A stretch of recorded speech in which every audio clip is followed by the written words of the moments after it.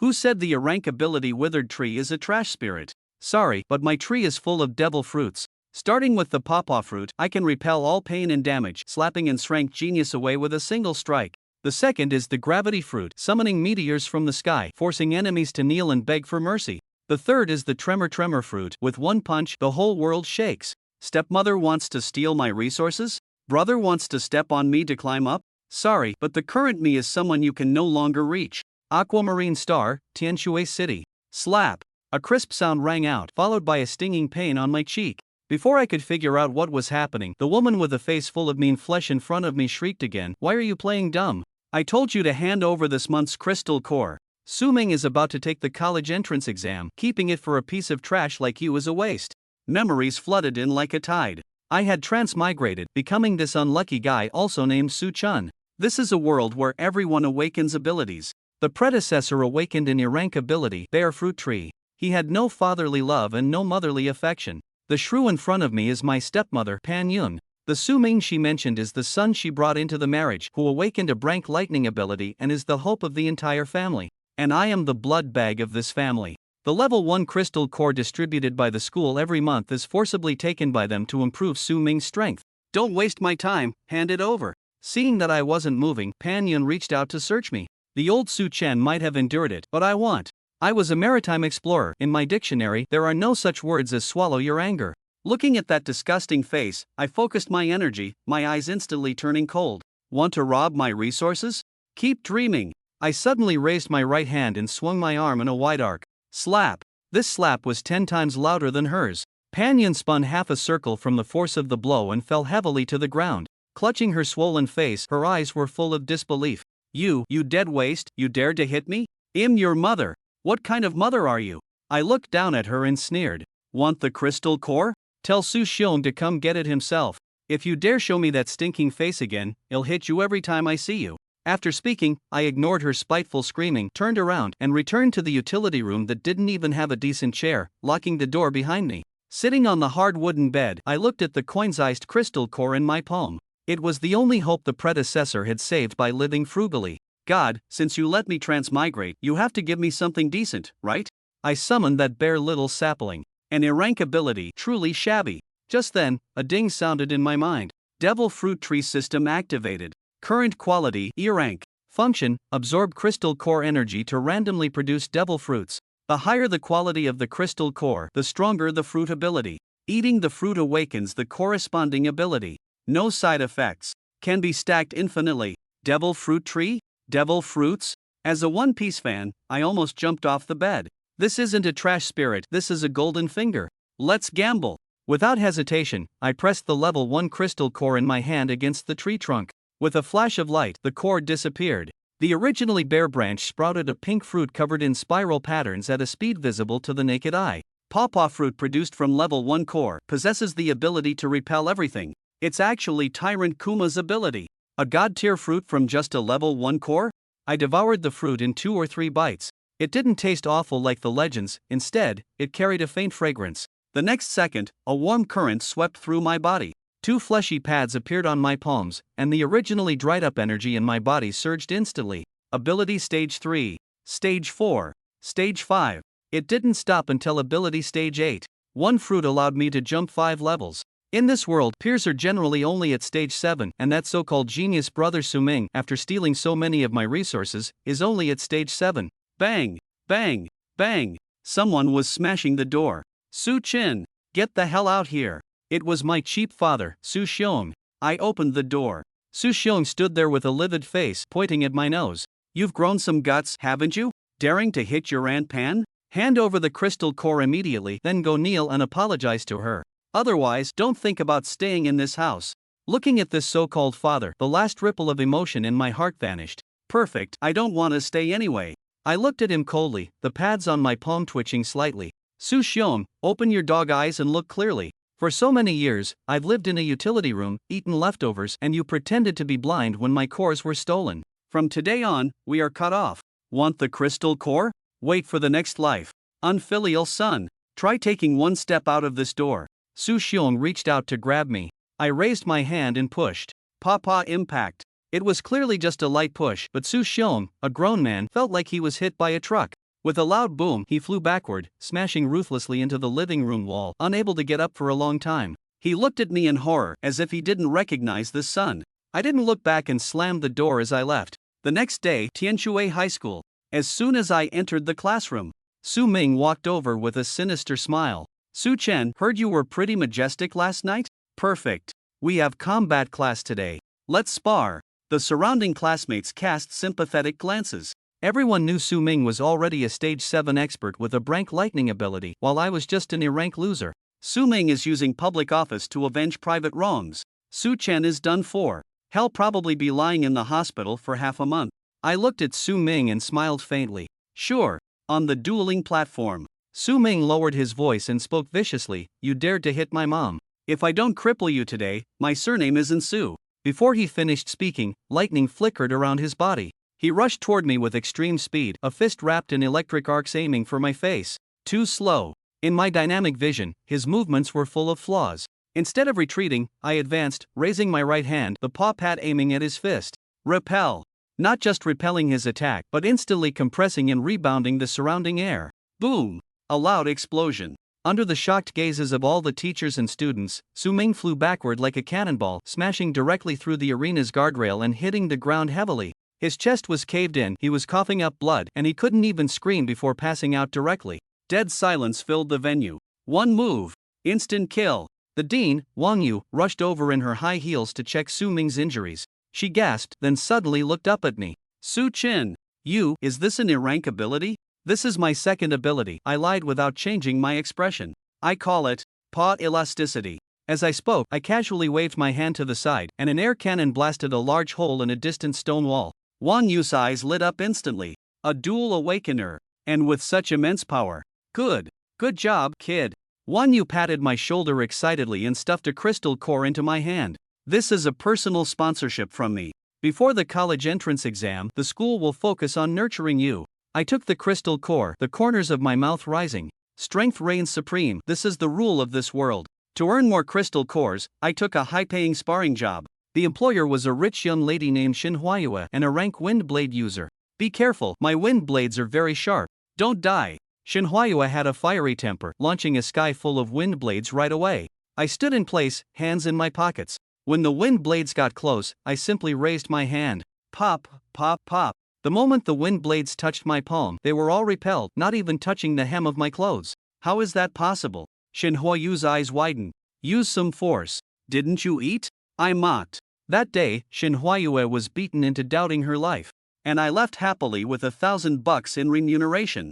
With money and resources, my strength advanced by leaps and bounds. 1 week later, I used the money I earned to buy a level 2 crystal core. Devil fruit tree evolved. Obtained gravity fruit. The moment I ate the fruit, I felt the gravity of the entire earth was under my control. I went alone to the Tiger Roar mountain range outside the city. This is a paradise for exotic beasts and a grave for the weak. Help! A girl rushed out of the woods ahead, followed by 3 burly men with murderous looks. Little wench, hand over the crystal core.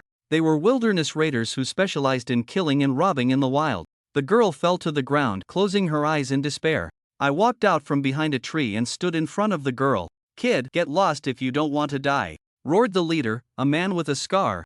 Bursting with the aura of Transcendence Stage 2, 3 Transcendence Realm experts were indeed enough to deal with ordinary students. Unfortunately, they met me. Kneel. I spoke softly. Gravity suppression 10 times. Boom. Without warning, a terrifying pressure descended from the sky. The 3 originally arrogant men instantly felt as if a mountain were pressing on their backs. Their knees smashed heavily into the ground, the sound of cracking bones clearly audible. Ah! What kind of demonic magic is this? Spare us. Lord, spare us. They lay on the ground, bleeding from their 7 orifices, begging desperately. I walked over expressionlessly, doubling the gravity under my feet again. Squelch! No nonsense, the 3 were instantly crushed into meat paste. The girl I saved turned out to be Shinhuayu's sister, Shinhuayu. Now, not only did I gain 2 ATMs, 2 major clients, but I also thoroughly opened up my network. Time flew by. As the school distributed more and more resources, I finally saved enough energy to exchange for the 3rd fruit. This time, it was a blue fruit full of cracks. Tremor fruit. Known as the power that can destroy the world. To test my power and to find higher level crystal cores, I went deep into the hinterlands of the Tiger Roar mountain range. At night, just as I was about to rest, my keen hearing caught the sound of breathing in the grass. Pushing aside the grass, I saw a beautiful woman in a tattered battlesuit lying in a pool of blood. She was seriously injured, but the aura emanating from her was still terrifying, a level far beyond mine. I sighed and carried her back to the tent. Using the pawpaw fruit's ability, I pressed my hand against her back. Repel pain. A red bubble was forced out of her body by me. The woman's brows relaxed, and she slowly opened her eyes. She looked at me, a trace of surprise flashing in her eyes. You saved me? Aren't you afraid I'll kill you? I'm Su-chen, just passing by. I calmly handled the roasted meat in my hand, not looking back. Saving you was just convenient. If you bite the hand that feeds you, I can make you lie back down. The woman froze for a moment, then smiled. That smile carried the arrogance of someone who had been in high positions for a long time. Interesting kid. Do you know who I am? I am Mo Qinghuan. Mo Qinghuan? The daughter of Mo Tua, one of the 3 supreme powerhouses of the Huaqing country? That's rank heavenly daughter? My hand cutting the meat paused, then I handed her a piece. Oh, never heard of you. Want some? It costs money. Mo Qinghuan looked at me, the interest in her eyes deepening. She didn't know that although I looked calm, my heart was ecstatic. Because just now, the devil fruit tree trembled again. The moment it touched Mo Qinghuan's blood, it seemed to unlock some new ability. This world is big, and there are many strong people. But owning the entire devil fruit tree, I am destined to stand at the very top. Whether you are an S-Rank genius or the descendant of a supreme powerhouse, in front of my fruit abilities, all living beings are equal. Please you? Why should I please you? Su-chen furrowed his brows in confusion. Because of my status. Mo Qinghuan raised her head and said proudly. Hearing this, Su-chen shook his head and chuckled. Miss Mo, to be frank, no matter how high your status is, it means nothing to me. Because in the near future, my status, strength, and identity will surely surpass yours, even surpass everyone. Listening to Su-chen's domineering words, devoid of any hint of jest, Mo Qinghuan narrowed her eyes and scrutinized him seriously. She couldn't discern where Su-chen's confidence, which looked down upon the world, came from. Su-chen, where does your confidence come from? Su-chen pointed to himself and said matter-of-factly, I am my greatest confidence. As he spoke, he revealed the 4 types of abilities he currently possessed one by one. Mo Qinghuan looked at the 4 abilities Su-chen unleashed, unable to hide her shock any longer. Her eyes widened, and her mouth fell open without restraint. 4 abilities.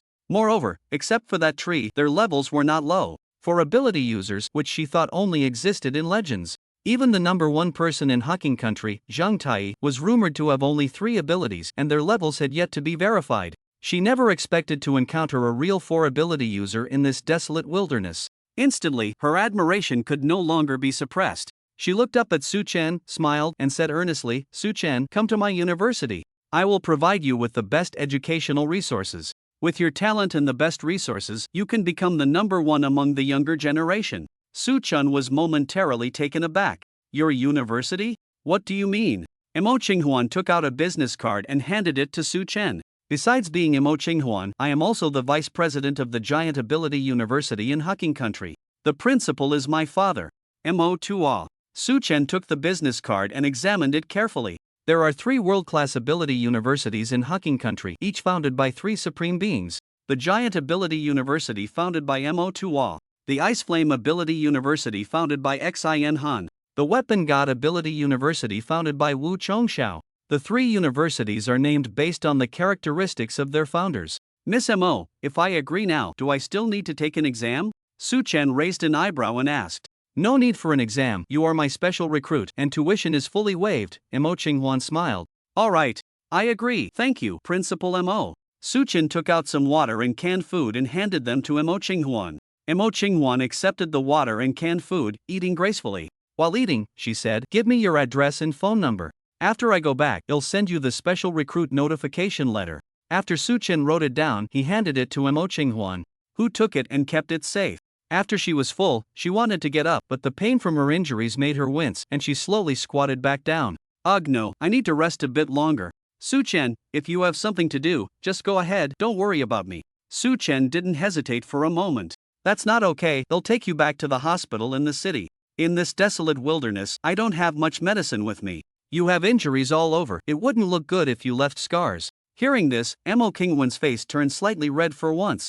Not looking good? Tell me, how much did you peak? Su-chen's words suddenly faltered and his gaze flickered as he glanced at the big white rabbit. Seeing Su Chen looking around, Mo Qinghwan raised her hand and gave his head a hard flick. Still looking around. Bug Su Chen closed his eyes, grimacing as he rubbed his scalp. I wasn't peeking on purpose. Who told you to develop so well? Hearing Su Chen's compliment, Mo Qinghwan turned her head away and snorted coldly, but the slight redness in her ears betrayed her inner embarrassment. This matter must not be mentioned again. From now on, I am the principal. Remember the hierarchy of age and status. Just as the pain in his forehead subsided a bit, Su Chen foolishly asked a question that was very sensitive for women. Principal Mo, how old are you this year? Mo Qinghwan's gaze turned cold as she turned her head, staring intently at Su Chen. Su Chen, how old do you think I am? 21? Su Chen replied. Although he said that, he didn't truly believe it. With her ability level reaching the 8th stage of the Skywalker realm, even if she was a descendant of a powerful being, she should be at least 23. But looking at Mo Qinghwan's haughty eyes, he felt that if he said that, he might end up getting beaten up. Even though Mo Qinghwan was having difficulty moving, after all, a dead camel is still bigger than a horse. The strength of the 8th stage of the Skywalker realm was there. Even if she didn't move, it would be enough to kill him 1,000 times over. Sure enough, when Su Chen said she was only 21, Mo Qinghwan's expression brightened immediately. Not bad, not bad. You guessed it, it's indeed close to my actual age. But let me tell you, never look up my information online. Otherwise, you'll have to bear the consequences. Su Chen nodded repeatedly, indicating that he absolutely wouldn't. After packing up, he covered Mo Qinghwan's face with a piece of clothing. Just in case they were recognized when entering the city, it would be a big news story. He was too lazy to deal with those media personnel who would take things out of context. Upon arriving at the hospital, he paid to place Mo Qinghwan in a single room to avoid unnecessary trouble. For a whole day, Su Chen stayed by Mo Qinghwan's side, bringing her water and medicine, taking care of her. At night, he slept on the sofa in the single room, too lazy to return to the hotel. In the morning, he woke up to the sound of his phone ringing. Principal Mo, I'm heading to school now. They'll come back to see you in the afternoon, he said, looking at Mo Qinghwan on the hospital bed. Mo Qinghwan seemed still half asleep, eyes closed, drowsily raising her hand to wave. Indicating she understood, Su Chen could leave.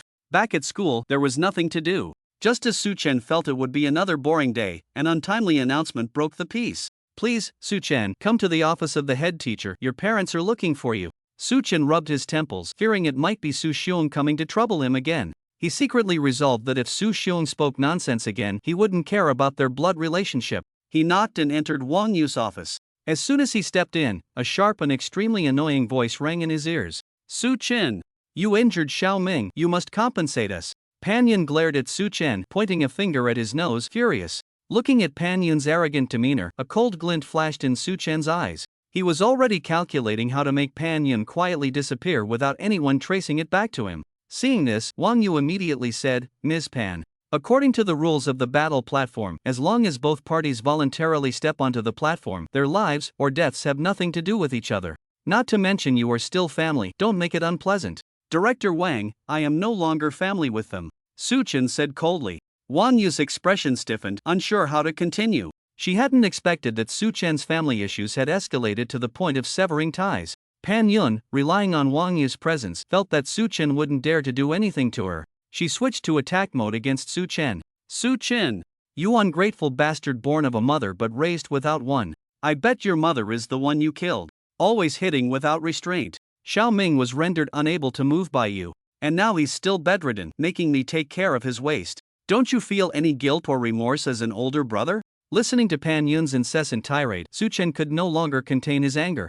Slap! Su Chen raised his hand and delivered a resounding slap to Pan Yun's face. The powerful force sent Pan Yun flying. Her head hit the wall beside her and she slid down helplessly. Coming back to her senses, Pan Yun covered her cheek in terror. Suddenly, she felt something in her mouth and spat it out a few times, revealing her teeth mixed with a bit of blood, which she directly vomited onto the ground. At the same time, a faint cracking sound came from the bones in her face. Such a horrifying sound made Pan Yun cover her face in terror and run out like a madwoman. Su Chen's eyes were filled with killing intent as he turned to glance at Pan Yun's retreating figure. He then looked down at his hand. With this strike, he had used his vibration ability, controlling the force so that Pan Yun would not die. She would only suffer broken facial bones and muscles, her appearance utterly ruined. Although she wouldn't die, it would be enough to drive her to despair. For the rest of her life, she would have to live with that ugly face. This was the price for provoking him. Seeing this situation, Wang Yu let out a deep sigh. Su Chen, after all, she is your father's remarried partner. Is it a bit too much to treat her this way? Wang Yu said in a lecturing tone. Not at all, Su Chen replied firmly. He then recounted to Wang Yu how he had lived these past years. After listening, Wang Yu slammed the table in anger. How can there be such a person? Isn't she just a filthy bitch? And your father, what a piece of work. His wife just passed away and he immediately marries another one. What does he take women for? Right now, I feel like you went too easy on her. You should have hit her a few more times, Wang Yu said seriously. Hearing Wang Yu say such things earnestly, Su Chen stepped forward and patted her back with a smile.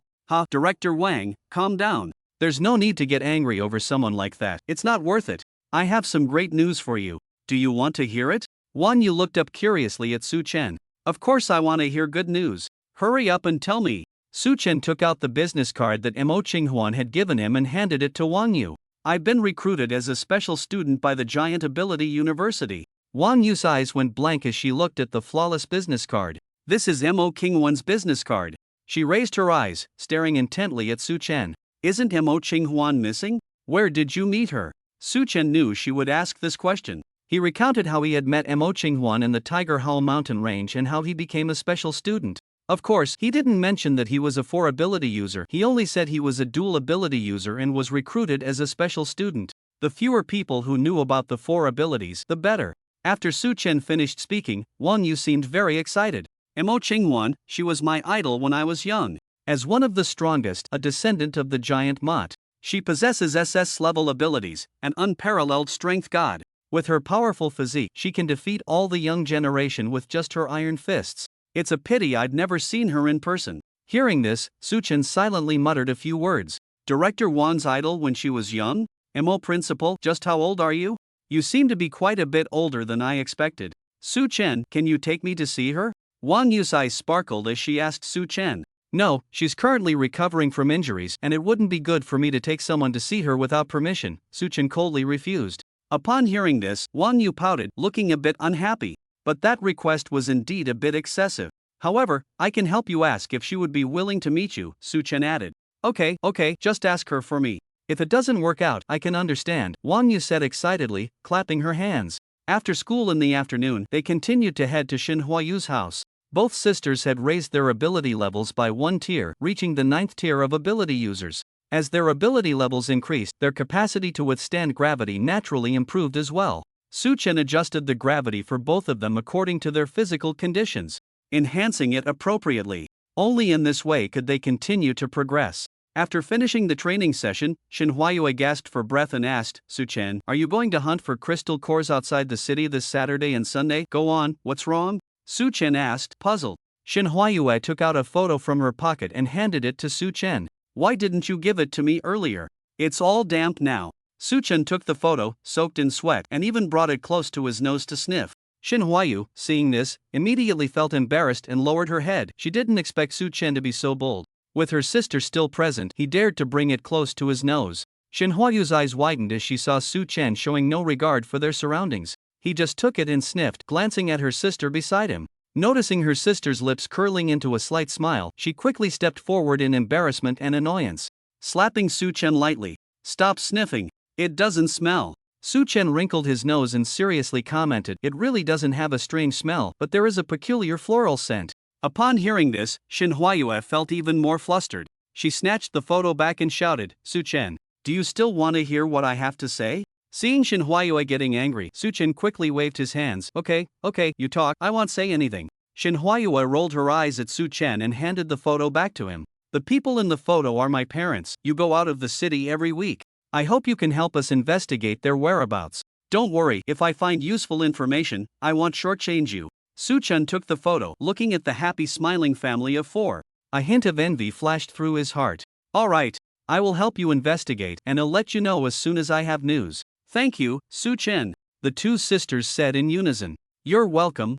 I have things to do, so we'll take my leave. Su Chen put away the photo, waved goodbye, and left the sisters home. Shin Huayu watched Su Chen's departing figure, mischievously poking her sister Shin Huayue. Sister, do you want to try with brother Su Chen? I see he's quite interested in you. And the scent you give off, brother Su Chen seems to really like it. I read online that only those whose bodies are compatible will find each other's scent pleasant. Hearing her sister's words, Shin Huayu's face turned bright red. Bang bang bang. Flustered, she raised her hand and slapped her sister's back a few times. Stop talking nonsense. What are you thinking in that head of yours? Want to eat bamboo shoot set again, huh? Shin Huayu raised her hand to block her sister's slaps, quickly admitting her fault. Sister, I'm sorry, don't hit me. Humph. Go back to your room and take a shower. Shin Huayu said calmly. Shin Huayu pouted, reluctantly moving her feet. Shin Huayu stepped forward to follow her. Su Chen returned to the hospital after buying some food. As he opened the door, he saw Mo Qinghuan struggling to sit up. Su Chen hurried over and helped Mo Qinghuan sit up properly. Principal Mo, if you haven't recovered, you shouldn't move around. Just then, Mo Qinghuan's stomach suddenly let out a series of growls. I'm starving, Mo Qinghuan said weakly. Su Chen immediately understood Mo Qinghuan probably hadn't eaten yet. He opened the food packaging and handed it to Mo Qinghuan, who looked genuinely famished. She finished a rice ball in just 2 bites. Su Chen made sure she was full and then let her lie back down on the bed. Su Chen, you take good care of me. Don't think of being a special recruit. How about just being my secretary? Mo Qinghuan chuckled. You want the future world's strongest to be your secretary? You really have a beautiful imagination, Su Chen said while peeling an apple. Hearing this, Mo Qinghuan playfully huffed. Oof, don't speak too confidently, classmate Su Chen. Having confidence is good, but you mustn't be arrogant. He handed the peeled apple to Mo Qinghuan. Alright, what Principal Mo says is right. Mo Qinghuan took the apple and shot Su Chen a glance. Principal Mo, I told our director Wang Yu about my special recruitment. She admires you very much and wants to meet you. What do you think? Su Chen said casually. Not meeting. Mo Qinghuan replied immediately. Okay. Su Chen nodded and said. Then the two fell into silence. Finally, Mo Qinghuan couldn't help but ask, aren't you going to ask me why? You already said you didn't want to see me, and I don't want to go against your wishes, Su Chen replied. Hearing this, Mo Qinghuan smiled with satisfaction. But I can give her an autograph, please help me deliver it to her. She picked up a piece of paper, quickly wrote her name, and handed it to Su Chen. Su Chen took it and put it away.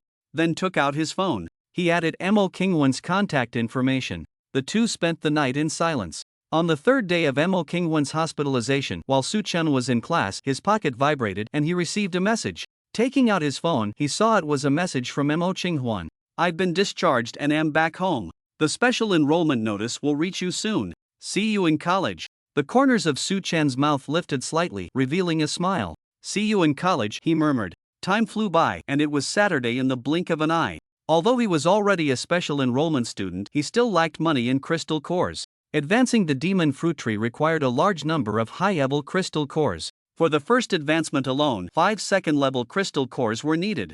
Who knew how many crystal cores would be required for the next advancement? So, taking advantage of the time he had, he hurried to save some money for future purchases of crystal cores. After a day of hunting, he managed to gather just over 20 first-level crystal cores, but not a single second-level core. The returns from the outskirts of the Tiger Howl Mountain were dwindling, making Su Chen feel a bit anxious. Let's go a bit further in, he decided. At night, he set up a tent in a clearing. Crawling into his sleeping bag, he closed his eyes, just about to fall asleep. Suddenly, he felt the temperature around him drop sharply. Confused, he opened his eyes and exhaled, seeing steam rising. What was going on? Was the temperature difference in the Tiger Howl Mountain really that extreme? Just as Su Chen was about to wrap himself tighter in his sleeping bag and go back to sleep, he inadvertently caught a glimpse of a figure standing by the tent's small window. He thought he was seeing things due to fatigue. Rubbing his eyes, he looked again at the small window, and sure enough, there was no one there, which relieved him. Buzz! A sound of a zipper suddenly broke the silence. It startled Su Chen, who was just about to fall asleep. He sat up, eyes wide, looking towards the tent entrance. He saw that the tent's zipper had inexplicably been pulled open a bit. Alarm bells rang in Su Chen's mind. In this remote wilderness, the chance of encountering other humans was practically zero. The temperature inside the tent had also dropped to freezing point. He scanned his surroundings. Something had definitely entered his small tent, and it might not be alone. Holding his breath, he silently released gravity around him. Ah! A scream rang in Su Chen's ears. His right hand gathered vibrating power and swung fiercely behind him. A transparent ghostly figure was shattered by his punch, dissipating on the spot. Su Chen's pupils constricted at this sight. There really was a ghost. He rolled out of the tent, surveying the surroundings, and unleashed a tenfold gravity that instantly crushed the hidden ghostly figures around him. Adding them up, there must have been dozens of ghosts. All were pinned to the ground by the gravity, unable to move. As Su Chen continued to apply gravity, more and more ghosts were crushed and dissipated. With the last ghost exploded by his punch, he looked around in confusion, completely unable to understand why such creatures would appear in this place. Suddenly, a mighty tiger roar echoed from deep within the mountains. Su-chen turned back to the tent, grabbed his phone, slung his backpack over his shoulder, and took off running. Everything else was unimportant, he could buy it again if he lost it. Using his meatball ability, he pushed against the air beneath his feet to move quickly. Just as Su-chen had not gone far, a massive black tiger suddenly descended from the sky like a cannonball. With a thunderous crash, it flattened a patch of trees. Roar roar! It looked down at the tent where Su-chen had been staying, sniffed with its nose, and found it empty.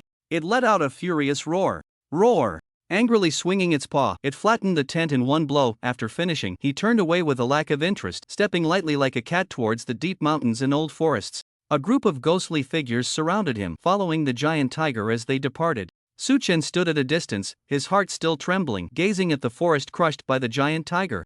That must be what Mo Qinghuan was talking about, a level 7 exotic beast, the ghost-controlling spectral tiger. No wonder it's called the ghost-controlling spectral tiger, it controls these kinds of wraiths. And those wraiths must be the people it killed, transformed into these spirits.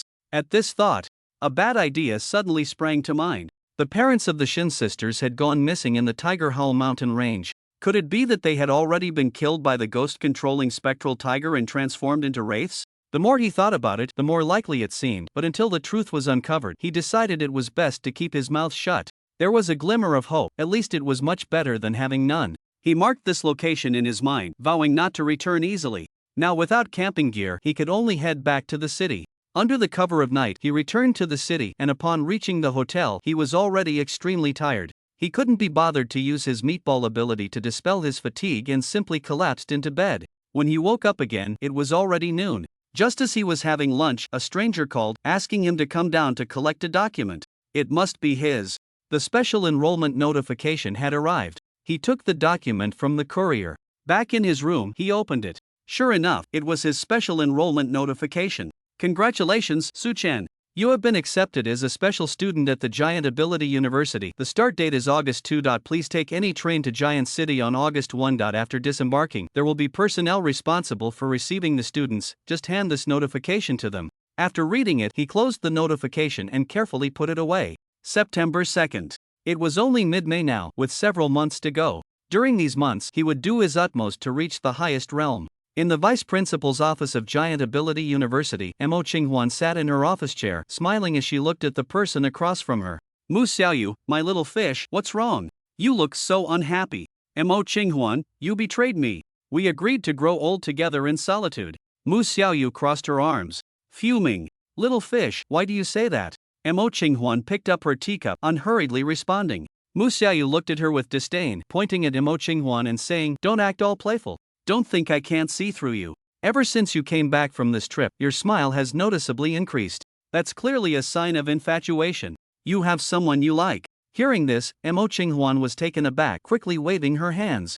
No way, I've just been in a good mood these past few days. Mu Xiaoyu snorted coldly, pulling out a piece of paper that clearly had Su-chen's detailed information written on it. You went through special enrollment procedures for this guy a few days ago, didn't you? Mo Qinghuan lifted her teacup, taking a gentle sip while discreetly glancing at Su-chen's information. This person has extremely high talent. If I don't hurry and enroll him, it would be a loss for Giant University, Mo Qinghuan said. Extremely high talent?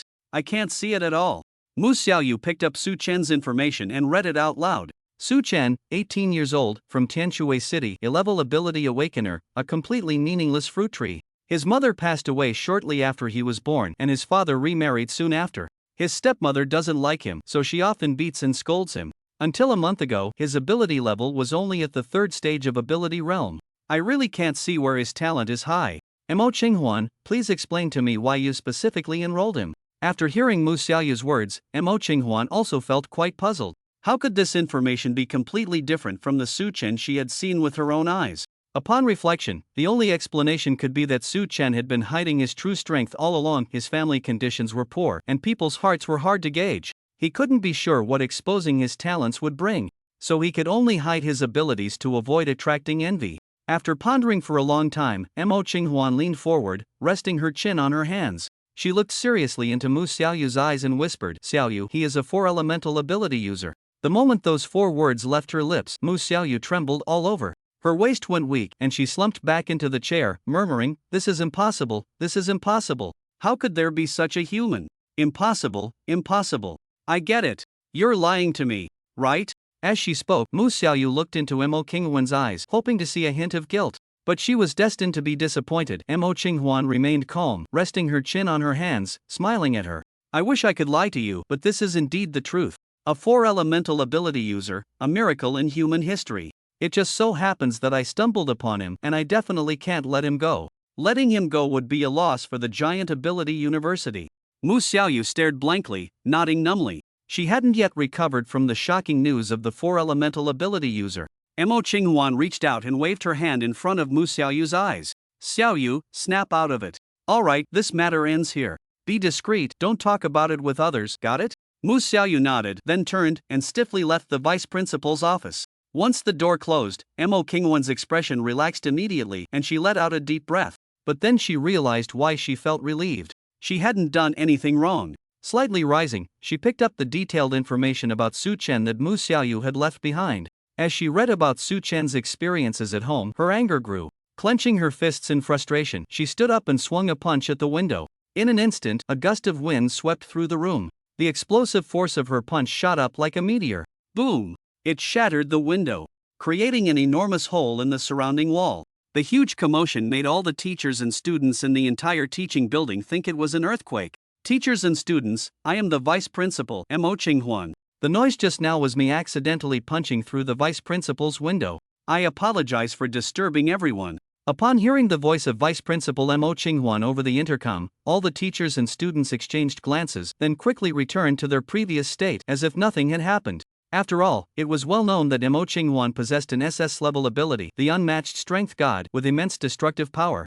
Accidentally breaking a few things was to be expected. After venting her frustration, Mo Qinghuan sat back down, glancing sideways at the sun outside. She was contemplating how to teach Su Chen's father and stepmother a lesson. Meanwhile, Su Chen was completely unaware of all this. After school in the afternoon, he went to Shin Huayu's house to practice. "Su Chen, which university do you want to apply to?" Shin Huayu asked, her gaze drifting, fidgeting. Shin Huayu stood beside her, wearing a knowing smile. "I don't need to apply, I am already a special recruit of the Giant Ability University," Su Chen replied calmly. Special recruit of the Giant Ability University. The two sisters looked at Su Chen in shock, somewhat unable to believe this fact. But recalling Su Chen's unfathomable strength, it seemed very normal. After regaining her composure, Shin Huayue raised her hand, biting her nails, and made a clicking sound with her mouth as if troubled by something difficult, caught in a dilemma. "Brother Su Chen, you're amazing," Shin Huayu said, her eyes shining with admiration as she stared at Su Chen. "It's nothing much," Su Chen humbly replied. "You two also have good potential. Take advantage of this time to keep working hard. It's not impossible to get into one of the 3 major ability universities." At this moment, Shin Huayue seemed to have made up her mind. "Su Chen, can you take us out of the city to hunt magical beasts, us?" "Who?" Shin Huayu looked around in confusion. "Are you thinking of gaining some practical experience?" Su Chen asked. "Exactly, practical experience is the fastest way to improve strength," Shin Huayue nodded. "Alright, let's meet at the city gate this Saturday at 7 in the morning," Su Chen replied. "Sister, I think I won't go. I can only heal, I have no combat ability at all. It'll just be a burden, don't you think?" Shin Huayu looked hopefully at Shin Huayue. Upon hearing this, Shin Huayue shot her a cold glance. "Dream on, you must go. No discussion." After hearing this, Shin Huayu wilted like a frostbitten eggplant. She raised her eyes for help towards Su Chen, but Su Chen avoided her gaze, pretending not to see. Seeing this, Shin Huayu pouted. Unhappily, she glanced back and forth between Su Chen and Shin Huayue. "A woman's song, a man's echo," she murmured. Shin Huayue was close enough to hear her whisper. Her face turned slightly red as she raised her hand and slapped the back of Shin Huayue's head. "Little girl, don't talk nonsense." "Ha? What did I say?" Su Chen asked, puzzled. Shin Huayue hurriedly covered Shin Huayue's mouth, smiling at Su Chen. It's nothing." "Su Chen, if there's nothing, you can leave first." Su Chen frowned, glancing at the suspicious sisters. They were definitely hiding something from him, but if they didn't want to say, then so be it. "Alright, I'll head out first. See you tomorrow." Shin Huayue sighed in relief as Su Chen left. Then, with a fierce look in her eyes, she turned to Shin Huayu. Seeing the situation was not good, Shin Huayu immediately took off running back to her room. Turning to lock the door behind her, Shin Huayue saw that her sister still knew to be afraid. She snorted coldly and returned to her own room. Inside the Tianshui City Hospital, Su Xiong sat quietly beside Su Ming's hospital bed, his eyes vacant, hair disheveled, and beard unkempt. He hadn't changed clothes in who knows how many days, and there was already a foul smell. A nearly burnt-out cigarette was pinched between his right fingers, and he looked extremely haggard. This reflected the difficult days he had been through. His pride, his son, Su Ming, had been reduced to this state by his other son, whom he had little faith in. Lying paralyzed in bed, he was in a semi-comatose state all day long, sometimes awake, sometimes unconscious. And his wife, Pan Yun, thought he was useless and secretly went to school to find Su Chen. She planned to make Su Chen pay, but was slapped by Su Chen, shattering her facial bones. Her face was swollen like a pig's head, although it wasn't a fatal injury. For a woman, disfigurement was the harshest punishment. It required a lot of money for facial reconstruction surgery to recover. Meanwhile, the company he worked for some unknown reason, suddenly arranged for an emergency layoff of one employee, and Su Xiong became the unlucky one. No reason, no explanation, just that Su Xiong had to be laid off. Furious, Su Xiong caused a scene at the company, smashing many expensive pieces of equipment. Originally, he was supposed to receive severance pay, but now, there was no need for compensation. To make up for the losses Su Xiong caused the company, his severance pay was treated as compensation. The events of these days had plunged his entire family into an abyss, making it nearly impossible to recover. Su Xiong even thought he had offended the gods, otherwise, why would he be so unlucky? Just then, a nurse walked in. Family of bed 95, Su Xiong. You have already owed medical fees for a week. If you don't pay soon, we will have to stop your medication. You have 2 days to pay in full. After the nurse finished speaking, she left the ward, leaving Su Xiong sitting beside the bed, looking bewildered. What was going on? He had clearly given the money to Pan Yun to pay the fees. Why did the nurse say they hadn't paid? He immediately took out his phone and called Pan Yun, intending to ask what was going on. Beep, the call connected. Hello, Pan Yun, did you pay the medical fees with the money I gave you? Su Xiong's sudden question left Pan Yun a bit flustered. After a moment of contemplation, he calmly said, I submitted it a long time ago. It must be a mistake on the hospital's part. Please have them check again. Oh, alright, it should be the hospital's error, Su Xiong replied before hanging up the phone. He then got up, left the ward, and went to find a nurse to have them check again. Time quickly passed to Saturday morning. The two sisters of the Shin family had both advanced to the first stage of the extraordinary realm. They followed Su Chen into the Tiger Roar mountain range. At this point, Su Chen had begun to look down on first-level exotic beasts. One strike was enough to take them down, offering no challenge at all. However, for the two sisters of the Shin family, first-level exotic beasts were excellent practice tools. Without real combat experience, even with their first-stage extraordinary strength, they could still be killed by an exotic beast. Along the way, whenever they encountered an exotic beast, Shin Huayue would take the lead, while Shin Huayu would support her sister with sustenance. Together, they achieved a synergy greater than the sum of their parts. It had been agreed beforehand that Su Chen would protect the two of them. The crystal cores they hunted would be split 80-20, with Su Chen taking 80 and the two sisters sharing 20. Su Chen stood from a high vantage point, observing the sisters battle while also checking for any second-level exotic beasts nearby. He still needed 2 second-level crystal cores to upgrade the demon fruit tree to a level ability. Once it reached level, he could continue to obtain demon fruits.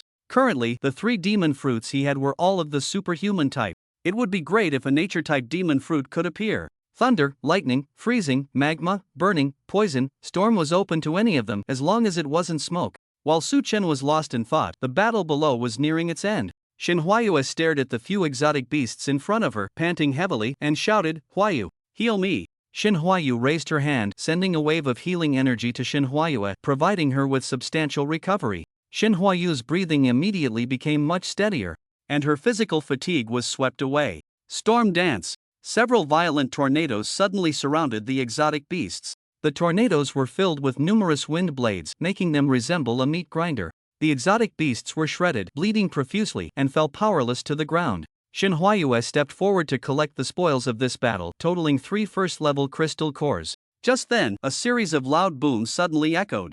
Boom! Boom! The sisters of the Shin family looked in confusion toward the source of the sound. Standing on a branch, Su Chen squinted his eyes, watching the trees in the distance gradually collapse, clearly indicating that a massive creature was charging toward them. Su Chen jumped down from the large tree and looked at the two sisters. Huayu, you two, retreat quickly. I'll handle it. The sisters exchanged glances and chose to heed Su Chen's advice. They were also curious to witness Su Chen's true strength. With a light leap, they jumped onto the large tree behind them. Boom! Boom! As the trees in front of Suchen fell one after another, a pitch-black, shiny pig-like exotic beast appeared before the three of them. Obsidian rock pig. It's a third-level exotic beast. Shen Huayue exclaimed in shock. The obsidian rock pig had fangs made of extremely hard obsidian, and its body was covered with a thick layer of obsidian, providing astonishing defense. With its defense, it could contend with exotic beasts one level higher without losing ground. At this moment, the obsidian rock pig was panting heavily, staring intently at Su Chen as if he were a delicious meal. Droplets of saliva dripped from its large mouth onto the ground. Seeing this, Su Chen smiled slightly. At that moment, he understood what true battle intent felt like.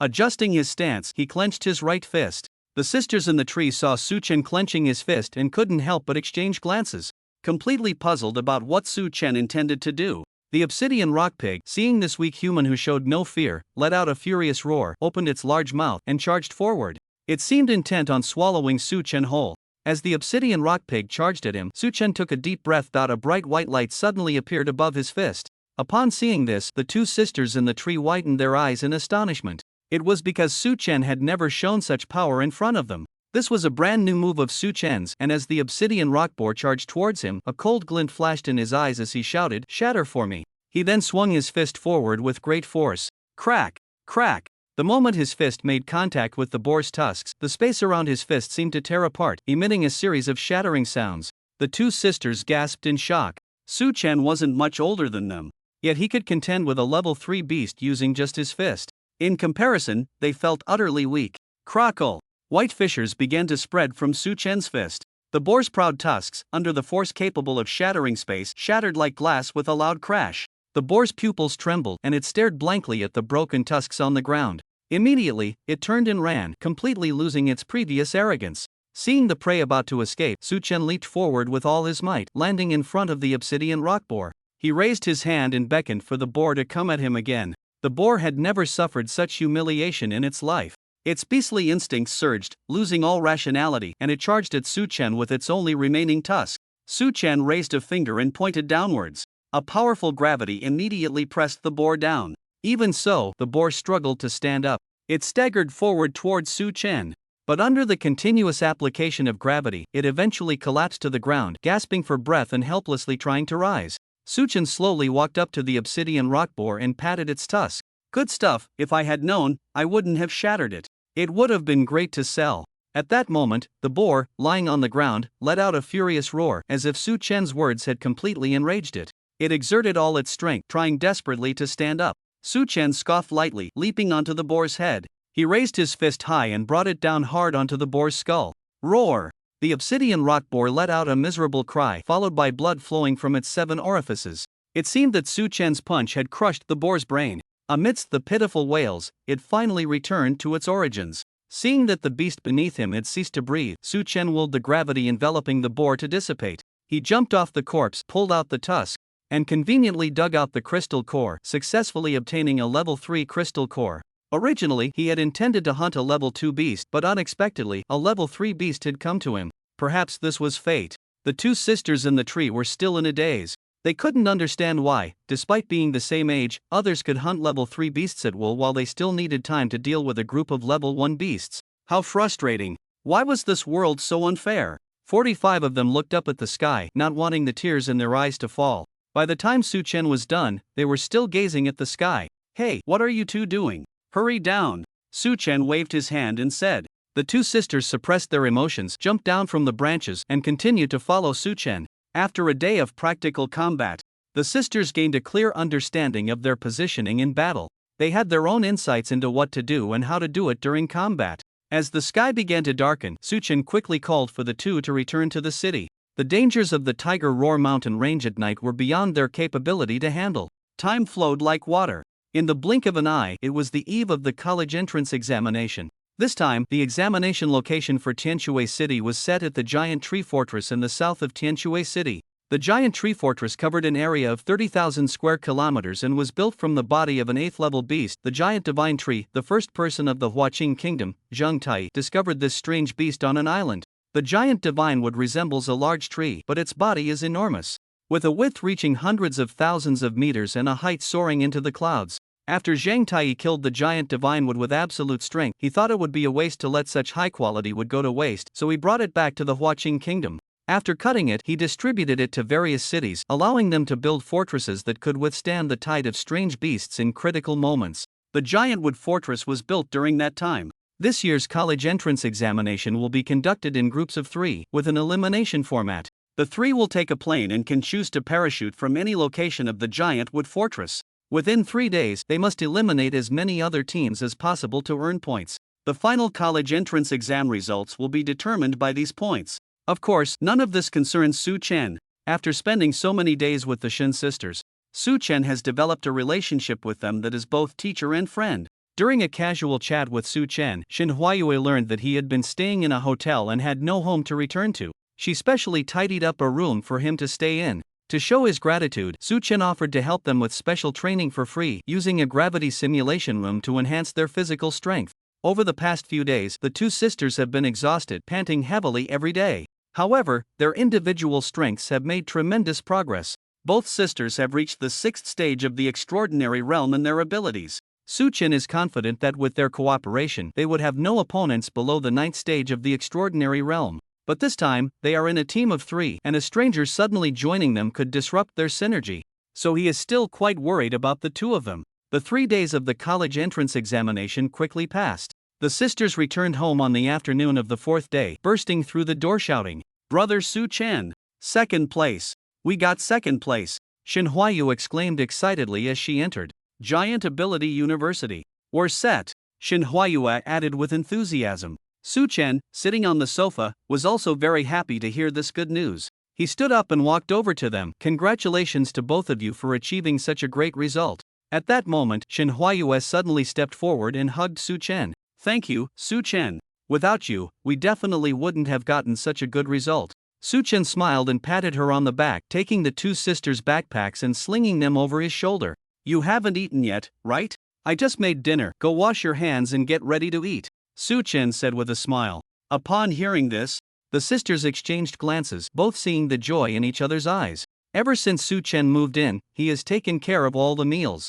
After tasting Su Chen's cooking, they completely lost interest in outside restaurants. Su Chen's dishes are delicious and fragrant, and while they have observed him cooking, they haven't learned the essence of it at all. They completely gave up. If they couldn't learn to cook, they could at least eat. During the time Su Chen has stayed here, both sisters have gained a bit of weight. There was no way around it. Previously, they either ate out or ordered takeout. Now, with balanced nutrition and a mix of meat and vegetables, it would be strange if they didn't gain weight. The sisters washed their hands happily and sat down at the dining table. Su Chen brought out dish after dish of his culinary creations. After a hearty meal, the sisters lay back in their chairs, so full they could hardly move. Su Chen got up to clear the dishes and wash them. Sitting back at the table, he looked at the 2 sisters across from him and asked seriously, "Why did you only get 2nd place this time? Tell me."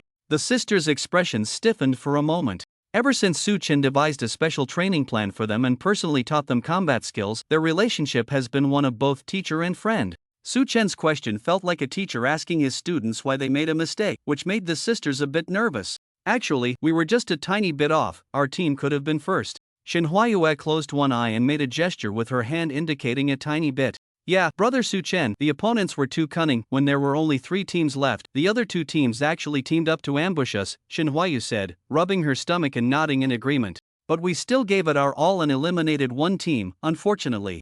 The remaining team took advantage of that," Shin Huayue said angrily. After hearing this, Su Chen had a rough understanding of the whole situation. "Who is the other person in your team?" Su Chen asked. "She is our best friend from school, named Lu Yuni, with the ability of an A-level swordmaster," Shin Huayue replied. Shin Huayu excitedly added, "Yuni's swordsmanship is indeed impressive. She can take on 3 opponents without breaking a sweat.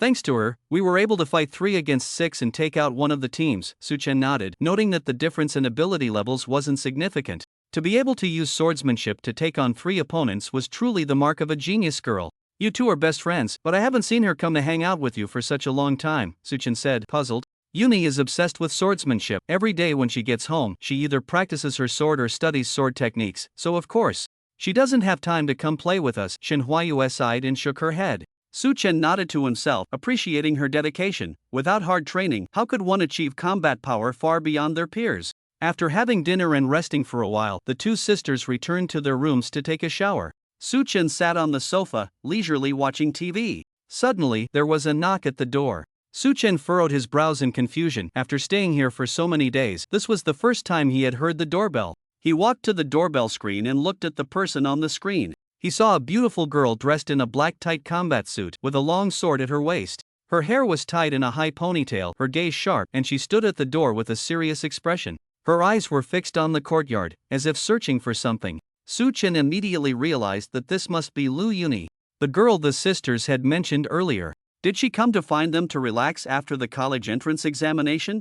Are you Lu Yuni? Su-chan asked tentatively, unsure. Upon hearing a male voice from the doorbell, Lu Yuni's expression immediately turned cold. That's right, I am Lu Yuni, she replied. After confirming, Su-chan opened the door and Lu Yuni tightened her grip on the sword hilt as she stepped into the courtyard. She approached the door and knocked. Su-chan opened the door, slightly turned to the side, and gestured with his right hand. Miss Lu, you came to find them to play, right? They went to take a shower. Why don't you come in and sit for a while? I'll make you a cup of tea. Hearing Su-chan's words, Lu Yuni stood still, not moving. She simply stared at Su-chan, her fighting spirit rising in her eyes. It's just as well that they aren't here. I'm not here to find them, I'm here to find you. Su-chan, let's duel. Lu Yuni drew her sword, pointing it at Su-chan. Su-chan was taken aback by the situation for a moment. Then he reacted, chuckling lightly, and asked, Miss Lu, may I ask why? Because they said you are very strong, and I want to see just how strong you are to be directly recruited by the Giant Ability University, Lu Yuni said with full confidence. Is that the only reason? Su-chan asked, puzzled. Lu Yuni snorted coldly and continued, of course not. It's very inappropriate for a big man to live in a house with two girls. If I win, you have to move out of here immediately. Upon hearing this, Su-chan carefully examined Lu Yuni. He roughly understood her purpose for coming here. The two sisters from the Shin family were indeed very beautiful, each with their own charm. As her good friend, Lu Yuni must have been worried upon learning that a man had entered their home. A lone man with two women could lead to all sorts of trouble. What if something happened? So, right after the college entrance examination, she came over to try to drive Su-chan away. Her concern was certainly valid, and Su-chan wouldn't be angry about it. But if she wanted to fight, he wouldn't hold back either. All right, I'll fight you. Su-chan replied, let's go to the backyard, it's more spacious there. Su-chan stepped out of the room, waving his hand to signal Lu Yuni to follow him. The two arrived at the backyard, each standing on one side. Lu Yuni's fighting spirit soared, her eyes gleaming with ferocity, her body slightly sinking to stabilize her stance. Her right hand rested on the hilt of her sword, gripping it tightly, while she glanced at Su-chan. He stood there with his arms crossed, a relaxed smile on his face, as if he completely disregarded Lu Yuni as an opponent. Seeing Su-chan's nonchalant demeanor, Lu Yuni tightened her grip on the sword hilt even more. For some reason, despite Su-chan's smiling face and calm demeanor, she felt an overwhelming pressure. As if drawing her sword would result in instant annihilation. Her heart raced, and a bead of sweat appeared on her forehead. What's going on? Lu Yuni, where did your fearless swordsmanship spirit go? You haven't even fought yet, and you're already sweating from nerves. How pathetic. At that moment, a strong wind swept through the backyard, tousling their hair and the edges of their clothes. With a whoosh, the sound of a sword ringing out pierced the air. Taking advantage of the strong wind, Lu Yuni moved. In the blink of an eye, she charged forward with her sword drawn, right in front of Su-chan. She swung her sword, aiming for Su-chan's shoulder. She thought Su-chan would dodge, but to her surprise, he didn't even make a move to evade. The sword tip pierced into Su-chan's shoulder and emerged from the back. Strangely, not a drop of blood was shed, leaving Lu Yuni utterly stunned. What's happening? Why isn't any blood coming out? At that moment, a huge question filled Lu Yuni's mind, making her forget to even withdraw her sword. Su-chan raised his hand to grasp the sword's blade, applying a gentle force with his fingers. Suddenly, there was a loud bang. Lu Yuni was blasted away like a cannonball, crashing into the wall and sliding down helplessly. Rubbing the back of her head, she gritted her teeth and stood up. Even now, she still didn't understand what kind of ability Su-chan possessed. She had previously asked the two sisters from the Shin family, but the information she received was vague and unreliable, only stating it was a brand new ability. This left her to fight while trying to figure out what type of ability Su-chan had. Subconsciously gripping her sword, she then realized that her sword was still embedded in Su-chan's shoulder. Just when she thought she had dealt a heavy blow to Su-chan, he smiled slightly, and under Lu Yuni's astonished gaze, he grasped the hilt and slowly pulled the sword out of his body. To her amazement, not a single drop of blood spilled during the process, as if Su-chan had no blood at all. As the entire blade was extracted, an unknown azure flame suddenly erupted from Su Chen's wound, igniting without hesitation. In the blink of an eye, Su Chen's wound healed completely. Seeing this, a bewildered Lu Yuni couldn't help but gasp. What kind of ability is this? The self-healing power is too strong. Meanwhile, the two sisters, who were taking a shower on the second floor, heard the commotion in the backyard and instinctively opened the window to peek out. They immediately spotted Lu Yuni below. The two sisters bounced excitedly, greeting Lu Yuni. Yuni! Sister Yuni! The sisters only saw Lu Yuni by the wall and were too excited to notice Su Chen standing opposite them. When Su Chen turned to look at the sound, his pupils dilated instantly. He saw 4 large buns bouncing uncontrollably up and down. He quickly averted his gaze and turned away. Lu Yuni heard the sisters' voices and looked up, just as she was about to greet them. But when she saw the state of the two sisters, she suddenly shouted at the top of her lungs, "Get back!" The sisters frowned at Lu Yuni's command to retreat, still not processing what was happening, until they turned their gaze to the opposite side, where Su Chen had turned his back, and then looked down at their own state. Ah! Two ear-piercing screams erupted simultaneously. Then, the two sisters squatted down in unison. Her face had turned completely red without her noticing, and her ears were as red as if they were bleeding. After exchanging a cautious glance, the two of them quickly covered their burning cheeks with their hands. The bathroom fell into silence, and Lu Yuni jumped up. Leaping to the window of the second-floor bathroom, she peeked out at the two below the window, covering their flushed faces and too shy to make a sound. Without saying a word, she shut the window, leaving them to calm down. Su Chen heard the sound of the window closing and carefully turned his head. He looked at Lu Yuni, who was fuming and seemed ready to fight him. He let out a few light laughs. "What's wrong? Do you want to kill me?" Su Chen chuckled. Seeing Su Chen still able to laugh made Lu Yuni, who was already angry, even more furious. "You scoundrel! You can still laugh. You've ruined the innocence of 2 girls." Su Chen waved his hand and said, No, don't put the blame on me. If it weren't for you challenging me to a duel, they wouldn't have opened the window for me to see. So, the culprit behind this incident is you, and it has nothing to do with me. You, Su Chen, taking advantage and still acting innocent. I've never seen someone so shameless. Lu Yuni pointed at Su Chen and scolded. Hee, well, now you have, Su Chen smiled. Ah, give me back my sword. Lu Yuni shouted and charged forward. Su Chen focused his mind and released gravity. Lu Yuni was immediately pinned to the ground by the sudden force, unable to move. She struggled to get up but couldn't lift even a finger. Seeing this, Su Chen sighed and shook his head, saying, Lu Yuni, stop struggling. You're not my match, just admit defeat. Lu Yuni, unwilling to accept, raised her head to look at Su Chen. Ever since she awakened her A-level ability and became a sword master, she had never experienced such humiliation. Her sword was taken and her body was pinned to the ground. Most importantly, she was being verbally humiliated by him. Su Chen, in this lifetime, I will definitely defeat you, Lu Yuni declared firmly. Upon hearing this, Su Chen rarely showed a playful smile. He reached out to touch Lu Yuni's ear and then, in a proud tone, whispered in her ear. Those who are defeated by me no longer qualify to be my opponents.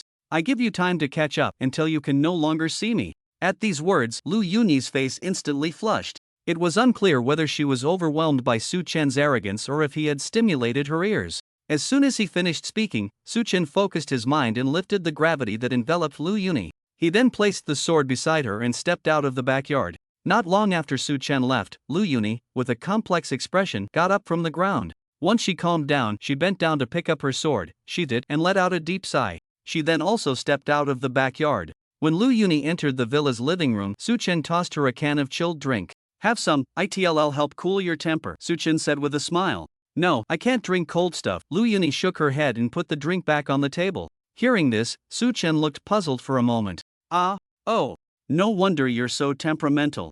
Don't worry, he'll make you some ginger tea with brown sugar. Both of you said it was good. No need, Lu Yuni said hurriedly, her face flushed. Su Chen laughed and got up, waving his hand as he entered the kitchen. What are you being polite for? Just wait. A few minutes later, Su Chen came out with a steaming bowl of ginger tea with brown sugar. He placed the bowl in front of Lu Yuni, urging her not to be polite. Then, Su Chen turned his attention to the television to catch up on the latest news. He mainly wanted to see if any geniuses had emerged during the college entrance examination period in Hucking Country.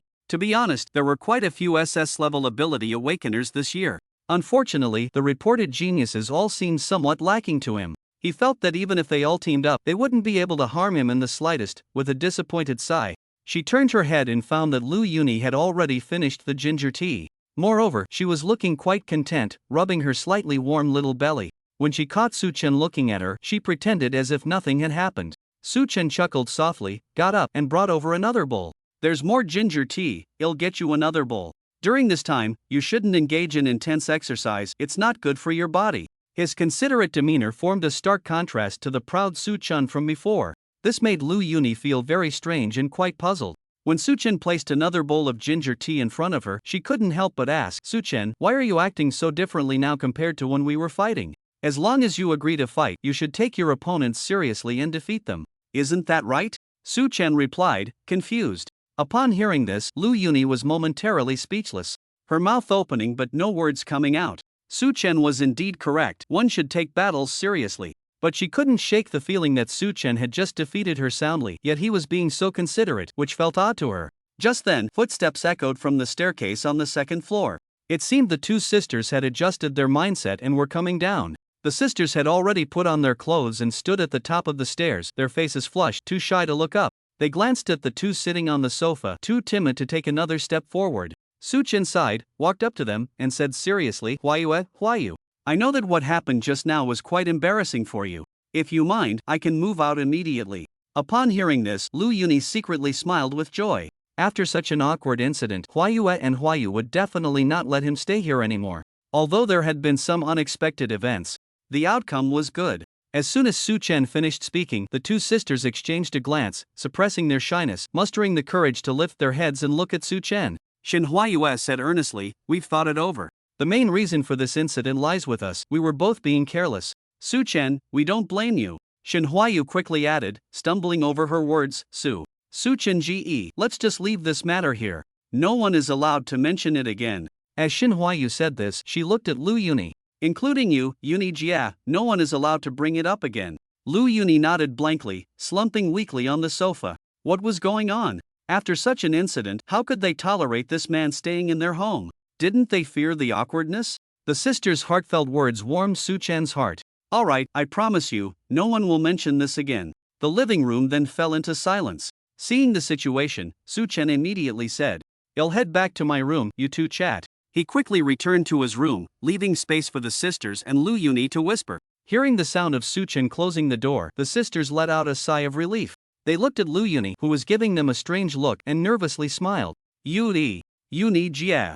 Lu Yuni showed no reaction to the sisters' greetings. She stood up and walked over to them, carefully observing the two to verify if they were indeed her close friends. After a long moment, Lu Yuni suddenly asked, You two are famous for being thorny roses at school. Why are you being so lenient with this guy named Su-chen? Lu Yuni's question left the sisters momentarily at a loss for words. Su-chen, he. Shin Huayu's cheeks turned red as she fidgeted, unsure of what to say. At that moment, Shin Huayu stepped forward. If it weren't for Su-chen Guest's special training, my sister and I wouldn't have improved so quickly. That's why we are so lenient with Su-chen ge. Upon hearing this, Lu Yuni nodded in agreement. After these 3 days of teaming up with the sisters, she had indeed noticed their rapid progress. Not only was there an improvement in physical fitness, but also in combat abilities. During this college entrance examination, it was initially thought that the two of them could only play a supporting role. The facts proved that she had indeed underestimated them. That reason is quite reasonable, Lu Yuni said, staring at the nervous sisters, in agreement. Upon hearing Lu Yuni's approval, the sisters finally felt relieved. They wouldn't be interrogated by Lu Yuni after all. Returning to his room, Su-chen pushed aside his clothes and looked at his smooth shoulders, revealing a mysterious smile. With a thought, he summoned the Demon Fruit Tree panel. Demon Fruit Tree D grade requires 10 level 3 crystal cores to advance pending Demon Fruit 46 currently produced Demon Fruits, Meatball Fruit, Gravity Fruit, Shock Fruit, Phoenix Fruit. 1 level 3 crystal core for a Phoenix Fruit, what a bargain! When he successfully advanced the Demon Fruit Tree to D grade, he used the level 3 crystal core obtained from killing the obsidian boar. He fed it to the Demon Fruit Tree and received the Bird Fruit Illusion Beast type Phoenix Fruit. The Phoenix Fruit is the devil fruit of Marco, the captain and ship doctor of the Whitebeard Pirates 1st Division. The person who eats this fruit will gain a powerful regenerative ability. Even if the heart and brain are destroyed, they can regenerate. However, regeneration requires a significant amount of physical strength and does not mean one cannot be injured. The heavier the injury, the more physical strength is consumed during recovery. If one's physical strength is excessively depleted, even if injured, regeneration will not occur. After eating the Phoenix Fruit and with the effort of training over the past few days, His ability level had already reached the 5th stage of the noble realm, pulling him ahead of his peers by a significant margin. He stayed in his room until the afternoon, only coming out when it was time to prepare dinner. At that moment, the three girls were lounging leisurely on the sofa. On the television in front of them, an urgent news report was being broadcast. The gist of it was that a city in the south was experiencing a large-scale plague.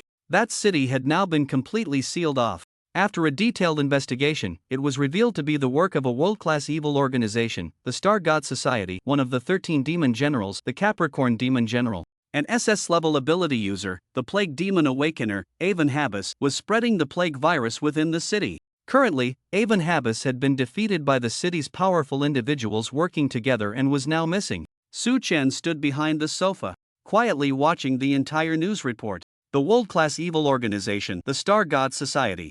Su Chen had learned about this organization online. The exact location of the Star God Society's headquarters had always been a mystery. Its members were spread across the globe. Among the 13 demon generals at the top of the organization, there were people from every country. The lowest had the strength of the heavenly favor realm, and one or two even possessed the strength of the chosen realm. They stirred up terrifying conspiracies in various countries with their own power, but ultimately they were always suppressed. Yet, the ultimate goal of their actions remained unknown to anyone to this day. Su Chen glanced down at the three sisters lounging on the sofa. He then turned and entered the kitchen, closing the kitchen door. The sound of the door closing startled the relaxed sisters, and they all sat up straight. Shin Huayue cautiously turned to look at the busy figure in the kitchen. For some reason, her heart felt sweet. Shin Huayu also looked at Su Chen in the kitchen, a hint of gentle smile flashing in her eyes. Lu Yuni held a cup of ginger tea, secretly observing the expressions of the Shin sisters. A startling guess suddenly flashed through her mind. Could it be that these two sisters had both taken a liking to the same person? But immediately, that thought was dismissed. Impossible, impossible, she must be overthinking it. Such a cliché plot would definitely not happen around her. Before long, the aroma of the dishes filled the entire house. Su Chen brought out the 6 dishes he had prepared and shouted, "Everyone, wash your hands and come eat." Hearing his voice, the Shin sisters immediately rushed to the bathroom to wash their hands. Lu Yuni approached the dining table and examined the dishes. Then she said earnestly, "Su Chen, it's a pity you're not a chef." Su Chen chuckled heartily in response, "This is the best evaluation of his cooking. You should wash your hands too. Get ready for dinner." Lu Yuni nodded and went into the bathroom to wash her hands. After a feast, the 3 sisters were all slumped on the sofa, exhausted. "Damn, I'm stuffed, but I can't stop eating." Shin Huayu groaned, rubbing her belly in distress. "You always eat the most, it's no wonder you're stuffed. Be careful not to gain too much weight," Shin Huayu teased with a smile. Now I understand why you two have gained weight," Lu Yuni said softly. Hearing Lu Yuni's words, the 2 sisters were stunned. "Yuni, do you think I've gained weight?" Shin Huayu asked incredulously. Shin Huayu also looked up, her face full of curiosity as she gazed at Lu Yuni. "Yes, you two have definitely gained more than a little compared to before. I estimate at least 10 pounds, Lu Yuni said firmly. Upon hearing Lu Yuni's resolute words, the 2 sisters exchanged glances and immediately got up from the sofa, heading towards the storage room. From a cabinet that hadn't been opened in a long time, they pulled out a scale. Shin Huayue took off her top and tentatively stepped onto the scale. The number displayed the next second nearly made her lose control of her emotions. "How is this possible? I've gained so much weight," Shin Huayue exclaimed, her face pale as she pointed at the number. Seeing this, Shin Huayue's expression also turned grim. She always ate more than Shin Huayue during meals. Her situation might be worse than her sister's. After a brief moment of disbelief, Shin Huayue gradually accepted reality and stepped off the scale. Shin Huayu took a deep breath, shedding all the weight of her body. Tentatively, she stepped onto the scale. When Shin Huayu saw the number, her world seemed to darken instantly, leaving only that number behind. It was etched deeply in her mind, making it hard for her to let go. Coming back to her senses, she put her burdens back on. The 2 of them walked out of the storage room with heavy hearts. When Su Chen saw them appear, he waved at the 2 sisters. Come on. I made your favorite dessert, caramel pudding." On the table were 2 plates of caramel pudding. Of course, Lu Yuni's pudding was not missing either. At that moment, Lu Yuni was showing off as she spooned the pudding into her mouth. With each bite, a happy smile appeared on her face. The 2 sisters exchanged glances and finally waved their hands in pain. "Su Chen, we don't want to eat." Shin Huayue turned her back, her voice low. "Yeah, Su Chen, we really don't want to eat," Shin Huayu said, looking up with a choked voice. "Ha? You two used to love this dessert the most. What's wrong today?" Su Chen asked, puzzled. Just then, Lu Yuni answered Su Chen's question. They're afraid of gaining weight, that's why they don't want to eat. Upon hearing this, Su Chen carefully examined the figures of the two sisters. Then he said seriously, "Where are you too fat? Isn't this just right? A full figure, a balanced physique. You two were too thin before, this looks much better."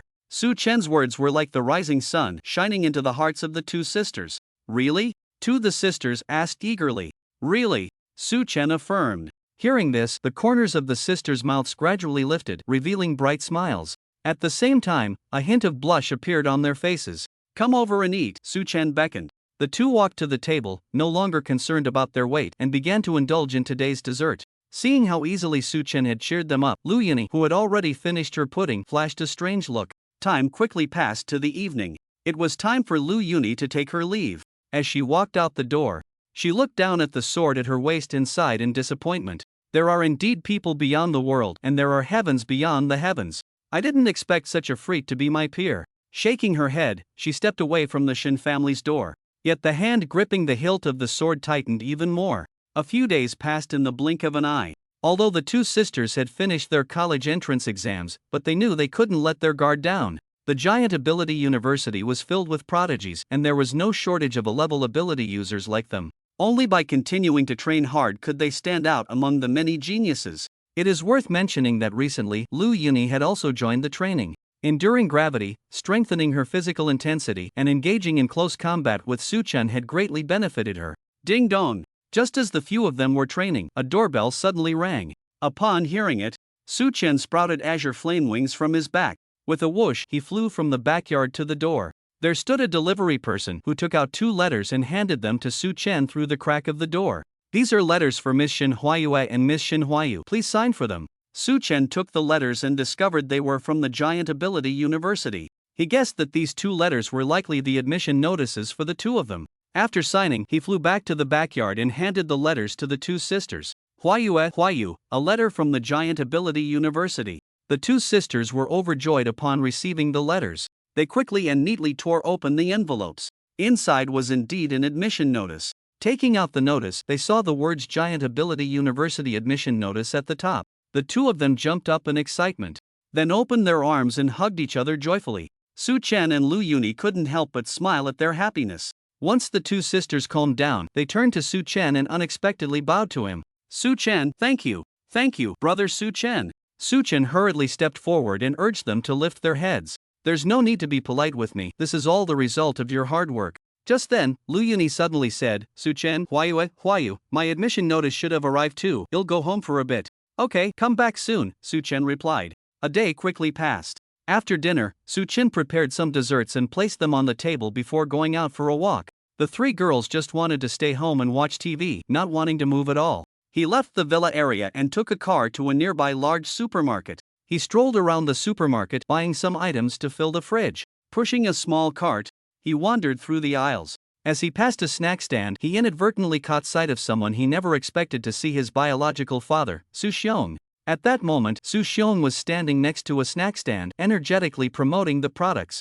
Although he had severed ties with him, blood relations couldn't be easily cut off. Watching Su Xiong's enthusiastic demeanor, Su Chen couldn't understand why he was selling snacks. He decided not to think about it, after all, it had nothing to do with him. Pushing his fully loaded cart, he calmly walked past Su Xiong. Upon seeing his long-lost son, Su Chen, Su Xiong's pupils suddenly constricted. Unable to help himself, he shouted, "Xiao Luo!" Su Chen immediately stopped in his tracks. Then, pretending he hadn't heard, he continued walking forward. Seeing Su Chen about to leave, Su Xiong hurriedly abandoned his stand and rushed in front of Su Chen. "Xiao Luo, no matter what, I am still your father. Who taught you to be so rude?" Su Xiong angrily pressed down on the small cart Su Chen was pushing. "Su Xiong, if you mention again that you are my father, don't blame me for ruining your face," Su Chen said coldly, gripping the handle of the cart tightly. Upon hearing this, Su Xiong's previously angry face turned to one of fear. He released his grip on the cart and no longer dared to pester Su Chen. "Su Xiong, if there's nothing else, just step aside quickly. If you block me again, I'll report you," Su Chen said disdainfully upon witnessing this scene. Hearing Su Chen's words, Su Xiong suppressed his anger. He sighed and then said, "Xiao Luo, come home. Don't wander outside anymore, we really need you at home now. I've lost my job, and that bitch Pan Yun ran off with the medical expenses for treating Xiao Ming. Now it's just me left, having to earn money and take care of Xiaoming. I really can't take it anymore. Xiao Luo, come back and help me. Listening to Su Xiong's words, Su Chen's lips gradually curled up. He didn't expect that one slap would cause such a big impact. Consider it a pleasant surprise. Su Xiong, I can only say that all of this is self-inflicted. That bitch Pan Yun only cares about her own interests. Now that you've lost your job, Su Ming is still half dead. She will definitely abandon you and fly far away. My mother just died, and you married her. Clearly, you were already having an affair while my mother was pregnant. And anyone can see that a person like her can only share wealth, not hardship. It's your fault for being blind, mistaking her, and treating her like a precious treasure. By the way, I have a great place to stay, no need for you to worry. Lastly, I'll give you 2 words, you deserve it. Su Chen sneered, his lips curling in disdain. After saying that, Su Chen pushed Su Xiong away with a hand. Pushing the cart, humming a little tune, he left the place. Su Xiong's expression was complex as he stood aside, offering no rebuttal, because what Su Chen said was indeed the truth. He had indeed cheated with Pan Yun during Su Chen's mother's pregnancy. He was also indeed blind, mistaking that wretched woman Pan Yun. Everything was his own fault, with nothing to do with anyone else. Watching Su Chen's retreating figure, Su Xiong bitterly shook his head and smiled. He then returned to his snack stall and began to shout energetically. However, his voice sounded particularly desolate. After settling the accounts, he had packed 2 large bags of items, but lifting them was not difficult at all. Stepping out of the supermarket, he caught sight of a homeless man by the wall. The homeless man's clothes were tattered, he had no legs, and his face was covered by messy hair. Leaning against the wall, it was hard to see his features. Su Chen took out a bag of bread and a few bottles of milk from his purchases. He bent down and placed them in front of the homeless man. Without saying a word, he turned and left in a taxi. As Su Chen departed, the homeless man finally lifted his face. Surprisingly, the homeless man's pupils were green. His overall appearance did not resemble that of a hucking person at all. The homeless man glanced in the direction Su Chen had left, then looked at the food in front of him, a strange glint flashing in his eyes. Carrying the items back home, he found the 3 sisters already lying on the sofa asleep. The dessert plates on the table were still not cleared. He stuffed all the supplies into the fridge and washed the plates. The sound of the faucet turning on startled the 3 sisters awake.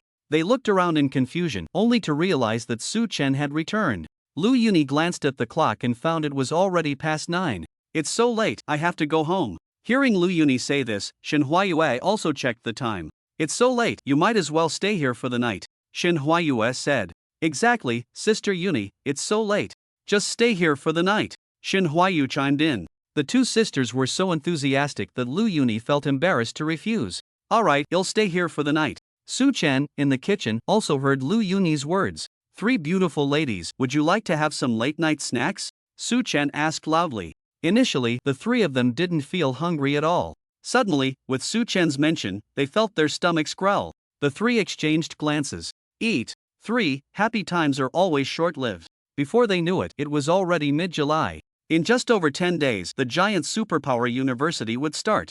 According to the truth that the more superpowers one has, the faster the cultivation speed, Su Chen, with his 5 superpowers, had reached the 9th level of the noble realm. Just 1 step away from advancing to the transcendence realm. The transcendence realm means shedding the mortal body, truly separating oneself from the category of normal humans. All attributes would be significantly enhanced. As long as the brain and heart, these vital organs, were not harmed during battle, if there was enough time, regrowing severed limbs would not be a problem. In the morning, Su Chen had already packed his supplies and was ready to set off, preparing to go to the Tiger Roar mountain range again.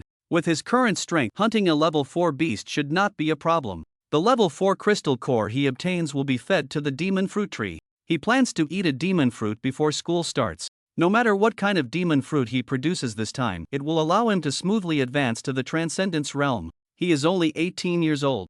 At this age, reaching the transcendence realm is a rare occurrence in the Blue Sea Star, happening once in a millennium. Only in this way will the giant superpower university pay enough attention to him, and he will receive more crystal core resources. He opened the door and walked into the living room. Hearing Su Chen's door opening, the 2 sisters simultaneously opened their doors, ready to see him off. Su Chen, be careful and pay attention to your safety, Shen Huayue said with concern. Brother Su Chen, if you don't let us go with you, we won't go, but you must be careful, Shen Huayu added.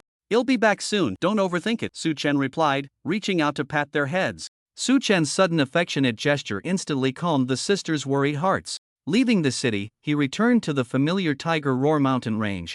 His body ignited with azure flames and fiery wings sprouted from his back as he flapped his wings and flew deep into the Tiger Roar mountain range. Now, level 1 beasts no longer caught Su Chen's eye. At the very least, it had to be a level 2 beast for him to descend from the sky to hunt. Unknowingly, he had been flying for a long time. Looking back, he could no longer see a trace of Tianshui City. Glancing down, a long, winding river appeared before him. Just as Su Chen was about to land and take a break, several angry roars echoed from the dense forest in the distance. From the sound, it seemed like beasts were fighting. After thinking for a few seconds, he landed in place. Flying straight over would be too conspicuous, and the beasts might swarm him. He landed steadily on the ground and ran towards the source of the sound. Hiding behind a large tree, he looked towards a cave in the distance. The series of angry roars were coming from inside. Holding his breath, he quietly waited for the commotion inside to subside. He wanted to catch them off guard. After a long wait, the sun was already overhead. Clearly, it was noon. The noise from the cave had disappeared for about half an hour. He leaped forward to the cave entrance. Observing the cave roughly, it was about 7 or 8 meters high. And the creatures living here should also be around that height. He shone his flashlight inside. Unfortunately, it was pitch black and he couldn't see anything. Cautiously, he stepped inside. As he walked, he remained alert to his surroundings. Not far in, he felt something sticky underfoot. Shining the flashlight down, he saw patches of blood and a dragging mark. Crouching down, he dipped his finger into the blood to test the temperature. It still had warmth. This indicated that the beast inside had not gone far. He then stepped forward to follow the trail. The deeper he went, the higher the temperature inside the cave became, accompanied by a certain foul smell. He waved his hand in front of his nose, but it didn't help much. He just hoped to find the target beast quickly and get out. Suddenly, a heavy panting sound came from somewhere. Su Chen immediately turned off the flashlight and stood still. His instincts told him that the beast was nearby. A flicker of azure flame ignited on his fingertip, providing a faint light. Using this weak glow, he looked around. He saw 2 level 3 beasts, scale-armored lions, peacefully lying on their respective piles of grass, sleeping. Nearby were several human skeletons and some half-eaten beast corpses still oozing blood. Seeing that they were level 3 beasts, Su Chen felt a bit disappointed. He had thought he could directly complete the goal of hunting a level 4 beast, but it seemed he would have to keep searching. However, he couldn't waste the level 3 beasts either. After all, he still needed level 3 crystal cores to upgrade his demon fruit tree. He slowly approached. Seeing them sleeping soundly, Su Chen felt a bit reluctant to disturb them. The black fur on the scale-armored lions, Su Chen couldn't help but think of the ghostly tiger. A peculiar idea suddenly emerged. Could these 2 scaled lions be descendants of that ghostly tiger? The Tiger Roar Mountain has always been home to many tiger-like beasts. These tiger-like creatures are likely all descendants of the ghostly tiger. If he were to hunt down these 2 beasts, would the ghostly tiger hold a grudge against him? This safety concern left Su Chen in distress. Just as he was troubled, one of the scaled lions slowly opened its eyes. Seeing this, Su Chen immediately made up his mind. He clenched his right fist and struck the scaled lion's head with a powerful blow. The force contained in his punch shattered the scaled lion's brain in an instant. The scaled lion couldn't even make a sound and died on the spot. The other scaled lion, hearing the commotion, opened its eyes wide. Seeing a human in its lair, the scaled lion immediately flew into a rage. It stood up, opened its mouth wide, and lunged at Su Chen, trying to bite his neck. Su Chen sneered. Ever since he ascended to the noble realm, level 3 beasts posed no threat to him at all. He raised his hand and grabbed the scaled lion's long fangs, using absolute strength to subdue it, then threw it forcefully. The scaled lion was hurled away, crashing against the wall with a loud bang. Thanks to its protective scales, the scaled lion was completely unharmed and quickly stood up again. Its tiger eyes fixed on Su Chen, revealing a hint of confusion. How could it be grabbed by a human and thrown away? Why was this human so strong, able to overpower it? Of course, these questions were beyond the comprehension of its small brain. The scaled lion glanced sideways at its brother. Seeing its brother's tragic state, it finally understood fear that day. Its brother lay on the grass, blood oozing from its 7 orifices. Utterly lifeless. Its limbs began to tremble uncontrollably. It was afraid. It didn't want to end up like that. Su Chen saw the scaled lion start to tremble and burst into laughter. "Ha! I didn't expect you, a beast with little intelligence, to actually know fear. How rare!" The scaled lion, seeing Su Chen laugh at it, was instantly overcome by anger and with a rush of blood charged at Su Chen again. Su Chen emerged from the cave and looked up at the sky. The sun was slowly setting. He took out his phone to check the time. It was already past 4. He decided to stay for another 2 hours. If he still couldn't find any traces of level 4 beasts, he would hurry back to the city. The night in the Tiger Roar Mountain was too dangerous to linger. He glanced back at the cave. Powerful beasts have territorial awareness. Since there was a level 3 beast's lair here, there shouldn't be a level 4 beast's lair nearby. A blue flame ignited and soared into the sky. His gaze fixed on the forest below, hoping to find a level 4 beast. Unfortunately, 2 hours passed and he still found nothing. The sun on the horizon had begun to set and night was approaching.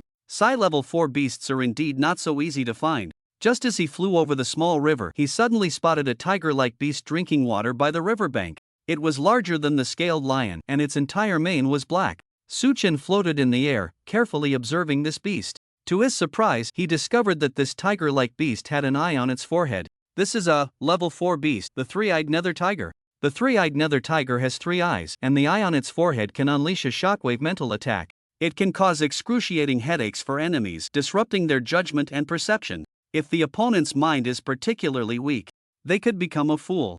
Additionally, the third eye of the three-eyed nether tiger can be made into a tool for releasing mental attacks, making it quite valuable. Seeing that the three-eyed dark tiger had not noticed him and was still drinking water, Su-Chen quietly flew behind the three-eyed dark tiger. He slightly raised his hand, gathering the power of vibration. Suddenly, he dove down. With a loud bang, Su-Chen's punch landed directly on the three-eyed dark tiger's spine, sending it crashing into the small river. The three-eyed dark tiger tumbled into the water, rolling a few times to stabilize its form. It turned its head, baring its fangs, and fixed its gaze on Su-Chen, who had ambushed it, while the third eye on its forehead opened at that moment. Su-Chen was somewhat shocked to see that the three-eyed dark tiger seemed completely unfazed.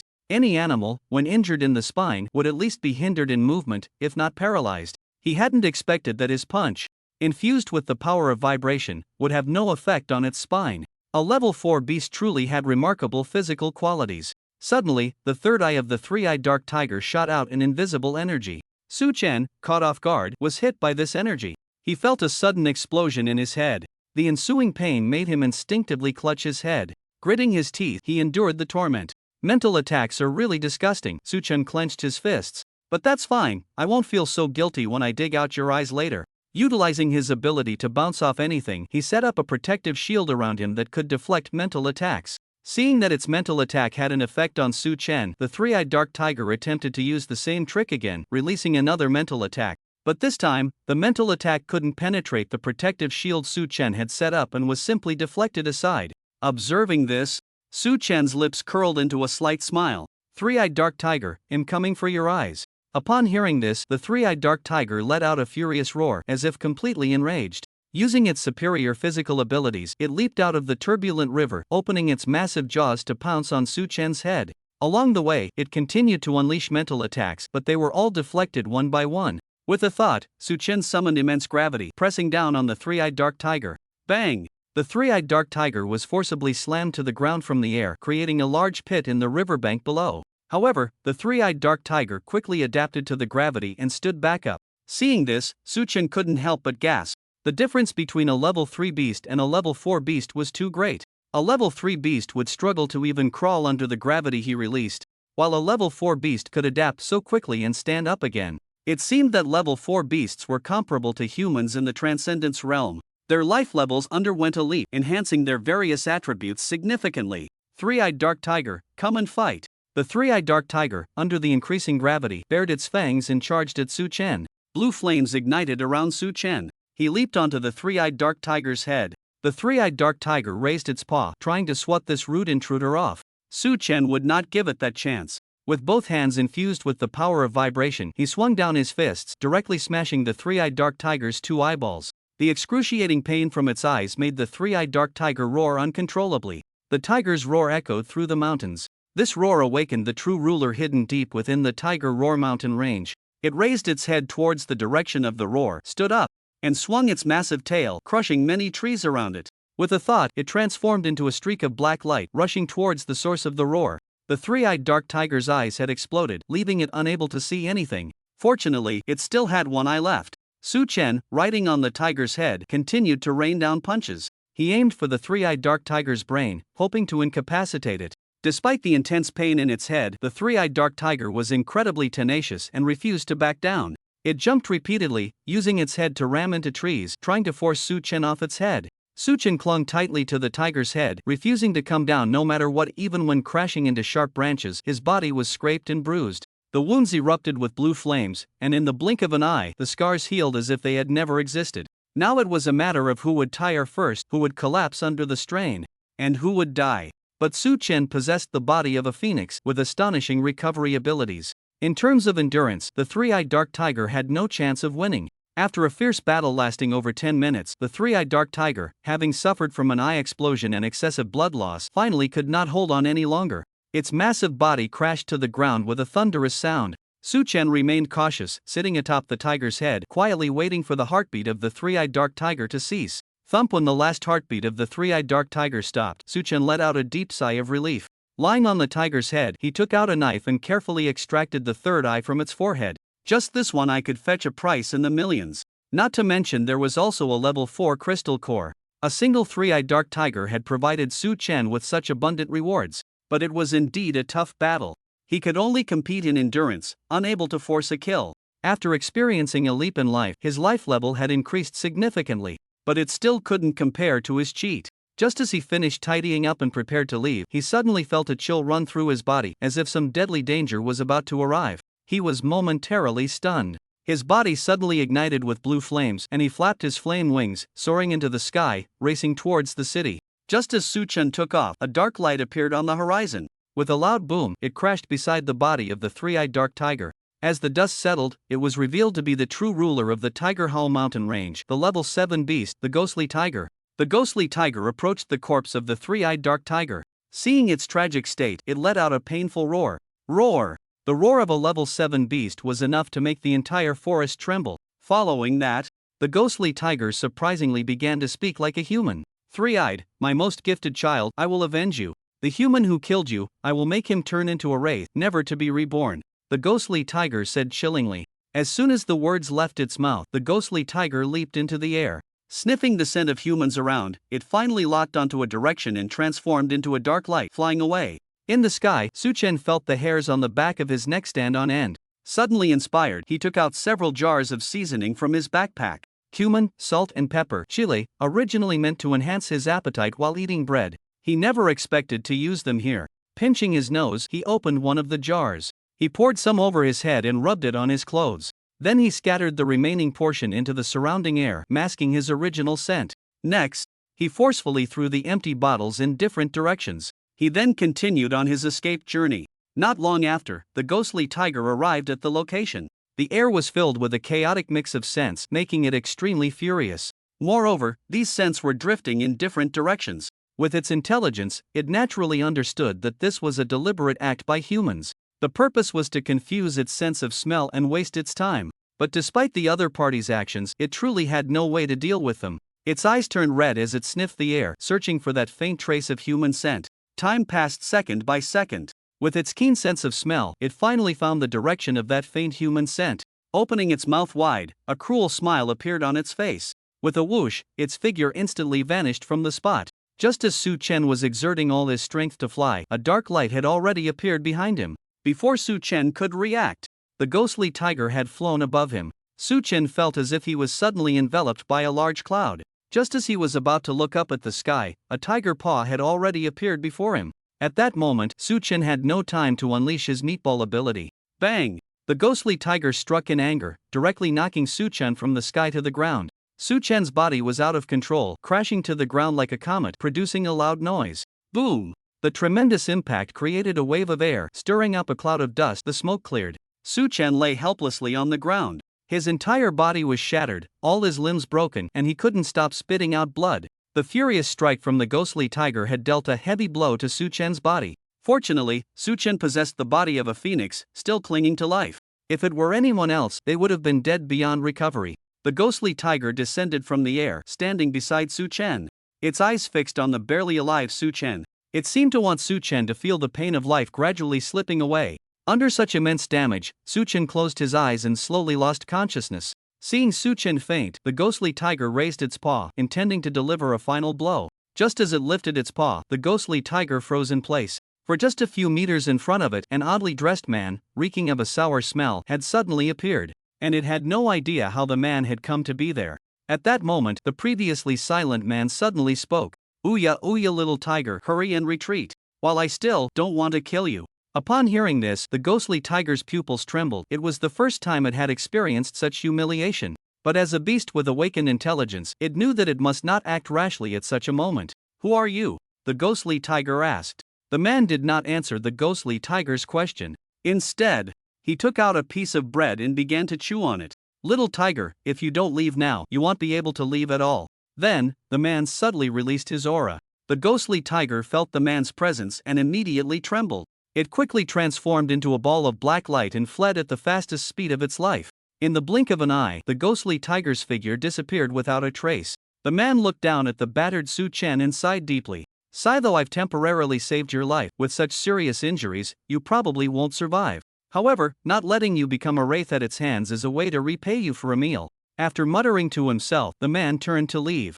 Unexpectedly, Su Chen's body suddenly erupted with a blue flame. The man, who was about to turn away, was genuinely shocked. "What kind of ability is this? Such a peculiar flame." The flame burned on Su Chen's body but did not scorch his clothes at all. The man tentatively reached out his hand. Upon touching the flame, the powerful energy contained within it shocked him once more. Just a slight touch, and he felt his own injuries healing significantly. Such a powerful healing force, almost akin to regeneration. Even that Guy Arias healing ability isn't this terrifying. After a brief moment of thought, the man squatted down, sitting cross-legged beside Su Chen. He placed his hands above Su Chen's body to warm himself. A free opportunity for recovery should not be wasted. Before long, Su Chen's body quickly returned to its original state under the treatment of the blue flame. His eyelids and fingers twitched slightly. Seeing that Su Chen was about to wake up, the man stood up and quickly left the area. The fewer people who knew of his presence, the better. Su Chen slightly opened his eyes, gazing at the sky that was gradually darkening. Then, suddenly coming to his senses, he sat up with a start. Looking around, there was no sign of the ghostly tiger at all. He stood up and felt his body from top to bottom. He was not a ghost, but still solid. What was going on? Where did the ghostly tiger run off to? He hadn't been torn apart and turned into a wraith? He wasn't surprised that his body had returned to normal. After all, possessing the body of a phoenix made it hard to die.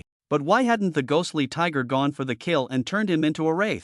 He truly couldn't understand. Could it be that a passing strong person saved me? Looking around, there were no signs of a battle between a strong person and the ghostly tiger. Finally, deciding not to think about it any longer, he noted that the sky was getting late and it was not wise to linger here. If the ghostly tiger made a comeback, it would be troublesome. He flew into the sky, continuing to rush towards Tianshui City behind a large tree. A man was intently watching Su Chen's departing figure. "Kid, we'll meet again if fate allows. Who knows, maybe one day we'll be colleagues." After flying for half an hour, the sky had completely darkened. Su Chen saw the brightly lit Tianshui City in the distance. Returning to Tianshui City, a strong sense of security surged from his heart. "I almost bit the dust, but thankfully fate hasn't abandoned me." On this trip, he had hunted a total of 2 level 3 crystal cores, 1 level 4 crystal core, and over 10 level 2 crystal cores. Selling all the level 2 crystal cores, along with the eye of the three-eyed dark tiger, brought in over 2 million. The merchant confirmed that the three-eyed dark tiger's eye was indeed genuine and of good quality. The merchant offered 15 million, and Su Chen naturally agreed to the deal. With a hefty profit, he now had over 20 million in savings. After a brief moment of thought, Su Chen decided to purchase 8 level 3 crystal cores directly. With the 2 level 3 crystal cores he already had, he could elevate the demon fruit tree to the next tier, reaching crate quality. However, when he said he wanted to buy 8 level 3 crystal cores, the merchant shook his head with a wry smile. "Customer, level 3 crystal cores are too rare. I don't have that many. Currently, I only have 4 level 3 crystal cores. Do you want them?" Hearing this, Su Chen was momentarily taken aback. But level 3 crystal cores were indeed scarce, so it was understandable that there was no stock. He paid for the 4 level 3 crystal cores. "Boss, if you get more level 3 crystal cores, save them for me. I'm willing to pay an extra 10% and come back in a couple of days to buy." The boss nodded repeatedly, indicating his agreement. Taking a taxi back to the Shin family, he took out his keys and opened the door to the courtyard. Pushing open the door, he entered the living room. The 3 sisters were sprawled on the sofa, fast asleep. The dining table was still littered with empty instant noodle boxes. He raised his hand to clean up the dining table. First, he went to his room to take a shower. The smell of seasoning powder mixed with blood made the taxi driver look at him with disdain the whole way, unable to understand how someone could smell so bad. After showering, while drying his hair, he took out the level 4 crystal core. He gently raised his hand and fed it to the demon fruit tree. In no time, a familiar pink demon fruit appeared before Su Chen's eyes. It was the slippery fruit, known for its beauty-enhancing effects, making the skin incredibly smooth and achieving zero friction. In one piece, it belonged to Alvida, the captain of the Alvida pirates. After Alvida consumed the demon fruit, she transformed from a plump woman into a stunning beauty. The beauty effects were undeniable, and ordinary weapons could hardly harm her. The moment Su Chen saw this demon fruit, he couldn't help but smile wryly inside. After all this effort, I almost kicked the bucket. In the end, you give me just this thing? He stood there, feeling frustrated for a few minutes. If I don't eat it, it's a waste, at least it can increase my ability level. He plucked the slippery fruit and devoured it in 2 bites. Not long after, his body suddenly began to heat up. He hurried into the bathroom, turned the water to the coldest setting, and started rinsing his entire body. As the heat within him rose, some unknown impurities began to be expelled from his skin. At the same time, under the influence of the slippery fruit, Su Chen's body began to change slowly. Su Chen was already good-looking. Previously, due to malnutrition, he appeared pale and very thin, making it hard for anyone to see that he was a potential talent. But since leaving home, he had been eating and sleeping well, and had long since become a handsome figure. Walking down the street, countless girls approached him to strike up a conversation. Now that he had consumed the slippery fruit, his looks and physique would soar like a rocket once again. He didn't know how long it had been. The unknown heat within him finally began to subside. The body transformation from the slippery fruit was just finishing up. Su Chen looked down at the black impurities scattered on the ground, revealing a hint of disgust. Feeling his ability level, he had already advanced to the first stage of the Transcendence Realm. The Transcendence Realm, shedding the mortal body, a leap in life. Although his ability level had only increased by 1 stage, his physical attributes had not merely improved by a small margin. He turned on the shower and took another bath. After leaving the bathroom, he sat on the edge of the bed. He took out a knife, placed it in his palm, and made a gentle cut. The wound he had just made healed completely in no time, leaving no trace. This indicated that his body had already transcended the mortal flesh. He was no longer an ordinary human. Although he could achieve this before with the Phoenix ability, ultimately, that was just the effect of the ability. His body was still no different from that of an ordinary human. He reached out and squeezed the muscles of his arm, then looked down at his familiar 8-pack abs. The muscles are a bit firmer, but overall it doesn't seem to have changed much? Su Chen wondered. Just as he was about to grab a mirror to see his current appearance, he suddenly heard Shin Huayu's voice from outside. Su Chen, is that you back? Su Chen's hand, reaching for the mirror, froze in midair. He quickly responded loudly, it's me. Just a moment, I just finished showering, I'll be right out. After saying that, he swiftly got dressed and walked out of the room. He entered the living room and looked at the 3 girls on the sofa. The 3 girls were stunned when they saw Su Chen's current appearance. His face was like a finely carved work of art. A pair of sword-like eyebrows paired with deep-set eyes. A high-nose bridge, standing tall like a mountain. The corners of his mouth slightly curled, exuding an irresistible charm. His freshly washed hair was not yet completely dry, resembling sharp feathered arrows, piercing the hearts of the girls. At that moment, all 3 girls gaped, unable to utter a word. Su Chen found it strange that they had gone silent. He didn't think much of it and pointed to the instant noodle box in the trash can. Girls, you should eat less instant noodles. Let me make you some proper food. After saying this, Su Chen turned and entered the kitchen, opening the fridge to look for cooking ingredients. Outside, the 3 girls, seeing Su Chen enter the kitchen, seemed to breathe a sigh of relief, collapsing onto the sofa and very tacitly buried their faces. 10 minutes later, Su Chen was still busy cooking in the kitchen. Among the 3 girls, Lu Yuni was the first to lift her head. Lu Yuni, with eyes like autumn waters and a face like a peach blossom, cautiously got up and quietly made her way to Shin Huayu's room. Not knowing what she did, she soon came out quietly. She walked to the bathroom, splashed cold water on her face to cool her flushed cheeks. After washing her face, she touched the fabric in her pocket and let out a long sigh. Adjusting her mindset, she stepped out of the bathroom. Meanwhile, the 2 sisters who had been lying on the sofa had also disappeared. Lu Yuni understood what the 2 were up to. She glanced at Su Chen, who was busy in the kitchen, and then casually sat back on the sofa to watch TV. Half an hour later, Su Chen finally finished cooking and brought the dishes out. Shouting to the 3 girls on the sofa, "Ladies, wash your hands and come eat." Su Chen's words struck like a bolt of lightning, freezing the 3 on the sofa in place. They exchanged glances, not daring to be the first to turn around. In the end, it was Lu Yuni who buried her head and stood up, walking to the dining table. The other 2 sisters followed suit, keeping their heads down, successfully making it to the dining table. Su Chen found it very strange that none of them dared to meet his gaze. "What's wrong with you?" Hearing Su Chen's question, the 3 girls couldn't help but feel a mix of shyness and anger. The hands that had been tightly gripping the chopsticks now gripped even tighter. How could you ask us why? Don't you know? How could you come back looking so handsome? Making us look foolish in front of each other and then asking us why as if nothing happened. How infuriating. The three of them raised their hands, ready to throw the chopsticks in their hands at Su Chen's face.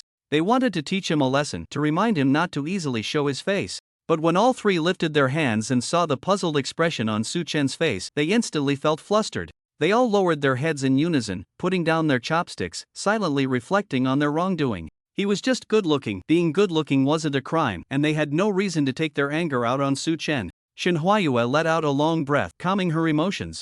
Su Chen, you look like you've become much more handsome than before. Su Chen was taken aback upon hearing this, naturally aware that it was the effect of the slippery fruit. But he hadn't had the chance to see just how much more handsome he had become. Just by looking at the expressions of the three, he knew he might not just be a little more handsome. That might be because I've advanced to the transcendence realm, Su Chen said with a warm smile. Upon hearing this, the three sisters, who had their heads down, were all stunned. They weren't even at the noble realm yet, and this guy had already reached the transcendence realm. Was he still human? But then they thought about it. Su Chen had always been a prodigy. It wasn't a surprise for him to advance to the transcendence realm. Otherwise, they wouldn't have asked him to help them with their special training. It was quite normal for such an advancement to happen to Su Chen. Everyone knew that advancing to the transcendence realm meant shedding one's mortal shell. A person would undergo earth-shattering changes, and it was only natural for their physique and looks to improve a bit. With this thought, the three of them suddenly felt relieved. As soon as they looked up and saw Su Chen smile, they immediately ducked their heads again like startled birds. Brother Su Chen, could you find something to cover your face? Shin Huayu said shyly, fidgeting. Hearing this, Su Chen couldn't help but chuckle. Alright, you all eat first, they'll head back to my room for a bit. After saying that, Su Chen stepped away, leaving the living room and returning to his room. Once the three saw that Su Chen had finally left, they fully immersed themselves in their meal. Back in his room, Su Chen went straight to the bathroom, looking at the person in the mirror, feeling a bit dazed. He raised his hand in disbelief and pinched his face. Is this me? He had thought that the slippery fruit would make him more handsome, but he hadn't expected it to be this much.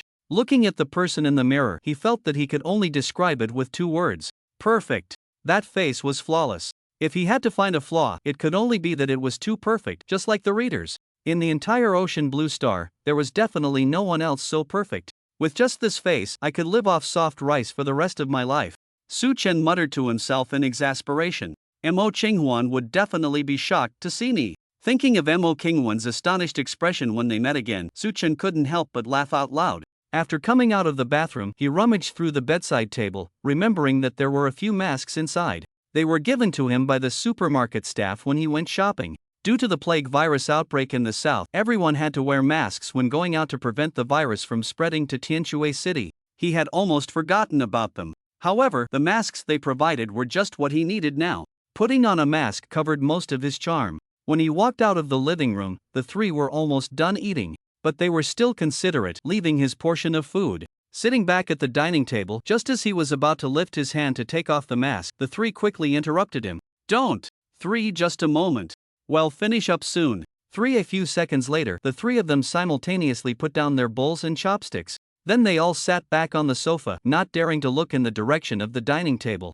After Su Chen finished his meal, he tidied up the kitchen. Seeing that the three were engrossed in watching TV, Su Chen didn't disturb them. Feeling a bit tired today, he returned to his room, took off the mask, and collapsed onto the bed to sleep. Not long after Su Chen fell asleep, the door to his room was suddenly opened a crack. A head poked in from outside, and it was none other than Shin Huayue. Seeing that Su Chen was breathing steadily and had fallen into a peaceful sleep, Shin Huayue quietly tiptoed into the room. He took out his phone, turned off the flash, and snapped a picture of Su Chen's face. Then, he quickly retreated back to Su Chen's room.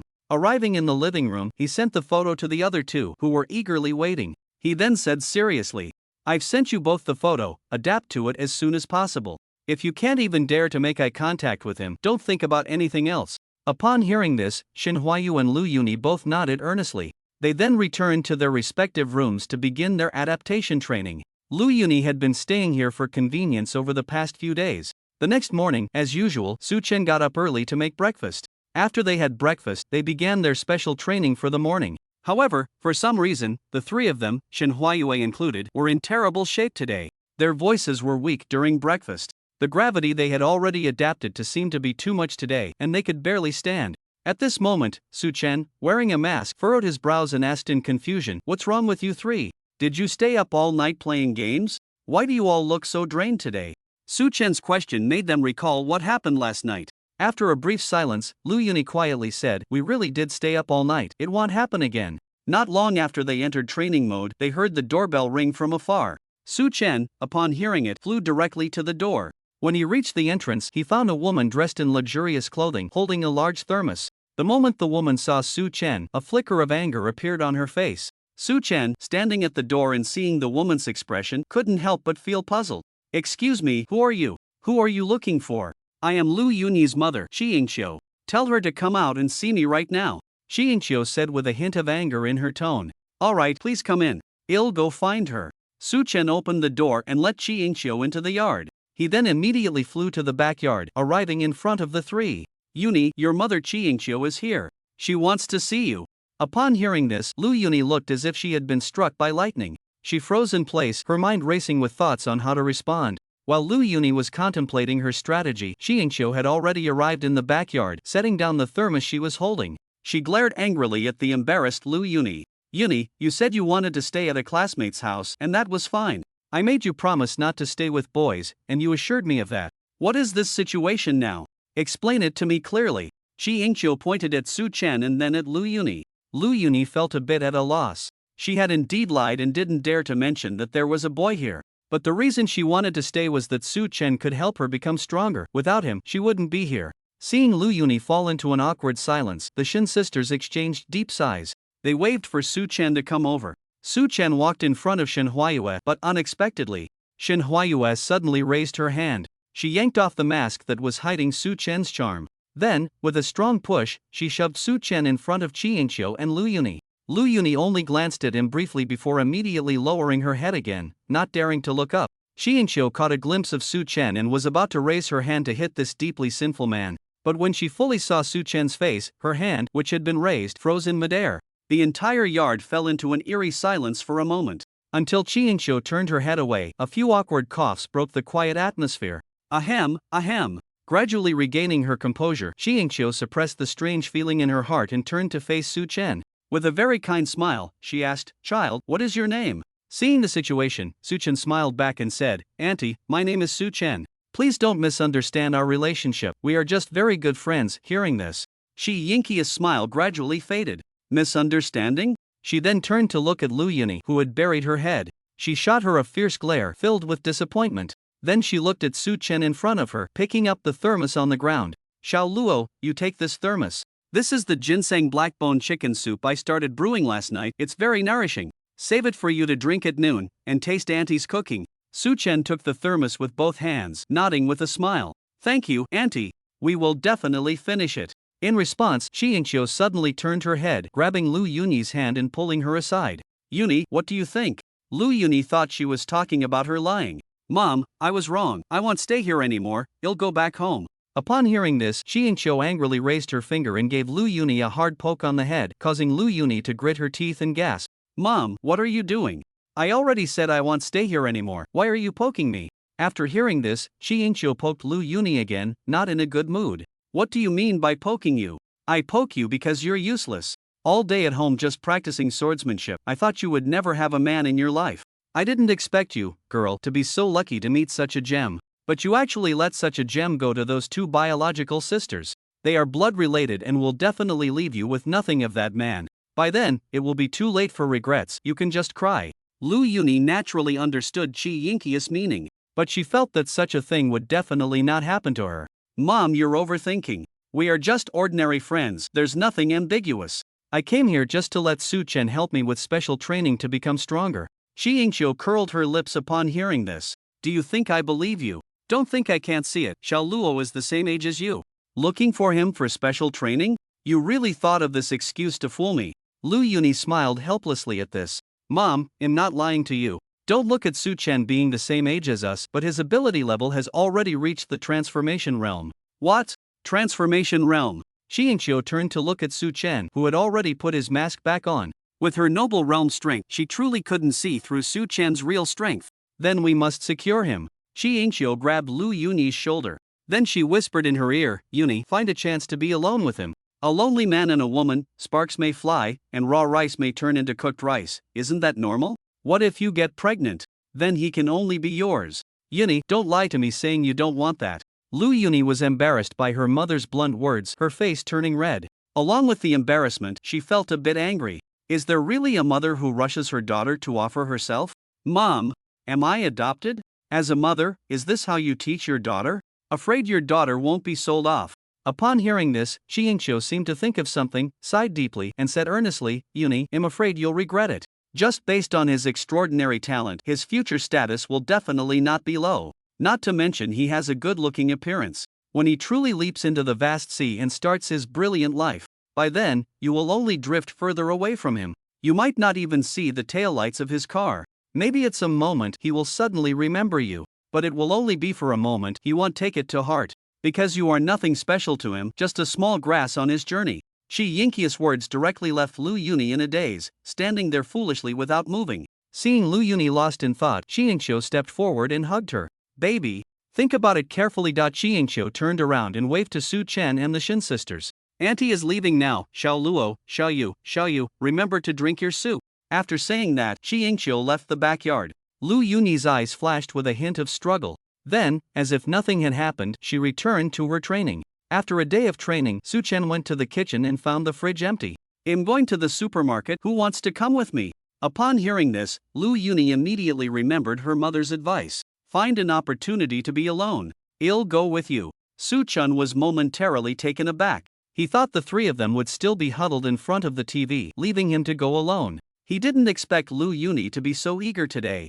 Okay, let's go. They each put on their clothes and masks. The two took a taxi to the supermarket. Upon entering the supermarket, both the staff and customers were uniformly wearing masks. Su Chen pushed a shopping cart while Lu Yuni followed beside him. The two chatted and laughed as they navigated through the aisles, picking various items. Before long, Su Chen's cart was filled with all sorts of goods. Just as they were about to head to the checkout, a voice called out, Xiao Luo? Su Chen had to stop in his tracks. Turning around, it was indeed Su Xiong. He was still working as a snack promoter in this supermarket. At that moment, Su Xiong looked at Su Chen, seemingly at a loss, and glanced at Lu Yuni. Su Xiong, do you need something? Su Chen asked coldly. Hearing Su Chen's icy tone, Lu Yuni turned to look at him in confusion. It was the first time she had heard Su Chen speak in such a manner.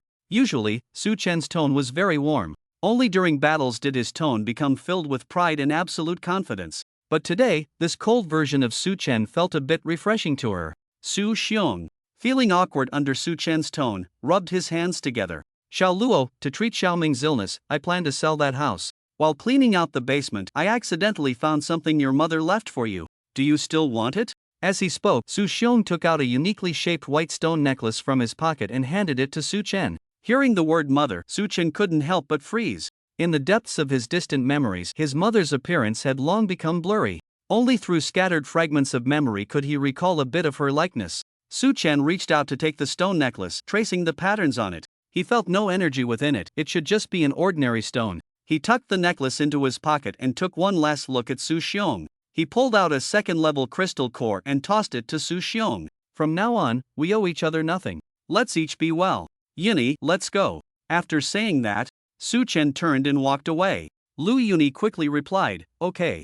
Then she smiled and nodded at Su Xiong before stepping up to follow Su Chen. Seeing Su Chen leave so decisively, Su Xiong forced a bitter smile. He had thought a lot these days. He reflected on everything from Su Chen's birth until now. He felt guilty towards Su Chen. He truly had not fulfilled his responsibilities as a father. He had visited the small house where Su Chen used to live and touched the tattered quilt on the bed.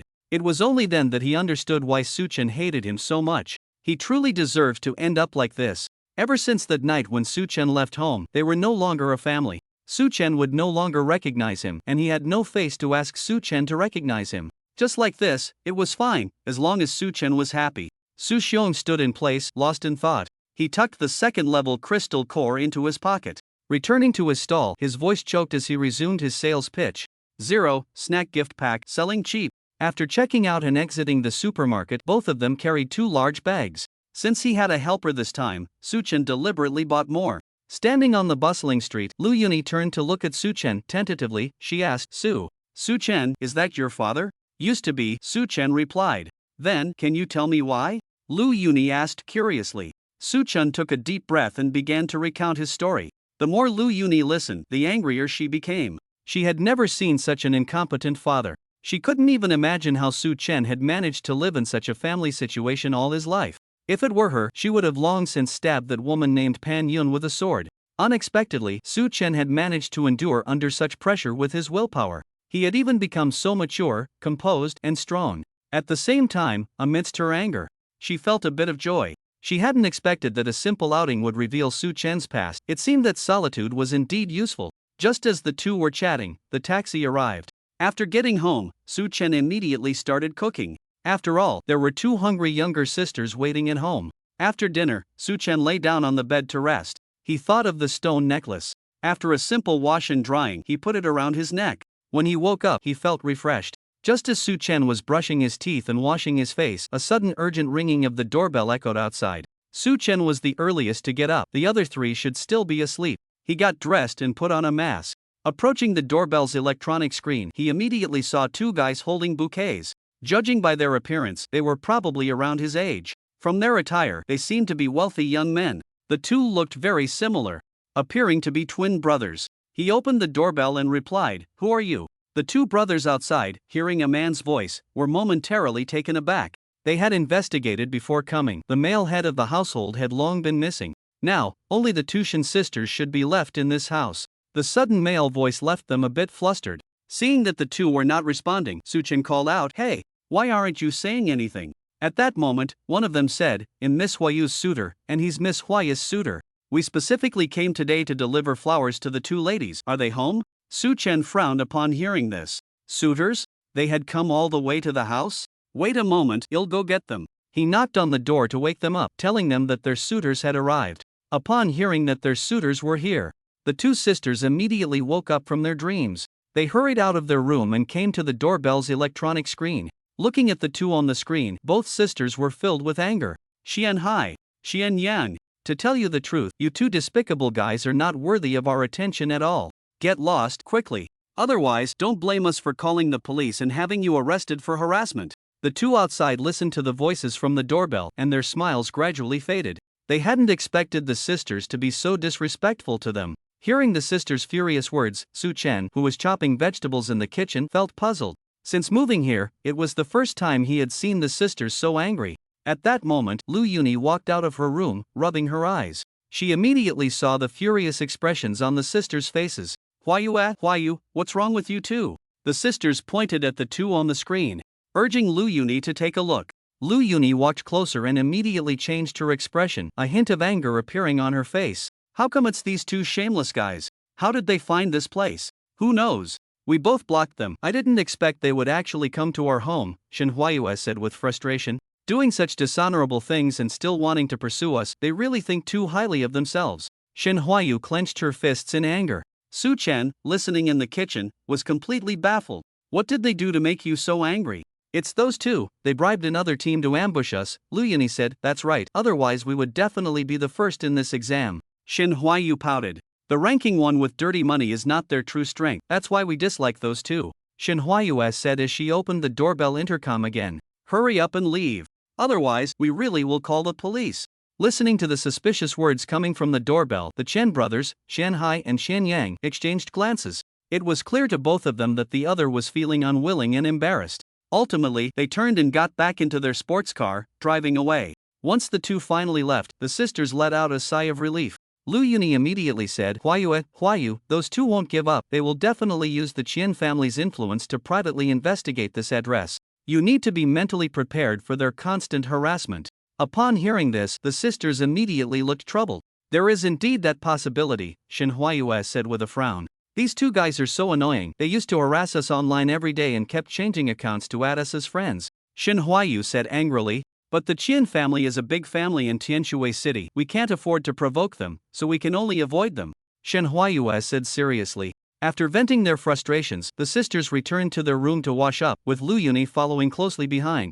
Su-chen watched the sisters' irritated figures, pondering how to resolve their troubles. Finally, he returned to his room and dialed a contact. Mo Qinghuan had just arrived at the office. Just as she was about to turn on her computer to watch a movie and relax, her phone rang. Taking out her phone, she saw it was Su-Chen calling, and a smile involuntarily appeared on her face. She answered the call, switched to speakerphone, and placed it on the table in front of her. Su-Chen, you brat, what made you think of calling me? Her tone surprisingly carried a hint of playful reproach. Hearing Mo Kingwon's voice, a smile appeared on Su-Chen's face. It's nothing, I just wanted to hear your voice, Su-Chen said softly. In an instant, Mo Kingwon was struck by Su-Chen's straightforwardness, leaving her somewhat flustered. She hurriedly turned off the speakerphone, picked up the phone, and held it to her right ear. Then she quickly walked to the door, opened it, and looked around the corridor. Finding no one, she immediately closed the door and locked it. She sat back down in her chair. Mo Kingwon's heart raced as she asked, Su-Chen, what do you mean? It means nothing, I just miss you and wanted to hear your voice. What's wrong? Su-Chen replied, puzzled. You can't say things like that casually in the future. Do you understand? Mo Kingwon's face turned slightly red and she said somewhat angrily. Hearing this, Su-Chen obediently replied, okay, I got it. I won't say that again easily. Humph. Mo Kingwon snorted coldly. For some reason, hearing Su-Chen say he wouldn't say that again easily made her a bit unhappy. But she didn't dwell on it and quickly changed the subject. Is there anything else? If not, I'm hanging up. Su-Chen quickly said.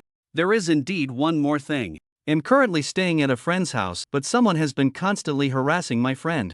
And that person's family seems to have quite a bit of power, so. Su-Chen didn't continue, but Mo Kingwon naturally understood what he meant. Clenching her small fist, she said angrily, humph.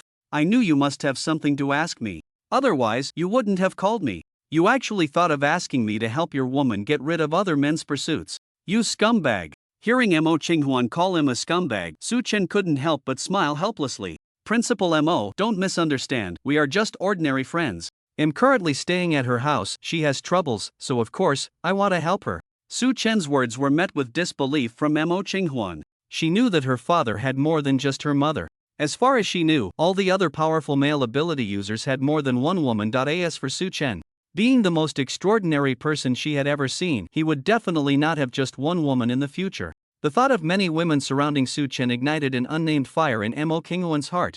Damn scumbag. Don't bother me. After saying that, Mo Kingwon directly hung up the phone. Beep beep beep. Listening to the beeping sound from the other end, a bitter smile appeared on Su-Chen's face. That temper is a bit much. Did a relative come over? Sighing, he decided to wait until she calmed down before calling back. After hanging up, Mo Kingwon, with her cheeks puffed up in anger, waited for Su-Chen to call back. But after half an hour, the phone in front of her still didn't ring. Damn it! He really doesn't care about my feelings at all. I helped him vent for nothing. Mo Kingwon said resentfully. Just then, there was a knock on the office door. Huan, why did you lock the door? Mu Xiaoyu outside asked in confusion. Mo Kingwon tidied up her emotions and went to open the door for Mu Xiaoyu. As soon as Mu Xiaoyu entered, she stared at Mo Kingwon's face as if trying to read something from it. Mo Kingwon, feeling uncomfortable under Mu Xiaoyu's gaze, said, Why are you staring at me? Do I have money on my face? No money, but there is desire. Mu Xiaoyu squinted her eyes as if she could see through everything. Mo Kingwon's expression stiffened. Stunned by Mu Xiaoyu's words, she didn't know how to respond. Huan, be honest, are you secretly seeing someone behind my back? Mu Xiaoyu looked into Mo Kingwon's eyes, pressing for an answer. Mo Kingwon rolled her eyes. Go away, I don't have time to deal with you.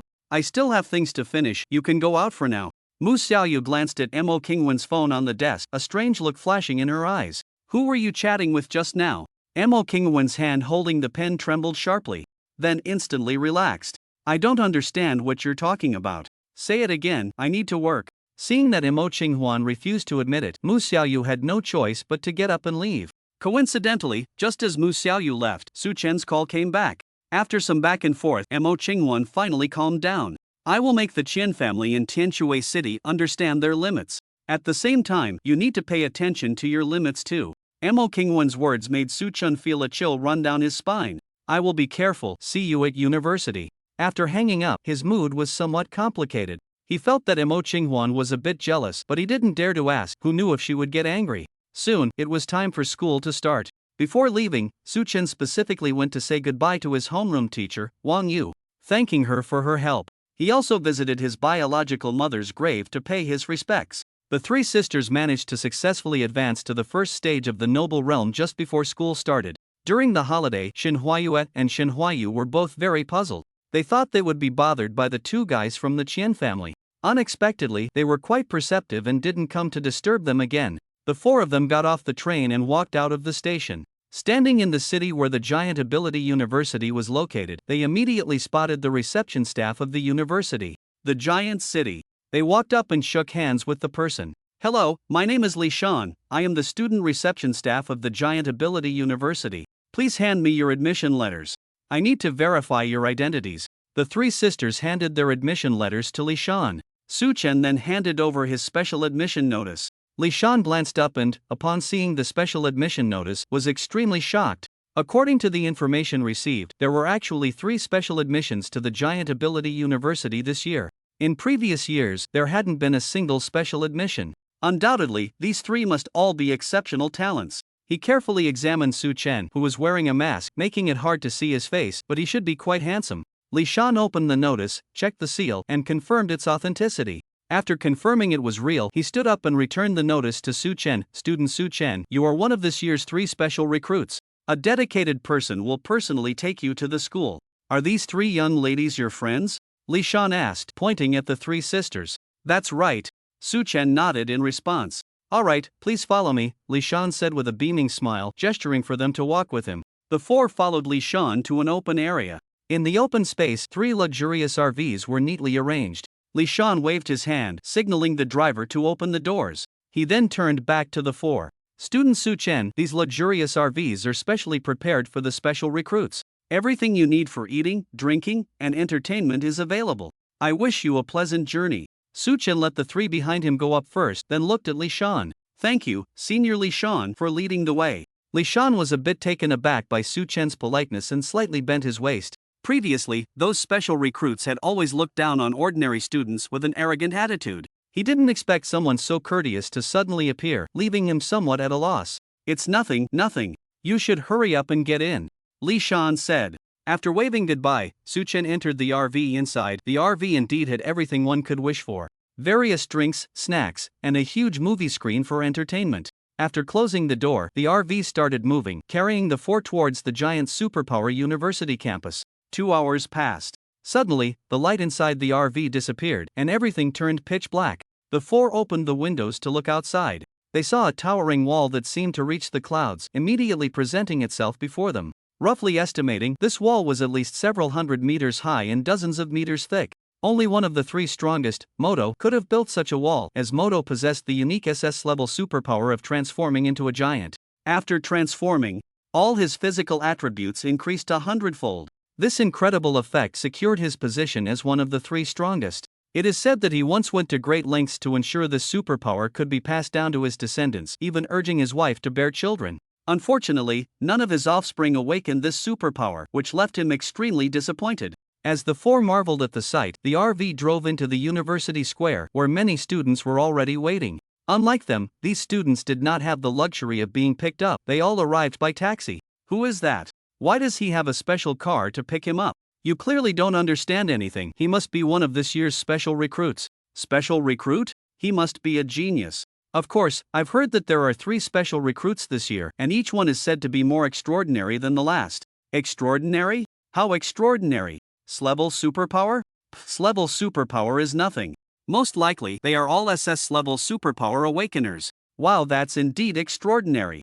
The RV stopped at the foot of a high platform. On the platform, there were 3 stone seats, seemingly prepared specifically for this year's special recruits. At this moment, the driver in front notified Su Chen and the others to get off. The 4 gathered their luggage and exited the RV. As soon as they got off, a teacher from the school approached them. Scanning the 4 faces, he finally settled on Su Chen's. "You must be the special recruit, Student Su Chen?" Su Chen nodded, somewhat puzzled. "Yes, I am Su Chen. May I ask your surname, teacher?" Mu Xiaoyu smiled and said, "My surname is Mu, you can just call me Teacher Mu." "Teacher Mu, is there something you need?" Su Chen asked. Mu Xiaoyu raised a hand, pointing to the 3 stone seats on the high platform. "The 3 positions above are reserved for this year's special recruits. Choose a seat you like and sit down while waiting for the test to begin." "Test? What test?" the 4 asked simultaneously. Upon hearing this, Mu Xiaoyu pointed to a stone tablet behind the 4. According to tradition, every year when new students enroll, they must test their superpower level and quality. That stone tablet is the tool used for the testing. Now that the students haven't all arrived yet, we will only start the test once everyone is here. After hearing Mu Xiaoyu's explanation, the four nodded in understanding. Alright, Su Chen, go up and choose a position you think is suitable, Mu Xiaoyu urged. After exchanging glances with the other three sisters, Su Chen stepped onto the high platform. He climbed more than 30 steps and arrived in front of the 3 stone seats. The crowd below was also looking at Su Chen, curious about which stone seat he would choose. In the end, Su Chen completely ignored the 2 stone seats on either side and directly sat down on the one in the middle, placing his hands on the armrests. With a proud gaze, he looked down at the crowd. Everyone was captivated by the arrogance emanating from Su Chen. Just then, another special vehicle stopped at the foot of the high platform. A girl with fair skin stepped out of the vehicle. The moment she appeared, all the girls present lost their luster. The girl wore a purple gauze dress and her eyes were covered with an unknown purple fabric. Beside her, a female attendant helped her down from the car. With a thought, the girl became acutely aware of her surroundings. She looked up at Su Chen on the high platform and was momentarily taken aback. At this moment, Mu Xiaoyu walked over to the girl and explained the situation. The girl turned to signal her attendant to step back, then turned to ascend the high platform herself. Although her eyes were covered, she moved with confidence, not stumbling at all.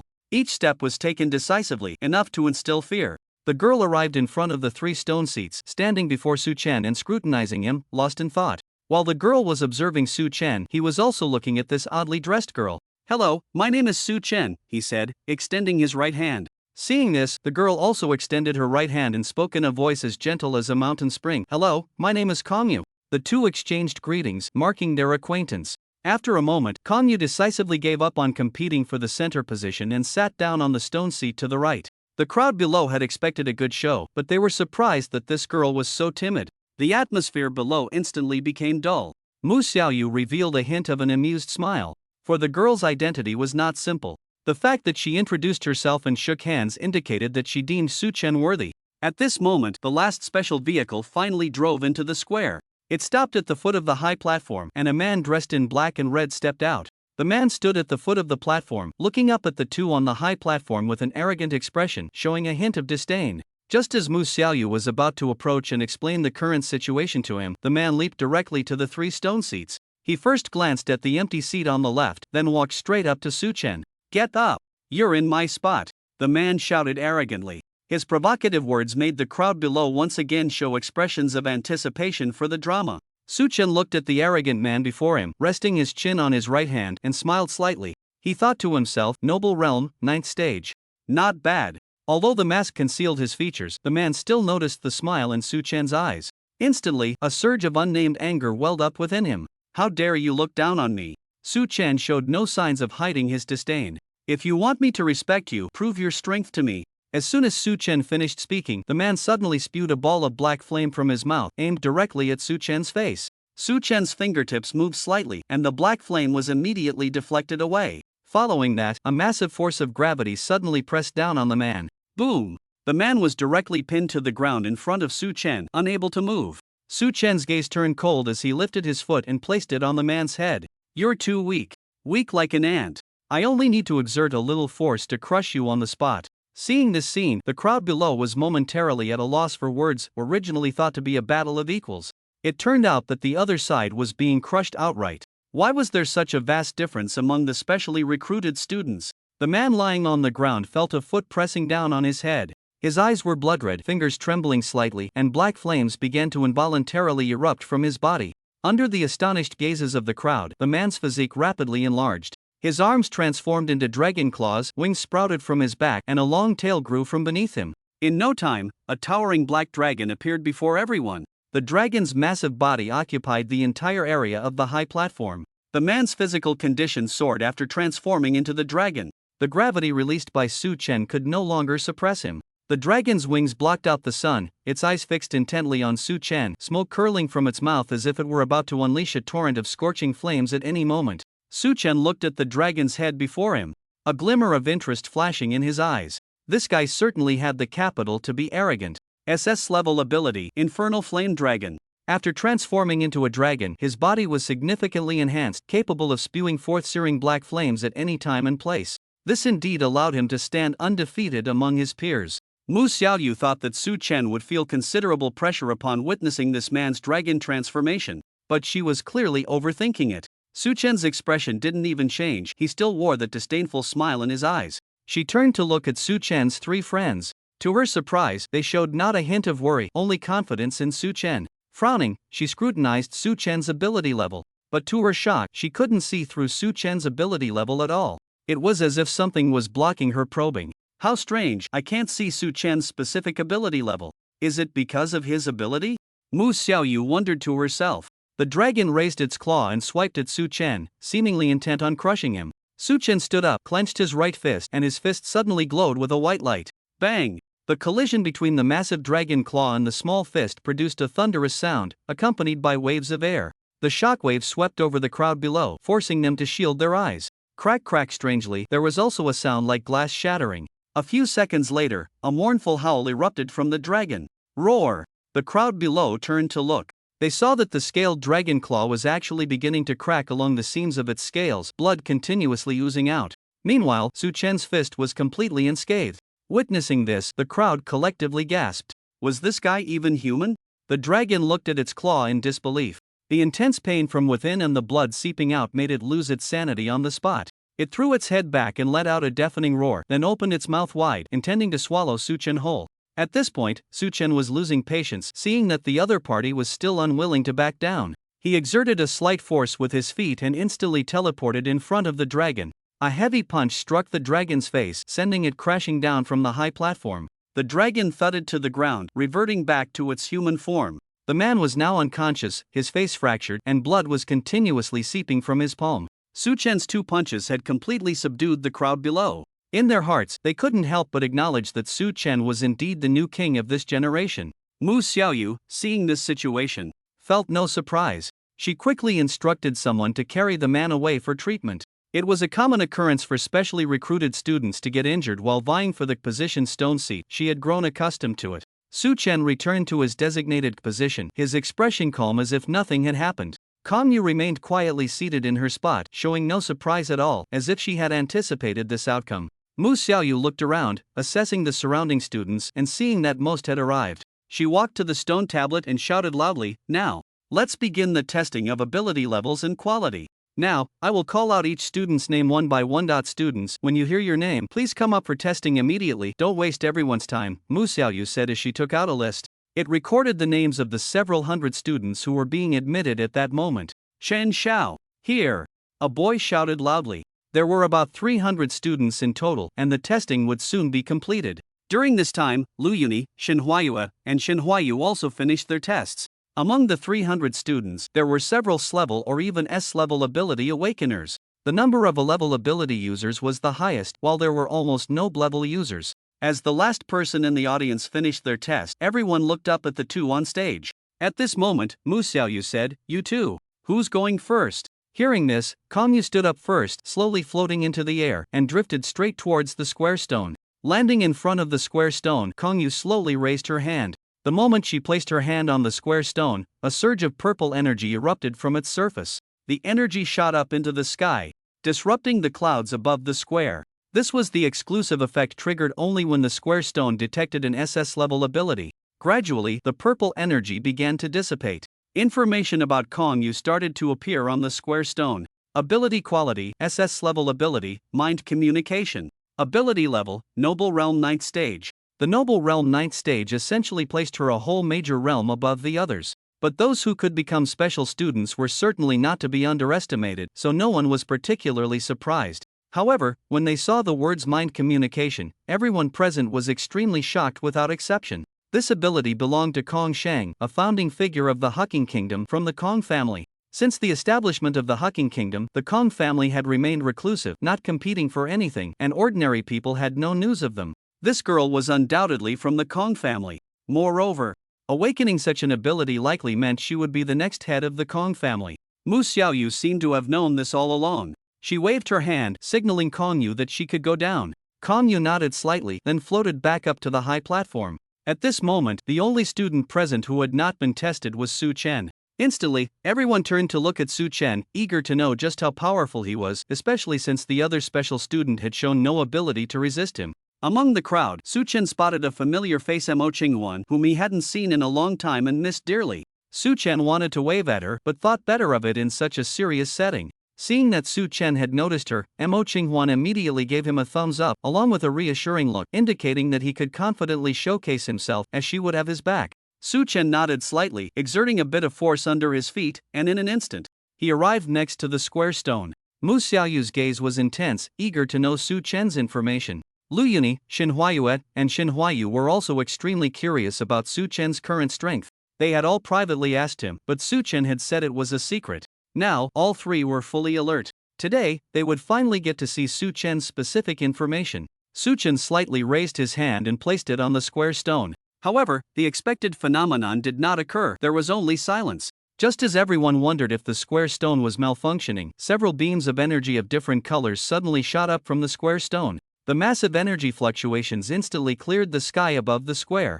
At that moment, the square stone seemed unable to withstand such powerful energy. Its surface began to crack, as if it were about to break at any second. Mu Xiaoyu stood beside it, her eyes wide, watching the cracks on the square stone. This was the first time such a thing had happened. The square stone was actually struggling to handle the abilities within Suchen. Fortunately, after a few seconds, the energy gradually dissipated and the square stone stopped cracking. As Suchen put down his hands and quietly waited for the feedback from the stone tablet. At this moment, the audience was silent, no one made a sound, all staring intently at the stone tablet. Finally, the stone tablet began to respond, slowly revealing Suchen's information. Ability quality, C grade, strange fruit tree.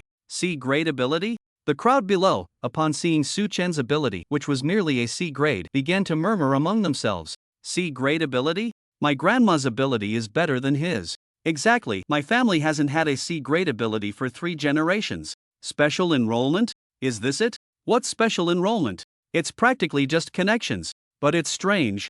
How could such a small C grade ability take out another special enrollment student in 2 punches? Could he have hired an actor? You find me an SSS grade, Infernal Flame Dragon ability user to act, and he'll be impressed. I don't need your approval, you can help an old lady cross the street. Listening to the others gossiping about Suchen, the 3 sisters couldn't help but roll their eyes. These people had never seen the world. But they all knew that Suchen had more than one ability. The gravity ability that suppressed them. The elasticity ability that repelled everything. The vibration ability that shattered space. The azure flame ability that quickly healed wounds. It was just that the stone tablet hadn't displayed them yet. Sure enough, at this moment, the stone tablet began to show more text. Just when the crowd below thought they would finally see Suchen's ability level, the ability quality appeared, SSS grade, elastic meatball. As soon as those big words came out, the expressions of schadenfreude on the faces of the crowd froze in an instant. What was going on? Why was it still showing ability quality?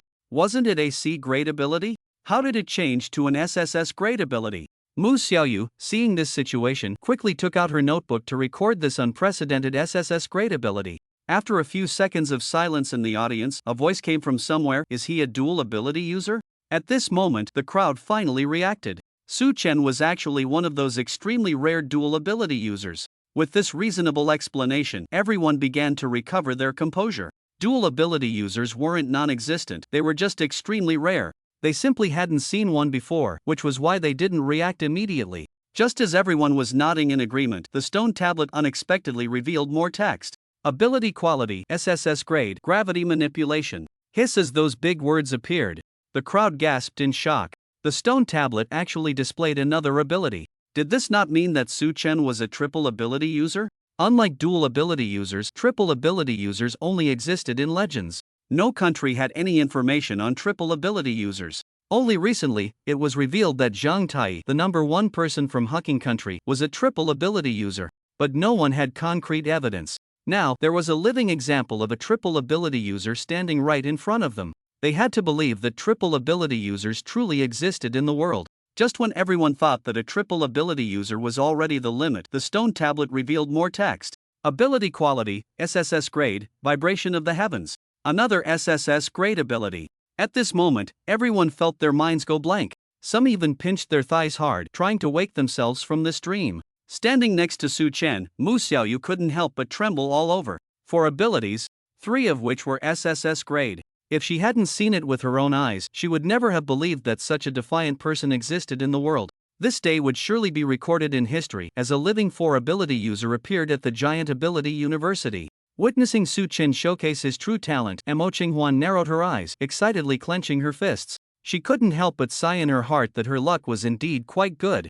After just a little outing, she discovered such a prodigy. The entire square, filled with hundreds of people, fell into silence, all unable to believe this fact. Seeing everyone silent, Su Chen smiled slightly, murmuring, "Let me give the world a little shock." Standing next to Su Chen, Mu Xiaoyu was momentarily stunned. What does this mean? Wasn't the presence of 4 ability users shocking enough? Just as Mu Xiaoyu was lost in thought, the stone tablet began to display more text. Ability quality, SSS level. Azure Flame Immortal Bird. From low to high, neatly arranged, 5 abilities. 1 clever ability and 4 SS level abilities. The people below had already become somewhat numb to the situation. Now, even if Su Chen revealed another ability, they would not be surprised at all. At this moment, even Mo Qinghuan in the audience was dumbfounded. Wasn't it 4 ability users? How did it become 5? Mu Xiaoyu, standing closest, was the most shocked. She turned to look at Mo Qinghuan and saw that Mo Qinghuan also had a bewildered expression. It immediately dawned on her that Mo Qinghuan probably didn't know that Su Chen was a 5 ability user. Su Chen must have only shown her his 4 abilities. Lu Yuni, Xin Huayue, and Xin Huayu had been mentally prepared, but even so, they were still frightened. 5 ability users, the only one in the world. The name Su Chen would surely be recorded in history, forever remembered by the world. At this moment, Kong Yu was sitting calmly on the stone seat. Although her eyes were covered, her ability to sense thoughts allowed her to see the surrounding things without needing her eyes.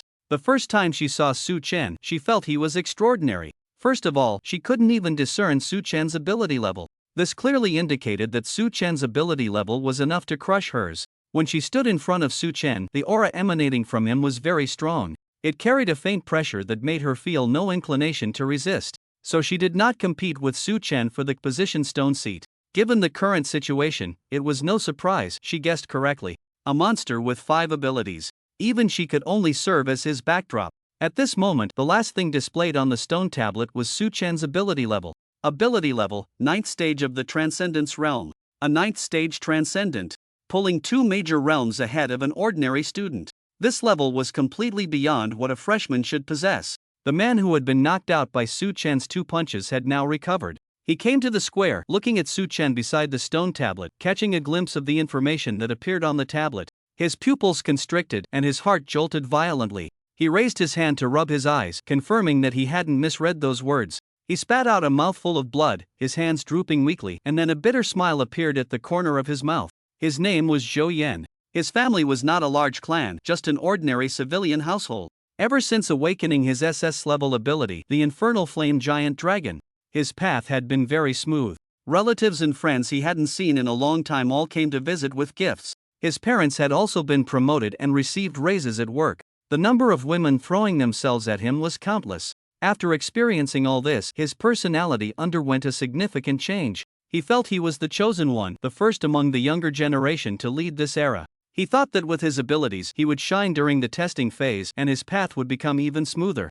Unexpectedly, a prodigy emerged halfway through. 5 abilities, 4 of which were SS level, all concentrated in one person. He wasn't even worthy to carry the other's shoes. Remembering how he had flaunted himself in front of so many people earlier, he now just wanted to find a crack in the ground to hide in. Su Chen wore a mask, not revealing his face. He simply stood there quietly, exuding a kingly aura that made his peers feel despair. To be born in the same era as such a person was indeed a kind of tragedy. At that moment, a loud voice rang out.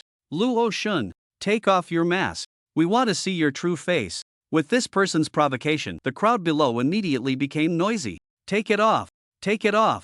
Take it off!" Seeing so many people clamoring, Su Chen raised his hand to press down. The scene instantly quieted down. He reached up to remove his mask, revealing his true appearance. His features seemed like a masterpiece from the heavens. His eyes were like deep, mysterious pools, shimmering with a brilliant light within their dark depths. The corners of his mouth curled slightly upward, revealing a smile filled with mischief, exuding a deadly charm. Everyone in the audience was momentarily speechless, stunned by his handsomeness. Among all those present, perhaps only Mo Qinghuan was the most shocked. This was solely because Su Chen's facial transformation was so drastic that she could hardly recognize him, nor dare to look closely, fearing she would be deeply captivated. Next to Su Chen, Mu Xiaoyu stared blankly, raising a hand to wipe the corner of her mouth, feeling an inexplicable urge within her. As the crowd began to regain their senses, they pulled out their phones, snapping pictures of Su Chen. After all, whether it was Su Chen's monstrous talent or his stunning looks, it was certainly something worth documenting. As the testing ceremony came to a close, Su Chen, with an overwhelming advantage over his peers, earned the title of Newcomer King. Information about Su Chen began to slowly circulate online. Many people found it hard to believe that someone like him existed in the world, accusing the Giant Ability University of fabricating and deceiving the public. But none of this had anything to do with Su Chen. At that moment, Su Chen was in Mo Kingwan's office, being subjected to intense interrogation. "You slippery little brat, how dare you lie to me about having only 4 abilities? Do you know how serious the consequences of deceiving me can be?" Mo Qinghuan glared at Su Chen as she spoke. Su Chen chuckled, thinking to himself that she didn't know the half of it. "Everyone needs to have a few secrets, don't you think, Principal Mo?" Upon hearing this, Mo Qinghuan silently agreed. Indeed, everyone should have some secrets and not reveal everything. Coming back to her senses, she suddenly thought of something and asked in a serious tone, "So, you have more secrets then?" Su Chen remained silent, simply gazing at Mo Qinghuan. Seeing this, Mo Qinghuan decided not to press further. "If you don't want to talk, I won't ask." She turned and took out a map of the ocean blue star from her drawer, placing it in front of them. Su Chen had seen the map of ocean blue star online. The northern part was the human continent, while the southern part was an endless ocean. But as he glanced at the map, he noticed something was off. It didn't look like the ordinary map of ocean blue star. There was an unknown continent in the southern ocean of ocean blue star, and there was no information about this continent online. Noticing the confusion on Su Chen's face, Mo Qinghuan said, "It seems you've already noticed the difference. Why is this map different from the one online?" Su Chen asked, puzzled. "Because this is the true map of ocean blue star. The one online is just a deception for the public," Mo Qinghuan replied casually. "Why go to such lengths?" Su Chen looked down at the map, confused. "Because this continent is called the Beast Continent," Mo Qinghuan pointed to the vast land. Beast Continent. This was the first time Su Chen had heard this name. Mo Qinghuan nodded. "This continent is enormous, about twice the size of the human continent in the north of ocean blue star. It is rich in mineral resources, has diverse geographical environments, and is home to countless beasts, making the living conditions extremely dangerous for humans. Therefore, all countries have agreed not to disclose any information about the Beast Continent. Only students who are admitted to world-class universities will be informed about the Beast Continent and are bound to keep this secret." Hearing this, Su Chen still didn't understand why Mo Qinghuan suddenly chose to tell him such things. "Why are you telling us this?" Upon hearing this, Mo Qinghuan stood up and walked to the window, looking out at the peaceful campus. "Su Chen, do you think the area of Giant Ability University is large?" Su Chen was taken aback by the question, recalling the size of the school, realizing it indeed didn't seem to match that of a top-tier university. Aside from the towering wall at the entrance, which stood hundreds of meters high, there were hardly any significant facilities. At that moment, a bold thought crossed his mind. Could it be? Seeing that Su Chen had begun to speculate, Mo Qinghuan no longer held back. "The headquarters of the giant superpower university is not here, but far away on the Beast Continent."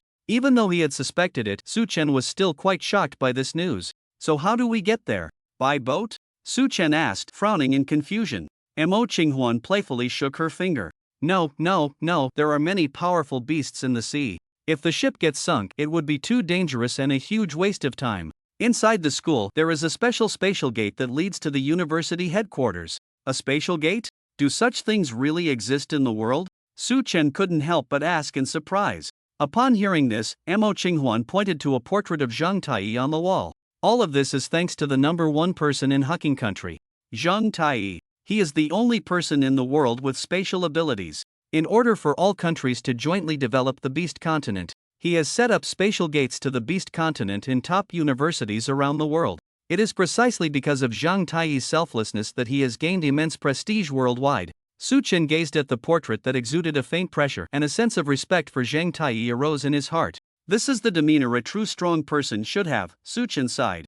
Mo Qinghuan slightly nodded in agreement. She then continued, "Tomorrow, you will pass through the spatial gate and enter the university headquarters to begin your training. The weather on the Beast Continent is unpredictable, so remember to bring some seasonal clothes." "Aren't you going with us to the headquarters?" Su Chen asked. Mo Qinghuan shook her head. "No, the Star God Society has been quite restless these past few months.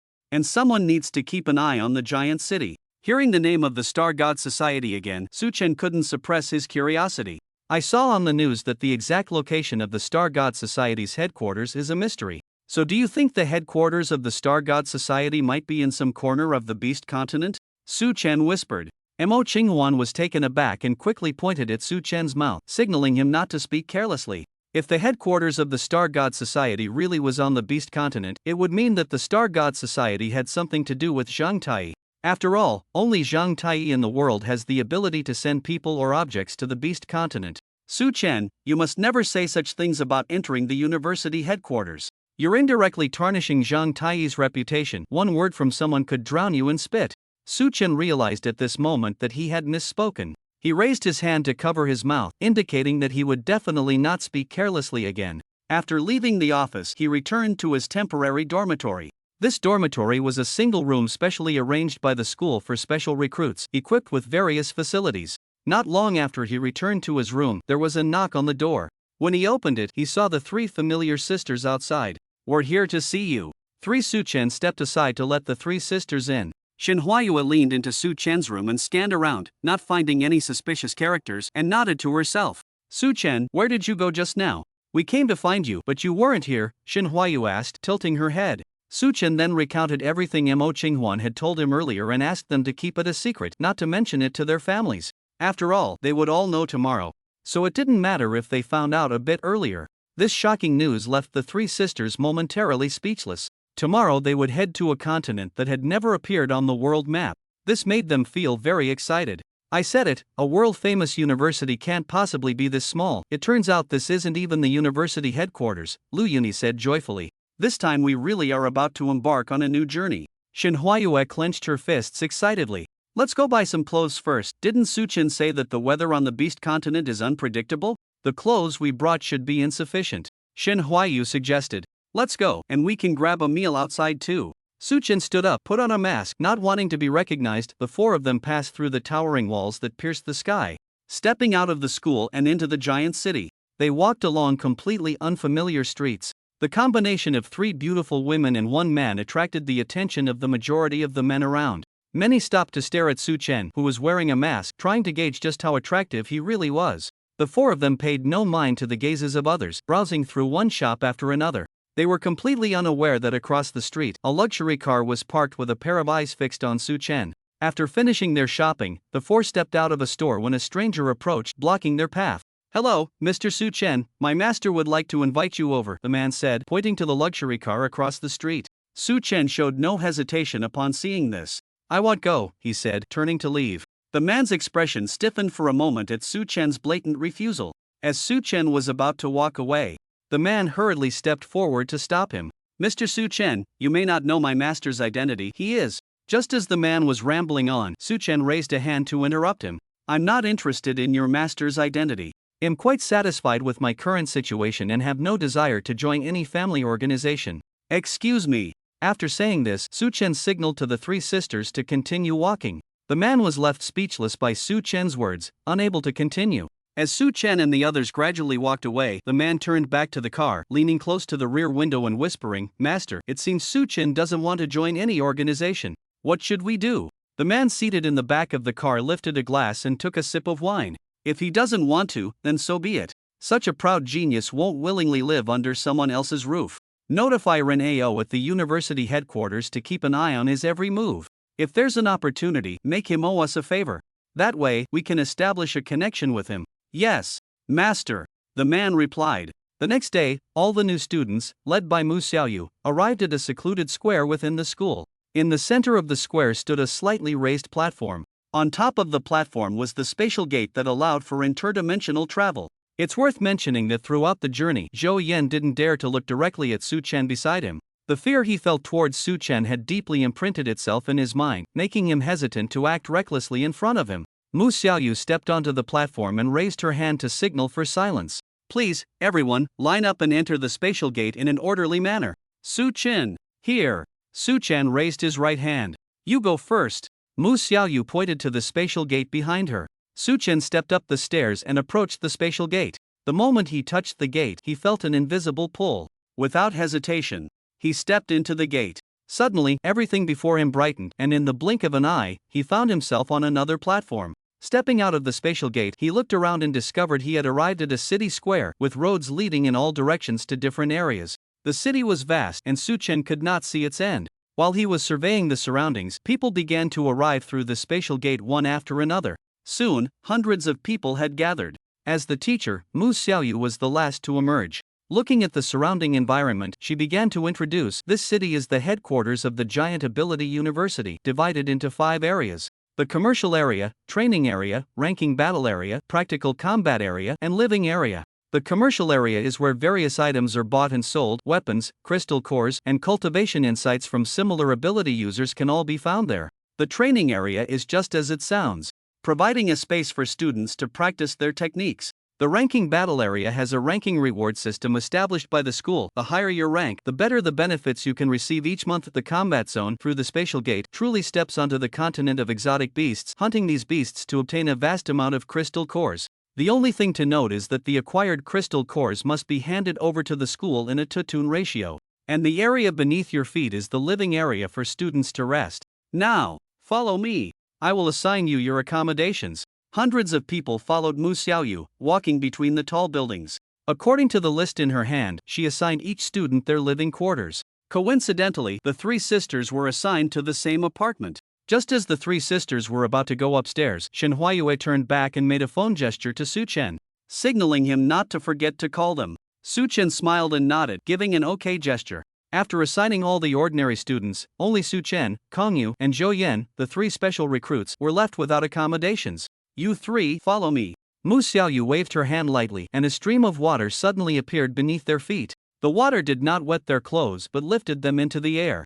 They flew until they reached the villa area on the other side of the tall building before landing. Mu Xiaoyu pointed to this villa area. This villa area is specially prepared for special recruits or exceptionally outstanding students. Each villa is equipped with a private butler responsible for your meals. There will also be someone assigned to clean the villa in the morning or evening. However, if your performance does not meet the school's expectations, the villa will be reclaimed. After saying this, Mu Xiaoyu took out 3 keys and handed them to the 3. Su-chen received the key and saw that the number on it was 66, indicating he was in villa number 66. Thank you, Teacher Mu, Su-chen said softly.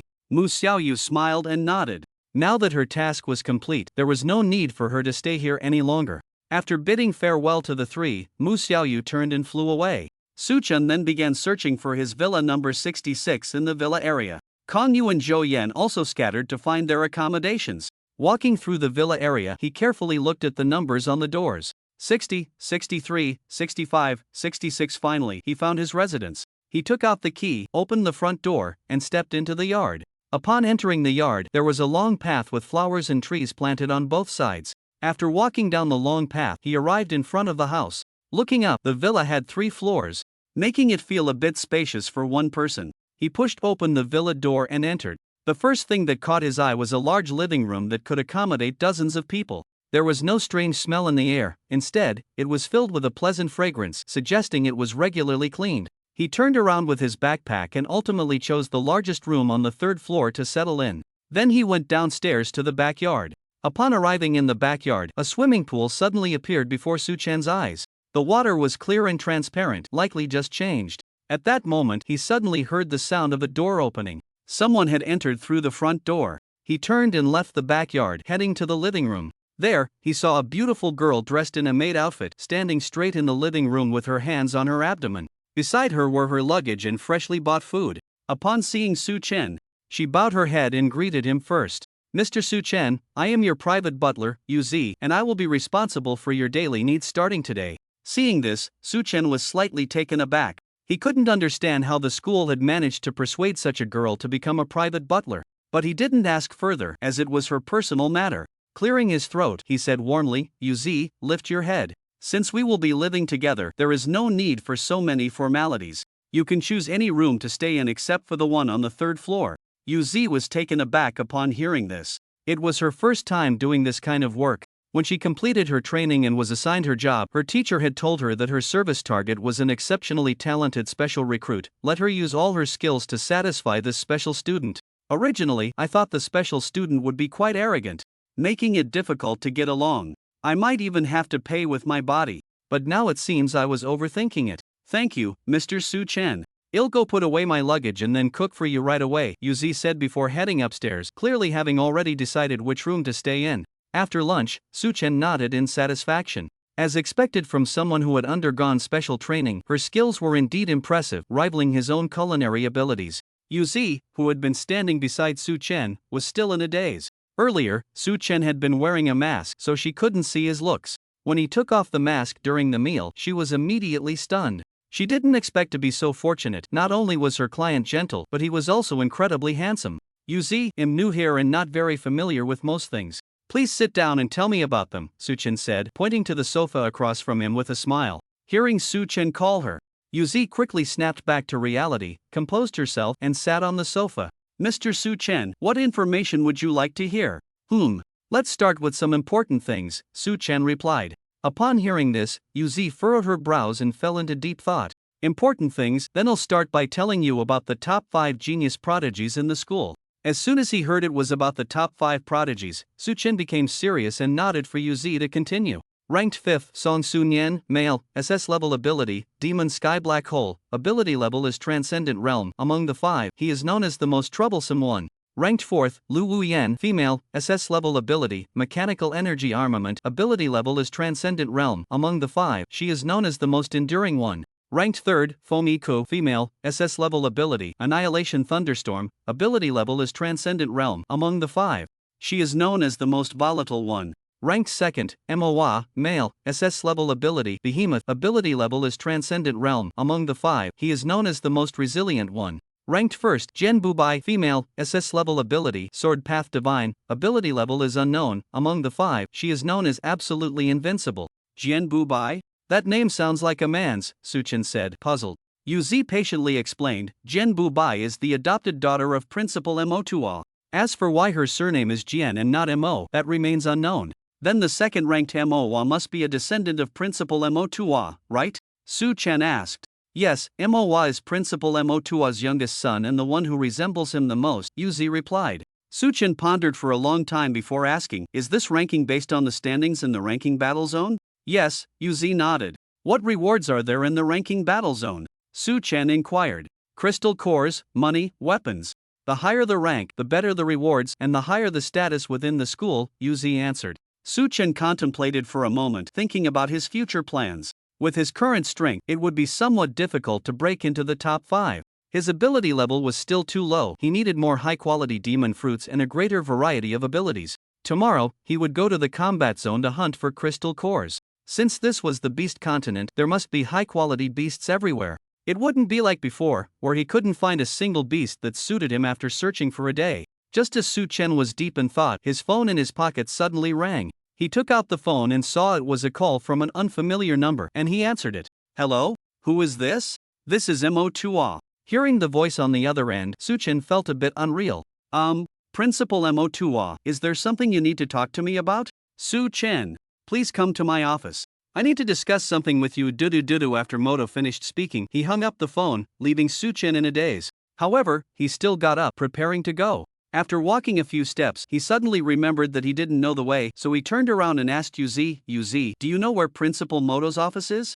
Oh, it's in the villa area, in the tallest building at the southernmost end. You can find it by looking at the sign at the entrance, Yuzi said, pointing south. Su-chen nodded and then walked out of his villa, heading south. Following the signs all the way, he finally found a tall building. Upon entering, the reception staff guided him to the door of Moto's office. He raised his hand and knocked on the door. Knock, knock, knock. Principal Moto, I am Su-chen. Come in. As he opened the door and stepped into the office, a strong pressure suddenly enveloped his entire body, making it hard for him to breathe. Fortunately, that feeling only lasted a few seconds before disappearing. His body felt light all of a sudden, and he immediately looked up at the man sitting behind the desk. The man had a well-proportioned physique, muscular and with perfect lines, but his shiny bald head somewhat detracted from the overall aesthetic. Principal Moto, Su-chen greeted and said. Moto did not respond. He pointed to the chair opposite him, indicating for Su-chen to sit down. Su-chen stepped forward and sat in the chair. When are you going to marry my daughter? Moto said unexpectedly. Su-chen almost choked on his breath upon hearing this. Cough, cough, cough. Principal Moto, what do you mean by that? I have nothing to do with Mo Ching-hwan, Principal Moto. It is absolutely innocent, with not a hint of any romantic involvement. Moto stared at Su-chen with wide eyes. Are you telling the truth? Absolutely true. Su-chen replied eagerly. Upon hearing this, Moto finally broke into a smile. Ha ha ha, good. I thought my daughter had someone in her heart after going out, but thankfully it was just a false alarm. Su-chen's expression was quite speechless. It turned out Moto was a daughter-doting father. Then, Moto changed the subject, his expression turning serious as he asked, Su-chen, do you want to be my disciple? Su-chen was taken aback, his expression instantly frozen. Why? Su-chen asked in confusion. He really couldn't understand why Moto suddenly wanted to take him as a disciple. They had only met for the first time today, and their abilities had no similarities. Therefore, he didn't think that becoming Moto's disciple would provide any substantial help. Moto opened his mouth and laughed heartily. Ha ha ha. Su-chen, your talent is something I've rarely seen in my life. If not properly guided, it would be a pity to take the wrong path. As Moto spoke, he opened the drawer in front of him and took out a book, handing it to Su-chen. Su-chen stood up and took the book with both hands. Noticing that the cover was inscribed with 3 large characters in ink, 9 heavens. 9 heavens? Su-chen looked up at Moto in confusion, his eyes sparkling with bewilderment. Moto smiled slightly and began to explain, all strong individuals in the world have their own powerful techniques that they have researched. This book, 9 Heavens, is a powerful technique created based on my deep understanding of strength. I've looked at your information, an astonishing 5 abilities, with 4 of them being SS-level abilities. One of your SS-level abilities, Tremor of the Sky, interests me greatly. The violent power of tremors can easily shatter space. If you learn this 9 Heavens, your combat power will surely soar. Upon hearing this, Su-chen couldn't wait to flip to the first page. 9 Heavens. 1 force, 1 heaven, 1 realm. After mastering it, the punches thrown will conceal powerful hidden energy, and their power will rise explosively. After reaching the highest level of 9 heavens, 9 hidden energies will stack upon each other, each stronger than the last, possessing the power to shatter everything. Su-chen found himself liking it more and more. This technique was indeed perfect for him. He immediately stood up and bowed to Moto. Su-chen wishes to become your disciple. Thank you, Master, for granting me such a precious technique. Upon hearing this, Moto couldn't help but laugh. Ha ha ha, good. From now on, Su-chen, you are my second disciple. The Academy's number 1, Sword Invincible, is my first disciple and also your senior sister. Train hard and don't be lazy. Yes, Master. Su-chen respectfully bowed again and then asked, Master, where is my senior sister? Oh, her? She can't sit still for a moment. She should be out hunting exotic beasts somewhere right now, Moto replied helplessly. Su-chen nodded in realization.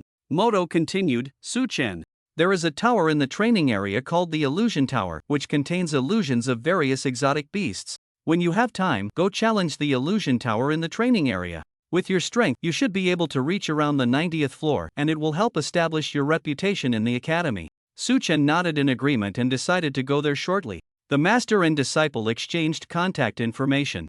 After leaving Moto's office and arriving downstairs, he encountered a man who looked about 80% like Moto. He must be Moto's son, Manhwa, who ranked second in the academy. The remaining 20% difference was due to Manhwa having hair. If he were bald, he would look exactly like Moto. When Manhwa saw Su-chen, he immediately smiled and walked over, throwing an arm around Su-chen's shoulder. Hey, bro! You must be Su-chen, the astonishing 5-elemental practitioner. Su-chen felt a bit uncomfortable with this guy's familiarity and wriggled free from Manhwa's grip. Steadying himself, he looked at Manhwa. That's right, I am Su-chen. You must be Manhwa. Manhwa flashed a big grin, gave himself a thumbs up, and said, That's right, I am Manhwa, the strongest among the students. The strongest? I thought the number 1 in the academy was Sword Invincible? Su-chen asked, puzzled. Upon hearing the name Sword Invincible, Manhwa's expression stiffened for a moment. He then stepped forward and patted Su-chen's shoulder with a smile. Ha ha ha, don't take it seriously, I was just saying that casually. Remember to keep it a secret. Seeing this, Su-chen nodded speechlessly. It seemed this guy was a bit afraid of Sword Invincible. Enough small talk, Su-chen, what are you doing here? Manhwa asked. Su-chen then took out the 9 Heavens Technique manual and informed Manhwa about being accepted as Moto's disciple. Manhwa looked at the 9 Heavens and, for some reason, his expression turned melancholic. 9 heavens? This thing is not easy to practice. I took a long time to get started, and even now, I've only reached the 5th level. But its power is indeed worthy of its difficulty. Keep it up, I'm heading up now. After saying that, Manhwa swiftly went upstairs. Su-chen returned to the villa first. He placed the 9 Heavens manual at home. Losing something so important would be a disaster. Just as he was going downstairs, he saw Yuzi. Yuzi, I'm going out for a bit. You don't need to make my lunch this afternoon. Yuzi smiled obediently and nodded, indicating she understood. Once outside, he took out his phone and called Shin Huayue to ask if they were going to the training area. We're coming down now," Shin Huayue replied cheerfully. Su Chen flew to the entrance of the high-rise dormitory area, waiting boredly for the three to come out. Just as he was scrolling through the news on his phone, a pair of large hands suddenly landed on his shoulder. Su Chen shivered and turned around sharply. He saw a stylish girl wearing a baseball cap, a purple short-sleeved shirt, and purple shorts, who was now smiling at him with great interest. Su Chen felt very uncomfortable under her unabashed gaze and instinctively took a few steps back. But the girl followed closely without hesitation, as if she had set her sights on Su Chen. Seeing this situation, Su Chen raised his hand to block the girl's advance, smiling wryly as he said, "What do you want, classmate?" "You must be Su Chen, the monstrous 5-elemental ability user," the girl said, staring intently at Su Chen with an aggressive tone. Upon hearing this, Su Chen looked at the girl's rapidly rising and falling chest and thought to himself, "Is this person here to cause trouble?" "That's right, my lady, what brings you here?" Su Chen replied, unafraid. The girl smirked, her lips curling up in disdain. "Humph. Then I can only tell you, you're in trouble." Su Chen frowned, she really was here to pick a fight. But he had no idea how he had offended her. "Do we know each other? When did I offend you?" Su Chen asked, confused. The girl was taken aback, then angrily pointed her finger at Su Chen's face. "It's because of your face. It got me dumped by my girlfriend. Do you think I should teach you a lesson?" Su Chen was instantly left with a face full of question marks. "Girlfriend?" He looked down in bewilderment at her slightly protruding chest, confirming once again that this person was indeed a girl. But what did girlfriend mean? Then, a sudden realization hit him, and his eyes widened as he looked at the girl, gasping in shock. He really couldn't understand how one could offend someone in such a roundabout way. "Yuri?" Su Chen murmured to the girl. Upon hearing this, the girl not only didn't feel embarrassed but looked at Su Chen with pride. "What? Do you have a problem with that?" No, I'm just a bit surprised." Su Chen quickly waved his hands. The girl looked at Su Chen with cold eyes. "Su Chen, how do you propose we resolve this? Ever since my girlfriend saw your face online, she insisted on breaking up with me. She even wants me to introduce her to you. What a damn insult." As she spoke, the girl couldn't help but clench her fists, clearly genuinely angry. Su Chen listened to the girl's complaints, utterly speechless. "Classmate, this is a personal issue between you two, don't pin it on me. Have a good talk with your girlfriend, there might still be a chance to salvage it." To his surprise, the girl's eyes widened and her hair seemed to stand on end. "I never go back to my ex.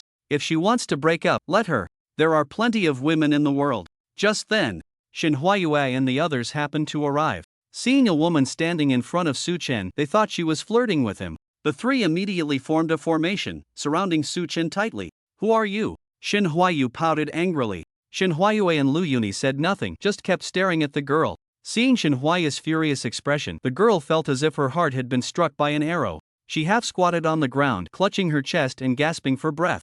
Could this be the feeling of love at first sight? Su Chen looked down at the girl squatting on the ground. He felt that this girl must have some issues, probably one of those intermittent problems. He reached out to gather the three of them, letting them walk ahead. "Let's go, let her have her episode alone," he said, leaving the girl behind and following the sign to the school's training area. The training area had a large venue for students to spar. In the center stood a tall, straight tower, which should be the illusion tower that Moto had mentioned. "Let's go try out that illusion tower first," Su Chen said, pointing at it. The three looked at each other in confusion, not understanding why Su Chen wanted to go there. As they walked, Su Chen explained everything to them.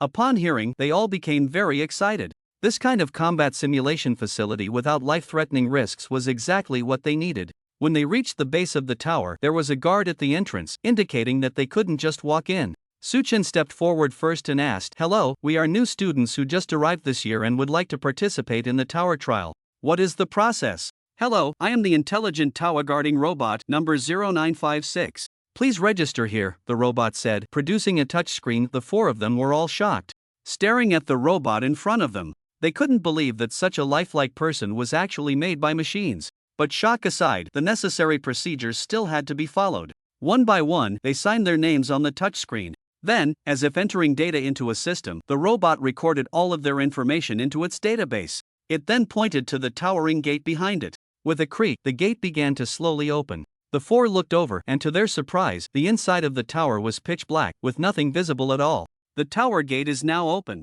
You four may enter," the robot said respectfully. Su Chen was the first to step into the tower. The other three quickly followed him inside. In an instant, Su-chen felt the world spinning, and when he opened his eyes in confusion, everything around him had changed dramatically. He found himself alone on an island. The salty sea breeze gently brushed against his nose, making him feel incredibly real. In front of him was a type of turtle-like beast he had never seen before, but it was only level 1. With a gentle flick of his finger, gravity instantly pressed down, crushing the beast into a pulp. In just one encounter, the beast perished without even a whimper.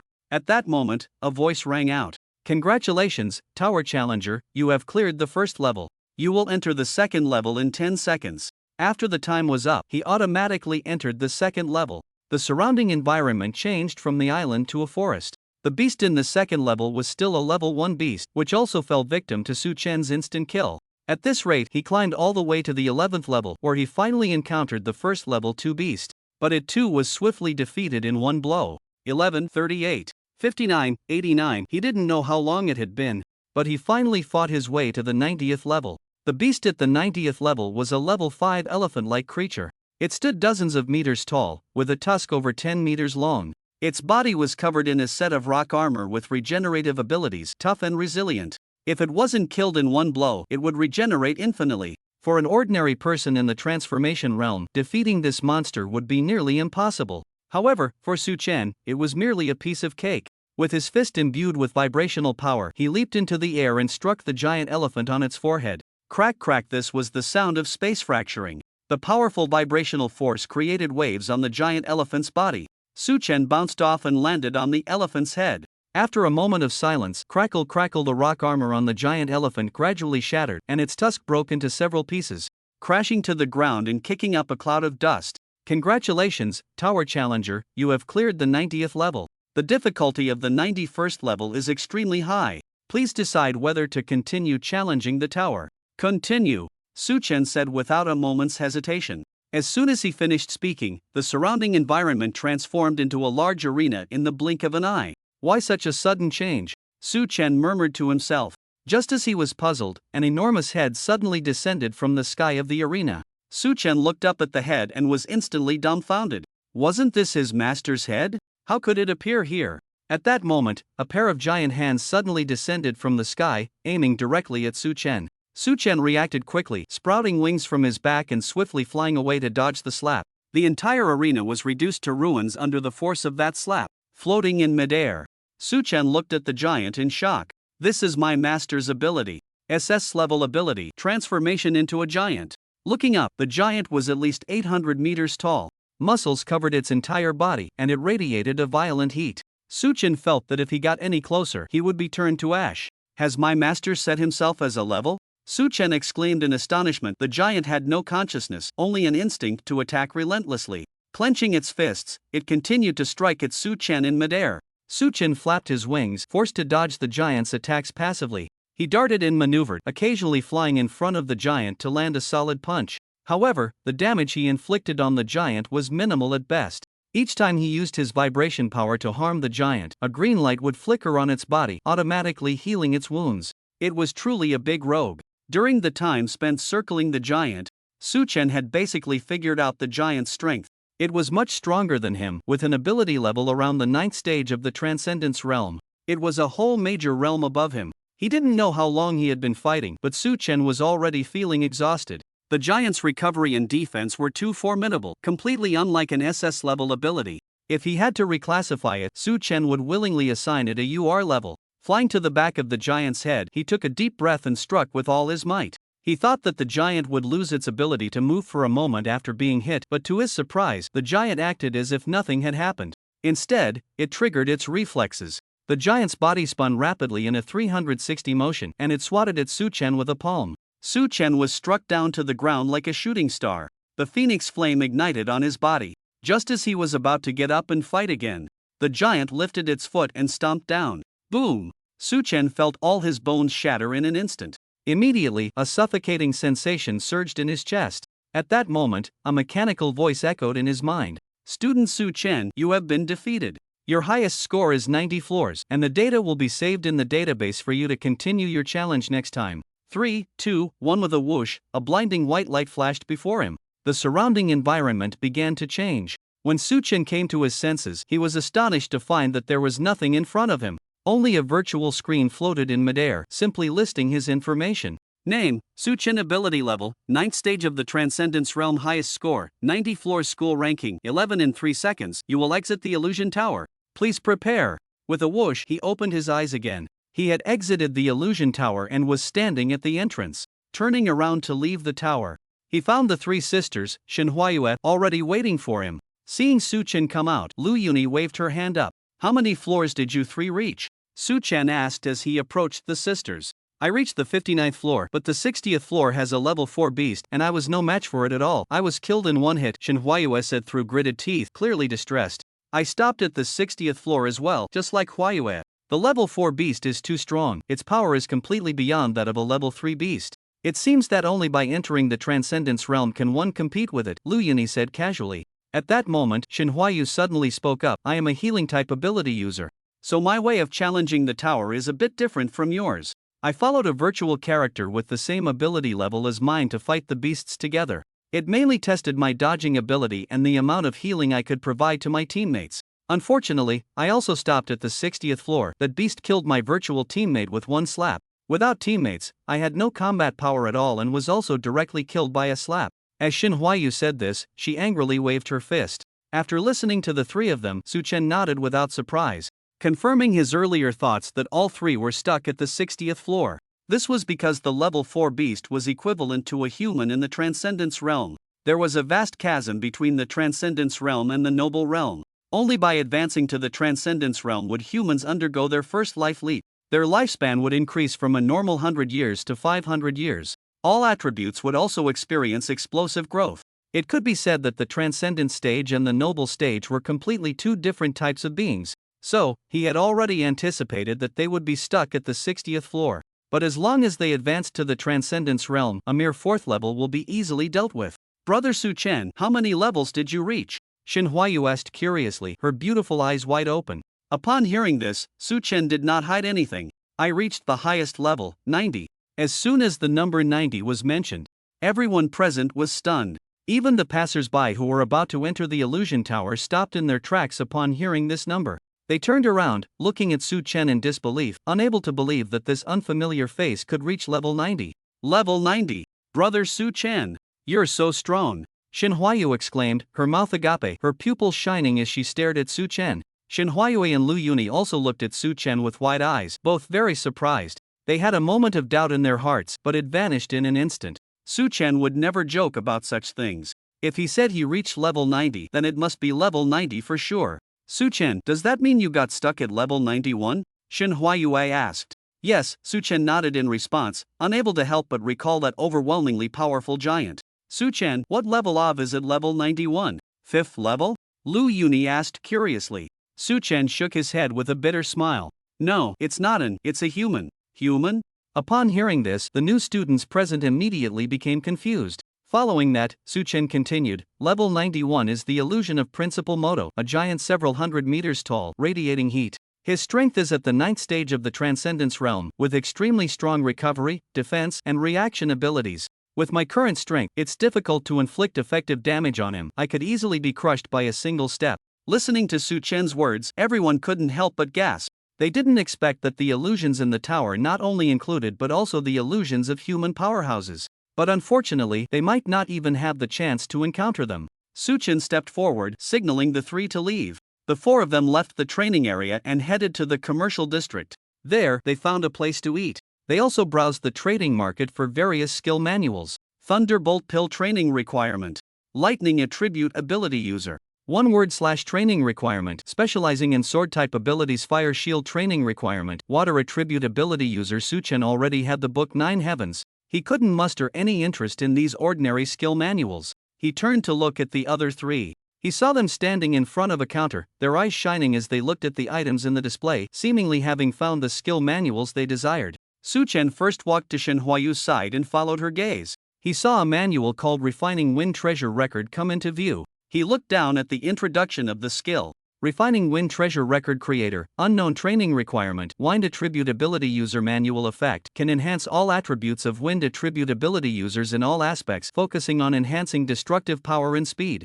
Conclusion: Tornado destroys parking lots. Note: There is a chance to improve ability quality during training. Please do not be surprised. The secret realm is divided into 5 levels. First level price 53rd level crystal cores. Second level price 34th level crystal cores. Third level price 25th level crystal cores. Fourth level price 10 6th level crystal cores. Fifth level price 5 7th level crystal cores. Overall, this skill manual is indeed very suitable for Xinhuayue. Not to mention anything else, just the chance to improve ability quality is enough to attract attention, let alone the other bonuses. He turned to Xinhuayue, who was gazing longingly at the display. This refining wind treasure record is indeed very suitable for you, Su Chen said softly. Hearing Su Chen's voice, Xinhuayue suddenly came to her senses. She turned to Su Chen and said regretfully, yes, but unfortunately, it's just too expensive. I can't afford it right now. Seeing this situation, Su Chen immediately comforted her. Don't worry, this is the continent, there's no shortage of crystal cores. We're teaming up to go to the combat zone tomorrow to hunt for crystal cores in the outside world together. After hearing this, Xinhuayue immediately became much happier, her eyes curving as she nodded. Great! Then, the two of them walked over to Lu Yuni, who was closest to them, intending to share their plan to hunt for crystal cores together the next day. Xinhuayue approached and patted Lu Yuni on the shoulder, saying, Yuni, let's go hunt for crystal cores together tomorrow. Lu Yuni, startled by the pat, snapped back to reality. Turning her head, she saw it was Xinhuayue and Su Chen, and let out a sigh, patting her chest. Sorry, I was lost in thought. What was so captivating? Su Chen stepped forward, looking over with curiosity. Unbeatable sword technique creator, Jian Bubi training requirements, specialization in sword type abilities effect. Contains various sword techniques uniquely created by Jian Bubi. It focuses on enhancing the will of the sword wielder to charge forward without fear.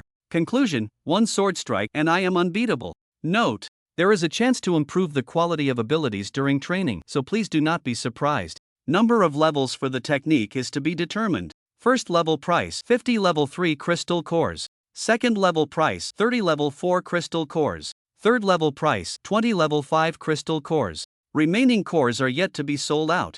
After reading the introduction of this technique, Su Chen was left utterly dumbfounded. Staring at the words Jian Bubi, he rubbed his eyes vigorously, confirming he wasn't mistaken. Two questions inevitably arose in his mind. What realm has Jian Bubi reached? And she doesn't seem that old, how could she create her own technique? Calming down, he buried his questions deep in his heart. He turned to Lu Yuni and shared the plan to hunt for crystal cores tomorrow. Sure, just what I need to buy this technique, Lu Yuni said, her eyes sparkling. The three of them then walked towards Xinhuayue. At that moment, Xinhuayue's excitement was evident. Seeing the three approach, she quickly bounced over to greet them. Sister, Yuni, Su Chen, I found a super suitable technique for me. Oh, which one? Xinhuayue looked towards the cabinet behind Xinhuayue. Xinhuayue beckoned the three to follow her to the display cabinet, joyfully pointing at one of the books. Mastering Immortal Techniques Creator, Enin Training Requirements Healing Type Abilities Effect significantly increases the healing output of healers, at critical moments can sacrifice part of one's own life force to forcibly extend the life of the one being healed. Conclusion, with my life I exchange for yours, it's worth it. Note, there is a chance to improve the quality of abilities during training, so please do not be surprised. The technique is divided into 5 levels. First level price 50 level 3 crystal cores. Second level price 30 level 4 crystal cores. Third level price 20 level 5 crystal cores. Fourth level price 10 level 6 crystal cores. Fifth level price 5 level 7 crystal cores. After reading the introduction, everyone unanimously felt that this technique was indeed the pinnacle for healing type abilities. Not only could it greatly enhance healing output, but it could also sacrifice one's own life force at critical moments to protect a teammate's life. Which team wouldn't want such a healer? Isn't it amazing? Xinhuayue beamed, looking at the three. The three exchanged glances and nodded in agreement. The effect is indeed formidable, Su Chen said seriously. Then, Xinhuayue informed Xinhuayue about the plan to team up for hunting crystal cores tomorrow. Upon hearing this, Xinhuayue excitedly grabbed Su Chen's hand and said, Su Chen, how about we meet at the dormitory entrance at 7 tomorrow? Su Chen naturally had no objections and nodded in agreement. The four of them bought some supplies at the mall. After leaving the mall, they dropped the three sisters off at the dormitory entrance. The sky was getting darker, turning pitch black. Su Chen spread his azure flame wings and flew directly back to the villa area. Passing by a villa, Su Chen inadvertently caught a glimpse of someone seemingly standing on the balcony, but when he looked back at the balcony again, the figure had vanished once more. Perhaps he had seen it wrong. After Su Chen flew past the villa, a dark shadow quietly appeared on that balcony. This person watched Su Chen fly away, a glint of light flashing in their eyes, which quickly turned into greed. 5 superpowers. 4 of them SSS level. What an enviable and hateful guy. Those born with SSS level abilities should just die. Unlike me, who struggled from the lowest E level ability all the way to SSS level. Once I swallow his 5 abilities, my ability quality should break through SSS level and enter a whole new realm. Then this person seemed to think of something and suddenly laughed out loud. By then, defeating that monstrous woman, Jen Booby, will be a piece of cake, right? He. Jen Booby, I can't wait to see the look on your face when I defeat you. It's going to be so much fun, he. Su Chen returned to the villa. In the living room, Yuzi was cleaning when she saw Su Chen come back and immediately asked, Mr. Su Chen, welcome home. Would you like to take a bath? Just right, Su Chen also wanted to soak in a bath and relax. Sure. After taking a bath, he lay on the soft bed. A strong sense of drowsiness gradually washed over him, and before long, he fell into a deep sleep. After finishing her work in the villa, Yuzi returned to her own room. After washing up, she had just sat on the bed when the phone on her nightstand rang. Picking up the phone, she saw it was her mother calling, and she answered it, putting it to her ear. Hello, Mom, how are you? As soon as Yuzi finished speaking, a voice filled with complaints came from the other end. You little girl, what can I say about you? Isn't it good to just be an honest level ability user and go to a second-rate university? Why do you have to push yourself to go to that giant ability university to be a maid? So, how was your first day at work? Do you regret it? Listening to her mother's complaints, a bitter smile appeared on Yuzi's lips. Mom, if my grades had been just a bit better, I could have gone to one of the top 3 universities. I really can't accept just going to a second-rate university. At that time, I received a call from Giant Ability University, asking if I was willing to be a maid. At first, I was very angry. I thought I would never lower myself to that level. But when I experienced the educational resources of a top university, I solidified my resolve. Even if I have to be a maid at a top university, I don't want to stay at a second-rate university as a top student, Yuzi said with unwavering conviction. Mom, I signed a confidentiality agreement. There are some things I can't say openly, but I can only tell you that the resources here are far beyond what you can imagine. I know you're worried about me being bullied or humiliated, but I feel that this is the necessary price I must pay to move up. After hearing Yuzi's words, there was suddenly silence on the other end of the phone. After a long while, Yuzi's mother let out a deep sigh. Sigh, you really take after your dad's stubbornness. Once you set your mind on something, even 10 elephants can't pull you back. Since you've said that, I'll choose to support your decision. Just be careful and don't stand in front of me with a big belly. Yuzi's face turned bright red at her words. Mom, what are you talking about? On the other end of the line, Yuzi's mother snorted coldly after hearing her daughter's words. A lonely man and a woman, dry wood and fierce fire. If someone wants to do something, what power does a little maid have to resist? But remember, take proper precautions, don't get pregnant or he won't acknowledge it. The more Yuzi listened, the angrier she became. Mom, he's a handsome gentleman, not a thug. I won't allow you to casually insult him. Hearing her daughter's furious tone, her mother stopped her nonsense. Alright, I won't say anything more. You should rest well. Hanging up the phone, Yuzi sighed. Having such an unreasonable mom is really exhausting. Silently complaining in her heart, she then lay down on the bed and soon fell asleep. The morning sunlight shone on Su Chen's face. It was at this moment that the phone rang. Quickly getting out of bed, washing up, and having breakfast, he slung his supplies over his shoulder and flew towards the entrance of the high-rise dormitory area. It wasn't long before the 3 sisters appeared in Su Chen's line of sight simultaneously. As the 3 walked up to Su Chen, he took a glance. After a night, Shin Huayu seemed to look very troubled. Huayu, what's wrong? Didn't sleep well? Su Chen asked, puzzled. Shin Huayu looked around helplessly, a bit embarrassed to speak. Seeing her sister struggle to find the words, Shin Huayu had decided to answer for her.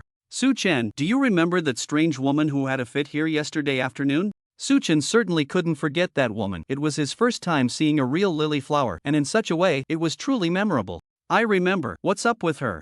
She confessed to Huayu in public, wanting Huayu to be her girlfriend. Lu Yuni said astonishingly. Su Chen was taken aback. He looked at Shin Huayu, who had buried her head in embarrassment. His mind involuntarily recalled how that woman looked when she saw Shin Huayu having a fit. Suddenly, he felt enlightened. Then, Su Chen hesitantly asked, so, Huayu, did you agree? Hearing Su Chen's question, Shin Huayu quickly waved her hands. No, I'm not that kind of person. Su Chen breathed a sigh of relief upon hearing this.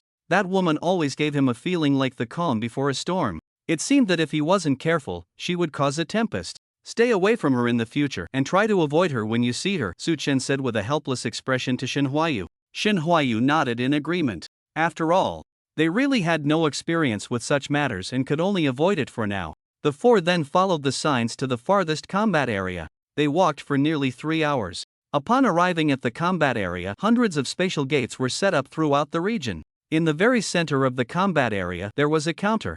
The four approached the counter and, as expected, saw a familiar face, another robot. Hello, for students, I am the intelligent robot number 0957. Considering this is your first time entering the combat area, please sign your names here, the robot said as it took out a touchscreen for the four to sign. The robot entered their information into the system and then reached into the cabinet below. It took out 4 mechanical wristbands and handed them to the four. Hello, new students. This item is called a spatial jump wristband. By pressing the activation button on the wristband, it will open a spatial gate leading to this location in front of you. This item is a life-saving tool for critical moments, so remember not to break or lose it.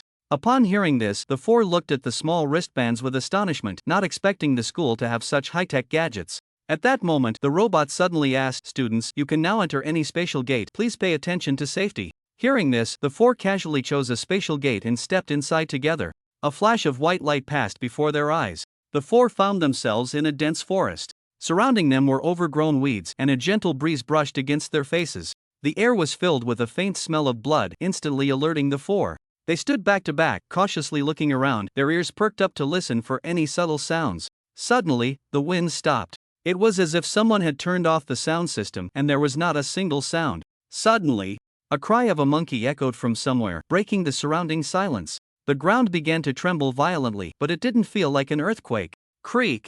With a strange cry from above, countless monkey-like beasts fell from the surrounding branches like raindrops. Crash! Crash! Before long, the four of them were surrounded by black ape-like beasts. A rough estimate suggested there were at least 300 of them. Su Chen carefully observed these ape-like creatures and noticed that they had varying numbers of tails behind them. Some had 1, some had 2, and a few had 3 tails, which also made them larger than the surrounding beasts. Judging by the aura they emitted, these 3-tailed apes should be classified as level 3 beasts. Just as the more than 300 ape-like creatures surrounded the four, a loud ape cry suddenly rang out from an unknown source. Immediately, these creatures seemed to receive some kind of command and automatically parted to create a wide path.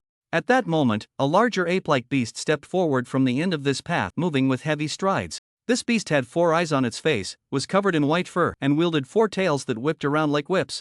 4-tailed white ape! Lu Yuni exclaimed in shock. Upon hearing Lu Yuni recognize this beast, the other 3 looked at her in surprise. Yuni, how do you know about this beast? It doesn't seem to be in the textbooks, Shin Huayu asked, puzzled. Lu Yuni calmly explained, I came across it in an extracurricular book called Strange Worlds. The description of the 4-tailed white ape in the book is very similar to this beast. But the number of eyes doesn't match. The book says it has 2 eyes, but this ape-like beast has 4. It states that if a normal group of ape-like beasts is favored by heaven, a 4-tailed white ape will appear. Then the intelligence of this group of apes will, under the influence of the 4-tailed white ape, become indistinguishable from that of normal humans, possessing a very complete social system. Listening to Lu Yuni, Su Chen couldn't help but feel extremely curious about this 4-tailed white ape. The 4-tailed white ape merely stood there, greedily staring at the four. The pressure from this level 4 beast made the 3 sisters feel somewhat breathless. Su Chen, however, felt no discomfort at all. During his time in the Illusion Tower, he had dealt with level 5 beasts, let alone a mere level 4 beast. Don't panic, they'll clear the area first, Su Chen said softly to the 3. As soon as he finished speaking, a flash of purple light flickered in his eyes, and he raised his hand to press down forcefully. Million gravity. Whoosh! Purple gravitational energy instantly swept through the surrounding dense forest. The 4-tailed white ape looked around in confusion, suddenly feeling an ominous premonition. Then came a thunderous boom. Except for the ground around Su Chen and the others, there were no signs of collapse anywhere else. The rest of the area within 100 meters looked as if it had been struck by a comet. Under this intense gravity, ordinary trees were instantly flattened. The previously dense forest transformed into a barren landscape in the blink of an eye. Those weak level 1 ape-like beasts were crushed to the ground, their insides shattered, dying on the spot. The level 2 and 3 ape-like beasts fared no better, lying on the ground, spitting blood, unable to move even a finger. Such terrifying destructive power left the 3 sisters behind Su Chen utterly stunned. They had expected a prolonged fierce battle, but instead, Su Chen had cleared the area with a single move. A sudden inexplicable sense of exhilaration washed over them. The four-tailed white ape, under this overwhelming gravity, struggled to stand, barely managing to remain upright. At that moment, it was completely stunned by the sudden turn of events. The bloody scent of its fallen kin made it turn its head to look at the heavily wounded members of its kind. A profound sense of heartache and guilt flooded its heart. Its four eyes turned blood-red as it glared at the man standing opposite. Gritting its teeth, it swung its four whip-like tails and charged directly at Su-Chen and the others. "You guys take care of those level 3 beasts, I'll handle this one." Su-Chen slightly turned his head and said to the three behind him. After hearing this, Shen Huayue and Lu Yuni rushed to the sides first, while Shen Huayu, a healer, remained in place, focus on the three people. As soon as someone gets injured, she will immediately heal them. Su-Chen raised his right hand, aiming at the four-tailed white ape charging towards him. Bang! Accompanied by a massive sonic boom, a powerful air cannon suddenly erupted in front of Su-Chen. It struck the speeding four-tailed white ape like a meteor. Put! The moment the four-tailed white ape was hit, it immediately spat out a mouthful of blood. Its body was sent flying backward by the air cannon. Crash! The four-tailed white ape flew over 100 meters before crashing into the dense forest, falling silent. Seeing this, Su-Chen felt relieved and turned to look at the three behind him. Shen Huayue and Lu Yuni had clearly defined roles. One was responsible for one side, hunting down the third-level ape beasts with ease. Most of the third-level ape beasts had already lost a significant portion of their combat power due to Su-Chen's first wave of gravity attacks. Therefore, the two found it very easy to hunt. Shen Huayu stood in place, continuously casting healing spells on the two, keeping them in a state of high energy. Before long, all the third-level ape beasts were hunted down, and their cores were extracted. The other injured second-level and first-level ape beasts held no interest for them, they were completely devoid of hunting value. "Come with me," Su-Chen beckoned, signaling the three to follow him. The three closely followed Su-Chen to the front of the four-tailed white ape he had sent flying. At this moment, the four-tailed white ape had already fainted, its body covered in countless wounds, and it wouldn't wake up anytime soon. Su-Chen lightly leaped onto the chest of the four-tailed ape king. Just as he was about to take action to understand it, the four-tailed white ape suddenly opened its four eyes wide. The four eyes emitted a strange glow. After locking eyes with these four eyes, Su-Chen's body suddenly stiffened for a moment. Taking advantage of this opportunity, the four-tailed white ape raised its fist and smashed it down hard towards Su-Chen. Su-Chen instantly regained his senses and quickly raised both hands to block in front of him, bracing himself against the blow from the four-tailed white ape. Although he didn't suffer any damage, he was still knocked back by the force of the four-tailed white ape. Seeing that the four-tailed white ape could still resist, Shen Huayue immediately tensed up, entering a combat state. The four-tailed white ape flipped over and stood up again, taking a deep breath before letting out a piercing howl towards the sky. At this moment, a black giant ape on the other side of the dense forest heard the howl and immediately leaped up, racing towards the direction of the four-tailed white ape. The giant ape stood nearly 50 meters tall, covered in black fur, with 5 long tails behind it. Its massive body and strong physique made the entire forest tremble with each step. The four-tailed white ape felt the subtle tremors in the ground and revealed a cruel smile to the four. Seeing the four-tailed white ape smiling so brightly despite its condition, Su-Chen immediately pushed off the air beneath his feet, achieving a teleportation effect. In an instant, he appeared in front of the four-tailed white ape. The smile on the four-tailed white ape's face instantly froze, its pupils dilating, clearly still not having reacted. Su-Chen's fist shimmered with vibrating power as he struck the four eyes of the four-tailed white ape. Crack! A sound of space shattering echoed. Under such a powerful blow, the four eyes of the four-tailed white ape were crushed like 4 watermelons. The immense pain caused the four-tailed white ape to faint on the spot. Su-Chen glanced coldly, confirming that the four-tailed white ape no longer had any strength to resist. Just as he was about to extract the core directly, a sudden tremor shook the ground. The four of them instinctively felt that something dangerous was approaching and quickly retreated in unison. Crackle! As the ground shook more violently, thud, thud, thud, a series of heavy footsteps suddenly echoed, accompanied by the sound of large trees collapsing. Suddenly, the four felt the sun above their heads being obscured by something. They all looked up in unison, only to see a dark giant ape panting heavily. At this moment, a confused expression was on the face of the giant ape as it looked at the already unconscious four-tailed white monkey. Just as the giant ape shifted its gaze from the body of the four-tailed white monkey to its four eyes, the bloody scene instantly made the giant ape let out a deafening wail towards the sky. Roar! The sound of the wail stirred up a cloud of dust around it, mixed with the terrifying pressure emanating from the giant ape. Just from the pressure alone, the four people could tell that this was definitely a level 5 equivalent to a human transcendent realm. The pain in the giant ape's heart was beyond description. This four-tailed white monkey was its most outstanding offspring. It had mutated from an ordinary black-haired monkey into a white monkey, greatly enhancing its intelligence. Moreover, it could also elevate the intelligence of its entire clan, something the giant ape could never achieve. Most importantly, it possessed not only extraordinary intelligence but also 4 eyes that could paralyze other creatures. These 4 eyes had helped their clan win numerous battles, seizing many food-rich forests and killing humans who intruded into their territory. It could be said that it was precisely because of the 4-tailed white monkey that their clan had developed to this point, but all of that was destroyed today. The 4-tailed white monkey's eyes were completely ruined. Although it was severely injured and not dead yet, it was no different from being dead. The giant ape turned its head to look at Su Chen and the others. The overwhelming hatred could no longer be contained. Roar! The giant ape raised its forelimbs and pounded its chest fiercely a few times. Then it lifted its right hand and slammed it down onto the ground. The ground beneath Su Chen and the others immediately shook violently and cracks began to appear continuously. Seeing this situation, Su Chen sprouted azure flame wings from his back. He then grabbed the hands of the 3 and flew off the ground. When the giant ape saw Su Chen and the others flying up, it leaped up and swung its fist towards Su Chen in midair. Su Chen reacted quickly, immediately wrapping the 4 in azure flames. The giant ape's massive fist struck the azure flame shield, directly sending the 4 flying away. The azure flame shield flew straight into the dense forest, rolling over several times. Once they were completely safe, Su Chen allowed the azure flame shield to gradually disappear. The figures of the 4 emerged from the vanishing azure flames, appearing completely unscathed. Upon seeing this scene, the giant ape was immediately enraged, pounding its chest and stamping its feet. Su Chen settled the 3 down, giving them a reassuring look. He then charged straight towards the giant ape, intending to engage this creature in close combat to see whether this giant ape was harder to deal with or the giant elephant from the illusion tower.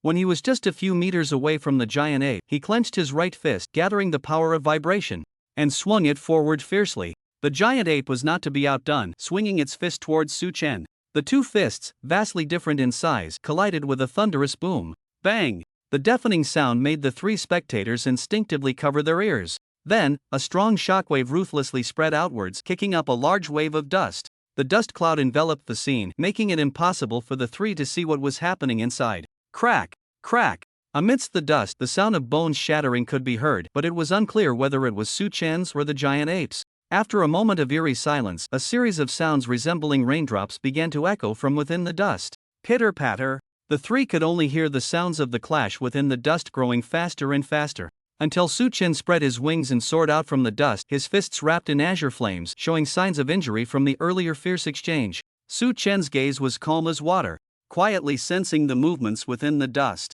When the dust finally settled, what appeared before the 4 was a giant ape whose forelimbs could not be lifted at all. The giant ape's forelimbs hung weakly, its hand bones shattered and bloodied, with some areas showing bones reduced to fragments. The giant ape looked up at Su Chen in the sky, its gaze finally landing on Su Chen's arm, which had just finished healing with azure flames. As the blue flames dissipated, Su Chen's arm returned to its former pale appearance. The giant ape, witnessing this, widened its eyes, as if an earthquake had struck its pupils. It simply could not comprehend why this human before it was so powerful. The previous humans who had intruded into their territory were either easily defeated and devoured by it or had suddenly vanished without a trace. This extraordinary human was a first for it. Seeing Su Chen calmly staring at it, a deep sense of helplessness suddenly surged in its heart. So this is what it feels like to be crushed and defeated. It truly was not pleasant. Noticing that the giant ape was no longer able to fight, Su Chen wasted no more words. He teleported in front of the giant ape and directly smashed its brain with a punch. The giant ape's consciousness completely vanished. Its massive body could no longer support itself and fell helplessly to the ground. He retrieved the giant ape's level 5 crystal core and put it in his pocket. Turning to the 3 spectators, he signaled them to come over. At this moment, Shin Huayuet and the others were still immersed in the shock of Su Chen defeating the level 5 giant ape without a scratch. Why was there such a vast difference among humans? However, this was not the first time Su Chen had left them in awe. The 3 of them collected their emotions and walked towards Su Chen. Just then, Su Chen had already arrived in front of the 4-tailed white ape. At this moment, the 4-tailed white ape's aura was extremely weak, as if it were about to perish at any second. Su Chen, filled with compassion, could not bear to see it in such pain. He directly punched the 4-tailed white ape on the head, and in an instant, it completely ceased to exist. Just as Su Chen was about to reach for the crystal core, a small white worm, a few centimeters long, suddenly crawled out from one of the 4-tailed white ape's eyes. It looked like a hairless caterpillar. Su Chen looked at the white worm in confusion, unable to understand why such a thing was in the 4-tailed white ape's eye. Just as he was about to grab the worm, it suddenly leaped up and jumped onto Su Chen's forehead. Su Chen felt a sharp pain in his forehead. His heart sank in shock, realizing that this little worm was trying to burrow into his brain. He quickly pinched the worm's body with his fingers and pulled it out from his forehead. Raising his hand to touch his forehead, he found that it was indeed bleeding and had a small cut. If he had reacted just a moment later, this worm might have truly made its way into his brain. Who knows what problems would arise then? The more Su-chen thought about it, the more frightened he became, his eyes wide open. He glared at the gradually weakening worm in his hand. His fingers gradually tightened, intending to crush the worm to death. At that moment, a voice suddenly echoed in his mind. No, no, no. If you squeeze any harder, I'm really going to die. Upon hearing this, Su-chen's expression instantly froze. He then furrowed his brows, staring intently at the worm in his hand, his fingers loosening their grip. Are you the one speaking? The worm weakly nodded, looking as if it were in great discomfort. Dear human brother, could you please let me go? Being pinched like this is quite uncomfortable. Su-chen's gaze turned sharp and he snorted coldly. You almost burrowed into my brain and you still want me to let you go? You really think highly of yourself, worm. That said, Su-chen still slightly relaxed his grip. He was quite interested in this worm and didn't want to accidentally crush it. As Su-chen eased his grip, the worm let out a sigh of relief. At this point, the three sisters had already arrived behind Su-chen. Seeing him holding a white worm, they exchanged glances. Su-chen, what are you doing with that worm? It's so disgusting moving around, Shen Huayu said, looking at the worm with disdain. Upon hearing this, the worm in Su-chen's hand seemed to be poked at a vital point. You rude female creature, don't compare me to the ordinary worms on your planet. Don't think that just because you have a powerful mate, I won't dare to teach you a lesson. The worm's angry voice echoed in the minds of the four. After hearing this, Shen Huayu's face gradually turned red, and his eyes darted away, unable to meet the gaze of the other three.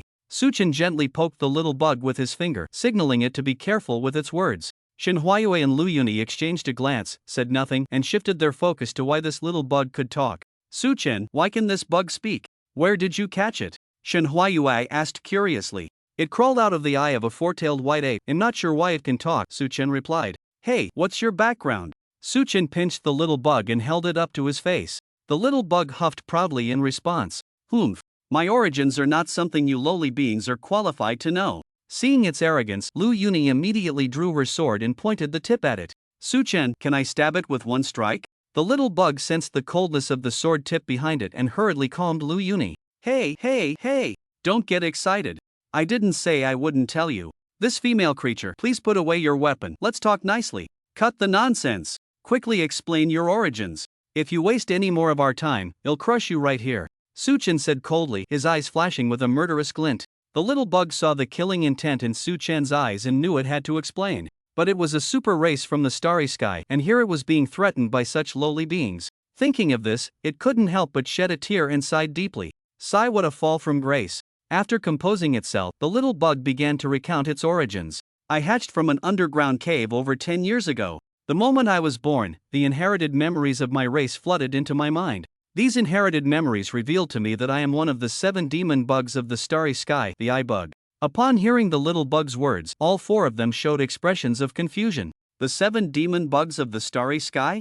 Eye bug? So, you're an extraterrestrial being? Su-chen asked in surprise. That is indeed the case, but I don't know why I was born on such a backward planet, the little bug said, puzzled. You say we are backward? How are we backward? Shen Huayue looked at the little bug defiantly, determined to make it explain. This somewhat irritable female creature, I know you're anxious, but please don't rush, let me explain slowly, the little bug comforted. Although I have never seen other planets with my own eyes, compared to the civilizations of other planets that flash through my inherited memories, your planet's civilization is indeed backward. To measure whether a planet's civilization is backward, one must see if the beings on the planet can traverse the starry sky, whether by physical means or technology. As long as there is the ability to traverse the starry sky, there will be opportunities for communication with other planetary civilizations and the capital to conquer them. However, from my observations, your civilization is still at a very backward stage, completely unable to meet the requirements for traversing the starry sky in any form. After hearing the little bug's words, the 4 couldn't help but gasp in astonishment. It turned out there were other races beyond the starry sky. While they were amazed, a sense of urgency surged within them. If other races were to come and invade Ocean Blue Star, could the strong beings on Ocean Blue Star withstand it? Su-chen sensed the heavy atmosphere among them and quickly changed the subject. You just mentioned the 7 demon bugs of the starry sky. Besides your eye bug, what are the others?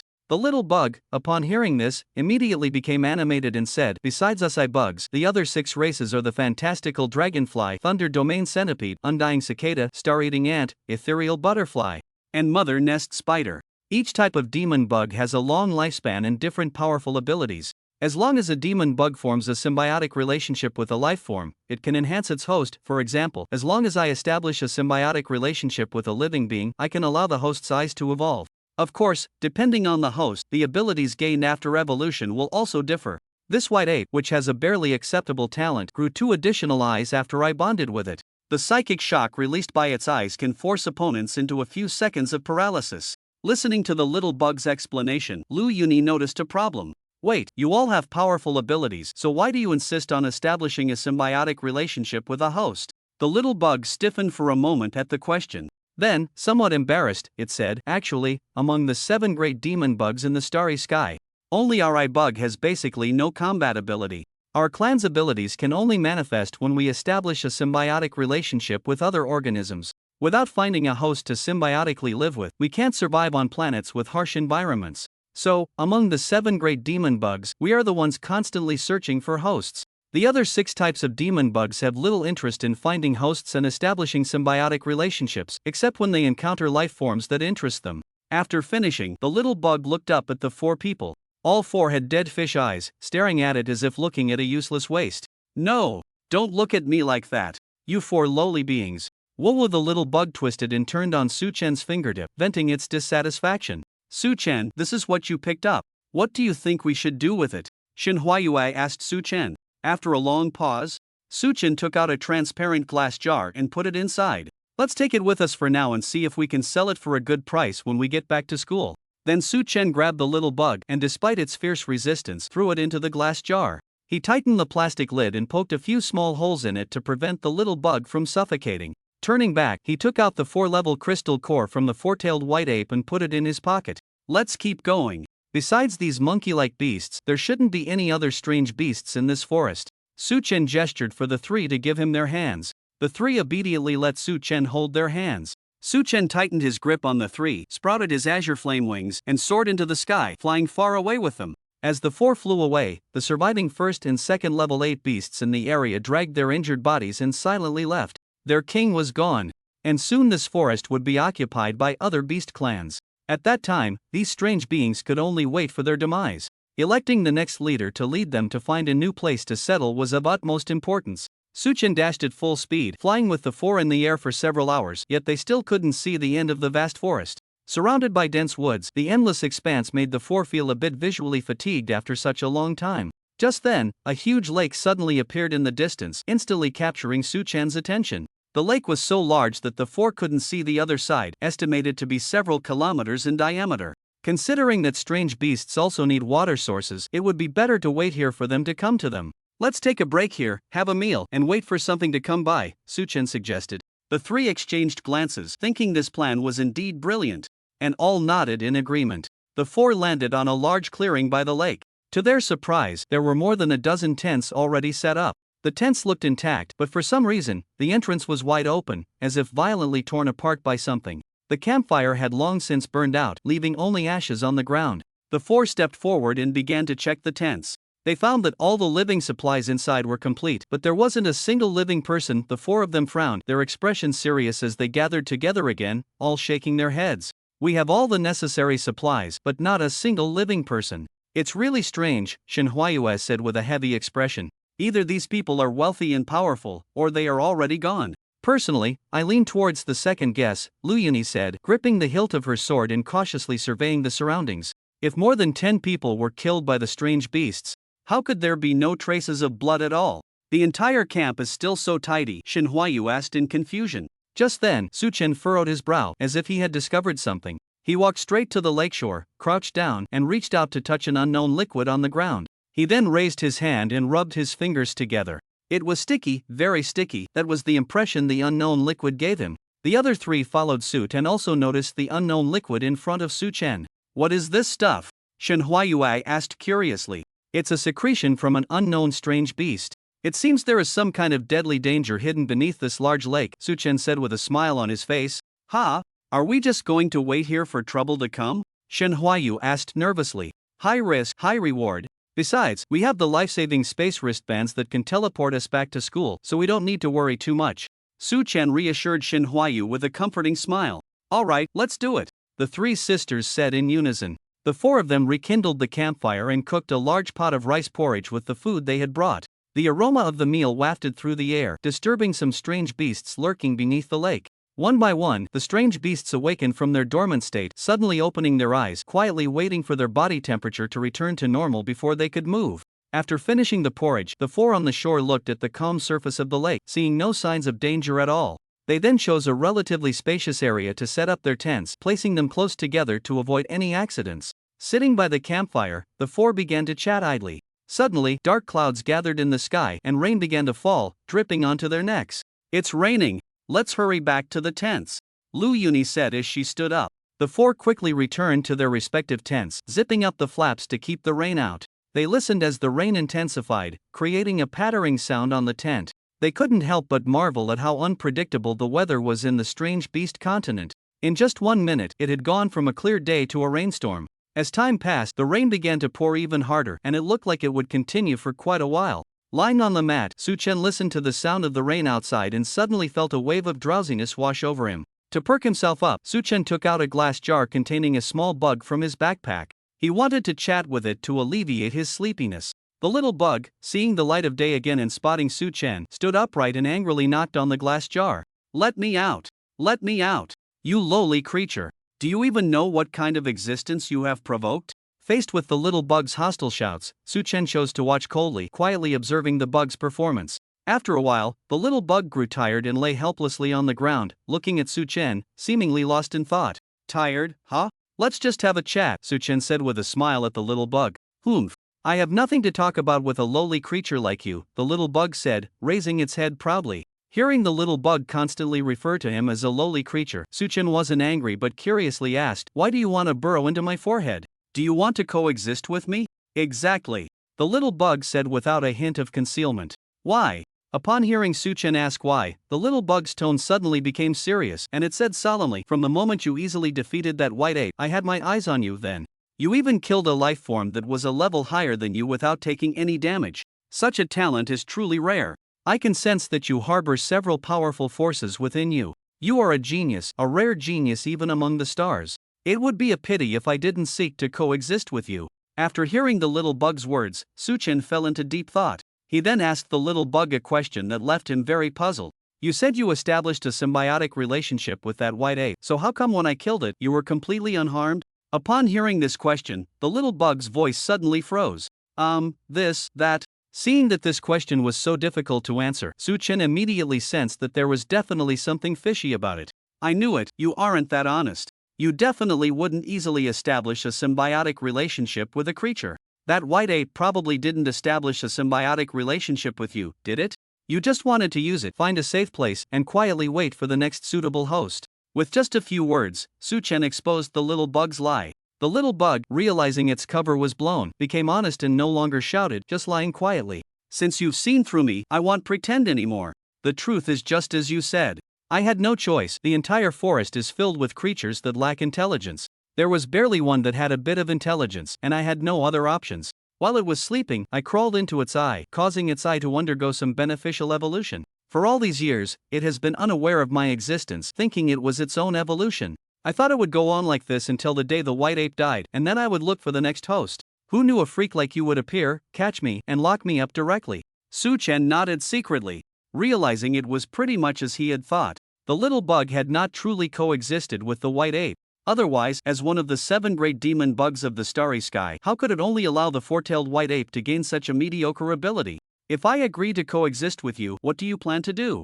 Su Chen asked. Upon hearing this, the little bug immediately stood up excitedly. Then I will definitely coexist with you and provide you with my utmost assistance. Su Chen didn't dare to believe a word of what the little bug said, who knew what tricks this guy would pull. Seeing Su Chen's extremely distrustful expression, the little bug felt very frustrated. In its inherited memories, which intelligent creature wouldn't be thrilled to hear they could coexist with the Tong bug clan? This kind of extreme distrustful expression was something it had never seen before among its kind. I can't easily believe what you say. What if you crawl into my eye and don't truly coexist with me? I can't forcibly pull you out. Su Chen shrugged. We can first bind the symbiotic relationship, and then you can judge whether what I said is true or not, the little bug said indignantly. After pondering for a few seconds, Su Chen nodded. All right, let's do it. Su Chen unscrewed the glass jar and held the little bug in his hand. The little bug's body shimmered with white light, and a strange energy chain extended from it. The energy chain pierced into Su Chen's forehead, and he suddenly felt a current pass through him, leaving his body tingling. Immediately after, a high-level energy suddenly surrounded Su Chen's body. This energy gave off a very ancient feeling, solemn and heavy. A few seconds later, the energy chain connecting the two suddenly vanished. Su Chen looked down at the little bug in his hand, and the little bug was also looking at him. A feeling of mutual trust arose at that moment. The two successfully coexisted, and from now on, they would develop together. As long as Su Chen grew stronger, the little bug would also grow stronger with him. If Su Chen died, the little bug would die along with him. In a symbiotic relationship, it only breaks when both parties agree to sever it, otherwise, it will never end. Please take care of me, then. Since we will be together for a long time, let me give you a name, Su Chen said, gently touching the little bug. Having a name does make things more convenient. Many of the predecessors in my inherited memories have names, the little bug replied in agreement. How about Su Tong? My name is Su Chen, so it fits with the surname Su, Su Chen suggested. After some thought, the little bug nodded in approval. The character Tong represents the special abilities of its kind, making it a fitting choice for its name. Not bad, not bad. Let's go with that name. From now on, I will be called Su Tong, Su Chen said, seeing that the little bug liked it. And he smiled happily. Su Tong looked at Su Chen and asked, since we have established a symbiosis, I want to know what type of eyes you prefer. 3-eyed, 4-eyed, 6-eyed, double pupils, or which do you prefer? Although I can't control what abilities you gain, I can guide the evolution of your eyes. But I can decide what style you want. Su Chen listened to Su Tong and couldn't help but imagine himself with 4 or 6 eyes, which looked quite terrifying. Su Tong, among these options, which one is the least conspicuous, meaning it doesn't show much change in appearance? Su Chen asked. If it doesn't show much change, then it would be the 3-eyed style, with a thin slit in the center of the forehead that doesn't reveal itself unless the eyes are open, Su Tong replied after some thought.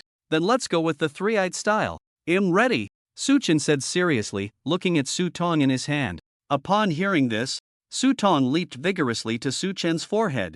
After gently slicing open a thin slit vertically, Su Tong's body transformed into a mass of energy, gradually merging into the slit. Before long, Su Chen felt a slight itch in his forehead, followed by a tingling, painful sensation. After an unknown amount of time, Su Chen slowly opened his eyes. He saw strange energy swirling around him, and he tried to feel it but found nothing. Clearly, this was a higher-level energy that his current strength was insufficient to comprehend. Looking down at the glass bottle, he saw his reflection and noticed the third eye in the center of his forehead.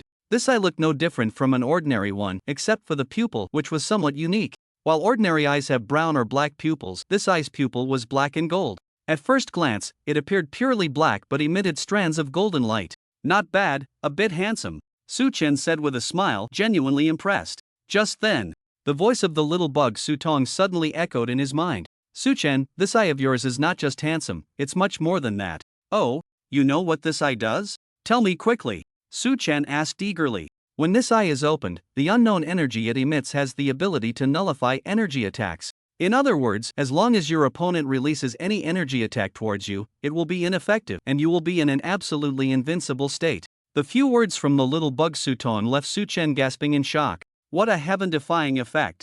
Does that mean as long as I face an opponent using energy attacks, I will be invincible? Su Chen exclaimed, his eyes wide in disbelief. Su Tong pondered for a moment before speaking. That is indeed the principle, but once you open this eye, your stamina will rapidly deplete, significantly increasing the stamina consumed during battle. When your stamina runs low, this eye will automatically close. So, unless it's a critical moment, it's best not to use this eye casually. The significant increase in stamina loss was a side effect that Su Chen had already begun to feel. From the moment he opened his eye until now, he had already sensed a slight fatigue creeping in. Although it didn't have much of an impact, it was better to keep one's eyes closed if possible. With a thought, the eye in the center of his brow instantly shut tight, leaving only a narrow slit. Unless one got close to take a good look, it was nearly impossible to notice. He raised his hand to touch the slit in his brow, feeling nothing particularly special. Looking at his reflection in the glass jar, he had already returned to his previous appearance. Not bad, not bad, the concealment is indeed commendable, it can serve as a trump card. Just as Su Chen was chatting with the little bug Su Tong, a loud shout suddenly came from outside. Ah, there's a snake.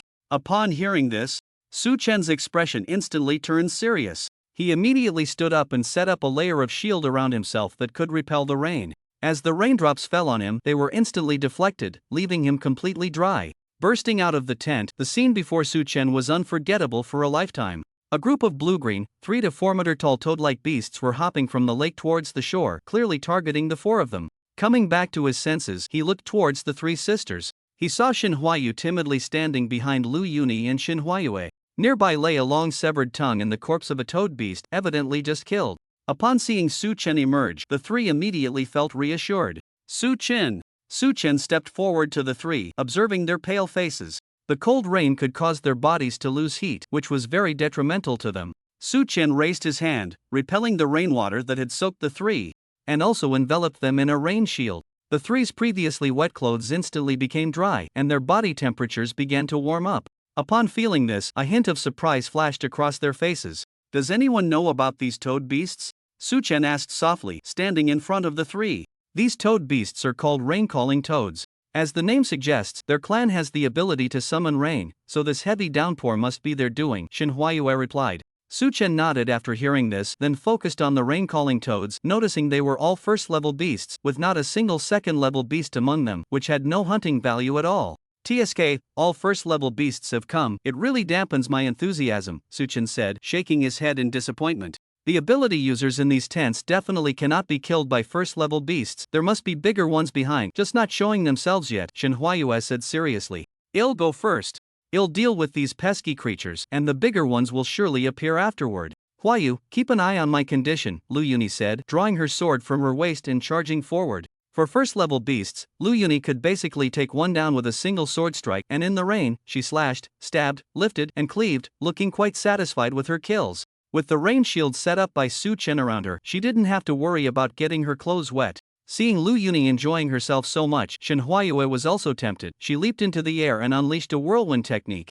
The tornado, carrying rainwater, transformed into a large water vortex. The vortex, mixed with sharp wind blades, sucked in the rain-calling toads, instantly shredding them to pieces. Shin Huayu focused intently, keeping a close watch on her 2 sisters, occasionally casting a stamina recovery spell on them. Su Chen quietly observed the 3 working together.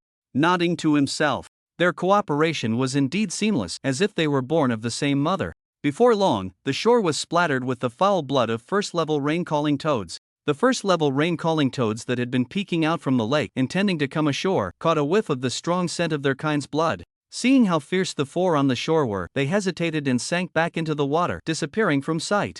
Although the rain-calling toads had ceased their assault, the 4 knew that the main event was yet to come. Sure enough, not long after, a batch of even larger rain-calling toads surfaced from the lake. Clearly, this batch consisted of second and third level rain-calling toads. As the group of rain-calling toads emerged, the already fierce rain intensified even more. But no matter how heavy the rain became, it had nothing to do with the few people. No amount of rain could drench them. Trying to use the power of the rain to deplete human heat and stamina was a tactic that wouldn't work on them. This batch of rain-calling toads floated up from the water, not making any rash moves. Instead, they opened their large mouths and extended their long tongues, shooting them towards the group, seemingly wanting to drag them down into their territory. A flash of purple light flickered in Su Chen's eyes as he raised his head and unleashed a tenfold gravity field, pressing down on these rain-calling toads. The tongues of the rain-calling toads suddenly stopped in midair, then rapidly fell to the ground, unable to move. Seeing this, the rain-calling toads attempted to retract their tongues, but they remained completely still, as if their tongues were no longer their own. Lu Yuni and Shin Huayue exchanged glances and launched an attack on the immobilized tongues. Lu Yuni swung her sword, while Shin Huayue unleashed wind blades. Sizzle-sizzly dozens of slimy tongues were brutally severed in 2, blood splattering everywhere. With their tongues cut off, the rain-calling toads bled profusely and experienced excruciating pain, causing them all to flip onto their backs, floating on the lake's surface as if they were asleep. Shin Huayue and Lu Yuni panted heavily, clearly exhausted. Seeing this, Shin Huayu quickly cast a stamina recovery spell. The blood of the rain-calling toads flowed into the lake, seemingly triggering something. Gradually, the surface of the lake began to stir, creating waves like those of the ocean. Upon witnessing this, Su Chen's gaze sharpened. Something big is coming. Huayue, Yuni, retreat quickly. The 2 hurriedly stepped back, but unfortunately, they were still a moment too late. Several long tongues shot out from the lake, sticking to their backs and dragging them backward. Million gravity. Su Chen raised his hand and released a gravity field towards the lake's surface. The immense gravity exploded like a bomb, creating a large pit in the lake. Before long, a vast area of blood appeared in the water. The massive blood loss deepened the color of the surrounding waters. At the same time, the tongues that had stuck to Shin Huayue and Lu Yunyi's backs went limp and fell away. In the few seconds they were dragged backward, the two had already envisioned their fate, drowning in pain and being devoured by the rain-calling toads. They looked at each other, both revealing smiles of survival. Then, they simultaneously stood up and quickly rushed to Su Chen's side, thanking him. "No need to be polite, stay alert," Su Chen said with a stern expression. The four of them formed a line, their eyes fixed on the lake's surface. Just then, a massive whirlpool suddenly appeared on the lake, with a huge shadow at its center. Gradually, the shadow rose from the whirlpool. It was a rain-calling toad king with a head 10 meters wide. Its color was different from the previous toads, shifting from blue-green to pure blue. Moreover, from its life fluctuations, it was evident that this was a 6th-level beast. Clearly, it was the true master of this great lake. The 6th-level Toad King stared at the four on the shore with its large eyes. It extended its tongue, drooling into the lake, seemingly eager to enjoy the flesh and blood of the four. The three sisters trembled at the dangerous aura emanating from this 6th-level Toad King. After all, this monster was 2 major realms above them, so their reaction was entirely normal. Su Chen looked at the Toad King, his expression finally turning serious. He had fought the 5th-level Ape King and defeated it with minimal injury. Although he had bled, he could instantly heal with the Phoenix's blue flame, so overall, it was considered unscathed. This 6th-level Toad King piqued his interest once again. A 6th-level beast 2 major realms above him wondered if he could defeat it. "You three, retreat. I'm going to fight it." Su Chen's eyes sparkled with confidence as he spoke to the 3 people beside him. "Ha! Su Chen, don't be impulsive, it's 2 major realms above you." Shin Huayue turned to look at the self-assured Su Chen, her expression filled with concern. "Brother Su Chen, calm down. This isn't a level 5 beast, it's a level 6 beast. Think carefully, is it really wise to fight it?" Shin Huayu also urged anxiously. "Yes, Su Chen, given the current situation, it would be safer for us to use the spatial wristbands to escape back to school." Lu Yuni also disagreed with Su Chen's approach. Su Chen shook his head and said in an absolutely confident tone, "Trust me, I won't lose." He then stepped forward, arriving at the lake's edge. Looking at the massive creature before him, he revealed a provocative smile. The level 6 Toad King, seeing such a tiny human daring to openly challenge it, immediately flew into a rage and let out a deafening roar. As the Toad King roared, the sky suddenly darkened. The rain, once clear, gradually became murky, looking very unpleasant. The murky rain fell on the nearby trees, causing their leaves to wither instantly. Clearly, this rain had become toxic. The Toad King looked down at the 4 people on the shore and, seeing that they had been drenched in its toxic rain yet were completely unharmed, became even angrier. The 3 sisters, realizing they couldn't stop Su Chen, immediately stepped back to give him space. The Toad King raised its upper body out of the lake, its enormous size causing waves to surge, flooding the lake shore. Su Chen soared high into the air, standing before the Toad King, and arrogantly declared, "Big Frog, if you don't want to die, take this battle seriously." The Toad King was now thoroughly enraged. With a thought, the water beneath it transformed into hundreds of thick water dragons, charging straight at Su Chen in the air. Su Chen looked at the dense attacks coming from all directions with a hint of disdain. With a wave of his hand, the entire area was instantly enveloped in a million gravity field. The streams of water that had been attacking Su Chen were unable to rise due to the gravitational influence, turning back into a mass of water and returning to the lake. The Toad King felt the weight pressing down on it, although it didn't cause any significant harm. A hint of shock appeared in its eyes. A level 6 beast, while not possessing the extraordinary intelligence of a level 7 beast that could speak human language, already had a preliminary understanding of the world's laws of power. The Toad King looked at this weak human before it, who actually wielded such a rare power as gravity, and felt quite displeased. It opened its mouth wide and spat out a blue orb. Su Chen looked at the blue orb, sensing the immense water energy contained within, and couldn't help but feel a bit shocked. What is this? If it can't win, it resorts to cheating, ha! At that moment, the voice of the little bug, Su Tong, suddenly echoed in Su Chen's mind. Su Chen, this thing is a good treasure, you must get it. Su Chen smiled slightly upon hearing this, he had the same intention. The Toad King gazed at the orb before it, a hint of tenderness flashing in its eyes. This was a water treasure it had condensed with its lives energy, containing a vast amount of water energy. It was thanks to this orb that it could guard this lake and reign over it. Other beast clans wanting to drink water had to offer their offspring as tribute to gain the right to drink. The Toad King looked at the orb just as before and began to activate the water energy within. The blue orb suddenly emitted a dazzling light, condensing into a blue energy wave that surged toward Su Chen in the air. Su Chen clenched his right fist, the white vibration power manifesting in his hand, and punched toward the energy wave rushing at him. but after just 2 seconds, he was knocked back by the blue energy wave, falling to the ground. With his back against the earth, Suchen slid for a while before finally stabilizing his body. Standing up again, he looked at the blue flames engulfing him and couldn't help but feel a bit shocked. The power of that energy wave was so immense that just grazing it slightly had caused such severe injuries to his body. More importantly, the repelling force of the meatball ability had no effect on this energy wave at all. As Suchen fell into deep thought, Suton's voice suddenly echoed in his mind. Suchen, the water energy of this orb has been refined to a very pure state by this frog, faintly touching upon a thread of the cosmic laws. You cannot confront it hidden. Cosmic laws? That sounds impressive. Hearing Suton's words, Suchen became even more interested in the orb. But since it's energy, can I block it with my Eye of Awakening? Suchen asked. You can indeed. Use your eye and kill it in the shortest time possible to seize the orb, Sutong said seriously.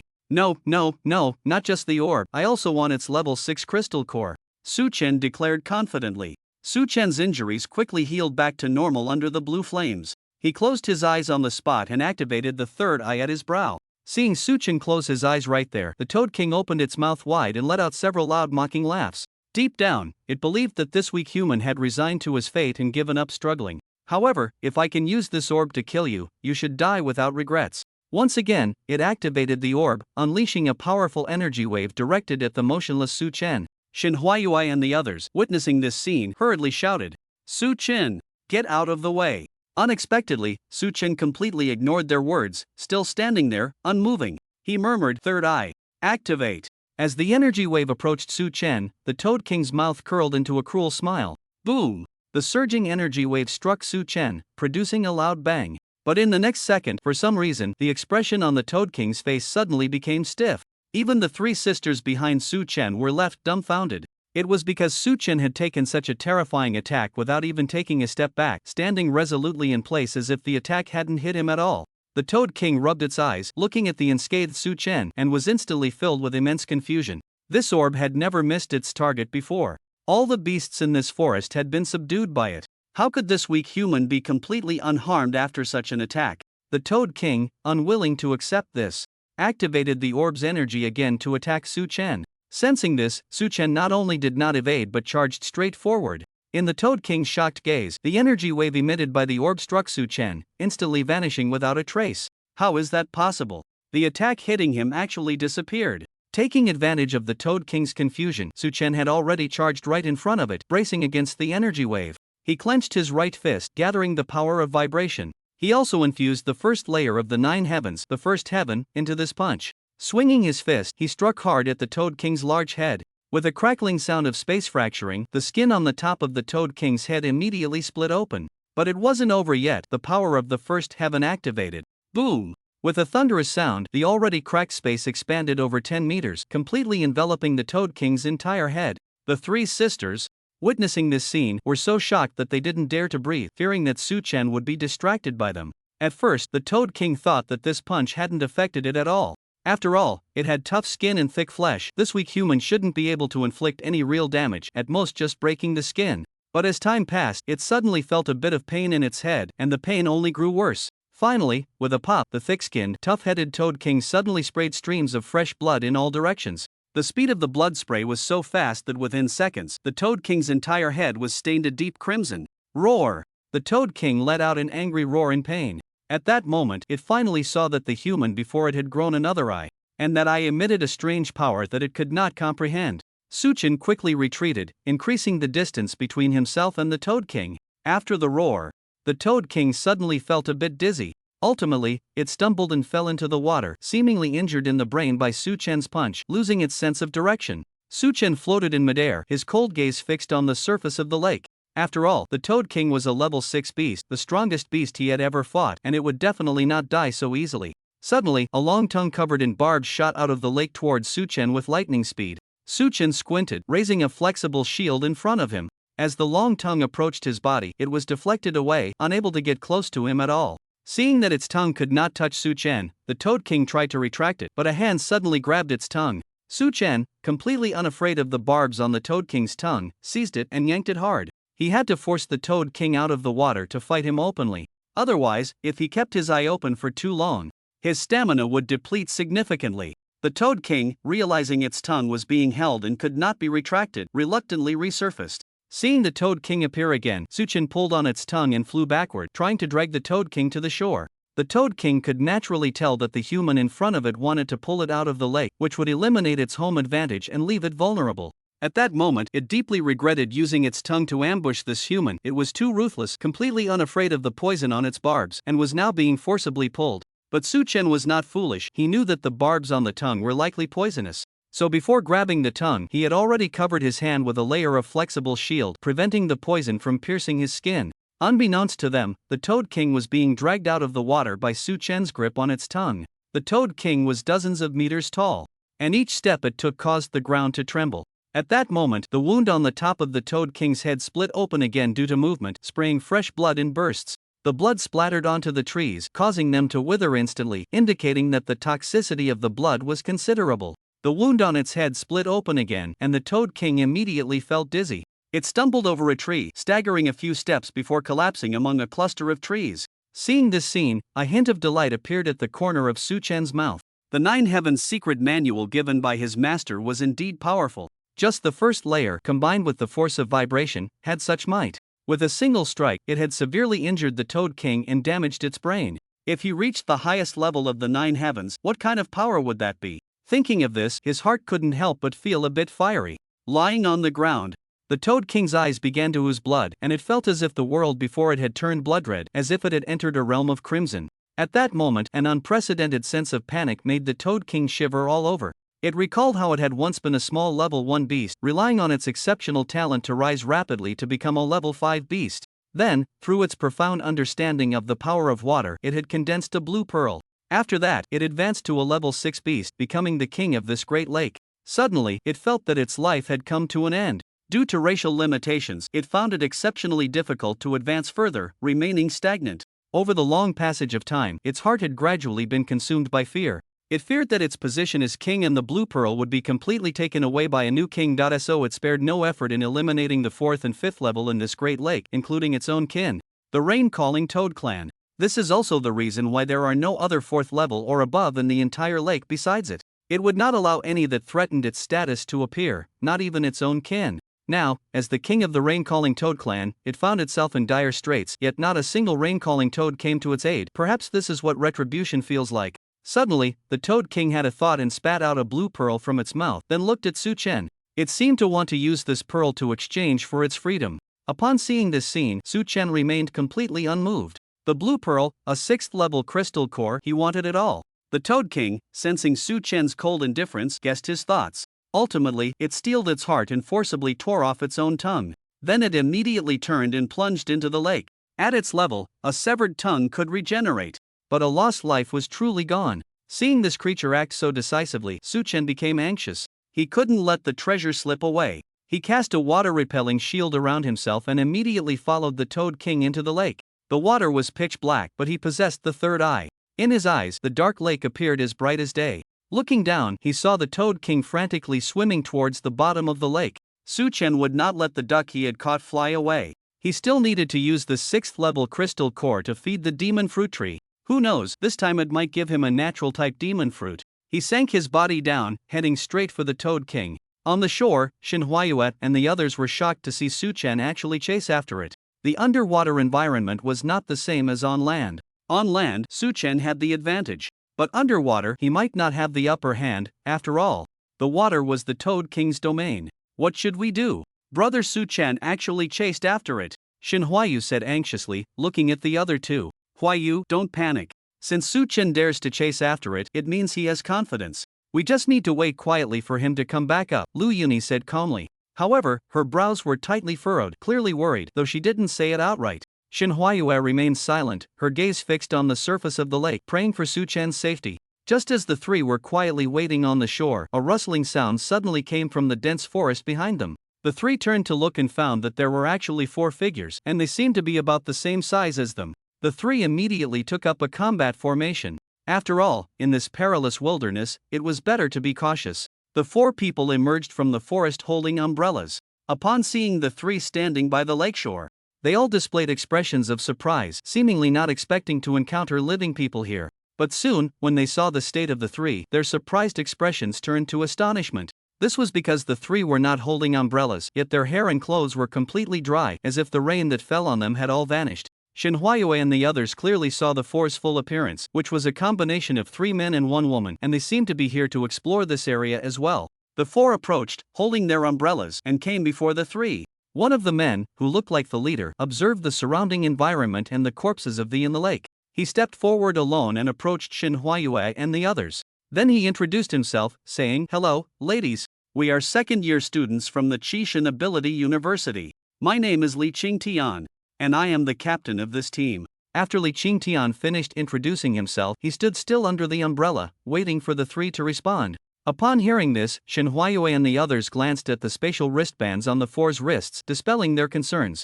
After all, besides students from various universities, others had no chance of obtaining such wristbands. They exchanged glances, and then Shinhwaiyue stepped forward and said, "We 3 are freshmen at the Giant Superpower University. My name is Shinhwaiyue. We are a 4-person team, and our captain went into the lake to chase a level 6 beast. We are waiting for him to come back." Shinhwaiyue's words were astonishing, leaving the 4 people opposite her stunned. They were freshmen. Their captain went into the lake to chase a level 6 beast? Could it be that their captain was a junior? Had he already reached the 9th level of the Transcendent Realm or the Heavenly Walking Realm? Yes, that must be it. After all, freshmen and sophomores simply couldn't possess the strength to hunt a level 6 beast. Once they realized this, the 4 from the Qi God Superpower University simultaneously displayed expressions of enlightenment. It seemed that these 3 had a decent status in school, being assisted by a powerful junior student. "Oh, I see," Li Qingtian replied with a smile. He then gestured with his right hand, pointing to the 3 behind him. "Allow me to introduce my 3 reliable teammates to the ladies. This one is called Wu Hao, with an A-level superpower, a master of the quick blade. This one is called Qian Xing, with an A-level superpower, a master of the bow. This one is called Xiaoyuer, the only girl in my team, with an A-level superpower, a master of hidden weapons. Finally, I am Li Qingtian, with an S-level superpower, the king of guns." Upon hearing that Li Qingtian was actually an S-level superpower user, Shinhwaiyue and her companions showed a slight surprise on their faces, but it quickly faded. It was just an S-level superpower. They had seen many SS-level superpowers with their own eyes, most of which were concentrated in one person. Shinhwaiyue cleared her throat and spoke, "My name is Shinhwaiyue, with an A-level superpower, Tornado." She then pointed to the 2 behind her. "This is my younger sister, Shinhwaiyue, with an A-level superpower, Healing. This is our close friend, Lu Yuni, with an A-level superpower, a master of the sword path." After the brief introductions, Li Qingtian looked at the 3 opposite him and voiced his confusion. "Miss Shin, why aren't you getting wet in the rain without an umbrella?" Shinhwaiyue and her companions were taken aback, exchanged glances, and then laughed. "Our captain used his superpower to create a rain shield for us." Shinhwaiyue held her head high, her lips curling up, looking very proud as she spoke. Li Qingtian and his companions focused their eyes and indeed saw a thin shield surrounding the 3. The raindrops hitting them were instantly deflected, which is why they appeared so dry. Seeing this, Li Qingtian and his companions couldn't help but feel a bit envious, as using an umbrella in the woods was indeed inconvenient, often getting caught in dense branches. But without an umbrella, their clothes would get wet and their body temperature would drop, which was even less desirable. Li Qingtian glanced around and noticed more than 10 tents, then turned to Shinhwaiyue and asked in confusion, "Are these tents all yours?" No, these 4 are ours, and those more than 10 are abandoned tents. No one lives in them anymore," Shinhwaiyue replied. Hearing this, Li Qingtian turned to his teammates. "Let's use these abandoned tents to set up a shelter, and wait until the rain stops before moving on." Wu Hao, Qian Xing, and Xiaoyuer all nodded in agreement with Li Qingshan's idea. The 4 of them immediately got to work setting up the shelter. Seeing this, Shinhwaiyue and her companions thought that since they were idle anyway, they might as well help them. The 7 worked together and quickly set up the rain shelter. The internal space was large enough to accommodate more than 10 people standing. Li Qingtian and his companions could finally put away their umbrellas and take a break. "I, Li Qingtian, on behalf of my 3 teammates, thank you for your help." "Ladies," Li Qingtian said, cupping his hands in gratitude. "No need to be polite. In the Beast Continent, humans should help each other. Besides, we were idle anyway," Lu Yuni replied with a smile, cupping her hands. Lu Yuni's spirited demeanor and her every smile and frown. Wu Hao, one of the 4 from Qishan University, felt his heart race and was somewhat at a loss. Is this what it feels like to fall in love at first sight? Wu Hao's eyes began to cautiously dart around Lu Yuni's face, and his hand gripping the knife started to sweat. Suddenly, Wu Hao asked Lu Yuni, Miss Lu, why didn't you apply to Qixin University, which focuses on weapon abilities, but instead went to Giant University? Upon hearing Wu Hao's question, the other three from Qixin University were stunned. This was because Wu Hao was usually very taciturn. At school, he either sharpened his knife or practiced with it. Aside from talking more during battles, he generally kept silent. What happened today? Lu Yuni smiled slightly, glanced at her two sisters beside her, and the face of Su Chen floated in her mind as she softly replied, because we don't want to be apart. Ah, you were classmates before? Chao Yuer said in surprise. That's right, we've been friends since childhood, growing up together, never apart, Shen Huayue said proudly. Wow, that's wonderful, over 10 years of friendship, and now you all got into the same university together. Chao Yuer said enviously as she looked at the three. It was no wonder Chao Yuer felt envious. She was the only one from her high school who got into Qixin University. Without friends to support each other, she arrived at school knowing nothing. At first, she managed to get through on her own, but fortunately, she now had these three reliable teammates. Chao Yuer stepped forward slowly, smiling as she chatted with the three sisters. After all, they were all girls and easy to get along with. Xian Xing, standing next to Wu Hao, was the first to notice something was off with him. As the team leader, Li Qingtian naturally also noticed Wu Hao's abnormality, and the two pulled Wu Hao aside to a corner. Xian Xing mischievously asked Wu Hao, Haozi, tell me the truth, are you crushing on someone? Wu Hao was taken aback and quickly covered Xian Xing's mouth with his hand. Seeing Wu Hao's strong reaction, Li Qingtian already had an idea and smiled lightly at him. Haozi, it's not that I'm criticizing you, but you usually act like a dullard, yet your taste is quite good. Realizing he had been exposed, Wu Hao saw no need to hide it from the two anymore and let go of Qian Xing. He then secretly glanced at Lu Yuni, and seeing her chatting animatedly, he felt relieved. Looking at the two beside him, he shyly said, Captain, Xingzi, I think I might have fallen in love at first sight. The two immediately gasped. Hearing this from the tall Wu Hao made them feel uncomfortable all over. But as brothers, now was not the time to kick him while he was down. Chen Xing pondered carefully and slowly expressed his opinion. Haozi, have you thought this through? She's not a student at our school, and the two schools are worlds apart. Long-distance relationships can be tough. Wu Hao frowned upon hearing this. He had indeed thought of that, otherwise, why would he have asked Lu Yuni why she didn't apply to their school? Seeing this, Li Qingtian shook his head and chuckled. Xingzi, you're being too hasty, they aren't even together yet, and you're already thinking about the future. Chen Xing, hearing this, grabbed Wu Hao's chin and pointed at his face for Li Qingtian to see. Captain, with my brother Hao's cool demeanor and his good looks, which girl wouldn't be infatuated? After hearing this, Li Qingtian carefully examined Wu Hao. The corners of his mouth curved slightly, then he quickly suppressed it. After calming himself, he nodded seriously. Haozi, if you don't express your feelings this time, you might never have the chance to say it again in your life. Go on, express your feelings to her, good luck. After a brief moment of deep thought, Wu Hao took a deep breath, tightened his grip on the knife handle, and walked towards Lu Yuni. Just then, the ground suddenly began to shake violently. Boom! The 7 people under the awning were startled by this sudden and intense shaking. They stumbled out from the rain shelter. For students from Qixin University, without even grabbing their umbrellas, the ground was still shaking, and the tremors were becoming more intense. Before long, the shaking stopped, and the rain began to lessen. The 7 of them no longer needed to crouch slightly to steady themselves and avoid being knocked over. What's going on? Is this an earthquake? It doesn't seem like it, Li Qingtian said, still feeling a bit shaken. It might be that some powerful exotic beast is active nearby, Chen Xing said, drawing his bow and scanning the surroundings. Upon hearing that there might be a powerful exotic beast nearby, the other 3 from Qixin University immediately perked up, forming a battle formation back-to-back. Only Shen Huayue and the other 2 exchanged glances, concluding that it was definitely not an earthquake caused by an exotic beast. It was highly likely that the tremors were the result of Su Chen's battle at the bottom of the lake, which had caused the earthquake. Seeing that Shen Huayue and the others were still standing in place, Chao Yuer hurriedly shouted, You 3, come over quickly. There might be dangerous powerful exotic beasts nearby. Shen Huayue waved her hand and smiled, Sister Yuer, the earthquake just now was probably caused by our captain's battle under the lake. You don't need to worry. The 4 were taken aback by her words and immediately relaxed. Upon reflection, their captain was a junior who could even chase after a level 6 exotic beast, so it was indeed not surprising that such a commotion was caused. Ha ha ha, I see. We were a bit overly sensitive. Sorry for making you laugh. Li Qingtian scratched his head and said with a smile. Ah, our captain does make quite a ruckus during battles, so it's no wonder you thought too much, Shen Huayu said with a smirk. Li Qingtian looked up at the sky, feeling the rain gradually lessen.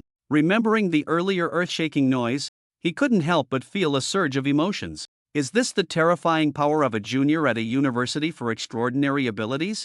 Truly frightening. Shin Huayue and the others frowned, their faces filled with question marks. The terrifying power of a junior? Frightening? Who was it? Was there anyone present who was a junior? Ahem, Captain Lee, do we have any juniors here? Shin Huayue asked in confusion. I was talking about your captain. Isn't your captain a junior? Li Qingtian asked, equally puzzled. Shin Huayue and the others exchanged glances, a hint of a smile appearing at the corners of their mouths. No wonder they thought Su Chen was a junior. Chasing a level 6 exotic beast into the lake with such terrifying power, who would believe he was a freshman? If they hadn't seen it with their own eyes, they wouldn't have believed it either.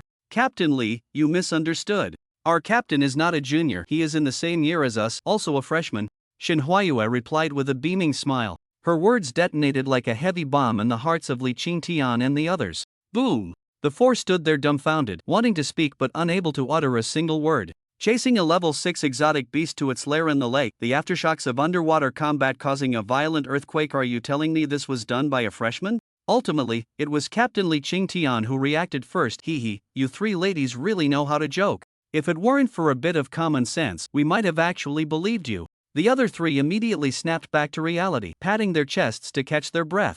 If it weren't for Li Qingshan's reminder, they might have almost believed it. A normal human ability user, no matter how talented, if you can become a transcendent during your freshman year, that talent is already among the top tier of humanity. Moreover, the semester had just started, and many freshman geniuses should still be stuck at the noble stage. Even if you were exceptionally gifted and became a transcendent before the semester began, a human transcendent only corresponds to a level 4 exotic beast, and down in the lake was a level 6 exotic beast. A level 6 exotic beast fighting a human transcendent would be enough to crush you with sheer level suppression, let alone chasing after it. Shin Huayue and the others saw that they were not believed at all, so they stopped arguing further. When they witnessed Su Chen's strength with their own eyes, they understood what it meant that facts speak louder than words. The rain in the sky gradually diminished until it finally turned into a sparse drizzle, barely felt on the skin.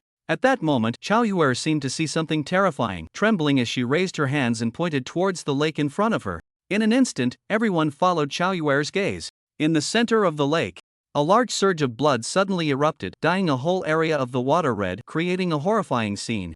Upon seeing this, everyone gasped in shock. Before they could calm down, a massive corpse floated up from the center of the blood. When Shin Huayue and the others saw the corpse of the Toad King, they immediately broke into smiles. The Toad King's body was covered in cracks, with not a single piece of good flesh left, clearly having been beaten by Su Chen. They never expected that Su Chen could forcefully kill it in the water. It could only be said that he truly lived up to his reputation. Li Qingtian and the others, upon seeing the Toad King's corpse and sensing its immense power, confirmed it was indeed a level 6 exotic beast, and their anticipation for that captain grew. To be able to kill such a monster in the water, that captain must be at least a 9th tier ability user in the transcendent realm. In their school, that kind of strength could rank in the top 5. At this moment, the sky gradually cleared, and a ray of sunlight broke through the scattered dark clouds, illuminating the land. Suddenly, there was a loud bang. A figure burst out from the water, surrounded by a water-repelling shield, clearly Su Chen. At this time, Su Chen had closed his third eye, returning to his original appearance. Having used the third eye for a while, Su Chen's complexion was somewhat pale, needing urgent energy replenishment. He retracted the water-repelling shield, spread his azure flame wings, and floated in the air, looking around. He saw Shin Huayue and the others waving at him simultaneously. Suddenly, his gaze sharpened as he looked at 4 unfamiliar figures that had appeared behind the 3. They seemed to be university students as well, transported here for exploration. One of them glided down from the air, standing before everyone with a stern expression. A few rays of sunlight shone on Su Chen, making his entrance seem somewhat imposing without him needing to be angry. "Who are you?" Su Chen asked, hands behind his back, his tone somewhat unfriendly. It was no wonder Su Chen's tone was harsh. In this desolate wilderness, the appearance of several strangers would put anyone on high alert. Shin Huayue and the others, seeing Su Chen's tone was a bit aggressive, hurriedly stepped forward to explain. After understanding the situation, Su Chen's tone softened. "I see, you are second-year students from Qixin University. My name is Su Chen, a first-year student from Giant University. I apologize for the earlier offense. I hope you seniors can forgive me." Su Chen clasped his hands in apology. Upon hearing this, Li Qingtian and the others widened their eyes and quickly waved their hands. "This TM is a first-year student? Is there even a semblance of a person?" At that moment, Chao Yuer seemed to have discovered something. She took out her phone, opened the album, scrolled down, and clicked on the photo she had saved. looking up at Su Chen in front of her, then down at the photo on her phone. You are the one online, the Luo god, Su Chen, who has 4 SS level abilities. Chao Yuer's eyes sparkled, her fingers trembling as she spoke incoherently. With Chao Yuer's mention, the other three instantly recalled the news that had gone viral online a few days ago.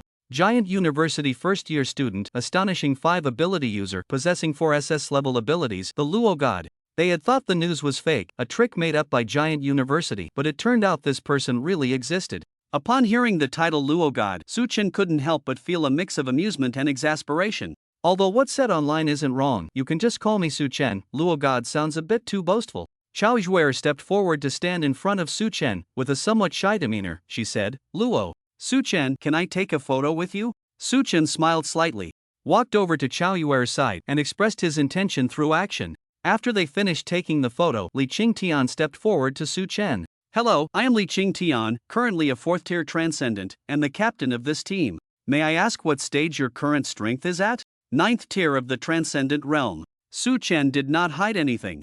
As soon as these words were spoken, Li Qingtian, Wu Hao, and Xianxing were momentarily stunned, questioning their own lives. They had worked hard for so long, escaping countless life and death crises, just to barely reach the Transcendent realm. In the end, they were outdone by a freshman. Thinking about it made them feel a bit bitter. At that moment, Shen Huayue and the others suddenly noticed that Su Chen's face was somewhat pale. Su Chen, why does your face look a bit white? Lu Yuni walked in front of Su Chen, looking up at him with concern. Yeah, we've never seen you look this bad before. Shen Huayue surrounded him.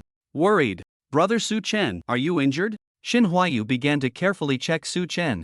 No, I'm just a bit exhausted and a little hungry, eating something will be fine. Su Chen waved his hand, signaling them not to worry. Hungry? That makes sense, defeating a 6th level beast is indeed quite exhausting. Let's go cook something for you. After Lu Yuni finished speaking, she took the hands of the two sisters, preparing to start a campfire to cook. Su Chen smiled knowingly and said nothing. Turning to look at Li Qingtian and the others, he suddenly noticed that Li Qingshan's expression was a bit strange. Captain Li, what's wrong? Su Chen asked, frowning in confusion. Upon hearing this, Li Qingtian revealed a bitter smile. He turned to look at Wu Hao, who had lowered his head in a somewhat despondent manner, lost in thought. Seeing Wu Hao like this, Li Qingtian couldn't help but sigh deeply. He then looked at Su Chen, shook his head, and said, It's nothing. Just a bit surprised by your strength. To defeat a 6th level beast with a body in the Transcendent realm, you might be the only one in the world who can do that. Su Chen smiled slightly and did not respond with humility. Being overly modest is just pride, after all, the facts are as they are. Captain Li, you guys haven't eaten yet, right? Bring your team and join us for a meal. Su Chen extended the invitation. Li Qingtian immediately nodded in agreement. The 4 of them indeed hadn't eaten yet and were feeling a bit hungry. The campfire was simmering with delicious salty meat porridge. The 8 of them gathered around the campfire, using discarded tents as cushions, sitting together and chatting. Chao Yuer and Shen Huayue sat together, chatting more and more comfortably, and even added each other as friends. Seeing that the salty meat porridge was ready, Su Chen immediately served each person a bowl, paired with the dry rations they had brought. It was quite a decent meal in the wild. As everyone ate, Li Qingtian glanced at Wu Hao, then turned to Su Chen and asked, Su Chen, do you have a girlfriend? No, why do you suddenly ask me this? Su Chen was very puzzled. Ha ha ha, it's nothing. I just wanted to know what kind of girl someone as talented as you would like. Li Qingtian laughed. Upon hearing this, Su Chen fell into thought. Seeing Su Chen fall silent, Shen Huayu, and Lu Yuni all lost their desire to chat for a moment, silently focusing their attention on the next words Su Chen was about to say. Wu Hao looked at Lu Yuni, only to see her gaze fixed on Su Chen, her whole body tense, her fingers turning white from being clenched, as if waiting for an important moment. Witnessing this scene, Wu Hao's face turned pale, and he felt a chill all over, as if he had fallen into a deep abyss. At this moment, he knew what that gaze was. It was filled with affection and love. At this point, he had to admit that the girl he had a crush on was already taken, having been single since birth. Wu Hao finally found a girl he liked, but life is unpredictable. The immense blow caused Wu Hao to drop the bowl of porridge in his hand, shattering it on the ground into several pieces. Crash! The sound of the broken bowl immediately drew everyone's attention. Wu Hao, what's wrong? Seeing Wu Hao, who was usually as steady as a mountain, actually break a bowl, Chao Yuer felt very strange. Shen Xing was right next to Wu Hao, and seeing the expression on his face as if the sky had fallen, he knew what was going on, shaking his head in exhaustion, and then handed Wu Hao a few tissues. Wu Hao numbly took the tissues and forced a smile. I'm a bit dizzy, maybe I have a cold. I'm going to set up a tent and rest for a bit. Wu Hao quickly cleaned up the broken bowl and then walked to an empty spot to set up the tent. After this brief interlude, Li Qingtian continued to ask, Su Chen, you still haven't answered my question from earlier. What type of girl do you like? Well, I really don't know, Su Chen said with a bitter smile. Since I was a child, due to family reasons, I've been a bit withdrawn, so I hardly ever talked to girls. Except for when I was 7 or 8, I made a friend with a little girl in elementary school. But after a couple of years, she transferred schools, and now I can't even remember what she looked like. After that, I didn't have any female friends. Until my senior year of high school, by chance, I became friends with 3 girls, and we all got into the same university, and it's been like that ever since. So when you ask me what type of girl I like, I really don't know how to answer you, Su Chen said, troubled. Upon hearing this, Li Qingtian immediately waved his hand and pointed to the 4 girls present. Su Chen, if you don't know how to answer the question, then I'll give you a multiple-choice question. Out of these 4, who do you think is the most attractive to you? Li Qingshan's light-hearted words struck like thunder in the minds of the 4 girls. After a brief moment of shock, they all slightly straightened up, sitting elegantly to the side, as if in meditation, showing no interest in the outside world. But their rapidly beating hearts revealed that they were not as calm as they appeared. Hearing this question, Su Chen was also momentarily stunned, but quickly reacted. He turned to look at the 4 calm girls, then turned back to Li Qingtian and said in an annoyed tone, Captain Li, girls are not objects to be casually picked. I hope you respect my teammates, as well as your own. Li Qingtian was somewhat at a loss for words at Su Chen's remark, chuckling awkwardly and waving his hand. I misspoke, my apologies, just joking. Don't apologize to me, you need to apologize to them. Su Chen pointed to the 4 girls beside him. Ah, right, my apologies to the 4 beauties.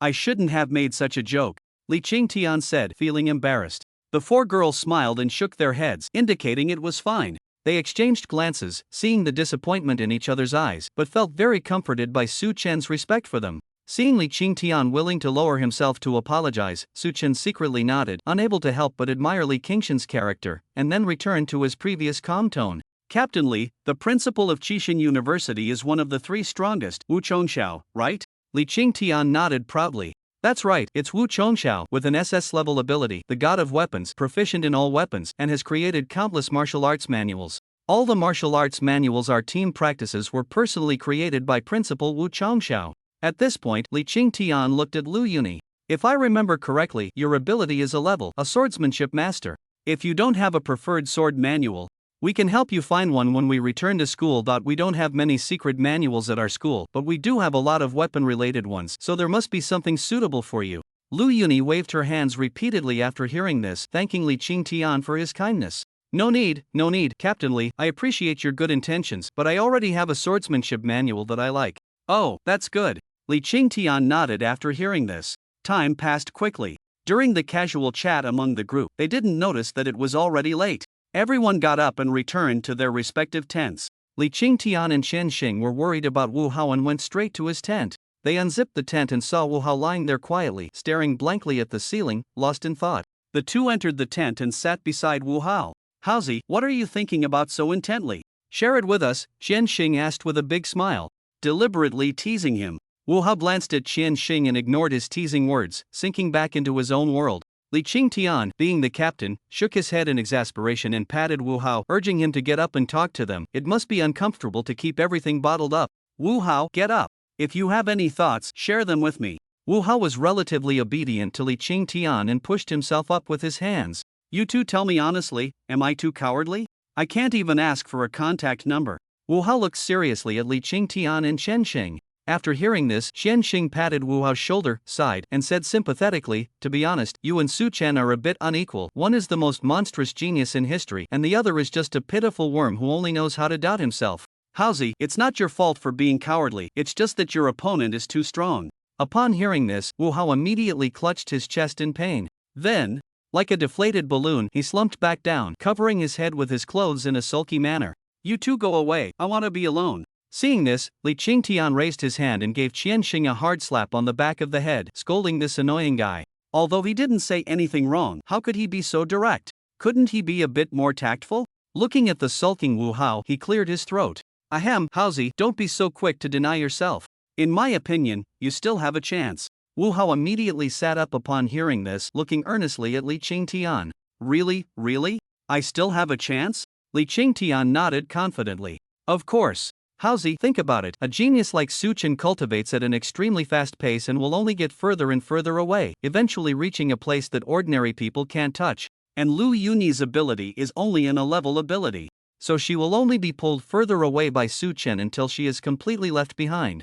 At that time, it will be your moment to shine. A chance encounter, gradually entering her life, and over time, feelings will develop between you two.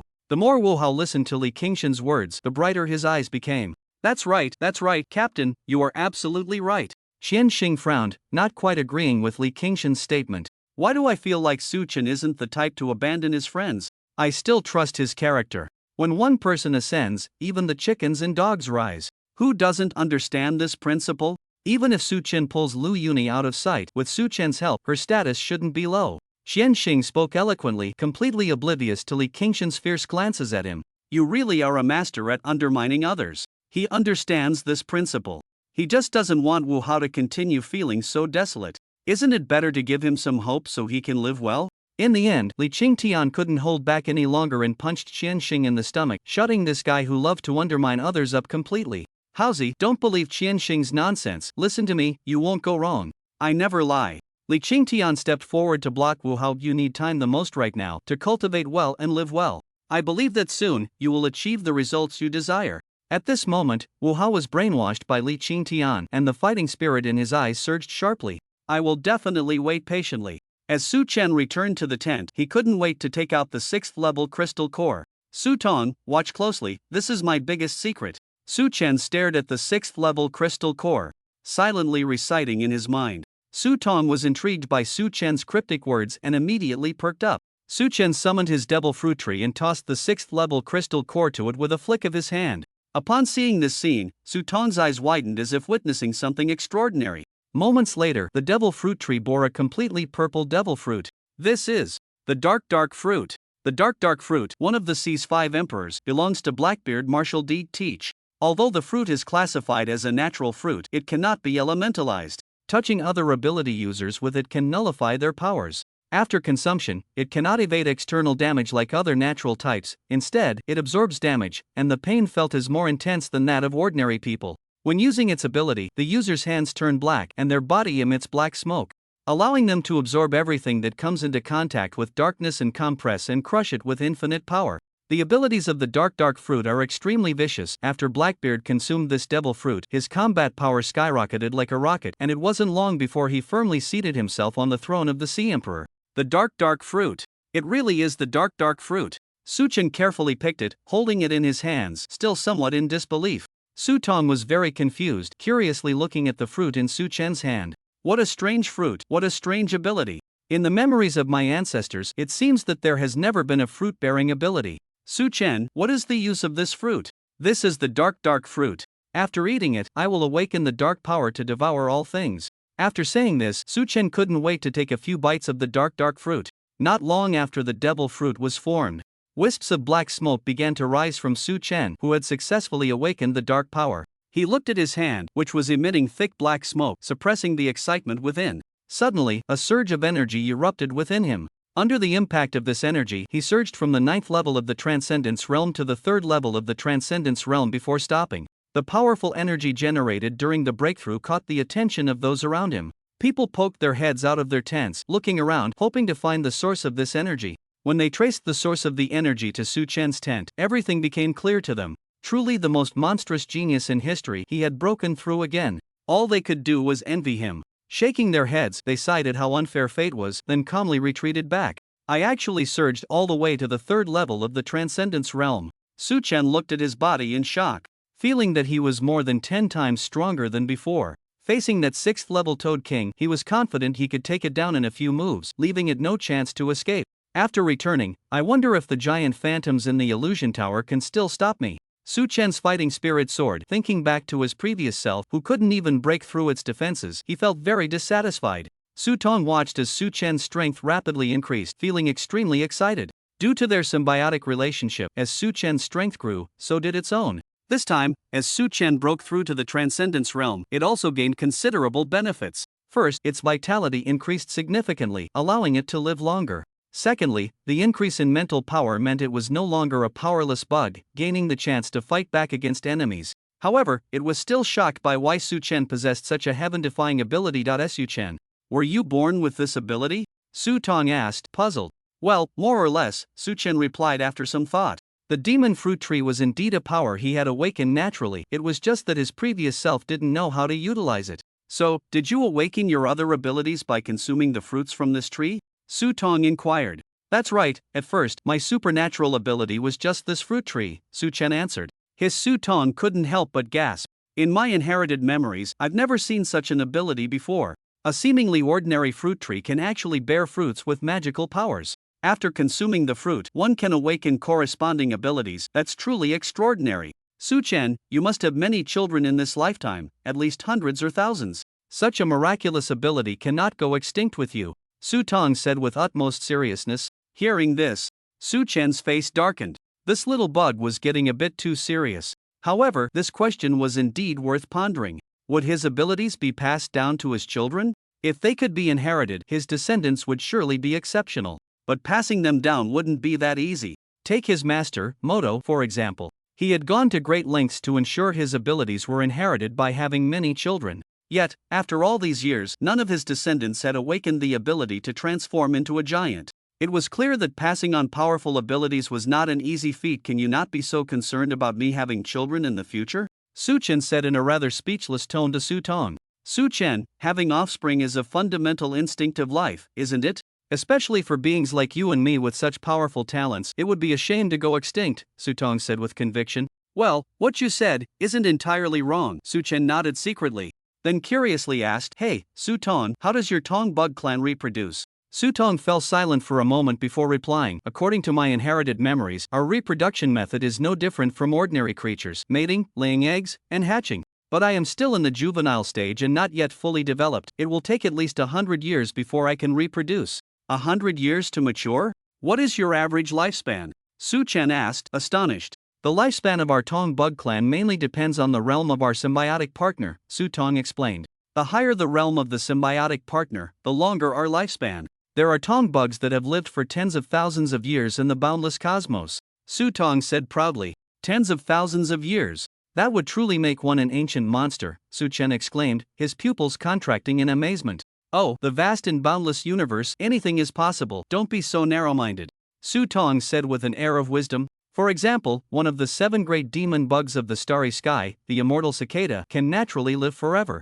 Unless they encounter a great disaster that completely erases their existence, they will truly never die. Listening to Su Tong's narration, a flame suddenly ignited in Su Chen's heart. He was determined to venture into that vast cosmos and leave behind his own story.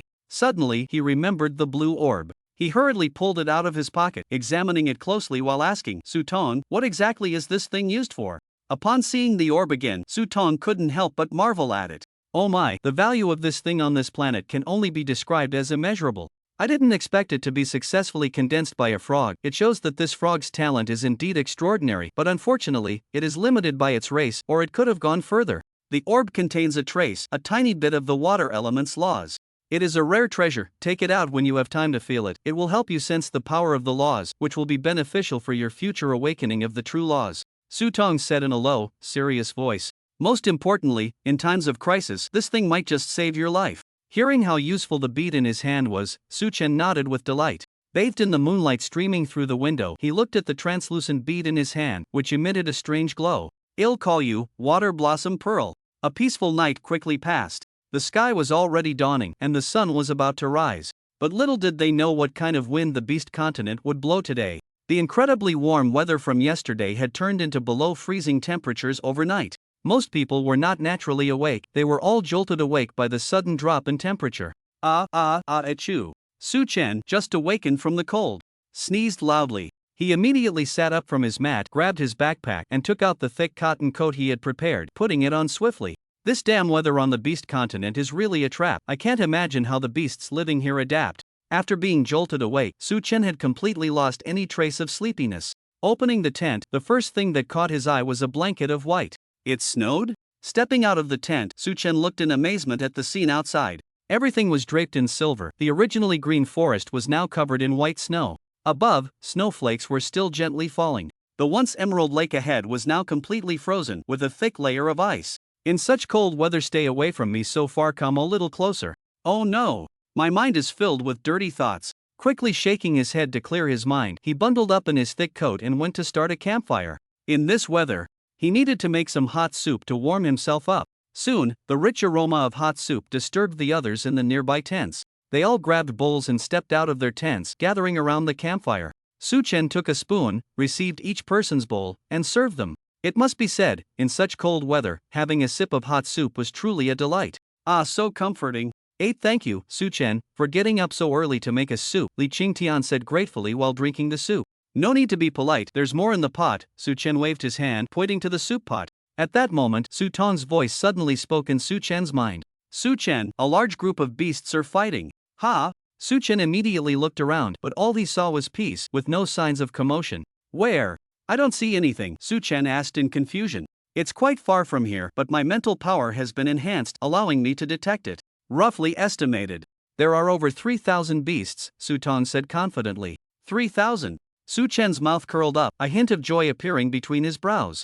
As long as they dealt with these 3,000 beasts, their haul would be absolutely massive, and there would be plenty left over. However, frowning, he turned to look at Li Qingtian and the others, who were enjoying their food. After advancing to the third stage of the transcendent realm, his strength had increased more than tenfold. He was absolutely confident that the four of them could quickly handle these 3,000 beasts. But should he let Li Qingtian and the others share in the spoils? People are inherently selfish. He didn't want too many people to take away their gains, which was only reasonable. Moreover, what if they joined in? The rewards might not be enough for Shen Huayue and the others to buy the coveted manuals. It was truly a headache. But then again, they were just some crystal cores.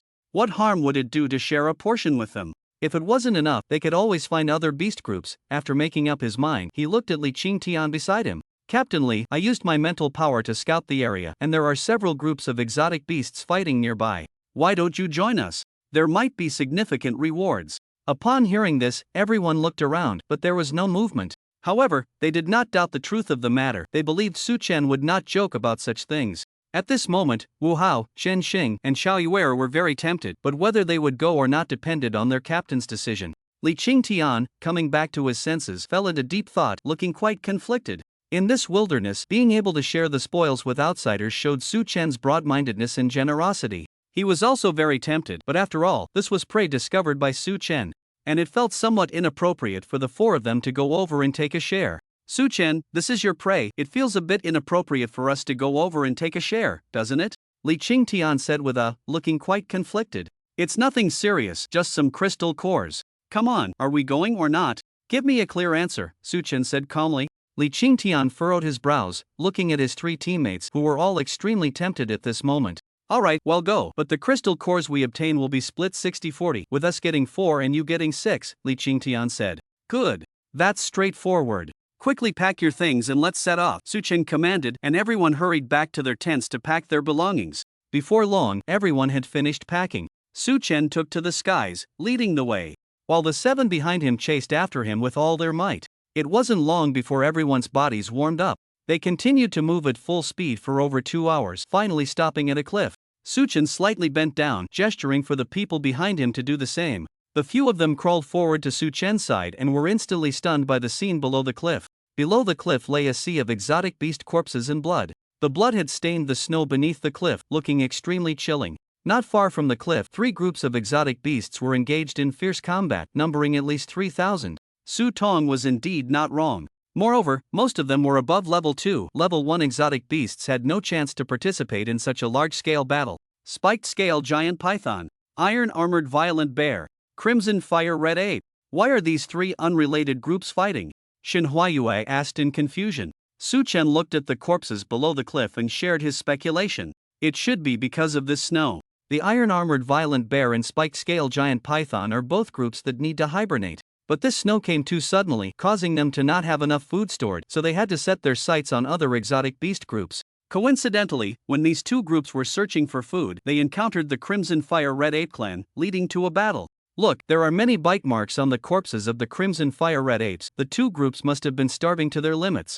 After hearing Su-chen's analysis, everyone nodded in agreement. Brother Su-chen, should we just wait here and reap the benefits? Shen Huayu said with a mischievous smile. Upon hearing this, Su-chen immediately clapped his hands in praise. Clever. Let's wait until all three groups are exhausted. Then we will strike, catching them off guard. Everyone nodded, then all focused intently on the three groups below the cliff, quietly waiting for an opportunity to strike. Time passed, and an hour later, after continuous fighting, the three groups of exotic beasts below were all in a state of exhaustion. Clearly, it was a good opportunity for them to act. The iron-armored violent bear clan has 3 level 5 exotic beasts. The spiked scale giant python clan has 2 level 5 exotic beasts. The crimson fire red ape clan also has 2 level 5 exotic beasts. All these level 5 exotic beasts are mine. The level 3 exotic beasts will be handled by my 3 teammates. All level 4 beasts are entrusted to you. No objections?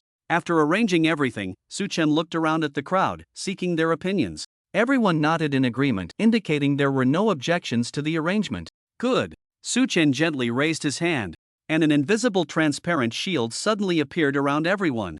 This shield can help you withstand some damage, but it won't block everything. Everyone, please pay attention to safety. Now, let's move. As soon as Su-chen's voice fell, wings sprouted from his back and he shot out. Seeing this, the others immediately leaped off the cliff, using the landslide to descend smoothly. They then rushed towards the 3 groups of beasts in front of them. Li Qingtian and his 3 companions had been teamed up for a year, and their coordination in hunting beasts was indeed impressive. Li Qingtian cleared the way with his gun, transforming into a streak of golden light, charging in front of a weary level 4 iron-armored violent bear, and with one shot, sent it flying. Xian Xing took out an arrow, drew his bow, and shot it out. Xiao Yuer flashed her hands, pulling out several flying daggers from who knows where. The arrows and daggers launched simultaneously at the iron-armored violent bear that Li Qingtian had sent flying. The arrow pierced through the bear's heart, while the dagger penetrated its eye. Finally, Wu Hao leaped high, swinging his large knife, delivering a fatal blow that cleaved the iron-armored violent bear in half. The 4 worked together seamlessly, and hunting a level 4 beast consumed almost no stamina as it was swiftly taken away. In contrast, Shen Huayue and her 2 companions were also doing well. Shen Huayue was responsible for wide area attacks, unleashing a tornado that rendered the beasts powerless to fight back, making it difficult for them to move an inch. Then, Lu Yunyi was in charge of finishing off the weakened beasts, taking down 1 level 3 beast with each sword strike. Although it was somewhat strenuous, with Shen Huayu behind her continuously casting stamina recovery spells, they had no need to worry. Su-chen arrived at the center of the battlefield, where the 3 clans' level 5 beasts were clashing. At this moment, several level 5 beasts from the 3 clans were somewhat fatigued, taking a brief rest. They casually chewed on the corpses of other beasts nearby. However, the 2 level 5 beasts from the Crimson Fire Red Ape clan did not consume the flesh on the ground. Su-chen's silent arrival made these level 5 beasts tense up, a bad premonition surging in their hearts. Roar! The 3 irritable iron-armored violent bears couldn't hold back any longer and roared at Su-chen, as if declaring their territory. Seeing this, Su-chen's eyes turned cold, and a mocking smile appeared on his lips. I'll use you 3 foolish bears to test my current strength.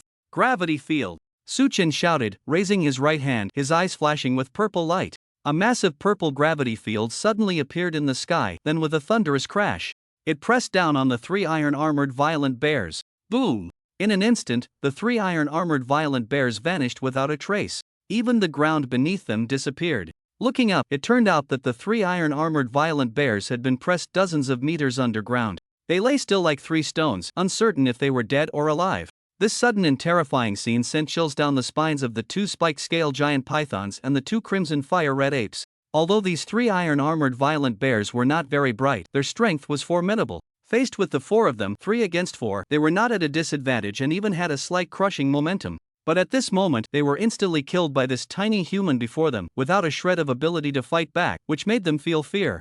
The 2 spiked-scale giant pythons exchanged glances. Then they turned and ran. In their view, there was no point in fighting a battle they had no chance of winning. Although the 2 spike-scale giant pythons had no legs, they moved quickly, crawling hundreds of meters away in the blink of an eye. But Su-chen would not let the crystal cores slip away. Black smoke billowed from Su-chen's body as he shouted, "Dark Sea!" Then with a wave of his hand, a surging black sea, like a tsunami, rushed towards the 2 spike-scale giant pythons. 2 spike-scale giant pythons, though cold-blooded creatures, suddenly felt a bone-chilling cold at that moment. Unable to help themselves, they turned to look back, but before they could clearly see what that mass of darkness was, they were swallowed by the dark sea. Su-chen sneered, and with a wave of his hand, he retracted the dark sea, but he was unaware that 2 level 5 crystal cores had already appeared in his hand. Clearly, these 2 level 5 crystal cores belonged to the 2 spike-scale giant pythons. In the instant they were engulfed by the dark sea, their flesh and blood were stripped away, leaving only what Su-chen desired. The two crimson fire monkeys, witnessing this scene, were so frightened that they nearly wet themselves. They immediately knelt down, begging for mercy, pleading with Su-chen to spare them. They babbled incoherently, not making much sense. Just as Su-chen raised his hand, intending to kill the two crimson fire monkeys to take their crystal cores, he was stopped by Su-tong. Wait! Su-chen! Let me hear what they have to say. Su-chen was somewhat surprised. Could Su-tong actually understand what these two strange beasts were saying? Without asking too many questions, he slowly lowered his hand, waiting for Su-tong's translation. The two crimson fire monkeys babbled for a long time before finally stopping, then looked up at Su-chen floating in the air with eager faces. Su-chen felt a bit uncomfortable under the gaze of their big eyes and impatiently asked, Su-tong, what did they say? After a brief moment of thought, Su-tong began to respond, Su-chen, they said their clan has never harmed humans. In fact, they have helped humans several times and hope you can spare them. If you let them go, they can offer you tributes, treasures passed down from their ancestors. Their clan has never harmed humans? They even helped humans? Why do I find that so hard to believe? Su-chen squinted his eyes, looking at the two crimson fire monkeys with suspicion. Su-chen, my spiritual power can detect the emotional fluctuations of others. I can vouch that they are not lying, Su-tong said confidently. Oh, alright, even though I've lost 2 level 5 crystal cores. But considering they have helped humans before, I will spare their lives. Su-chen retracted his fighting spirit and turned to the crowd behind him. Everyone, do not hunt the Crimson Fire Monkey clan. Just hunt the iron-armored violent bears and spike-scaled giant pythons. Upon hearing this, the crowd stopped their actions, looking at Su-chen in confusion. Seeing the puzzled expressions on everyone's faces, Su-chen shouted loudly, just do as I say. The Crimson Fire Monkey clan will not harm you. The crowd obeyed Su-chen's command and refrained from attacking the Crimson Fire Monkey clan. The Crimson Fire Monkeys indeed did not harm them, which intrigued them. They had never seen strange beasts that did not want to harm humans. Su-chen slowly descended into the pit, approaching the 3 iron-armored violent bears. The 3 iron-armored violent bears were bleeding from their 7 orifices, their eyeballs exploded. Yet, they were still gasping for breath, their vitality remarkably resilient. Unable to bear their suffering, Su-chen's body emitted black smoke, and with a wave of his hand, the dark sea instantly engulfed the 3 iron-armored violent bears, leaving only their crystal cores. He then slowly floated up to the 2 crimson fire monkeys. The 2 crimson fire monkeys wore flattering smiles and slowly bowed down. What is the ancestral treasure of your clan? Su-chen asked. The 2 crimson fire monkeys immediately looked up and gestured as if drinking something, indicating it was likely a type of beverage. Su-chen nodded slightly. Since it was said to be an ancestral treasure, it must be something extraordinary, perhaps with unexpected effects. Su-chen turned to look at the others. The iron-armored violent bears and spike-scaled giant pythons had mostly been killed. Although many had escaped, the harvest was still significant. Just as Lu Yuni killed the last spike-scaled giant python, this operation came to a successful conclusion. Su-chen waved his hand, and everyone gathered around him. They all took out the crystal cores they had obtained and began to distribute the spoils. According to a 6040 distribution method, there are a total of 245 third-level crystal cores. You get 98, and we get 147. For the 4th-level crystal cores, there are 115, you get 46, and we get 69. There are only 5 5th-level crystal cores, you get 2, and we get 3. Is everyone okay with this distribution? Su-chen looked up at the crowd. At that moment, everyone was beaming with joy, shaking their heads, completely without any objections. Good. Then it's settled. In just a few minutes, the crystal cores were distributed to everyone. If the number of crystal cores couldn't be evenly divided among the 4, the extra ones would go to the captain. After all, the captain wasn't just there for show. Xinhuayu, and Lu Yuni each received 36 third-level crystal cores and 17 4th-level crystal cores. They didn't take the 3 5th-level crystal cores, leaving them all for Su-chen. Li Qingtian and the others looked at the 2 5th-level crystal cores they had received, their hearts brimming with excitement. Their strength was all at the Transcendence realm, and they didn't have the ability to hunt 5th-level exotic beasts. Encountering a powerful 4th-level exotic beast could still lead to disaster. They never expected to come away with 2 5th-level crystal cores. It truly was nice to be under the shade of a big tree. Su-chen turned to the 2 crimson fire monkeys. Take us there. The 2 crimson fire monkeys patted their shoulders, signaling everyone to hop on. Seeing this scene, everyone involuntarily looked at Su-chen, unsure whether to trust these 2 exotic beasts. Su-chen smiled confidently, leaped up, and landed on one of the crimson fire monkeys' heads. Come on up, they won't dare to hurt you. Hearing Su-chen say this, Everyone no longer hesitated and climbed onto the shoulders of the 2 crimson fire monkeys. The 2 crimson fire monkeys let out a loud roar, raised their arms, and then dashed off. The crimson fire monkeys on the battlefield, hearing the roars of their leaders, immediately perked up and followed suit. Although they had just been through a fierce battle, many of the crimson fire monkeys had survived, with at least 800 still alive. With so many crimson fire monkeys running together, it was like a crimson tsunami, creating waves in the snowy forest. The main camp of the Crimson Fire Monkey clan was not far from there, and they arrived in just over 10 minutes. A young first-level Crimson Fire Monkey, eager to greet its leaders, hesitated when it saw the humans on their heads and shoulders. The unexpected appearance of humans made them a bit wary. They cautiously stood aside, silently parting to make way for their 2 leaders. The 2 Crimson Fire Monkeys entered their territory without stopping, heading straight towards the back of the mountain. Su-chen observed the territory of the Crimson Fire Monkeys and looked down at the ground. There were indeed no signs of human bones, only various types of berry seeds. It seemed that the Crimson Fire Monkey clan lived off berries, not by consuming the flesh and blood of other races. In this land where it was eat or be eaten, such a dietary habit seemed somewhat unusual. As the 2 Crimson Fire Monkeys reached the back mountain, a large group of first-level Crimson Fire Monkeys saw their leaders arrive and immediately set aside their work to welcome them. The 2 leader Crimson Fire Monkeys hurriedly waved their hands, signaling them to get back to their own tasks. Su-chen looked up and saw this group of Crimson Fire Monkeys crushing a type of red berry in a wooden barrel, then covering it with a stone slab, seemingly waiting for the berries to ferment. Brewing wine? A strange thought crossed Su-chen's mind. But can exotic beasts brew wine? With this question in mind, he reached down and patted the head of the Crimson Fire Monkey beneath him. The Crimson Fire Monkey understood, picked up a large wooden spoon, approached a wooden barrel, and leaned down to sniff the aroma.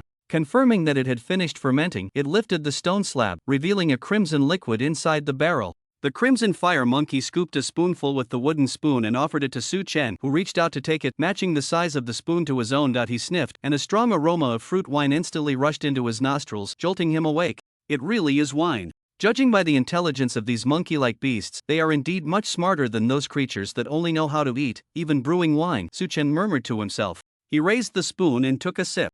The fruit wine slid down his throat into his stomach, leaving a fiery trail. Soon after, he felt his body suddenly start to heat up. In no time, that sensation abruptly faded away. In an instant, Su-chen seemed to discover something, looking at the fruit wine in the wooden spoon, a glimmer of brilliance flashing in his eyes. This wine. It seems to have slightly enhanced my physique. Although the increase is almost negligible, it has indeed strengthened me. What a good thing! Su-chen exclaimed loudly, then turned to the 3 below, Shin Huayue and the others. You 3, catch it! Don't let it spill!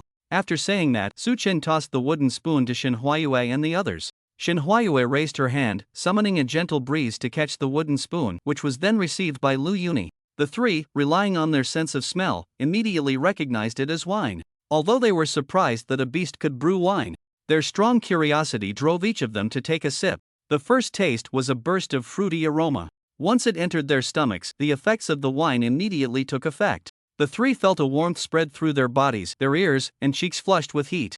In a moment, the wave of warmth within them receded. They clearly sensed that their physiques had been enhanced somewhat, and the muscles in various parts of their bodies had become quite resilient. Especially the enhancement of their leg muscles, which had significantly increased their speed. The 3 stood there, stunned and speechless, all shocked by the overwhelming effects of the fruit wine. Su-chen noticed that their reactions were noticeably more intense than his. It seemed that this fruit wine had a stronger effect on humans with lower ability levels. Suddenly, a magical thought struck Su-chen's mind. What if he sold this wine at school? With his status as a principal's apprentice, there should be no obstacles to selling something within the school. Moreover, the effects of this substance were extremely tempting for most people. An all-around enhancement of physique. What ability user could resist such an effect? Even his master, Moto, would surely be very tempted. The more Su-chen thought about it, the more he felt this was a promising venture, completely forgetting that there were 4 other people present. At this moment, Li Qingtian and the others were extremely curious, but seeing Su-chen lost in thought, they didn't dare to interrupt him. When Su-chen came back to his senses and noticed the gazes of Li Qingtian and the others, he suddenly realized he had forgotten about them. He signaled to another red fire monkey to scoop a spoonful of fruit wine for Li Qingtian and the others as well. After they drank it, feeling the enhancement of their physiques, they were all astonished, never expecting such a magical substance existed in the world. Su-chen leaped down to the ground. Seeing him get off the red fire monkey, the others didn't dare to stay on it any longer and all jumped down in unison. After all, the red fire monkey feared Su Chen, not them. Standing on the ground, Su Chen fixed his gaze on the two red fire monkeys and calmly said, "How about we make a deal, red fire monkeys?" The two red fire monkeys looked puzzled. With their intelligence, they understood what a deal meant but were unclear about what Su Chen wanted to trade. Woo hoo woo woo. They want to know what kind of deal you want to make. Su Tong's voice echoed softly in his mind. Su Chen, full of pride and confidence, said, "I want you to provide me with a certain amount of fruit wine every month. In exchange, I can offer protection for your clan and help you eliminate all the beast clans nearby that pose a threat to you. In simple terms, this entire forest belongs to your Crimson Fire Red Ape clan, and your duty is to provide me with fruit wine every month," Su Chen proposed with a beaming smile. The two Crimson Fire Red Apes exchanged glances. It was impossible for them not to be tempted by Su Chen's offer.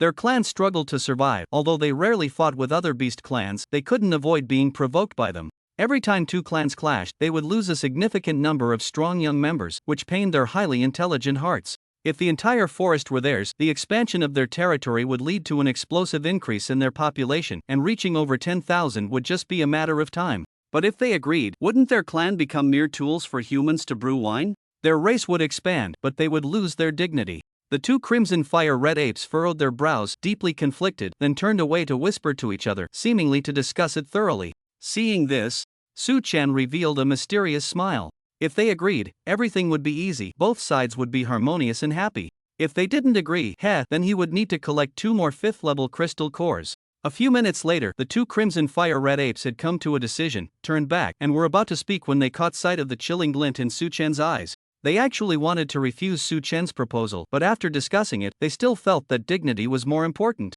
If they lost their dignity, what was the point of having such a large territory? However, Su Chen's piercing gaze sent a chill through them. The words they had intended to refuse were forcibly stuck in their throats, and they no longer dared to speak them. They had no doubt that if they dared to utter the word no, next year on this day would be their day of sacrifice. "Have you two made up your minds? Do you agree to my proposal?" Su Chen's pupils flashed with a dangerous purple light as he smiled warmly. The two Crimson Fire Red Apes looked at his smiling face, feeling a tremor throughout their bodies, as if they would lose consciousness and completely disappear from this world in the next second. Images of the 3 iron-armored violent bears and 2 spike-scale giant pythons, all killed by this human without leaving a trace of flesh, flashed through their minds. The thought that they might meet the same fate was unbearable. Ultimately, unable to withstand the pressure, the two Crimson Fire Red Apes knelt at Su Chen's feet and nodded helplessly. "Ulu! Su Chen, they agreed," Su Tong said. Upon hearing this, the gloom on Su Chen's face instantly vanished, and he laughed loudly. "Ha ha ha, great, it seems you two are quite wise.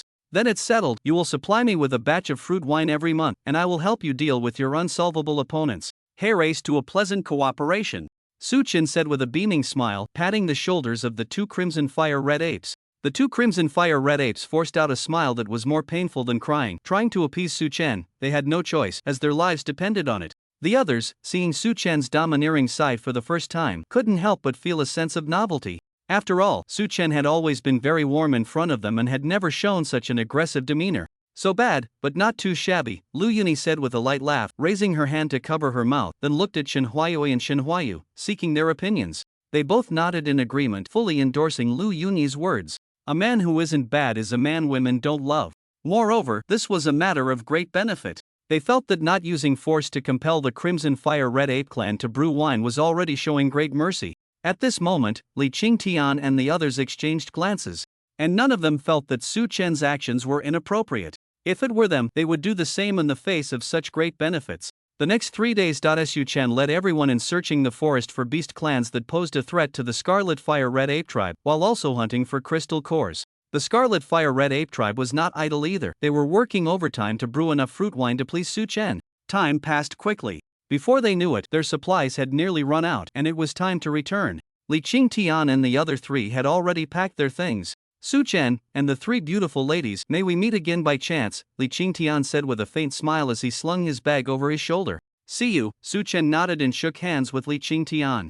Huayu, Yuni, don't forget me, okay? I'll message you." Chao Yuer stepped forward to hug each of the 3, then began to whisper.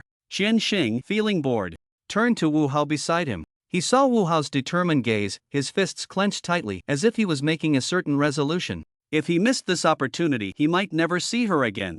Regardless of the outcome, he wanted to take a chance. Li Qingshan's brainwashing rhetoric no longer fooled him. He didn't want to wait alone for an elusive hope. Taking a deep breath, he walked straight towards Lu Yuni. Seeing this, Xian Xing shook his head inside, as if he had already predicted what would happen, then immediately shifted to a spectator mode. Li Qingtian felt a jolt in his heart at Wu Hao's actions. He hadn't managed to stop him after all. Su Chen looked at Wu Hao in confusion, not knowing what he was up to. Wu Hao walked directly to the four girls who were whispering. Gathering his courage, he looked Lu Yuni in the eyes and said, "Lu Yuni, can I have your contact information?" As he spoke, Wu Hao's hands unconsciously tightened, his heart racing as if it would leap out of his chest. Everyone present was stunned by his words, then immediately understood what Wu Hao meant. Xin Huayu, and Xiao Yuer looked on with interest, quietly moving aside. Lu Yuni came back to her senses and immediately understood Wu Hao's intention. Although he was just asking for contact information, it was clear to everyone that Wu Hao had feelings for her. Why else would he ignore Xin Huayu and Xin Huayu's contact information and specifically want hers?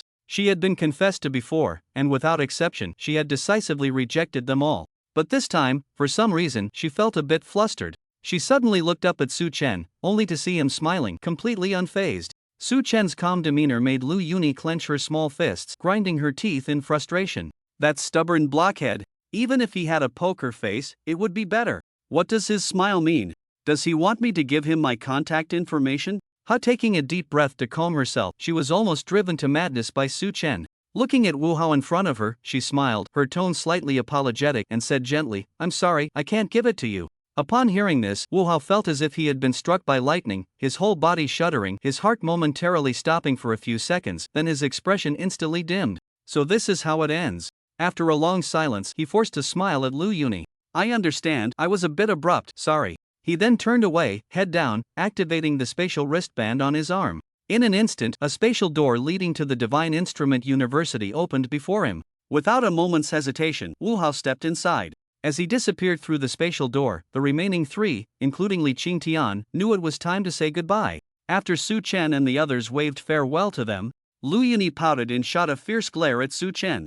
Then, in anger, she turned her head and walked towards the territory of the Scarlet Fire Red Apes. Seeing this, Su Chen scratched his head in confusion, not understanding why Lu Yuni was so upset with him. Xin Huayu and Xin Huayu shook their heads and sighed, gaining a new understanding of Su Chen's blockhead nature. The four returned to the territory of the Crimson Fire Red Apes. The two leaders of the Crimson Fire Red Apes placed the fruit wine they had prepared in front of Su Chen and the others. There were a total of 10 barrels of fruit wine, which, if bottled for humans, could easily fill several thousand bottles, more than enough for this occasion. Good. You managed to get me 10 barrels even with such little time, Su Chen said, his gentle tone carrying a hint of sternness. "I will come again in 30 days, next time I want 20 barrels, don't forget." Savoring the moment, Su Chen's voice was firm yet soft. The two Crimson Fire Red Apes nodded immediately, indicating they understood and would ensure the task was completed. Seeing this, Su Chen nodded in satisfaction. Then, a surge of pitch-black energy erupted from beneath his feet, instantly engulfing the 10 barrels of fruit wine. By the time Su Chen retracted this dark energy, the 10 barrels had vanished, all absorbed into his dark space. Xin Huayu and the others were left gaping, completely dumbfounded. What was happening? Darkness? When did Su Chen acquire such abilities? They had never seen him use this terrifying dark power before. During the entrance exam for abilities, Su Chen had not revealed this power either. Clearly, he had been hiding himself back then. The 5 abilities were not his limit. The thought of this possibility made the three shudder. They simultaneously glanced at the man who had frightened them, who now wore a calm expression. "Ladies, don't dawdle, we should be on our way." Su Chen revealed the space bracelet on his wrist. At his words, the three snapped back to reality, no longer overthinking. They wouldn't go out and spread rumors. Since Su Chen wanted to keep it a secret, they would help him keep it that way. Activating the space bracelet, the portal opened and the four stepped inside. Upon seeing Su Chen disappear, the two leaders of the Crimson Fire Red Apes were overjoyed. For these days, Su Chen's presence had hung over them like a sword, and now they could finally breathe easy. They were so happy they could almost celebrate with lights and decorations. But the thought of Su Chen returning in 30 days made them feel uneasy. "Wife, how about we migrate as a family? That human puts too much pressure on me," one of the Crimson Fire Red Apes said fearfully. "I think that's a good idea, that human is too dangerous. Just a moment of carelessness could cost us our lives," the other Crimson Fire Red Ape agreed. After discussing, the two decided to migrate to escape Su Chen, ensuring he could never find them again. Just as they were about to announce this decision to their kin, suddenly, both Crimson Fire Red Apes felt a sharp pain in their chests, and with a thunderous crash, they collapsed to the ground.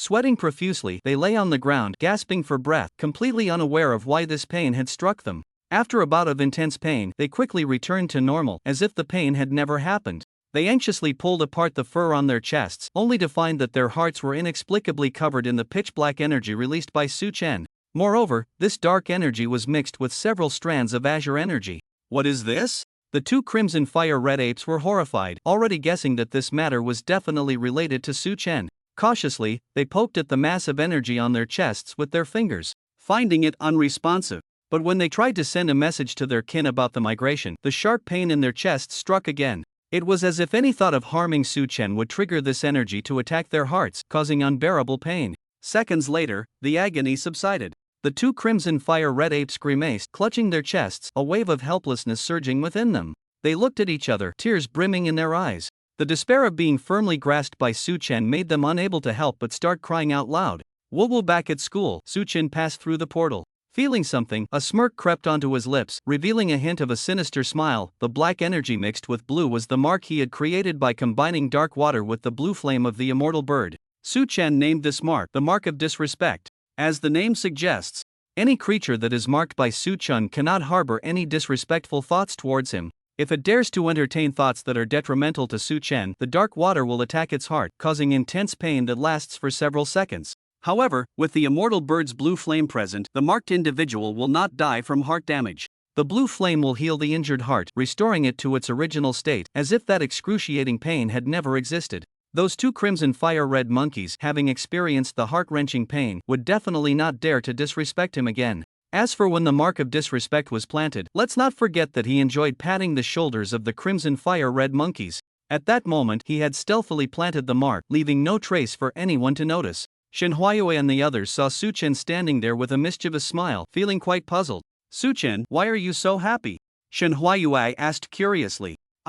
It's nothing, this journey has been very rewarding, of course I'm very happy, Su Chen replied with a smile. Upon hearing this, the three sisters all curled their lips, revealing a brilliant smile. On this journey, everyone had gained immensely. Su Chen encountered the eye worm and established a symbiotic relationship, obtaining a BU level eye. He also acquired dark fruits, water blossom pearls, and fruit wine that enhanced his physique. Additionally, he used 30 level 4 crystal cores to upgrade the demon fruit tree from Clevel to Blevel. It would yield 3 more demon fruits 612. The three sisters' ability levels reached the third stage of the noble realm. They all hunted for crystal cores to purchase the first layer of their desired skill manuals. As long as they practiced the manuals diligently, their strength would surely increase significantly. Su Chen deeply understood this. If it weren't for the 9 Heavens manual gifted to him by his master, combined with his vibration power, he wouldn't have been able to knock the Toad King into a concussion with a single punch, while also cracking its skin. That tough-skinned Toad King would have been very difficult to breach with his previous strength, let alone hunt for its level 6 crystal core. One could say that this 9 Heavens manual indirectly allowed him to obtain the dark fruits. Brother Su Chen, are we going to the commercial district to buy manuals? Will you come with us? Shen Huayu asked. No, I have urgent business to discuss with Principal Moto, you three go ahead. Su Chen waved goodbye to the three sisters. Lu Yuni looked at Su Chen's departing figure, snorted in displeasure, and then turned to leave, still sulking. Seeing this, Shen Huayu and Shen Huayu hurriedly chased after her, each taking one of Lu Yuni's arms, chatting casually to lighten the mood. Su Chen flew to the bottom of the principal's building and then headed straight to the principal's office door. Just as he arrived at the door, he heard voices coming from inside. Old M.O., who are we to each other? It's just a student, what do you think I can do about it? You wish. Is it just a student? That is my Anin's adopted daughter, my most prized disciple. Unless I die, there's no way I'm handing her over to you. Sigh, you old guy, you're really stingy. Humph. Say what you want. Listening to the voices inside, Su Chen already had a guess in his heart. Anyone who could speak to his master like that must have a status equal to his master's. And there are only a few people in the world who hold such a position. Hearing their lively conversation, Su Chen felt it would be inappropriate to barge in and disturb them. He decided to return to his villa first, rest a bit, and then come back. Upon returning to the villa, as soon as he opened the door, he saw Yuzi kneeling on the floor, diligently cleaning the corners beneath the cabinet. Hearing the door open, she turned to look. Upon seeing Su Chen, a smile immediately brightened Yuzi's face. She quickly stood up, washed her hands, and jogged over to carry Su Chen's luggage on her back. Mr. Su Chen, welcome home. Yuzi said with a beaming smile.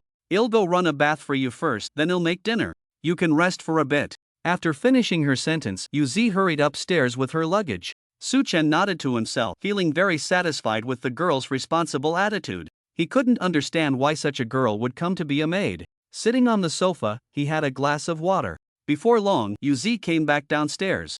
"Mr. Suchen, your bath water is ready. I'm going to make dinner now." Suchen smiled slightly and went upstairs to take a bath. By the time he finished and came back down, Yuzi had already prepared the meal. Eating Yuzi's cooking again. Suchen felt that her skills had improved. He looked at Yuzi beside him and waved his hand, signaling her to sit down. Yuzi was about to refuse, but seeing the undeniable look in Suchen's eyes, she swallowed her words of rejection and immediately sat down. "Yuzi, you've been here for several days, and I've been wanting to ask you, as a young and beautiful girl, why did you come here to be a maid?" Suchen asked, puzzled. Upon hearing this question, the smile on Yuzi's face instantly vanished and she fell into deep thought. Speaking the truth, she feared that Suchen would look down on her. With a small level ability, dreaming of making progress at Giant University by being a maid was simply wishful thinking, a pipe dream. However, she had long been prepared to be looked down upon. Taking a deep breath, she began to explain her reasons for coming here to be a maid. After finishing, Yuzi lowered her head, not daring to meet Suchen's eyes, afraid of seeing even a hint of pity or disdain in them. Suchen looked at Yuzi in front of him. He couldn't help but feel a sense of respect for this girl, whose desire to become stronger at all costs was rising within him. At the same time, he thought Yuzi was worth cultivating, not only for her determination to grow stronger but also for her responsible attitude. "Yuzi, I admire your determination to become stronger. Lift your head, you don't need to feel inferior." Upon hearing this, Yuzi suddenly raised her head. She looked directly into Suchen's eyes, wanting to know if he was saying this out of pity. Suchen remained steadfast, his words were completely sincere, and he naturally did not shy away from Yuzi's gaze. "Yuzi, just call me Suchen from now on, no need to add Mr. We should treat each other as equals," Suchen said earnestly. Yuzi looked into Suchen's sincere eyes and felt a warm surge in her heart. Unable to help herself, she covered her mouth, tears shimmering in her eyes, and turned her head away. With a choked voice, she said, "Okay." Once Yuzi calmed down, Suchen curiously asked, "Yuzi, what is your ability?" "Level ability, Moonlight Rabbit," Yuzi said softly. "Moonlight Rabbit? Is it the kind that can only exert its full power at night?" Suchen asked uncertainly. "That's right, only at night, when the moon appears, can my ability reach its full potential. If it's a full moon, I can exert power comparable to top-level abilities," Yuzi answered confidently. It should be a decent ability, but the limitation of only being usable at night makes it quite awkward. "No wonder it's just a level ability," Suchen frowned and said thoughtfully. He quickly finished his meal and immediately set off again to the principal's office. Arriving at the door of the principal's office, he leaned in to listen, and there was no sound. Knock, knock, knock. "Teacher, it's Suchen. Can I come in now?" "Come in." Suchen pushed the door and entered the principal's office. Moto was sitting in the reception area, with 2 teacups on the tea table, clearly indicating that another person had just left. "Come, sit down." Moto waved his hand, signaling Suchen to sit and chat, while secretly astonished. How could this kid progress so quickly? Although he was very shocked inside, Moto's face showed no signs of it. If Suchen didn't mention it, he would pretend not to know. As soon as Suchen sat down, Moto poured him a cup of tea. "Here, try the taste." Suchen raised his cup and drank it down. As soon as it entered his mouth, the rich aroma of tea seeped into his heart, a world apart from ordinary tea. "Delicious, definitely good tea," Suchen praised without hesitation. "Ha, you kid have quite the taste. This tea was brought by an old friend of mine. Ordinary folks can't get their hands on it," Moto said proudly. Seeing this, Suchen's lips curled up slightly, revealing a hint of a mysterious smile. "Teacher, I also brought back some drinks for you, and I'd like you to try them," Suchen said. Moto was taken aback. You returned to the human continent? Wait, weren't you out in the combat zone with your 3 women these past few days? Where did you get drinks from?" Suchen nearly choked on the hot tea upon hearing this. "Ugh. Cough cough cough." After a violent fit of coughing, Suchen finally managed to calm down, pounding his chest a few times. Moto, seeing this, patted Suchen on the back, smiling reassuringly. "Men, especially gifted ones like us, doing such things is quite normal, there's no need to be shy." Upon hearing this, Suchen quickly brushed aside Moto's comforting hand. "Teacher, you misunderstood. We're just friends, there's nothing inappropriate between us." Unexpectedly, Moto's expression became even more pleased, nodding proudly. "You even know about inappropriate relationships, good lad. I'm proud of you. From today on, you are my most proud disciple, no one else can compare." Seeing that things were getting worse, Suchen decided to stop explaining and quickly changed the subject. "Teacher, do you drink?"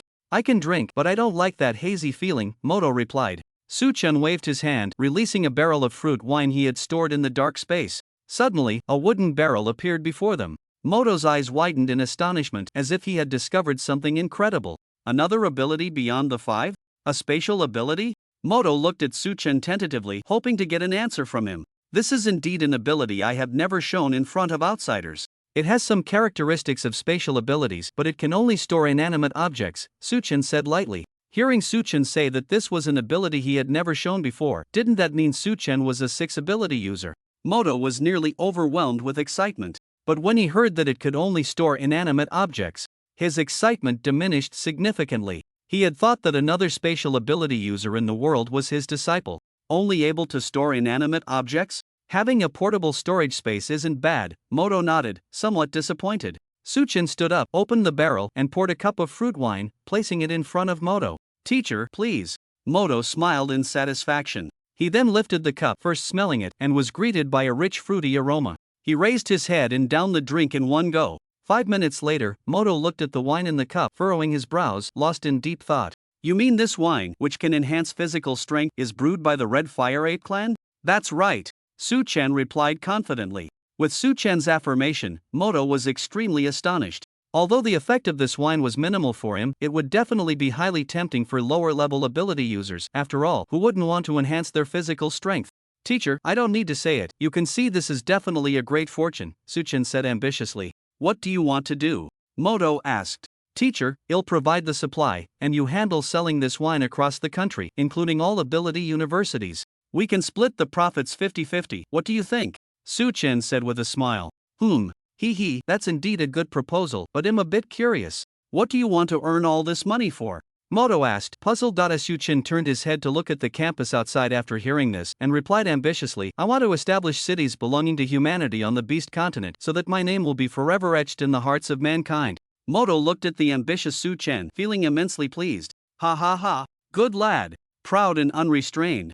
You have ambition. Then, as if recalling something, he became melancholic. Back in the day, I had the same thought, to make my name resound throughout the world. Now, I have clearly achieved that. However, this nameless emptiness in my heart still wakes me up in the middle of the night. Sigh, if only I weren't so famous, like you, I would still have some goals to strive for. Listening to Moto's blatant display of vanity, Su-chan felt no waves in his heart. As long as he didn't engage, Moto couldn't outshine him. Seeing that Su-chan had no reaction to his words, Moto pretended to cough a few times nonchalantly. Cough cough cough. Su-chan immediately said, Oh, teacher, you are truly amazing. To have you as my mentor is truly a blessing from my past life. Moto's lips curled slightly, forming a smile. Ha ha ha, humility leads to progress, don't say such things again. He picked up his cup and drank the wine in one gulp. Disciple, what name do you want to give this wine? Su-chan had already thought of a name. Crimson Fire Wine. Good, he'll contact some acquaintances in the next few days. Such a good thing will definitely have no trouble selling. And I should have news soon, Moto said. After leaving the principal's office, instead of returning to the villa, he headed straight to the commercial district. He arrived at the area that specialized in selling manuals. After looking through one after another, he finally found a manual suitable for Uzis cultivation. The Cold Moon Scripture Creator, Unknown Cultivation Requirements, Moonlight Ability User. An ability user who draws power from the moon cultivation effects, increases the cultivation speed of the practitioner and helps them comprehend techniques. Can absorb moon energy and store it within, allowing full strength even during the day. However, it is important to note that if the moon energy within is exhausted during daytime battles, combat power will be significantly reduced. Conclusion: if only there were only the moon in the world. Note: there is a chance to enhance the quality of abilities during cultivation. Please do not be surprised. The manual is divided into 5 levels. The first level is priced at 53rd level crystal cores. The second level is priced at 34th level crystal cores. It seems to be quite good. After some deliberation, Su-chan decided to buy the first level of this manual. Uzis ability level is currently at the 9th stage of the extraordinary realm, and the first level is already sufficient. After purchasing the first level, he returned to the villa. He saw Uzi still tirelessly cleaning. Uzi, come here, I need to talk to you. Su-chan sat on the sofa, gesturing for Uzi to sit across from him. Uzi felt a bit anxious. She even suspected that Su-chan was going to dismiss her. Seeing Uzi's flustered expression, Su-chan poured her a glass of water. He then took out the first level of the Cold Moon Scripture and placed it on the table in front of them. Upon seeing the name of this manual, Yuzi's gaze was immediately drawn to it. Just from the name, she knew that this manual was extremely suitable for her cultivation. In disbelief, she looked up at Su-chen, pointed at the cold moon scripture on the table, and then pointed at herself. Su-chen smiled and nodded. This is a manual I specifically chose for you. Its effects are extremely suitable for you, and you can maintain full combat power even during daytime battles. Yuzi's eyes sparkled with extreme desire as she was about to reach out. Suddenly, she remembered that there's no such thing as a free lunch in the world, and looking up at Su-chen, she stubbornly asked, Su-chen, I don't believe in free gifts from the sky. Tell me, what do you want me to do? Upon hearing this, Su-chen revealed a mysterious smile. Seeing this smile, Yuzi sighed deeply, realizing she couldn't escape. She immediately stood up and, in a few seconds, took off her outer maid outfit. Leaving only her lace undergarments, her snow-white skin shone like moonlight under the glow of the lights. She had a tall and slender figure, with not a hint of excess flesh. She looked delicate, but the defined lines of her waist revealed that she had never given up on exercising. At that moment, Yuzi buried her head like an ostrich, timidly glancing at the stunned Su-chen, and whispered, "I'm still the first, please be gentle with me." Su-chen stared blankly at the beautiful sight before him, his pupils dilating as if his eyeballs were about to pop out. Coming back to his senses, he closed his eyes, suppressing the unnamed fire in his heart, along with the giant dragon roaring in the sky. He wiped his mouth, reluctantly shifting his gaze away. That's not what I meant.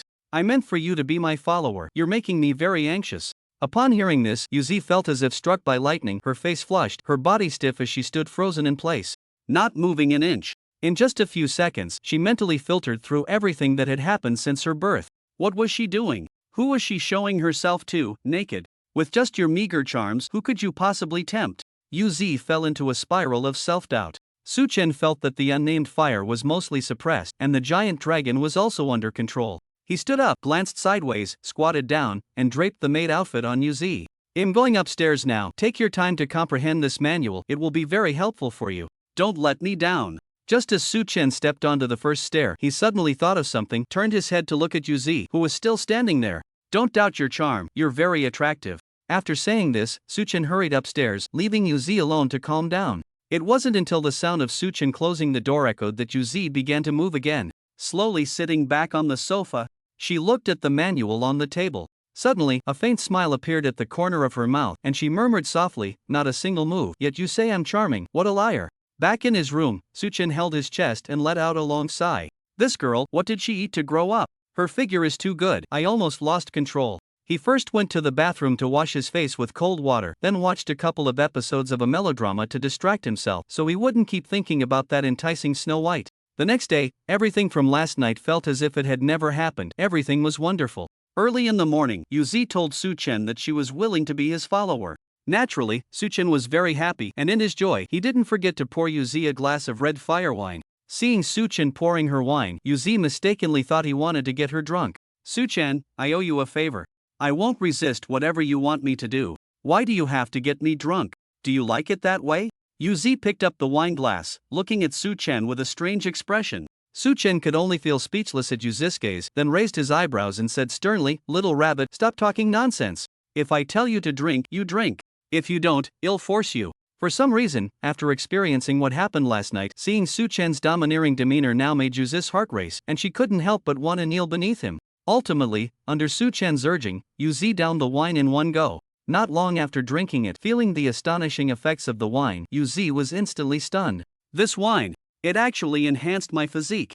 How does it feel?" Su-chen asked with a smile. "What an amazing wine. It's almost enhanced my physique by 10%. Yuzi looked in astonishment at the empty wine glass, then raised her head, eagerly looking at Su-chen, as if she wanted another glass. Su-chen, of course, was not stingy and poured her another glass. "2 glasses a day is enough, don't be greedy," Su-chen said softly. After drinking the red fire wine again, due to the alcohol, Yuzi's face turned rosy, looking like a little apple, making one feel an irresistible urge to take a bite. Stepping out of the villa, Su-chen flew straight towards the training area. He was going to challenge the giant illusion in the illusion tower once again, to see if he could defeat it with his current strength.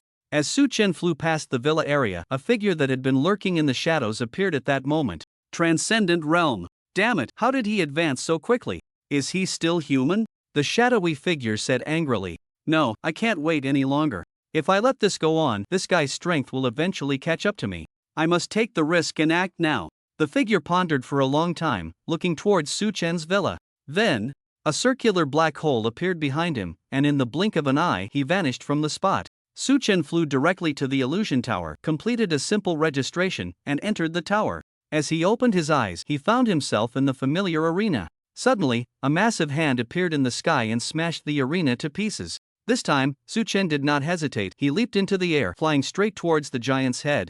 Along the way, he released a gravity field. Although it wouldn't cause much damage, it would significantly weaken the giant's mobility, greatly reducing the speed of its punches. As Suchen reached the giant's head, the giant opened its mouth wide, and a torrent of scalding steam erupted from it.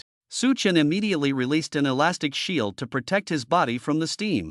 Then, with his right hand clenched into a fist, he unleashed the most powerful punch of his life. The shockwave carried the power of the second heaven from 9 heavens. His fist struck hard at the giant's forehead, shattering the space around it. Crack! Crack! Following that, the second heaven unleashed its power. Boom! Boom! The two immense forces caused the giant to lose its balance, uncontrollably leaning backward and crashing to the ground with a dull thud. Then, to Suchen's astonishment, a green light suddenly began to emanate from the giant, healing its wounds automatically. Seeing this, Suchen furrowed his brow, knowing that he could not stop his attacks. If he did, the giant would recover on its own. Without hesitation, he dove down, raining down punches like a torrential downpour, preventing the giant from recovering in time. Seeing that it was almost enough, Suchen's body emitted black smoke as he pressed his hand against the giant, shouting, "Dark Sea!" The pitch-black deep sea spread from Suchen's body, instantly engulfing the giant below. The giant, consumed by the dark sea, began to shrink gradually. Realizing this, Suchen quickly understood that he possessed the power to weaken abilities. In the anime, the user of the dark fruit could nullify an ability by touching the ability user. In his case, he could weaken the abilities of others by making contact. The degree of weakening should be related to the difference in their ability levels. The giant stopped shrinking after a certain point. Given his current strength, he could only weaken it to this extent, but that was enough. Shockwave surge. His fist slammed down hard on the weakened giant. In an instant, waves of powerful shockwaves, mixed with violent air currents, spread outwards, causing the giant's skin to rupture and blood to flow profusely. Congratulations, Tower Climber, you have cleared level 91. Would you like to continue challenging level 92? Continue.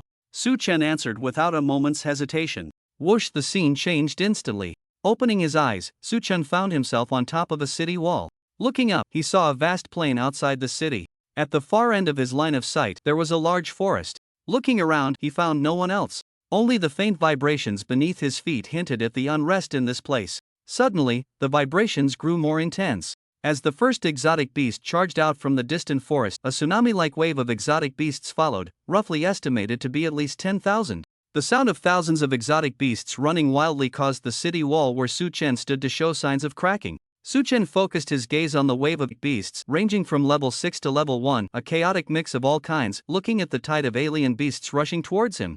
Suchen felt a surge of intense battle intent in his heart. He leaped down to the ground beneath the city wall. Clenching his right fist, he slammed it down hard onto the ground in front of him. Boom! In an instant, a deafening roar erupted. The ground shook violently. Following Suchen's fist, the earth instantly cracked open with hundreds of large fissures. The cracks were dense like a spider's web, the ground shattered, dust flying everywhere, spreading into the tide of alien beasts. Countless alien beasts were sucked into the fissures, their screams rising and falling. Crack! Crack! From within the cracks came the sound of bones shattering, alien beast blood gushing out, staining the land red. Suchen stood up, his cold eyes gazing at his masterpiece, then revealed a faint smile, clearly satisfied. This was the true destructive power of the shockwave. But the tide of alien beasts had not been completely resolved. The remaining massive beasts, soaring high in the sky, were still recklessly charging towards him. A flash of purple light flickered in Suchen's eyes as he raised both hands and then swung them down fiercely. Million-ton pressure.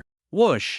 Boom! An immense pressure instantly swept across the area. Those alien beasts charging at Suchen, whether flying in the sky or running on the ground, had their organs burst under such fierce pressure, spewing blood and dying on the spot. The ground, which had originally cracked open with hundreds of fissures, became extremely flat under this pressure. Even so, in the distant forest, alien beasts continued to surge forth, seemingly endless. Just as one wave was eliminated, the next wave followed closely behind. Suchen naturally welcomed them all, killing as many as came. Gradually, the level and quality of the alien beasts began to rise. A 7th-level alien beast, the Crimson Gold Dragon, appeared. The 7th-level alien beast, the Crimson Gold Dragon, could speak human language. Its intelligence on par with that of humans. It commanded the alien beast army to attack the city behind Su Chen from several directions. The Crimson Gold Dragon itself was not idle, engaging Su Chen in a fierce battle. Su Chen fought desperately against the Crimson Gold Dragon, unable to pay much attention to the other alien beasts, ultimately allowing a batch of them to enter the city. Challenger, it is very unfortunate that you have failed the challenge due to the alien beasts invading the city. Highest record, 91 floors, ranked 6th in the school. Congratulations, Su Chen, for entering the top 10 of the challengers for the first time. Your name will appear on the top 10 leaderboard of challengers. Please go to the front desk of the illusion tower to claim your reward. In 3 seconds, you will automatically exit the illusion tower. Please prepare. Hearing the voice announcement, Su Chen felt somewhat helpless. He was indeed stretched thin, allowing the alien beasts to invade his home. This Crimson Gold Dragon was indeed intelligent, not attacking him openly but instead harassing him, leaving him unable to deal with the two beasts. However, he had just passed the 91st floor and his ranking had shot straight to 6th place. It seemed that the giant phantom of Moto had indeed blocked many people.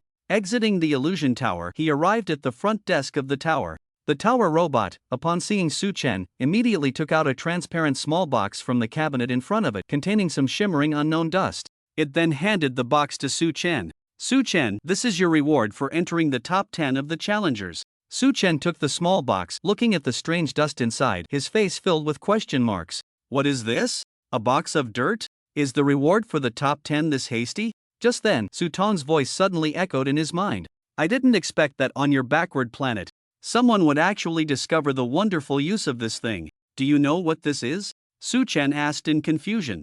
Of course, with my racial inheritance memory, there is basically nothing I don't know in this starry sky, Su Tong said proudly. Then tell me quickly, Su Chen urged impatiently. In the universe, there is a universal currency called Starstone. Starstone is an energy crystal formed by the gathering of stellar power. It contains energy that all living beings can absorb, which is why it has become the universal currency in the universe, and this powder is called stardust, which is also condensed from the power of the stars. But its internal energy is not as strong as that of starstones. It is considered a lower-grade universal currency of starstones and can also be absorbed by living beings for energy. Su Chen looked at the small box of powder in amazement, not expecting it to have such significance. How many levels do you think this powder can help me improve?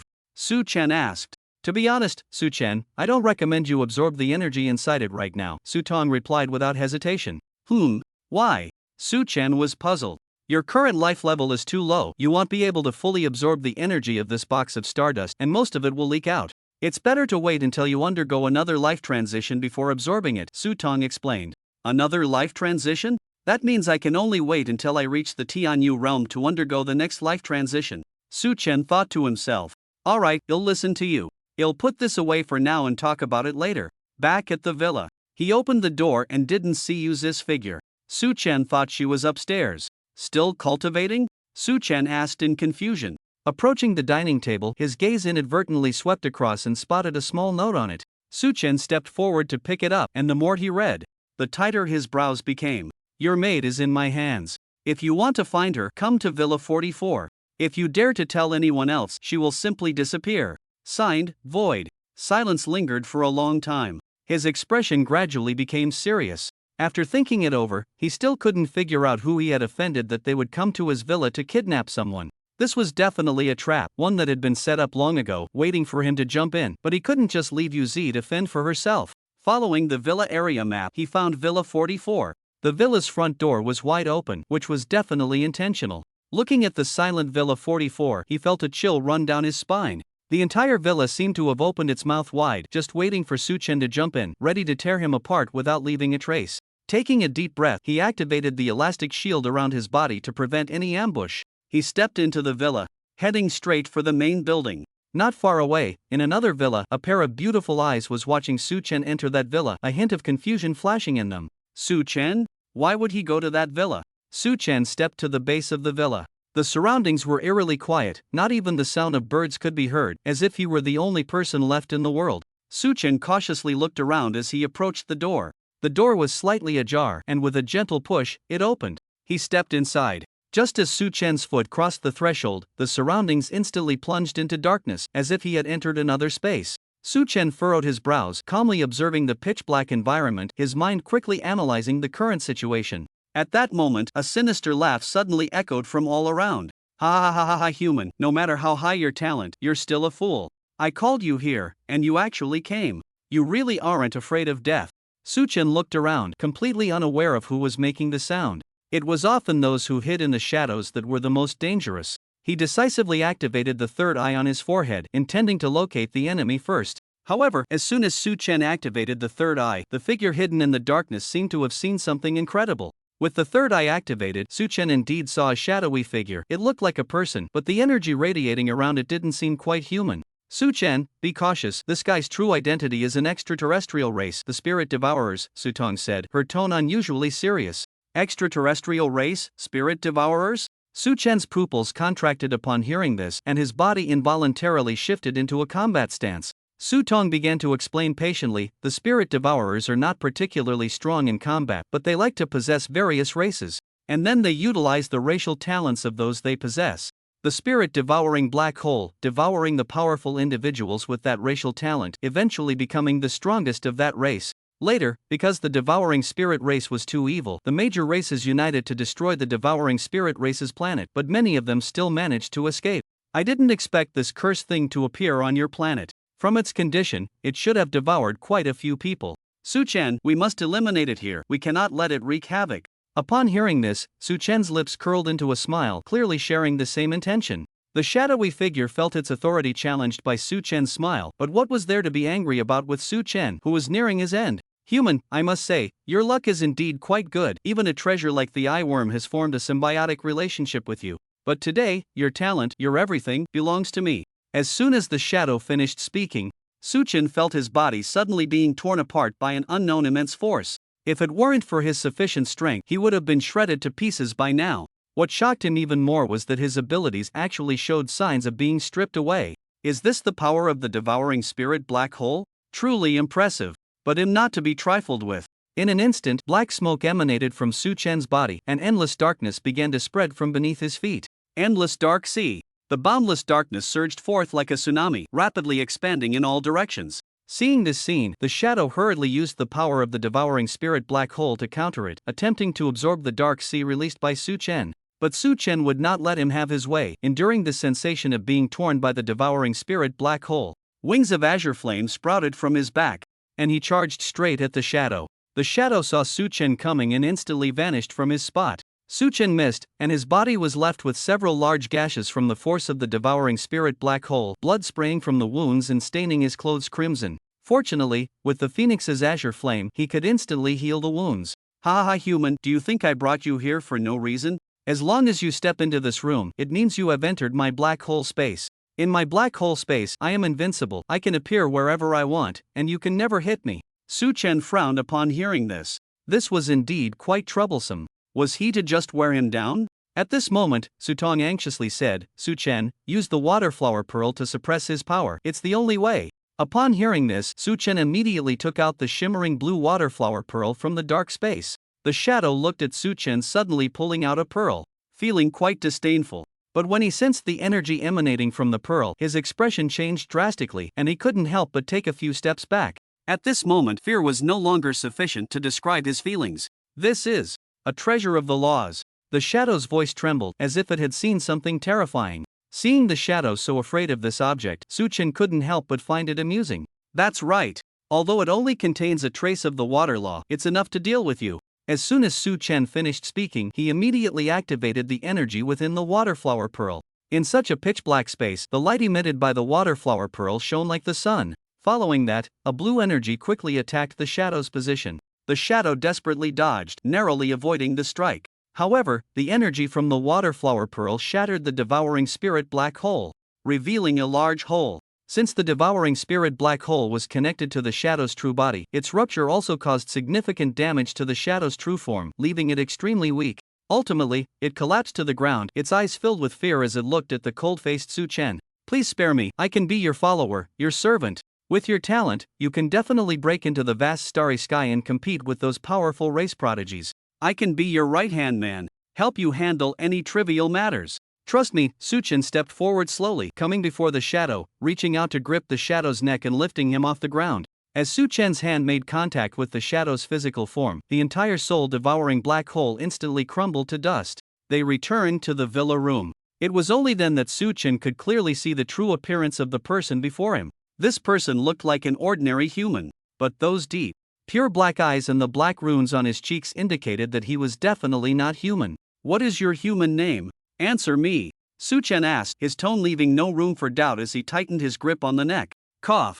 Song Xunyan. Upon hearing this name, a cold glint flashed in Su Chen's eyes. He didn't expect this ghostly creature to have made it into the top 5 of the school. One could only imagine how many people this guy had secretly devoured behind the scenes. "Where is my maid?" Su Chen's voice was low and cold, as if it came from hell. "I can tell you, but you have to promise not to kill me." His voice carried a hint of pleading, yet was also laced with cunning. Su Chen's expression shifted slightly, his fingers loosening a bit, then he fell into deep thought, as if weighing the pros and cons. After a long while, he finally spoke. "All right, I can promise not to kill you, but you can never come to provoke me again. If you see me, you must walk away like a dog." "Okay.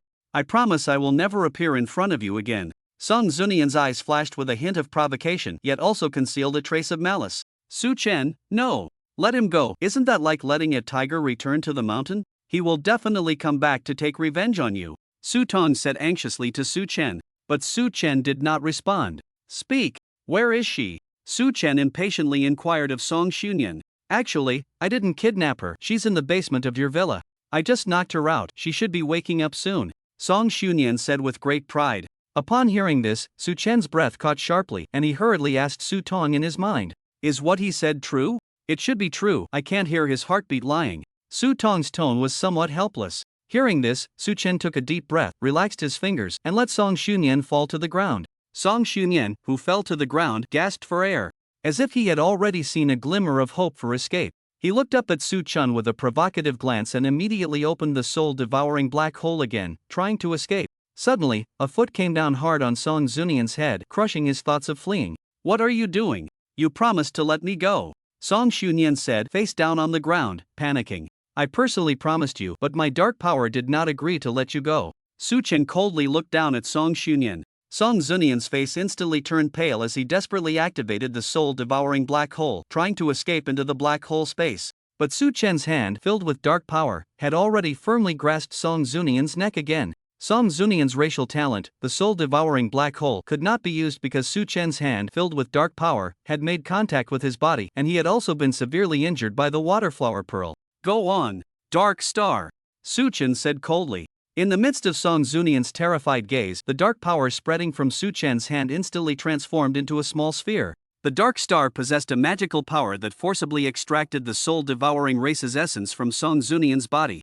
The essence of the soul-devouring race was a mass of unknown black viscous substance, looking very disgusting. The essence was absorbed into the Dark Star, completely crushed and absorbed, leaving only Song Zunian's human body behind. Without the possession of the soul-devouring race, the black runes on Song Zunian's face disappeared in an instant, transforming him into a true human. Seeing this, Su Chen finally felt relieved, his expression easing considerably. Ignoring the unconscious Song Xunyan, Su Chen walked straight out of Villa 44. In another villa not far from there, a pair of beautiful eyes saw Su Chen come out, flashing with a hint of surprise. To come out unscathed like this, Su Chen. "I really can't see through you more and more." Su Chen hurried back to the villa.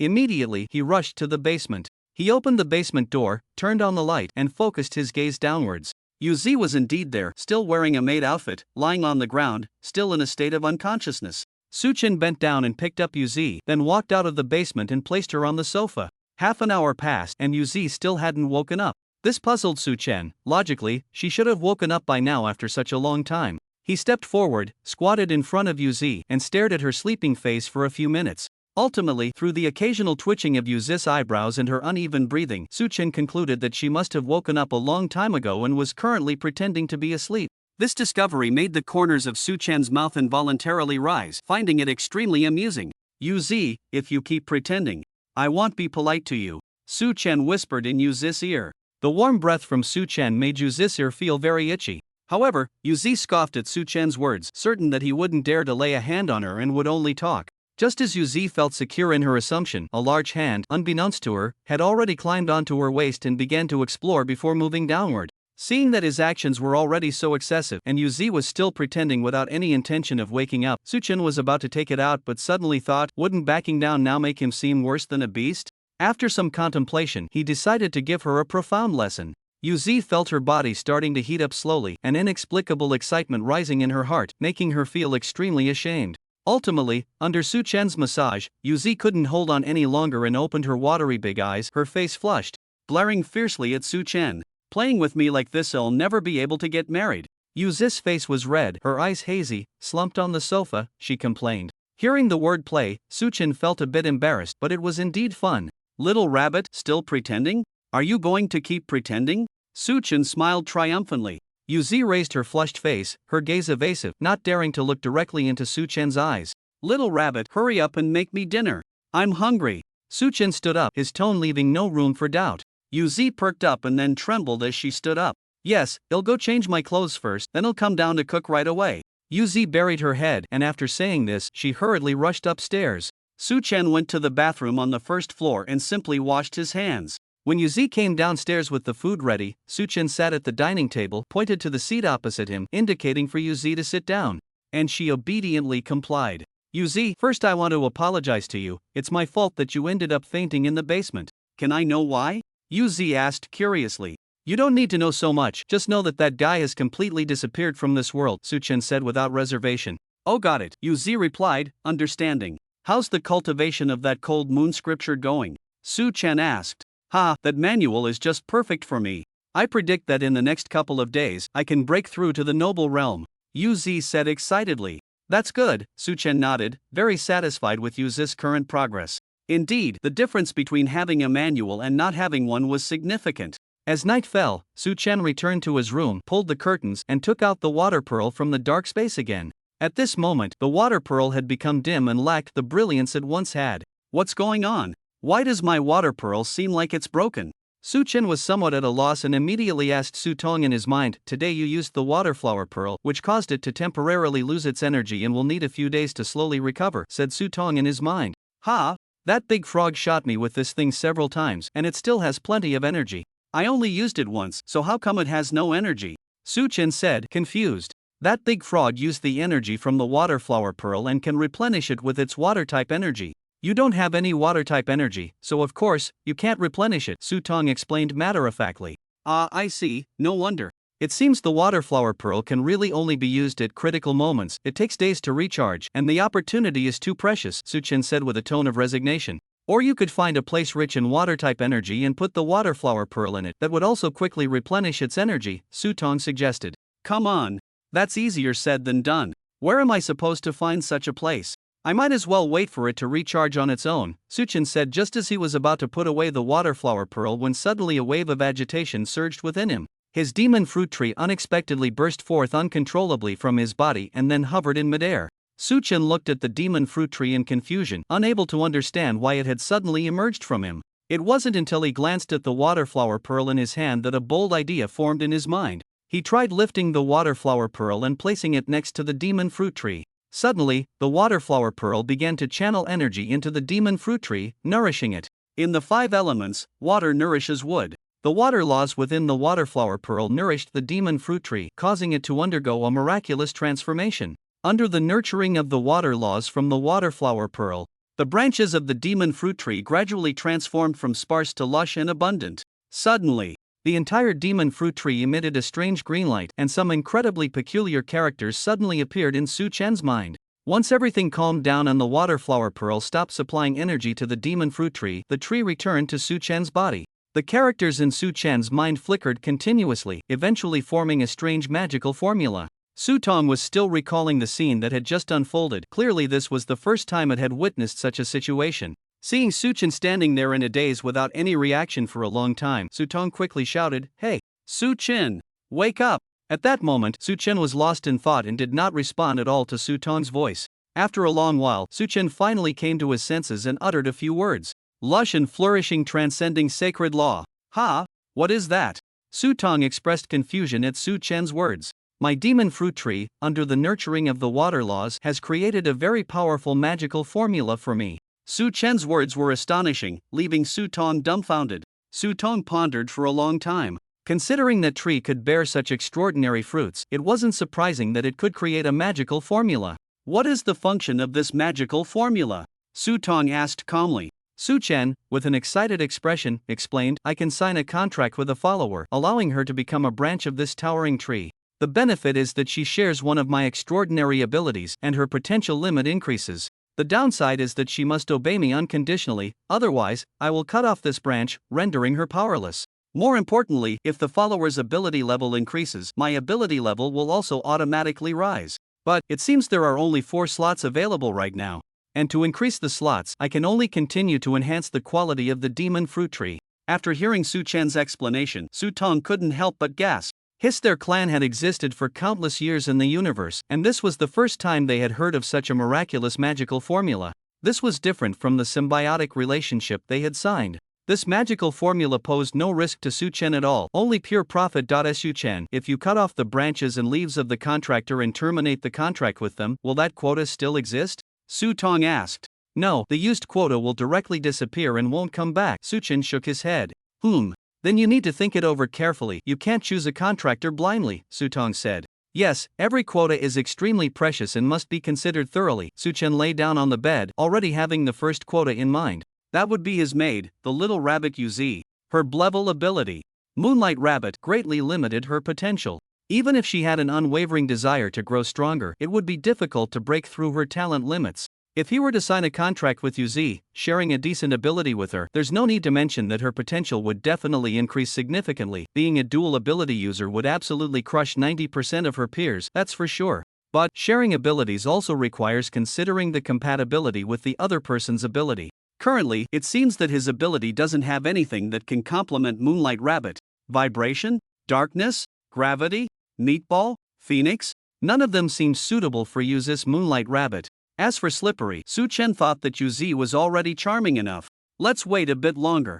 After all, his demon fruit tree had already advanced to level, and there were still 6 demon fruits waiting to mature, so there was no rush. The next day, Moto asked Su Chen to come to his office early in the morning. Su Chen had a quick breakfast and immediately headed to the principal's office. Upon arriving, he found not only Moto but also a well-dressed man in a black suit with glasses. Teacher, I'm here. This is... Su Chen looked at the unfamiliar person and asked tentatively. The man smiled and stood up to introduce himself. Student Su, I've heard a lot about you. My name is Jean Lang, an old friend of Moto. Oh, hello, Uncle Jean, Su Chen said respectfully.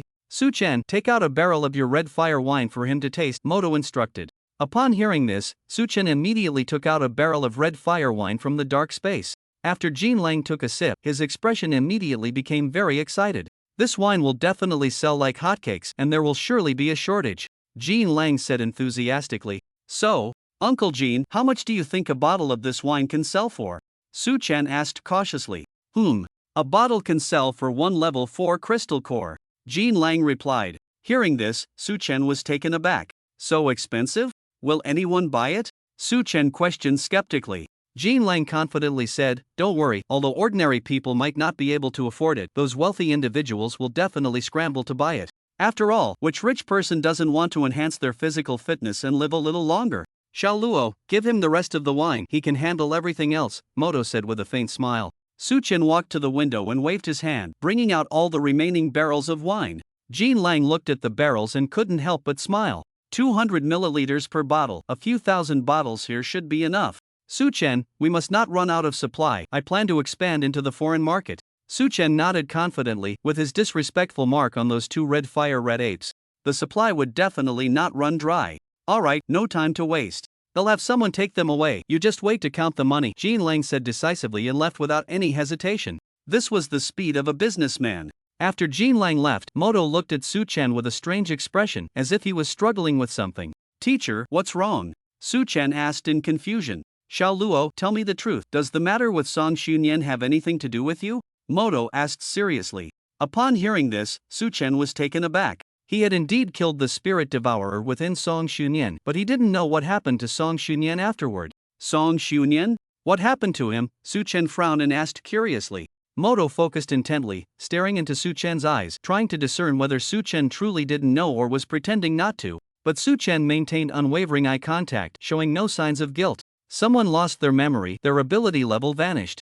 And their powers are gone, he said. Someone mentioned seeing you at his villa, staying for a while. So I want to ask you, is this matter related to you? Moto's gaze was piercing, his imposing presence weighing heavily on Su Chen, making him somewhat uncomfortable. Teacher. His memory loss and the disappearance of his powers have nothing to do with me. Please believe me, Su Chen replied with unusual firmness. He had only killed one remnant of the devouring spirit clan that had possessed a human. It had nothing to do with Song Xunyan. If anything, he could only say he had saved Song Zunian's life, otherwise, he wouldn't know how long he would have been possessed by the devouring spirit clan. Seeing this, Moto smiled slightly, nodding in satisfaction, and then instantly retracted his overwhelming presence. Alright, remember, this matter has nothing to do with you, and do not discuss it again in the future. As the pressure surrounding Su Chen dissipated, the suffocating feeling vanished in an instant. Relaxing, Su Chen felt a shock in his heart. Just the pressure alone had made it hard for him to breathe. No wonder he was one of the 3 strongest in Hucking Country. His power was indeed terrifying. Xiaoluo, how's your practice of 9 heavens going? Moto asked with a smile. Teacher, I've already reached the 2nd heaven. Su Chen replied respectfully. Oh, so fast? I truly did not misjudge you. You are indeed very suited for this manual, Moto said, patting Su Chen on the shoulder with pride. Hearing this, Su Chen asked in confusion, Teacher, some of the creators of these manuals have human names, while others are unknown. Why is that? Moto paused at this. He then looked out the window, seemingly lost in thought. Xiaoluo, I had the same question as you before. But all the things I couldn't understand. Once I became a true powerhouse, they all became clear. So, practice hard, if you want to resolve the questions in your heart. Strive to climb higher. When you reach a certain height, all your questions will naturally become clear. Su Chen looked at Moto, the riddle man, nodding in a way that suggested he understood only partially. After leaving the principal's office, he was on his way back to the villa when suddenly a person walked towards him. Su Chen focused and realized it was Kong Yu, whom he hadn't seen in a long time. Ever since they had divided the villas last time, they hadn't met again. After all, they weren't very familiar, just coincidentally in the same class. Moreover, Kong Yu's family background seemed quite extraordinary. Su Chen was afraid of attracting unnecessary trouble, so he didn't speak to Kong Yu and walked straight past her. Kong Yu turned to look at Su Chen and said, You're the one who made Song Xunyan like that, right? Su Chen abruptly stopped and turned to look at the calm-faced Kong Yu, wondering how she knew about Song Xunyan. You're wondering how I know, right? Kong Yu's lips curled slightly into a smile. How you know is none of my business. Song Xunyan becoming like that has nothing to do with me. If anything, I saved him. After saying this, Su Chen turned to leave. Is it related to what he has on him? Kong Yu said lightly. Su Chen, who had just turned around, was taken aback. He slowly turned back, looking into Kong Yu's eyes. I can tell. The energy leaking from his body is completely different from that of a normal human. So, I deduced that he has been possessed by something. Kong Yu spoke with great confidence, clearly not just speculating. Is this your ability's effect? Su Chen looked at Kong Yu with interest. Kong Yu nodded, sizing him up. Indeed, my ability allows me to see the energy that life inadvertently leaks, and you, Su Chen. From the first moment I saw you, the several energies radiating from you surprised me greatly. Ordinary ability users only have one energy, but your energy is very chaotic.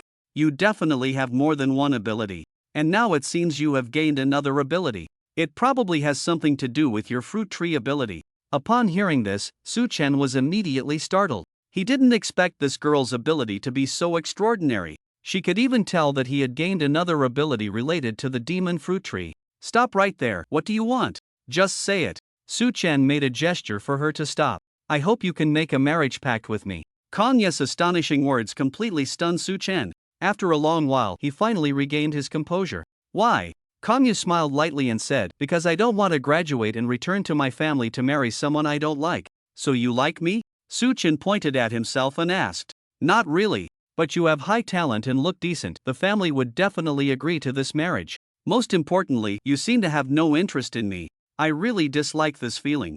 As she said this, a sly smile appeared on Kong Yu's face.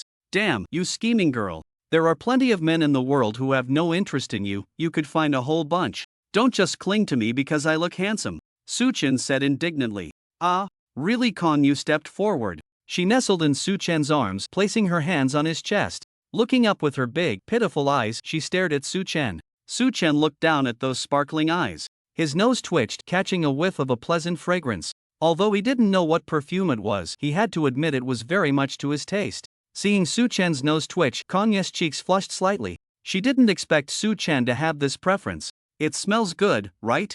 If you make a marriage pact with me, you can smell it every day, Kong Yu whispered in a teasing tone by Su Chen's ear. After hearing this, A mischievous smile appeared at the corner of Su Chen's mouth. He leaned down and pecked Kong Ye's ear. Kong Yu quickly pushed Su Chen away, covering her ear. Her eyes fixed on Su Chen, her face instantly turned red. You! How dare you tease me? Do you want to die? A strange light flickered in Kong Ye's eyes. Her tone was extremely angry, as if she wanted to tear Su Chen apart. Looking at the stark contrast in Kong Ye's demeanor, Su Chen smiled slightly. Then, crossing his arms, he looked at the already riled up Kong Yu and said, Kong Yu, I know you've been a good girl in your family for a long time. Now that you've finally gained some freedom, you want to unleash your scheming nature. But you need to have some boundaries. Don't get too close to men so casually. Especially don't get this close to me. I won't let a woman tease me easily. I will fight back. And about the marriage pact you just mentioned, I won't agree to it. If you want to say it everywhere, go ahead. Lastly, whether it's a big deal or a small one, don't provoke me. If you push me too far, I can do anything. Goodbye. After saying this, Su Chen turned and left, completely ignoring Kong Ye's feelings. Kong Yu watched Su Chen walk away, gritting her teeth in frustration. But she had no way to deal with the fearless Su Chen. Su Chen didn't return to the villa, he went straight to the training area at school. Shin Huayuai and the others were definitely training their respective secret techniques in the training area. Su Chen arrived at the training area. He looked at the scattered students who were training. Following one training ground after another, he searched around. Not far along, he spotted Shin Huayuai and Shin Huayu. At that moment, the two were cheering for the training happening in front of them, completely unaware of Su Chen's arrival. Su Chen crouched down and quietly approached them from behind. Then, with a sudden clap, he placed his hand on their shoulders. The two quickly turned around in shock. Upon seeing Su Chen, their faces instantly broke into smiles. Su Chen, look quickly, Yuni is training in combat with someone. Shin Huayue raised her hand and pointed to the two people in the arena. Su Chen looked up. On the field, the noble level 3rd stage Lu Yuni was tightly gripping her sword, panting heavily. Sweat streamed down her cheeks, falling to the ground. It was clear she had just gone through an exceptionally tough battle. Opposite her was a 3-meter humanoid rhinoceros clad in hard rock armor. His ability level was also noble level 3rd stage. If he wasn't mistaken, this person's ability should be a level, rock armor rampaging rhinoceros possessing extraordinary defensive power, making it very unfriendly to sword-wielding ability users. Lu Yuni knew well that her stamina was nearly exhausted and she could not drag it out any longer. Taking a deep breath, she shouted, Earth Split. The tip of Lu Yuni's sword flashed, and her figure instantly vanished, reappearing in front of her opponent in the blink of an eye. Her opponent reacted extremely quickly, hurriedly raising his arms, trying to use the layer of hard rock armor covering his arms to block Lu Yuni's attack. Lu Yuni's gaze was resolute as she tightly gripped her sword, the blade faintly shimmering with a brown light, and then she swung the sword fiercely. Boom! The moment the blade collided with the rock armor, it produced a deafening roar. But regrettably, such a powerful strike still could not break through the defense of the rock armor rampaging rhinoceros. Lu Yuni's face was filled with shock, utterly incredulous. The rock armor rampaging rhinoceros smirked slightly and charged forward. Its enormous, hard body was like a high-speed train. Lu Yuni swung her sword to resist with all her might, but she was still knocked away, crashing heavily to the ground. Blood trickled from the corner of Lu Yuni's mouth, indicating some internal injury. She could only stab her sword into the ground to struggle to stand up. Standing up, Lu Yuni's gaze remained incredibly determined as she gripped the hilt of her sword, pointing it at her opponent, clearly ready to continue the fight. The rock armor rampaging rhinoceros ability user shook his head and sneered. Woman, your sword can't break my defense at all, just admit defeat, it's not like this is a competition. Lu Yuni did not respond, merely silently gathering her strength. Seeing this, the rock armor rampaging rhinoceros ability user said nothing more. A red light flashed in his eyes, and he charged straight at Lu Yuni. His massive body caused the ground to rumble with each step he took. Lu Yuni crouched slightly, gripping her sword with both hands. As the rock armor rampaging rhinoceros reached her, Lu Yuni's legs powered up, and she leaped, soaring to the top of the rock armor rampaging rhinoceros head. Void break! Lu Yuni shouted as she gripped her sword with both hands, then slashed down towards the rhinoceros' face. The rock armor rampaging rhinoceros sensed the danger and tried to block with its armor, but time was not on its side, the sword's edge was already upon it. Suddenly, there was a crack. Lu Yuni's sword shattered the moment it struck the rhinoceros' face, fragments flying everywhere. The rock armor rampaging rhinoceros seized the opportunity and swung a fist, striking Lu Yuni hard. Lu Yuni's eyes widened as she could only watch helplessly as she was sent flying. Her body soared over 10 meters in the air before crashing heavily to the ground, rolling several times before finally coming to a stop. Lu Yuni coughed up a large mouthful of blood, looking at the half-broken sword in her hand. A flash of indescribable sadness crossing her eyes. The rock armor rampaging rhinoceros ability user had nearly been scared to death just now. Fortunately, the sword broke at a critical moment and he only had a minor scratch, nothing serious. You little girl. How dare you slash at my face? Lucky for you that your broken piece of junk snapped, or else I would make you regret it. Just then, Suchin flashed to Lu Yuni's side, helping her up and handing her over to Shinhuayu outside the arena to treat her. He then turned back to the rock armor rampaging rhinoceros ability user. I'll fight you, do you dare? Suchin said coldly. Who are you? That woman's lover? The rock armor rampaging rhinoceros ability user asked curiously. Suchin was about to speak when Lu Yuni reached out and pulled him back. Lu Yuni looked up at Suchin, shook her head, and said with utmost seriousness, Suchin, don't always stand in front of me. He is my opponent, and I want to defeat him myself. Suchin was taken aback by her words, then smiled slightly and nodded. The three of them took the severely injured Lu Yuni back to the dormitory to recuperate. Suchin recalled Lu Yuni's tightly clenched hand around the broken sword. Standing still, he pondered something thoughtfully. Instead of returning to the villa, he headed straight to the commercial district. Arriving at the area dedicated to sword sales, he was dazzled by the various shapes of swords on display. Suchin stared intently at the array of swords in the counter, feeling that something was missing. Perhaps noticing Suchin's conflicted expression, a smiling shopkeeper called him over. Classmate, what kind of sword are you looking for?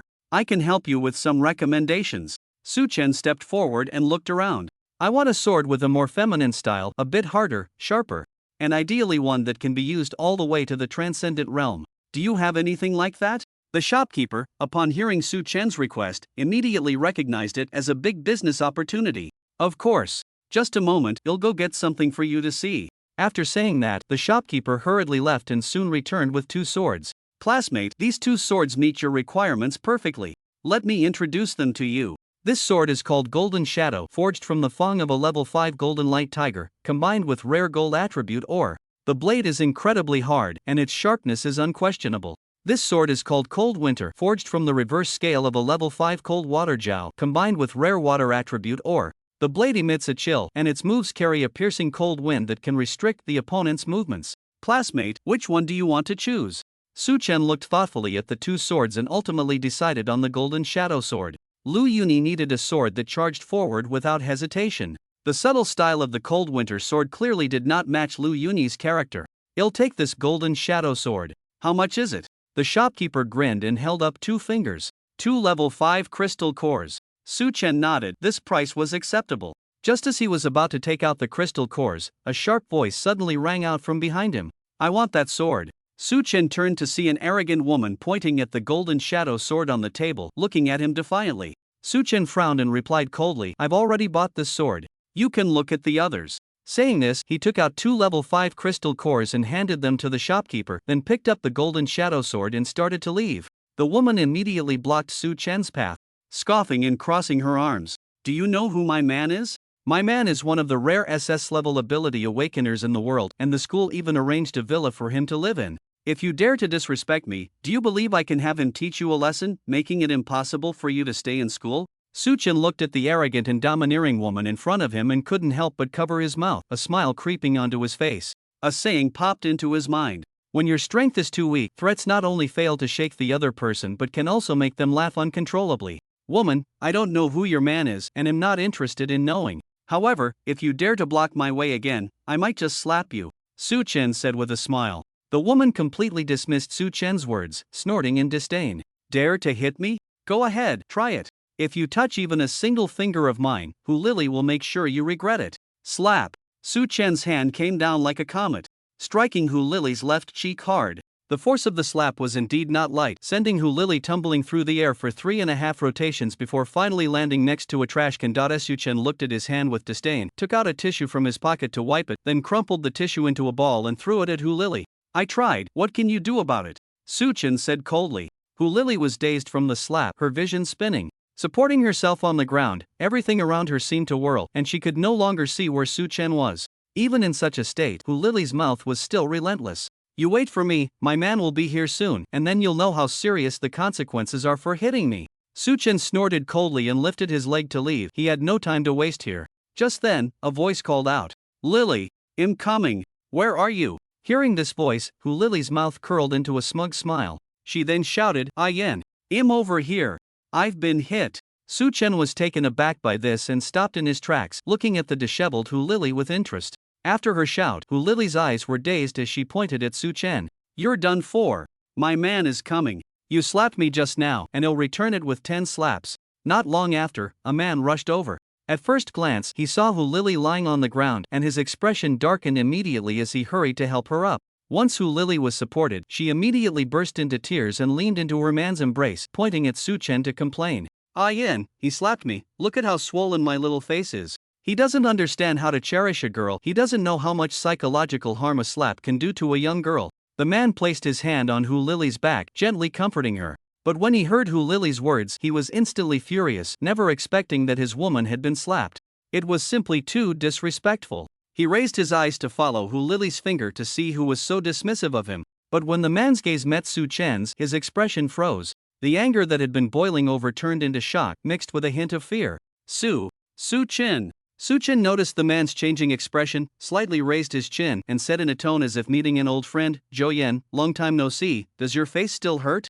This man was Zhou Yan, who had awakened the SS level ability, the Infernal Flame Dragon. At this moment, Zhou Yan's face darkened upon hearing Su Chen's words, his eyes scanning Su Chen's face and hands.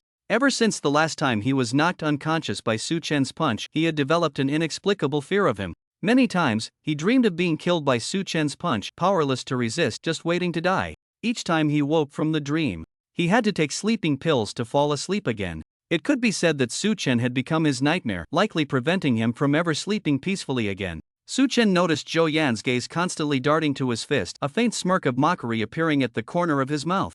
"Zhou Yan, trash should stay with trash. Do you have any objections?" Upon hearing this, Zhou Yan glanced at the trash can beside him, realizing he was indeed with trash. Such blatant humiliation made Zhou Yan extremely indignant, but the fear inside him kept him from daring to retort. Hu Lili, in Zhou Yan's arms, felt puzzled as he showed no reaction. Usually, all she had to do was act cute and say someone bullied her, and Zhou Yan would beat the other person to a pulp. What was going on today? "Ah Yan, what's wrong? Do you know him? Even if he is someone you know, he slapped your girlfriend's face, which is like slapping your face. Why aren't you teaching him a lesson?" Zhou Yan felt extremely embarrassed at Hu Lili's words. He also wanted to hit Su Chen, but he didn't want to take a punch from Su Chen and faint again. That would be incredibly embarrassing. Su Chen noticed that Zhou Yan was slow to respond and felt quite bored. He had expected Zhou Yan to rush at him like a fool again, but to his surprise, he had learned to think things through. Zhou Yan turned and started to walk away, feeling somewhat dejected. "Wait a minute!" Zhou Yan shouted. Upon hearing this, Su Chen immediately stopped and looked at Zhou Yan, who was sweating nervously. "Do you have something to say?" Su Chen asked, puzzled. "What realm are you at now?" Zhou Yan asked impatiently. Su Chen smiled slightly and released his transcendent pressure, which surged like a tsunami, overwhelming Zhou Yan and Hu Lili with its might. Zhou Yan had just become a first-stage transcendent a few days ago, while Hu Lili was only at the 5th stage of the noble realm. Under Su Chen's extraordinary and terrifying pressure, they barely managed to stand firm, struggling to breathe.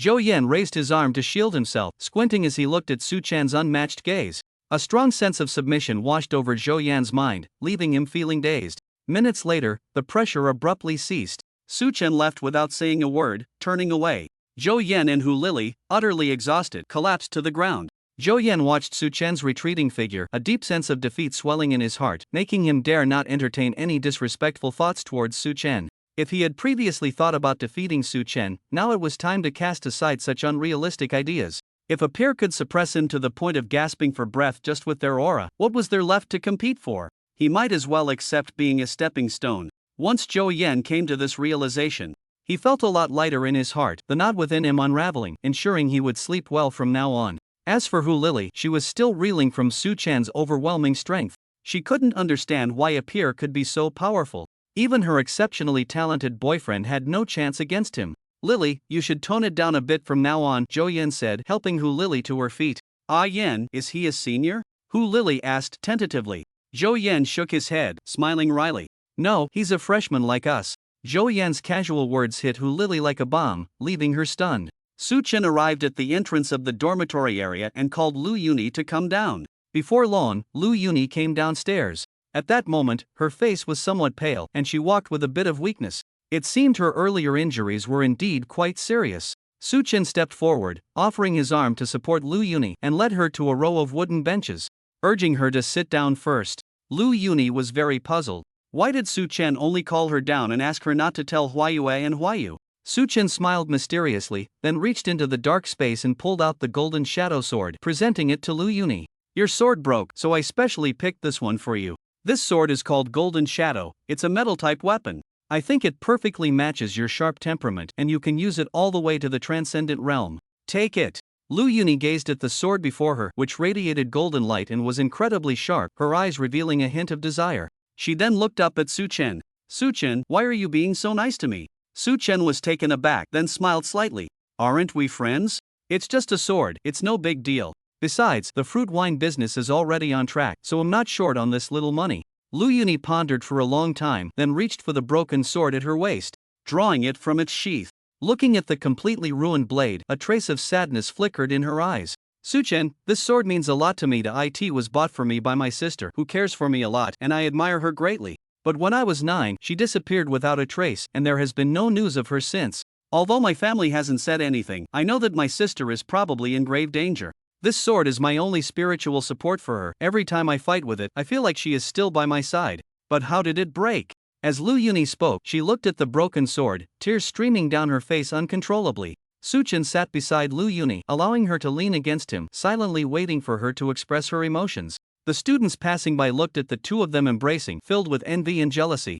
Those annoying lovebirds hugging so tightly in public, don't they feel embarrassed? Just explode already. After more than 10 minutes, Lu Yuni's sobs gradually faded, and she looked up at Su Chen with a hint of confusion. She was lost. She didn't know what kind of feelings she should have for this man. Her two close friends, although they hadn't said it directly, she could tell that both of them seemed to have feelings for him. If she also got involved, wouldn't it be a mess? Sigh. After her sadness, Lu Yuni fell into a dilemma. Su Chen noticed that Lu Yuni had been silent for a long time and immediately looked down, only to see Lu Yuni staring at him intently. What's wrong? Su Chen asked, puzzled. It's nothing. Seeing the caring look in Su Chen's eyes, Lu Yuni's face flushed and she hurriedly lowered her head, quickly distancing herself from his embrace. Seeing that Lu Yuni's emotions had stabilized, Su Chen smiled happily. It's good to let it all out. Here, take it. Su Chen handed the golden shadow sword back to Lu Yuni. Upon hearing this, Lu Yuni stood up decisively, extending her hands forward to solemnly accept the sword. Lu Yuni tightened her grip on the hilt and took a deep breath. With a whoosh, the golden shadow sword was drawn from its sheath, pointing straight to the sky. The sunlight shone on the golden blade, emitting dazzling rays of light. The razor-sharp edge of the sword radiated a chilling aura even from several meters away. Lu Yuni scanned the sword from top to bottom, her lips curling up, her eyes brightening, and she smiled with joy. With this sword, that detestable rock-armored mad rhino ability user will definitely not be my match. Su Chen looked at Lu Yuni, who had regained her spirit, feeling very pleased. Then I'll wait for you to clear your name. Lu Yuni nodded confidently. I'll go find him tomorrow, you must come to watch. Okay. Don't forget to text me when the time comes. I'll head back now. Su Chen stood up, preparing to take his leave. Feeling relieved that Lu Yuni was okay, Lu Yuni watched Su Chen's retreating figure, a mysterious smile creeping onto her lips. She hung the golden shadow sword at her waist and then skipped back to the dormitory with a light step. As soon as Lu Yuni entered, Shin Huayue and Shin Huayu rushed over. The two looked around with concern for Lu Yuni's state. Yuni, are you okay? Shin Huayue asked with concern. Ha? What could be wrong with me? I'm doing great. Lu Yuni replied cheerfully. Sister Yuni, that sword is very important to you. We both know you can vent your feelings, but please don't pretend everything is fine. That's really bad for your health, Shin Huayu said anxiously. Lu Yuni looked at her two sisters' caring expressions, her heart trembling. She immediately opened her arms and embraced them both. Thank you both for your concern, I'm fine now. Having you two as my friends is truly a blessing for my whole life, Lu Yuni said sincerely. Hearing Lu Yuni say this, the two sisters felt relieved. A few minutes later, Lu Yuni released her friends and then deliberately turned to show them the golden shadow sword at her waist. Sister Yuni, how do you have two swords? It was only then that Shin Huayu noticed that Lu Yuni was wearing two swords. Shin Huayu, upon hearing this, immediately focused her gaze on Lu Yuni's waist and indeed saw two swords. Yuni, did you just go buy swords? Shin Huayu guessed. To her surprise, Lu Yuni shook her head and chuckled lightly. This sword was given to me by Su Chen. As soon as Lu Yuni finished speaking, the two sisters exchanged a glance, speechless. Su Chen was indeed very considerate. Seeing this scene, Lu Yuni's lips curled into a mischievous smile. However, because this sword is really too expensive, he asked me to warm his bed for a few months as payment. Lu Yuni's words struck like a thunderclap, leaving the two sisters stunned, their pupils shaking. frozen in place. Su Chun-hee, brother Su Chen-hee. The two opened their mouths to say something but swallowed their words halfway. Watching the amusing reaction of the two sisters, Lu Yuni couldn't help but cover her mouth and laugh. Then, forcing herself to suppress her laughter, she stepped forward and patted the heads of the two sisters. Don't worry, warming the bed starts tomorrow. I won't move out today. After Lu Yuni finished speaking, she turned and left, leaving the two sisters in a state of confusion at the door. When Su Chen returned to the villa, he just sat down on the sofa to watch the recent news and take a break. His phone began to buzz. Taking out his phone, he found messages from Huayue and Huayu, sent simultaneously. Opening their messages, without exception, both sent only 3 words. Stinky rogue. Looking at these 3 big characters, Su Chen furrowed his brows. He really couldn't understand when he had ever misbehaved towards the two of them. Yet they both called him a stinky rogue at the same time. Unable to figure it out, he decided not to dwell on it. When he met them tomorrow, he would definitely interrogate them thoroughly. The next day, as Su Chen just got out of bed and finished washing up, he felt a strong wave of energy fluctuations. Stepping out of his room, he arrived outside Yuzi's door. Even through the door, he could clearly feel a chill. It must be the energy fluctuations caused by Yuzi advancing to the noble realm. He went downstairs to the living room. Not long after, Yuzi came down with an excited expression. Upon seeing Su Chen, she rushed to him and proudly said, Su Chen, I advanced to the noble realm. At this moment, Yuzi was in the state of the Moonlight Rabbit's ability. 2 long white ears stood upright on her head, and as she spoke, they twitched adorably. Su Chen's attention was completely drawn to those 2 cute white ears. He didn't catch what Yuzi was saying at all. Seeing this, Yuzi waved her hand in confusion, trying to bring Su Chen back to reality, but he still showed no reaction. Yuzi pushed her hair back from her forehead and suddenly leaned down, pressing her forehead against Su Chen's, wanting to check if he was sick. Their eyes met, and Su Chen's pupils trembled. It wasn't until he suddenly caught a faint, delicate fragrance that he snapped back to his senses. He quickly pushed Yuzi away, wanting her to keep her distance. It was inappropriate for a man and a woman to be so close in a room together. Yuzi, suddenly pushed away by Su Chen, felt a bit unhappy. She had done even more outrageous things than this and was still being coy. Thinking of this, Yuzi pouted, looking displeased at Su Chen. Her ears also drooped gradually with her mood. Seeing this, Su Chen couldn't help but smile helplessly. This unsuspecting little rabbit really didn't know how dangerous she was. If he were to be consumed by the nameless fire in his heart, this little rabbit would definitely be devoured completely. Yuzi, don't get too close easily in the future, it could lead to accidents, Su Chen said seriously. Yuzi looked at him in confusion, not understanding why he would say such a thing. Little rabbit, my words are not to be questioned. And hurry over here, let me touch your long ears. Su Chen rubbed his hands while sitting on the sofa, revealing a mischievous smile, then beckoned her domineeringly. Yuzi was so shocked by Su Chen's bold statement that her whole body tingled, and she couldn't help but want to kneel before him. After a moment of hesitation, Yuzi's face turned slightly red as she slowly knelt in front of Su Chen, obediently extending her ears. Su Chen nodded in satisfaction, reaching out to grasp her long ears, feeling them up and down, side to side, indulging in the sensation. After more than 10 minutes, Su Chen's craving was finally satisfied. He released Yuzi's ears and nodded in contentment. The texture is really nice. From now on, these long ears will belong to me. I want to touch them every day, little rabbit, remember that? I remember, Yuzi said weakly, collapsing onto Su Chen's lap, her voice lacking energy. Her crystal-clear eyes resembled a pool of autumn water, making one unable to resist wanting to tease her. Hearing Yuzi's words, Su Chen nodded in satisfaction. Before long, Su Chen's phone in his pocket suddenly rang, breaking the intimate atmosphere between the two. He held the phone in one hand while keeping the other on Yuzi's head. There was no helping it, the sensation was just too good, making it hard for him to let go. When he took out the phone, he saw a message from Lu Yuni, asking him to come to the training area to see how she defeated that rock-armored Mad Rhino ability user. Su Chen smiled slightly and replied with an okay. Before looking down at Yuzi, little rabbit, I have to go out for a bit, go make me some food. Upon hearing this, Yuzi quickly stood up. I'll go upstairs for a moment and come down to cook for you right away. After saying this, she immediately turned and went upstairs without any hesitation. Just as Su Chen was about to get up to grab the TV remote to check the news, he encountered a familiar face just a few steps out the door. It was Manhwa, the son of teacher Mo Tua. Su Chen took a closer look and noticed that he seemed to be troubled, his expression very strained as he held his arms and looked down, lost in thought. Seeing this, Su Chen quickly approached and patted Manhwa on the shoulder. Hey! This sudden gesture brought Manhwa back to reality, and upon seeing Su Chen, his expression softened a bit. Su Chen, long time no see. I heard you went to the combat zone for field training with 3 girls? Su Chen's face instantly stiffened. Nearly choking on Mo's words. It was the teacher who told you, right? Su Chen asked with a helpless smile. Ha, how did you know? It was my dad who told me. He even told me to learn from you and find more women, Manhwa said without holding back. Hearing this, a bitter smile appeared on Su Chen's face. He had no way to deal with his eccentric teacher Tua, who had no sense of propriety and dared to say anything. Let's not talk about that topic, okay? I can see from your expression that you seem to have something on your mind. Su Chen shifted the topic. Upon hearing Su Chen's words, Manhwa wilted like a frostbitten eggplant. Sai Su Chen, your senior sister, Jian Bubai, is coming back. Upon hearing that Jian Bubai was returning, Su Chen immediately perked up. Isn't it a good thing that she's back? Why do you look so worried about it? Mo's face turned pale, and he seemed to think of something, his body starting to ache slightly. She's a madwoman, a sword madwoman. Every time she comes back, she has to spar with me, under the pretense of helping me train, but in reality, she just wants a punching bag. Su Chen, do you know what my nickname is at school? Manhwa asked, his gaze blank as he looked at Su Chen. Su Chen recalled what Yu Zi had said to him on his first day at school. Then, with a strange expression, he tentatively said, the one who can take the most hits? Upon hearing Su Chen's words, Mo's eyes immediately lit up with excitement.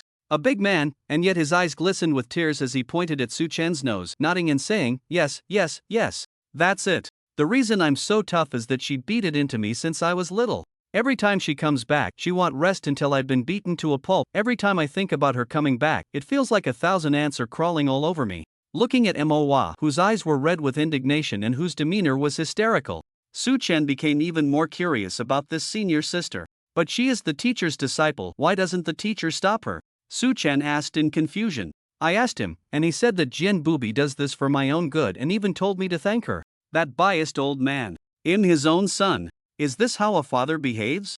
Manhwa said with a grim expression, feeling extremely frustrated. Su Chen couldn't hold back and almost laughed out loud, but fortunately managed to stop himself in time. Even so, his laughter was still heard by the sharp-eared Manhwa. Manhwa suddenly looked up, glaring at Su Chen, who was pretending nothing had happened. Su Chen, if I heard correctly, you just laughed out loud, right? No, that's impossible, don't say that. I am Su Chen. I would never be the kind of person who takes pleasure in others' misfortunes. Su Chen said with a righteous expression. Hearing Su Chen's earnest words made Manhwa doubt whether he had misheard. Well, maybe I was just too tense and had some auditory hallucinations. I'll take my leave first. I need to think about where I can hide from this world, Manhwa said, frowning deeply as he walked away in contemplation. Su Chen watched Manhwa's retreating figure, a smile unconsciously creeping onto his face, but he still managed to suppress it with his strong willpower. He was a person of noble character, not someone who revels in others' misfortunes. He then turned and quickly continued toward the training area. At this moment, the cheerful Su Chen couldn't imagine that Manhwa's unfortunate experience would, given time, also replay in his own life. Su Chen hurried to the training area. Although it was early in the morning, the training area was already crowded. Most people were practicing their respective techniques, while a few were sparring. Su Chen looked around the various arenas and finally spotted Lu Yuni and her two companions. At that moment, Lu Yuni, with two swords at her waist, had just stepped onto the combat arena. Her opponent was still that rock-armored mad rhinoceros ability user. The area was surrounded by an excited crowd, all clearly very interested in this battle. Su Chen slowly approached Shen Huayu and Shen Huayu from behind, gently patting their shoulders. Both of them tensed up and turned around sharply, feeling a bit awkward when they saw it was Su Chen. This was because yesterday, in a moment of thoughtlessness, they had angrily sent Su Chen a message with the insulting word stinking rogue. Later, Lu Yuni had told them that Su Chen's comment about warming her bed was just a joke. However, the message had already been sent for a few minutes and couldn't be retracted. So today, when they saw Su Chen, both felt guilty and didn't dare to meet his gaze. Seeing this situation, Su Chen guessed that yesterday's incident must have been a strange misunderstanding. Instead of questioning them harshly, he asked, "How's your progress with your techniques?" The two were taken aback by his question, looking up at Su Chen's gentle eyes that held no trace of reproach, their hearts suddenly trembling. Shen Huayu was the first to respond. "It's going pretty well. I can feel that my ability, the rotating wind speed, has significantly improved, and the range has increased quite a bit, but I still have a way to go before advancing to S-level abilities." Hearing her sister speak, Shen Huayu also shared her progress. "After practicing Zhang Xian Shu, my healing amount has indeed increased a lot, and the duration of the healing has also lengthened. But that technique that sacrifices one's own vitality to forcibly extend the life of the injured isn't in the first layer. It should be in the second or third layer." Su Chen listened to their reports and nodded in satisfaction. Not bad, keep it up. In a few days, well, head to the combat zone again and try to gather more crystal cores so you can advance to the Transcendence realm as soon as possible. Su Chen's words, filled with a sense of understanding and security, made the two sisters very happy, and a radiant smile unconsciously appeared on their faces. Su Chen looked up at Lu Yuni on the field, and as if they shared a telepathic connection, Lu Yuni turned to look at him at the same time. The two locked eyes, and Su Chen gave Lu Yuni an encouraging glance. Lu Yuni nodded slightly to herself, gripping the hilt of the golden shadow sword at her waist, steeling herself as she faced her familiar opponent, her fighting spirit rising rapidly. The opponent, seeing that Lu Yuni was actually wearing two swords at her waist, couldn't help but scoff. That sword is broken. Yet you still wear it. I really don't know what you're thinking, isn't it heavy? Lu Yuni snorted coldly, ignoring the other person. With a swift motion, she drew the golden shadow sword from its sheath, pointing it directly at her opponent. The sword gleamed with golden light, its blade radiating brilliance, clearly sharper than the sword from yesterday. Even so, the rock-armored Mad Rhinoceros ability users still looked down on Lu Yuni. This was because their high defensive abilities made them seem like an incredibly tough bone to chew for sword-wielding ability users. As long as they utilized their advantage as well, it was very difficult for sword-wielding ability users to break through their defenses. You think you can win against me with a broken sword? Don't be like yesterday, hitting me and then getting shattered. Upon hearing this, Lu Yuni's gaze turned slightly cold, her momentum even stronger than before. Come and fight. Take this. See split. Lu Yuni gripped the golden shadow sword tightly, a flash of golden light appearing in her eyes. Then, she swung forward fiercely, unleashing a powerful sword energy. Where the sword energy passed, it left a deep trench in the ground, splitting the battlefield in two. The rock-armored Mad Rhinoceros ability user was somewhat shocked by the power of this sword, but a disdainful smile remained on his face. This was his absolute confidence in his own defensive power. He was confident that, at the same ability level, sword-wielding ability users could never break through his defenses. He immediately raised his arms, covered in a layer of hard rock armor, confidently blocking in front of him. The sword energy tore through the air, producing a piercing roar. Boom! The sword energy struck the armor of the rock-armored Mad Rhinoceros ability user, creating a loud sound. In an instant, dust filled the air, and the entire arena was splashed with a layer of sand, causing the onlookers to unconsciously step back a few paces. This was enough to prove that Lu Yuni's C-split move was indeed quite powerful. Su Chen squinted, peering through the dust to observe Lu Yuni's current state. He saw Lu Yuni's gaze was firm, her breath heavy, sweat streaming down her cheeks, indicating that this powerful sword strike had also taken a significant toll on her. As the dust settled and everyone saw the state of the rock-armored Mad Rhinoceros, they couldn't help but feel a shock. They saw that a long gash had been cut into the hard armor of the rock-armored Mad Rhinoceros by Lu Yuni's sword, and blood was slowly seeping out. Seeing this scene, Lu Yuni's lips curled up slightly, clearly satisfied with the power of this sword. The rock-armored Mad Rhinoceros ability user now had dilated pupils. Unable to believe the pain he felt in his arm, he simply couldn't understand why a sword-wielding ability user of the same level could break through his defenses with a single strike. Seeing her opponent stunned in place, Lu Yuni immediately seized the opportunity, channeling power into her legs and swiftly charging at the rock-armored Mad Rhinoceros. The rock-armored Mad Rhinoceros ability user quickly regained his composure, raising his fist and smashing it down onto the ground. Solid stone wall. In an instant, a yellowish stone wall rose from the ground, blocking in front of him. Seeing this, Lu Yuni leaped up, landing on the solid stone wall, and then swung her sword down towards her opponent's shoulder. The rock-armored Mad Rhinoceros ability user widened his eyes, watching the sword blade approach, and shouted loudly, raising his fist to counterattack. The fist and sword clashed, causing sparks to fly at the point of impact. Sizzle sizzle whoosh boom. The rock-armored Mad Rhinoceros user put all his strength into a punch, and the powerful force sent Lu Yuni flying. Fortunately, Lu Yuni reacted quickly and blocked the sword in front of her, otherwise, that punch would have been enough to make her drink a pot. She rolled in the air for 2.5 turns before landing smoothly on the ground, her sharp gaze fixed like an eagle's on the arm of the rock-armored Mad Rhinoceros, a mysterious smile appearing on her face. The rock-armored Mad Rhinoceros stood still, his expression extremely serious as he looked at Lu Yuni, finally acknowledging this opponent. He hadn't taken yesterday's battle seriously at all because he knew that with the opponent's strength, they couldn't break through his defense. Even at the start of today's match, he hadn't treated it with seriousness until he was actually injured by her sword, at which point he began to truly engage in the fight. I, He Yen, acknowledge you. Upon hearing this, Lu Yuni's face showed no sign of emotion. What she wanted was not just the opponent's acknowledgement. Stop talking nonsense. Let's continue the fight. As soon as Lu Yuni finished speaking, she charged forward again. He Yen let out a roar and then charged forward fiercely, the ground trembling under his power. Seeing this, Lu Yuni immediately leaped lightly into the air above He Yan. He Yan thought Lu Yuni was going to use the same trick from yesterday, swinging her sword at his face, and quickly raised his hand to protect his head. Unexpectedly, this played right into Lu Yuni's hands. Seeing the situation, a smile crept onto Lu Yuni's lips. She quickly shifted to grip her sword with both hands, a cold glint flashing in her eyes.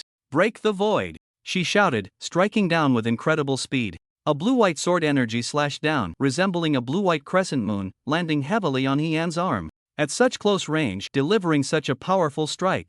The damage was unimaginable, explosive even. Boom! As expected, after a loud bang, Lu Yuni performed several flips before landing steadily. However, after landing, Lu Yuni was already somewhat weak and could barely stand, having to raise her hand to plant the sword in the ground to support her body, preventing herself from collapsing directly. Meanwhile, He Yan on the ground stood like a statue, staring blankly, lost in thought. Suddenly, a large spurt of bright red blood erupted from He Yan's arm, and it was spraying more and more violently, showing signs of being uncontrollable. Seeing this scene, He Yan looked in disbelief at the deep wound, finally coming back to his senses. It turned out that Lu Yuni's target was never his face, but the arm she had previously injured with her sword. At this moment, the wound expanded again, blood gushing out continuously, causing He Yan, who was losing too much blood, to gradually turn pale. The next second, he helplessly leaned back and lay down on the ground, his powers disappearing, returning to his normal human form. Seeing this, Lu Yuni sheathed her golden shadow sword and turned to look at Shen Huayu. The two shared a tacit understanding without needing to say a word.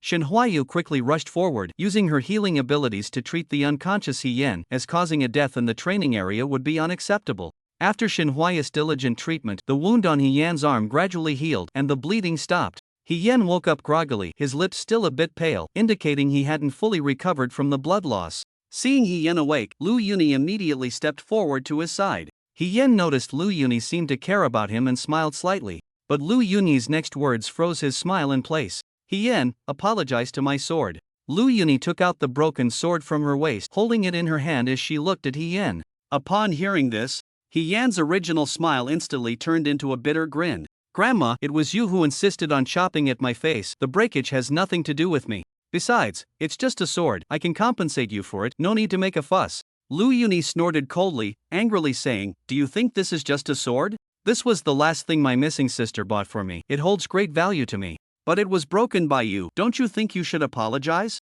He Yan realized that this fragile sword was so important to this girl. "Alright, I apologize, I shouldn't have broken it. Are you satisfied now?" Lu Yuni immediately smiled and nodded in satisfaction, then hung the broken sword back at her waist. "Okay, let's go, Huayu," Lu Yuni said. As soon as Shen Huayu heard this, she was about to get up and leave. At that moment, He Yan suddenly said anxiously, "Wait a minute." Lu Yuni and Shen Huayu looked at He Yan in confusion at the same time. "Do you have something else?" Lu Yuni asked. Puzzled, He Yan felt a bit embarrassed, his gaze darting towards Shen Huayu. The first thing he saw when he opened his eyes was the girl who had been treating him with such care. It was the first time he had been treated so gently by a girl, and he felt as if he had encountered his destined goddess. Miss, do you have a boyfriend?" He Yan asked Shen Huayu, his eyes filled with longing. Shen Huayu's expression stiffened upon hearing this. She came to her senses, turned to Lu Yuni, shot her a glare, and then pouted. Her expression seemed to suggest that it was Lu Yuni who had asked her to treat him, and now it had backfired. Seeing this, Lu Yuni covered her mouth and chuckled a few times, looking at Shen Huayu with an expression of helplessness. Shen Huayu furrowed her brows, inadvertently catching sight of Su Chen outside the venue, and a slight smile crept onto her lips. "Sorry, I have a boyfriend, and it's that guy." Shen Huayu raised her hand and pointed in Su Chen's direction. He Yan's expression went blank as he followed the direction of Shen Huayu's finger, and only when he saw Su Chen's face did he react. "Him? But isn't he her boyfriend?" He Yan said, pointing at Lu Yuni, looking bewildered, as it seemed he still remembered Su Chen's face from yesterday. "Yes, he's too outstanding, so we decided to share him. We keep an eye on him, which also prevents other women from interfering," Shen Huayu said with a nonchalant smile. Shen Huayu's words stirred up a storm in He Yan's heart. Similarly, her statement left Lu Yuni stunned. She couldn't help but wonder if Shen Huayu was joking or serious. He Yan's eyes lost their sparkle, his already pale face turned even paler, his lips trembled as he struggled to ask, "Why? What does he have? Why does he deserve this from you?" After a few seconds of brief thought, Shen Huayu immediately blurted out Su Chen's merits. "He's handsome, he's strong, and he has great stamina." The last point Shen Huayu mentioned hit He Yan's heart like a heavy hammer, nearly taking his breath away. He raised his hand to clutch his chest tightly, ultimately collapsing onto the ground, lying on his back, powerless. The two exchanged glances and then turned to leave. After all, they had already treated his sword wound. If he suffered from angina again, it was none of their business. Beautiful fight. Suchin praised Lu Yuni, who had come before him, with a beaming smile. Thanks to that invincible sword technique and this golden shadow sword, I was able to break through his defense, Lu Yuni said joyfully. The Earth Splitter, Sea Divider, and Sky Cutter are all these moves from the invincible sword technique? Shin Huayu asked. Yes, although I've learned them all, my ability level is too low to unleash their true power, Lu Yuni said with frustration. In a few days, let's go to the combat zone again and gather more crystal cores so you can level up faster, Suchen suggested. Okay, I agree.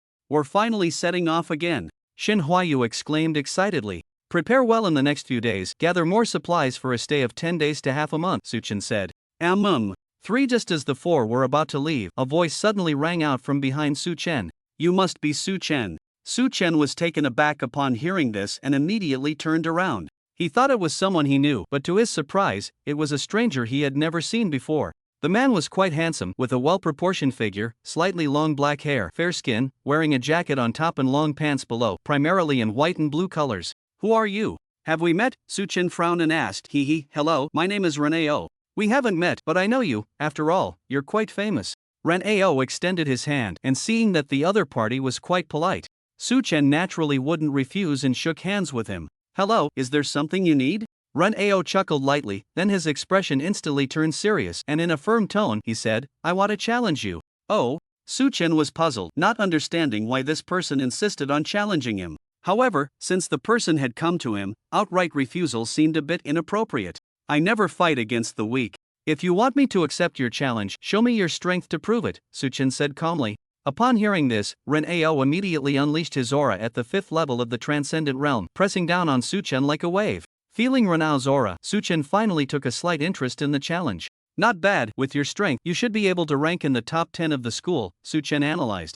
Reneo chuckled and proudly said, I am Reneo, ranked 6th in the school, with an S-level ability, the Proud Whale.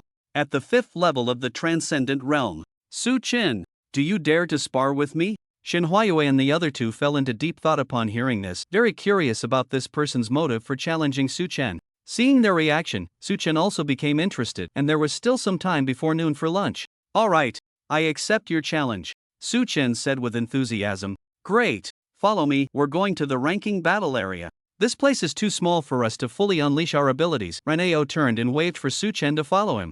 The 4 of them stepped forward, and before long, they arrived at the ranking battle area. The ranking battle area consisted of large combat arenas. Su Chen looked inside. Each combat arena covered about 1,000 square meters, enough for them to showcase their skills. The group arrived at the front desk of the ranking battle area, where the familiar bionic robot was stationed. Reneo stepped forward first. I am Reneo, and I want to challenge Su Chen. The robot received Reneo's command and lowered its head to check the specific information. Third-year student, Reneo, ranked 6th in the ranking battle area. First-year student, Su Chen, unranked in the ranking battle area. Please, third-year student Reneo, consider carefully, your opponent's rank is not higher than yours. Initiating this battle will not benefit you. I want to directly challenge Su Chen, Reneo said decisively. Ding dong, challenge initiated. Please have Su Chen step forward to choose between rejecting or accepting the challenge. Accept the challenge. Su Chen stepped forward and said. Ding dong, Su Chen accepts the challenge. The ranking battle is established. Please both parties immediately enter Arena 1. Since one of the combatants is ranked in the top 10, this battle will be live-streamed to large screens throughout the school. Please both parties take this battle seriously. As soon as the robot finished speaking, a mechanical door leading to Arena 1 slowly opened. The screen on the wall, which had been black, immediately displayed a clear image of Arena 1. Let's go, Su Chen. Reneo waved his hand, signaling Su Chen to enter Arena 1 with him. I'm going in now, Su Chen said with a smile, looking at Shin Huayue and the others. The 3 were very confident in Su Chen's strength.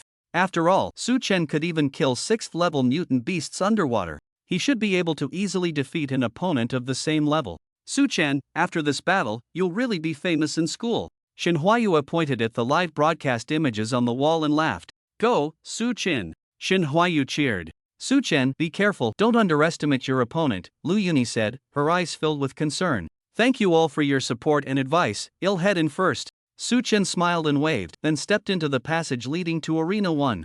Ran Ao was in front, and Su Chen followed behind. The two of them, one in front and one behind, began to feel a rising atmosphere of battle intent between them. I forgot to ask, why do you want to challenge me? Su Chen suddenly asked with curiosity. Defeat me, and I will tell you. Ren Ao turned his head and glanced at Su Chen as he spoke. Unbeknownst to them, the two had already arrived at the vast number 1 battle zone. On the live broadcast screens within the school, the two appeared simultaneously. At that moment, every corner of the school was filled with people gathered around the live broadcast screens. Not a single person spoke. They all stared intently at the live feed, filled with curiosity about the battle among the top 10 in the school. Run Ao exerted force under his feet, leaping into the air and flying directly to the opposite half of the field. Seeing this, Su Chen became even more curious about Renao's S-level ability, the proud giant whale. Run Ao steadied himself, looking at Su Chen with utmost seriousness.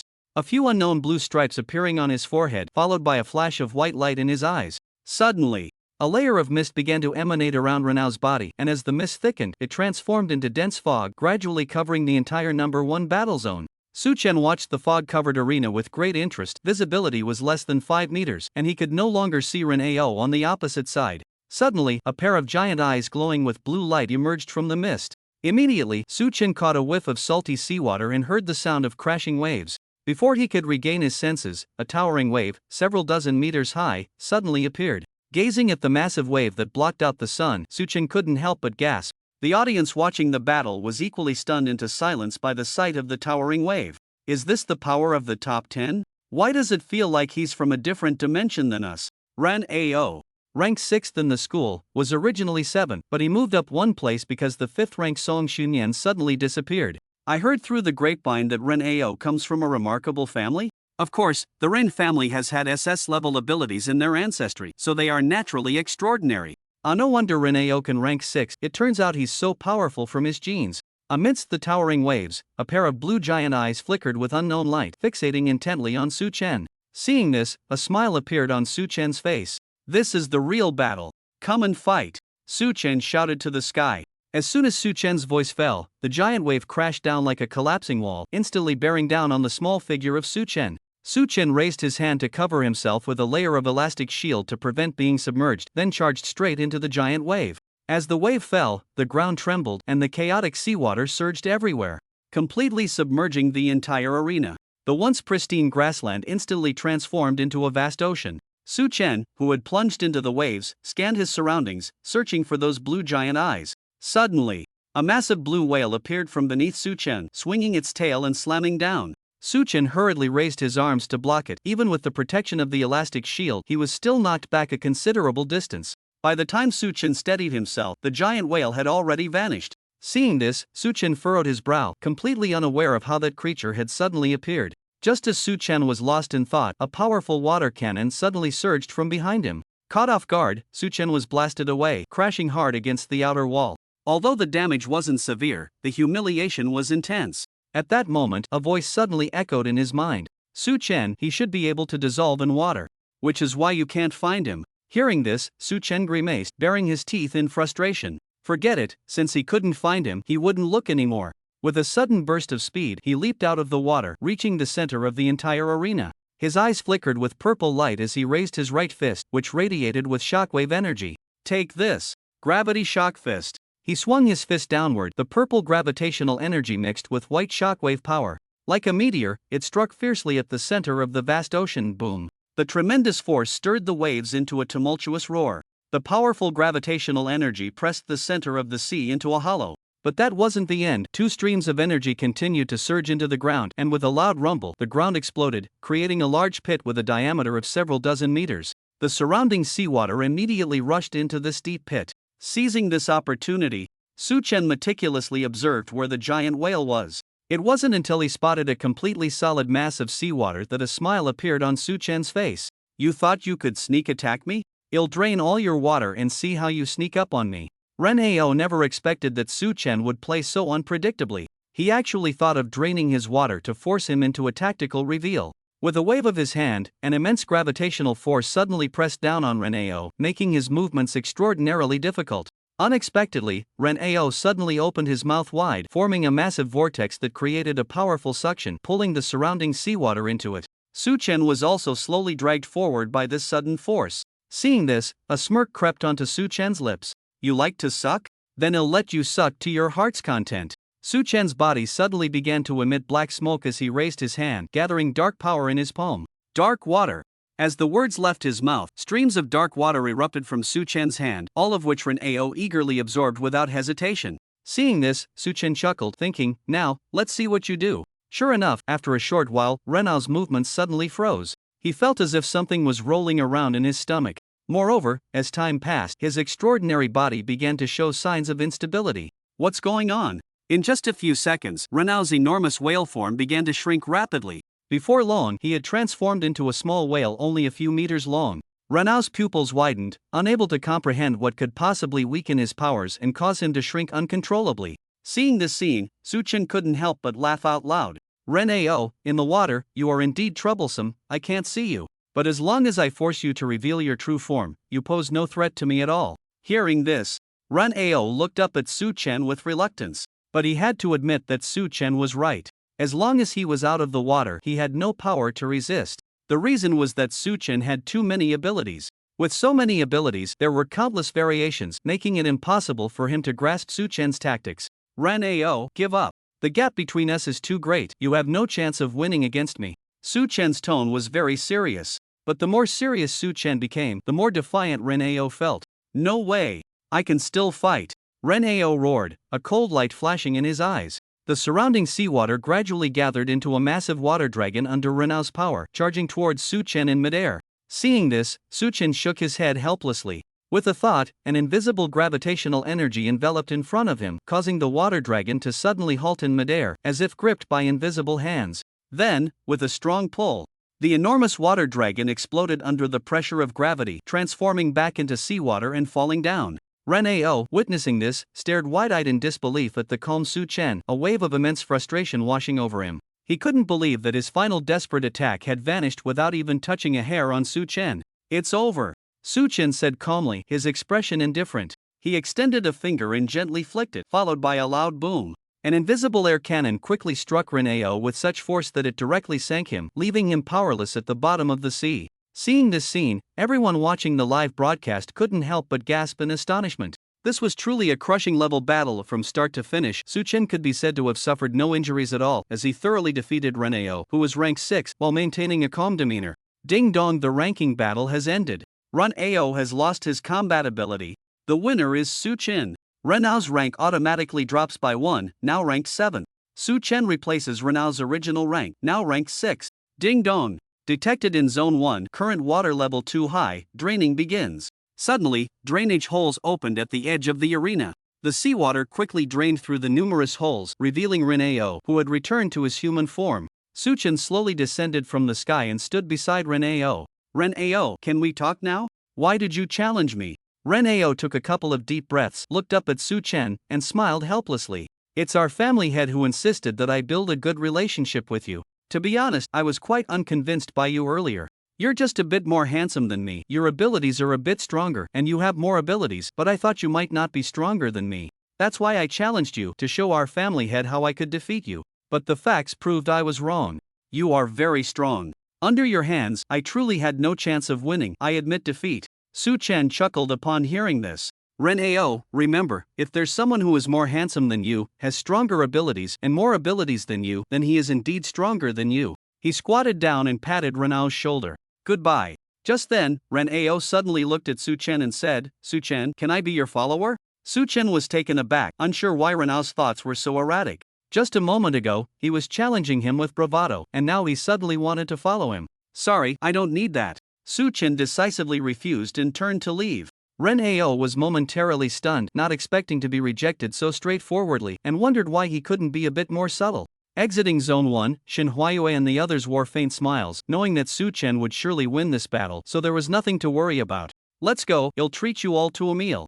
Su Chen smiled and waved his hand, signaling the three to follow. After having a meal with them, Su Chen bought some fruits and snacks to share. Returning to his villa, he looked at Yu Zi, who was busy in the corridor, and nodded to himself. He hoped that coming back from the combat zone would grant him an ability that could work well with Yu Zi. The potential of the Moonlight Rabbit was too low. It would be a miracle if it could break through to the Transcendence realm. Yu Zi, I bought you some fruits and snacks, they're on the table. Remember to take them back to your room, Su Chen shouted. Hearing this, Yuzi looked up at Su Chen and nodded happily. Back in his room, Su Chen first took out his phone, intending to check information about Jianbu Bai online. But strangely, there was absolutely no information about Jianbu Bai online. There were no photos, and even the gender was unknown. Seeing this, Su Chen couldn't help but frown. It was quite strange that a top student from a prestigious university had no information online at all. If he didn't know that Jianbu Bai was his senior sister, he might even doubt whether this person existed. Suddenly, he had an idea and searched for information about Manhwa.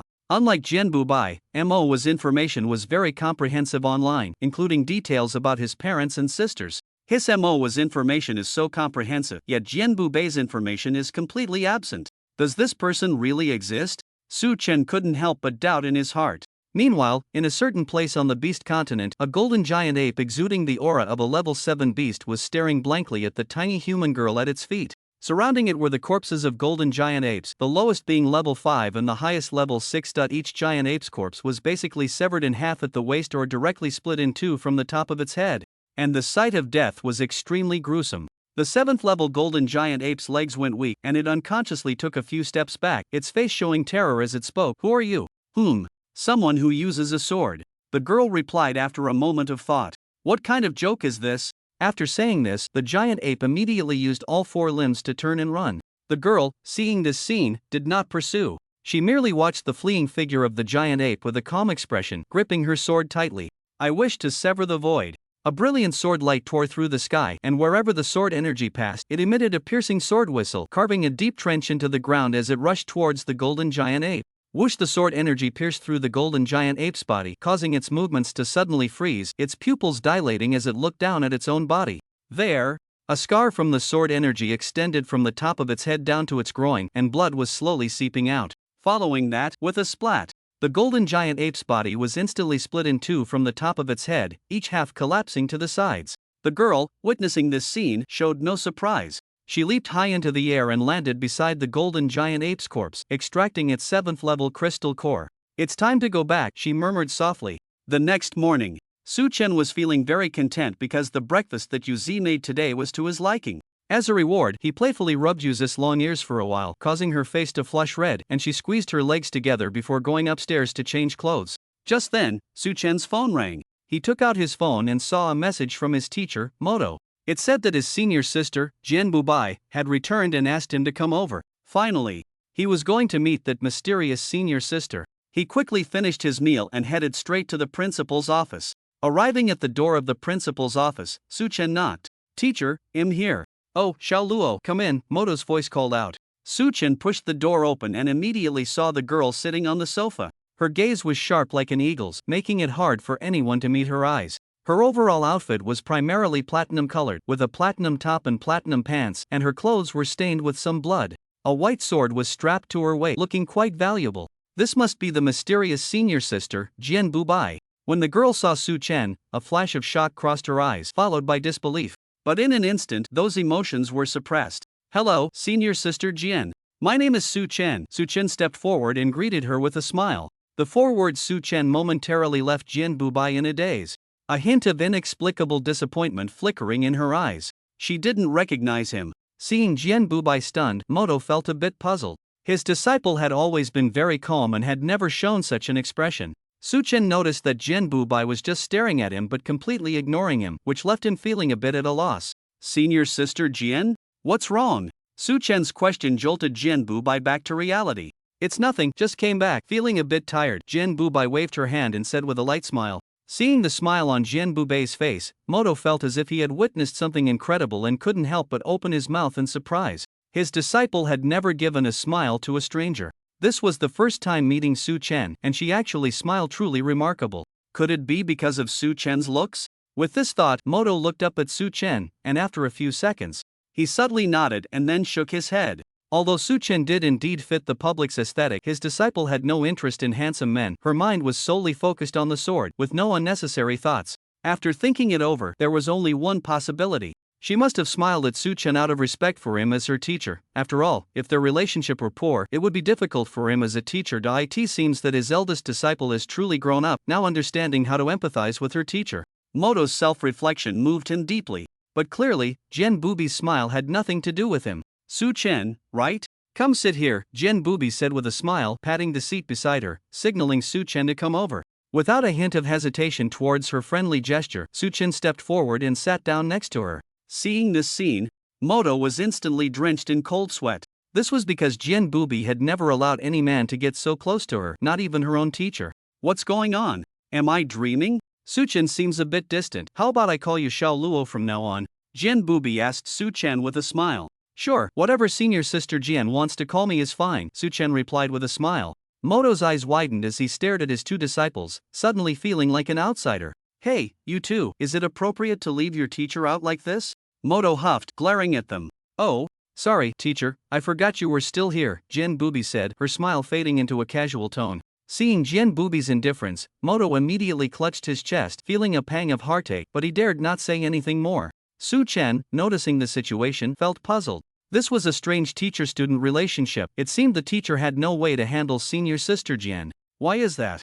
Jian Bubi snorted coldly, completely unmoved by Moto's sadness. Turning to Su Chen, her expression instantly brightened. Xiao Luo, I came here in a rush today and didn't prepare any gifts for you. Take this crystal core, Jian Bubi said, pulling out a crystal core and handing it to Su Chen. When Su Chen received it, he realized it was actually a 7th-level crystal core. A 7th-level crystal core. No, senior sister Jian, I can't accept this, it's too precious, you should keep it for yourself, Su Chen said, about to return the crystal core to Jian Bubi. Hey, Xiao Luo, you're not listening, if I tell you to take it, just take it, stop giving me excuses. Jian Bubi pouted, pretending to be angry, forcing Su Chen to accept the crystal core. Seeing this, Su Chen quickly put the crystal core away. Since his senior sister had said so, if he didn't accept it, it would be too disrespectful. Thank you, senior sister, for the crystal core, Su Chen said sincerely. No need to be so polite with me, Jian Bubi replied with a light laugh. Looking at the smile on Jian Bubi's face, Su Chen felt that Manhwa was not being truthful. How could he be afraid of such a gentle and considerate senior sister? Just then, the door to the principal's office opened. The group turned to look, and the large figure resembling Moto was unmistakably Manhwa. Manhwa pushed the door open and, upon seeing Jian Bubi on the sofa, trembled like a mouse seeing a cat, but still forced himself to muster some spirit. Sister Bubi, welcome back, Manhwa said with a flattering smile as he approached respectfully. 9th stage of the Transcendence realm, still hasn't broken through to the Celestial realm. It seems that without me by your side, you've become lax. Jian Bubi pointed out Manhwa's ability level at a glance, noticing he hadn't been training properly. Hearing this, Manhwa quickly looked at his father, Moto, hoping for help. Moto sought his son's pleading gaze but showed no reaction. Clearly, he also thought Manhwa had been slacking off and needed to be disciplined. Seeing his father being so useless, Manhwa shot him a disdainful glance. He then turned his attention to Su Chen, hoping he could help him out. Su Chen, feeling a bit awkward, still tentatively looked at Jian Bubi. Senior sister Jian, I have a question, could you help me with it? Jian Bubi immediately smiled and looked at Su Chen. What question? Let's hear it. Manhwa, seeing that Su Chen's tactic was effective, gave him a grateful look. I can find information about most people online. Why is it that I can't find any information about you? Su Chen asked the question that had been lingering in his heart. Jian Bubi was taken aback for a moment, then chuckled and raised his right index finger to his lips. Shoo, it's a secret. A secret? Upon hearing those ambiguous words, Su Chen turned to look at his teacher. Moto. Moto had an expression of no surprise, as if he should know the details. Manhwa, on the other hand, was completely confused and seemed to know nothing. Alright, since it's a secret, I won't ask, Su Chen said. I'm a bit tired. Xiao Luo, please take me back. Jian Bubi looked at Su Chen eagerly, waiting for his response. Okay, they'll take you back. Su Chen stood up, leading the way in front of Jian Bubi.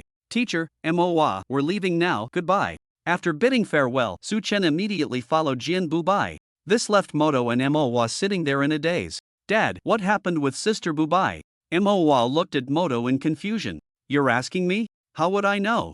I'm just as clueless. Moto shot a glare at his son, speaking irritably. She has never been this close to a man before. Could it be because Su Chen is her junior? She wants to create an image of a gentle senior sister? Manhwa analyzed. Stop guessing. I'm her teacher and I can't figure her out. So you don't need to worry. Focus on your training and break through to the Tianqing realm as soon as possible. By then, Moto started but then trailed off, leaving Manhwa feeling very uneasy. What's going to happen if I break through to the Tianqing realm? Go on, tell me. Manhwa urged eagerly. No more talking. If you wanna know, then break through quickly. Moto waved his hand, signaling Imowa to hurry up and train. Moto's words made Imowa scratch his head in frustration. He hated people who left things half said. Su Chen escorted Jian Bubai to her villa, which was conveniently not far from his own. Su Chen's villa was number 66, while Jian Bubai's was number 63. It was just a few steps away. Thanks, Xiao Luo, I'm heading back now, Jian Bubai said with a playful smile, raising her hand to pat Su Chen on the head and then gently ruffling his hair. Watching Jian Jie leave with her graceful figure, Su Chen suddenly felt an inexplicable sensation in his heart, as if he had seen Jian Jie somewhere before. But this feeling lasted only a moment before he dismissed it. A girl as stunning and statuesque as Jian Jie was someone he should not forget after just one meeting. That feeling just now must have been an illusion, right? With that strange feeling lingering in his heart, he took one last look at the villa before turning to leave. Jian Bubai parted the curtains and gazed at Su Chen's departing figure, her smile growing even more pronounced. I didn't expect him to change so much, but no matter how much you change, you can't escape my eyes, Jian Bubai murmured with a beaming smile. In the room behind Jian Bubai, various paintings adorned the walls. Colorful paintings, simple sketches, and portraits, but without exception, all these artworks depicted the same boy. The boy's eyes were filled with tears, his fists clenched, staring at the girl across from him, mouth open as if saying something. Jian Bubai walked over, her gaze dreamy, quietly observing the paintings. Suddenly, she raised her hand and gently placed it on the crying boy's head, her expression softening as she whispered, "Don't cry, I'm back." Back at his villa, Su Chen rushed upstairs without delay, leaving Yuzi, who was cleaning, looking bewildered. He entered his room and closed the door. Taking out the 7th level crystal core, without a moment's hesitation, he summoned the demon fruit tree and fed it the crystal core. The demon fruit tree absorbed the energy of the 7th level crystal core. In no time, it bore a frosty blue demon fruit. Looking at this familiar demon fruit, Su Chen could no longer hide his excitement. Frost fruit. Su Chen immediately let out a howl to the sky, his heart racing, his hands trembling. The frozen fruit, from One Piece, is the devil fruit of the former 3 admirals, Kuzan. It possesses the ability to turn into ice and create cold air. When developed to its fullest extent, it will have the power to permanently alter geology and weather. Trembling, he raised his hand to pluck the frozen fruit, cradling it in his palm, feeling its icy cool touch. Su Chen couldn't help but sigh in his heart. Truly, the heavens have eyes. Finally, he was given a genuine natural-type fruit. Although the dark fruit is also classified as a natural fruit, it cannot truly elementalize, which is a significant difference from a true natural-type fruit. He then lowered his head and took a bite of the frozen fruit. It tasted somewhat like frozen cantaloupe. Before long, the energy of the frozen fruit began to surge within him. After days of his own cultivation, he had advanced from the 3rd stage of the transcendent realm to the 4th stage. The energy of the frozen fruit propelled him directly from the 4th stage of the transcendent realm to the 6th stage. Once his ability level stabilized, Su Chen looked down at his hand, which was emanating a cool air, and with a gentle wave, the room was instantly covered in a thin layer of frost, becoming crystal clear. Seeing this scene, Su Chen fell into deep thought. The power of ice might be quite suitable for Yuzi's Moonlight Rabbit. The more Su Chen thought about it, the more promising it seemed. During lunch, Su Chen looked at Yuzi beside him, signaling her to sit down. Unexpectedly, Yuzi misunderstood upon seeing this, her cheeks flushed, thinking Su Chen was in the mood and wanted to touch her ears, immediately conjuring long ears and preparing to kneel beside Su Chen. Seeing this, Su Chen quickly stopped Yuzi's actions. Hey, that's not what I meant. I want you to sit down, there's something important I need to discuss with you. Upon hearing this, Yuzi's body stiffened and she feigned calmness as she sat down in the chair, quietly watching Su Chen, waiting for him to continue. Yuzi, can your ability, the Moonlight Rabbit, work in conjunction with the power of ice?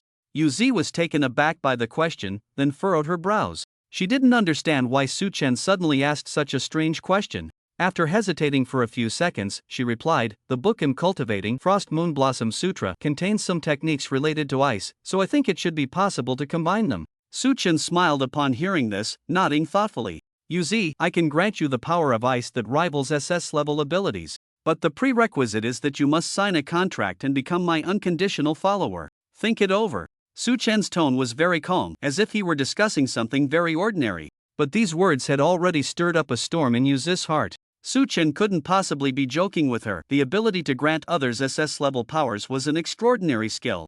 Yuzi looked at the composed Su Chen, her hands trembling uncontrollably, but she forced herself to calm down. After all, signing the contract would essentially mean selling herself. From then on, she would be Su Chen's personal property, and he could do whatever he wanted. Had she really thought this through? "I need to think it over carefully, please give me some time," Yuzi said seriously, looking at Su Chen. Su-chen nodded, understanding her words. Such matters should indeed be considered carefully. Until after dinner, Yuzi still hadn't made up her mind. Su-chen didn't bring it up again. Everything depended on Yuzi's wishes, and he wouldn't pressure her. A night passed, and Su-chen got up early, already packing supplies. He had agreed with Shen Huayue and the others yesterday. Today, they would set off for the combat zone to hunt for crystal cores. Going downstairs, he happened to run into Yuzi, who had a furrowed brow, looking as if she still hadn't made up her mind. Don't rush, think it over. I'll be out for a few days. When I return, you can tell me your decision then. Su-chen comforted her softly. Yuzi nodded lightly in response, indicating she understood. Watching Su-chen's departing figure, Yuzi sighed deeply. Sigh, if only Su-chen were a bit more assertive about this matter, I wouldn't be so conflicted. The four of them, fully armed, arrived at the combat zone and first registered their information, then they casually found a spatial gate and stepped inside. A flash of white light appeared before the four of them, and when they regained their senses, they discovered they had arrived in a forest. The four listened carefully to the sounds around them and were surprised to hear the sound of waves, along with a faint hint of salt in the air. There are sounds of waves all around. We must be by the sea, Su-chen said, looking at the other three. Perfect. Let's go see the ocean. The view must be great, Shen Huayu requested with a smile. What do you think, Su-chen? Shen Huayue asked, seeking Su-chen's opinion. As he was their captain. It would be nice to see the ocean view and check if there are any exotic beasts in the sea, Su-chen replied with a smile. The sound is coming from that direction. Follow me, Lu Yuni said, pointing in a direction. The four of them headed towards the seaside, completely unaware of a pair of malicious human eyes lurking in a nearby bush, fixated on their backs, revealing a cruel smile. They passed through dense thickets and finally reached a beach, where they felt the vastness of the ocean, and their spirits lifted considerably. The salty sea breeze feels so pleasant, Shen Huayu said, her lips curving into a smile as she closed her eyes, clearly enjoying the scent of the sea. I'll go up and check the situation around here, Su-chen said, and with that, he soared into the sky to observe the surroundings. But suddenly, his expression turned serious. He quickly returned to the ground and informed the other three about what he had seen. We were all mistaken. This isn't a forest, but a massive island. The three of them looked bewildered upon hearing this. An island? Then where do we find exotic beasts? Go into the sea? Shen Huayue asked in confusion. Su-chen, how about we go back and choose another spatial gate? Lu Yuni suggested after some thought. Su-chen looked at the small pits scattered across the beach, pondered for a long time, and shook his head. Let's explore this island today and see what happens by nightfall. The three were somewhat puzzled by Su-chen's insistence on waiting until evening but said nothing further. The four of them walked along the beach, noticing some exotic beasts living in the sea, but their levels were low, so Su-chen did not take action. Until they spotted another island not far away, the group instantly perked up. Another island? And it looks quite large, Shen Huayue observed carefully. If we find nothing today, well, check that one out tomorrow, Su-chen said, gazing at the island. Just then, a black object on the distant beach caught the attention of the four. They hurried over and discovered it was a large backpack. It seemed to have been discarded not long ago, as the supplies inside were still intact. Su-chen forcefully opened the backpack and found a large patch of dried blood on the straps. Clearly, the owner of this backpack had likely met with misfortune. But why had this happened? The four could not figure it out. If it was an attack by an exotic beast, why were there no signs of tearing on the backpack? On this desolate island, could there be other dangers? Let's divide the supplies in the backpack. No one else is going to need them, Su-chen said to the three behind him. Upon hearing this, the three immediately stepped forward, and the four divided the supplies, leaving the backpack behind. Unknowingly, a day had passed. The four had not hunted a single crystal core. They set up a tent, sat around on the beach, and a campfire flickered to life before them. The night deepened. A full moon slowly rose, its bright light casting a glow over the dark sea, as if awakening something that had been sleeping beneath the waves. Su-chen's attention remained focused on the surface of the sea until he heard Su-tong's voice in his mind. Something is coming up from beneath the sea. Upon hearing this, Su-chen's face instantly lit up with joy. He had indeed guessed correctly. Prepare for battle, Su-chen stood up excitedly and said to the other three. The three were momentarily stunned, then immediately stood up and assumed their battle stances. Following Su-chen's gaze, they all looked towards the horizon. It was then that pairs of dense blue eyes began to rise from the sea. Only then did they understand why Su-chen insisted on waiting until nightfall. He had known all along that strange beasts would come ashore at night. As the owners of these blue eyes drew closer to the beach, the four finally saw the true forms of these strange beasts. They were a group of crab-like creatures, clad in red armor, wielding one large and one small claw, their eyes gradually turning greedy as they looked at the four on the shore. These crab-like beasts were at least level 3, with the highest being level 4, and so far, none of level 5 had appeared. Seeing this situation, Su Chen immediately shouted just in time. A chill began to emanate from Su Chen's body, and then he opened his large hand and waved it forward. Ice Age. Utilizing the cold air, Su Chen unleashed Ice Age, and a bone-chilling cold surged like a tidal wave towards the crab-like beasts. In an instant, these crab-like creatures seemed to be frozen in place, their bodies stiffening and unable to move. The other three, witnessing that Su Chen actually had another ability, were momentarily stunned, staring at him in disbelief, thinking, how many abilities does Su Chen have? Charge! Su Chen commanded, pulling the three from their stupor. Yes, they replied in unison. Split the sea, Storm Tornado, Stamina Recovery. The three each took on their roles and attacked the strange beasts. Of course, they couldn't handle the level 4 beasts. Even though Su Chen had frozen the level 4 beasts in place, allowing them to strike, they couldn't break through their defenses.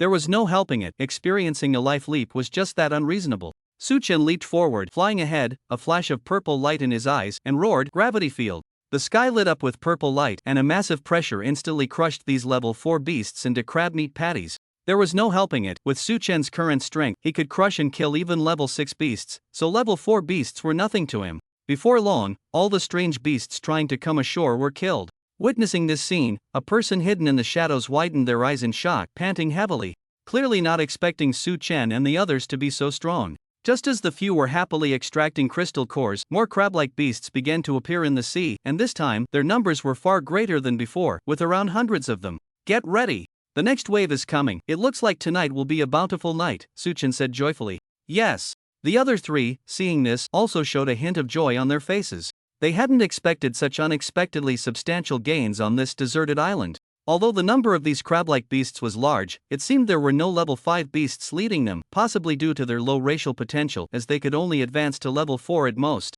Unbeknownst to them, the beach was already littered with the corpses of crab-like beasts. The speed at which the crab-like beasts came ashore was also slowing down, indicating that their numbers were dwindling. Shin Huayue and the others were already panting heavily, while Su Chen still looked unsatisfied, as if he hadn't killed enough. As the last crab-like beast was slain by Lu Yuni with a sword, the beach returned to its previous tranquility. Su Chen floated in midair, glancing at the bushes in the woods, a hint of killing intent flashing in his eyes. Ah, I'm so tired. I can't even count how many times I've used the stamina recovery spell, my head hurts, Shin Huayu said, patting her head and leaning against Shin Huayue. Although it's tiring, tonight's harvest is not small. Everyone can get over 100 crystal cores, it's worth it. Shin Huayue lovingly patted Shin Huayue's back, comforting her. Using the stamina recovery spell does put a significant burden on the mind. A headache is normal. Just rest well. As soon as Lu Yuni finished speaking, Shin Huayu, who was lying on Shin Huayue, let out a series of snores, clearly exhausted to the extreme, managing to fall asleep like this. Ha, we should all go rest soon. Or we won't have any energy tomorrow, Su Chen said. Shin Huayue and Lu Yuni dragged Shin Huayu back to her tent, and then each returned to their own tents to rest. Su Chen stood outside the tent, taking a deep look at the forest not far away, before turning and entering the tent. At midnight, a figure hidden in the forest finally began his actions. Rustling sounds could be heard as this person, fully equipped and wrapped in a layer of black burlap on his head, moved like a ghost in the night. His footsteps made no sound as he approached the tents of the group. Leaning close to the ear, he listened carefully to the even breathing inside the tent, confirming that everyone was asleep. Finally, he arrived outside Shin Huayue's tent, slowly unzipping the zipper, and gazed at the sleeping Shin Huayu with a very lewd smile. He had seen clearly before that this girl was quite tired, able to fall asleep while lying on someone, and was even carried back to the tent. If he was just a little gentle, this girl would definitely not wake up. Hee hee, little beauty, let me pamper you well tonight. This person grinned widely, revealing a terrifying smile. He then slowly poked his head into the tent, reaching out his hand towards the sleeping Shin Huayu. Unexpectedly, at that moment, a cold voice, as chilling as a hellish demon, suddenly rang out behind him. How do you want to die? The man's pupils dilated in shock, cold sweat pouring down. Just as he was about to come out of the tent, a hand as cold as ice was placed on his neck. If you dare to move again, I'll snap your neck. Feeling the bone-chilling aura from the hand on his neck, the man was so scared that he wet his pants on the spot. I won't dare again, please let me go, I can give you all the crystal cores on me. Su Chen looked at the guy in front of him, who was so frightened he wet his pants, and his killing intent only grew stronger. In fact, when they were first teleported to this place, Su Tong in his mind had already informed him that there was a human with ill intentions hiding nearby. Su Chen had been waiting for the moment to catch him in the act. Sensing the man's ability level, he found it had reached the 5th stage of the Transcendence Realm, likely a sophomore from some university. With a firm grip, he pulled the man directly out of the tent, grabbing his neck and lifting him into the air. Then, wings of azure flame sprouted from his back, soaring high into the sky, reaching 300 meters above ground. Tell me everything about your background, or I'll just throw you down. Su Chen's face darkened, his gaze sharp as a reaper's scythe, as if he would not hesitate to kill the man for a single wrong word. Hearing Su Chen's words, the man was so scared he wet his pants again, this time soaking through even his underwear. I'll tell you, don't kill me. My name is Huang Yu. I'm a sophomore at the Ice Flame Ability University. A month ago, we formed a team to come here to hunt for crystal cores, and the other 3 wanted to go to that island over there, so we made a wooden raft. But the raft couldn't hold the weight of 4 people, so I stayed here. Coincidentally, while I was exploring this island alone, you 4 were teleported here. Plus, I hadn't touched a woman in a long time, so I got carried away and did something like this. I was wrong, please let me go this once. Huang Yu cried and begged Su Chen for mercy. Seeing this, Su Chen's lips curled into a slight smile. Alright, if you can survive, letting you go is not out of the question. As soon as Su Chen finished speaking, the hand gripping Huang Ye's neck instantly loosened. Huang Ye's eyes widened, watching helplessly as Su Chen grew farther away, the wind howling in his ears. His body uncontrollably plummeting downwards. Su Chen's expression was emotionless as he watched Huang Yu plummet down with a face full of terror, his heart undisturbed. The moment Huang Yu reached out his sinful hand towards Shenhua Yu, Su Chen had already sentenced him to death in his mind. Bringing him to such heights was not only to inquire about his true origins but also to execute him. Bang! A dull thud echoed, the sound of Huang Yu crashing hard onto the beach. Seeing this, Su Chen slowly descended and approached Huang Yu. At a glance, Huang Yu's bones were shattered, his organs ruptured, blood soaking the sand beneath him, but surprisingly, he still clung to a breath of life. No wonder he's a 5th-tier ability user in the Transcendence realm, to fall from such a height and still be alive, Su Chen observed indifferently, a hint of surprise flickering in his heart. Huang Ye's eyes were fixed on Su Chen, desperately wanting to say something. But with his organs torn apart and blood gushing from his throat, he couldn't utter a word, only managing to emit a series of muffled sounds. In your next life, be more careful and recognize what kind of character you really are. A smirk appeared at the corner of Su Chen's mouth as he turned to leave. Huang Yu watched Su Chen's retreating figure, filled with 1,000 regrets. The various exotic beasts hidden in the sea caught the scent of blood on the beach and began to poke their heads out, gazing at the half-dead Huang Yu. After confirming there were no other enemies nearby, they all started making their way to the shore. Huang Yu felt the surrounding beasts closing in, and a wave of desperate fear erupted in his eyes. He wanted to run, but his severe injuries rendered him unable to move an inch. In the end, Huang Yu could only be dragged into the depths of the sea by a group of crab-like beasts, ending his life. Back in the tent, Su Chen asked Su Tong in his mind, "Can you sense anything on that island across the sea?" "No, that island seems to have secrets. There's an invisible force blocking my perception," Su Tong replied, her tone filled with surprise. Let's check it out tomorrow. I want to see what secrets an island can hold." Su Chen looked through the tent window at the mysterious island across the way, his strong curiosity keeping him awake late into the night. In the morning, the group woke up and stepped outside. The sky was somewhat gray, showing signs of impending rain. "Damn this weather, it's going to rain again, how unlucky," Shenhua Yu pouted, clearly disliking the gloomy weather. "In places like this, the rain comes quickly and goes just as fast, it won't last long." "Let's eat something first," Su Chen reassured. Just as they were about to start a fire to prepare food, they suddenly noticed something by the sea. "What is that?" Shenhua Yu raised her hand to shield her eyes, scrutinizing it closely. "It looks like a raft?" Lu Yuni speculated after taking a good look. Upon hearing it was a raft, Su Chen immediately perked up. He couldn't help but recall Huang Ye's words from last night. Could it be that his 3 teammates had returned under the cover of darkness? He quickly scanned the surroundings and, finding nothing unusual, felt relieved. The 4 of them hurried over to the raft and began to examine it closely. "It wasn't here yesterday, it must have drifted in during the night," Lu Yuni said. "This should be a raft made by the ability users who came here before," Shenhua Yu guessed as she touched the mast of the raft. "Hey! We can use this raft to go to that island," Shenhua Yu exclaimed excitedly. "No need, I can take you all flying over there. It'll be much faster than this raft. Let's head back for breakfast first, and we'll set off soon," Su Chen said with a smile. After the 4 had breakfast, the sky appeared even darker than before, indicating that the rain would likely be heavy. "Are you ready?" Su Chen asked, gripping the hands of the other 3. "Ready," they replied in unison. Hearing this, Su Chen immediately leaped into the air, flying towards the distant island. After more than 10 minutes, Su Chen slowly descended, and the 4 finally reached their destination. The island was much larger than it appeared, essentially 3 times the size of the previous island. "Let's go, stay close to the group, and don't wander off," Su Chen instructed. He then took the lead, stepping into the jungle on the island, with the other three following closely behind. As they entered the dense jungle, Su-chan carefully surveyed his surroundings every so often. Su-tong's sensing ability was useless on this island. He feared that some danger might be lurking in the shadows, ready to ambush them when they least expected it. Unbeknownst to them, the four had been advancing for quite a while. At that moment, the sky began to drizzle lightly. Su-chan raised his hand, covering everyone with a waterproof shield, and continued forward. Suddenly, a narrow path appeared ahead, and to their surprise, the ground was paved with stones. Did humans exist here? Shin Huayue exclaimed, looking at the ground in astonishment.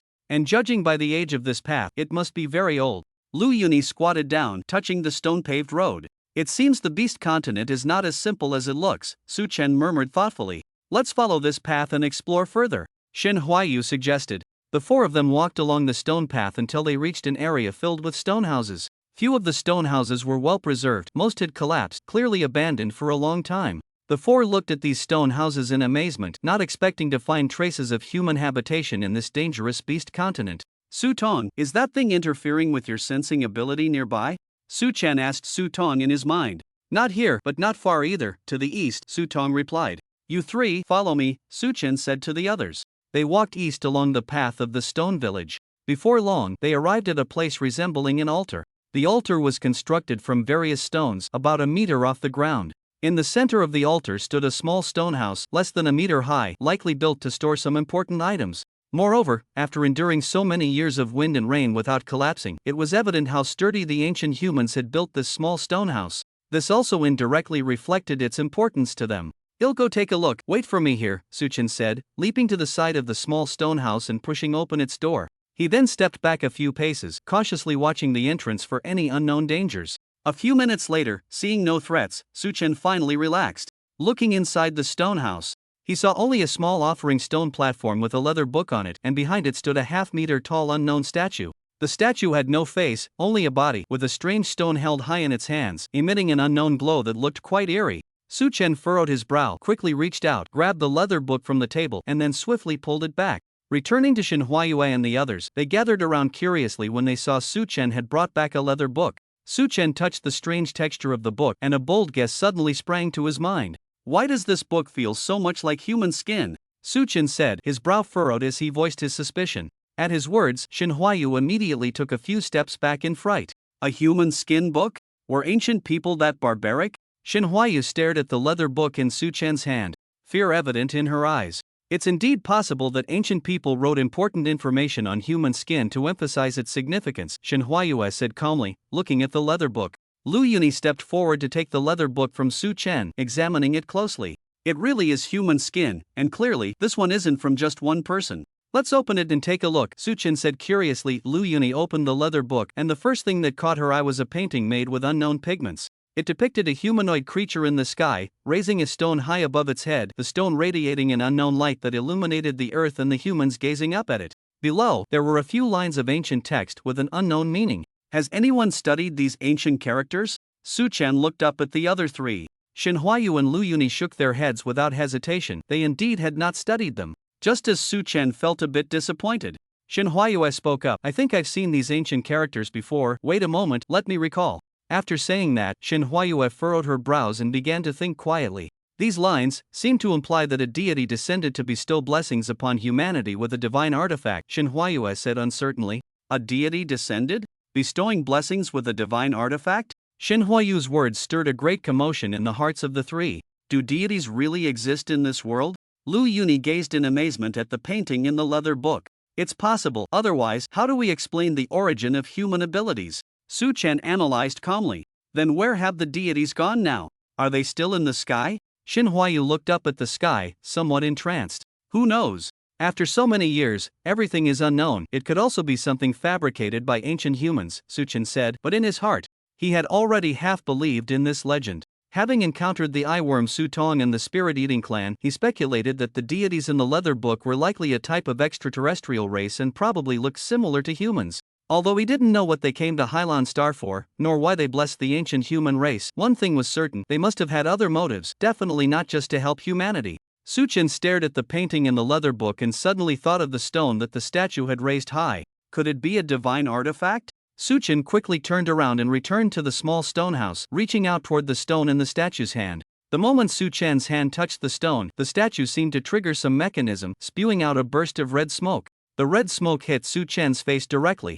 Immediately, a strong wave of dizziness swept over him, causing him to uncontrollably collapse to the ground. Shin Huayue and the other two widened their eyes in disbelief at this scene. They quickly rushed to Su Chen's side, and together they lifted him off the altar and into a stone house. Su Chen! Su Chen! Wake up! Wake up! Shin Huayue patted Su Chen's face, trying to rouse him. Shin Huayue immediately pulled apart Su Chen's clothes and saw the red line on his neck. Su Chen is poisoned. And it's a highly toxic red demon blood poison. Shin Huayue exclaimed. What? What do we do now? Lu Yuni looked at the unconscious Su Chen, flustered and anxious like an ant on a hot pan, completely unable to help, just watching helplessly from the side. Shin Huayue's mind raced, her hands gripping Su Chen's increasingly hot hand. Seeing the two panicking beside her, she shouted, Don't panic. You two, don't forget, Su Chen has that self-healing blue flame ability. He can be saved. Huayu. You continuously cast healing spells and stamina recovery spells on Su Chen. Yuni, you loosen Su Chen's clothes and wipe his dehydrated body. With Shin Huayue's command, the two quickly got to work. Shin Huayue looked at Su Chen's tightly furrowed brows, knowing he must be feeling extremely unwell. She felt it in her heart. So hot, give me water. Su Chen, drenched in sweat, frowned and said with a pained expression. Upon hearing this, Shin Huayue immediately took out her water bottle, wanting to feed it to Su Chen. But unfortunately, at that moment, Su Chen was completely unconscious and couldn't swallow at all. Whatever she tried to give him, he would spit out. Seeing this situation, Shin Huayue pondered for a few seconds. Immediately, with a fierce expression, he tilted his head back and took a sip from the water bottle, then lowered his head and forcefully fed it to Su Chen. Shin Huayue and Lu Yuni, witnessing this scene, had their pupils instantly widen, mouths agape, frozen in place, feeling a mix of shock and envy. In a daze, Su Chen felt a sudden rush of sweet spring water flooding his body, extinguishing the raging fire within him, bringing a comfort akin to a gentle spring breeze. After feeding Su Chen, Shin Huayue looked up and saw the two beside her staring at her, and immediately shouted, Did I tell you to stop? Keep going. Shin Huayue and Lu Yuni snapped back to reality and quickly resumed their work. Seeing this, Shin Huayue turned her head away, tightly gripping Su Chen's hand, anxiously looking at him, hoping he would wake up soon. So hot, water. Su Chen furrowed his brow, murmuring softly. Upon hearing this, Shin Huayue's eyes hardened, and she immediately repeated the action. Shin Huayue and Lu Yuni curiously glanced up, then quickly lowered their heads again. 2 hours later, after the rain, the sky cleared. Su Chen's body temperature began to gradually drop, and soon returned to normal levels. At this point, Shin Huayue, exhausted, got up and looked at Su Chen's neck. She noticed that the original bloodline had disappeared, and she couldn't help but smile with relief. We did it! The poison is gone. Upon hearing this, Shin Huayue and Lu Yuni both smiled, proving that their efforts were not in vain. More than 10 minutes later, Su Chen groggily opened his eyes, gazing at the dim sky. Confused, he wondered why he was there. Suddenly, the previous memories flooded into his mind. Su Chen's expression turned anxious as he sat up abruptly, looking at Shin Huayue and the other two. I was poisoned? Su Chen's gaze flickered uncertainly as he asked the three. You were indeed poisoned, but it's all right now. The poison has been resolved, Shin Huayue said, stepping forward with concern and handing Su Chen a bottle of water. Su Chen was taken aback by her words, took the water, and vigorously patted his head. Damn, after being cautious for so long, I actually tripped over a statue. I really shouldn't have. Su Chen felt extremely frustrated with his carelessness. Glancing down inadvertently, he noticed that his clothes were all undone. Ha! Why are my clothes all undone? Su Chen looked at the others, puzzled, as they fastened buttons. The red demon blood poison causes the body to heat up and dehydrate rapidly. You sweated too much earlier. It was Sister Yuni who helped you clean up. Shin Huayue pointed at Lu Yuni. After hearing this, Su Chen looked at Lu Yuni, who indeed had a damp towel in her hand. Yuni, thank you, Su Chen said sincerely, gazing at Lu Yuni with deep appreciation. Lu Yuni's cheeks flushed slightly as she nodded. It was the first time she had seen such a look in Su Chen's eyes, and she felt a little happy. But, Su Chen, your ability is really strong. You can even resolve the red demon blood poison, Shin Huayue said enviously. Upon hearing this, Su Chen immediately thought of his Phoenix ability. The poison wasn't resolved, rather. My Phoenix ability can repeatedly heal the organs affected by the poison, so the toxicity should have gradually diminished. If I'm not mistaken, Huayue, you must have been continuously casting healing and stamina recovery spells on me, right? Shin Huayue was taken aback upon hearing this. Su Chen, how did you know? Su Chen smiled slightly and continued, my Phoenix ability consumes stamina when healing. If you hadn't cast stamina recovery spells for me, I would have been completely exhausted by now, and I might not have been able to hold on until the poison disappeared. I could have died from the poisoning. Huayu, thank you. Shin Huayu lowered her head, smiling shyly, then pointed at Shin Huayue. Everything was arranged by my sister. Just now, we were both blank-minded, anxious like ants on a hot pan, not knowing what to do. Fortunately, my sister was very calm and arranged the most important things for us to do. She is the real hero. Su Chen was taken aback, not expecting Shin Huayue to handle the situation so calmly at a critical moment, truly possessing a talent that most people did not have. Turning to look at Shin Huayue, he found her gazing back at him. Huayue, thank you. I owe you my life, and I have no way to repay it. I can only offer myself in return for your life-saving grace, Su Chen said sincerely. Get lost, who wants you to offer yourself?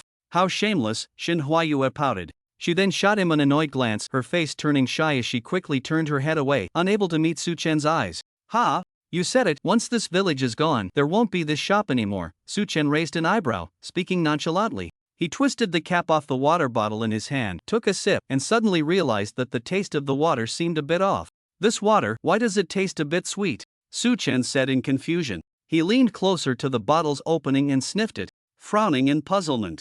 It doesn't seem like the taste of water? As soon as he finished speaking, Su Chen smacked his lips and licked his lips again. Seeing this, Shin Huayu's body trembled, her face instantly turning bright red, and she quickly raised her hand to cover her face, not daring to let anyone else see. Shin Huayu and Lu Yuni also blushed at Su Chen's action of licking his lips, not daring to look any further. That sweet taste seems to be the taste of my lips. Did you guys feed me sugar water? Su Chen looked at the three beside him, strangely noticing that none of them dared to meet his gaze. Especially Shin Huayue, who lowered her head, covering her face tightly, not daring to let Su Chen see her current expression. Seeing this situation, Su Chen was very confused. What exactly happened while he was unconscious? Was the question he asked so difficult to answer? Why were the reactions of these three so strange? Su Chen, you shouldn't ask about this anymore. And you must not bring it up again. Just pretend this never happened, Shin Huayu said to Su Chen with a serious expression. Su Chen was taken aback by her words and then nodded in confusion. Although he didn't know what needed to be concealed, since they didn't want to mention it, he wouldn't bring it up. Alright, then I won't mention it. Su Chen stood up, took another sip of water, and then licked his lips again, seeming to quite enjoy the sweet taste. He walked out of the stone house and returned to the altar. Looking at the open small stone house and the strange stone in the statue's hand. Dark water. Su Chen waved his hand, and the pitch-black dark water immediately engulfed the entire altar, swallowing the small stone house into the dark technique as well. Seeing this scene, Su Chen retracted the dark water. The altar in front of him, along with the small stone house, completely disappeared, all absorbed into the dark space. Su Chen reached into the dark space and took out the strange stone. Is this stone obstructing your ability to perceive? Su Chen asked Su Tong. That's right, this stone should not be a product of the ocean blue star, it is likely something from an extraterrestrial race, Su Tong replied. Su Tong, what do you think this thing is useful for? Su Chen asked eagerly. After carefully observing it, Su Tong expressed her thoughts. I can't tell, this thing has never appeared in my inherited memories. Moreover, this thing has exhausted its energy and doesn't seem to be a complete entity, it should just be a fragment. Su Chen turned it over and examined it closely, discovering indeed several strange gaps that looked like signs of fracture. Going through all this trouble just to get a fragment of an unknown item, might as well take it.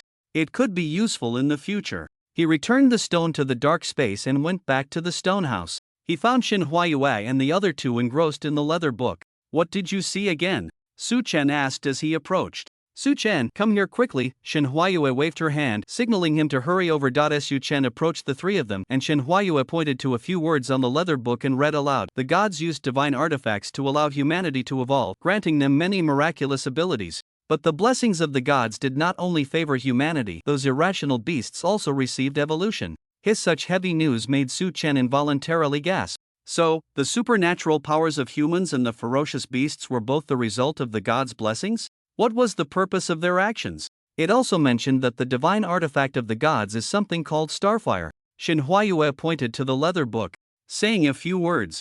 The gods held the starfire, circling the entire world, and the light emitted by the starfire caused earth-shattering changes in the world. Humans possessed terrifying supernatural powers, and various human tribes began to fight against each other, resulting in countless deaths and injuries. Until humanity encountered the beasts for the first time. The terrifying power of the beasts forced the warring human tribes to unite and collectively resist the Beast Clan. But the power of the beasts was simply too strong. Even with their supernatural abilities, humans were no match for the Beast Clan. Desperate humans, through the sacrifice of their compatriots, begged the gods to descend once more and help them. But the gods did not respond to humanity, leaving them feeling disheartened. Ultimately, in helplessness, they had no choice but to leave their original homes, crossing oceans to seek a new unknown homeland. The information translated by Shinhwaiyue left everyone in silence, each person digesting it in their hearts. I can hardly understand the remaining sentences. We need a professional to help us clarify. Shinhwaiyue casually flipped through, closed the leather book, and handed it to Su Chen. Su Chen took the leather book, placed it in the dark space, and waited to find an expert in ancient texts after returning to get answers. The rain has stopped, let's continue walking, Su Chen said, looking at the weather outside the stone house. As the three of them stood up, a deafening thunderclap suddenly echoed from outside. Boom! The sound of thunder stunned them all, and they instinctively looked up at the sky. In the distance, a dense mass of dark clouds suddenly appeared, and within the clouds, lightning flickered constantly. Su Chen frowned, instinctively feeling that something was off about these clouds. They hadn't been there when he looked up earlier, they had appeared out of nowhere. Su Chen, I think we should stay inside for now. What if we get struck by lightning? Shinhwaiyue cautiously asked, looking at Su Chen. We haven't done anything wrong, so why should we be afraid? Su Chen said with righteous indignation. Upon hearing this, Shinhwaiyue immediately fell silent. Her strange reaction puzzled Su Chen. Huaiyue, did you do something wrong? Tell me about it. Su Chen squatted down, wearing a mischievous smile as he pressed her. No, I could never do anything wrong, let's just go. Shinhwaiyue lowered her head, turned aside, and walked straight ahead, avoiding Su Chen. Her intense reaction left Su Chen bewildered. He looked at Shinhwaiyue and Lu Yuni and asked, did I say something inappropriate? The two exchanged a strange glance and then simultaneously looked at Su Chen. It was very inappropriate. As soon as the words fell, the two hurried to catch up with Shinhwaiyue, leaving Su Chen standing there in a daze. He tried to recall what he had said that was inappropriate but couldn't figure it out, thinking that perhaps a relative of Shinhwaiyue had come, causing her to be so capricious. He then shrugged it off and quickly followed the three ahead. The strange weather only thundered without raining. The four of them looked at the dense clouds of thunder and lightning ahead, feeling something was off. Su Tong, what do you think? Su Chen asked Su Tong. Someone is fighting. Su Tong said lightly. Why didn't you say that earlier? Su Chen replied, speechless. I thought you knew. After all, you are heading that way, Su Tong said innocently. Damn, I'd rather have a big cabbage than you, Su Chen retorted angrily. It's not my fault, you were poisoned just now, and my life was affected too. I just recovered not long ago, Su Tong said, a bit aggrieved. Her voice tinged with a hint of tears. If she were human, she would have definitely shed some little pearls by now. Hey, my bad, I'm sorry, it's my fault for being so careless, Su Chen quickly reflected. Upon hearing Su Chen apologize and admit his mistake, Su Tong's tone softened. The life levels of those people are about the same as yours, you should be able to handle it. Those people? How many? Su Chen asked. 3 men attacking 1 woman, and that woman seems to have the upper hand over the 3 men, Su Tong revealed the information she had gathered, leaving Su Chen dumbfounded. Are you sure? 3 against 1 and she's dominating? What are those 3 men doing? Su Chen complained in disbelief. According to the information I've gathered, that's indeed the case. That's quite impressive. I must see what kind of girl can overpower 3 men of the same level, Su Chen said, hastening his pace. The 4 of them soon reached the area of the thunderstorm clouds, and waves of supernatural energy attacks made them stop in their tracks. Someone is fighting, Shinhwaiyue exclaimed in surprise, looking back at the 3. Indeed, I can feel the fluctuations of supernatural energy, and it seems to be much stronger than us, Lu Yuni calmly analyzed. Should we retreat? Shinhwaiyue asked Su Chen. To their surprise, Su Chen shook his head and smiled slightly. No need to retreat, let's go watch the fun, Su Chen waved his hand, signaling the 3 to follow him. Naturally, the 3 had great confidence in Su Chen's strength and followed him without hesitation. In the central battlefield of the island, the girl had long hair floating in the air, her pupils flashing with lightning, naturally hovering above. Dense dark clouds loomed overhead, mixed with terrifying thunderstorms. Looking down at the 3 men below, her disdain was evident. Die! Destructive thunderstorm! With a command from the girl, the thunderstorm above immediately roared, followed by bolts of lightning striking down towards the 3 men below. The 3 men, seeing this spectacle, immediately unleashed their techniques to defend. Blazing fire vortex, rain of light, solid earth wall. Boom boom boom as the lightning faded, everything around was flattened. The 3 men below had become somewhat disheveled, their clothes torn and skin charred. The girl in the sky, having expended a great deal of energy, was panting heavily. Brother Huang. This crazy woman is ruthless, her fighting style is completely reckless. One of the men gasped. It's fine. She's running out of stamina, she can only attack once more at most. As long as we block it, we'll make her pay. The man named Huang said with a fierce expression. Hearing this, the girl in the air laughed disdainfully. Haha, you few stinky men think you can teach me a lesson? Wishful thinking. Take this. Thunderstorm fury. As soon as the girl finished speaking, dense lightning fell from the sky like a torrential rain, leaving no way to evade. Seeing this, the man named Huang shouted to one of the others, "Old son, use all your strength to block it." Upon hearing this, the man named Sun's eyes hardened. He crouched down, placed his hands on the ground, and shouted, "Super solid earth fortress." In an instant, the surrounding soil floated up, encircling the three men and forming a fortress. Then, the soil quickly hardened, faintly gleaming with a metallic sheen. At that moment, the rain of lightning from the sky descended upon this area. Whoosh boom crash. After a few minutes, the rain of lightning gradually stopped. The scorching temperature, combined with the destructive power that annihilates everything, made this area seem as if it had experienced an apocalyptic disaster. As far as the eye could see, the entire region was left with only one color, the charred black that had been swept by lightning. The four of them, secretly watching, gazed at the devastated ground and all inhaled sharply. Zing, I didn't expect this girl to be so strong. Shin Huayue exclaimed in astonishment. Yeah, you can't tell from her appearance at all. Huayu, she didn't force you, did she? Lu Yunyi's sharp gaze was fixed on the girl in midair, turning to ask Shin Huayu. What are you talking about? Brother Su Chen is still here. Shin Huayu glanced at Su Chen a few times, but it seemed like Su Chen's mind was completely elsewhere. Su Chen looked at the girl in the air, and his mind involuntarily recalled the information Yu Zi had mentioned. Ranked third in the academy, Fengyai, female, with an SS level ability of destructive thunderstorm, known as the most volatile person. What a coincidence, I didn't expect the third-ranked Fengyai to actually be a lesbian, and they ran into her here. Moreover, her fighting style was indeed aggressive, leaving no room for retreat. She is the third-ranked in the school, Fengyai. Su Chen said softly. Upon hearing this, the three were shocked. She's actually the third-ranked in the school? SS level ability, destructive thunderstorm, that's definitely her, but why doesn't she have any teammates? Su Chen said, somewhat puzzled. She's a lesbian, and it seems she has some hostility towards men. Having teammates would be strange. Lu Yuni shook her head and sighed. That makes sense. After some thought, Su Chen nodded in agreement with Lu Yuni's view. On the battlefield, the thick smoke dissipated. The fortress released by the man with the surname Sun had already turned completely charred and had several large holes struck by lightning. Fengyai's expression was serious as she quietly stared at the movements inside the fortress. After a few minutes, having found no signs of life, she let out a howl to the sky. Ha ha ha, 3 against 1 and you got counter-killed. Do you even know how to play? Just as Fengyai was reveling in her triumph, two voices suddenly rang out behind her. Explosive flames. Divine light arrow. Flames mixed with light arrows, the two attacks merged into one, breaking through the clouds and shooting straight towards Fengyai's back.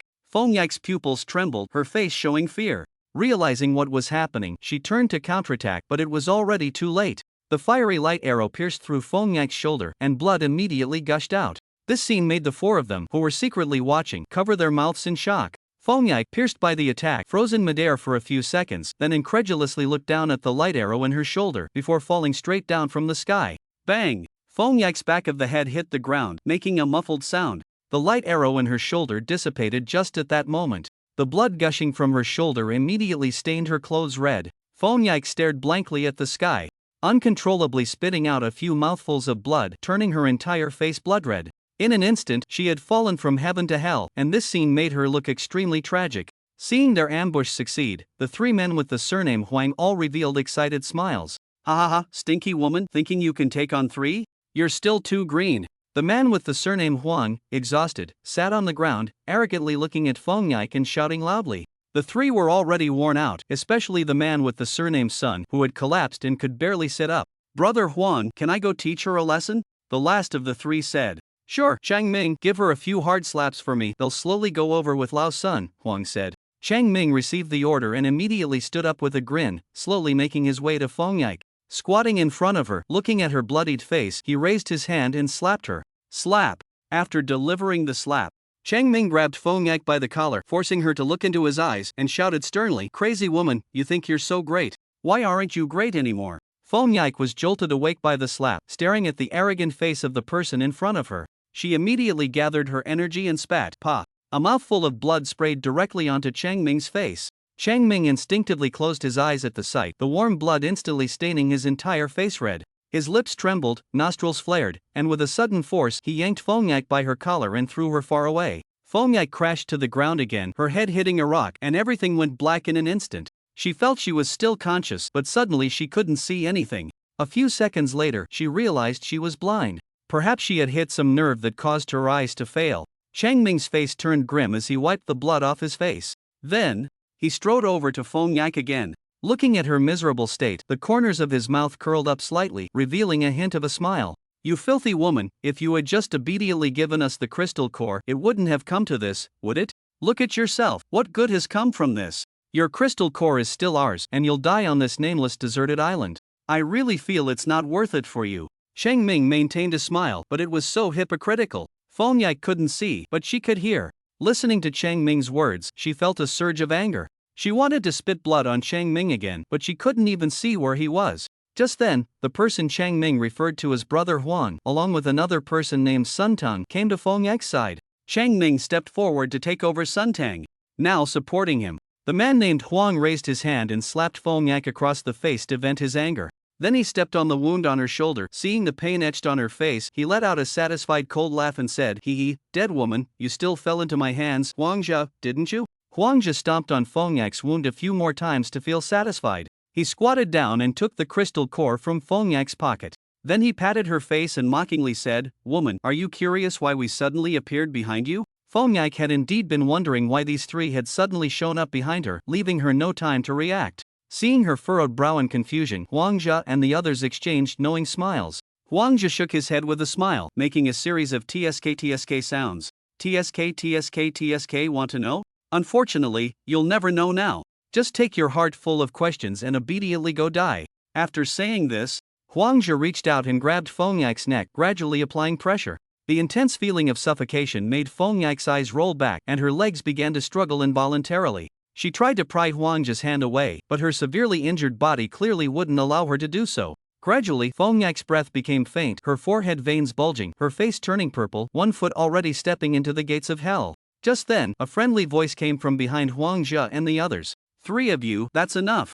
The expressions of Huangjia and the others changed in shock, and they quickly turned to look behind them. They saw a strikingly handsome guy who had suddenly appeared behind them without them noticing at all, causing cold sweat to break out on their brows. This handsome guy was clearly Su Chen. Originally, he hadn't planned to step in to stop the three, but he couldn't resist Qin Huayu's coaxing, who had reminded him of the antidote he had helped her with, asking him to help Fong Yak. With no other choice, he had to intervene. Looking at Fong Yak, who had lost consciousness and was in a pitiful state, he sighed deeply. He had previously noticed that Fong Yak's ability level was at the 8th stage of the Transcendent Realm. The three of them had supernatural abilities at around the 4th stage of the Transcendent Realm, likely ranking among the top 100 students from other universities. Logically, it should be very difficult for Fong Yak to lose. Not only was her ability level overwhelming, but her destructive power also outclassed these three by several streets. However, the three of them coordinated exceptionally well, clearly a team that had been together for a long time, capable of defeating the arrogant and overly confident Fong Yak, which did not surprise him. Huangjia and the others huddled closely together, their sharp gazes trying to see through Su Chen. But on the surface, Su Chen seemed to be covered by a thin veil, rendering their perception abilities completely useless against him. "Who are you? Why are you here?"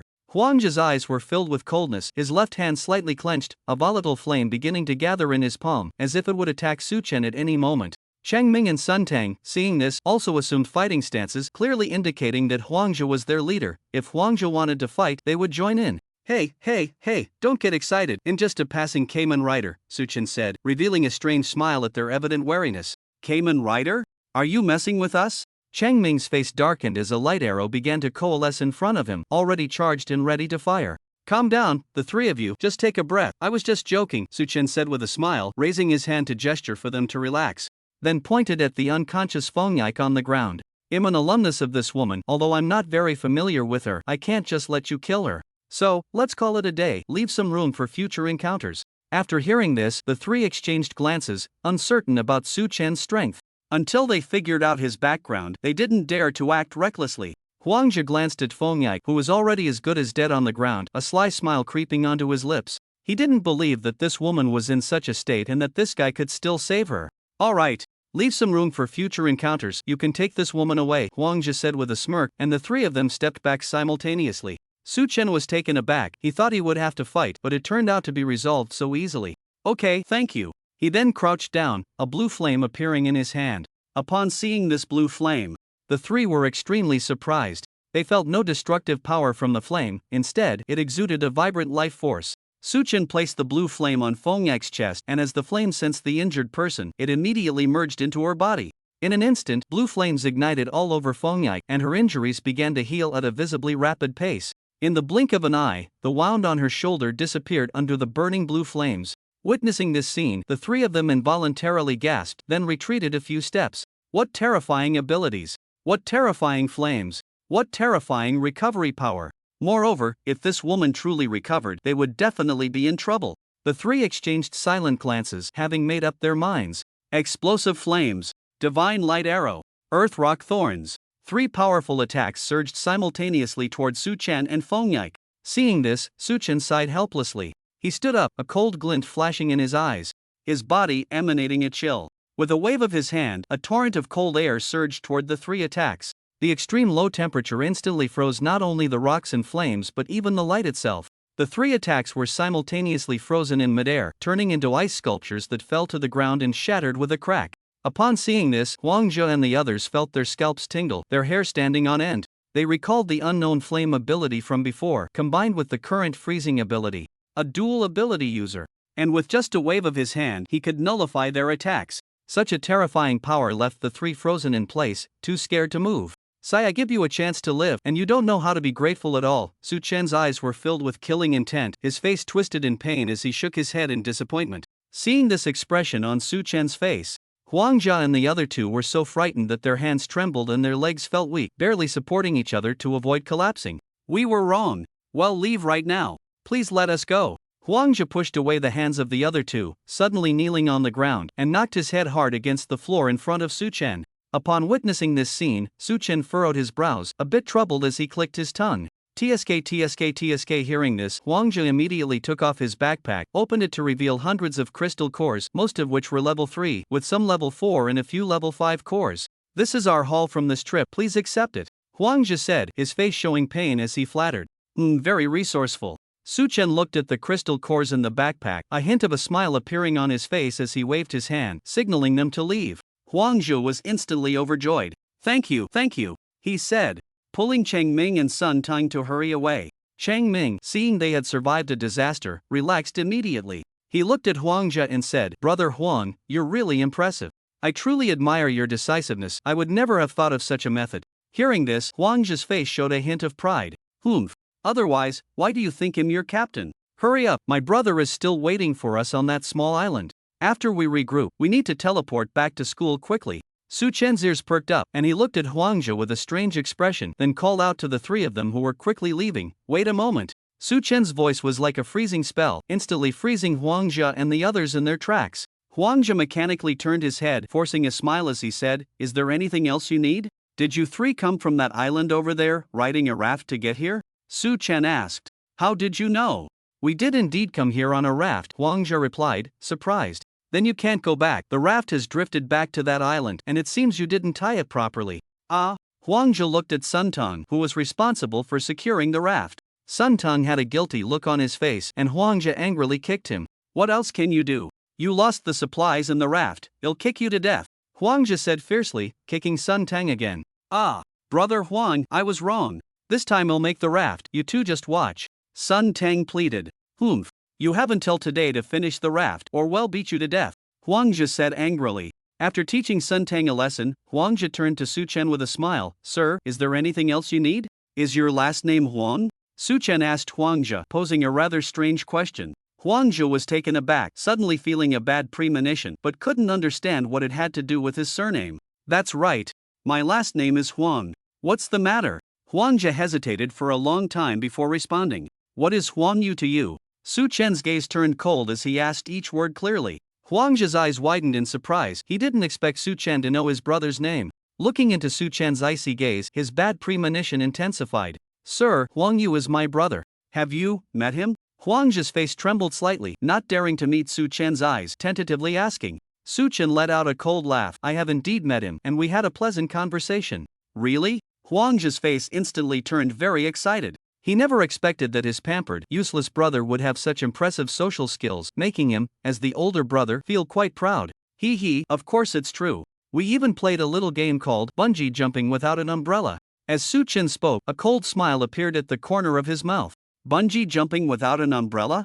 Huang Zhe and the others were somewhat bewildered upon hearing this unfamiliar term. Brother Huang, why do I feel like something's off? Chang Ming tugged at Huang Zhe's sleeve, speaking cautiously. Yeah, Brother Huang, let's get out of here, Sun Tang said worriedly. Huang Zhe wanted to leave too, but looking at Su Chen's incredibly cold gaze, he didn't dare to say a word. As Huang Yu's brother, you should know what kind of person Huang Yu is, right? Su Chen asked Huang Zhe in a chilling tone. Well, Huang Yu has been spoiled since childhood. If he has offended you in any way, I hope you can be magnanimous, and I apologize on his behalf, Huang Zhe said, bowing sincerely. Su Chen ignored Huang Zhe, chuckling with malicious intent, and said, Huang Yu tried to sneak into my female teammate's room while she was asleep to assault her, and I caught him red-handed. So I let him experience a bungee jump from 300 meters high, without a parachute. Looking at the terror on his face as he fell, I softened. As long as he apologized to my teammate, I would forgive him. Unfortunately, Huang Yu fell to his death, unable to utter a word, and soon after was dragged away and eaten by a beast from the sea. So, although there's nothing left of Huang Yu, he still owes us an apology, and you, as his brother, should apologize on his behalf. After Su Chen finished speaking, he raised his hand to signal Shen Huayue and the others to come out. Once Shen Huayue and the others reached Su Chen's side, they couldn't wait to ask, who was attacked at night? Su Chen pointed and said, Huayu. Upon hearing this, Shen Huayue's face instantly turned pale, her hands tightly gripping Shen Huayue's, feeling a wave of fear, while also feeling very touched by Su Chen's protective actions. Then, Su Chen looked at Huang Zhe with a naturally righteous smile. In contrast, Huang Zhe and the others were already scared silly. They never expected Huang Yu to be so audacious as to dare to attack the girls from other teams, especially the teammate of this plague god in front of them. Every time Huang Zhe made eye contact with Su Chen, it felt like staring into the eyes of death. The chilling aura made them afraid to breathe too hard, fearing that any movement would provoke Su Chen's wrath. Are you going to apologize for your brother or not? Don't waste my time, Su Chen said, slightly irritated. Upon hearing this, Huang Zhe immediately pulled the two beside him and knelt down in front of Su Chen. I'm sorry, while all apologize for him. You're doing the world a favor, he deserved to die.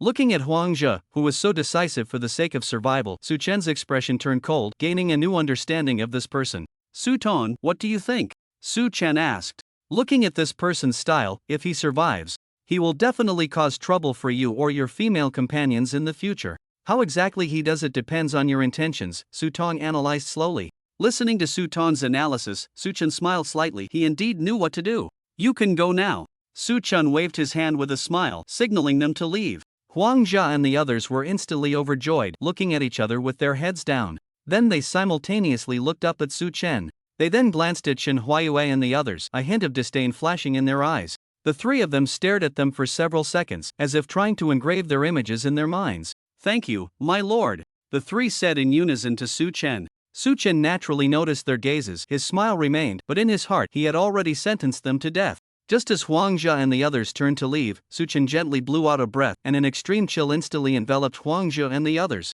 freezing them in place. Fortunately, they were also extraordinary level ability users, otherwise they would have been turned into ice sculptures by now. Huang Zhe, being the captain, was the first to react, shouting to Sun Tang, Old Sun, quickly use Earth Escape to take us away. Sun Tang's face was twisted with rage. His Earth Escape technique could only be used once a day, and he had already used it once to ambush Feng Yike. Now, if he forced himself to use the Earth Escape technique again, he would suffer severe internal injuries and his ability level might drop significantly. But there was no other way now, he could only rely on his Earth Escape technique to save his life. Earth Escape technique! Sun Tang shouted, placing his hands on the ground. In the next second, the ground seemed to come alive, undulating like waves. At that moment, the three of them began to sink, and then they disappeared from sight. Su Chen was somewhat surprised by this scene. He hadn't expected them to have such a trick. But if I just let you escape like this, wouldn't that be too embarrassing? A mysterious smile appeared on Su Chen's face as he emitted gravitational energy, causing the soil beneath his feet to begin to levitate under his influence. You take this bag of crystal cores and back away with Feng Yike. I will force them out. Upon hearing this, Shen Huayue and the others quickly picked up the unconscious Feng Yike, grabbed the bag of crystal cores, and hurriedly ran backward. Su Chen leaped into the air, soaring high above. Looking down at the ground, a flash of purple light flickered in Su Chen's eyes as he clasped his hands together and shouted, "Supergravity Earth Explosion Star." As soon as Su Chen's voice fell, the sand and soil below began to float uncontrollably under his influence. Soon after, the sand and soil gradually gathered in the sky to form a massive sphere with a diameter of several dozen meters. Below, a huge pit appeared where the sand had vanished. Su Chen looked at the enormous sand sphere before him, a slight smile curling at the corners of his mouth. Shen Huayue and the others were stunned by such an astonishing sight, their mouths agape in disbelief. At that moment, several hands reached out from the ground, followed by heads popping up, revealing Huang Jia and the others. Huang Jia and Chang Ming were panting heavily. Sun Teng appeared dazed, his eyes bloodshot and blood streaming from his nose. It was clear that he had suffered severe injuries from forcibly using the earth escape technique. Huang Jia looked up at the giant sphere in the sky, his eyes filled with deep fear. He never expected that Su Chen would have such a method to force them out. "You promised to let us go. Why are you going back on your word?" Huang Jia shouted angrily at Su Chen in the sky. "To be honest, I think you are not trustworthy. It would be better to make you completely disappear now to avoid future troubles," Su Chen replied. As soon as he finished speaking, the giant sphere in the sky slowly began to descend, heading straight for Huang Jia and the others in the deep pit. Huang Zhu and Chang Ming, ignoring the dazed Sun Teng, tried to activate the spatial wristbands on their wrists to teleport away. But what sent chills down their spines was that the spatial wristbands, which had been functioning perfectly before, had suddenly malfunctioned. No matter how many times they pressed the activation button, the portal remained closed. How could this be? The spatial wristbands had actually failed. Seeing the panic on their faces, Su Chen smiled slightly. The activation buttons of their spatial wristbands had long been frozen by him using his freezing power, so it was normal that they couldn't activate them. All escape routes had been blocked.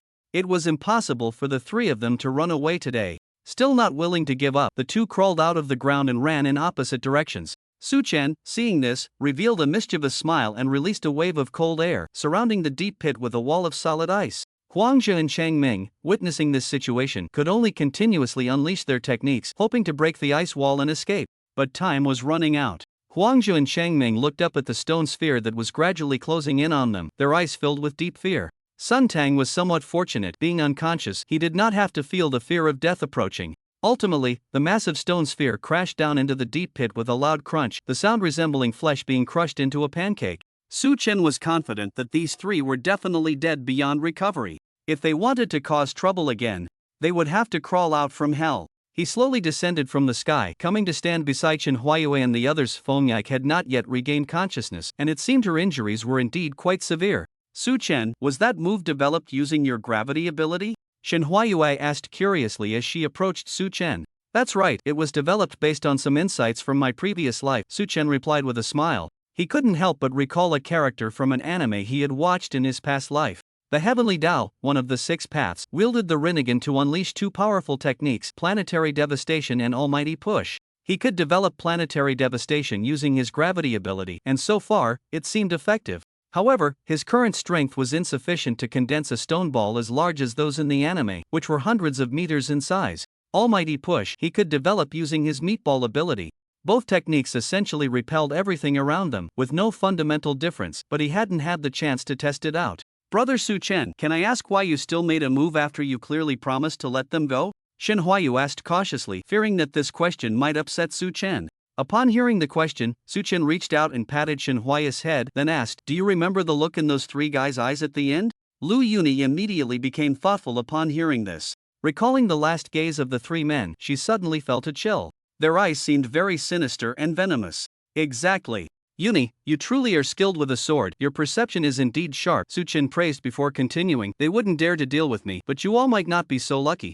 They were staring at you just now to remember your faces. The next time they encounter you, they will seek revenge on you madly. So it's better for me to deal with them here and eliminate the future threat." Upon hearing this, Shen Huayue and the others exchanged glances, each seeing the fear in the other's eyes. "Let's go, you all carry Feng Yike.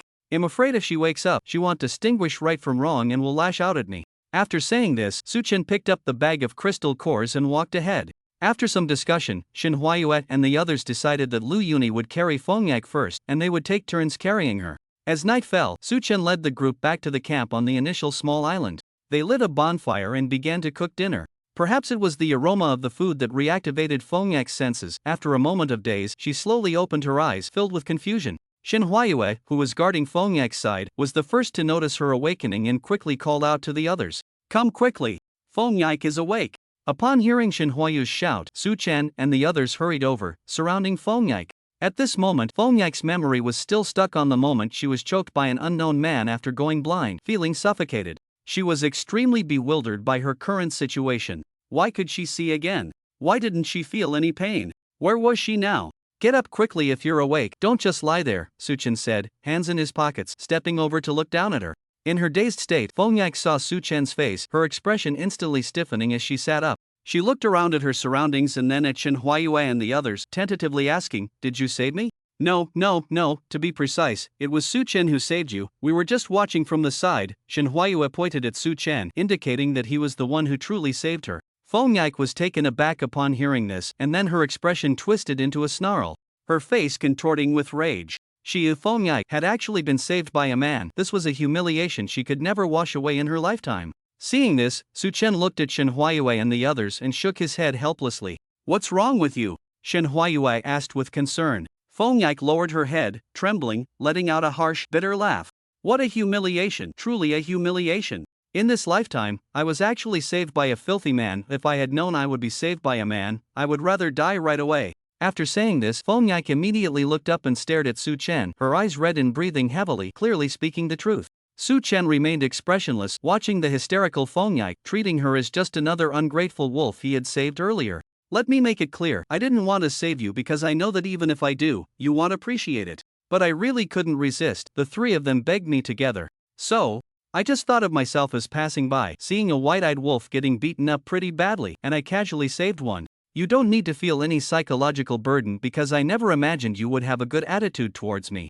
And if you keep staring at me with those eyes, don't blame me for slapping your bare face hard like I did to that other person. Su Chen's tone was cold, and it was clear he was genuinely angry. Hearing Su Chen's blunt words, Feng Yak's face instantly flushed red, her eyes fixed on Su Chen, clearly defiant. Seeing this, Su Chen didn't indulge her and raised his hand to deliver a slap. Slap! Su Chen was truly enraged, so this slap was quite powerful. The weak Feng Yak rolled on the ground several times before finally stopping. This is what you guys, who begged me to save you, are like. Why don't you explain yourselves? Su Chen blared at Shin Huayue and the others, questioning sternly. Upon hearing this, Shin Huayue and the others all lowered their heads, feeling a bit regretful for insisting that Su Chen save Feng Yak. They hadn't expected Feng Yak to be such an unreasonable person. To treat her savior with hostility, as if he were an enemy, made it seem like saving her was more trouble than it was worth. Brother Su Chen, don't be angry. We were wrong. Let's not bother with her anymore, let her fend for herself here. Shin Huayue said with an apologetic smile, stepping forward to link her arm with Su Chen's, pulling him towards the campfire. Su Chen took one last glance at Feng Yak, who was lying on the ground, dazed, and snorted coldly. The four of them gathered around the campfire, quietly enjoying their dinner until they finished eating. Feng Yak remained on the ground, not moving at all, seemingly stunned by Su Chen's slap. Seeing this, Su Chen scooped a bowl of porridge, walked over to Feng Yak, squatted down, and placed the porridge in front of her. Finish it quickly and leave. Well, pretend we never saw you. After saying this, Su Chen walked towards his tent, took out a bag of crystal cores, and began distributing them to the other three. With the previous haul plus this bag of crystal cores, each person could get nearly 100 level 3 crystal cores, around 30 level 4 crystal cores, and only one level 5 crystal core each. Shin Huayue and the others could definitely buy the second layer of their respective secret techniques, and the remaining level 3 crystal cores should sustain their cultivation for a long time. As it neared rest time, Su Chen took one last look at Feng Yak and found that the porridge hadn't been touched at all. He shrugged helplessly. If she wanted to eat, she could. He then entered the tent and zipped it up. Inside the giant superpower university, Yu Zi had just finished a day's work. Looking at the floor that shone with cleanliness, a sense of pride swelling in her heart. After returning to her room, washing up, she lay on the bed. Staring at the ceiling, she felt conflicted about whether to become Su Chen's follower. An unconditional follower, SS level freezing ability, such a difficult choice. Yu Zi frowned, her mood extremely troubled. Just then, her phone rang. Yu Zi picked up her phone to see it was her mother calling. Pressing the answer button, she cheerfully said, "Hello, Mom, why are you still awake so late?" Unexpectedly, her mother sounded very anxious on the other end. "Xiao Zi, something big has happened. Your dad has been taken away." Yu Zi was taken aback, her tone instantly turning urgent. "Mom, what happened? Take your time and explain." "Your dad got into trouble because he was suing some people." After winning the case, he offended the wrong people and was forcibly taken away. What lawsuit? UZ asked, confused. They say it's a legal occupation of land. A big company is insisting on forcibly developing some residential areas, and the residents disagree. So they entrusted your dad to file a lawsuit. The people from that big company bribed your dad, but with his character being upright and incorruptible, he definitely wouldn't give that big company any face. After winning the case, while he was on his way home, a group of people suddenly appeared out of nowhere and forcibly abducted your dad. The more UZ listened, the more anxious she became. To dare to abduct someone in broad daylight. There was no need to think, the opposing force must be very powerful, likely from some prominent families. With their small family, they definitely couldn't compete, and a heathen clash would only lead to bloodshed, while the other side would remain unscathed. What should she do? Yuzi's expression turned serious as she quickly got out of bed without even putting on her shoes, pacing back and forth in a panic.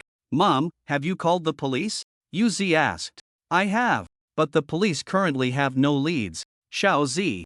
I'm really worried about your dad's safety. He won't run into any trouble, will he? No, it's just a kidnapping. My dad might suffer some physical pain, but he is definitely not in life-threatening danger. Mom, don't worry, he'll think of a way. After comforting her mother, Yuzi sat alone on the edge of the bed. Her mind raced and she couldn't help but picture Su Chen's face. Right, find Su Chen. He must have a way. Yuzi's eyes lit up as if she had grasped a lifeline, and she quickly sent a message to Su Chen. At that moment, Su Chen was just about to rest when his phone suddenly rang. He was very puzzled. Even at this hour, someone was messaging him. He slowly picked up the phone and his expression grew more serious. Looking at the message from Yuzi, Su Chen fell into a brief contemplation. Without replying to her message, he directly called Yuzi. Hello, Yuzi, do you know the name of that company? Send me the name of that company. Upon hearing this, Yuzi immediately asked her mother and learned that the company's name was Jinshi Shengli Development Company, Limited. She quickly sent the name of the company to Su Chen.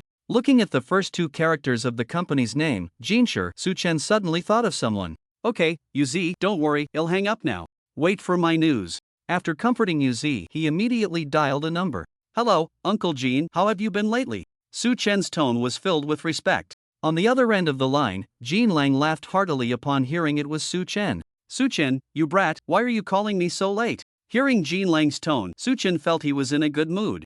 Oh, it's nothing major, Uncle Jean. From the sound of your voice, you seem quite happy? Jean Lang laughed heartily. Of course. Your Chihua wine has attracted attention from all circles as soon as it hit the market. Every family that bought it to try was shocked by the effects of this wine.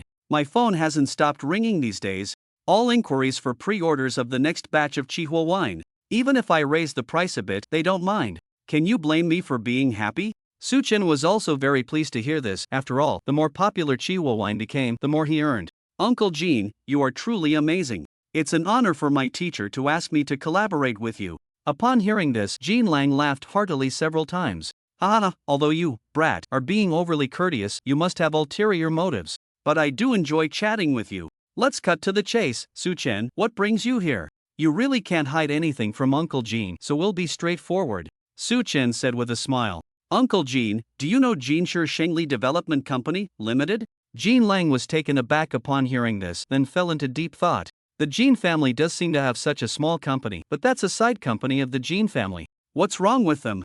Upon hearing that it was indeed a company of the Jean family, Su Chen felt reassured. Uncle Jean, it's like this. Su Chen recounted everything that had happened at Yuzi's home to Jean Lang, who listened with a furrowed brow. Especially when he heard that a lawyer had been openly abducted on the street, he was so furious that he nearly smashed his phone. With a loud bang, he slammed his hand on the table in front of him. A mere branch of the Jean family, how dare they be so bold? Su Chen, don't worry, I will handle this matter well. The Jean family absolutely will not allow such things to happen. Upon hearing this, Su Chen immediately felt relieved. It seemed Jean Lang still understood the gravity of the situation. Alright, Uncle Jean, they'll wait for your good news. After saying this, Su Chen promptly hung up the phone. Jean Lang ended the call and immediately opened a drawer, pulling out a family tree. It listed the names, phone numbers, and current statuses of all the Jean family members, along with their company names and specific addresses, all clearly marked. Following what Su Chen had just mentioned, he easily found the culprit, Jean Shang, the phone number. Jean Lang muttered the phone number to himself as he picked up his phone. At that moment, in a hidden basement, a middle-aged man with a bruised face was tied to a chair.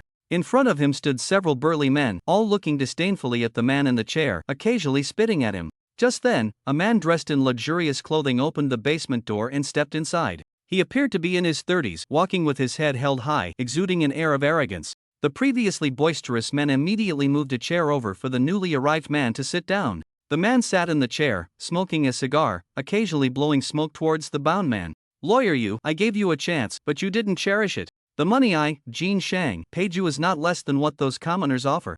So why do you insist on going against it?" Unexpectedly, the man tied to the chair remained unfazed, glaring at Jin Shang with wide eyes. "Jin dog, no matter what, Yu Jingxiong, will only stand on the side of truth.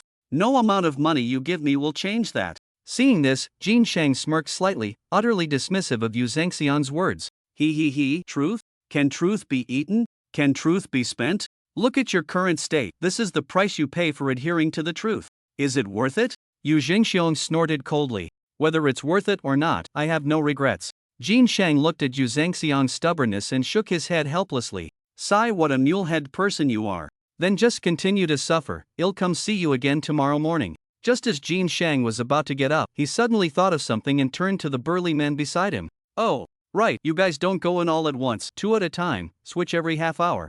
Don't let him rest. And be careful with your strength, don't kill him." After saying this, Jin Shang shot Yu Jingxiong a mocking smile and stood up to leave. However, at that moment, his phone suddenly rang. Jin Shang, puzzled, took out his phone and looked at the name displayed, his heart sinking. The head of the main Jin family, Jin Lang. Why would he be calling it this time? His eyes involuntarily glanced at Yu Jingxiong in front of him, and an ominous premonition suddenly rose in his heart. Clearing his throat, he stood up, walked aside, and answered the call. "Hello, master, what can I do for you?" Hearing Jin Shang's voice on the other end, Jin Lang slammed his hand on the table in anger. "Humph! Jin Shang, how dare you ask me what's the matter? You don't know what good deed you've done?" Jin Lang's furious voice made Jin Shang's face turn pale instantly. Master, I didn't do anything, right? Is there some misunderstanding?" At this moment, Jin Shang still held a glimmer of hope. Thinking that Jin Lang didn't know the specifics yet, Jin Lang was even more furious upon hearing this. "Since you refuse to explain, don't blame me for what I say to your face."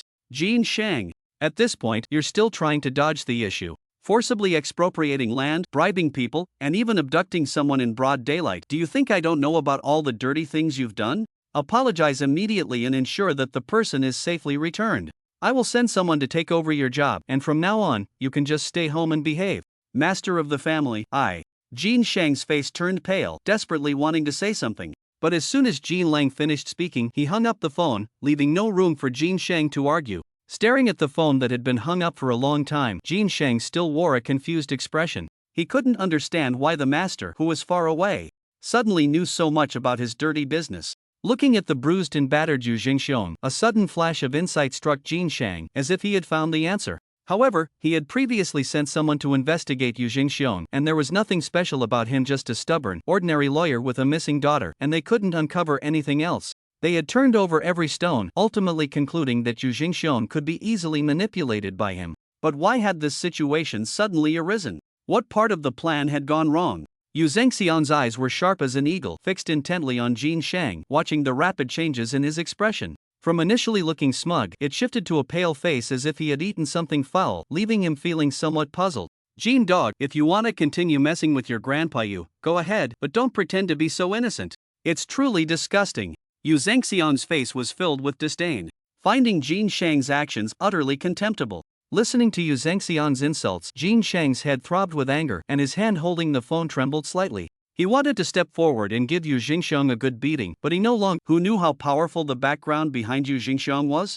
If he were to be pursued by those behind him, he might just vanish from this world as if he had never existed. Weighing the pros and cons, the once arrogant Jin Shang instantly changed his demeanor. "Ah, lawyer, you are truly the most upright person I have ever met. I am extremely impressed by you." Jin Shang laughed heartily as he personally stepped forward to untie Yu Jingxiong. The stark contrast in Jin Shang's behavior left his subordinates wide-eyed, unable to believe what they were seeing. Yu Jingxiong was also taken aback by Jin Shang's sudden change in attitude. With wide eyes, he looked down at Jin Shang, who was untying him, as if seeing through everything. "Humph. Jin dog, you don't need to put on an act. I know what you're trying to do. You just want to elevate me first, then harshly belittle me, making me feel once again what it's like to be trampled underfoot. Just so you know, I won't believe a word you say, so don't waste your breath." Yu Jingxiong closed his eyes, sitting there at ease like a great Buddha, completely ignoring Jin Shang's words. Jin Shang listened to Yu Zhengxiang's remarks, a bitter smile hanging on his lips. At that moment, he finally untied the ropes binding Yu Jingxiong.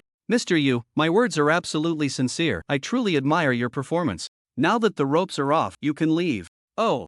As Jin Shang spoke, as if suddenly remembering something, he took out a pure gold car key from his pocket and placed it in Yu Zhengxiang's hand. A flicker of pain crossed Jin Shang's face as he handed over the car key. Mr. Yu, consider this luxury car worth millions as my apology.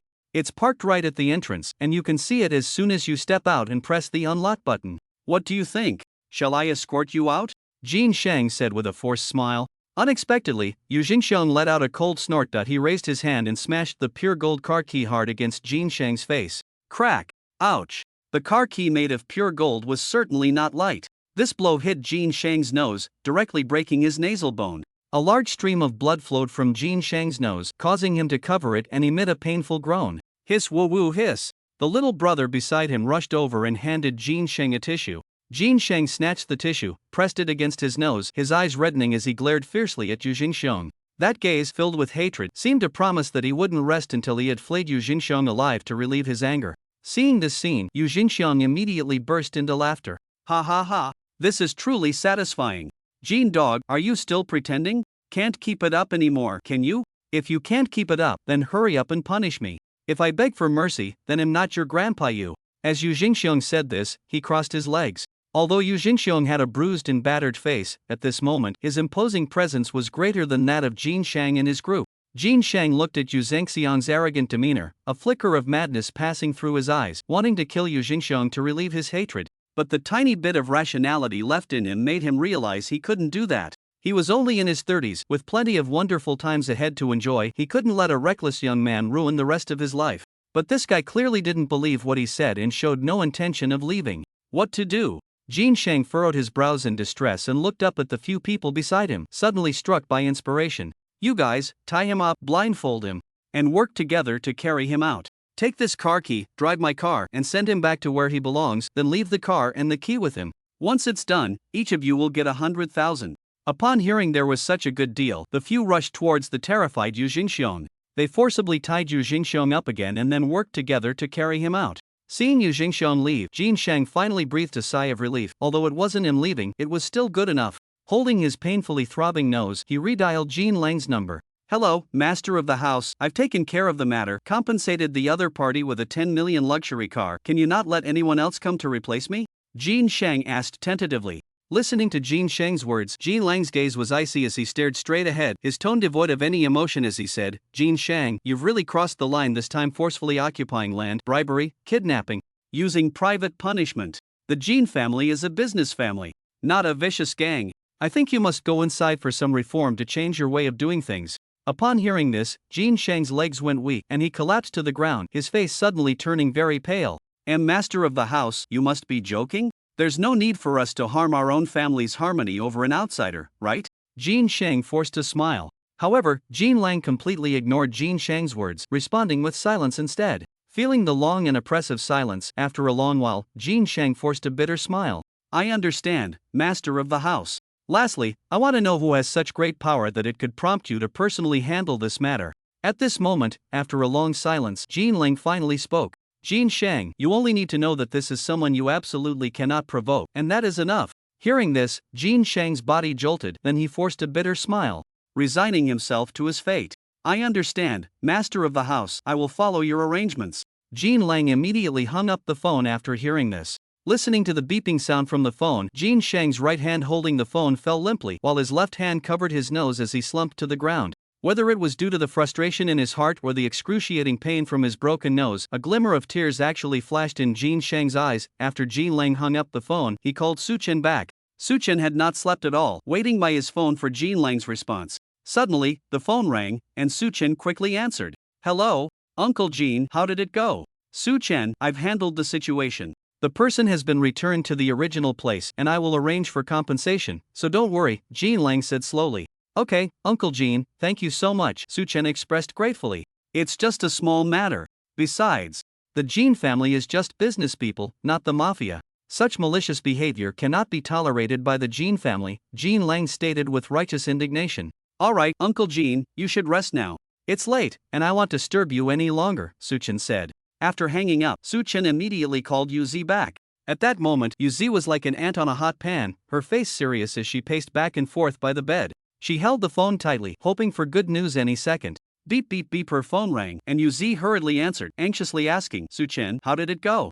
Yuzi, it went smoothly. It's all resolved, they've already returned your uncle. Hurry and have your mom go pick him up. Suchen's voice provided a sense of security that made Yuzi feel extremely relieved. Upon hearing this news, Yuzi plopped down on the bed, her body and mind relaxing all at once, a joyful smile spreading across her face. Suchen, thank you. Yuzi leaned back, lying on the bed, softly speaking to Suchen. Listening to Yuzi's gentle voice, Suchen suddenly felt a bit of an itch in his ears, a surge of unnamed anger within him. After a few seconds of silence to calm his turbulent emotions, he replied, it's nothing. It's late, so you should get some rest.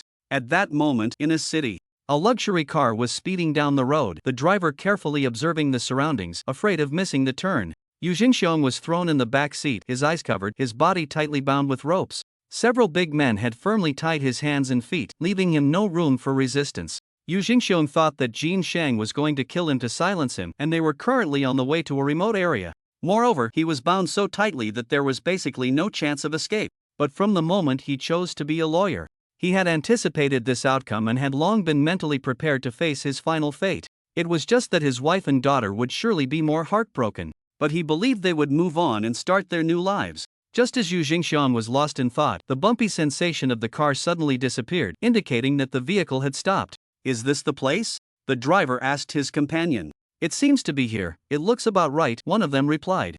Upon hearing this, Yu Jingxiong thought they had arrived at his final destination. Since we're here, let's get on with it, Yu Jingxiong said fearlessly. His nonsensical words left the others in the car looking bewildered. They exchanged glances, not understanding what Yu Jingxiong meant, and decided to ignore him. The driver pulled out the car key and threw it at Yu Jingxiong. Then he opened the car door, and they all got out, running off in different directions, leaving Yu Jingxiong alone in the car, waiting for the moment he would be silenced. A few minutes later, Yu Jingxiong began to feel something was off. Why was there no sound at all nearby? With a sudden burst of strength, he sat up. But since his hands and feet were bound and his eyes covered, he could only shout to confirm the situation around him. Hey! Hey! Where is everyone? Aren't you going to silence me? After shouting for a while, there was still no sound, as if he were the only person left in the vicinity. Just then, on the street, a haggard-looking woman heard Yu Zhengxiang's cries and hurriedly ran over. Upon seeing Yu Jingxiong tightly bound in the luxury car, she immediately burst into tears of joy. Yu Jingxiong was immediately stunned upon hearing the call, as the voice sounded very much like his wife Su Jing. The woman, choking back tears, rushed to the car and pushed aside Yu Zhengxiang's blindfold. At that moment, Yu Jingxiong finally saw the light of day again, and looking at his wife, who was crying like a rain-soaked pear blossom, a sharp pain pierced his heart. Gazing at the familiar surroundings, Yu Jingxiong realized that what Jin Shang had said earlier was true. Jin Shang really did want to let him go. But why? As far as he knew, with Jin Shang's vengeful nature, he would never let him off so easily. Wife, how did you know I was here? Yu Jingxiong looked at his wife and asked in confusion. Su Jing, while crying and untying Yu Jingxiong, slowly recounted the events that had transpired. After hearing Su Jing's words, Yu Zhengxiang's expression turned blank. Xiaozi? Isn't she just a maid? How could she have such connections? Su Jing helped Yu Jingxiong to his feet, gently touching the scars on his face with concern, then shook her head and said, I don't know either. She didn't want to say much, only that we shouldn't worry about her, she's doing well. Just then, Yu Jingxiong seemed to think of something, and a chill ran through him. My precious daughter. She wouldn't be serving some big shot, would she? Upon hearing this, Su Jing also felt a wave of panic and quickly took out her phone to call Yu Zi. At that moment, Yu Zi was in front of the mirror, fiddling with a few sexy outfits, planning to give Su Chen a big surprise when he returned. But just then, her phone rang, and she immediately answered the call. Hello, Mom, how is it? Did Dad get back safely? Upon hearing Yu Zi's voice, Yu Jingxiong snatched the phone from Su Jing's hand. Hello, daughter. Tell me the truth, did you pay a huge price to save me? Yu Jingxiong asked tentatively, afraid of hearing news that would shatter him. Yu Zi frowned upon hearing this, lost in thought. A huge price? Being Su Chen's unconditional follower for a lifetime, does that count as a huge price? Not really, she also benefits from it. She could gain an SS-level freezing ability, which is a top-tier supernatural talent in the world. Coupled with her Moonlight Rabbit ability, she could be considered an extremely rare dual ability user. Moreover, such an exquisite feast had been presented to Su Chen several times, yet he had resisted eating it, nearly teasing her a little, which also reflected his deep respect for her. Even though Su Chen could be domineering at times, she liked it very much. Most importantly, being by Su Chen's side gave her a strong sense of security, a feeling she was very obsessed with. Therefore, becoming Su Chen's unconditional follower was something she was more than willing to do. She believed she would not regret this decision. After a long period of contemplation, Yuzi finally spoke, her voice low. "It's not a huge price, everything is my choice, Dad, just don't ask." Upon hearing this, Yu Jingxiong and Su Jing's faces turned pale, and they exchanged a glance, both seeing the pain in each other's eyes. They couldn't help but imagine a scene where Yuzi was unwilling but had to sacrifice herself to get things done for someone else. Seeing her parents suddenly fall silent, Yuzi felt a bit puzzled but said nothing more, assuming they were just a bit tense and hadn't come to their senses yet. "Mom and Dad, come home quickly and get some rest, I'm a bit tired too." After saying this, Yuzi hung up the phone and continued trying on clothes. Yu Jingxiong and Su Jing looked at the hung-up call, their hearts filled with mixed emotions. "Olju, let's go home," Su Jing said with a bitter expression, holding Yu Zhengxiang's hand. Yu Zhengxiang's hands trembled slightly, then he slammed them down on the seat beside him, murmuring to himself, "It's my fault as a father that she ended up like this. If I hadn't been so stubborn, my daughter wouldn't have faced this calamity." Seeing Yu Jingxiong so despondent, Su Jing hurriedly comforted him. "Olju, you did nothing wrong, don't blame yourself too much." Yu Zhengxiang's gaze was vacant, and he said nothing, only enveloped in silence. Su Chen glanced at the time. It was already past midnight, time to rest. Just as he was about to sleep, he suddenly remembered Fengyike still lying outside. He unzipped the tent, peeking over at Fengyike, and found her sitting up, staring blankly at the porridge beside her, lost in thought. Seeing this, Su Chen shook his head in silence and decided to lie down, ignoring Fengyike. She could do as she pleased. Thus, the night passed without a word. When Su Chen and the others woke up, they stepped out of the tent and felt the temperature had dropped. Fengyike was already nowhere to be seen. The bowl of white porridge had long since disappeared, indicating she must have finished it before leaving. But with only these two islands nearby, even if she left, she couldn't have gone far. Unless she had teleported back to school. The four of them tacitly chose not to mention Fengyike, as if they had never seen her. They gathered around the campfire, enjoying their breakfast in the morning. "Those crab beasts were scared off by us last time and didn't dare to come ashore. Now that the temperature has suddenly dropped, they've retreated to the deep sea and won't come ashore again. Why don't we head back today?" Su Chen suggested, looking at the three. At this moment, Shen Huayue agreed. "Yes, I agree. With the crystal cores we collected last time plus the ones from this trip, we definitely won't run out of them for a while. We might as well hurry back to school to enter seclusion and cultivate, striving to break through to the transformation realm as soon as possible, completing our first life leap." Lu Yuni and Shen Huayu naturally had no objections and nodded in agreement. After all, the main purpose of Su Chen organizing this expedition was to help the three of them gather enough crystal cores to purchase the second layer of the secret manual. Now that they had more than enough crystal cores, there was no need to stay here any longer. Seeing that the three had lost interest, Su Chen nodded. "Alright, let's finish breakfast and pack up our things before we leave." An hour later, the four of them used the spatial wristbands to teleport back to school. They all went to the commercial district together to purchase the second layer of the secret manual. Su Chen followed not just to join in the fun, but to buy the second layer of the Cold Moonflower Sutra for Yuzi. After parting ways, Su Chen returned to his villa. He opened the door and entered the room, immediately spotting the diligent Yuzi, who was dusting with a feather duster. When Yuzi saw that Su Chen was back today, her eyes flashed with surprise and a hint of unusual shyness. "Su Chen, you're back so quickly this time." Yuzi hurried over and took Su Chen's bag. Su Chen sat down on the sofa and Yuzi immediately brought over a cup of warm tea for him to quench his thirst. Su Chen nodded in satisfaction, took out the second layer of the Cold Moonflower Sutra and handed it to Yuzi. "This is the second layer of that manual. It's enough for you to cultivate to the transformation realm. Take it," Su Chen said with a smile. After happily accepting it, Yuzi, feeling a rush of warmth, looked up at Su Chen and whispered, "Su Chen, don't lock the door tonight, I have something to tell you." After saying this, Yuzi immediately dashed upstairs, leaving no time for Su Chen to react. Su Chen was somewhat at a loss, feeling that he might lose something tonight. After Yuzi went upstairs, she occasionally glanced at Su Chen with a meaningful look. Su Chen, however, remained completely calm, turning to meet Yuzi's gaze. Their eyes locked, sparking a strange chemistry between them. They spoke little today, communicating only through their eyes. The atmosphere between them felt a bit odd, like the calm before a storm. In such a strange ambience, the day passed. At night, Su Chen lay quietly in bed, as if waiting for someone. Suddenly, with a creak, the door opened. Hearing the sound, Su Chen immediately turned his head. The moonlight was bright and pure, illuminating Yuzi as she stepped into the room. Yuzi's face was flushed, her ears extremely hot. Long rabbit ears sprouted from her head, and a rabbit tail twitched nervously behind her. She wore a white lace nightgown, and her long, beautiful legs were covered with a layer of light silk. Suchen stared at Yuzi, his gaze sweeping up and down, completely captivated. Such blatant temptation made it incredibly difficult for Suchen to maintain control. Moreover, Yuzi's outfit really hit his XP. Yuzi looked at Suchen, her eyes revealing no hint of concealment. Feeling a bit shy but mostly proud, she truly exuded charm, and her careful preparation was not in vain. A minute later, Suchen finally snapped out of the beautiful scene before him. "My exclusive little bunny, come here." A mischievous smile appeared on Suchen's face as he pointed to the space beside him. Upon seeing the smile on Suchen's face, Yuzi's body trembled and she shyly lowered her head, her steps uncontrollably moving slowly towards Suchen. Waking up in the morning, Suchen instinctively reached out to the beauty beside him. But the beauty had long vanished, leaving only the still warm bedding, reminding Suchen that everything that happened last night was definitely not a dream. Getting out of bed and heading downstairs, as soon as he entered the living room, he caught a whiff of a delicious aroma wafting from the kitchen. Peeking in, it was indeed Yuzi making breakfast. Suchen smiled knowingly at the sight and quietly approached Yuzi from behind, suddenly hugging her tightly. After they finished breakfast filled with sweet nothings, it was finally time to discuss serious matters. "Yuzi, are you sure you want to form a contract with me and obey me unconditionally?" Suchen looked at Yuzi, speaking with utmost seriousness.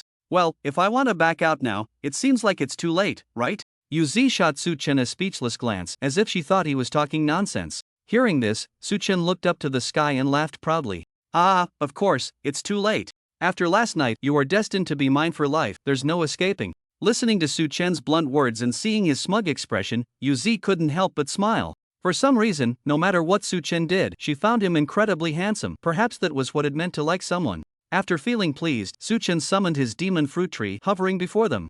"Yuzi, drop a drop of your blood onto this tree," Suchen said softly, looking at Yuzi. Upon hearing this, Yuzi steeled her heart, frowned, bit her finger to draw blood, and let a drop fall onto the demon fruit tree. The moment Yuzi's blood touched the tree, it suddenly emitted a dazzling light. Following that, a white leaf sprouted on one of the branches and a white rabbit gradually appeared on the leaf, clearly representing Yuzi. As Yuzi gazed at the leaf, a strange feeling suddenly arose in her heart, as if her relationship with Suchen had become even closer, truly merging into one again. This time, it was not just physically, but spiritually. Suchen closed his eyes. Now, with just a thought, he could sense Yuzi's current state through the white leaf on the demon fruit tree. Noble Realm, 3rd stage, her progress was quite fast. It was time. He suddenly opened his eyes, summoned his freezing ability, and shared it with Yuzi through the white leaf on the demon fruit tree. As the freezing ability was shared with Yuzi, the white leaf on the demon fruit tree gradually transformed into a crystal clear ice leaf, and the patterns of the white rabbit remained. At that moment, Yuzi's pupils glimmered with blue light, and her body began to unconsciously emit a chilling aura, the temperature so low that it froze the cups on the table.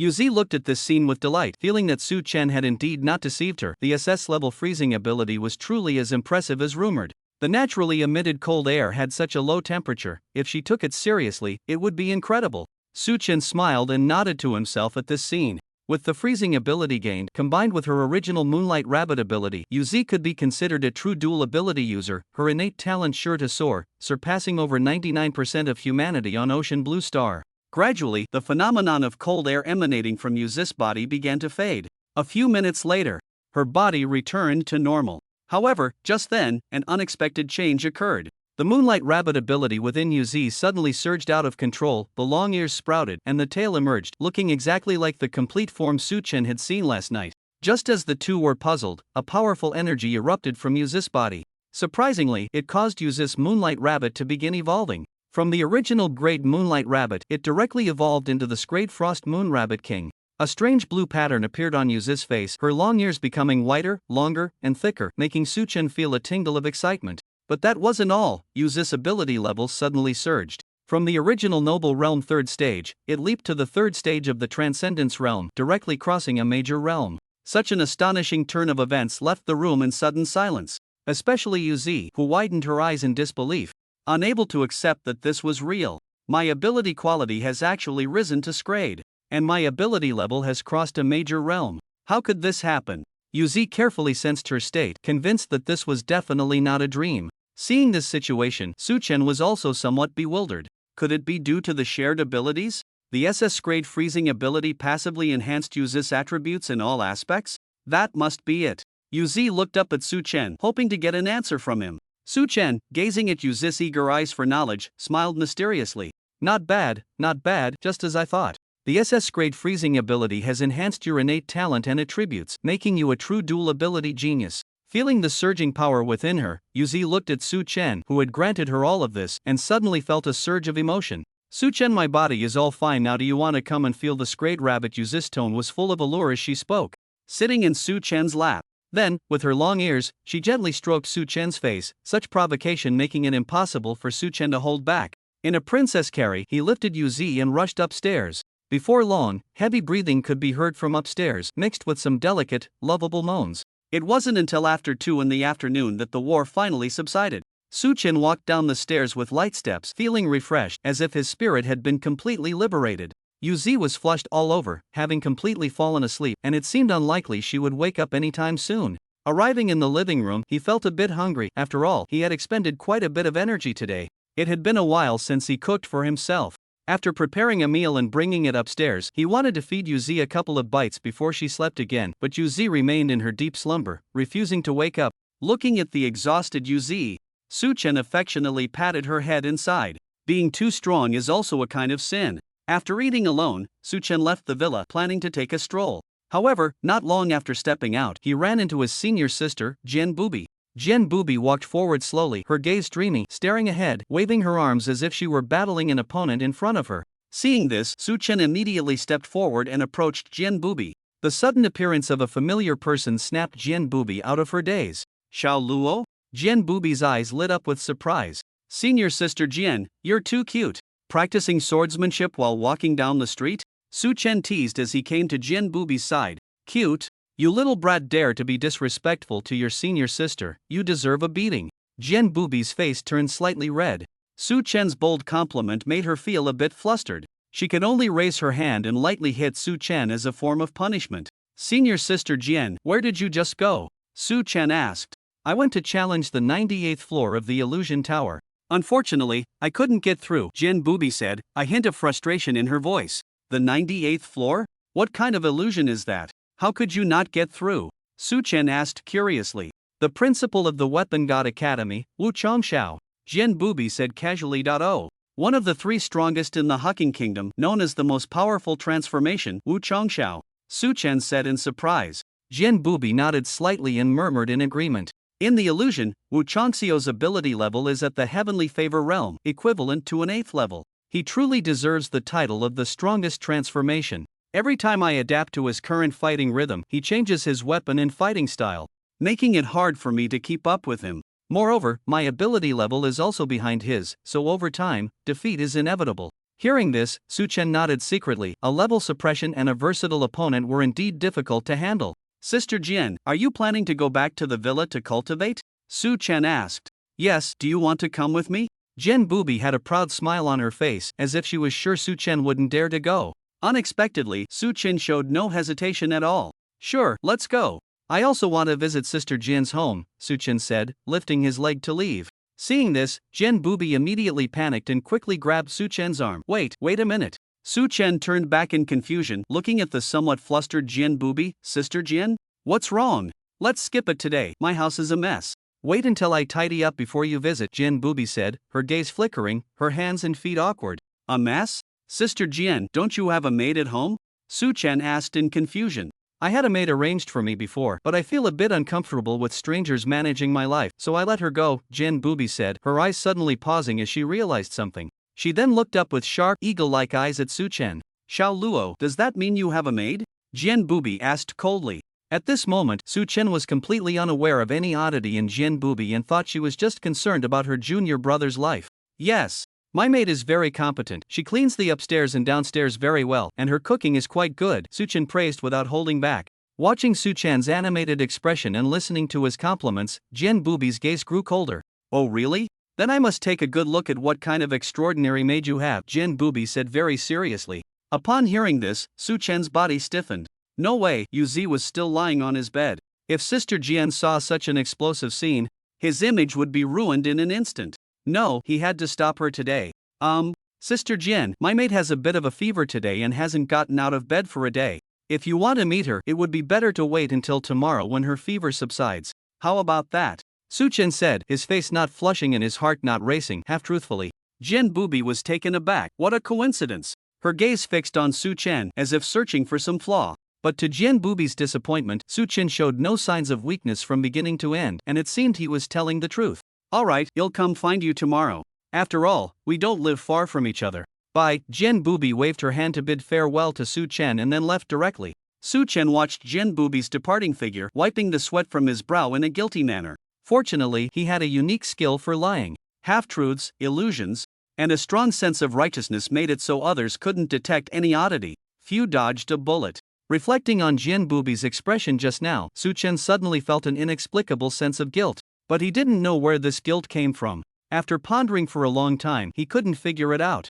Just as he was about to leave, he inadvertently caught a glimpse of someone seemingly staring at him from behind. He immediately turned his head to look back and saw Feng Yai cautiously peeking out from behind the wall. She was staring at him intently, her eyes shimmering with a strange light. Su Chen looked at the unusually behaving Feng Yai and felt that she was seriously ill, possibly with a mental illness. Feng Yai, just say what you want to do, don't look at me with that kind of gaze, Su Chen said seriously as he looked at Feng Yai. Unexpectedly, Feng Yai continued to stare at Su Chen without moving, as if she hadn't heard him. This strange behavior made Su Chen furrow his brows. He decided to ignore her and walked towards the principal's building. When he reached the entrance, he turned back to look, and Feng Yai was still giving him that eerie look, making him feel a bit uneasy. He stepped into the principal's building, no longer paying her any mind.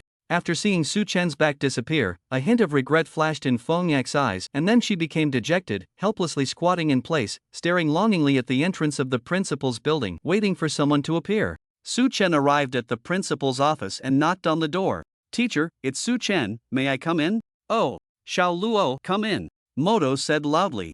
Su Chen pushed the door open and unceremoniously sat down in a chair. Teacher, do you know Feng Yai? Moto was taken aback for a moment, then nodded. Ranked third in the academy, Feng Yai, a very outstanding child, of course I know her. What's the matter? Do you two have a connection? Su Chen helplessly nodded and pointed to his head. Feng Yai, her mental state seems a bit off. Tell me more, Moto said, his body tensing up as he closed the computer in front of him, signaling Su Chen to continue. Su Chen recounted in detail how he had encountered Feng Yai on the island and saved her life. After listening, Moto sighed deeply. Sai Xiao Luo, first I want to say that hitting a girl who is much weaker than you is wrong, but I can understand. After saving her life, she doesn't appreciate it and has that attitude, it's indeed infuriating. Secondly, Feng Yai is my daughter Mo Qinghuan, whom I got out of prison. Su Chen had no reaction to the first part of Moto's words, but the latter part truly shocked him. Prison? She has been in prison? She's not that old, what did she do? Su Chen asked in surprise. Moto waved his hand, signaling Su Chen to calm down. He was about to explain. Feng Yai grew up under her father's domestic violence from a young age, and throughout her high school years, she never stopped suffering physical injuries.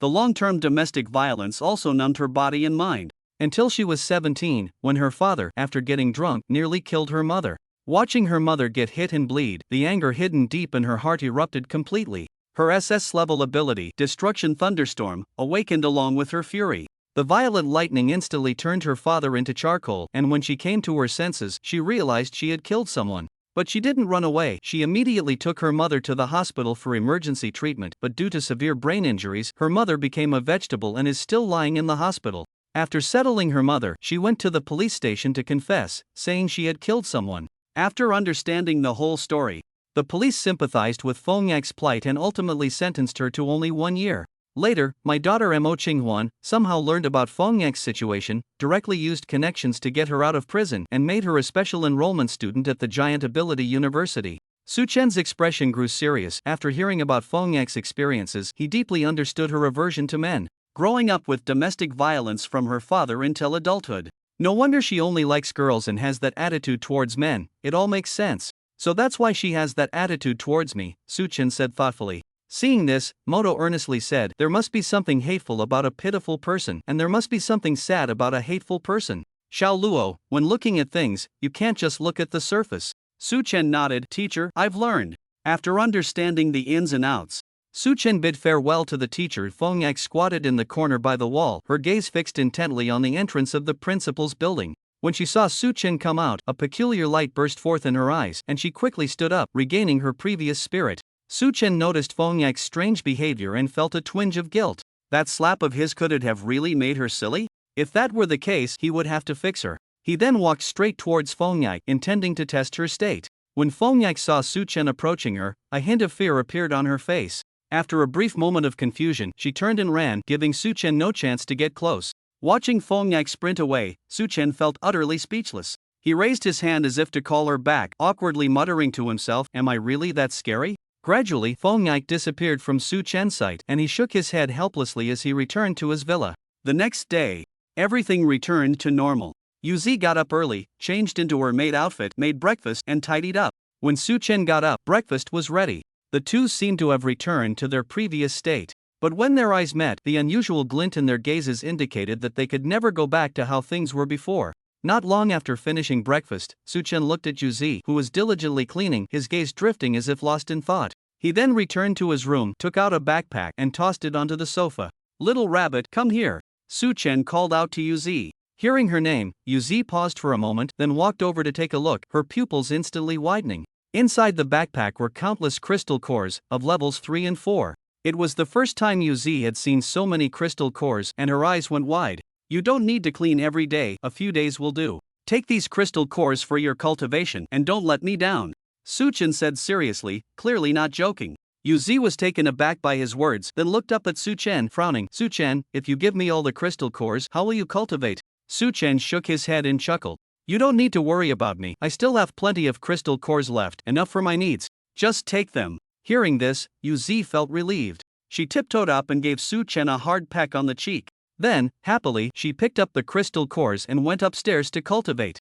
Watching Yuzi's bouncy figure, Su Chen couldn't help but smile knowingly. Not long after Yuzi went upstairs, the doorbell rang. Ding dong! Su Chen suddenly remembered that Jin Booby had said she would come to visit. He had almost forgotten about it. He hurriedly rushed to the front door, and from a distance, he saw it was indeed Jin Booby. "Sister Jian." He opened the door and welcomed her in. Jin Booby entered and first handed Su Chen the items she was carrying. Su Chen took a look and was surprised to find a bottle of wine, packaged quite uniquely, with 3 oddly shaped stick-like objects drawn on it. "Sister Jian, what is this?" Su Chen asked, puzzled. "This is my gift for visiting, bought in the commercial district. The clerk told me that it's good for men's health," Jin Booby explained leisurely. "Good for health? Then I'll gladly accept it." Su Chen accepted the gift. He then led Jin Booby to the living room and personally poured her a cup of tea. "Sister Jian, it's very clean here, right?" Su Chen said proudly. Jin Booby looked around and indeed saw that it was spotless. Could it be that he was truly a competent maid? Did he have no ulterior motives? "It is very clean, it seems like it gets cleaned every day." Jin Booby nodded in approval, then asked, "Where's your maid?" "Oh, she's upstairs, probably cultivating." Su Chen pointed upstairs. Jin Booby nodded thoughtfully, seemingly lost in her own thoughts. "Sister Jian, have you had breakfast yet? If not, I can make you something delicious." Su Chen said confidently, "I haven't had breakfast yet, but can you cook?" Jin Booby looked at Su Chen with a skeptical gaze, somewhat doubting Su Chen's cooking skills. Senior Sister Jian, just wait and see." Su Chen stood up and hurried into the kitchen. In just over 10 minutes, a nutritious breakfast with a mix of meat and vegetables was ready. After tasting it, Jin Booby nodded appreciatively.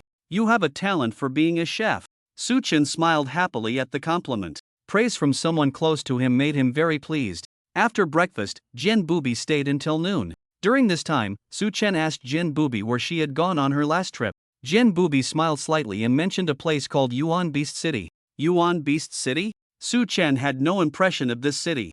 It didn't seem to be a city in the Hucking Kingdom. "Senior Sister Jian, is Yuan Beast City a city from another country?" Su Chen asked tentatively. Unexpectedly, Jin Booby smiled and remained silent, as if saying one more word would breach a taboo. "Once you advance to a Skywalker, you'll know everything. It won't be long, so there's no rush," Jin Booby said with a squint and a smile. "All right then." Su Chen forcibly suppressed his curiosity, glanced at the time, realized it was almost noon. "Senior Sister Jian, if you have nothing else to do, why not stay here for lunch?" Su Chen invited. Sure, since I'll just be cultivating when I go back, I might as well finish eating here first." Jin Booby accepted the invitation. Just as Su Chen was about to look for ingredients in the fridge, he heard hurried footsteps coming from upstairs. Yuzi quickly ran down, arriving beside Su Chen. "I'm sorry, Su Chen. I got too absorbed in my cultivation. I forgot to cook for you. I'll make it right away." Yuzi panted, looking like a child who had done something wrong. Su Chen found Yuzi's anxious and cute demeanor quite amusing and affectionately patted her head. It's fine, don't worry. Missing one meal won't kill you."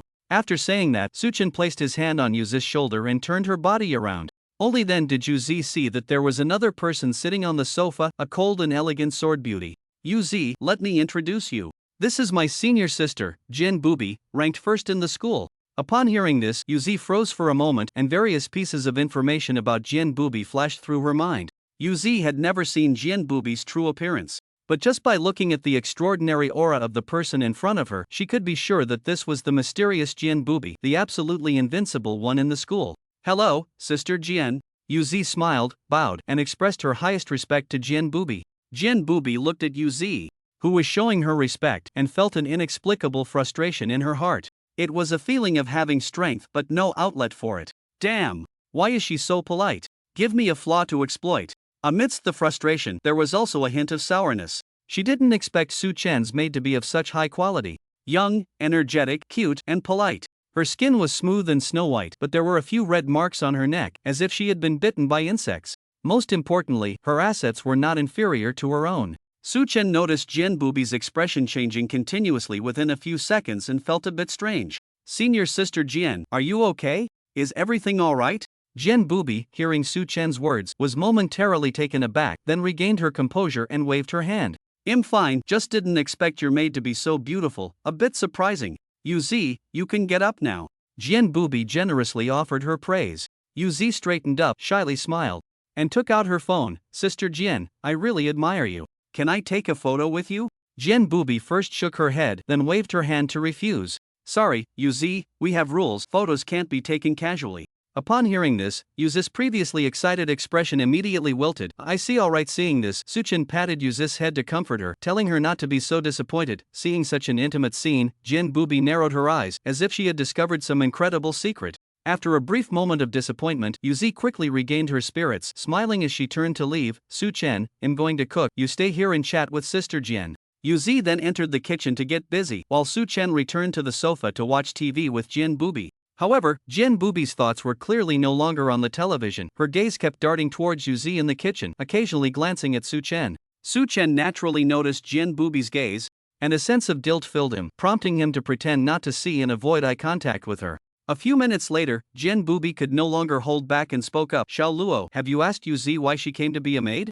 Suchen was taken aback by the question but quickly nodded. He then explained to Jin Booby the reasons and circumstances behind Yuzi's decision to become a maid.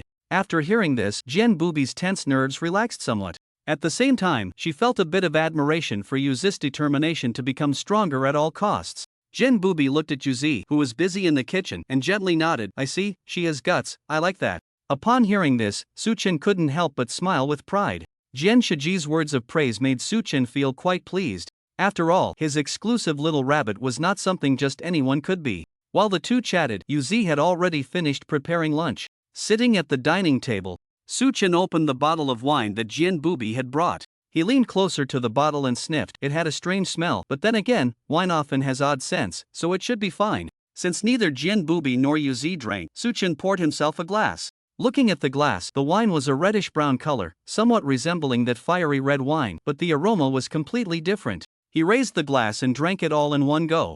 Not long after drinking, Suchen felt a warmth spreading through his body, as if a wicked fire was rising within him. He thought nothing of it, assuming it was just the high alcohol content and that a nap would fix it. After lunch, Jin Booby stood up to leave, and Suchen's face was flushed as he saw her to the door. At the moment of parting, Jin Booby looked at Suchen's red cheeks and said with some concern, Xiao Luo, you really shouldn't drink that wine, you seem a bit allergic to alcohol. Suchen felt hot all over. His eyes reddening, slightly bending over as he suppressed his discomfort, quickly nodding in agreement. Okay, Jin Shiji, I understand, take care.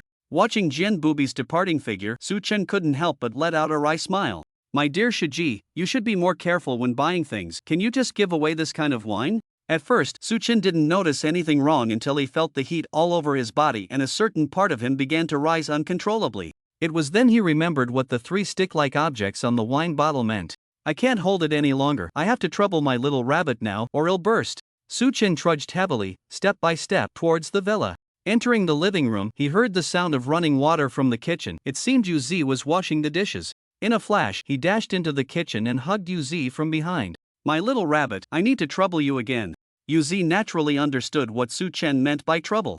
In an instant, her eyes became dazed, her body trembled, her legs went weak, and she collapsed into Su-chen's arms. I understand, master, she said. Su-chen bent down and Princess carried Yuzi, striding up to the room, using his foot to close the door behind them. He drew the curtains to dim the light in the room, creating a more atmospheric setting. The next day, the two seemed to have entered a sage mode. Su-chen's mind was clear, without a trace of distraction, fully immersed in his cultivation. Yuzi, on the other hand, felt her heart racing at the sight of Su-chen, trembling all over, and kept avoiding him, not daring to provoke him in any way. Little rabbit, come here for a moment. Su-chen shouted loudly from upstairs. At that moment, Yuzi, who was mopping the floor downstairs, heard Su-chen calling her and immediately shivered. Her cheeks flushed slightly, and she lost grip of the mop, which fell to the ground. Taking a deep breath, she mentally prepared herself for a day of not getting out of bed. Then, she walked with determined steps towards the stairs, making her way to Su-chen's room one step at a time. However, the closer Yuzi got to Su-chen's room, the weaker her legs felt. Finally, she arrived at the door of Su-chen's room. Knock, knock, knock. Su-chen, I'm coming in. Yuzi said softly. Come in, Su-chen replied succinctly from inside. Yuzi pushed the door open and saw Su-chen sitting cross-legged on the bed with his eyes closed, surrounded by several 3rd and 4th level crystal cores, seemingly in the midst of cultivation.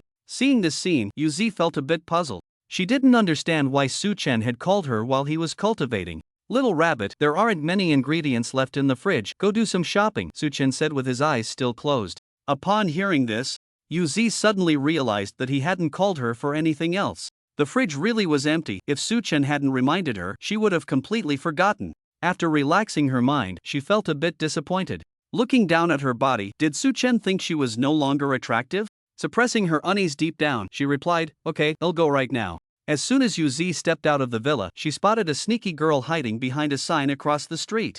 The girl revealed half of her face and one eye, staring intently at her, with a strange glint in her gaze that sent shivers down Yuzi's spine. But she was just a little maid, so it was better not to stir up trouble. She turned and walked straight away towards the commercial district. This sneaky girl was clearly Fengyike. At that moment, Fengyike watched Yuzi's quickly departing figure, her heart surging with waves, as if she had witnessed something incredible. What's going on? This woman was still at the 3rd level of the noble realm a few days ago. How did she suddenly become at the 3rd level of the transcendence realm? And her aura seems different too. Fengyike muttered to herself. Rubbing her eyes, she stared closely at Yuzi again, confirming that she wasn't mistaken. What kind of divine object in this world could allow an ordinary person to leap across a major realm, improving their overall aura without any side effects? Fengyike thoughtfully gazed at the villa in front of her. Could it be related to Su-chen? Yuzi arrived at the commercial district, directly entering a large shopping mall, pushing a small cart, determined to fill the fridge. With a smile on her face, she pushed the cart into the department store. However, what Yuzi didn't notice was that the boys shopping around her were all captivated, standing frozen in place. It wasn't surprising that this happened. Ever since Yuzi gained her SS level freezing ability, her aura had undergone a tremendous change. Every frown and smile, every move she made, exuded a cool yet vibrant feeling. Especially after being nurtured by Su-chen's efforts over the past 2 days, she had a caring wife-like aura. Dressed in a maid outfit, pushing a small cart with a smile, how could she not attract attention in the mall? A man surrounded by several others gazed at Yuzi's figure, his eyes dreamy, and said firmly, I want her to be my woman. As soon as he finished speaking, the surrounding lackeys quickly hushed him, urging him not to say such things. Sure boss, you must be cautious. Yeah. Boss, did you see the maid outfit she's wearing? She's clearly the maid of someone exceptionally talented. We can't afford to provoke her. Boss, you must not let lust cloud your judgment. Listening to their discouraging words, the man scoffed. Who my sister is, have you all forgotten? The others exchanged glances, naturally knowing who he was referring to. At the Giant Ability University, more than 90% of the people would give her some respect. Moreover, she's just a maid. No one would dare disrespect my sister because of a maid. Besides, without relying on my sister, with my personal charm, securing a little maid is just a piece of cake. The man wore a self-satisfied smile on his face. Although he was nowhere near the charm of Su-chen, this extreme confidence in himself was indeed enviable. He then lifted his head and walked straight towards Yuzi, looking as if he was certain of success. Yuzi was focused on selecting vegetables, her mind drifting to which dishes and fruits Su-chen liked, planning to buy a bit more later. Just as Yuzi was about to continue walking forward, a voice suddenly rang out beside her ear. Miss, please hold on. Yuzi frowned slightly and slowly turned her head. She saw a guy with a lewd smile, scanning her up and down with an aggressive gaze, making her feel extremely disgusted. If you keep looking at me like that, don't blame me for being rude, Yuzi said coldly, her eyes icy. The man's expression stiffened, completely unprepared for the girl to ignore his charming smile and show him such disrespect. Beautiful lady, I just wanted to get to know you, no need to be so cold, right? Sorry, I don't want to know you, you can leave. Yuzi said expressionlessly, turning around and pushing her cart away. The man immediately panicked, rushing in front of Yuzi to block her, pressing down on her little cart. Wait a minute. Seeing that the man was unwilling to back down, Yuzi's face turned frosty, and her body began to emit an extreme chill. The cold air instantly froze the cart, along with the man's hand, which was stuck to it. The man's pupils widened, staring in disbelief at this scene, thinking he was dreaming. But the pain in his hand told him that it was all real. Just from the girl's ability to freeze things in an instant, he could be sure that her power quality was definitely not low, at least in rank, and her ability level was certainly above the transcendence realm. But why would such an outstanding girl choose to be a maid? He couldn't figure it out no matter how hard he tried. Yuzi released the cart, took out the vegetables inside, and walked over to the man, softly saying, "In my eyes, you're not even worth a single hair of my master." Then, she left without a glance back, as if the man didn't exist at all. The man turned to watch Yuzi's graceful figure leave, then looked back at his frozen hands filled with hatred. "Damn it! You better unfreeze me before you go," he shouted hoarsely at Yuzi. Yuzi snorted coldly, completely ignoring his voice, and continued walking, looking left and right for her shopping targets. The supermarket was crowded. Many people witnessed this scene and laughed, covering their mouths at the man's embarrassing state. Among them were Shin Huayue and her companions, who were shopping. They looked at Yuzi's retreating figure, extremely curious about whose maid she was. Young and beautiful, with freezing abilities that seemed to be of high quality and such powerful strength. Logically, she shouldn't just be a maid. What do you two think? Shin Huayue asked, turning to her friends. She must be a maid of some big shot, and not just any big shot, maybe the maid of Principal Moto's son? Lu Yuni said thoughtfully, gazing at Yuzi's figure. That is indeed a possibility. Shin Huayu nodded. Hey, I heard that every student assigned to the villa area gets a life maid. What do you think Su Chen's maid is like? Shin Huayu asked nervously. From my perspective, Su Chen is exceptionally talented, so the maid assigned to him must be outstanding as well, Lu Yuni said after a moment of thought. Shin Huayu stared at Yuzi's figure, feeling an inexplicable sense of crisis. Sis, Yuni sis. Do you think Brother Suchen might get into some messy situation with his maid? Shin Huayu said with utmost seriousness. As soon as Shin Huayu spoke, Shin Huayue and Lu Yuni's expressions froze, and their minds began to race. It shouldn't happen, right? Shin Huayue said, her expression conflicted and her tone uncertain. A lone man and a woman, the situation Huayu described could indeed happen, Lu Yuni said, her brows furrowed as she calmly analyzed. Lu Yuni's words sent a chill down the spines of the two, leaving them somewhat at a loss. Should we three go check on the situation? Shin Huayue suggested, looking at the two. Sure, let's say we're going to visit, Shin Huayu said excitedly. I have no objections, let's inform him first, Lu Yuni said as she took out her phone to send a message to Suchen about their visit. At that moment, Suchen was deeply focused on his training when his phone suddenly rang. Ding dong, he reached for his phone and saw that Lu Yuni said they wanted to visit and asked if it was convenient for him. Suchen naturally welcomed the three's arrival. Speaking of which, it seemed they had never visited his villa before, so this was just right. He sent back an okay and also shared the location of his villa. When Lu Yuni saw Suchen's reply, she smiled happily and looked up at the two. He agreed, let's go over now. Wait, since it's our first time visiting, let's buy him a gift. Shin Huayue suggested thoughtfully. Hey, I saw a type of alcohol over there that's good for men's health, let's buy that. Shin Huayu said excitedly. Shin Huayue and Lu Yuni had no objections and agreed to buy that type of alcohol. The three of them left the supermarket and first returned to the dormitory to drop off the miscellaneous items they had bought. Then, carrying the bottle of alcohol, they headed towards the villa area. To their surprise, they saw the maid from earlier again, pushing a fully loaded cart straight towards the villa area. The three exchanged glances and immediately followed behind the maid, all wanting to know whose maid she was. Along the way, Lu Yuni kept checking the address that Suchen had sent. She was astonished to find that the direction the maid was heading was exactly the same as the address of Suchen's villa. This discovery made Lu Yuni furrow her brows, muttering to herself, what a coincidence. Shin Huayue, who was beside her, heard Lu Yuni's mumbling and asked in confusion, what's so coincidental? Lu Yuni quickly shook her head, it's nothing, maybe I'm overthinking. Hearing Lu Yuni say this, Shin Huayue didn't ask further. As they got closer to Suchen's villa, Lu Yuni's heart was racing. It wasn't until she saw the maid enter through the villa's main gate that Lu Yuni finally lost hope. It really is such a coincidence. Lu Yuni looked down at the address on her phone, then glanced at the villa in front of her, confirming she wasn't mistaken. Shin Huayue and Shin Huayu, seeing Lu Yuni so surprised, leaned in to look at the address on her phone, both of them stunned. She's actually Suchin's maid, Shin Huayue said, her expression dazed. The school actually values brother Suchin so much. They arranged such an excellent maid for him, Shin Huayu said, her tone a mix of admiration and a hint of sadness. The three fell into silence, a sense of indescribable inferiority filling their hearts. At that moment, they deeply felt that they were not from the same world as Suchin.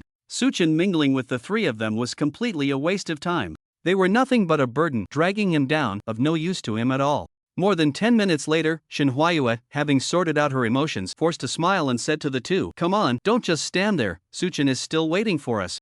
After saying this, Shin Huayue directly grabbed the arms of the two and stepped forward to ring the doorbell. In no time, Suchin appeared from the opposite side and personally came to open the door for them. Suchin opened the door with a smile, welcoming the three inside. Shin Huayu forced herself to perk up and handed the gift she was holding to Suchin.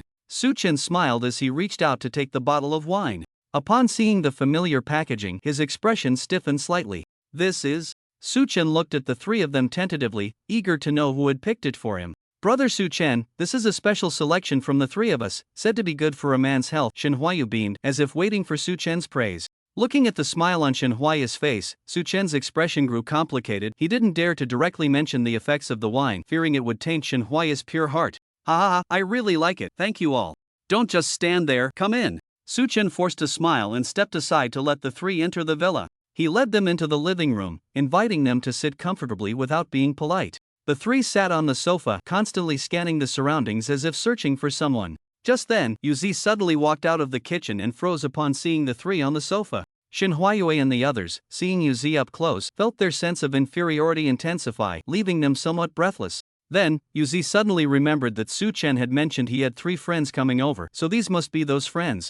But why are all 3 of them women? And why do they have such strange looks in their eyes? At this moment, the living room fell into an eerie silence, desperately needing someone to break the tension. Suchin stood up and walked over to Yuzi. Let me introduce, this is my little maid, Yuzi. He almost slipped up. "These 3 are my friends from high school, Shin Huayue and Shin Huayu are sisters, and this is Lu Yuni." After the introduction, Yuzi stepped forward and smiled, saying, "Hello." With Yuzi's warm greeting, the 3 snapped back to reality.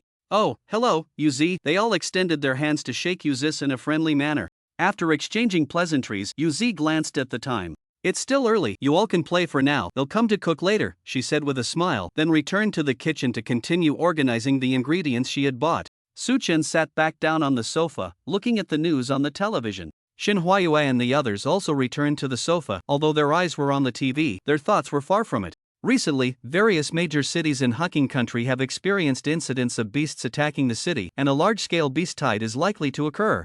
But the specific reasons are still unknown. The news report made Suchin perk up, his gaze deepening as he became lost in thought. Time passed quickly, and before long, it was afternoon. Shin Huayue and the others stood up to say goodbye. As they were leaving, Suchin asked Yuzi to add their contact information. Yuzi had basically no friends on campus, living a life that revolved around school and home. Having her make friends with Shin Huayue and the others would give her someone to chat with and go shopping with. Just as the 3 left Suchin's villa and hadn't gone far, someone blocked their path.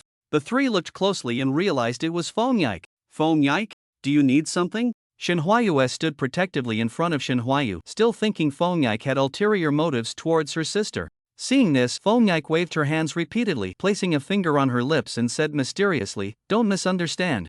I just want to tell you a very shocking secret." Lu Yuni couldn't stand Fengyike's ungrateful behavior and was not interested in her secret at all. "Sorry, we're not interested, you can leave now." Saying this, she tried to pull her 2 sisters away. "Did you see that maid just now?" Fengyike stood in place, looking at the 3's backs. The 3 paused, then turned their heads. "We saw her, her name is Yuzi, she's amazing, excellent, beautiful, and very friendly." "What's wrong?" Shin Huayue frowned and asked. "What would you think if I told you that just a few days ago, her ability level was even lower than yours?" Fengyike said astonishingly. The 3 of them were taken aback, their pupils shaking, and then a smirk of sarcasm appeared at the corners of their mouths.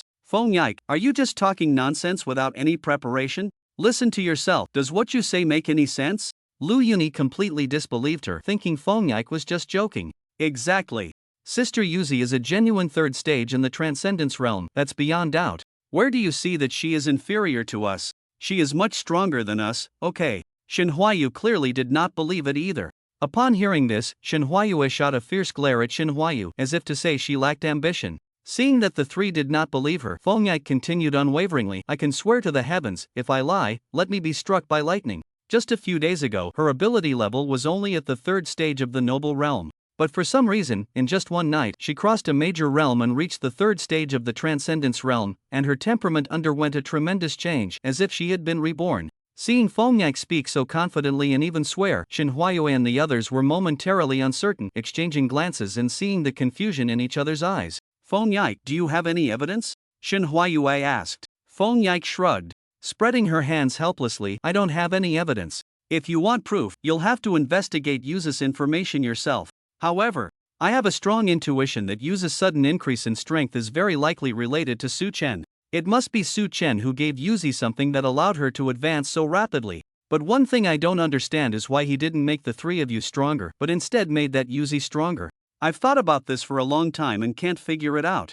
As Feng Yike said this, she suddenly thought of something and hurriedly said to the three, I'm not trying to stir up trouble between you, I'm just speaking my mind and voicing my doubts, so don't take it to heart. Although Feng Yike said this, the seeds of doubt had already been planted in the hearts of Shen Huayue and the others. The three of them frowned tightly, standing in place, unable to help but think. Seeing this, Feng Yike quickly slipped away. She was the kind of person who couldn't keep things to herself. She wanted to express her doubts, and once she did, she felt relieved, and what others thought was none of her business. A few minutes later, Shen Huayue looked at the expressions of the two beside her and quickly grabbed their hands. Don't overthink it. Feng Yike must have misjudged Yuzu's ability level.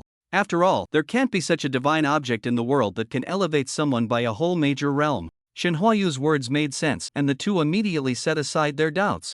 It was indeed impossible for such a miraculous object to exist in this world, they had been thinking too much. While Yuzi was tidying up her things, she accidentally discovered the wine hidden by Su Chen in the cupboard.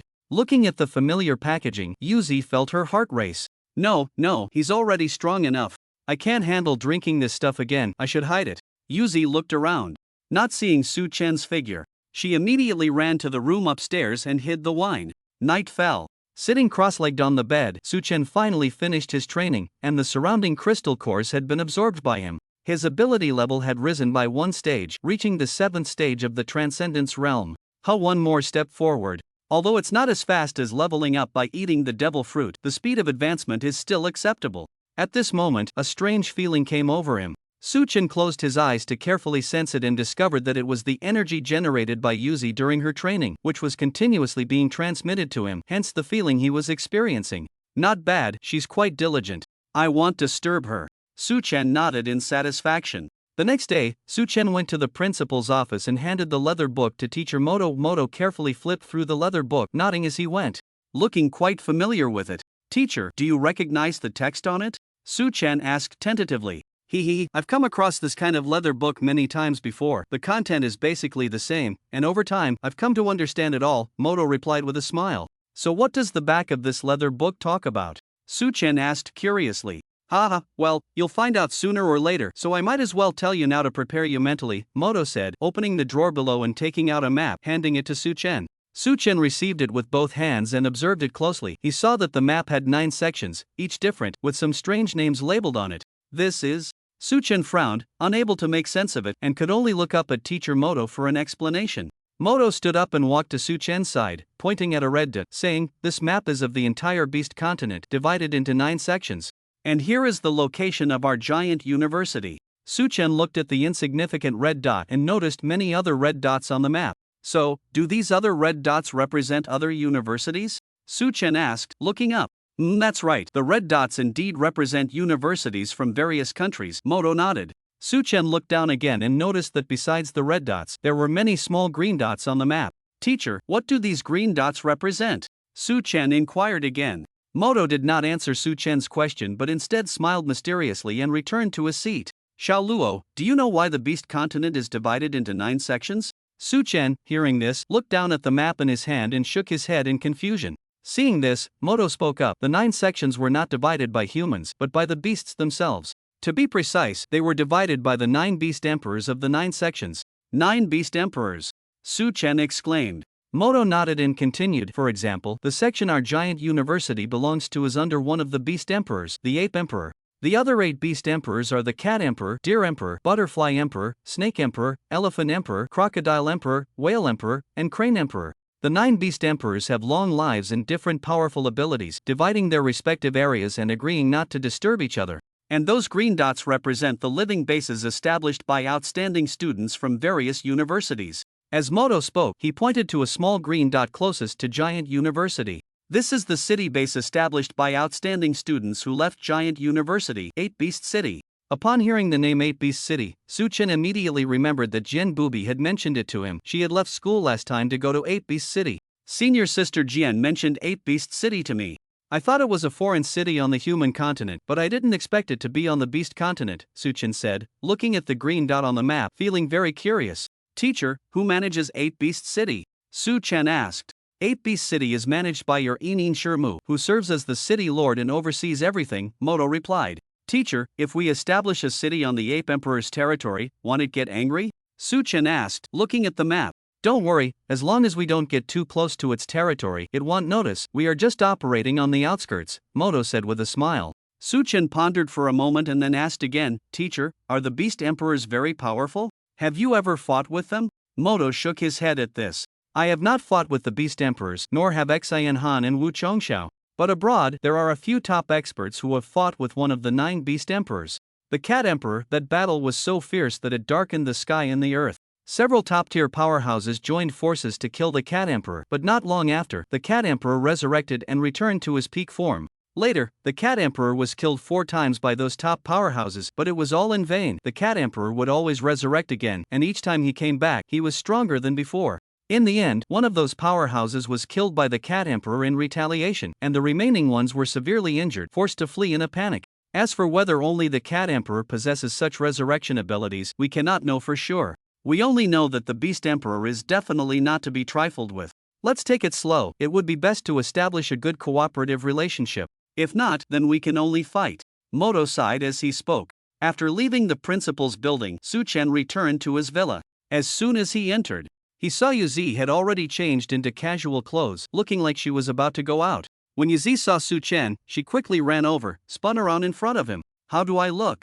Yuzi's eyes were fixed on Su-Chen, eagerly awaiting his evaluation. You look great. Su-Chen smiled and gave a thumbs up, generously offering his praise. Hearing this, Yuzi's face lit up with joy, and she stepped forward to give Su-Chen a light kiss on the cheek. I'm going shopping with Huayua and the others. I've already prepared lunch and put it in the fridge, just heat it up in the microwave. Yuzi pointed to the fridge. Su-Chen nodded, ruffled Yuzi's hair, and said, have fun. Watching Yuzi's departing figure, Su-Chen secretly nodded. Everything was developing in the direction he had envisioned. Once he broke through to the Skywalker level, he would head to the 8 Beast City. By then, Yuzi would be very lonely without friends. Fortunately, she had made friends with Shin Huayue and the others. And they helped each other, which made him feel at ease.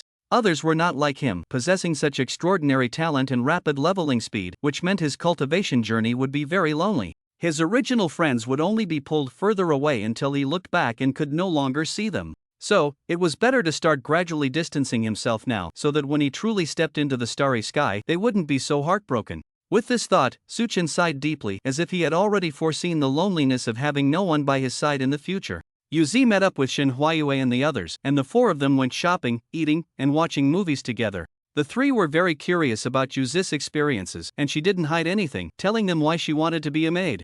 After hearing this, the 3 were somewhat impressed but also very confused. Logically speaking, with Yuzi's current talent and strength, she shouldn't have failed to get into Giant University. Even if she wasn't among the top students, she should be at least at an upper middle level. Could it be that there was some hidden reason? Yuzi, what is the quality of your ability? Class? Lu Yuni asked directly and straightforwardly. Yuzi was taken aback by the question, turning to look at the curious expressions of the 3, her lips curling into a slight smile. It is indeed Sklas. Yuzi smiled, a glint of cunning flashing in her eyes. She truly had an Sklas ability, the Cold Moon Rabbit King, she wasn't lying about that. The 3 exchanged glances, seeing the shock and confusion in each other's eyes. Yuzi indeed possessed an Sklas ability. But why couldn't she get into Giant University? Just as the 4 were leisurely shopping, a familiar voice suddenly rang out behind them. This beautiful lady, I didn't expect us to be so fated to meet again. Don't you think this is destiny arranged for us? Hearing such cringeworthy words, all 4 couldn't help but turn around. Once they saw the person's face, the smile on Yuzi's face instantly vanished, leaving only a cold expression. The other three recognized the person as well. He was the one who had tried to flirt with Yuzi at the supermarket yesterday. They couldn't believe they ran into him again. Do you have something else to do? If not, we're leaving, Yuzi said expressionlessly, pulling the three beside her to leave. As soon as the man saw the other party about to leave, he quickly raised his hand to stop her. Hey, don't rush off, I still have something to say. Upon hearing this, Yuzi stopped in her tracks, clicked her tongue, and replied impatiently, if you have something to say, hurry up. We have things to do. The man, seeing this, patted his chest and said proudly, beautiful lady, you might not know who I am, but you definitely know who my sister is. Let me give you a hint, my sister's surname is Liu. As soon as he said this, the four of them frowned, looking at the man in front of them, a name surfacing in their minds. The man chuckled and said, that's right. My sister is the fourth ranked in the school, Liu Wuyan. And I am her younger brother, Liu Bufan. Liu Bufan smiled, standing tall with his head held high, nostrils flared, as if being fourth in the school was his own achievement. The four of them remained calm, completely ignoring him. The atmosphere became quite awkward, leaving Liu Bufan feeling a bit embarrassed. A minute later, seeing Liu Bufan still gazing at the sky, Shin Huayu took out her phone, snapped a picture of him, and posted it on her social media with a caption, the most ridiculous guy I've ever seen. In such a silent moment, Liu Bufan's mind raced. How strange, why was there no one gasping in amazement? In the past, when he said this, the whole room would erupt in exclamations, followed by a flurry of discussions. Why was it so quiet today? He suddenly felt a bit embarrassed. Liu Bufan? I think you should change your name to Liu Fanren. I've never seen someone so thick-skinned, Liu Yuni said disdainfully. Exactly, your sister is ranked 4th. What does that have to do with you? Shin Huayue rolled her eyes at Liu Bufan. I think he has no real skills and only relies on his sister's name to make a name for himself, just to feel a bit of presence, Shin Huayu pointed out. Ignore him. Let's go, we can't let him waste our time, Yu Zi said to the three. Then the four turned and left, completely disregarding Liu Bufan, discussing what to eat and what movie to watch as they walked away. Listening to the mockery around him, Liu Bufan lowered his head, his face flushed, and began to walk faster, gradually breaking into a run, quickly leaving the place. At the same time, he made a silent vow. Just wait for me. It wasn't until 5 in the afternoon that Yu Zi had enough fun and returned to the villa. Su Chen had just finished cooking, and Yu Zi's arrival was quite timely. After dinner, Su Chen held Yu Zi close as they lay on the sofa watching TV, casually chatting about how the four of them had fun today. Yu Zi didn't want to hide anything from Su Chen, so she told him about Liu Bufan's attempt to hit on her. Su Chen waved his hand dismissively after hearing this, showing great disdain for Liu Bufan, but was very interested in his sister, Liu Wuyan. Su Chen had encountered everyone in the top 5 of the school, except for Liu Wuyan. Since he arrived at the university, Liu Wuyan had been like a meditative Buddha, completely out of touch, which made Su Chen quite curious about her. At that moment, Su Chen's phone suddenly rang. He picked it up to see a message from Teacher Moto. The gist of it was that in the coming days, people from foreign universities would be visiting Giant University for observation and study. Of course, although it was called observation and study, the real purpose was to suppress Giant University. They would definitely propose a challenge. And as long as they chose Su Chen, he would crush them and extinguish their arrogance. Su Chen smiled slightly at this and confidently sent a message back to Teacher Moto. Okay, I guarantee I will complete the task. Yu Zi, lying in Su Chen's arms, noticed a smile on his face and asked curiously, Su Chen, why are you suddenly so happy? Su Chen handed his phone to Yu Zi, and after she carefully read through it, she let out a couple of hums. Coming to pick a fight? I think Sister Jian alone could wipe the floor with them. I can't deny that Sister Jian is indeed formidable. A few foreigners are nothing to her. Su Chen was also very confident in Sword Invincible. But I think their real intention this time is not just to drink, Su Chen said, a hint of contemplation flashing in his eyes. What do you mean? Yu Zi didn't understand what Su Chen meant. I think they are most likely coming for me, Su Chen said with a very certain tone, as if he had already seen through their intentions. Why? Yu Zi's brows furrowed, her mind suddenly tense. My talent has made them feel threatened. They probably want to eliminate me this time. Su Chen's eyes narrowed slightly, deep in thought. Then how about we avoid them? Yu Zi said anxiously. Su Chen shook his head and smiled. There's no need. Since the teacher wants me to crush their arrogance, he will definitely protect me from their harm. Just wait and see the show. As soon as Su Chen finished speaking, he gently patted Yu Zi on the back to reassure her. Even so, Yu Zi still wore a worried expression, deeply concerned for Su Chen's safety. Seeing this, Su Chen's lips curled up slightly, revealing a mischievous smile. He leaned in close to Yuzi's ear and said in an ambiguous tone, "Little rabbit, I want to see that lace outfit of yours again." Upon hearing this, Yuzi immediately felt a shiver run through her body, her cheeks flushed, and she shyly shot a glance at Su Chen, saying in a charming tone, "You naughty master, I have more than just that one lace outfit." Listening to Yuzi's words, Su Chen felt a surge of blood rush to his head. He immediately stood up, scooped Yuzi into a princess carry, leaving the TV on. Then, he strode directly to Yuzi's room, planning to have her change into each outfit for him to see. On the other side of the villa area, a disgruntled Lu Bufan pressed the doorbell of the villa in front of him. Ding dong. After a while, a mechanical voice devoid of emotion suddenly came from the doorbell. "May I ask who is it?" Upon hearing this, Lu Bufan immediately replied, "I am Lu Bufan, the younger brother of Lu Wuyan." After a brief silence, identity verification successful. "Lu Bufan, welcome." Click. The villa's main door opened, and Lu Bufan walked straight towards the villa's stairs. Entering the living room, it was pitch black, without a hint of light. Lu Bufan was familiar with the place. He reached out and placed his finger on a fingerprint unlocker on the wall. Ding dong. The lights turned on. The entire living room was lifeless. Although it wasn't dusty, it showed no signs of anyone having lived there. Lu Bufan was not surprised by this and stepped towards the basement entrance. Looking up at the surveillance camera above, he shouted, "Sister, your younger brother Lu Bufan is here. Stop being a hermit." Buzz. As soon as Lu Bufan finished speaking, the surveillance camera above lit up. Then, a voice devoid of emotional fluctuations rang out, "Is there something important? The girl I like looks down on me. Mentioning your name is useless." Lu Bufan said with a wronged expression, anger evident in his voice. "Are you sick? Why would the girl you like mention my name? Isn't it to make her fall for me?" Lu Bufan shamelessly replied as if it were obvious. "Doing this will only make her laugh at you, let alone falling for you. That's just stupid." Although the mechanical voice was emotionless, it was still clear that she was disappointed. "Sister, I'm your real brother. Your real brother is looked down upon, and you're just here making sarcastic comments?" Lu Bufan protested, banging on the door. "Lu Bufan, you are truly useless. Mother entrusted you to me to educate you well, not to let you use my name to form cliques and attract girls." The mechanical voice, devoid of any emotional fluctuations, made Lu Bufan break out in a cold sweat. "Lu Bufan, I give you 2 days to cut ties with those friends of yours, otherwise, don't blame me for remotely operating the mech to teach you a lesson in public." As soon as the words left her mouth, the light from the surveillance camera dimmed. No longer paying attention to Lu Bufan. Lu Bufan trembled at the words. He was a man who valued his face greatly. Lu Wuyan was the kind of person who meant what she said, and if she dared to say it, she would dare to do it. Being publicly taught a lesson by his sister's mech would be worse than being killed outright. "I understand. I'll disband them right away. Please don't do anything reckless," Lu Bufan said, then fled the villa as if his life depended on it, leaving behind a disheveled figure. As Lu Bufan left, the villa's door was tightly closed again by remote control.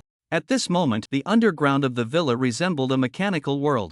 Countless mechanical beings, each performing their designated tasks according to their programming, maintained the mechanical world created by Lu Wuyan. In the center of this mechanical world stood a white mech, towering several dozen meters high, resembling a Gundam. In front of this mech stood a girl. The girl was tall, with a striking appearance and an air of sophistication. Wearing glasses and sporting a mane of red hair, she was dressed in a white high-collared coat. Clearly, she was Lu Wuyan, ranked 4th in the school.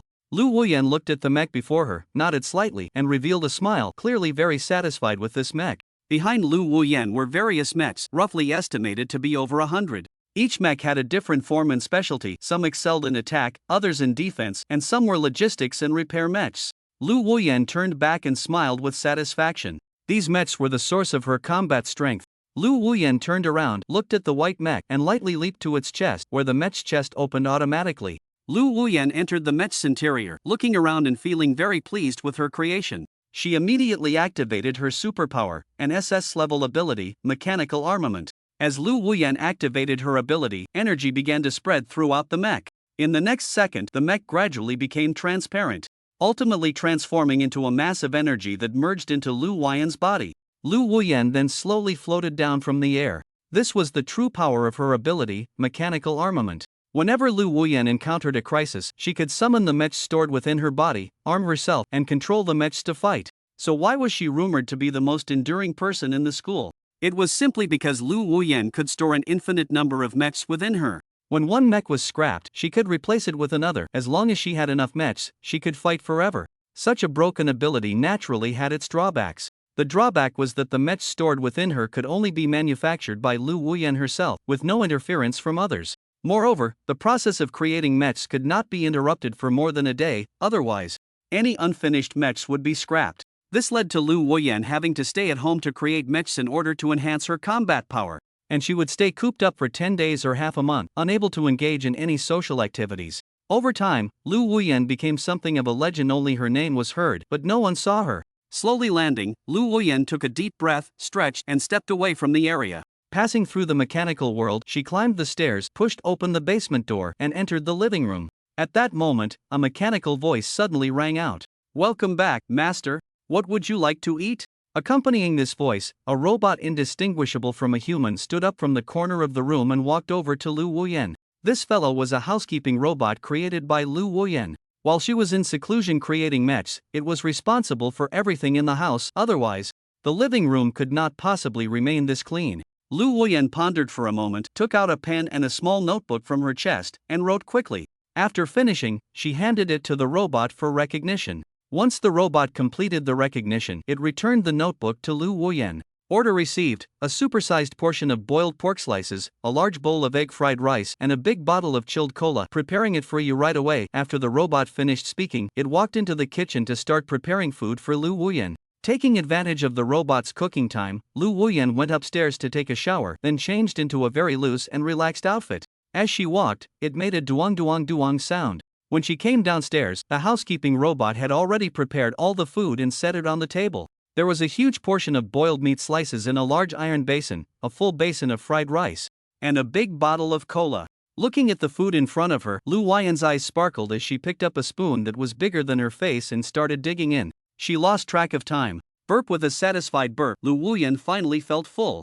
The boiled meat slices and fried rice on the table were completely wiped out, and the big bottle of cola was also empty, all gone into Lu Wuyan's little belly. Even after eating so much, Lu Wuyan's stomach remained flat as ever, showing no signs of being bloated, which was truly enviable.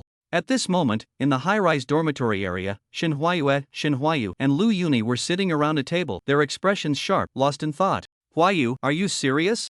Lu Yuni looked at Shin Huayu, her demeanor very serious. Shin Huayu nodded emphatically. "Absolutely true. She is a fellow townsman of Sister Yuzi. Although she isn't close to Sister Yuzi, during the college entrance examination, Yuzi left a deep impression on her. So, does that mean Yuzi's previous ability was only Blevel, and her ability rank was just Noble Realm, but for some reason, the Blevel ability suddenly turned into Enslevel ability and her ability rank skyrocketed to Transcendence Realm?" Shin Huayu tapped her fingers on the table, already having a bold idea in her mind. In that case, what that guy Feng Yak said is indeed true. Yuzi has undergone a transformation in a very short time, and this situation is likely related to Su Chen.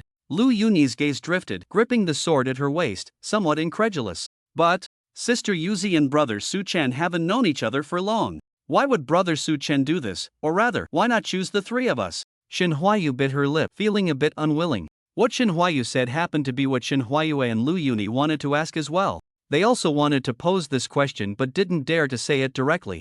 After a long contemplation, Shin Huayu furrowed her brows and spoke. "Do you think Su Chen has some concerns?" "Concerns? What do you mean?" Lu Yuni asked, puzzled. "I can't quite explain it, just a feeling that Su Chen might be worried about something, or maybe I'm overthinking it." Shin Huayu raised her hand to pat her head, trying to shake off the distracting thoughts. "It's no use just thinking aimlessly here. Why don't we just ask brother Su Chen directly?" Shin Huayu suggested with a smile. No. Since Su Chen doesn't want to talk, we shouldn't ask. I'm afraid if we dig too deep, we might end up not even being friends anymore." Shin Huayu shook her head without hesitation, completely disagreeing with Shin Huayu's suggestion. "Well, okay." Shin Huayu felt a bit disappointed. Lu Yuni looked down at the golden shadow sword at her waist, her eyes narrowing as she seemed to ponder. A night passed without a word. "What a wonderful fashion show!" Su Chen couldn't help but exclaim. Just then, Su Tong in his mind finally couldn't hold back and spoke. "Su Chen, I really don't understand what the point of this behavior is. That woman just changed her clothes. Do you really need to be so excited?" Su Chen smiled knowingly at her words. "That's why you're not human. How could you understand the beauty of it?" "Beauty? What a strange thing. It's the same person. Isn't it just changing clothes while naked? How can that be beautiful?" Su Tong scoffed.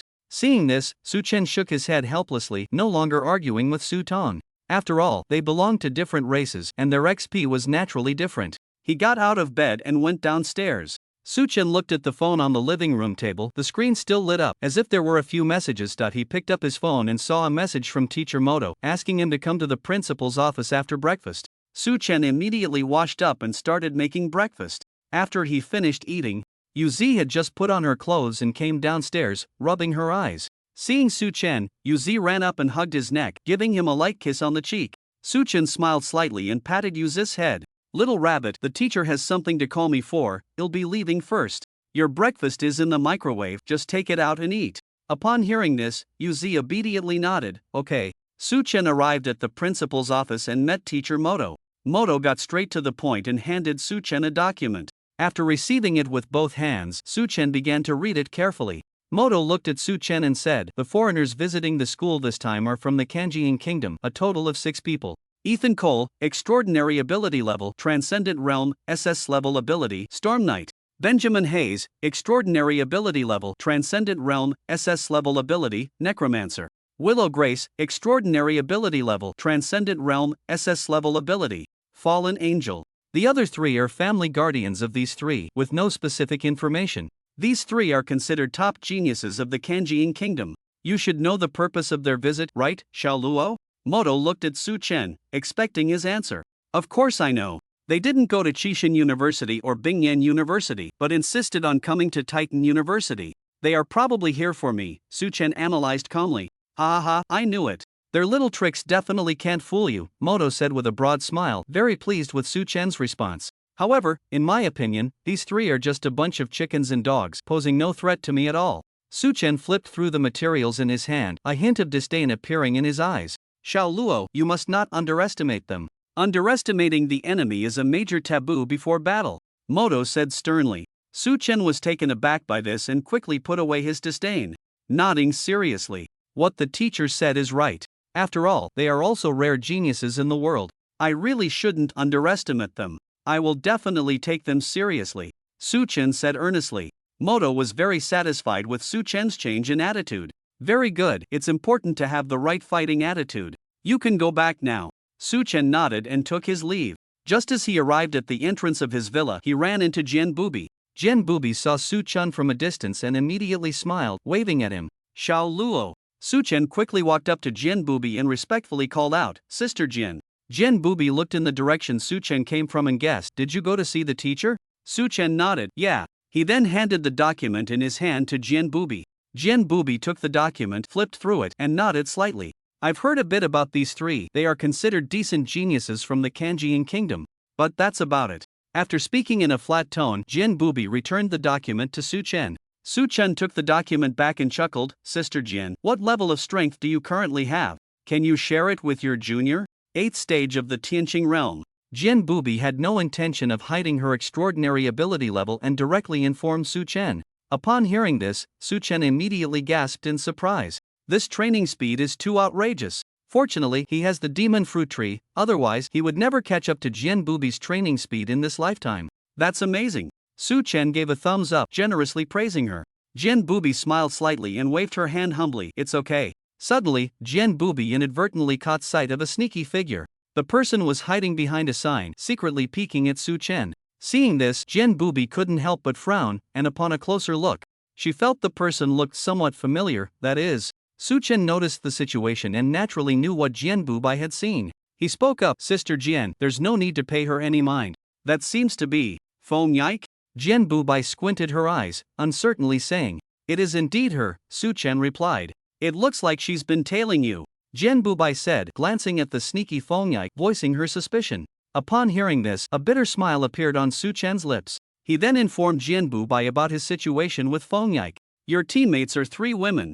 Jian Bubi's eyes widened in disbelief as she looked at Su-chen, a strange sourness rising in her heart. "Yes, what's wrong?" Su-chen met Jian Bubi's sharp gaze and in an instant, cold sweat broke out, his eyes darting away, not daring to meet her gaze any longer. Seeing Su-chen's guilty expression, Jian Bubi snorted coldly, turned, and quickly walked towards Feng Yike. Just as Su-chen wanted to follow Jian Bubi, he was frozen in place by a murderous glare from her, too scared to move an inch.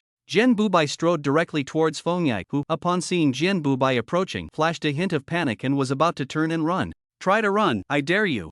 Jian Bubi's expressionless words instantly extinguished any thought of escape in Feng Yike's mind. Jian Bubai reached Feng Yike, grabbed her arm, and dragged her away, leaving no room for resistance. Jian Bubai pulled Feng Yike around a corner and turned to face her. The chilling gaze made Feng Yike tremble with fear. "What do you want?" Feng Yike asked cautiously. "Feng Yike, I ask you, have you seen the 3 women around Su Chen?" Jian Bubai asked sternly. I've seen them. Why? Did they offend you?" Feng Yike asked tentatively. "What is their attitude towards Su Chen?" Jian Bubai asked seriously. Feng Yike was taken aback by the question. Then after a moment of contemplation, she replied, "Well, from my perspective, it seems like all 3 of them have a bit of a crush on Su Chen." Upon hearing this, Jian Bubai immediately tightened her grip on the sword hilt, her eyes flashing with cold light. She never expected it to turn out like this. The atmosphere around them gradually became oppressive, making Feng Yike afraid to even breathe loudly. A few minutes later, Jian Bubei's gaze calmed down. She glanced in Su Chen's direction, and then turned to leave. Only then did Feng Yike dare to take a deep breath. It wasn't that she was cowardly, but rather that she was sensible. She had previously tangled with Jian Bubai, but after being severely injured by her sword, she developed a natural fear of Jian Bubai. In front of Jian Bubai, she didn't even dare to speak loudly, fearing another strike. Su Chen stood frozen in place, watching Jian Bubei's resolute back as she turned and left without a word. His heart tightened. It felt as if he had lost something precious. What was this inexplicable sense of loss? He then stepped towards Feng Yike, wanting to ask her what had happened. However, when Feng Yike saw Su Chen approaching, her pupils dilated as if she had seen something terrifying. She immediately panicked and ran away, using both her hands and feet, not looking back no matter how much Su Chen called her. Seeing this, Su Chen closed his mouth and could only let out a helpless sigh. Sure enough, from that day on, for more than 10 days, Su Chen did not see Jian Bubai again. He went to her house to find her, rang the doorbell, but there was no response. The house was dark, as if it had long been uninhabited. Su Chen went to the principal's office and found Teacher Moto. "Teacher, do you know where Sister Jian has been these days?" Su Chen asked straightforwardly. Moto was taken aback. "You don't know? She returned to Yuan Beast City over 10 days ago. Didn't she tell you?" Upon hearing this, Su Chen's expression instantly dimmed, his eyes losing their luster as he gently shook his head. That's strange. I thought you two had a good relationship. Why didn't she even mention this to you?" Motu frowned, a hint of confusion flickering in his eyes. Su Chen felt equally perplexed after hearing this. Finally, he shook his head vigorously, casting aside the distracting thoughts in his mind, and stopped overthinking. "Teacher, didn't you say that foreigners would come to visit and learn? It's been over 10 days, and there's not a single sign of them?" Su Chen was becoming a bit impatient. "I'm not quite sure either. Something must have delayed them. But it should only be a matter of days, so don't worry." Motu smiled and waved his hand, signaling Su Chen to be patient. "All right. Then he'll go get the Chihua wine today. Uncle Jean said he would come to collect it tomorrow." Su Chen stood up to take his leave. He headed straight to the combat zone, found the familiar spatial door, and stepped right in. Not long after Su Chen entered the spatial door, Feng Yike, who had been following him, quietly peeked out from behind a wall, looking at the spatial door Su Chen had just entered, and then followed him inside. Arriving in the familiar forest, Su Chen skillfully made his way to the territory of the Chihua Red Ape. The moment Su Chen's figure appeared in the territory of the Chihua Red Ape, the lookout Chihua Red Ape let out a roar towards the sky. With that roar, soon after, a couple of leader Chihua Red Apes jumped out from within the territory. They crawled before Su Chen, respectfully welcoming him inside. Meanwhile, Feng Yike, who was observing from a distance, stared blankly at this scene, her mind momentarily blank. What was going on? Why were those two beasts so respectful towards Su Chen? A huge question filled Feng Yike's mind, making her extremely curious. Su Chen was led by the Chihua Red Apes to the place where the Chihua wine was brewed. On the ground lay the already prepared Chihua wine.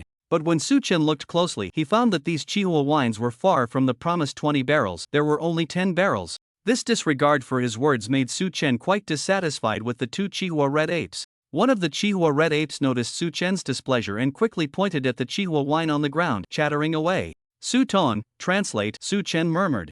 "They said that the spring water used for brewing the wine has been forcibly occupied by two powerful lizards, and they can't defeat them, so they could only brew this much," Su Tong said. "Lizards? What level are they?" Su Chen asked, looking up.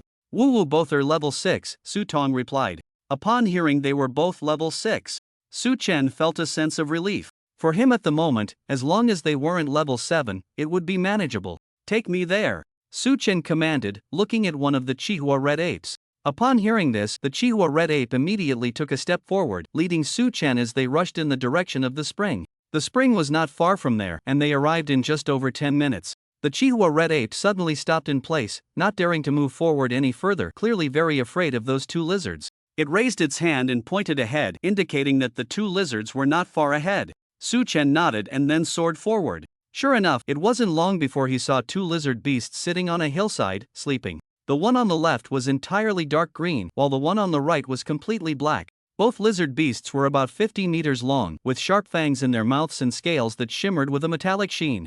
Looking quite defensively formidable. Su Chen looked at these two lizard beasts and thought to himself, dark poison giant lizard. And among the hills beside these two dark poison giant lizards, a spring was continuously flowing out, which seemed to be the spring the Chihuahua red apes mentioned. However, the black dark poison giant lizard on the right made him feel something was off. Su Tong, did you sense something? Su Chen inquired. The lizard on the right is not a level 6 beast, it's a level 7 beast. Su Tong replied decisively. Su Chen was taken aback and quickly landed to hide, taking cover behind a large tree. He felt relieved that he hadn't rushed in directly. Immediately after, a surge of unnamed anger erupted from his heart. Those two crimson fire monkeys actually dared to deceive me. They've lived long enough? Su Chen said, his face like frost filled with indignation. Su Chen, don't jump to conclusions. Although the lizard on the right is a level 7 beast, it seems to have just recently stepped into level 7, probably having just advanced in the past few days. Su Tong quickly diffused Su Chen's anger with a few words. If that's the case, then it really shouldn't be blamed for their actions. Su Chen said calmly, but then his expression turned troubled. But what should we do now? With my current transcendent level 7 strength, dealing with two level 7 beasts that have undergone life transitions is a bit difficult, not to mention there's also a level 6 beast nearby. Su Chen frowned tightly, looking at the two ink poison giant lizards in the distance, feeling very unwilling. Did he really have to wait until he advanced to the celestial realm? Did he have to give up such a lucrative business as the Crimson Fire Wine? Just then, Su Tong reminded him, Su Chen, you still have the water flower pearl, remember? With Su Tong's reminder, Su Chen suddenly recalled that he had the water flower pearl, a powerful weapon. He immediately took out the water flower pearl, which was now radiating brilliant light, clearly having restored its energy reserves to peak condition. The energy is almost fully restored, it should be able to launch a very powerful energy attack. Su Chen's lips curled up, gaining some confidence in killing a level 7 beast. Su Chen, the energy of the water flower pearl is only enough for one use. If you don't severely injure the opponent, don't forget to run quickly, there's no shame in that. Su Tong's tone was very serious. After all, it had signed a symbiotic contract with Su Chen. If Su Chen died, it wouldn't survive either, and it still wanted to see the world beyond the stars. Don't worry, as long as I want to run, they definitely won't be able to stop me, Su Chen said confidently. As soon as Su Chen finished speaking, he shot up into the sky. He quickly charged towards the two ink poison giant lizards, arriving above them. But when he saw the spring in the hillside, he suddenly realized he couldn't fight here. What if he destroyed his money tree? Immediately, he shouted down at the two ink poison giant lizards, you two big reptiles, come up and die. Upon hearing the voice, the two ink poison giant lizards instantly opened their eyes. Then, they both glared angrily at Su Chen, who was floating in the sky. At that moment, the level 7 ink poison giant lizard looked at Su Chen, its eyes shining, drooling as it spoke, human? I didn't expect to encounter a human here, we are truly fortunate. The nearby level 6 ink poison giant lizard also excitedly roared a couple of times, clearly very interested in Su Chen's flesh. Hearing this, Su Chen was almost laughing in anger, the surging killing intent in his heart causing his lips to curl slightly, his hands trembling. You want to eat my flesh? You'd better catch me first, Su Chen said, and then immediately flew off into the distance. The two ink poison giant lizards were displeased to see their meal flying away, using all four limbs and swinging their tails to chase after Su Chen. Seeing this, Su Chen deliberately slowed his flying speed. The goal was to make them feel hopeful about catching him so they wouldn't give up the chase. Just as Su Chen thought, the two ink poison giant lizards kept their eyes fixed on him, showing no intention of giving up. At that moment, the two ink poison giant lizards seized the opportunity, extending their long, slimy, and venomous tongues from their mouths. They simultaneously shot towards Su Chen in the air, trying to send him directly into their mouths. Su Chen, there's danger, Su Tong warned. Upon hearing this, Su Chen immediately ascended higher, and the two long tongues flew past the hem of his clothes below. Although they didn't touch Su Chen's body, they still left a few drops of slime on his clothes. The slime was highly toxic.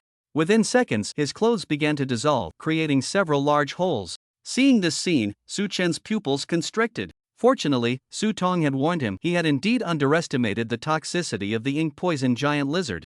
Although he had the phoenix's blue flame, it would still be very difficult to die even if poisoned, but there were two guys behind him who wanted to eat him, so he better not be so reckless. Looking back, he felt he had distanced himself enough from the spring, and the aftermath of the battle should not reach him. Su Chen's lips curled up, a flicker of purple light flashing in his eyes, and suddenly a gravitational field appeared in the sky. Million gravity. As Su Chen shouted million gravity, a massive pressure instantly swept across the area. Boom boom, ground cracked, trees were flattened, and a gigantic deep pit appeared before him. The two ink poison giant lizards disappeared into the pit, dust flying everywhere, making it seem as if their figures were completely gone. But Su Chen knew that this attack posed no threat to them at all. It was just a lot of noise with little impact. Su Chen planned to pursue the advantage, immediately clasping his hands together and fully mobilizing the power of gravity. He shouted, "Super Gravity Earth Explosion Star." As this move was unleashed, the ground that had been flattened by the gravitational field suddenly floated up. The sand and stones wrapped around the two ink poison giant lizards, trapping them in a stone sphere suspended in midair. Seeing the opportunity ripe, Su Chen clenched his hand, and the stone sphere in midair instantly exploded, sending countless fragments flying in all directions. Of course, some were aimed at Su Chen, but he deflected them all with the power of his flesh ball. Once the scene calmed down, suddenly, amidst the dust on the ground, a wave of black smoke began to spread outwards. The smoke gradually covered the area, and the trees it touched instantly withered. Clearly, this was the handiwork of the two ink poison giant lizards. As Su Chen saw the layer of poisonous mist gradually closing in on him, he couldn't help but smile disdainfully. Poison mist? Unfortunately, it's of no use to me at all. Super elasticity, divine law of heaven. Su Chen's voice boomed like chaotic wind and thunder. Immediately, an invisible wave of energy began to spread outward from Su Chen's center. The poisonous mist was directly dispersed by this invisible wave, unable to approach Su Chen at all. As the range of the divine law of heaven gradually expanded, reaching into the poisonous mist, the figures of the two ink poison giant lizards also emerged at that moment. Then, with a loud bang, the 6th level ink poison giant lizard was instantly blasted hundreds of meters away, crashing hard to the ground and coughing up a few mouthfuls of foul-smelling blood, clearly injuring its internal organs. Turning to the 7th level ink poison giant lizard, it remained as spirited as ever, its eyes bright and drooling, swinging its large tail. Clearly, Su Chen's series of grand attacks had no effect on it whatsoever. Seeing this scene, Su Chen's face darkened, and he bit his teeth in frustration. There was nothing he could do. The 7th level beast had undergone 2 life transitions, while he had only experienced 1. It was like he was lagging behind by a version. They were simply not on the same level of existence. 7th level beasts are indeed tough-skinned and thick-fleshed. These few moves really had no impact on it, Su Chen said in a low tone, clearly having anticipated this situation. Su Chen, it's time, Su Tong reminded. Upon hearing this, Su Chen decisively took out the water blossom pearl and began to activate its power. The 7th level ink poison giant lizard, seeing Su Chen suddenly produce a pearl, casually stuck out its tongue. But when it sensed the energy of the water blossom pearl, its pupils instantly constricted, cold sweat pouring down. It felt an inexplicable sense of crisis. The small pearl posed a significant threat to it, and it could very well cost it its life. No, it couldn't just sit and wait to die. Turning around, it immediately charged towards the severely injured 6th level ink poison giant lizard, not knowing what it intended to do. At this moment, Su Chen had also activated the water blossom pearl, and waves of blue ripple energy began to undulate within the pearl. Although it looked very beautiful, its power was not to be trifled with. Water blossom heavenly wave. As Su Chen's voice fell, the water blossom pearl instantly burst forth with a dazzling blue light. Following that, a powerful blue energy wave surged violently towards the position of the 7th level ink poison giant lizard. The 7th level ink poison giant lizard, quick to react, swung its large tail, wrapping around the body of the 6th level ink poison giant lizard and using it as a shield. Clearly having planned this out in advance, the water wave of light struck solidly against the body of the 6th level ink poison giant lizard. The high-level law energy, relying on the scales of the ink poison giant lizard, could not possibly be blocked. In an instant, a large hole opened up in its body. The water wave of light passed through this hole and hit the head of the 7th level ink poison giant lizard. Roar! The 7th level ink poison giant lizard let out a roar in pain, its tail slackening as it released the 6th level ink poison giant lizard. The 6th level ink poison giant lizard crashed to the ground, already devoid of life, its pupils dilated, dead beyond recovery. Su Chen looked up and saw that the water wave of light had created a blood hole in the head of the 7th level ink poison giant lizard. However, the 6th level ink poison giant lizard had blocked some of the force, reducing its power significantly. It only exposed part of its flesh and blood, failing to penetrate its head. Otherwise, the battle would have already been over. Moreover, the recovery ability of the 7th level beast was formidable. In just a few seconds, the blood hole created by the water wave of light had already begun to grow flesh. At this rate, it would fully recover in less than 10 minutes. Seeing this, Su Chen's heart sank. He hadn't expected this 7th level ink poison giant lizard to be so decisive, actually using its companion as a shield. If this dragged on, he would definitely be unable to defeat the opponent and might even be counter-killed. Should he give up? Su Chen, as long as the Green Mountains remain, there's no fear of running out of firewood. Why are you still waiting to run? Su Tong was very anxious at this moment, wanting Su Chen to retreat quickly. Su Tong's words made Su Chen waver in his thoughts of retreating. But just then, the sky suddenly darkened with clouds. Boom boom! A series of familiar thunderclaps jolted Su Chen back to his senses as he looked up at the sky. He saw Feng Yike appearing above the sky, accompanied by her voice, Destruction Thunderstorm. Violent lightning poured down like heavy rain onto the ink-poison giant lizard.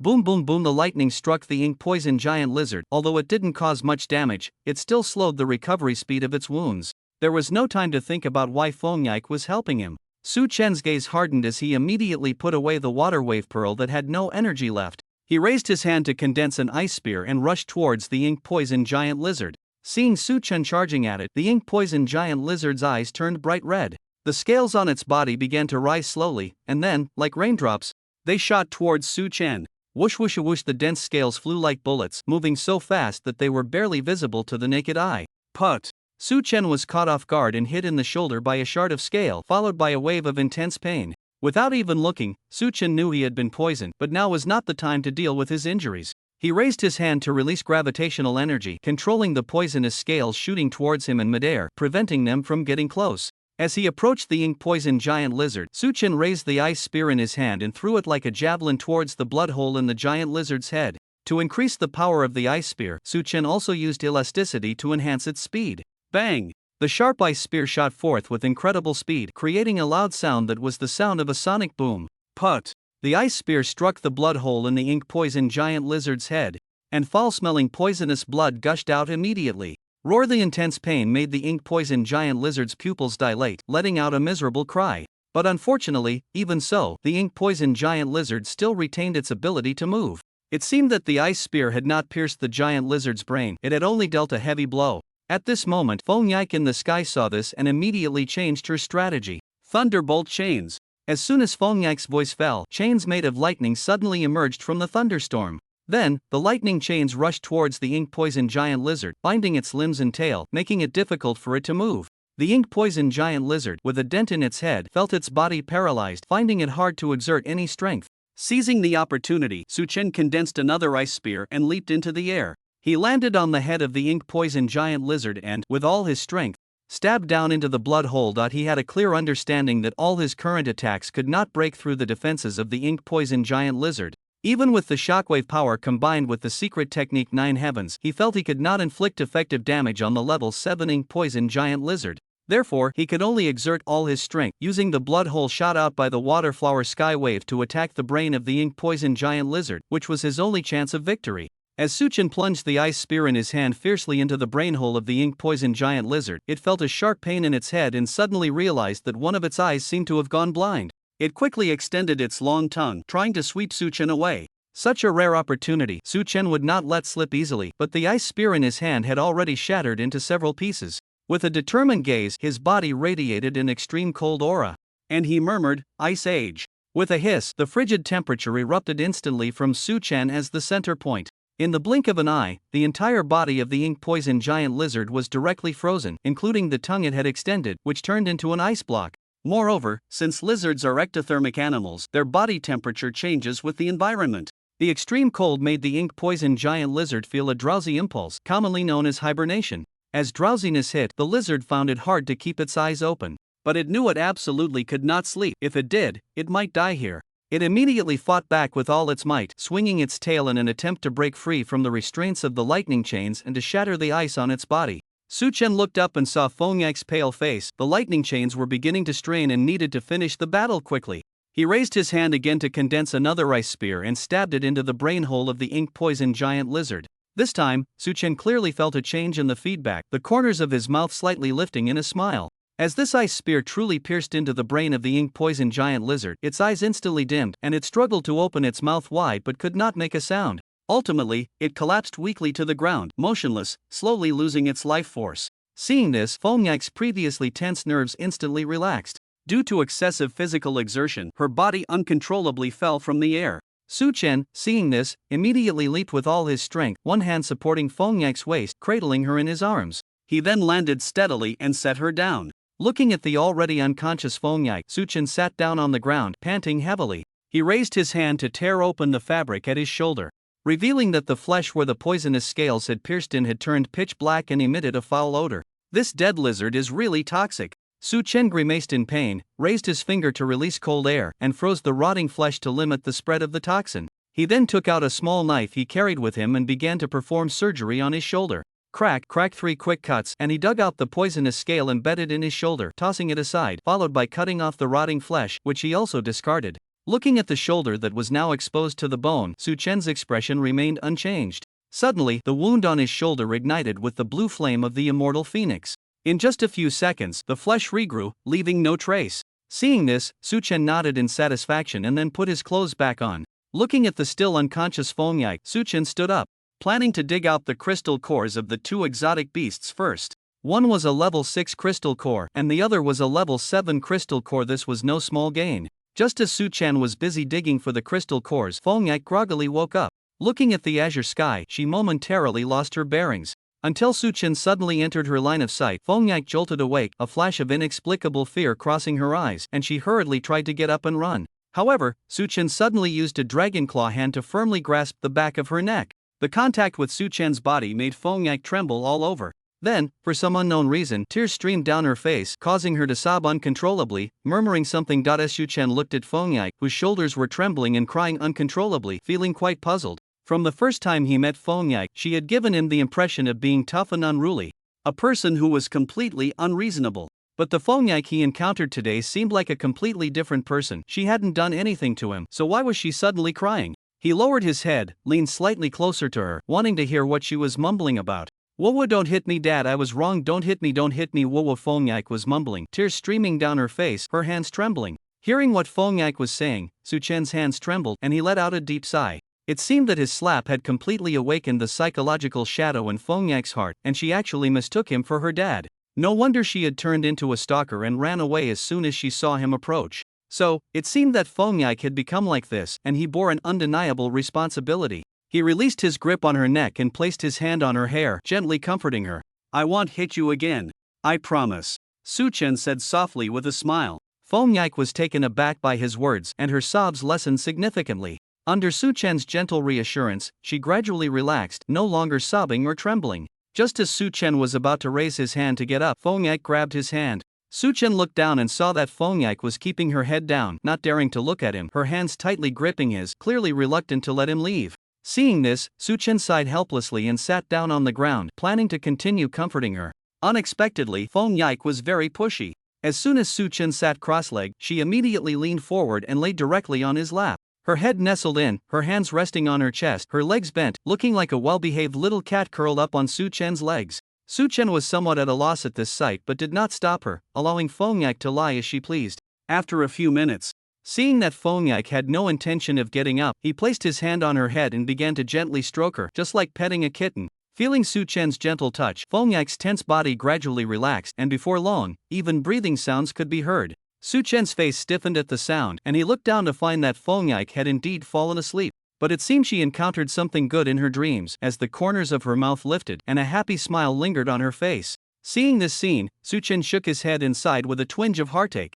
Fongyak's experiences were indeed a bit tragic. From childhood to now, she had mostly suffered from emotional abuse, while physical harm was just a few slaps. But what Fongyak endured was real violence. While other girls her age experienced the joys of youth, all she felt was violence and indifference. No one cared, no one loved her. In her incredibly dark world, over a decade passed without a glimmer of light shining in. How could she not be angry? How could she not be desperate? "Sai, get a good sleep, everything will be alright." Fongyak slept very soundly. No matter how Su Chen stroked her head, she wouldn't wake up. It wasn't until the sun set that Fongyak slowly opened her eyes. As soon as Suchin saw her open her eyes, he immediately beamed with joy, not for any other reason, but because his leg was about to go numb. My little aunt, you finally woke up. Suchin looked down at Fengyik, feeling both amused and helpless. Upon hearing Suchen's voice, memories flooded back into Fengyik's mind like a tide. Suddenly, she snapped back to reality, sitting up abruptly from Suchen's lap. Then, blushing, she turned around and, in a duck-sitting posture, gently began to knead Suchen's legs. Looking at Fengyik, who resembled a little wife, Suchen felt somewhat unaccustomed. The previously rude Fengyik was now obediently kneading his legs, making him feel that it was all a bit unreal, but to be honest, Fengyik's technique was quite good, making him feel very comfortable. Not bad, good technique, Suchen said, a slight smile of enjoyment appearing on his face. Upon hearing the praise, Fengyik's face turned crimson, and she squeezed harder. After more than 10 minutes of kneading, Suchen finally felt that his legs had returned to normal, no longer so numb. Alright, that's enough, no need to continue, Suchen waved his hand, declining Fengyik's service. Hearing this, Fengyik's eyes instantly dimmed, exuding an air of disappointment. Suchen noticed this and frowned, unable to help but click his tongue. What's going on? Why does he feel that Fengyik's state is a bit off? Let's go, it's time to head back, Suchen said, shaking off his thoughts and standing up. Fengyik stood up with him, then lowered her head and grasped the hem of Suchen's shirt, seemingly sticking to him. Seeing this, the corners of Suchen's mouth twitched slightly. He wanted to directly push Fengyik's hand away, but in the end, he softened, mainly out of fear that Fengyik would mentally collapse again. He took a step forward, and Fengyik obediently followed behind him, stepping in time with him. They returned to the territory of the Crimson Fire Red Monkeys and took away the 10 barrels of Crimson Fire wine. He informed the 2 leaders of the Crimson Fire Red Monkeys that next month, they must provide him with 20 barrels of Crimson Fire wine. Back at school, Suchen headed straight home, while Fengyik continued to follow him as usual, showing no sign of wanting to leave. Students on the road pointed at the two of them, but Suchen ignored them, they were just some gossipers. When they reached the entrance of the villa, Suchen finally couldn't help but turn around and softly say, "I'm home now, you should go back too." Fengyik was taken aback by his words, then looked around. She realized that she had somehow returned to the villa area, a hint of regret and annoyance appearing on her face. After a few seconds of daze, she reluctantly chose to accept reality. Alright then, I'll head back first, bye-bye. Fengyik raised her hand to bid farewell to Suchen, then turned and left. Suchen was left standing there, looking confused and deep in thought.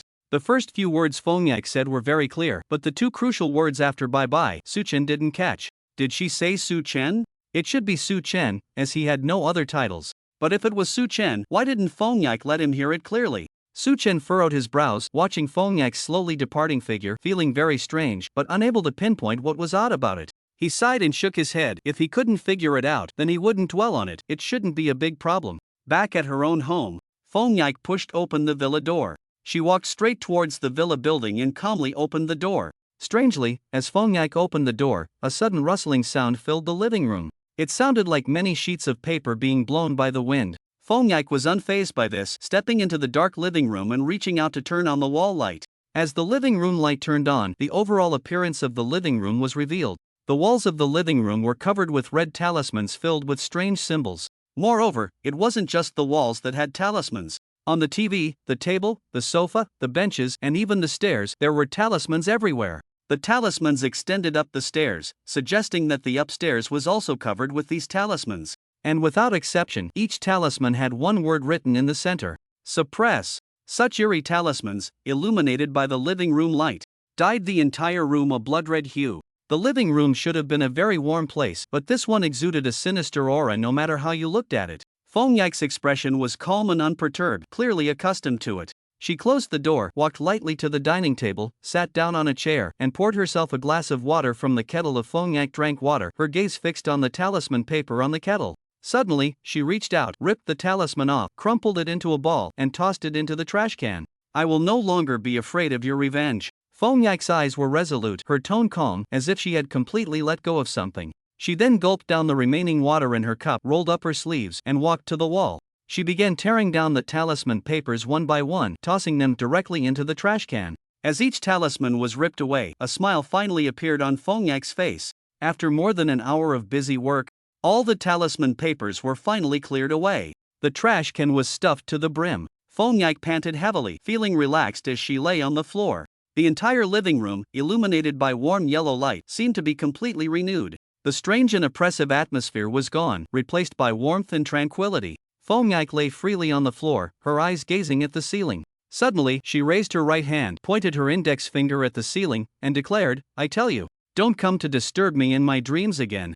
Otherwise, you'll zap you dead again. Did you hear that?" Feng Yike's tone was firm, her voice loud, as if she were venting something.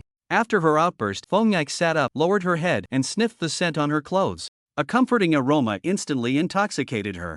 He, Su Chen's scent is so nice. Smelling the fragrance on her clothes, Feng Yike wore a silly grin, resembling a lovesick fool. After enough sniffing, she performed a quick move and took off her top, revealing her sexy abdominal lines. Upon closer inspection, a few outlines of abs were faintly visible. It must be preserved well. If the scent fades, it will lose its value, Feng Yike muttered to herself. She hurried upstairs, rummaging through drawers until she found a sealed bag. Then, she quickly sealed the top she had just removed to prevent the scent from disappearing. After sealing it, she looked at the top in her hands, and a hint of a happy smile appeared at the corners of her mouth. Su Chen returned to his room, took a shower, and went downstairs to prepare something to eat. Yu Zi had not returned yet, likely out having fun with Shen Huaiyue and the others. Just as Su Chen finished cooking, Yu Zi came back, carrying a large bag of items, probably from shopping. Upon entering and seeing Su Chen, Yu Zi's face lit up with joy. "Su Chen, you're back." Su Chen smiled slightly at the sight. "Put your things away and come eat." Yu Zi nodded and quickly walked to the kitchen, intending to put the meat and frozen food in the fridge first. Su Chen watched Yu Zi's back, nodding in satisfaction. The cultivation speed of dual abilities was indeed incomparable to that of a single ability. In just over 10 days, Yu Zi had advanced to the first level, reaching the 4th stage of the transformation realm. By the time Yu Zi sat at the dining table, Su Chen had already served her a bowl of rice. Watching Yu Zi eat heartily, Su Chen asked with a smile, "How's it going with the three of them?" Yu Zi nodded repeatedly. "Very well, I'm really happy with them, but..." As she said this, Yu Zi frowned, looking a bit puzzled. "What's wrong?" Su Chen asked curiously. "They keep asking me if you've mentioned them, and if you feel troubled when you do," Yu Zi replied. Why would they ask that?" Su Chen furrowed his brows, puzzled. "I don't know, they once say." Yu Zi pouted and shook her head. Su Chen put down his chopsticks, his mind racing, feeling that something was off. Why would they ask that? Did it mean anything to them? Even after finishing the meal, Su Chen couldn't figure it out. As night fell, the world fell into silence. Su Chen returned to his room and quickly locked the door. He took out the 7th level ink poison giant lizard crystal core, a slight smile curling at the corners of his mouth. "The 7th level crystal core that senior sister Jian gave me allowed me to obtain a nature-based freezing fruit, this time's level 7 crystal core. I wonder what kind of fruit it will grant me. Heaven bless. Heaven bless. I'm not greedy. Just give me a nature type or a phantom beast type." Su Chen closed his eyes, clasped his hands together, and murmured.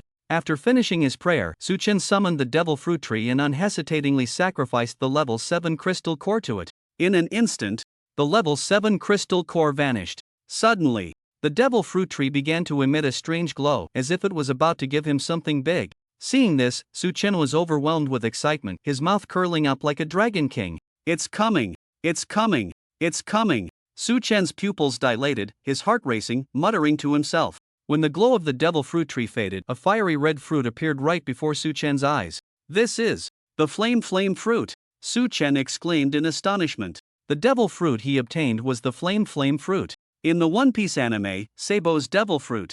Since flames theoretically have no temperature limit, its potential for development is immense. Su Chen pondered for a moment and reached out to pluck the flame fruit. Holding the flame fruit in his palm, he could feel some warmth, the power of the blazing flames. The flame fruit didn't quite meet my expectations.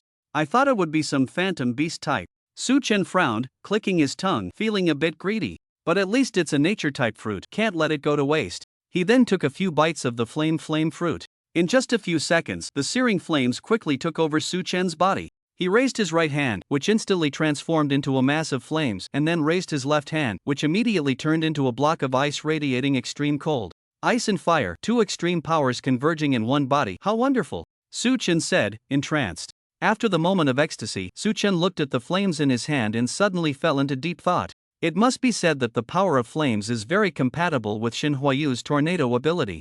If flames merged with a tornado, it would create a highly powerful fire tornado. But he had never considered making Shen Huayue his follower.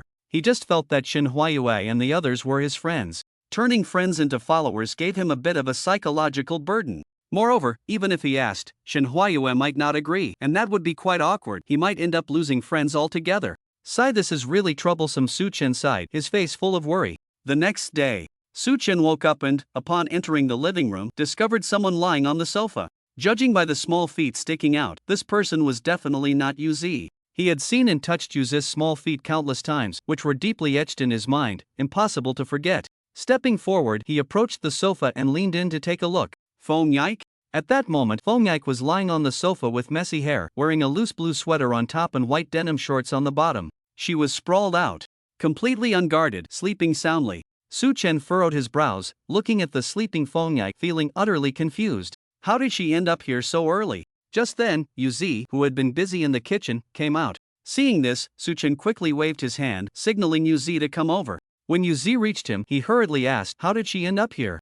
Yuzi was taken aback by the question and then replied, "Isn't she your acquaintance? I saw her peeking in at the door, so I asked who she was. She said she was your acquaintance and even called your name, so I let her in." Hearing this, Su-chen nodded in relief. He had thought Fong Yike had climbed in by herself, but that wasn't the case. She is indeed an acquaintance. Her name is Fong Yike, and she ranks 3rd in the academy. Su-chen pointed at Fong Yike on the sofa and introduced her to Yuzi. Upon hearing this, Yuzi gasped in surprise. She is Fong Yike? She doesn't look like it at all. Yuzi looked at the defenseless Fong Yike, who was just focused on sleeping, somewhat in disbelief. Su-chen laughed heartily. It really doesn't look like it, but her strength is evident. She helped me a lot yesterday, so today I'll make some extra food for her to eat. After hearing this, Yuzi nodded and quickly headed to the kitchen. Just then, Fong Yike turned over, exposing her little belly. The flat abdomen, the sexy abs, and the faint outline of her muscles made Su-chen hurriedly avert his gaze. He then went upstairs to grab a blanket and covered Fong Yike's belly, making sure she wouldn't catch a chill. Su-chen didn't notice that as he personally covered Fong Yike with the blanket, a slight smile of happiness appeared on her face. Su-chen sat down on the nearby sofa, turned on the TV, and lowered the volume to avoid waking Fong Yike. Half an hour later, a delicious aroma began to waft from the kitchen, signaling that breakfast was almost ready. Upon smelling it, Su-chen immediately stood up and went to Fong Yike's side, wanting to wake her up. Hey, Fong Yike, it's time to get up." Su-chen squatted down and gently nudged her. Fong Yike opened her sleepy eyes, and when she saw Su-chen, a smile instantly appeared on her face. "Su-chen, good morning." Fong Yike sat up, her tone sweet and delicate. "Good morning. Why aren't you at home sleeping in the morning? What are you doing here?" Su-chen asked, puzzled. "I wanted to see you." Fong Yike said this without hesitation, her gaze fixed on Su-chen, her sincere eyes making him a bit shy to look back. "Ahem, let's wash our hands and eat." Su-chen turned away to avoid her gaze. Just as Fong Yike was about to get up, she noticed the blanket covering her belly. Fong Yike's nose was quite sensitive, and the scent on the blanket was clearly Su-chen's. This feeling of being cared for made her very happy.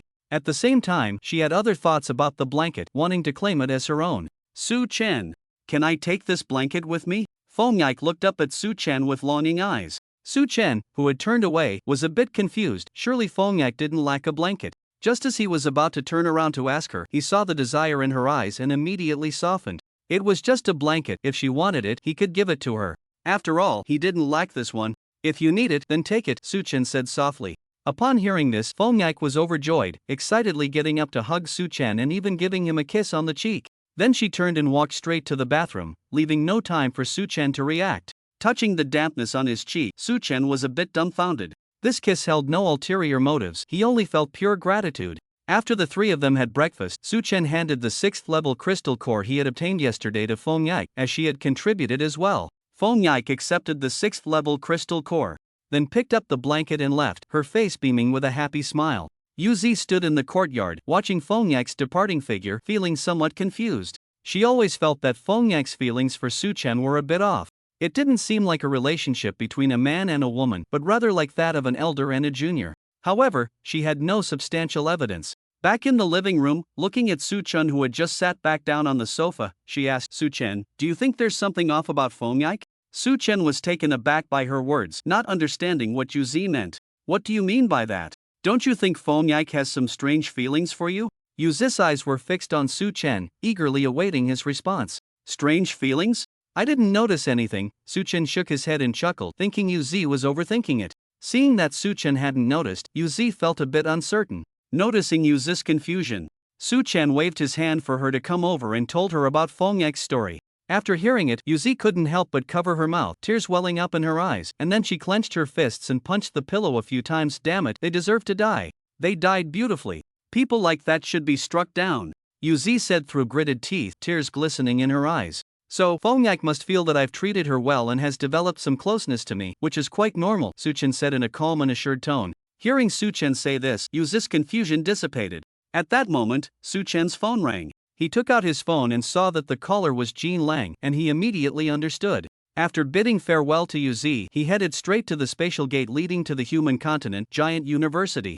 Upon arriving at the spatial gate, Jean Lang was already waiting there. When Suchen saw Jean Lang, he immediately took out all 10 barrels of red fire wine from the dark space. At that moment, Jean Lang also pulled out a box. Suchen, this box contains 10 level 5 crystal cores. Consider it your share. Take it, Jean Lang said with a smile. Suchen accepted the box, the corners of his mouth lifting slightly into a smile. The advancement of the demon fruit tree required level 5 crystal cores, and he was short on them. Thank you, Uncle Jean, for personally making the trip, Suchen said politely. No problem, I actually wanted to talk to you about that matter from last time, Jean Lang replied. The matter from last time? Are you referring to the kidnapping of my maid's father? Suchen asked. That's right, that incident was truly embarrassing. I didn't expect someone like that to appear in the Jean family, so I wanted to compensate your maid, Jean Lang said, taking out a card and handing it to Suchen. This card contains 30 million. Although it's not a lot, it's enough for an ordinary person to live for decades. Please help me give it to her, Jean Lang said sincerely. Suchen took the card and nodded. Upon returning to the villa, Suchen immediately handed the card to Yuzi. 30 million? This card has 30 million? Yuzi exclaimed in disbelief as she looked at the card in her hand. That's right, Uncle Jean said it's compensation for your family, Suchen replied. That's quite generous. Yuzi still found it hard to believe at this point. It's just 30 million, a small matter for the Jean family, Suchen said lightly. I need to hurry and send this card back home, Suchen, I'm heading out.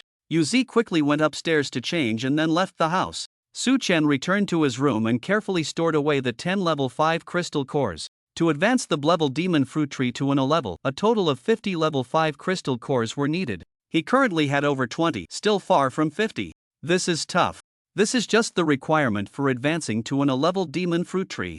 How much harder will it be for N's level? Suchen sighed, his face filled with worry. He then closed the box and began his training for the day. At this moment, in Giant City, at the entrance of Giant University, a long luxury car drove in from a distance. The car stopped at the entrance of Giant University and 6 people got out. All 6, without exception, looked like foreigners just by their appearance.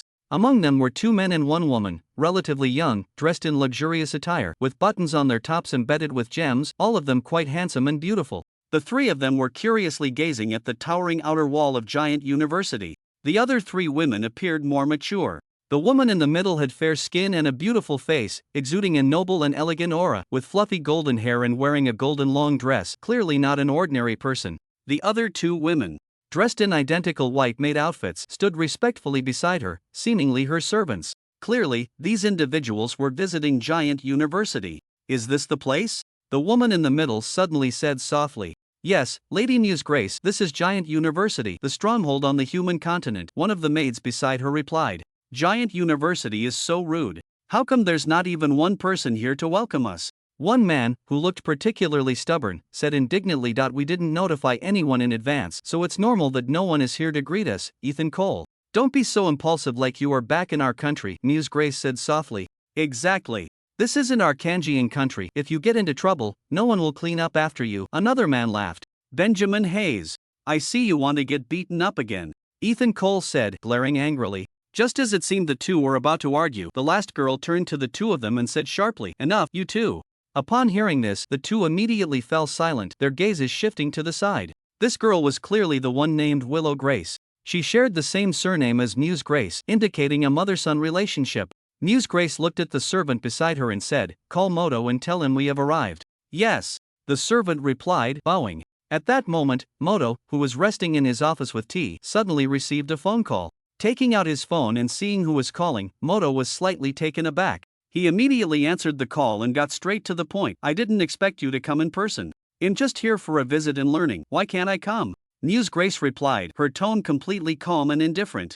All right, Ms. Muse, I'll have my daughter Mo Qinghuan come to greet you. Please wait a moment, Moto said with a smile. After hanging up, Moto quickly called Mo Qinghuan to have her go welcome them. When Mo Qinghuan received her father's instructions and learned that it was Willow Grace herself coming, she was incredibly shocked. she immediately set off to greet them. Rushing to the entrance, she quickly spotted Muse Grace and the others. Ms. Muse, hello, my name is Mo Qinghuan, and I am the Vice President of Giant University. Please follow me, I will take you to the space gate, Mo Qinghuan said, stepping aside to indicate that they should follow her. Muse Grace nodded and stepped forward to stand beside Mo Qinghuan. The remaining 5 followed suit, clearly relying on Muse Grace as their backbone. As they walked together, Ethan Cole's gaze kept darting towards Mo Qinghuan, especially lingering on certain prominent features. Mo Qinghuan had long sensed that inappropriate gaze and knew who was looking at her. If it were her old temper, she would have already turned hostile, pinning him to the ground and beating him until he wouldn't recognize his own mother. But now, as the vice president of Giant University, she had learned to prioritize the bigger picture. After all, they had just arrived. If she turned hostile on the spot, it would be a bit embarrassing, so she decided to endure it. Mo Qinghuan suppressed her anger and led the 6 of them to the space gate leading to the Beast Continent. Ms. Muse, through this space gate, you can reach the headquarters of Giant University. My father is already waiting for you, Mo Qinghuan said respectfully. Muse Grace nodded gently, waving her hand to signal the others to follow her. Just as Ethan Cole walked up beside Mo Qinghuan, she suddenly erupted with the pressure of a celestial guardian, overwhelming Ethan Cole like a torrent. Ethan Cole's pupils dilated as he looked into Mo Qinghuan's indifferent eyes, feeling as if he was being targeted by an emotionless beast, and in the next second, he thought he was about to meet his maker. Muse Grace paused her steps and released some of her own pressure, instantly dissipating the overwhelming force emanating from Mo Qinghuan, saving Ethan Cole. Freed, Ethan Cole sat down on the ground, feeling a deep sense of fear towards Mo Qinghuan. He hadn't expected her to look so young yet already be at the Celestial Guardian level. If he had known earlier, he wouldn't have dared to stare so recklessly. Moto has a good daughter. At such a young age, she has already reached the Celestial Guardian level. Her future is bright and promising, Muse Grace said with a smile, completely ignoring why Mo Qinghuan had released her pressure. In contrast, Mo Qinghuan's face was pale, her eyes flickering with fear. Even for just a moment, she felt the pressure released by Muse Grace, which was countless times stronger than her own. No wonder she was the principal of the top university in the Eagle Kingdom, Angel University, known as the Seraph. Muse Grace. Her strength was indeed formidable. Regaining her composure, Mo Qinghuan slightly raised the corners of her mouth, forcing out a faint smile. Ms. Muse, you flatter me. Muse Grace said nothing in response and continued to walk forward. Ethan Cole didn't dare to glance at Mo Qinghuan again, fearing he might provoke her once more. Benjamin Hayes wore a look of schadenfreude, clearly delighted by Ethan Cole's embarrassment. Willow Grace turned to glance at Mo Qinghuan, her eyes sparkling with a surge of battle intent. But she knew that with her current strength, she couldn't withstand even one of the opponent's moves, so it was wiser to avoid confrontation for now. As the 6 entered the space portal, Mo Qinghuan looked at the portal and stomped her foot hard, venting her dissatisfaction. The ground cracked under her immense power, splitting into several fissures. Finally, she snorted coldly and turned to leave the place. Muse Grace and the others passed through the space portal and arrived at the headquarters of Giant University. Moto, dressed in a tank top, had been waiting there for a long time. The principal of Angel University, Muse Grace, has graced us with her presence. Giant University is truly honored. Moto stepped forward, laughing as he spoke. Muse Grace smiled slightly. Mr. Moto, sorry to trouble you. Ethan Cole, Benjamin Hayes, and Muse Grace stared blankly at the bald giant before them, their hearts pounding. Was this the legendary giant Moto? Why did he look so much like a bumpkin? Ms. Muse, please follow me, I'll take you to my office for a chat. Moto waved his hand, gesturing for them to follow. Moto and Muse Grace walked ahead, with the others trailing behind. The unfamiliar foreign faces attracted the attention of many students. Moreover, the leader was their principal, Moto, which made everyone stop to watch. The curious gazes made Willow Grace feel somewhat uncomfortable. How rude. We're not animals, why are they staring at us like that? Willow Grace said sharply, pouting. Hee, Lady Willow, we're dressed so splendidly, it's only natural for them to look at us like this, Benjamin Hayes narcissistically replied, flipping his hair and winking at a few girls. A narcissist and a total show-off. Benjamin, you really make me feel sorry for you, Ethan Cole retorted without holding back. No matter what, I'm still much better than you, brainless knight. Benjamin Hayes shot back disdainfully. Who are you calling brainless? Ethan Cole tightened his grip on the sword at his waist, his temper flaring up instantly. Whoever admits it, I'm talking about them. Benjamin Hayes raised an eyebrow, completely dismissing Ethan Cole's anger. A dark guy who only knows how to play with skeletons, so disgusting. Ethan Cole spat as he said this, clearly disgusted. You. Benjamin Hayes seemed to hit a nerve, losing his earlier calmness, his eyes wide with anger, looking like he wanted to fight. You too. Stop arguing. There are so many people. Do you want to make a fool of yourselves? Willow Grace turned her head and scolded them in a low voice. The two were taken aback and immediately looked around. Sure enough, many people were smirking, sneaking glances at them. Some had already taken out their phones, preparing to record videos. This scene made both of them feel like they were sitting on pins and needles. They certainly didn't want to embarrass themselves in public, so they wisely fell silent and ignored each other. Ethan Cole's eyes occasionally glanced at Willow Grace beside him, hiding a deep affection within. Mr. Moto, please don't be amused. Muse Grace smiled as she looked at Moto beside her. Moto naturally knew what she was referring to. He waved his hand dismissively and said with a laugh, "Ha ha ha, at their age. They are full of energy and are among the rare geniuses in the world. It's normal for them to bicker a bit." Moto's words made Benjamin Hayes and Ethan Cole feel quite pleased, and a confident smile appeared on their faces. They truly were among the rare geniuses in the world, and the bald man was not wrong. Willow Grace looked at the expressions of the two beside her and knew what they were thinking, shaking her head in silence. Geniuses?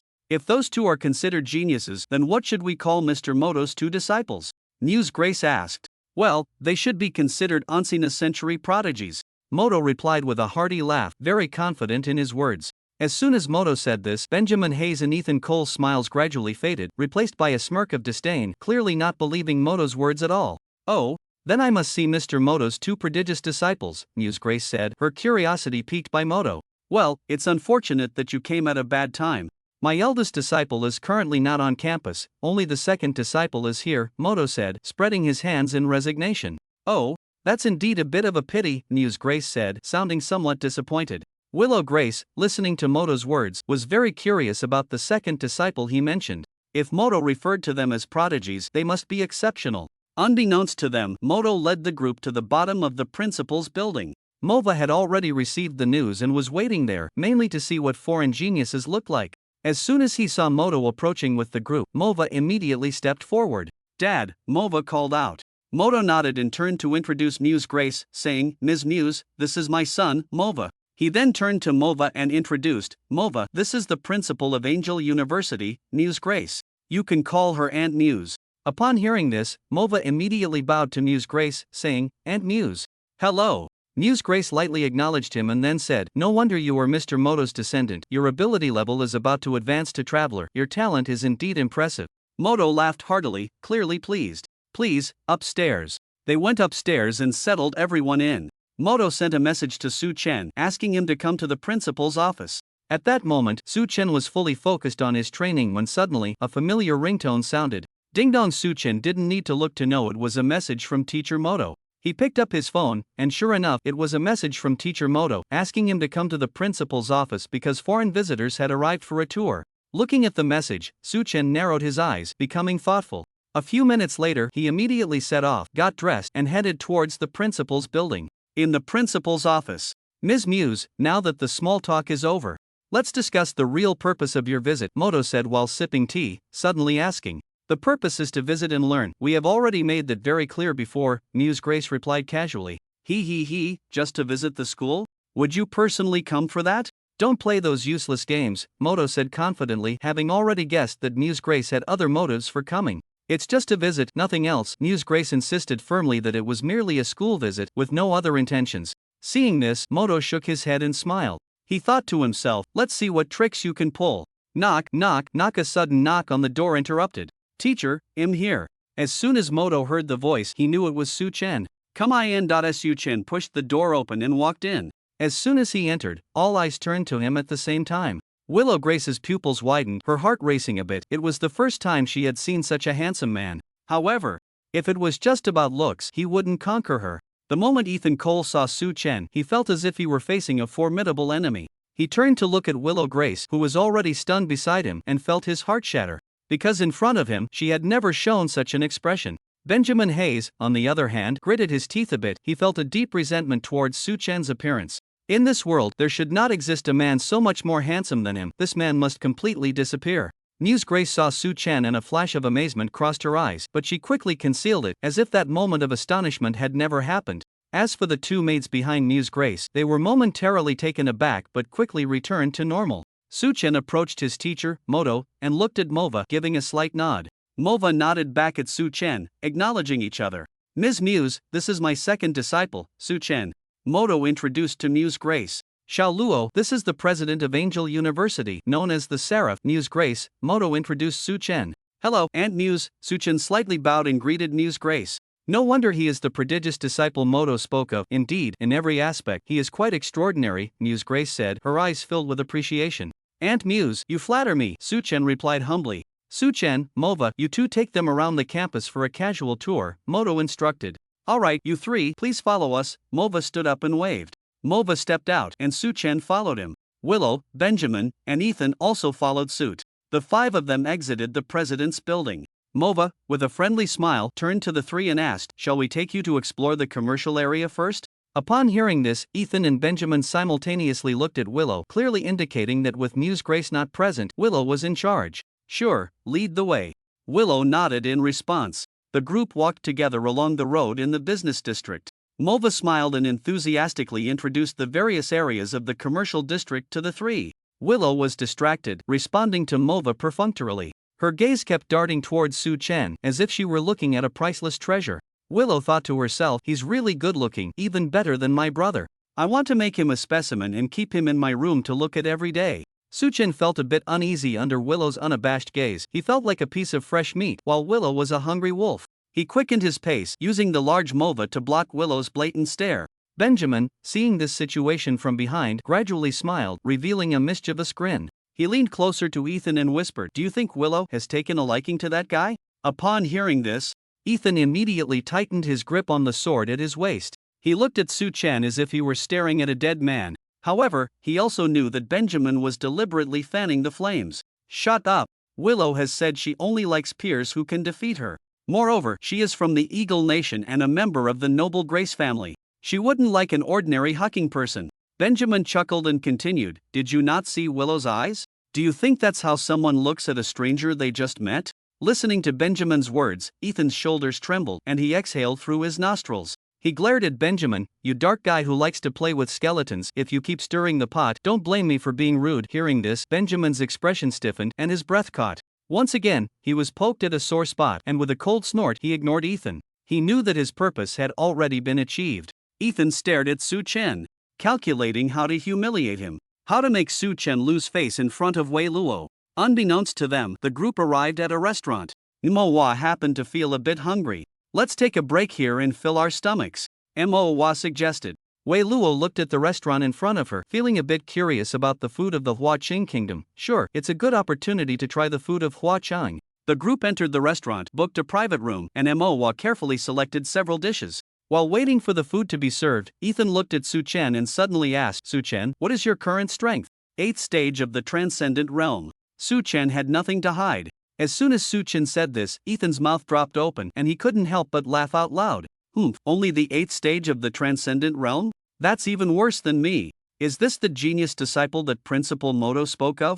His standards aren't that high. Hearing such targeted words, a glint of coldness flashed in Su Chen's eyes, mixed with some confusion. Had he offended this guy in some way? Why was he so eager to humiliate him and his teacher, Moto? Seeing Ethan laugh so wildly, Manhwa immediately became displeased and defended Su Chen. Su Chen is a freshman. Having the 8th stage of the Transcendent Realm at this age is extremely rare, which is why my father took him as a disciple. Manhwa glared, standing up for Su Chen and his father, Moto. Sure enough, upon hearing Manhwa's words, the smile on Ethan's face gradually disappeared.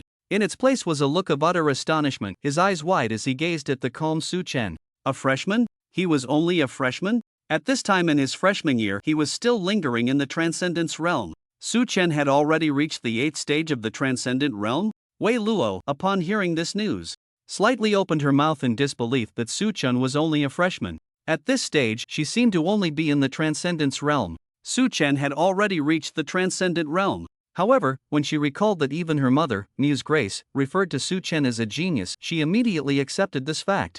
Indeed, the term genius was not used lightly. In contrast, Benjamin's eyes sparkled. He stared intently at Su Chen, a glimmer of intrigue flashing in his gaze. His ability was SS level, a necromancer. His power was to summon and control various undead creatures. The higher the level of his ability, the stronger the summoned undead creatures. At the same time, he could also summon deceased humans to serve him. Today, witnessing the exceptionally talented Su Chen, such a genius human, if he could become an undead creature under his command, wouldn't he soar to new heights? Thinking of this, Benjamin revealed a wicked smile. He looked at Ethan beside him. Ethan, if I remember correctly, at Su Chen's age, you had just advanced to the Transcendence realm, right? Ethan felt a wave of embarrassment wash over him as he heard Benjamin's blatant attempt to humiliate him. That's right, Benjamin, what exactly do you want to say? Ethan glared at Benjamin, his anger palpable. Oh, nothing, I just suddenly remembered to mention it. Ethan, don't overthink it, Benjamin said with a feigned innocence. Ethan's mouth twitched, glaring at him, his right hand already resting on the hilt of his sword. Seeing the situation turning sour, Benjamin quickly changed the subject. Ethan, if I remember correctly, your family is from the Tsanging Kingdom, a very famous knight family, right? Upon hearing this, Ethan's original anger dissipated by more than half in an instant, a smile appearing on his face. Clearly, this topic made Ethan very happy. That's right. Our Cole family is a renowned knight family in the Tsanging Kingdom. Only those who awaken knight-related abilities can become the next head of the Cole family. Just so happens, the ability I awakened is related to knights, and it's an SS-level ability, the Storm Knight. This is the same ability as that of Thomas Cole, the founder of the Cole family, 200 years ago. Ethan raised his head proudly, his demeanor exuding confidence as if he had already become the head of the Cole family. After finishing, Ethan cast a disdainful glance at Su Chen across from him. Su Chen, I wonder which family you belong to. Upon hearing this, Su Chen let out a deep sigh. This brain-dead guy was coming at him again. I'm not from any prominent family, just an ordinary person among the masses, Su Chen replied calmly. Upon hearing this, Ethan smiled slightly, his confidence growing. An ordinary person, no matter how extraordinary their talent, would never be noticed by the Grace family. With no background and no connections, it was destined that Su Chen could only serve as their backdrop. Meanwhile, Benjamin, upon learning that Su Chen was a person without any background, felt an even greater greed rising within him. No family background meant that even if Su Chen died and became a necromancer, no one would come looking for trouble, which was incredibly convenient. When Willow heard Su Chen say he was just an ordinary person, her curiosity about him deepened. Logically speaking, an ordinary family could not possibly give birth to such an extraordinarily gifted descendant. This was evident to everyone present. Except for Su Chen, the others were all influenced by the genetic talents of their parents or grandparents, which is why their talents were so exceptional. Excellent genes create excellent species. Inferior genes create inferior species. All the families in the Eagle Country followed the principle of genetic excellence, where excellent species would only combine with excellent species. Most families had a rule: if a family member insisted on combining with an inferior species, they would be permanently expelled from the family, stripped of their surname, and forever excluded from the family tree. Yet here was Su Chen, a person from an ordinary family, whose talent was even stronger than theirs, and not just by a little, which left Willow utterly astonished. Su Chen, are you sure you're just an ordinary family person? Not some illegitimate child of a prominent family? Willow asked bluntly. Upon hearing this nonsensical question, Su Chen chuckled and laughed out loud. Ha, Miss Willow, I grew up in the place I'm from, how could I not know?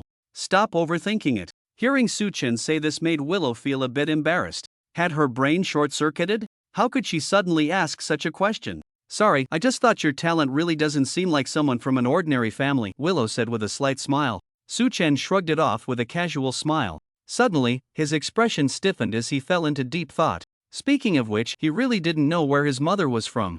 After all, she passed away right after he was born. In his memories, he had never seen any of his mother's family appear. Could it be that his mother was from a prominent family? Thinking of this possibility, Su Chen took a sip of water. It seemed he could only wait until he returned to ask his father, Su Xiong, about his lineage. He would definitely know. Seeing Su Chen silent, Ethan thought his words had made Su Chen feel inferior. Su Chen, there's no need to feel inferior. Everything is already destined. Ethan looked up to the sky, full of arrogance. Su Chen was taken aback by this and then scoffed dismissively. Why should I feel inferior?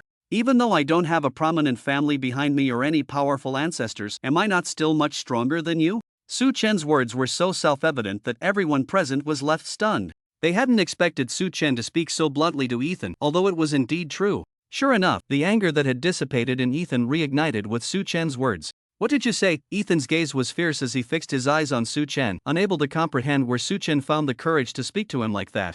I said, I'm much stronger than you. Do you have a problem with your ears? If you're sick, hurry up and see a doctor. Don't waste the best time for treatment. Su Chen frowned, holding his teacup as he spoke, looking genuinely concerned for Ethan. Bang! Ethan slammed the table, his cold eyes staring at Su Chen. I really don't know where you get your confidence to say you're stronger than me. My ability level is at the 9th stage of the Transcendent Realm, and you're only at the 8th stage. Suchin shook his head inside, waving his hand as he said, "Don't say I'm only at the 8th stage. Even if I were at the first stage of the transcendent realm, you still wouldn't be my opponent." Hiss. As soon as Suchin said this, everyone present gasped in shock. Suchen's words were no longer mere disdain, they were outright contempt, completely disregarding Ethan. Sure enough, upon hearing Suchen's words, a hint of murderous intent gradually emerged in Ethan's cold gaze.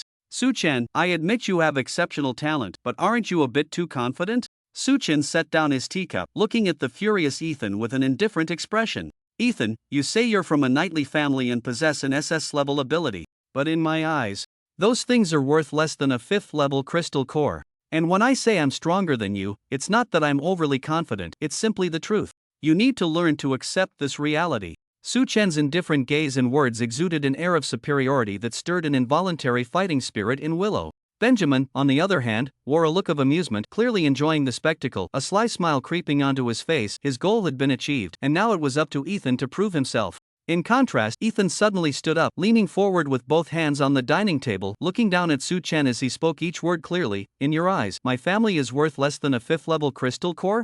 I advise you to take that back, or you'll face the consequences." Upon hearing this, Suchen smiled nonchalantly. "Ethan, don't misunderstand my meaning. What I mean is, your family really isn't worth much, otherwise, how could they have raised a waste like you?" Suchen said this with a smile, calm and unhurried. His words dripped with disdain for the Cole family, causing Ethan's eyes to redden instantly. Whoosh! Ethan suddenly erupted, drawing his sword from his waist and striking fiercely at Suchen's neck. Swish! The blade sliced through Suchen's neck, entering from the left and exiting from the right, delivering a fatal blow. To outsiders, it seemed Suchen was undoubtedly dead. The other three stared wide-eyed at the scene, unable to believe that Ethan dared to make a move, let alone strike with lethal intent. Willow saw the red line on Suchen's neck and thought he was nothing special, dying so carelessly. His reaction was far too slow. Benjamin was secretly laughing to himself. His goal had been achieved, and now he just needed to summon Suchen's soul and turn him into his undead creature. Suchen! Mova's pupils dilated, filled with rage. He immediately stood up, his hand transforming into a golden behemoth claw, attacking Ethan, wanting to make him pay with his life. However, just then, Suchen's voice rang out. "Don't panic, I'm fine." As soon as Suchen said this, the others were stunned, instinctively turning to look. They saw Suchen smiling, the bloodline scratch on his neck suddenly igniting with an unknown blue flame. In an instant, the scratch vanished, and Suchen raised his hand, moving his neck. Swish! Suchen's movement of his neck undoubtedly dropped a bombshell in the minds of the others, leaving them dizzy. A human, having had his head severed by a blade, was acting as if nothing had happened, and that blue flame, what kind of ability is it? It can heal so quickly even after the head is severed, it's just too damn outrageous. Ethan's pupils shook as he saw Suchen, like a ghost, able to regenerate even after losing his head. His hand gripping the sword suddenly felt a bit lost. He was uncertain if Suchen was even human anymore. A strange light flickered in Willow's eyes as she fixed her gaze on Suchen's neck, wanting to get closer to see if it had truly healed, but in this situation, she decided against it. In contrast, Benjamin felt a mix of shock and slight disappointment. He had thought Suchen was dead beyond recovery and had even planned how to summon Suchen's spirit, only to find out that Suchen was alive, leaving him feeling foolishly relieved. Mova looked at Suchen, who seemed unfazed, and recalled that Suchen indeed had some kind of healing flame ability, but was the healing effect really too overpowered? It could heal a severed head. Suchen touched his intact neck and smiled disdainfully, saying, "Ethan, I'm just sitting here, not moving at all, and you can't even kill me with your strikes. Now that I call you useless, what can you say in your defense?" Upon hearing this, Ethan's gaze fell despondently. His hand gripping the sword trembling slightly, filled with doubt about his life. Seeing that Ethan didn't even retort, Benjamin grew anxious. He hated to see the tense atmosphere calm down like this. He had to stoke the fire. "Ethan, what about the pride of your Cole family? Show it. He just has a strong recovery ability, not a strong attack power. With your strength, defeating him should be a piece of cake, right?" Benjamin's words awakened Ethan from his stupor, restoring his confidence. Right, Suchen just had a slightly outrageous recovery ability, not a strong attack power. With the knightly combat skills passed down through his family, defeating Suchen should be easy. That's right. Suchen, no matter how strong your recovery is, what's the use? Combat relies on hard power. Do you dare to fight me? Ethan challenged Suchen with a fierce expression full of confidence. Suchen, upon hearing this, raised his hand and thoughtfully stroked his chin, first looking at Ethan, then at Benjamin beside him, before breaking into a slight smile. Seeing that Suchen didn't respond, Ethan's lips curled up slightly, thinking Suchen was afraid. "Suchen, are you scared?" Unexpectedly, Suchen burst out laughing. "Ha ha, am I afraid of you? That's just ridiculous. I just think it's pointless to only fight you. I want to fight both of you. Suchin raised his hand, pointing at Ethan and Benjamin, his serious expression indicating he was not joking. This statement left everyone stunned. Mova lowered his head and took out his phone, sending a message to Moto, giving him a heads-up to prevent him from being too shocked later. A smile of amusement appeared on Willow's face. She hadn't seen such an interesting scene in a long time. Ethan and Benjamin reacted the most. Suchen's words clearly showed he looked down on both of them, and he wanted to take on two at once. They couldn't understand where his confidence came from. Ethan's lips twitched, his face flushed, clearly humiliated by Suchen's words. Benjamin looked at Suchen, his eyes glinting with cold light. As a necromancer, he had already thought about how to torment Suchen's soul after his death. So, what do you think, gentlemen? Do you agree with my proposal? Suchen asked calmly. Ethan would definitely agree, but he didn't know Benjamin's thoughts, so he turned to look at Benjamin, waiting for his response. Seeing this, Benjamin nodded and chuckled lightly. Hee, I have no objections, just hope you won't regret it. Once a word is spoken, it's hard to take back. It's settled then, Suchen replied cheerfully. At that moment, the door to the private room opened, and a series of exquisite dishes were brought in by the attendants. The group ate in silence, no one speaking. Ethan and Benjamin were distracted, unable to muster any interest in the food before them, their minds filled with thoughts of how to brutally kill Suchen later. In contrast, Suchen was voraciously devouring the food in front of him, completely unconcerned about the upcoming battle. To Ethan and Benjamin, Suchen's demeanor seemed like a facade of calmness. As they watched him munching away, a hint of disdain flickered in their eyes. At that moment, in the principal's office, Moto glanced at the messages on his phone, feeling somewhat irate, and handed it to Muse for her to see as well. Muse took the phone, read the messages, and showed no sign of surprise. It's just kids messing around. Messing around? Does messing around involve using swords to slash someone's neck? Or striking without hesitation to kill? If it weren't for Xiao Luo's extraordinary abilities, he would have been done for long ago. Moto scoffed, completely dismissing Muse's words. This matter is indeed Ethan's fault. I will compensate Suchen on his behalf, Muse said softly. Just give the compensation to me, they'll pass it on to Xiao Luo. Moto extended his hand, demanding compensation for Suchen. No, this is compensation for Suchen. I don't trust you to handle it. What if you pocket it? Muse replied expressionlessly and without courtesy. You really are quite rude, Moto said, rubbing his bald head, speechless. Sorry, I just say whatever comes to mind. If it offends you, then you should reflect on it, Muse answered indifferently. Muse's nonchalant tone nearly left Moto breathless. Only you could talk like that and grow up this big, anyone else would have died countless times by now. Moto took a sip of tea to calm himself. Sorry, as the principal of Angel University and the head of the Grace family, I have the confidence to speak this way, Muse said, calm as water. Talking to someone like you is really infuriating, Moto said helplessly. Mr. Moto, do you have confidence in Suchen taking on two opponents? Muse suddenly asked. Well, how should I put it? I just hope those two kids don't end up getting killed by Suchen, Moto replied, a glint of coldness flashing in his eyes. Upon hearing this, Muse immediately stood up and said, Mr. Moto, lead the way, I want to watch the battle live. Seeing Muse's urgency, Moto smiled slightly and quickly reassured her, Ms. Muse, don't worry, Suchen knows his limits. At most, he'll just beat those two kids half to death, he won't kill them. Both of them are from prominent families. If anything happens, my reputation at the school will take a huge hit. Moto, hurry and take me to find them, Muse said, her brows tightly knitted, her tone very urgent. Fine, follow me. Seeing Muse truly anxious, Moto immediately stood up and led the way. Suchen and the others had already arrived at the ranking battle area. The robot said, Suchen, since you are ranked in the top 10 within the school, your battle footage will be broadcasted on various screens throughout the school. A temporary battle venue has been arranged for you, please. As soon as the robot finished speaking, a large door slowly opened. Suchen turned to look at Ethan and Benjamin, a mysterious smile on his lips, waving his hand to signal them to follow him. Ethan snorted coldly, gripping the hilt of his sword as he followed. Benjamin's eyes glinted with malice as he walked forward, glaring at Suchen, clearly treating him as if he were already dead. Mova looked at Willow beside him, pointing to the seats behind them. Miss Willow, let's take a break here, we can see the footage above clearly. Willow was taken aback, looking up to see a screen broadcasting the footage of the three. This is amazing. Our school doesn't have anything like this, it's so convenient.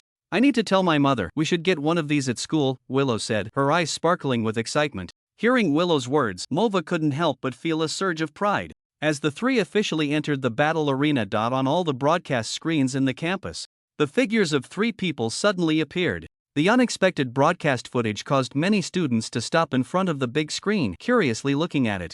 Isn't that the prodigy freshman Suchen? Oh, it really is him. With looks this handsome, it can only be him. Damn it, even I, a guy, think he's handsome. Am I being bent by him? Get lost. You pathetic sissy, how dare you covet brother Su Chen? You should take a good look at yourself. Su Chen's name was well known at Giant University, almost no one didn't know him. He was both handsome and strong, already ranking in the top 10 on campus as a freshman. However, the two unfamiliar foreign faces across from him were only vaguely recognized by a small number of people who had seen them on the street before, leaving the majority quite curious about them. But why does Su Chen have two opponents? And they both seem to be foreigners? Indeed, they are two foreigners, and judging by their attire, they don't seem to be ordinary people? It looks like Su Chen plans to take on two at once? Isn't that a bit too confident? I think he's being a bit overconfident. If he messes up, won't that be embarrassing? I believe Su Chen dares to do this because he has absolute confidence. This battle will be quite a spectacle. At that moment, Shin Huayu, and Lu Yuni, who had come out for a stroll, happened to be among the onlookers. Brother Su Chen is live again. But why are his opponents two foreigners? Are there foreign students in our school? Shin Huayu scratched his head, looking puzzled at the other two. They should be from other schools, right? Shin Huayu replied uncertainly. It seems Su Chen intends to take on two. I hope those two guys won't die too embarrassingly, Lu Yuni said confidently. Ha, Sister Yuni, you really know how to talk. I think the same as you, Shin Huayu said with a grin. Shin Huayu kept her eyes fixed on Su Chen on the screen, although she had confidence in him. She couldn't help but worry about any unexpected events during the battle. Just as Mo Hua and Wei Luo settled down, a sound of footsteps came from behind them, and the two immediately turned to look. They saw Moto, Muse, and Muse's two maids walking towards them, clearly also here to watch the battle. The two quickly stood up to greet Moto and Muse. Once the four were seated comfortably, the three on the screen were also ready. Su Chen had a blank expression, looking calmly at the two opponents across from him, his eyes showing no signs of fluctuation, as if the outcome of this battle had already been determined. Ethan drew his large sword from his waist, a flash of blue light in his eyes, and strong winds began to swirl around him and his sword. This was the ability of the Storm Knight. Benjamin's eyes were fixed on Su Chen, and a ghostly green energy began to emanate around him. Under the influence of this energy, eerie skeletal undead creatures began to emerge from the ground.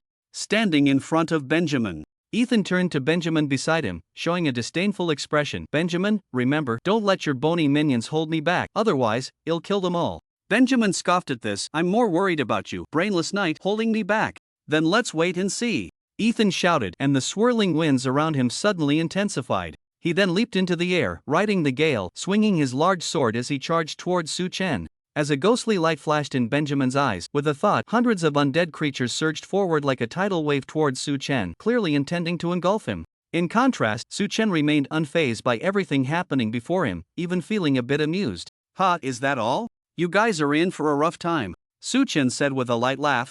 As soon as he finished speaking, he raised both hands. His right hand ignited with blazing flames, while his left hand transformed into a mass of cold ice emitting chilling air. Try my self-created technique. Ice and fire polar sky, two completely different extreme powers which both complement and restrain each other, intertwine in Su Chen's hands, transforming into a swirling vortex of energy flickering with crimson flames and crystalline blue ice.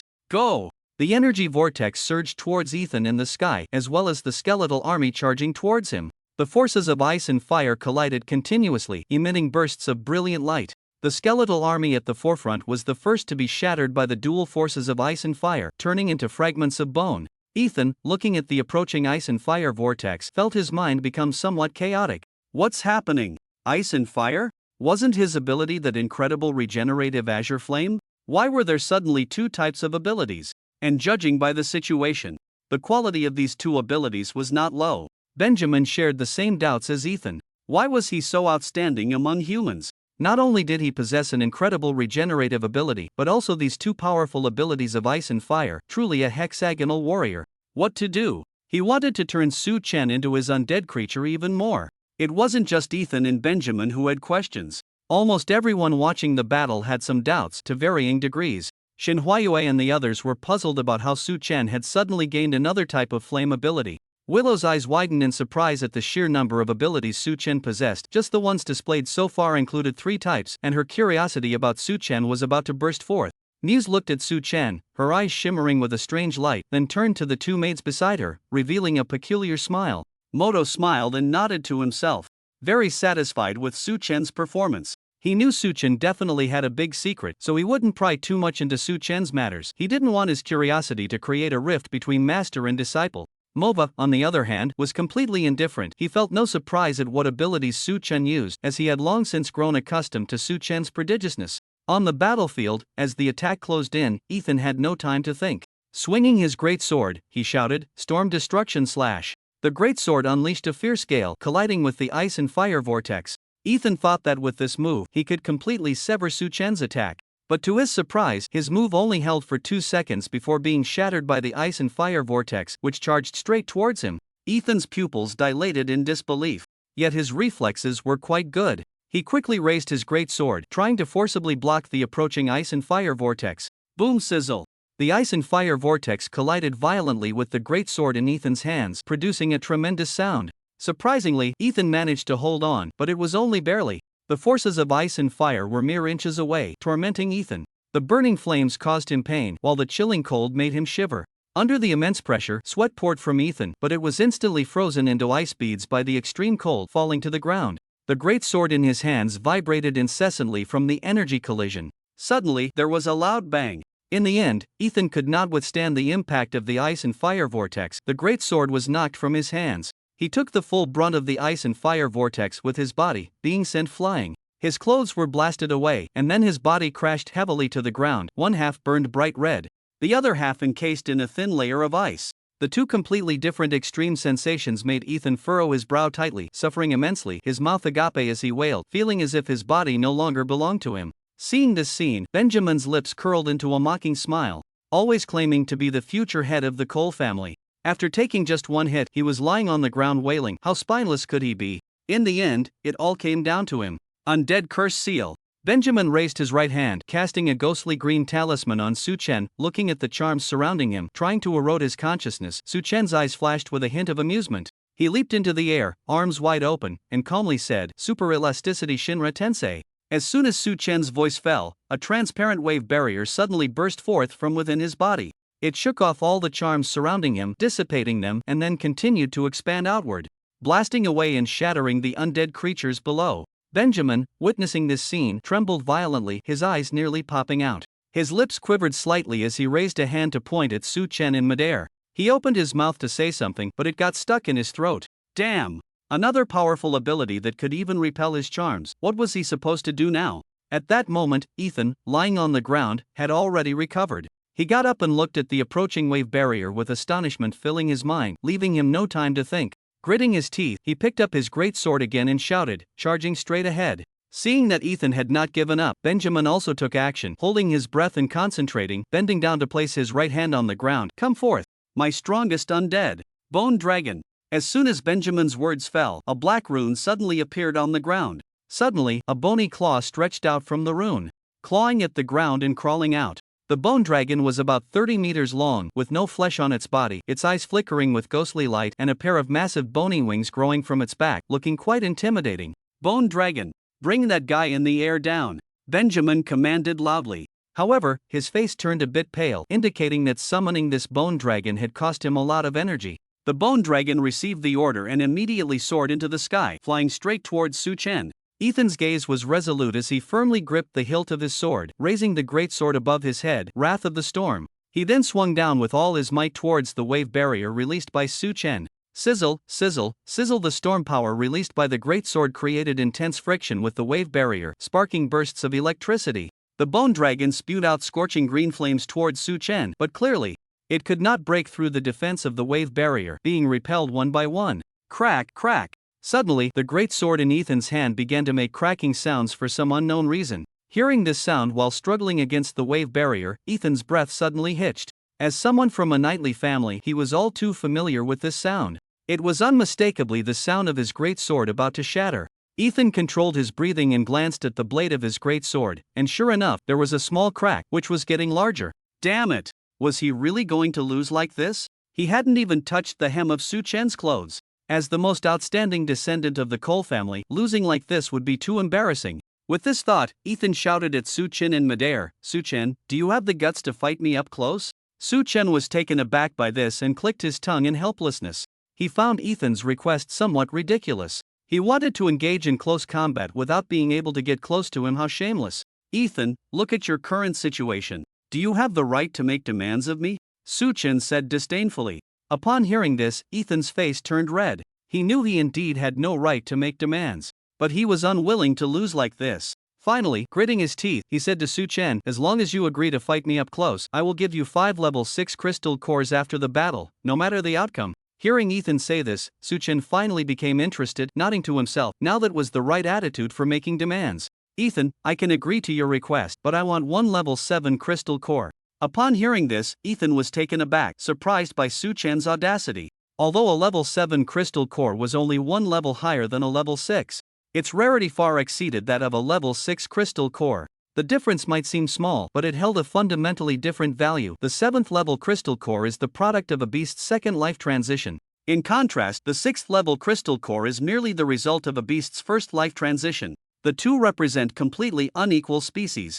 Even the weakest 7th level beast, when faced with the assault of dozens of 6th level beasts, has no need to worry at all. Because at the life level of a 6th level beast, no matter how they attack, they simply cannot break through its defenses. It wouldn't matter if there were more of them. Ethan looked at Su Chen, who was calmly floating in midair, feeling a deep sense of unwillingness and frustration in his heart.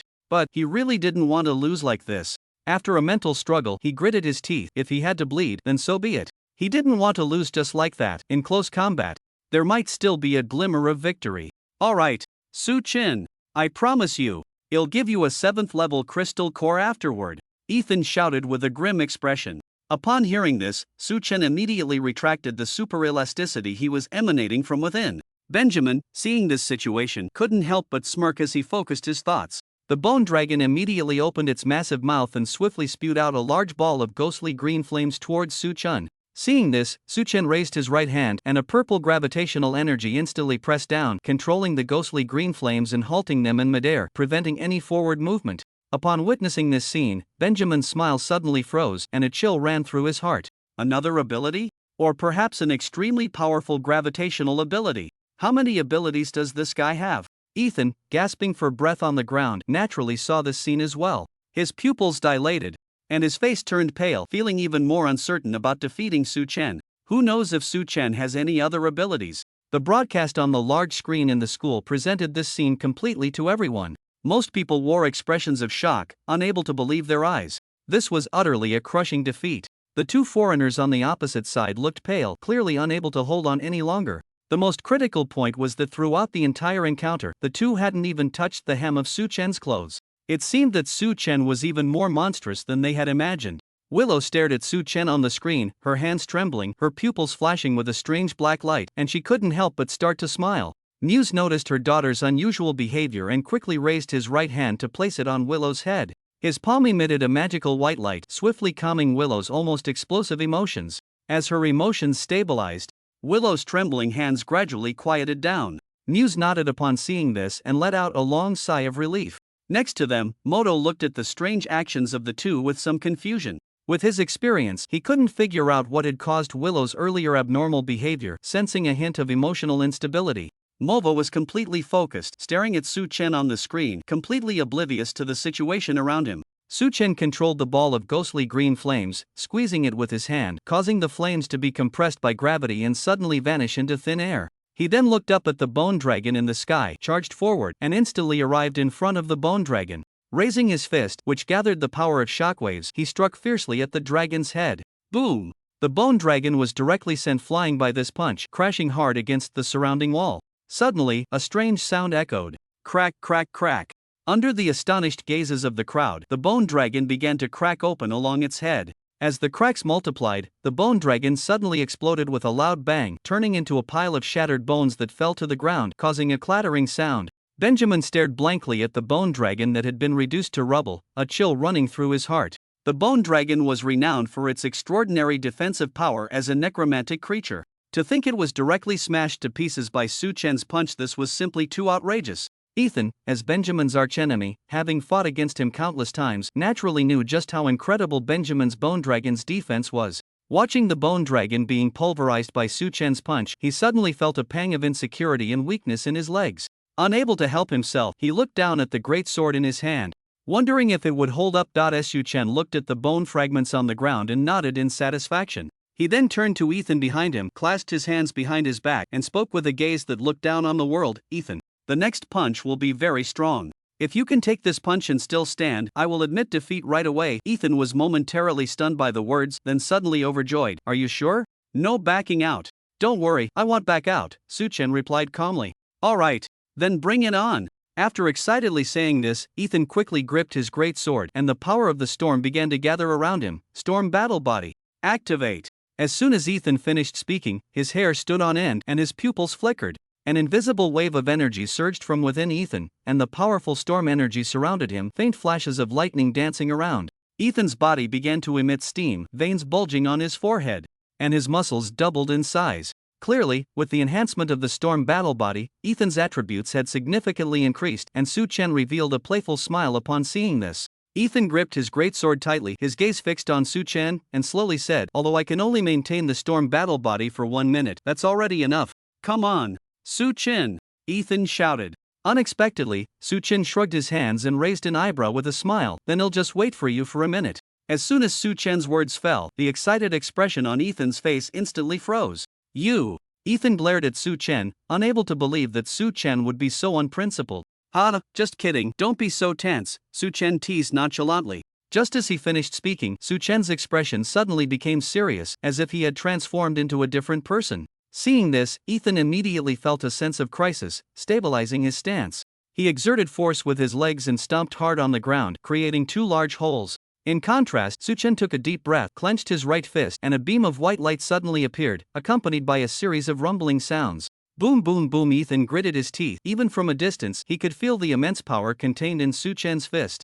Due to the death of the bone dragon, the greatly exhausted Benjamin was now half squatting on the ground, slowly recovering his strength. When he sensed the power within Su Chen's fist, an overwhelming chill ran down his spine. This power was the very force that shattered his bone dragon, and it was even stronger than before. Watching from the sidelines, Moto looked at Su Chen on the screen, a slight smile curling at the corners of his mouth, then shook his head. It's over. It seems Su Chen doesn't want to play anymore. The excited Willow was momentarily taken aback by the words. Over? Was Su Chen's punch that powerful? News, who couldn't see the point, turned to Moto and asked, what kind of ability is this? Hearing this, Moto smiled mysteriously. Lady Muse, just keep watching, and you'll find out. After hearing this, Muse turned her head back, no longer asking questions, and continued to watch Su Chen on the screen. Su Chen looked at the already prepared Ethan. A cold glint flashed in his eyes. With this punch, you might die. Upon hearing this, Ethan immediately broke out in a cold sweat. He nervously swallowed but still did not retreat. Seeing that Ethan was determined to take his punch, Su Chen immediately stopped holding back. He slowly raised his right fist, murmuring, triple heaven. Super shockwave shattering stars. Whoosh! Su Chen's figure instantly vanished from his spot, and by the time everyone regained their senses, he had already appeared in front of Ethan. Ethan's pupils trembled, gritting his teeth, using every muscle in his body to swing the greatsword forward. Bang! A loud crash. The collision between the fist and the greatsword stirred up layers of airwaves. Boom boom boom. Ethan gripped the greatsword tightly, his eyes bulging. The ground beneath him instantly exploded, and his body began to sink continuously. Although Ethan felt immense strain, the good news was that he had blocked Su Chen's fist. Looking at the fist that was just inches away, a triumphant smile appeared on Ethan's face.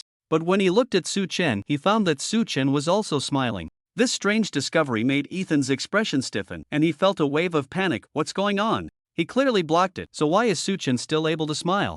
Just as Ethan felt puzzled, a tremendous force suddenly surged from the fist in front of him. Boom! This unknown power nearly knocked the breath out of Ethan, who was tightly gripping his great sword. What's happening? Where did this power come from?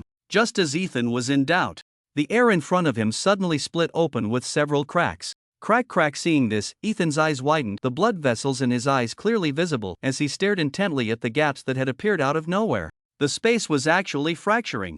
At the same time, the great sword in his hand, which had collided with Su Chen's fist, began to emit strange sounds. Hiss hiss hiss. The sound from the great sword sent a chill down Ethan's spine. This is bad. Before Ethan could react, another overwhelming force emanated from Su Chen's fist. Boom! Crack! Under such domineering power, the great sword in Ethan's hand shattered with a resounding crash, the entire blade reduced to fragments. Ethan's gaze went blank as he looked at the hilt of the sword he was left holding, still unable to regain his senses. With the shattering of Ethan's great sword, he could no longer withstand Su Chen's fist. The fist landed solidly on Ethan's face, driving his head and the upper half of his body into the ground. Boom! The ground exploded with a loud bang, creating a massive pit several meters in diameter, with the center clearly being Ethan's head. Blood gushed out, splattering onto Su Chen's face, and streams of fresh blood began to flow from beneath Su Chen's fist. Seeing this, Su Chen calmly stood up. He took out a tissue, wiped the blood off his face, and then cleaned his fist. He actually had a slight obsession with cleanliness, so he generally avoided close combat and wouldn't easily touch strangers. If it weren't for the temptation of the 7th level crystal core, he wouldn't have chosen to engage with Ethan's body.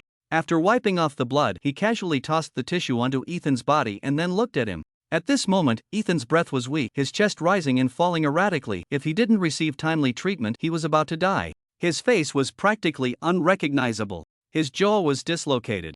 All his teeth were gone, his nasal bone was broken, and half of his face had caved in, essentially leaving him completely disfigured. Benjamin, seeing Ethan's miserable state, was immediately terrified, his hair standing on end and his legs trembling uncontrollably as he took a few steps back. What he cared about was his own face. If it ended up looking like Ethan's ghastly visage, he might as well just die. Muse, who was watching the battle, immediately stood up with a start. "Moto! You said Su Chen wouldn't go for a kill!"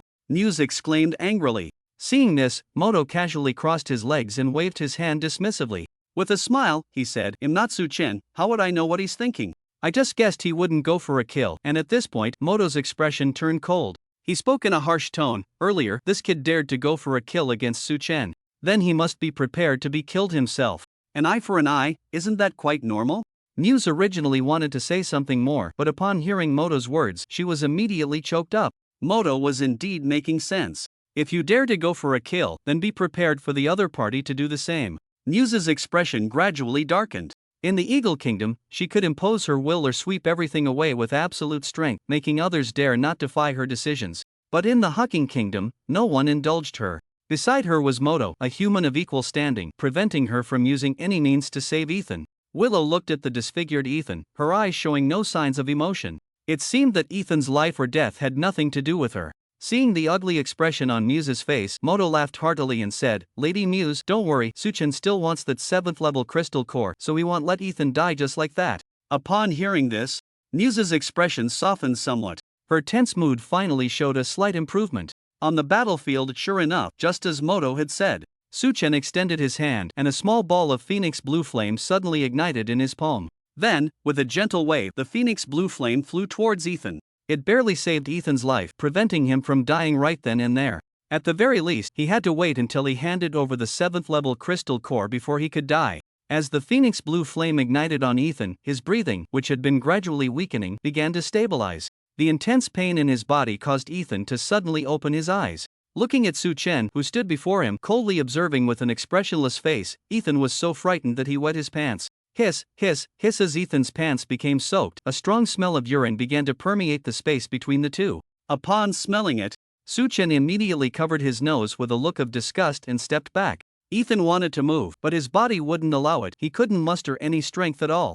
This was partly due to his use of the storm battle body and partly because Su Chen had severely injured him with a punch. "Ethan, I kept my promise to fight you up close. It's time for you to give me the 7th level crystal core, right?" Su Chen said with a calm smile, his tone flat. Su Chen's words echoed in Ethan's ears like the voice of death, causing the overly frightened Ethan's heart to race, his body to spasm, and after a few uncontrollable twitches, he fainted again. Seeing this scene, Su Chen frowned and stepped on Ethan's leg. With a crack, Ethan's leg broke with a sound, twisting into an irregular shape. A normal person would definitely scream in pain and curse after such an injury, but Ethan showed no signs of waking up. Seeing this, Su Chen's tightly furrowed brows relaxed considerably. It seemed he had truly fainted, not just trying to dodge responsibility. So, that was that. He would wait until Ethan woke up to talk. Next, Su Chen looked up at Benjamin, who was standing frozen in place. The cold, piercing gaze made Benjamin, who met his eyes, tremble involuntarily. Looking at Ethan's ghastly state, he now felt nothing but shame for his previous thoughts. With his pathetic condition, he had actually dared to think of making Su Chen his undead creature. He really had some nerve. Summoning the bone dragon consumed a tremendous amount of energy, draining 70% of his strength, leaving him weak and with pale lips. In his current state, facing Su Chen, he had absolutely no chance of winning, and of course, he had never had any chance before. Su Chen, I admit defeat. The battle is over. You won. You won. Benjamin knelt on both knees, raising his hands high, speaking urgently. However, Su Chen was not one to easily accept Benjamin's quick surrender. With a whoosh, Su Chen's figure appeared in front of Benjamin in an instant. He quickly reached out, grabbing Benjamin by the neck and lifting him off the ground. Cough cough cough cough Su. Luo. I have already admitted defeat, you can't do this to me. Benjamin's eyes were filled with terror as he desperately clawed at Su Chen's hand, trying to get him to let go. Su Chen, cold and merciless, looked at Benjamin, who resembled a chick that could be crushed with a light squeeze, and said, Benjamin, I actually dislike you more than Ethan, who tried to kill me. If it weren't for you constantly using Ethan behind the scenes, he wouldn't have ended up like this. Of course, Ethan is a bit foolish, but being foolish is not a reason for you to exploit others. Benjamin, tell me your purpose, what do you want? Why provoke Ethan to anger me? What benefit does that bring you? Su Chen's gaze fixed on Benjamin's eyes, questioning him without room for doubt. Su Chen's question made Benjamin's heart race. His first reaction was that he absolutely could not tell the truth, saying it could very well lead to a painful death right here. I have no purpose, I just found it interesting to use Ethan to provoke you. I absolutely have no other motives, Benjamin said sincerely, locking eyes with Su Chen without hesitation. Upon hearing this, Su Chen's lips curled into a slight smile as he gently raised his left hand. Slap! With a fierce slap, Benjamin was sent reeling, completely dazed. Blood trickled from the corner of his mouth, and his right cheek began to swell visibly. Benjamin, I see you haven't been beaten enough. Even now, you still won't tell the truth, Su Chen shouted sternly. Dazed, Benjamin felt a sharp pain in his right cheek. He had indeed lied, and this slap was not undeserved. But he couldn't understand why Su Chen was so certain he was lying, to the point of slapping him without hesitation. And so hard. I didn't lie. Everything I said was the truth. Really? Really? Su Chen, you have to believe me. Benjamin's expression was urgent as he tried to plead again. Unexpectedly, Su Chen raised his hand and delivered another slap, landing hard on Benjamin's bear-like face. Slap. This slap was much stronger than the last one. The sound of Benjamin's facial bones misaligning could be clearly heard. After 2 consecutive slaps, Benjamin was thoroughly frightened. Especially when he heard the cracking sound from his face, he was so scared that he wet his pants just like Ethan. When frightened, he couldn't hold his bladder. Urine dripped down Benjamin's pant leg onto the floor. Seeing this, Su Chen bared his teeth and tightened his grip on Benjamin's neck. You two are really disgusting. Is this how your family raised you? To urinate anywhere, anytime? Aren't you ashamed? After saying this, Su Chen disdainfully waved his hand in front of him, trying to fan away the smell of urine. Listening to Su Chen's words, Benjamin felt his face swell and his ears burn, a glimmer of tears flashing in his eyes. How humiliating. He was embarrassed all the way to a foreign country. The more he thought about it, the more ashamed he felt, and a hot tear slid down his cheek. The tear fell onto Su Chen's hand, causing him to frown. Crying? Crying won't solve the problem, Benjamin. Tell the truth, Su Chen said mercilessly. Benjamin's breathing became increasingly difficult, and as he felt himself being choked, he dared not lie anymore. Cough, I'm a necromancer. I saw your exceptional talent and that you have no background. So I wanted Ethan to kill you, and then I would turn you into my undead creature, so I could have a powerful undead being. Cough, this is my cough true purpose, really. Really. Cough, I told the truth. Cough, please let me go. Cough, Benjamin stuck out his tongue, his face turning purple, his legs flailing as he desperately clawed at Su Chen's hand. But under Su Chen's strength, it was clearly futile. Upon hearing this, Su Chen's gaze gradually darkened.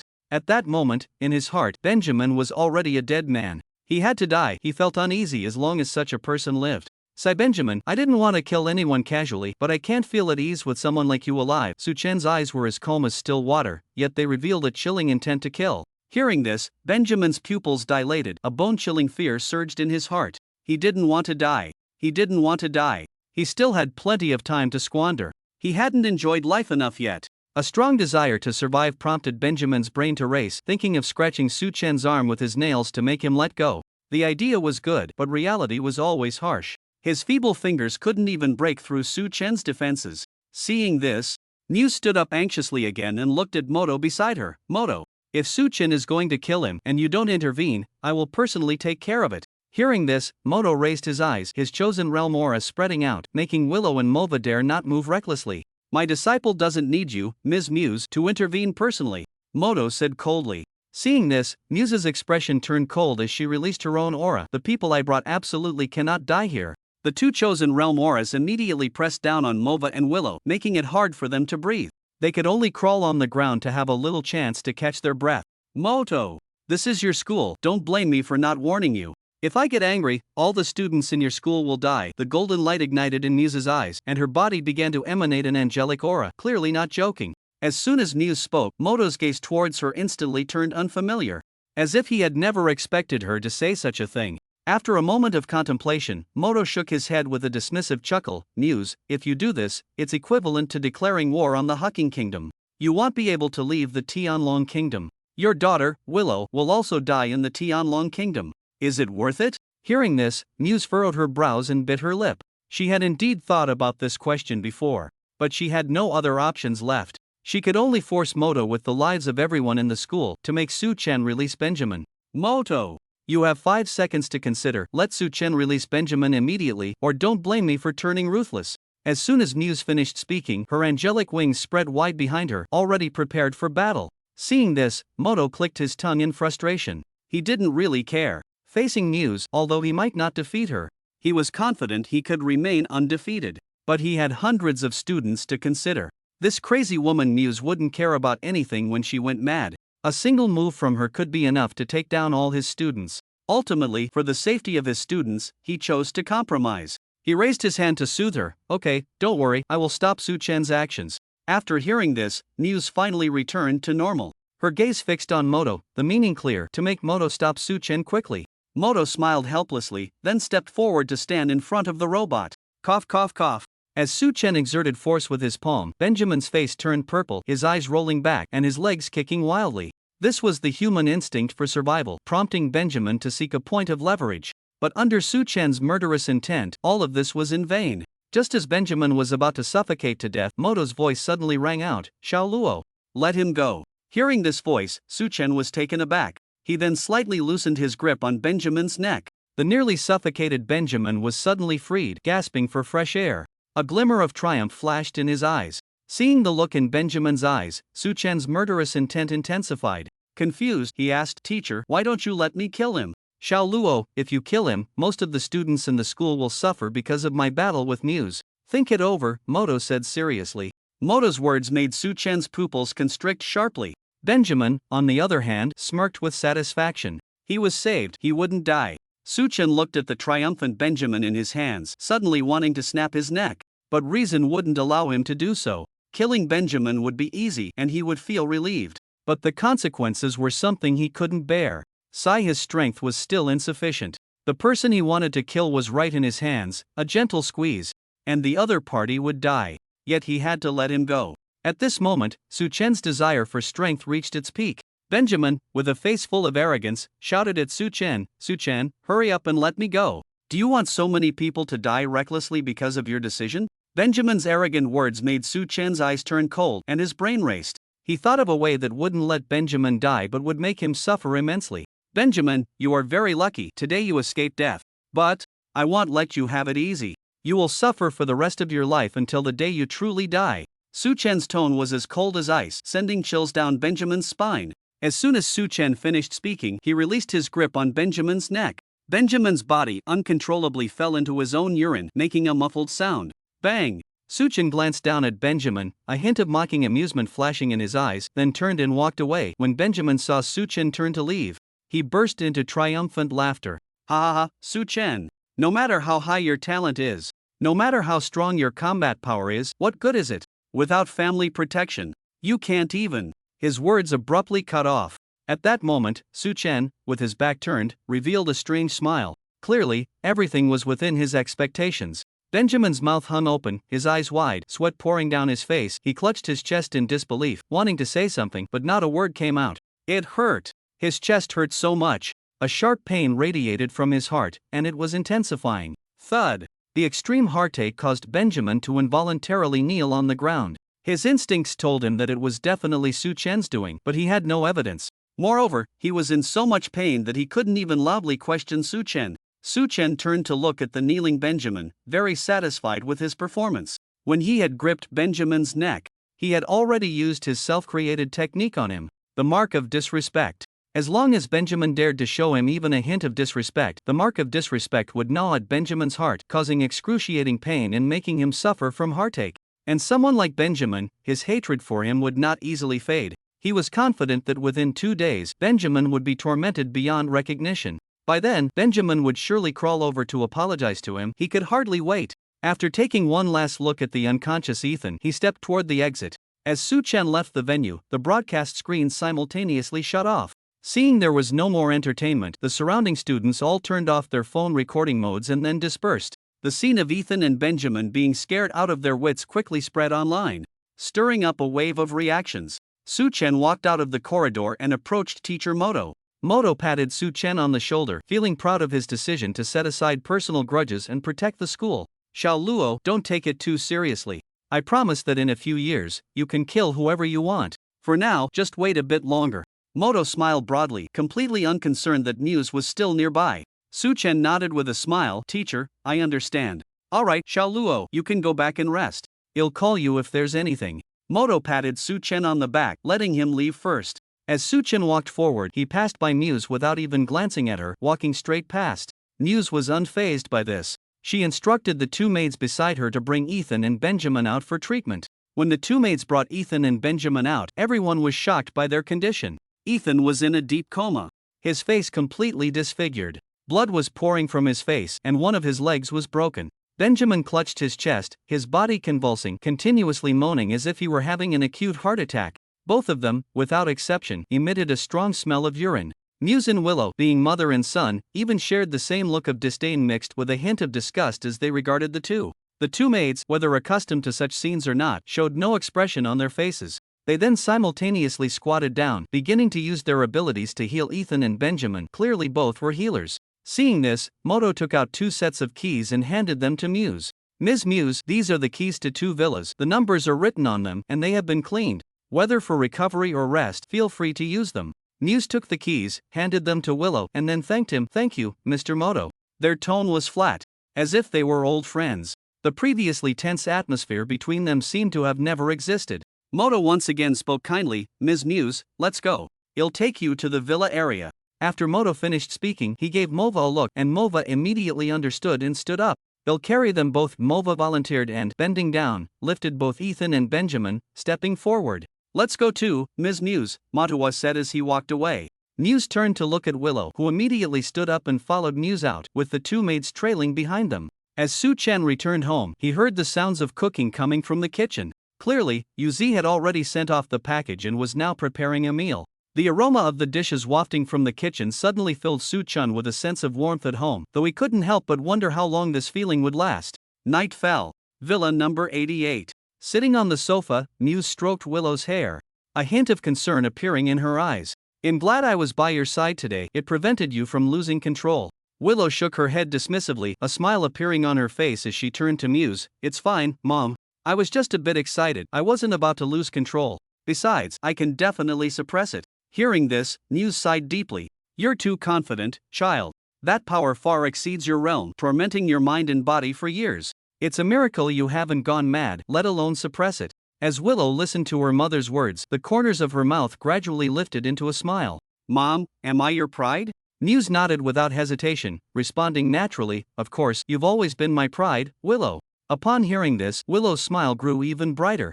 The two maids behind them were unfazed by the mother-daughter exchange, their faces showing no expression. Muse continued to comb Willow's hair and asked, how are Ethan and Benjamin doing?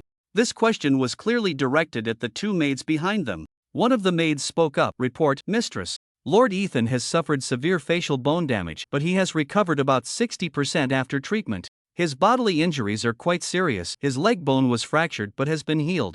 Other injuries are not life-threatening, and he has since fallen asleep, the other maid added. Report, Mistress. Lord Benjamin is weak but hasn't sustained any major injuries. However, for some reason, he has been experiencing severe pain in his heart, which comes in waves. The healing spells we applied have had no effect, and he is still moaning in agony. Muse nodded lightly upon hearing this. No matter what, as long as they don't die, that's fine. Keep a close watch on them, and report any unusual situations to me at any time. Yes. The two maids replied in unison. A night quietly passed. Ethan woke up from the pain in his body. He struggled to open his eyes, staring at the unfamiliar ceiling. Ethan suddenly realized that despite his severe injuries, he was still alive. He wanted to move his body, but at that moment, his body wouldn't allow it. Even the slightest movement triggered a series of excruciating pains. Lying quietly in bed, memories of Su-chen's cold, soul-piercing gaze flooded his mind, the same gaze that had scared him so much yesterday that he nearly wet himself. Thinking back on it now, he felt a flush of embarrassment on his face. He was supposed to be the future head of the Cole family. To be scared into wetting himself by just a look from someone in another country, this was the blackest of black histories. How could he ever show his face again? The more he thought about it, the more uncomfortable he felt, so he decided to stop dwelling on it. Under Su Chen's punch, it was already a miracle that he was alive. What was there to talk about in terms of shame? After a moment of contemplation, he struggled to lift his hand and touch his own face. The sensation on his hand told him that his face was definitely not as it used to be. At this thought, a tear slipped from the corner of Ethan's eye. If he had known this would happen, he wouldn't have acted so impulsively. If it weren't for believing Benjamin's slander and acting rashly against Su Chen, he wouldn't have ended up like this. Once he recovered, he would have to skin Benjamin alive to vent his anger. At this point, Ethan suddenly remembered where had Benjamin gone after he fell unconscious yesterday. He had no idea what had happened afterward. He didn't know what had become of Benjamin either. However, based on his understanding of Benjamin, he was sure that upon seeing him being beaten so badly, Benjamin would kneel down and admit defeat on the spot. He would never be the kind of fool who would take on an unbeatable enemy. Ah! A piercing scream suddenly rang out, nearly scaring Ethan to death. Ethan perked up his ears, listening to the intermittent cries, feeling that the voice sounded like Benjamin's. Once he confirmed it was indeed Benjamin, his heart was filled with confusion. What was Benjamin screaming about so early in the morning? Had he also been beaten? Moreover, it sounded like his injuries were even worse than Ethan's. Unable to witness Benjamin's plight firsthand made Ethan very anxious, and he could only rely on his imagination to ease his mind a little. Meanwhile, Benjamin was already pale, with cracked lips, and the sweat pouring from his body had soaked the entire bedsheet beneath him. Gritting his teeth, he pressed his hands against his chest as a wave of intense pain suddenly hit him, causing Benjamin to faint again. Su Chen's predictions were not wrong. A person like Benjamin, filled with hatred, would definitely be thinking of how to take revenge. But with the mark of disrespect imposed by Su Chen, every time Benjamin thought of avenging himself, the dark water within the mark would erode his heart, resulting in excruciating heart pain. Curled up in bed, Benjamin had spent the whole night thinking about revenge and suffering. Even so, he was still fixated on avenging himself against Su Chen. This showed how obsessed Benjamin was with the idea of revenge against Su Chen. It had already become his obsession, one he wouldn't easily let go of. At that moment, two maids entered the room. They changed Benjamin's bedsheet, gave him some water, and placed some food at the head of the bed. Following Muse's orders, they were just to ensure he didn't die. Su Chen sat cross-legged on the bed, surrounded by 3rd and 4th level crystal cores. He didn't care at all about what had happened yesterday. It was just a damned person who had escaped from his hands. As long as he gained strength in the future, he could easily crush Benjamin again, so let him jump around for a few more days. Knock, knock, knock. The door was knocked on. And Yuzi opened the door, peeking her head in to look at Su Chen. Su Chen, there are 2 women looking for you. Su Chen, who was focused on his training, was momentarily taken aback. 2 women? After pondering for a moment, he replied, "I'll be right down." He stepped downstairs and looked at the 2 people on the sofa. As expected, it was Muse and her son, Willow. Yesterday, Muse had insisted on saving Benjamin, even threatening Moto with the lives of all the students in the school. This action had caused Su Chen's impression of Muse to plummet. Even though Muse was a powerful figure in the chosen realm, he didn't want to deal with her. Now she had come to his house so early in the morning, he really couldn't understand what Muse wanted from him. Was she here to cause trouble? With a feeling of unease, he went downstairs. Willow noticed Su Chen's movement, stood up, and smiled, waving at him, to which Su Chen also waved back. "What can I do for you too?" Su Chen asked calmly as he sat on the sofa. Muse looked up at Su Chen, a strange light flashing in her eyes. "Su Chen, the events of yesterday were caused by us, and today I personally apologize to you." Su Chen was taken aback upon hearing this. A chosen realm powerhouse, someone who could crush him with mere presence, was now bowing her head to apologize to him. He had to admit, it was quite flattering. If he didn't accept, it would clearly be a case of not knowing how to appreciate kindness. "And Muse, I accept your apology, and I also apologize for my rudeness towards you yesterday. But you must have come to see me for more than just an apology today, right?" Su Chen asked with a smile. Muse smiled slightly in response, as if she had already anticipated that Su Chen would guess. "Su Chen, you are very clever. I do indeed have something that requires your help." "Feel free to say it," Su Chen said earnestly. Suddenly, Muse turned to Willow. Gesturing for Su Chen to look at her. Su Chen looked at Willow, who was also looking at him, but he always felt that there was something off about her gaze. After a moment, Su Chen finally realized with horror what was wrong with Willow's eyes. It was a gaze that kept changing. While it is quite normal for a human's eyes to change constantly, Willow's gaze seemed to momentarily show several different people looking at him. That was why he felt so uneasy, so creeped out. "Are you Willow? Or something else?" Su Chen furrowed his brows and asked word by word. Unexpectedly, Willow chuckled at his words, said nothing, and stuck out her tongue, making a funny face at Su Chen. This reaction left Su Chen even more confused, and he turned to Muse. "And Muse, it seems that there is more than just her inside Willow," Su Chen tentatively said, his eyes fixed on Muse as if verifying his words. Muse was taken aback by this, and then a hint of joy appeared in her eyes. "I didn't expect you to guess it before I even said it. It was indeed right to come to you. Why is Willow like this?" Su Chen asked as he stood up and approached Willow, carefully observing her every move, trying to discern something. Muse sighed deeply, a wave of helplessness washing over her. "Willow has become this way, and it's all my fault. More than 10 years ago, I was pregnant with Willow." Suddenly, the Star God Society caused chaos within the borders of the Eagle Kingdom, and the one leading them was none other than one of the 13 demon generals, the former Scorpion Demon General, Zachary, whose ability was SSS level, the Dark Scorpion. Relying on my strength as a chosen one, I was completely unafraid of Zachary, who only had the strength of a heavenly favor, and I killed him. But I forgot that I was still carrying a child. The dark energy released by Zachary affected Willow in my womb. As a result, Willow has suffered from the torment of dark energy since birth, both mentally and physically. Under the influence of the dark energy, Willow's original angelic ability mutated into that of a fallen angel. I thought about purifying the dark energy within Willow, but it seemed to have merged with her. If forcibly separated, Willow might die. As time passed, the mental torment caused Willow to start talking to herself, leading to a split personality. Even I don't know if the current Willow is the real Willow. It truly frightens me, fearing that the original Willow has already disappeared. Until I saw your information, your blue flame has a strong healing effect, almost akin to regeneration. If I forcibly separate the dark energy within Willow, your blue flame will likely protect her from death. That's why I came to find you. Su Chen, do you agree to help me? Muse looked at Su Chen, waiting for his response. Su Chen exhaled and then shook his head. "Ms. Muse, I don't have confidence in this. If Willow dies during the process, I can't take that responsibility." Muse immediately became anxious upon hearing this and said, "I don't need you to take responsibility. I just need you to use your blue flame to do your utmost to keep her alive. If Willow dies, I won't blame you." Hearing Muse say this, Su Chen furrowed his brows tightly, feeling troubled as he rubbed his hands together. He approached Willow and waved his hand in front of her eyes. Unexpectedly, Willow reached out and directly grabbed Su Chen's hand. "Su Chen, let's have a good fight. I haven't stretched my muscles in a long time." Looking at the excited expression on Willow's face, Su Chen knew that she had uncontrollably switched personalities again. He didn't understand this feeling, but he knew that having others living inside him must be uncomfortable. "Cyan Muse, I can help you. But I want to record a video. If Willow suddenly dies during the separation process, you have to promise not to cause me any trouble." Muse was instantly overjoyed upon hearing this and nodded repeatedly following Su Chen's instructions. A video was recorded. "Follow me." Su Chen waved his hand, signaling Muse and Willow to come with him. Su Chen led the two to an empty room. Inside the room was only a large bed. The sunlight outside streamed through the wide floor-to-ceiling windows, illuminating the bed and warming the entire room. Muse nodded in satisfaction and patted Willow's shoulder. Willow looked back in confusion, meeting Muse's gaze. Muse's eyes emitted a strange energy, causing Willow, who locked eyes with her, to instantly fall into a deep sleep, collapsing straight into Muse's arms. Muse's expression was conflicted as she gently caressed Willow's face, finally whispering, "Let's begin."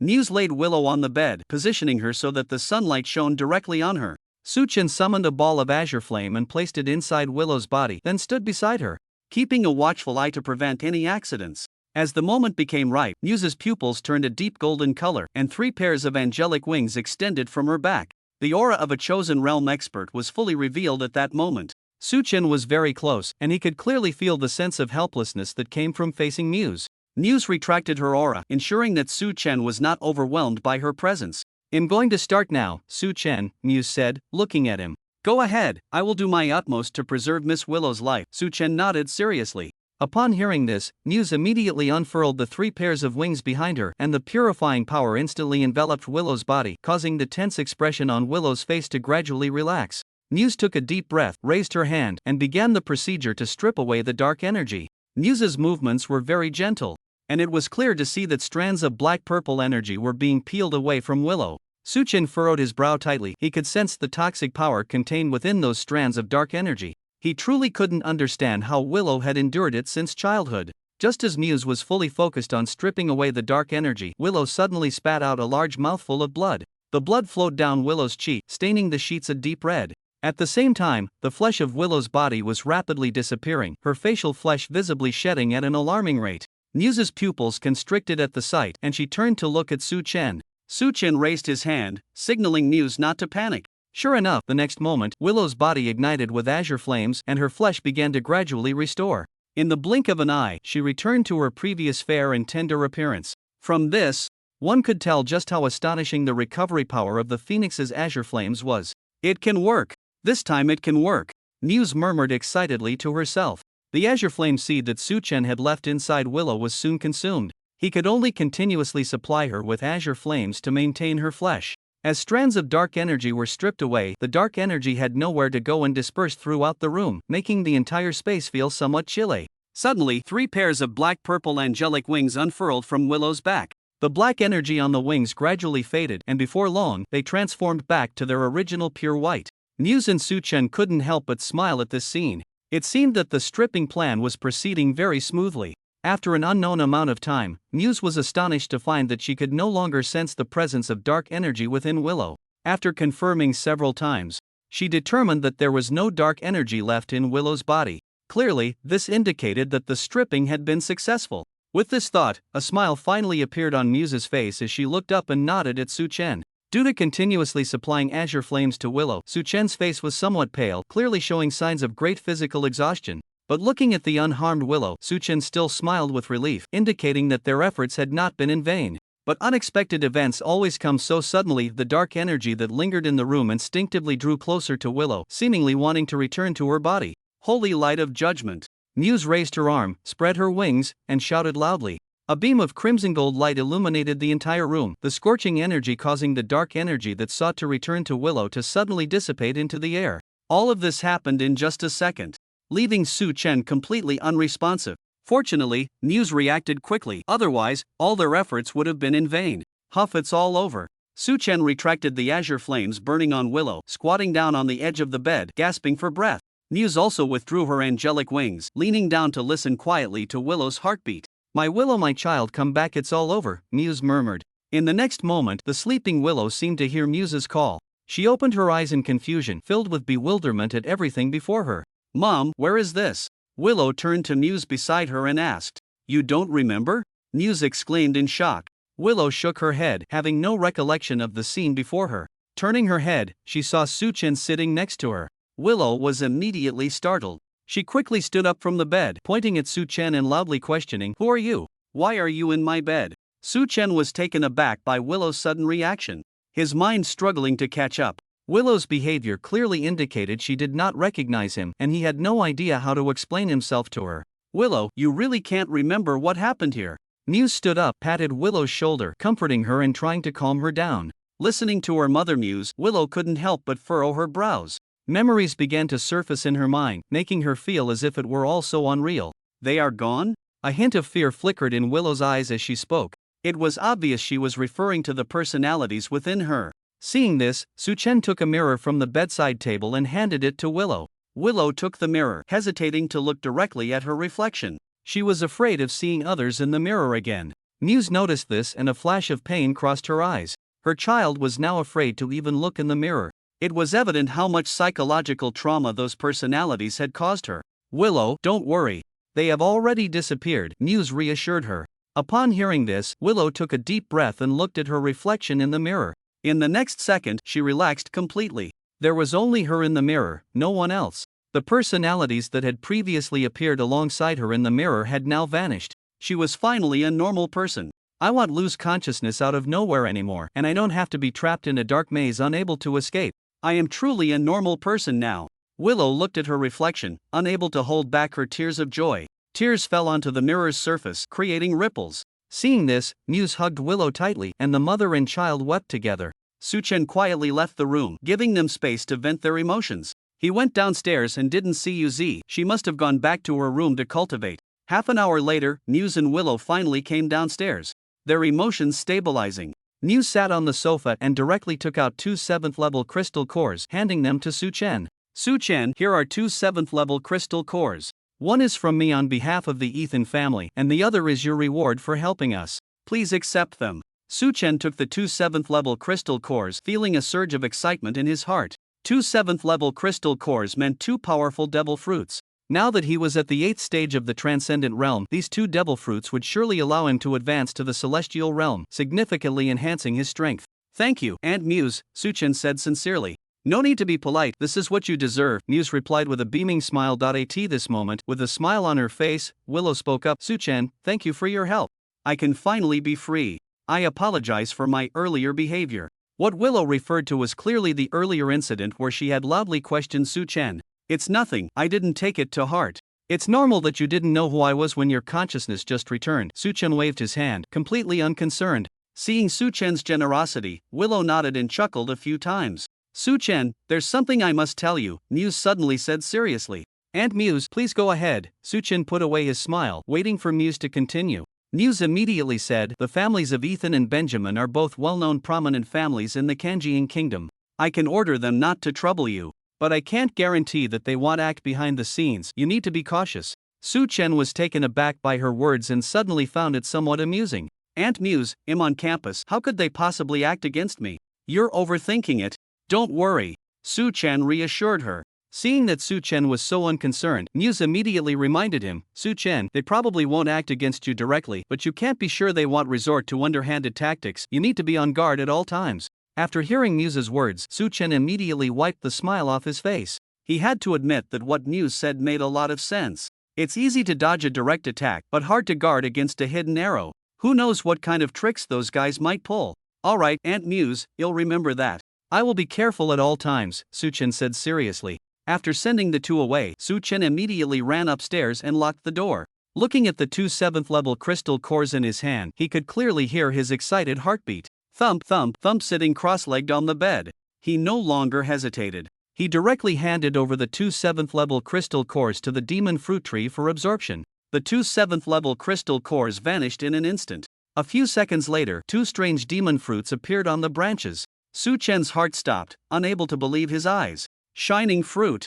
Azure dragon fruit. Suchen's eyes lit up, his hands trembling, feeling somewhat at a loss. Shining fruit, the devil fruit of Admiral Kizaru. Azure dragon fruit, the devil fruit of Kaido, one of the four emperors. Both fruits were top-tier divine fruits. As the demon fruits matured 10-12, Suchen first picked the shining fruit and, without hesitation, took a bite. His ability level rose by one tier, reaching the 9th stage of the transcendent realm. The awakened shining power within him made Suchen ecstatic. He hadn't felt this excited when he consumed the frozen fruit last time. It was simply because the effect of the shining fruit was too impressive. Especially Kizaru's line, speed is power. Have you ever been kicked at the speed of light? It struck Suchen's heart, making him 10 minutes intent on the shining power. He extended a finger, which emitted light, condensing into a laser beam. With a whoosh, the laser beam pierced through the glass, creating a small hole, yet the glass remained unbroken. Witnessing the power of extreme speed, Suchen nodded in satisfaction. Next came the main event. He raised his hand to pick the azure dragon fruit, savoring its flavor with enough respect. 5 minutes later, Suchen finally finished off the azure dragon fruit. Not long after, a layer of hard scales began to slowly cover the surface of his body. Dragon horns sprouted from his forehead, and a dragon tail extended from behind him. At this moment, the sky above the villa suddenly began to thunder and lightning, with torrential rain sweeping through the area. Among the clouds, it seemed as if a heavenly dragon was swimming freely. His ability level had just broken through to the 9th stage of the transcendent realm, and at this moment, he actually advanced again. First stage of the celestial realm. The 6th major stage of ability levels. Suchen took a deep breath, his pupils turning into slits, and the muscle lines of his body became more pronounced. Suchen walked to the mirror, looking at this form, revealing a wicked smile. This is my half-dragon form. I feel like I could take on 10 of my previous self. At my current level, even if I just entered the Skywalker realm, I can guarantee that I have no rivals within it. If I were to unlock the true form of the Azure Dragon, I could even contend with those in the Celestial Guardian realm. Of course, it would only be a contest. Completely defeating someone in the Celestial Guardian realm is definitely impossible. Suddenly, a strange impulse surged within Suchen. He instinctively wanted to suppress this impulse, but it seemed not so easy to push down. Just as Suchen was lost in confusion, he caught a glimpse of his reflection in the mirror and instantly realized the truth. Dragons are inherently lustful, and the Azure Dragon is no exception. That inexplicable impulse he felt earlier must have been the urge to reproduce. Moreover, this impulse continued to surge, making it hard for Suchen to keep himself in check. Seeing this situation, Su-Chen hurriedly withdrew from his half-dragon form. He certainly didn't want to stand up in broad daylight. How embarrassing that would be. As he expected, after reverting from the half-dragon form, the desire for reproduction indeed vanished. The clouds hovering over the villa also disappeared at that moment as if nothing had happened. He lay back down on the bed, lost in thought. The flashing light ability is suitable for Huayu. As a healing-type ability user, she lacks life-saving skills. The flashing light ability would grant her powerful attack strength and unparalleled speed, significantly raising her limits. The Azure Dragon power is suitable for Uni. It perfectly compensates for Uni's lack of long-range attack capabilities. With control over three powerful natural forces, lightning, fire, and storm, Uni's means of attack could become endless. Alternatively, she could wield a sword in her half-dragon form, greatly enhancing the sword's power, and perhaps even create her own unique sword techniques. The more Su-Chen thought about it, the more promising it seemed. He just didn't know how they would feel about it. Without hesitation, Su-Chen immediately sent a message to the three of them, inviting them to meet him here. Upon receiving the message, Shin Huayuet and the others looked at each other's phones, momentarily taken aback. Why did Su-Chen suddenly want them to go to his house? Together? What do you think Su-Chen wants from us? Shin Huayue asked. What could it be? He probably just wants to invite us to hang out, Shin Huayu replied, then began to carelessly tidy herself up. Seeing this, Shin Huayue shook her head helplessly and turned to Lu Yuni. What do you think, Yuni? I can't figure it out. Maybe he just misses us since we haven't seen each other for a long time, Lu Yuni analyzed. Shin Huayue clicked her tongue in response. Clearly, she didn't quite agree with Lu Yuni's words. Regardless, they would find out when they got there. Su-Chen received the three's affirmative replies to his invitation and immediately went out to knock on Yuzi's door. Yuzi, come out for a moment. I have something to tell you. Su-Chen knocked on the door and called out loudly. Inside, Yuzi was deeply immersed in her training. Hearing Su-Chen's voice suddenly calling her, she quickly exited her training state and opened the door for him. Su-Chen looked at Yuzi, who had a puzzled expression, and told her about his plan to invite the three sisters over to his house. Naturally, Yuzi was very happy to hear this and excitedly went downstairs to make some pastries, planning to surprise the sisters. Su-Chen considered whether to tell Yuzi about his intention to contract the three sisters, but he was afraid she might get jealous, so he decided to wait until he received a definite answer from the sisters before mentioning it. Half an hour later, Shin Huayue and the others arrived at Su-Chen's house together. Su-Chen and Yuzi warmly welcomed the three. Yuzi specially made a batch of pastries according to their tastes. Su-Chen was very happy to see them getting along so well. As the atmosphere gradually calmed down, Su-Chen looked at Yuzi and said, Yuzi, I have something to discuss with the three of them. Do you want to listen in?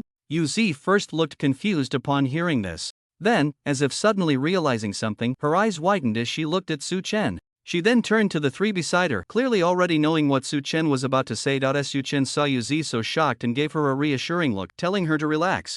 I'm not sure if they will agree, so it's best to keep silent. Upon hearing this, Yuzi stood up and walked to Su-Chen's side, wanting to listen in as a follower. Su-Chen nodded and turned to the three, who looked completely confused. Not long ago, I obtained a secret method that allows me to share my abilities with others. But the condition for sharing abilities is that one must unconditionally become my follower and be eternally loyal to me. Yuzi, she is my first follower, and I have shared my freezing ability with her. This granted her an SS-level freezing ability, and her original level ability has evolved into an S-level ability.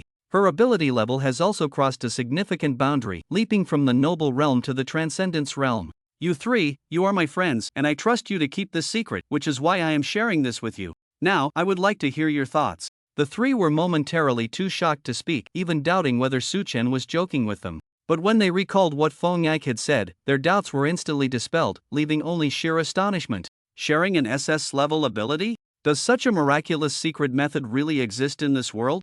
Shin Huayue looked at Su-Chen and asked tentatively. If I say it exists, then it does, Su-Chen replied firmly. Then doesn't that mean I can have an offensive ability? I won't have to hide behind my teammates anymore? Shin Huayu exclaimed joyfully. Of course. Huayu, I happen to have an ability that is perfect for you, Su-Chen teased, raising an eyebrow. Can I also have some long-range attack methods?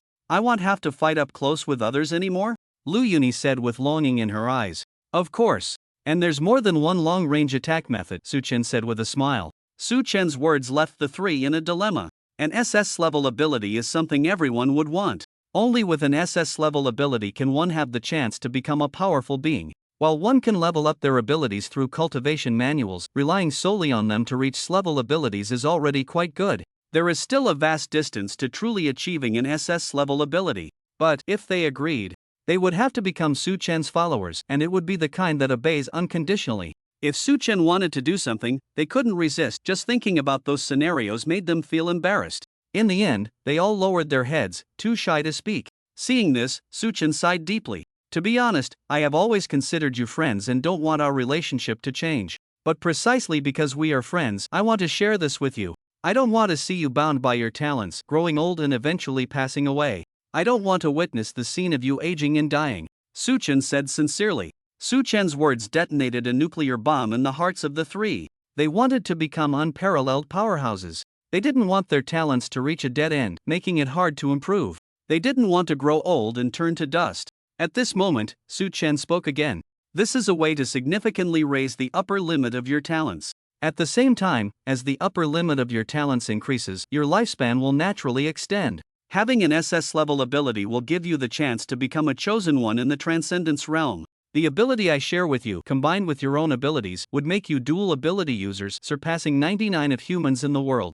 Su Chen said this and took a sip of water. Of course, no matter how nice I make it sound, the decision is still in your hands. I hope you can give me a response soon. With this statement, Su Chen was clearly prepared to wait for a few days. Unexpectedly, as soon as Su Chen finished speaking, Lu Yuni stood up and walked over to Su Chen, kneeling on one knee before Su Chen. She lowered her head. Su Chen, I wish to become your second follower, Lu Yuni said decisively. Seeing Lu Yuni's determination, Su Chen was momentarily taken aback. Yuni, are you sure? Don't you want to think it over? I can give you time to consider it properly. Su Chen didn't want Lu Yuni to act impulsively. After all, this was a lifelong commitment. Unexpectedly, Lu Yuni shook her head firmly. No need to think it over. I've already made my decision. Su Chen pondered for a moment, then placed his hand on Lu Yuni's shoulder. All right, from today on, you are my second follower. I will grant you the power of the Azure Dragon to help me eliminate all enemies. The power of the Azure Dragon. A strong desire erupted in Lu Yuni's eyes. Just hearing the name, one could tell it was not an ordinary strength. Su Chen summoned his demon fruit tree and placed it before Lu Yuni. Drop your blood on a leaf and make a contract with me. Upon hearing this, Lu Yuni showed no hesitation. She quickly drew her golden shadow sword, cut her fingertip, and let a few drops of blood fall onto a leaf of the demon fruit tree. The leaf absorbed Lu Yuni's blood, and a sword-shaped symbol gradually appeared on it. This represented that Lu Yuni had officially made a contract with Su Chen. From this moment on, she would belong to Su Chen forever. At this moment, Lu Yuni could clearly feel that a close connection had been established between her and Su Chen. Su Chen closed his eyes and could already sense all of Lu Yuni's information, nodding to himself. Contract established, Yuni, accept the power I give you. Su Chen raised his finger, and with a thought, a stream of azure energy instantly merged into Lu Yuni's body. Lu Yuni felt her blood boiling rapidly. Suddenly, Lu Yuni's pupils turned into slits, 2 dragon horns sprouted from her forehead, and azure scales appeared on her arms. A dragon tail burst forth from her waist, excitedly swaying left and right. Her long hair flowed, her figure elongated, complemented by the wild dragon horns and dragon eyes, adding a touch of fierceness and boldness to Lu Yuni's already sharp demeanor. Su Chen looked at Lu Yuni in her dragon maiden form and nodded in satisfaction. She resembled the dragon maiden he had in mind. Lu Yuni's ability level surged from Noble Realm level 6 directly to Transcendence Realm level 6, surpassing UZ by 1 level. This shocking transformation made Shen Huayue and Shen Huayu widen their eyes in disbelief. They couldn't believe that Lu Yuni, who had just been on par with them, had now pulled ahead by a significant realm. At this moment, Lu Yuni's original A-level ability, Sword Master, was also quietly undergoing a change. A-level Sword Master S-level Sword King S-level Sword Saint. She had directly crossed from A-level to S-level abilities. An S-level ability combined with an S-level ability would absolutely dominate 99 of humanity in the world. Lu Yuni's lips curled up as she looked down at her dragon claws. Standing up, she firmly grasped the hilt of the golden shadow sword and drew it out. A faint lightning flickered along the blade. She could feel that she was much stronger than before. Now, she could easily take on 100 of her previous self. Su Chen looked at the brand new Lu Yuni and said, Yuni, this is the half-dragon form you unlock after gaining the power of the Azure Dragon, or what we call the Dragon Maiden form.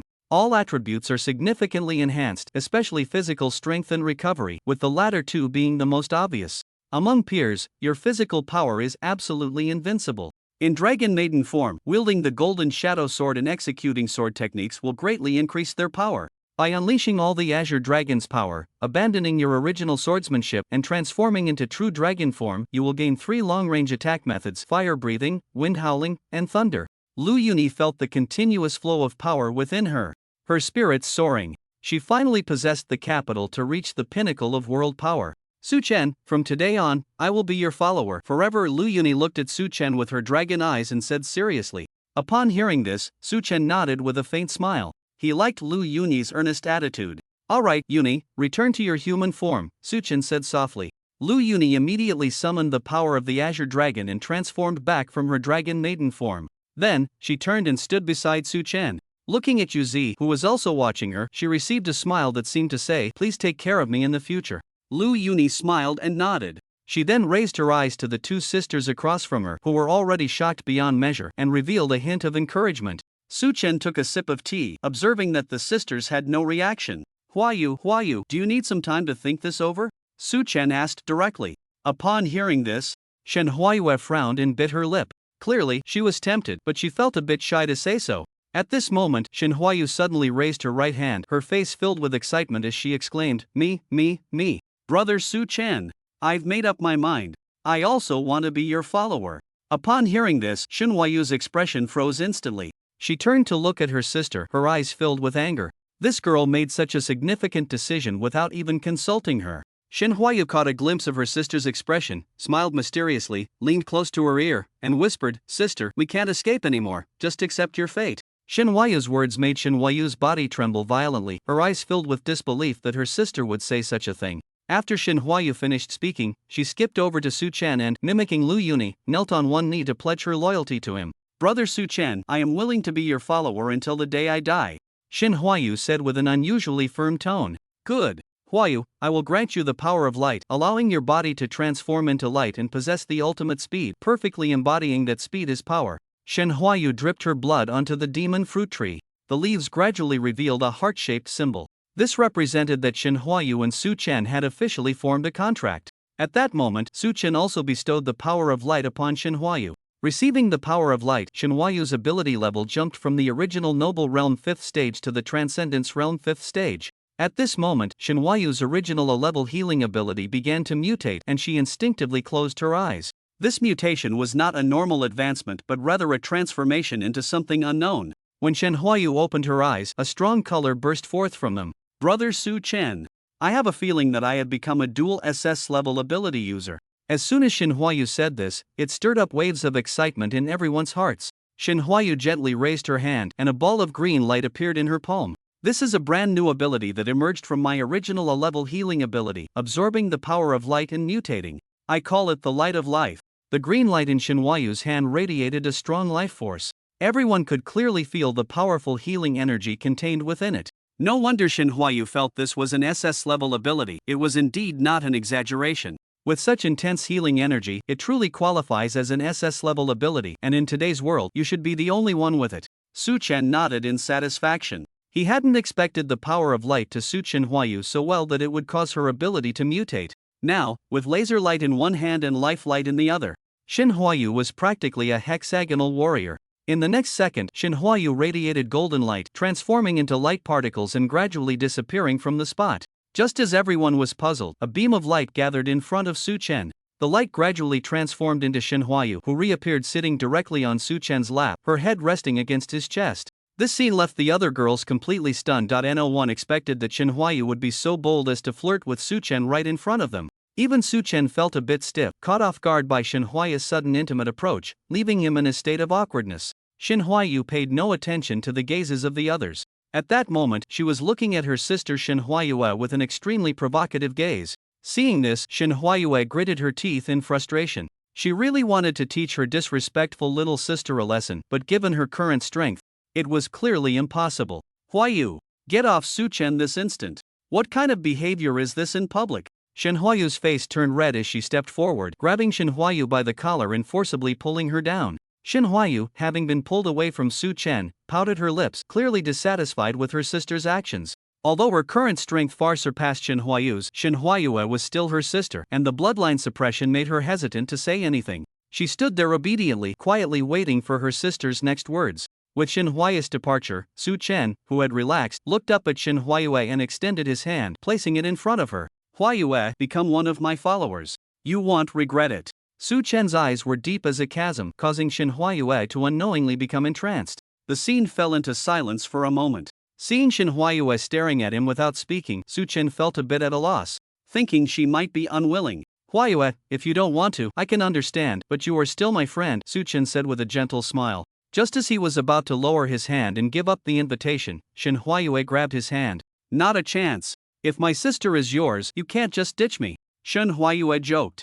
The other three girls exchanged glances and chuckled. They really couldn't stand Shin Huayue's proud remarks. Hearing their light laughter, Shin Huayue's face turned a bit red and she forced herself to act indifferent. Upon hearing that Shin Huayue was willing, the heavy stone in Su Chen's heart finally settled. He had a great appreciation for Shin Huayue. In times of crisis, she could always unleash astonishing leadership abilities, which he found very satisfying. Therefore, he wanted Shin Huayue to be the leader, guiding his followers.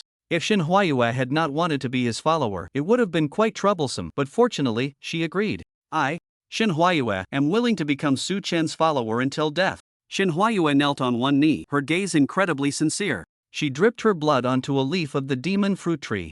The leaf gradually revealed a swirling symbol. Su Chen wasted no time and immediately spoke. Huayue, I will grant you the power of blazing flames. Combined with your original tornado ability, your attack range and power will be greatly enhanced. It is definitely the most suitable ability for you. As the power of flames merged into Shin Huayue's body, several fiery phantoms suddenly flickered in her eyes. Her body began to uncontrollably emit heat, the temperature so high that even the glass cup started to melt. Her ability level rose from the 6th tier of the Noble Realm to the 6th tier of the Transcendence Realm.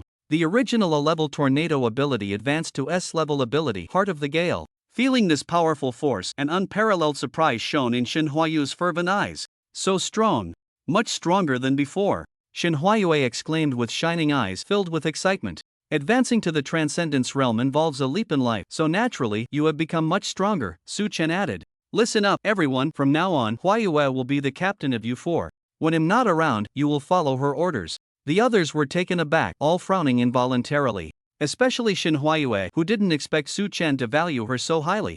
No, wait. Su Chen, where are you going? Shin Huayue asked anxiously. The other three looked anxiously at Su Chen, hoping he would give them a response. Well, I can't say the exact location, I can only say that it's a place only accessible to those in the Skywalker realm, and I have officially advanced to the first level of the Skywalker realm, Su Chen said softly. The others had no doubt about Su Chen's ability level. After all, he was a prodigy who had already reached the Skywalker realm. So they were not surprised. However, Su Chen's sudden decision to leave them left them feeling a bit lost, especially Yuzi, whose eyes were red and seemed on the verge of tears. Su Chen waved his hand, signaling them not to take it to heart. Don't worry, it's not now, and I can come back every once in a while. From now on, the four of you will form a new team. With me around, you won't gain any real experience. I won't be protecting you from behind anymore. You need to rely on your own strength to hunt for crystal cores, and through constant honing, you will grow stronger, thus qualifying to follow me. In short, what I want is a sword, not a vase. Su Chen's expression was serious, and the ambition revealed in his words stirred the hearts of the four. We won't let you down, Shin Huayue said confidently. The other three nodded in agreement, determined to do their utmost to achieve Su Chen's goals. Seeing their reactions, Su Chen nodded to himself. He stood up, raised his hand, and 4 clusters of azure flames appeared in his palm, which he then pushed forward. The azure flames merged into the bodies of the four, making them feel a warm sensation. These clusters of azure flames, once integrated into your bodies, can save your lives at critical moments, but remember to be safe and not take your lives lightly, Su Chen instructed. The four nodded in unison, even more impressed by Su Chen's methods. Yuzi, I will talk to the teacher and have you become a real student, no longer needing to be my maid. You have more potential. In 2 days, the four of you will team up and go to the combat zone for some practical experience. Especially you, Yuzi, you haven't been to a combat zone yet. Go and feel what the real wilderness is like. Also, I will apply for a house in the villa area for you. You need a better environment to fully immerse yourselves in your training. Su Chen arranged everything in an orderly manner. They were already Su Chen's followers, so they naturally obeyed his arrangements. Alright, that's all for today. You three can head back now, Su Chen said softly. After Shin Huayue and the others left, Yuzi came to Su Chen's side, gazing at him with affection, making Su Chen immediately understand and pick her up, heading upstairs. After a storm, the time had already reached the afternoon. Yuzi, exhausted, lay in Su Chen's arms. The sour feeling in her heart had vanished. Little rabbit, are you jealous? Yuzi nodded, then shook her head. At first, a little, but then I thought it through. Suchen, you are not an ordinary person. You need someone to help you achieve great things. Your story is destined to be extraordinary, full of fantastical colors.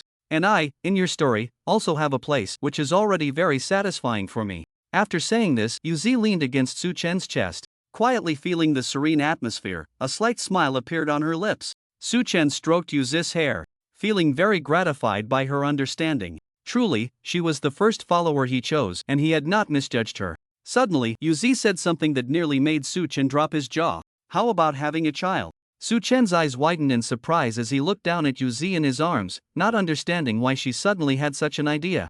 Little rabbit, your path is still long. There's no need to rush into having children, Suchen said patiently. Alright, I was just joking. Why Yuzi pouted, her tone somewhat disappointed, clearly not just joking around. But you owe me a child, remember that. Yuzi lifted her head and said fiercely. Suchen chuckled, looking at Yuzi with a doting gaze, and softly replied, Alright, I remember. A day quickly passed. Ethan woke up again from his pain, moving his body slightly and realizing that the pain had lessened. Indeed, the recovery ability of a transcendent body was impressive. He straightened up, carefully got out of bed. His broken leg still hurt a bit, but he could walk now. He stepped towards the direction where Benjamin's voice had come from earlier. Opening the door, he immediately saw someone lying on the bed inside, whose figure vaguely resembled Benjamin. Looking at the unharmed Benjamin, Ethan felt a mix of disappointment and confusion. Benjamin appeared completely uninjured, which made him feel somewhat regretful. But if he was uninjured, why had he been screaming so terribly? With a puzzled expression, Ethan gently pushed the door open and slowly walked to Benjamin's bedside. When he clearly saw Benjamin's current appearance, he was instantly drenched in cold sweat. For now, Benjamin's eyes were vacant, his face extremely pale, even his lips devoid of color. There were many scratch marks on his chest, which left him very confused. Hey, Benjamin, are you dead? Ethan asked tentatively. Hearing Ethan's voice, the dazed Benjamin's eyes began to regain their vitality. I can't be dead.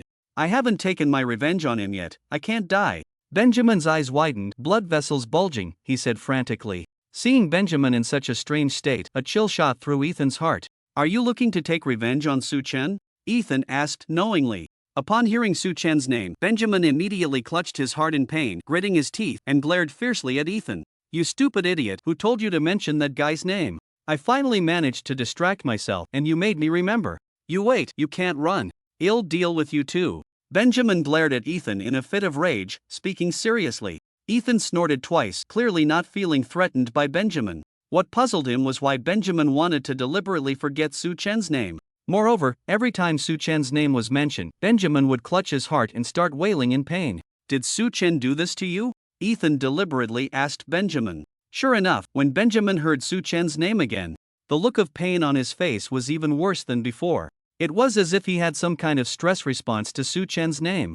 Suchen, Suchen, Suchen. Ethan deliberately provoked, repeatedly whispering in Benjamin's ear. This made Benjamin's hatred for Ethan quickly rival that for Suchen. A few minutes later, tired from the incessant whispering, Ethan smacked his lips, feeling his mouth was a bit dry, realizing that this method of using his mouth wasn't a long-term solution. Seeing that Ethan had finally stopped provoking him, a glimmer of pride flashed in Benjamin's eyes, and he hurriedly adjusted his mindset, trying not to think of Suchen, which eased the pain in his heart a bit. Ethan noticed the proud look in Benjamin's eyes. Immediately, using his limited brain capacity, he thought carefully and finally came up with a method that didn't involve his mouth. He took out his phone from his pocket, pressed a button gently, and opened the recording mode. Suchen. He recorded that one line and set it to loop. Under Benjamin's desperate gaze, the phone began to play the recording on repeat. Suchen, Suchen, Suchen. The voice coming from the phone was like a tightening curse, making Benjamin's heartache feel as if he had eaten something spicy, unable to stop tossing and turning on the bed. Before long, the bed was a wrinkled mess, soaked in sweat. Ethan stood by the bed, holding his phone, watching Benjamin's miserable state, a wicked smile in his eyes, feeling immensely pleased. Ah, Benjamin, look at you today. The wheel of fate turns, and heaven spares no one. Ethan shook his head, gleefully taunting. Such despicable behavior naturally made Benjamin's hatred soar. At this moment, Benjamin had already marked Ethan as his #1 target for revenge, even putting Suchen aside. Gritting his teeth, Benjamin glared at the smug Ethan. He immediately rolled over with all his might, flipping under the bed, and kicked Ethan hard in the thigh. With a crack, Ethan's thigh, already severely injured, had a broken bone that hadn't fully healed. Now, with Benjamin's surprise attack, the bone that was just about to mend broke again. The excruciating pain caused Ethan to topple to the ground, clutching his thigh and letting out a pained wail. The two cries of agony echoed back and forth, attracting the attention of the two maids downstairs. When the maids came upstairs to check, they could only shake their heads in speechless disbelief. There was nothing to be done, both were suffering the consequences of their own actions. After settling the two again, they kindly locked the door to prevent this incident from happening again. At this moment, Su Chen had arrived at Teacher Moto's office. "Teacher, I would like to request 4 villas," Su Chen said earnestly.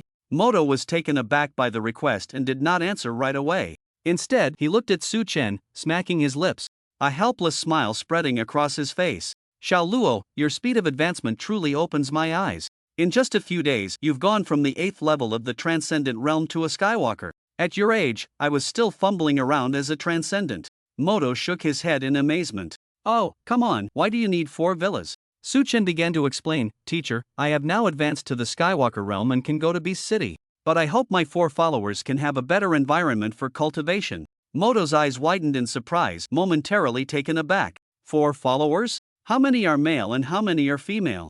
Moto asked curiously. "All female," Su Chen replied without hesitation. Upon hearing this, Moto's lips curled into a smirk, a mischievous glint in his eyes. "He, I knew it, you little rascal, you're not just any kind of bad. Your women, just call them your women, why pretend they're followers with me? Although we are teacher and student, we are all men here. No need to hide anything. Tell me the truth, are these 4 girls all your women?" Moto asked, his gaze sharp with curiosity. "Well," Su Chen pondered for a long time before slowly replying, "not all of them." Moto burst into laughter, patting Su Chen on the shoulder, a hint of satisfaction in his eyes. "Xiao Luo, don't worry, with your charm, I believe they will all be yours sooner or later." Su Chen looked extremely speechless, brushing off Teacher Moto's hand. "Teacher, can we not talk about my personal matters for now? Will you agree to give me the 4 villas?" As soon as Su Chen finished speaking, Moto's smile faded and he clicked his tongue, his expression turning serious. "Oh, Xiao Luo, you know that all the students who can enter the villa area are exceptionally talented.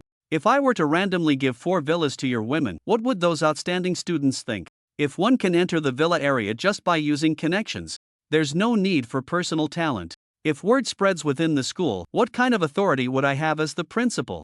Moto analyzed, looking at Su Chen with a serious demeanor. Su Chen nodded in agreement and then spoke up. "Teacher, rest assured, I guarantee with my character that their talents are worthy of the qualifications to reside in the villa area." Hearing Su Chen say this, Moto smiled slightly, clearly not convinced. If the 4 of them truly had the qualifications to move into the villa area, they would have been discovered long ago, so why bring it up with Su Chen? "Xiao Luo, I know you want your women to have a better environment and there's nothing wrong with that. But talent is not something that can be easily altered. If you lack talent, you lack talent. Let them stay in the high-rise dormitory area. At most, I can arrange for them to have a better environment. How about that?" Mo Tua asked patiently. Su Chen shook his head, disagreeing with Mo Tua's proposal. "Teacher, what if I told you that they are all first-year students and at least at the 5th stage of the transformation realm? What would you think?" Su Chen said with a serious expression.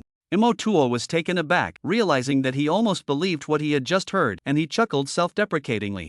"Ah, Xiao Luo, I have to say, your serious attitude almost convinced me. First-year students?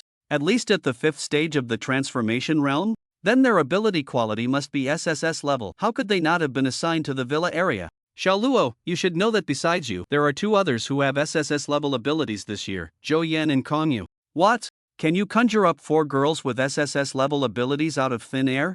"Xiao Luo, lying is not a good thing." Mo Tua's expression turned serious, and he was somewhat displeased with Su Chen for lying to him. Seeing that Mo Tua was adamant in his disbelief, Su Chen understood. After all, who would believe that someone could share their abilities with others? "Teacher, after I leave, can I let those 4 stay in my villa? That should be acceptable, right?" Mo Tua nodded at this. He could reluctantly accept this arrangement. After all, that villa belonged to Su Chen, and he had the right to let the girls stay there. "This can be approved, but they won't be provided with maids, they will need to clean the villa themselves," Mo Tua concluded decisively.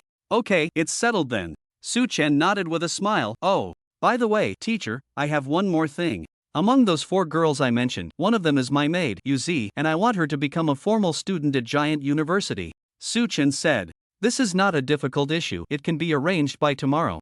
Mo Tua nodded, finding such matters trivial. The next day, Giant University, Combat Zone. "This is your first time teaming up, so make sure to cooperate well. Huayui is the captain I appointed, so you must listen to her. The most important point is, don't be reckless. Su-chen instructed the four in front of him. Yes. The four replied in unison. Okay, let's go. Su-chen raised his hand, pointing to the spatial gate behind the four. The four turned around in unison and stepped into the spatial gate. As they disappeared, Su-chen immediately turned and left. He wouldn't secretly follow them, this was their own trial, and life and death were in the hands of fate. Shin Huayue and the others passed through the spatial gate and looked up. They found themselves on a peak thousands of meters high. Surrounded by mountains, the area was lush but somewhat chilly. The numerous mountains blocked the sunlight, and only the area at the peak could feel the warm rays of the sun. This place is so cold. I would believe it if someone said there are ghosts here, Shin Huayu said, hugging her arms and shivering slightly. Seeing this, Shin Huayue began to release heat from her body, briefly dispelling the cold atmosphere nearby. Yuzi, however, didn't feel that the place was particularly cold, possibly due to her freezing ability. Swoosh, swoosh, swoosh, there's something nearby. Lu Yuni frowned upon hearing the sound, drew her golden shadow sword, and her eyes turned into dragon pupils, on guard for nearby dangers. Everyone, gather close, Shin Huayue commanded, looking at the others. The four quickly formed a circle, each guarding a different direction. As the rustling sounds around them grew denser, the surroundings returned to the previous chill, indicating that there were quite a few of them. In the tense atmosphere among the four, snake-like beasts began to surge in from all directions like waves, and it seemed they were determined to feast on the four. Snakes! So many snakes! Yuzi's hands trembled, her expression filled with terror. At that moment, her heart felt like it was about to leap out of her chest. She never expected her luck to be this bad. On her first real combat experience, she encountered the very type of animal she feared the most. Yuzi, calm down. Don't panic. They're just some level 3 beasts, easy to deal with. Shin Huayue noticed Yuzi's fear and quickly reassured her. That's right, Sister Yuzi, we are humans who have undergone a life leap. These level 3 beasts are merely low-level creatures, Shin Huayu said, a yellow energy orb shimmering in her hand, ready to attack. It's normal to feel nervous for the first time, adjust your mindset, and don't let your inner panic interfere with your judgment, Lu Yuni said, gripping her golden shadow sword, its blade flickering with lightning, eager to strike. Yuzi took a few deep breaths, suppressing her fear of the serpentine creatures. Seeing the wave of snakes gradually closing in, Shin Huayue summoned a gust of wind with her left hand and fire with her right, shouting, "Attack together! Raging Flame Gale!" The other three responded to Shin Huayu's command, unleashing their respective techniques. Shin Huayu's eyes sparkled with golden light as she placed her hands in front of her and pushed forward, a dazzling light bursting forth. Laser flash! Lu Yuni's dragon eyes were resolute, dragon scales appearing on her arms as she raised her golden shadow sword and swung it fiercely forward. Void slash! Yuzi sprouted long rabbit ears atop her head, her body emanating waves of cold due to the extreme low temperature, merging the power of ice with that of the moon. She raised her hands high, a shimmering blue energy shooting skyward. Frost Moon Spirit! The four powerful attacks targeted 4 different directions. Shin Huayu's raging flame gale contained the ferocious power of flames and the piercing force of wind. The wind aided the fire, and the two energies complemented each other, achieving an effect greater than the sum of their parts. The raging flame gale, in a violent manner, crushed the level 3 snake beasts, turning them into charred remains or slicing them into pieces with the wind blades mixed within. Shin Huayu's laser flash was a technique developed under Su-chen's personal guidance. After all, Su-chen had seen the anime One Piece in his past life and was very familiar with how Kazara developed his light powers. The laser flash was swift and powerful, often catching opponents off guard before they even realized it. Moreover, the laser flash contained intense heat. Although it was not as fierce as Shin Huayu's flames, it could still give opponents the sensation of being burned. The laser flash rushed into the wave of snakes. With a loud bang, accompanied by a violent explosion, the bodies of the snake beasts flew through the air, blood splattering everywhere. Most importantly, the laser flash could be fired in rapid succession. Shin Huayu raised both hands, gathering a dazzling light in the center of her palms. Whoosh, whoosh, whoosh. The laser flashes shot out like a machine gun, continuously hitting the wave of snake beasts. The sounds of explosions echoed, and Shin Huayu, feeling an inexplicable thrill, wore a slight smile on her face. Lu Yuni swung her golden shadow sword, executing the void slash from the unbeaten sword manual. With her Transcendence Realm strength, combined with the power of the Azure Dragon, the might of her sword technique experienced a qualitative leap. The Void Slash left deep ravines in its wake wherever it struck. Lu Yuni even infused the Void Slash with lightning energy, enhancing its power further. The Void Slash charged straight into the wave of snakes, utterly disrupting their formation, blood and flesh flying as if in a purgatory.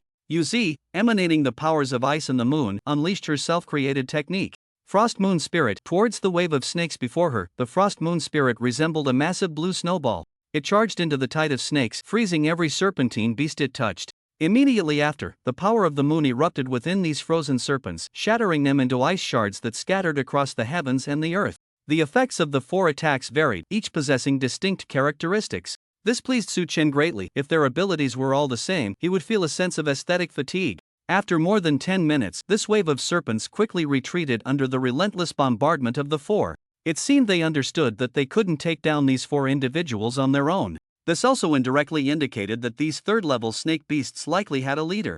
Otherwise, they wouldn't have retreated simultaneously, they would have charged forward mindlessly. The 4, seeing the snake-tide retreat, displayed expressions of regret. They hadn't unleashed enough yet, and now they were pulling back? Wait! Stay alert! There's a leader beast commanding them, we can't let our guard down. Shen Huayue reacted swiftly, raising her voice in warning. Her words immediately heightened the spirits of the other 3. At that moment, the air was thick with the stench of blood, emanating from the brutally slain serpentine beasts. A few minutes later, an inexplicable pressure suddenly enveloped the hearts of the 4. This pressure wasn't overwhelmingly strong, they could still move under it. It seemed their opponent wasn't much stronger than them. Sure enough, just as the 4 were on high alert, a black-purple giant python, about 30 meters long, suddenly appeared from the tree above. The 4 looked up in unison, feeling a chill run down their spines. 5th-level beast, corrupting poison python. Shen Huayue said, her expression stiff, enunciating each word. I'll hold it off. You all retreat first. Lu Yuni declared, putting away her golden shadow sword, as dragon horns began to sprout from her forehead and a dragon tail extended from her back. It seemed she was prepared to fight the corrupting poison python with all her might to buy time for the others to escape. Seeing this, Shen Huayue shook her head without hesitation, her tone resolute as she said, we don't need to run. We will fight it. The other 3 were stunned by Shen Huayue's declaration. Sister, are you okay? This guy is a 5th-level beast. It's a whole realm above us. Fighting it is just asking for death. Shen Huayue advised. Shen Huayue shook her head and replied, don't forget, we are no longer the same as before. We are not the mediocre individuals we once were. Each of us has an SS-level ability, and not just one ability. Moreover, we are all in the transcendence realm. With our combined strength, if we can't even take down a 5th-level beast, what face do we have left to be Su Chen's followers? Shen Huayue's words struck the hearts of the 3 like a heavy hammer.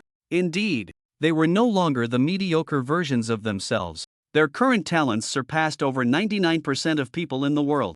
If the 4 of them couldn't even defeat a 5th-level beast together, they might as well withdraw from being Su Chen's followers. I'll release the purifying light for you, ensuring you won't be harmed by the toxins. Shen Huayue said, and she immediately began to shine a bright green light upon them, protecting the 4 from the effects of the poison. I'll freeze it to slow its movements, preventing it from attacking at will. Yu Zi said earnestly. I'll break through its defenses, making it wish it were dead. Lu Yuni unsheathed her golden shadow sword again, speaking fiercely. All right, everyone, let's move. Shen Huayue took the lead, soaring into the air on the wind. Explosive flame tornado. Shen Huayue conjured 4 towering fire tornadoes around the corrupting poison python using the powers of wind and fire, encircling the beast. The destructive force of the flame tornadoes was astonishing, incinerating all the surrounding trees, leaving only the large tree around which the corrupting poison python coiled. The 4 fire dragons surged forward, charging at the corruption python. The corruption python's eyes were filled with disdain as it raised its thick tail and swept it across, instantly extinguishing the 4 fire dragons. Not a scratch was left on the corruption python's tail. Seeing these weak humans not only refusing to flee but daring to resist it, the python opened its massive mouth in anger, revealing its sharp venomous fangs. Poison was released from its fangs, spraying toward Shen Huayue in the sky. Shen Huayue's gaze was resolute, just as she was about to conjure a wall of wind in front of her. A green barrier suddenly appeared. The moment the poison touched the green barrier, it was purified on the spot, vanishing without a trace. The corruption python was momentarily taken aback. Its venom was not the ordinary poison of a common snake. It contained a terrifying force of decay. Any object that came into contact with its venom would suffer excruciating erosion from the decay force, ultimately rotting and stinking until it completely perished. Today, however, its previously unstoppable corrupting venom had met its match. It hadn't even touched the opponent before disappearing into thin air, which was quite troublesome. Seeing the corruption python's venom blocked by the purifying light released by Huayu, Shen Huayu's confidence soared. Everyone! Its venom is useless against us. Attack freely. With Shen Huayu's command, the other 3 immediately rushed forward. Lu Yuni, undaunted, quickly charged at the corruption python. Her golden shadow sword flickering with the faint image of a green dragon. Dragon Ascension Slash! Lu Yuni shouted, striking fiercely at the corruption python. Zing! The moment the sword blade made contact with the snake's body, sparks flew. The corruption python, being a level 5 exotic beast, had resilient scales that were not easily broken, even though its venom was ineffective against the group. Seeing this, Lu Yuni quickly retreated, waiting for the next opportunity to attack. In the back, Yuzi leaped into the air, condensing an extreme icy energy in her palm, ice elemental sphere. With a wave of her hand, the intense cold energy surged towards the corruption python. It struck the corruption python solidly, instantly freezing a section of its body. Shinhwaya's eyes lit up as she focused on the frozen part of the corruption python. She aimed her hand at the target, and a red light flickered in her palm, scorching flash.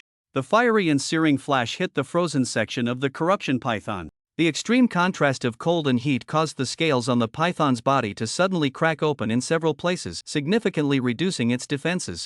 Lu Yuni, watching from a distance, saw her chance and charged forward recklessly once more. Dragon Ascension Slash. Lu Yuni swung the golden shadow sword, aiming for the cracked scales, and struck with all her might. Splat! The blade of the golden shadow sword sliced through the scales and into the corruption python's body. Toxic blood gushed out, splattering onto Lu Yuni just a second before Shinhwaya's purifying light activated, cleansing the snake's blood and protecting Lu Yuni from its effects. Hiss! The corruption python, in pain, swung its tail directly at Lu Yuni, sending her flying and crashing into several trees before finally coming to a stop. At that moment, the corruption python looked at the wounds on its body, disbelief filling its eyes. It never expected that these weak humans could break through its defenses and inflict such pain. Unharmed, Lu Yuni stood up again, raising her sword and charging at the corruption python once more. Seeing this, the corruption python opened its mouth wide and violently expelled a large cloud of black-purple poisonous smoke. The smoke spread rapidly, and in an instant, the corruption python was enveloped, obscuring its form. It seemed the corruption python did not want Lu Yuni to get close, which was why it resorted to this tactic. Meanwhile, Shinhwayue in the sky sneered. This poison smoke would not work against her. Raging storm, Shinhwayue waved her hand, and immediately the scene was engulfed in a fierce wind. The poisonous smoke surrounding the corrupted giant python was instantly blown away, revealing its figure trying to escape. Don't even think about running. Flame palm. Shinhwayue's right hand transformed into flames and then swung out fiercely. A palm-shaped flame with a diameter of 5 meters, accompanied by a powerful sense of oppression, smashed into the corrupted giant python. Boom! Hiss hiss hiss! The corrupted giant python let out a mournful howl in pain, looking down at the injured area, where a bright red flame palm imprint was clearly visible. Moreover, it emitted an extremely high temperature, continuously inflicting damage on the corrupted giant python's body, adding a hint of roasted meat aroma to the air. It's about to give in. Keep attacking, Shinhwayue said, launching another flame palm. While dealing damage, it also suppressed the corrupted giant python's movements. Void slash. Scorching flash. Ice elemental soul. Boom boom boom. The four of them attacked together, hitting the corrupted giant python simultaneously. Under the confident gazes of the four, the corrupted giant python's body crashed down, still emitting a foul burnt smell. Suchin had just returned to his doorstep when he saw someone standing in front of the villa, peering inside. Suchin tiptoed up behind the person and tapped her shoulder. Fengyak, what are you sneaking around for? Suchen asked in confusion. Hearing this, Fengyak suddenly turned around, her expression fierce, her hands unconsciously waving, clearly startled. But when Fengyak saw that the person behind her was Su Chen, her previously terrified expression instantly turned into a beaming smile. Su Chen, I thought you weren't home. I really wasn't home just now. Is there something you need? Su Chen asked. Well, Su Chen, I have something I want to ask you for help with. Fengyak looked up at Su Chen, her eyes filled with hope, making it hard for Su Chen to refuse her. What is it? Just so you know, if it's beyond my capabilities, I can't help, Su Chen said cautiously. Upon hearing this, Fengyak smiled and waved her hand.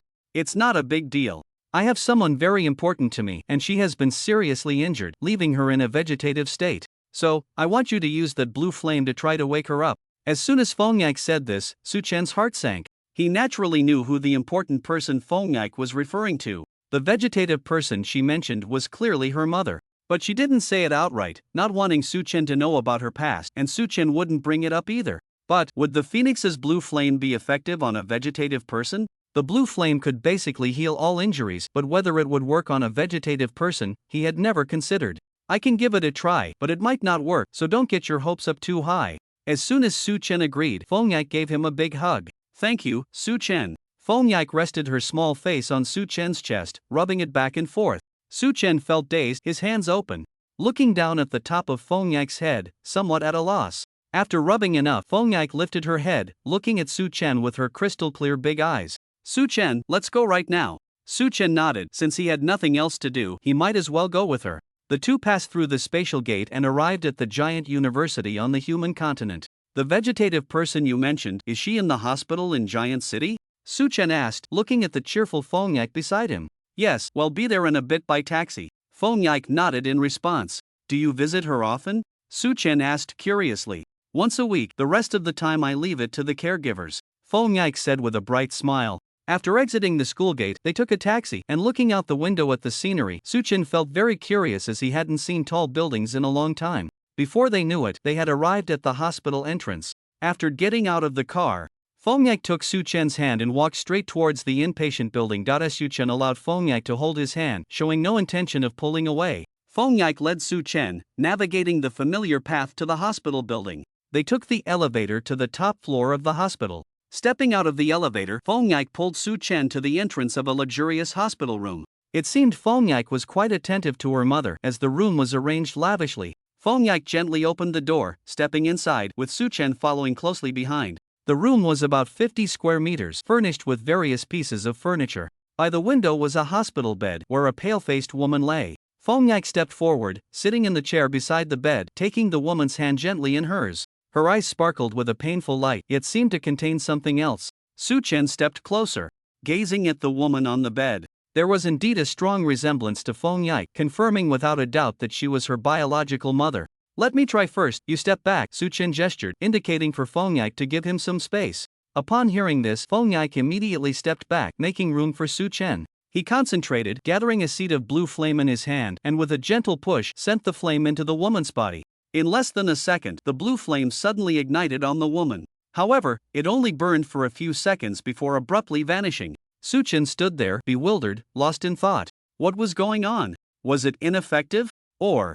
Seeing this, Fongyak's tense nerves relaxed, her expression tinged with disappointment. But when she noticed the confused look on Su Chen's face, she hurriedly stepped forward, linking her arm with his. Su Chen, it's okay, I didn't have high hopes anyway, Fongyak comforted him nonchalantly. Hearing this, Su Chen turned to look at Fongyak, swallowed hard, and nodded woodenly. Then, with a serious expression, he lowered his gaze to the woman on the bed, a shadow of gloom enveloping his heart. Fongyak invited Su Chen to sit wherever he liked, while she took a basin of water to wipe the woman's face and body. Throughout the process, the woman showed no reaction, allowing Fongyak to tend to her. Su Chen turned away, sitting on a distant sofa, his heart in turmoil. After an unknown amount of time, Fongyak finished her task, coming out of the bathroom with the water used for cleaning. Su Chen saw this and immediately stepped forward to the woman's bedside, voicing the question that had been hidden in his heart. Auntie, I know you're awake, why have you been pretending to be in a vegetative state? As soon as Su Chen's words fell, the woman on the bed's eyelids began to twitch violently, her previously steady breathing becoming somewhat erratic.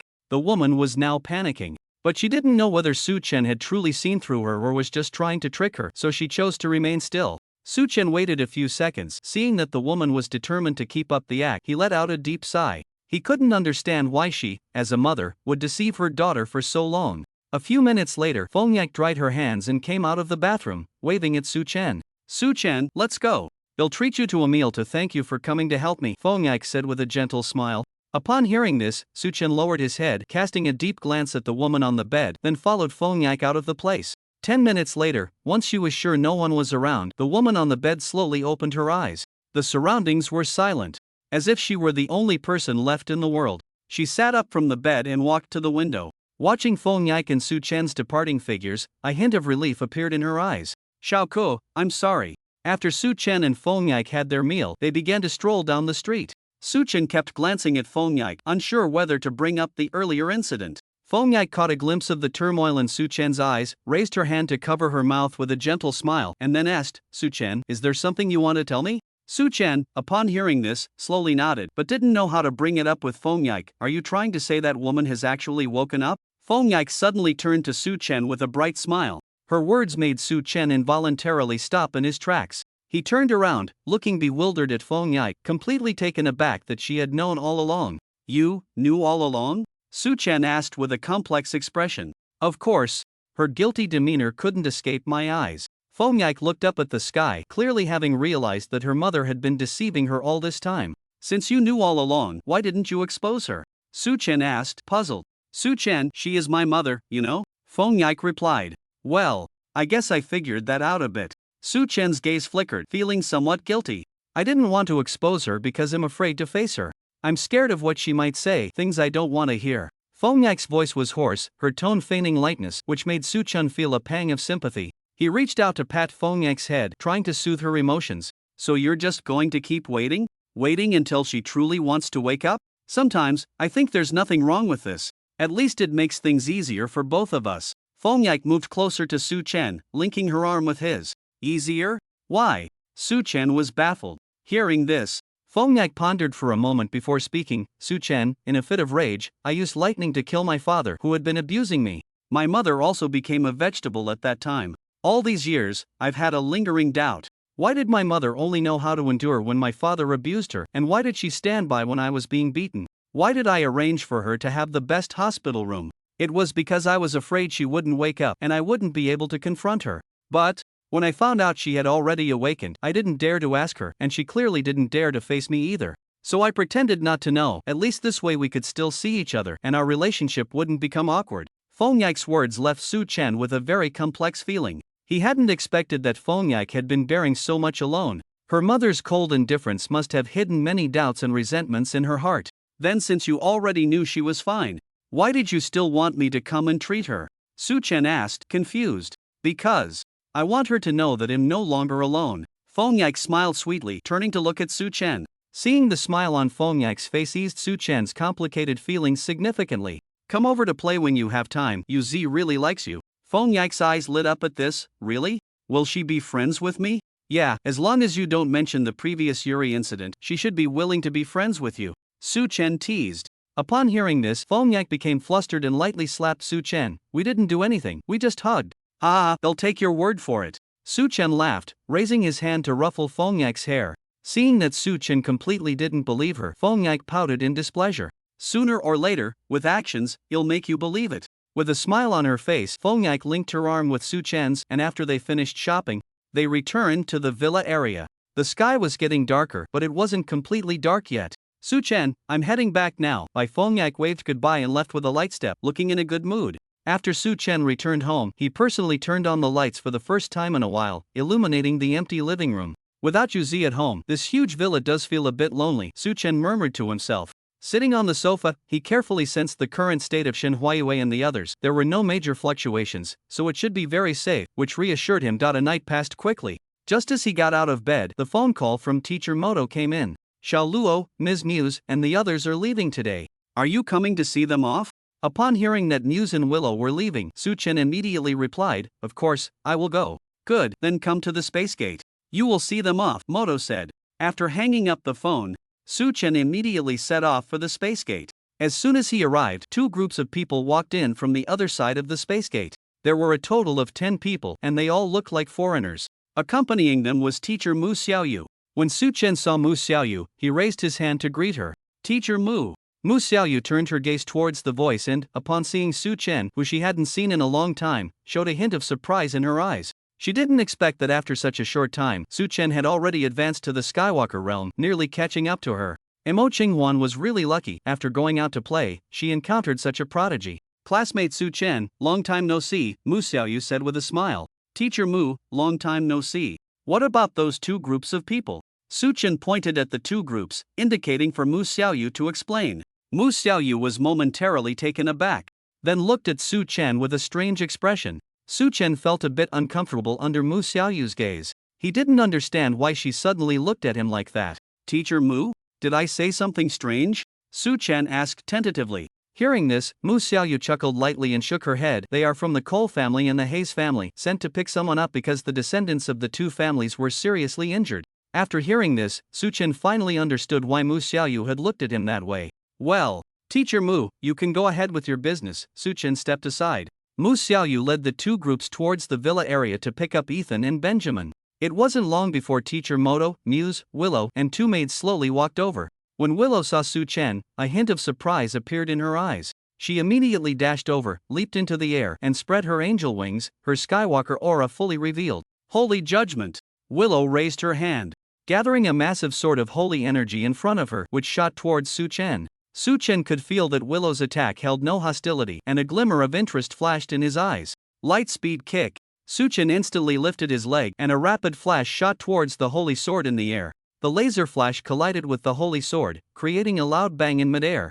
Boom! After a violent explosion, the holy sword shattered, turning into flowing light that gradually disappeared. Seeing this, Willow nodded in satisfaction, retracted her powers, and approached Su Chen. Su Chen, you really are impressive. If I hadn't been familiarizing myself with my powers these past few days, I would have wanted to have a good match with you, Willow said, her eyes burning with excitement as she stared at Su Chen. Hee, there will be opportunities in the future, Su Chen replied with a smile. At this moment, Moto and Muse had already arrived in front of the two. Su Chen, we're leaving now. Here is my contact information. If you need my help, just let me know, Muse said, taking out a card with her contact details written on it. Thank you, Aunt Muse, Su Chen said sincerely. Just then, two groups of people suddenly appeared behind them. Each group was carrying a stretcher, on which lay Ethan and Benjamin. Ethan's face and thigh were wrapped in bandages, and he stared blankly at the sky, lost in thought. Benjamin had his eyes tightly closed the entire time, his hands resting on his chest as if he were asleep. The two groups carried the stretchers past Su Chen. Su Chen lowered his head, looking at the tightly closed eyes of Benjamin, and a mischievous smile crept onto his lips. Benjamin, do you still like the gift I gave you? Su Chen's words made Benjamin, who had his eyes tightly shut, suddenly open his blood-red eyes. His eyes were fixed on the sky, trying hard to keep his mind from thinking about Su Chen's face. After being tormented by heartache for so many days, he had figured out the pattern of his pain. As long as he didn't think about Su Chen, as long as he didn't think about taking revenge on Su Chen, his heartache wouldn't flare up. Benjamin tried to calm his mind, forcing himself to ignore Su Chen's provocations. Seeing this scene, Su Chen felt a surge of murderous intent towards Benjamin. He hadn't expected this guy to be so patient. Even when provoked, he could suppress the dark thoughts in his heart. He was indeed not to be underestimated. Benjamin, I wish you good luck and a speedy recovery. Don't think about me too much. Su Chen deliberately raised his voice to bid farewell to Benjamin. Upon hearing this, Benjamin could no longer hide the murderous intent in his heart. Clutching his chest, he forcibly turned his head to look back at Su Chen. His fierce gaze seemed as if he wanted to imprint Su Chen completely in his mind. Su Chen, you wait for me. I won't let this go. Benjamin gritted his teeth, looking as if he wanted to swallow Su Chen whole. They'll be waiting for you, Su Chen scoffed lightly, completely unconcerned with Benjamin's words. Up ahead, Ethan, hearing Su Chen's voice, revealed a hint of fear in his eyes, forcing himself to act as if he didn't exist. The two teams carried the stretcher and disappeared into the spatial gate. Seeing this, Mu Xiaoyu followed suit. Muse turned to Manhwa beside her. Mr. Manhwa, we're leaving too, no need to see us off. Then she turned to Su Chen. Su Chen, we're leaving, see you again if fate allows. See you again if fate allows, Su Chen nodded in response. With that, Muse and Willow disappeared into the spatial gate. Manhwa looked at Su Chen, pulling him close like a father would. Xiao Luo, when are you planning to go to Beast City? Manhwa asked casually. You'll wait for the four of them to come back. I won't feel at ease until they do, Su Chen replied as he walked forward. Xiao Luo, how's your relationship with your senior sister? Manhwa suddenly asked seriously. Su Chen fell into deep thought. If it were before, he would have said without hesitation that it was very good. But ever since Jian Bubi left without a word last time, he was no longer sure about this question. Manhwa noticed Su Chen's conflicted expression and sighed deeply, speaking earnestly. Your sword's senior sister is the child adopted by your Enin master. When she was 7, her parents were killed by a beast and she became an orphan. At that time, your Enin master adopted her and let her become my disciple. Her real name isn't Jian Bubi, it's Xiao Li. She wanted to inherit her father's swordsmanship, so she renamed herself Jian Bubi. From then on, she devoted herself to swordsmanship and heaven favored her. Her ability happened to be an SS-level ability specializing in swordsmanship, making her unrivaled in the sword path. She believed this was a gift from her parents, which made her work even harder on her swordsmanship. Among her peers, basically no one could last 5 rounds against her before being defeated. I used to think she was the pinnacle of human talent. I didn't expect someone like you to appear. It's truly a twist of fate. Manhwa shook his head, jokingly saying, Xiao Li? Su Chen lowered his head, frowning in confusion. This name seemed familiar, but he couldn't recall where he had heard it before. Was it an illusion? Xiao Luo, don't be fooled by your senior sister's seemingly invincible appearance. She is actually extremely fragile inside. Don't hurt her feelings. Manhwa's tone was very serious, clearly not joking. Teacher, I understand, Su Chen nodded without hesitation. Good, then find an opportunity to clear things up. I don't want you two to have any misunderstandings. Manhwa said.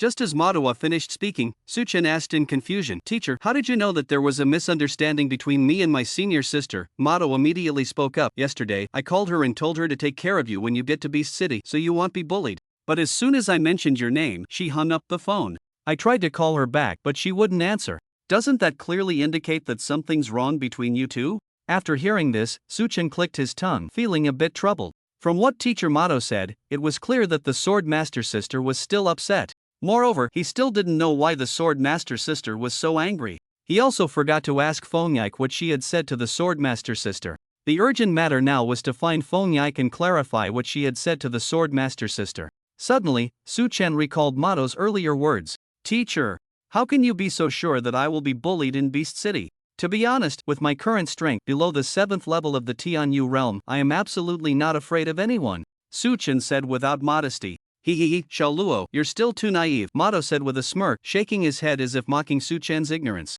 "How am I naive? Teacher, can you please finish your sentence in one go?" Suchen felt uncomfortable being left hanging by Mato's half-sentence. Mato smiled slightly and began to explain. "Do you remember I told you before that all the students in Beast City are geniuses with the lowest realm around the 3rd level of the Tianqing realm? Moreover, there are many exotic beasts near the Wild City and there are often beast tides. Some 7th level exotic beasts like to attack the city at night. So, there are no official organizations in Beast City after all. No one wants to come and die. The absence of official organizations indirectly leads to a lack of any constraints in Beast City. In a place without any constraints, these geniuses naturally let loose, resulting in many student organizations. Most importantly, the wild cities of the 3 universities Giant, Iceflame, and Chigat are interconnected, making it difficult to provide timely support in case of a beast tide. There are all kinds of student organizations, big and small, emerging one after another. Roughly estimated, there must be dozens of them. Someone like you, just entering Beast City, will definitely become a target for recruitment by various student organizations. It's possible that someone might even threaten you, forcing you to join their organization. If you refuse to join, you'll offend an entire organization. 2 fists can't fight 4 hands, especially in a place without much constraint. Even if you're a genius, no matter how monstrous, you can't withstand dozens of geniuses attacking you in turns. That's why I wanted your sister to protect you, to avoid unnecessary trouble. Who would have thought your relationship would become so strained, disrupting my plans?" Mato sighed, looking somewhat distressed. "Teacher, there's no need to worry. Once I get to Beast City, they'll talk things out with my sister and won't let things escalate." As soon as Suchen finished speaking, he brushed off Mato's hand that was resting on his shoulder. "Teacher, I have something urgent to attend to, so I won't chat with you any longer." Suchen waved his hand, said goodbye to Mato, and immediately went to find Fongyike. Arriving at the entrance of Fongyike's villa, he glanced inside and noticed that there were some strange bells hanging from the trees. Each bell was wrapped in red thread, giving off an eerie vibe no matter how you looked at it. Why does Fongyike make her villa look so creepy? Does she like this style? Suchen thought it was odd but didn't dwell on it. He raised his hand and pressed the doorbell. Ding dong! At that moment, Fongyike, who was in a state of cultivation, heard the doorbell and a hint of surprise appeared in her eyes. She immediately exited her cultivation and hurried downstairs. Stepping out of the villa, she looked from a distance and, sure enough, it was Suchen. How could she be so certain? Because in such a large school, he was her only friend. "Suchen, what brings you here today?" Fongyike quickly approached, flustered as she opened the door, smiling as she asked. Suchen stepped into the villa. Just came to see you and ask a few questions. Come in and take a look." Fongyike grabbed Suchen's hand and stepped towards the villa. Suchen allowed Fongyike to pull him into the living room of the villa. Fongyike settled Suchen on the sofa and then walked to get him a drink. Sitting on the sofa, Suchen looked around. Out of the corner of his eye, he suddenly noticed many strange red talismans in the trash can. The talismans were covered in bizarre symbols. Seeing this scene, Suchen frowned and was just about to get up to take a look at one when Fongyike came over. He had just lifted his buttocks but sat back down again. Fongyike handed the drink to Suchen and then sat down beside him, looking at him with a bright smile. Suchen got straight to the point. "Fongyike, I want to know what you said to senior sister Jin that day?" Upon hearing this, Fongyike's expression stiffened, her gaze drifting, unable to meet Suchen's eyes directly. The reaction of Jin Booby that day made her feel like she was facing a formidable enemy. As a girl, she could sense that Jin Booby definitely had feelings for Suchen, and those feelings were certainly not shallow. Otherwise, she wouldn't have looked so grim upon hearing that Suchen's teammates were 3 girls. For the past few days, she had forced herself not to think about Jin Booby, because competing with Jin Booby for Suchen made her feel very insecure. Now that Suchen brought up Jin Booby again, she felt a bit at a loss. Seeing Fongyak's reaction, Suchen was a bit puzzled. What's wrong? Suchen asked in confusion. Suchen, do you know how she feels about you? Fongyak blurted out without thinking. Feelings? We've only known each other for a few days, what feelings could there be? It's just the bond between senior and junior, Suchen said matter-of-factly. Hearing Suchen say this, Fongyak let out a deep sigh of relief. Because this indicated that Suchen had no romantic thoughts about Jianbubi, and it was just Jianbubi's one-sided jealousy. Then, Fongyak told Suchen everything she had said to Jianbubi that day. After listening, Suchen sighed deeply, a frown on his face, unable to help but raise a hand to pat his forehead. This was bad, recalling Jianbubi's reaction. He had already guessed the general idea. Jianbubi might have a crush on him, but they had only known each other for a short time. It couldn't be just because he was handsome, talented, and humble pretending to be that she liked him, right? Moreover, Jianbubi didn't seem like a shallow person. There must be something more to it, but he hadn't figured it out yet. Suchen furrowed his brows, lost in thought, recalling the process of getting to know Jianbubi from start to finish. No matter how hard he thought, he couldn't find any issues. It was as if Jianbubi's fondness for him was innate. This is really strange, Suchen murmured. What's strange? Fongyak asked curiously. Fongyak, do I look like the kind of man that girls fall in love with at first sight? Suchen asked seriously. Ptata Suchen's words made Fongyak burst into laughter, and her laughter continued for quite a while before she stopped. Suchen, you're really funny. I haven't laughed like this in a long time. Fongyak wiped her tears and patted Suchen's shoulder, praising his humor. Seeing Fongyak so happy, Suchen felt a bit annoyed. Was his question really that funny? Alright, I get your point, Suchen said, drinking his beverage in frustration. For the first time, he felt a hint of doubt about his looks. Fongyak looked at the frustrated Suchen and replied seriously, Suchen, there is no such thing as true love at first sight, it's just lust at first sight. Liking someone is a gradual process of getting to know each other, which is called love that grows over time. There's no instant connection that leads to deep feelings right away. As Fongyak said this, she gave Suchen a deep look. Suchen pondered Fongyak's words, feeling that there was more to her statement, but he had no evidence. Suchen nodded and said, that makes sense. It seems I was indeed overthinking it. If it's not love at first sight, then it must be love that grows over time. But he hasn't known the Swordmaster's sister for long, so how could he have developed feelings? Unable to make sense of this, Suchen decided to stop thinking about it. After all, a woman's heart is as elusive as a needle in the ocean. He would ask her indirectly later to see if he could clarify the reason. At that moment, his eyes uncontrollably glanced again at the red talismans in the trash can. What are those red papers? Suchen turned to ask Fongyak. Fongyak was taken aback by the question, her lips curling into a smile as she stood up and walked over to the trash can, pulling out a red talisman and unfolding it for Suchen to see.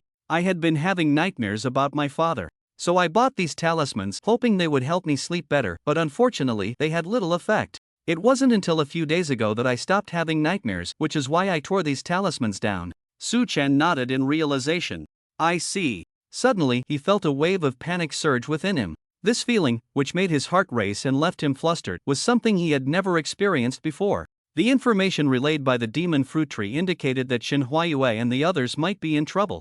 With that thought, the glass cup in Suchen's hand shattered instantly. He then sat up abruptly, his gaze fixed ahead as he carefully probed the status of the four through the demon fruit tree. He discovered that Shin Huayue's aura was weak, clearly indicating she had sustained serious injuries. The other three were not in as dire a state as Shin Huayue, but they were also not doing well. Seeing this, Fongyak immediately panicked, grabbing a tissue to quickly wipe Suchen's hand and check for any injuries. However, with Suchen's body strength at the celestial realm, a few shards of glass were not enough to harm his palm. Fongyak looked up at Suchen, who was standing frozen in place, and asked worriedly, Suchen, don't scare me. What happened? Suchen furrowed his brows, shook his head, and remained silent as he took Fongyak's hand and sat back down on the sofa. He focused intently on the status of the four, fearing that something truly unfortunate had occurred. At that moment, in a mountainous region of the Beast Continent, a series of violent sounds echoed intermittently. Sister, are you okay? Shin Huayue rushed to Shin Huayue's side, her eyes brimming with concern. Shin Huayue was kneeling on the ground, spitting blood, clearly suffering from internal injuries. I'm fine, just got hit once by accident. I just need to rest a bit, Shin Huayue said, patting Shin Huayue's hand and trying to sound relaxed. Although it was her first time sustaining such serious injuries and she felt terrible, the blue flame seed left in her body by Suchen would help her recover quickly, so there was no need to worry too much. A level 5 beast, the Golden Emperor Python King, truly lives up to its name. Its strength is far beyond that of the corrupted venom python, Shin Huayue thought to herself as she looked at the scene ahead. In front of the two, Lu Yuni and Yuzi were battling a giant python radiating golden light, which was indeed the Golden Emperor Python King that Shin Huayue had mentioned. Surrounding them were many corpses of snake-type beasts, indicating that the four had provoked the Golden Emperor Python King while hunting these snake-type beasts. Ice Elemental Spirit! Yuzi shouted. Dragon Slaying Sword Slash! Lu Yuni shouted simultaneously. The two attacked the Golden Emperor Python King from above and below. However, the Golden Emperor Python King completely disregarded them, standing still with a hint of disdain in its eyes. It allowed their attacks to land on it. Boom! Hiss! The two attacks struck the Golden Emperor Python King solidly, producing two completely different sounds. And the shockwaves stirred up a cloud of dust. Seeing this, Lu Yuni and Yuzi quickly retreated to a safe distance to avoid being ambushed by the Golden Emperor Python King from the dust. Once the dust settled, the Golden Emperor Python King, still radiating golden light, was indeed unharmed. It opened its mouth wide, its eyes narrowing, letting out a few hissing sounds as if mocking the two for scratching its back. Damn it, this guy is so tough. Even if it's a 5th-level exotic beast, it shouldn't be this hard. Yuzi, with long ears, was very distressed and a bit disheartened. Lu Yuni, in her dragon girl form, was also feeling troubled. For such a long time, they had all exhausted their efforts but couldn't break through the defenses of the Golden Emperor Python King, forced to defend passively, which was quite frustrating. At that moment, Shin Huayue, whose injuries had healed, walked over with Shin Huayu. The Golden Emperor Python King is covered in a strange golden light that protects it, significantly reducing the damage it takes. Among exotic beasts, it's considered a very powerful race. Given our strength at the Transcendence stage, it's normal that we can't break through its defenses. Shin Huayu comforted the others not to lose heart. So what do we do? Run? Shin Huayu suggested. I don't think it will let us go, Yuzi said, looking ahead with great fear. The Golden Emperor Python King opened its large mouth and a low rumble emanated from its throat. Soon, a large number of snake-like exotic beasts suddenly surged from all directions. Clearly, they had been summoned by the Golden Emperor Python King. Ill deal with the Golden Emperor Python King. You all focus on handling the other exotic beasts. As soon as Lu Yuni finished speaking, she sheathed her golden shadow sword. With a determined gaze, her body began to shimmer with faint lightning, and her size continuously grew. Then, she exerted force beneath her feet and soared into the sky. In the clouds, she transformed into a massive azure dragon, dozens of meters long. This was Lu Yuni's azure dragon form. Roar! The azure dragon let out a roar filled with dragon might towards the Golden Emperor Python King. The force of the roar stirred up a gust of wind, accompanied by flashes of lightning. The overwhelming dragon might caused the snake-like exotic beasts on the ground to involuntarily stop in their tracks, not daring to move an inch. Shin Huayu, and Yuzi looked at the giant dragon in the sky, their hearts filled with shock. Sister Yuni is so cool. I want to become a giant dragon soaring through the sky too. Shin Huayu's eyes sparkled with envy. Your shining power is already strong enough. Don't think about such things, Shin Huayu said, giving her sister a light tap on the back of her head. Yeah. The abilities that Su Chen shared with us are already the most suitable for us, Yuzi said, her ears twitching. The Golden Emperor Python King looked at the giant dragon in the sky, its disdain immediately fading. It hadn't expected that the human it had just casually crushed would now exude an aura that made it feel uneasy, as if it were being suppressed by bloodlines, which made it very uncomfortable. It immediately opened its large mouth and spat out a golden energy beam, shooting towards the azure dragon in the sky. Seeing the attack coming her way, the azure dragon immediately opened its mouth, gathering fiery power. Furious Dragon's Breath. Boom! The two powerful attacks collided in midair, producing a deafening roar. The attacks cancelled each other out, and the violent fiery breath scattered, igniting the forest and starting a wildfire. Shin Huayu looked around at the snake-like exotic beasts that were stunned into immobility by the dragon might and shouted, "Attack!" Explosive Flame Tornado. Four massive fire tornadoes instantly appeared out of thin air, pressing towards the surrounding snake swarm. Laser Rain. Shin Huayu leaped into the air, clasped her hands together, and compressed the shining energy. Then she released it fiercely, and countless light spheres poured out like a torrential rain towards the surrounding snake swarm. Whoosh! Boom! Yuzi slightly raised her hand, and countless tiny ice crystals began to gather around her.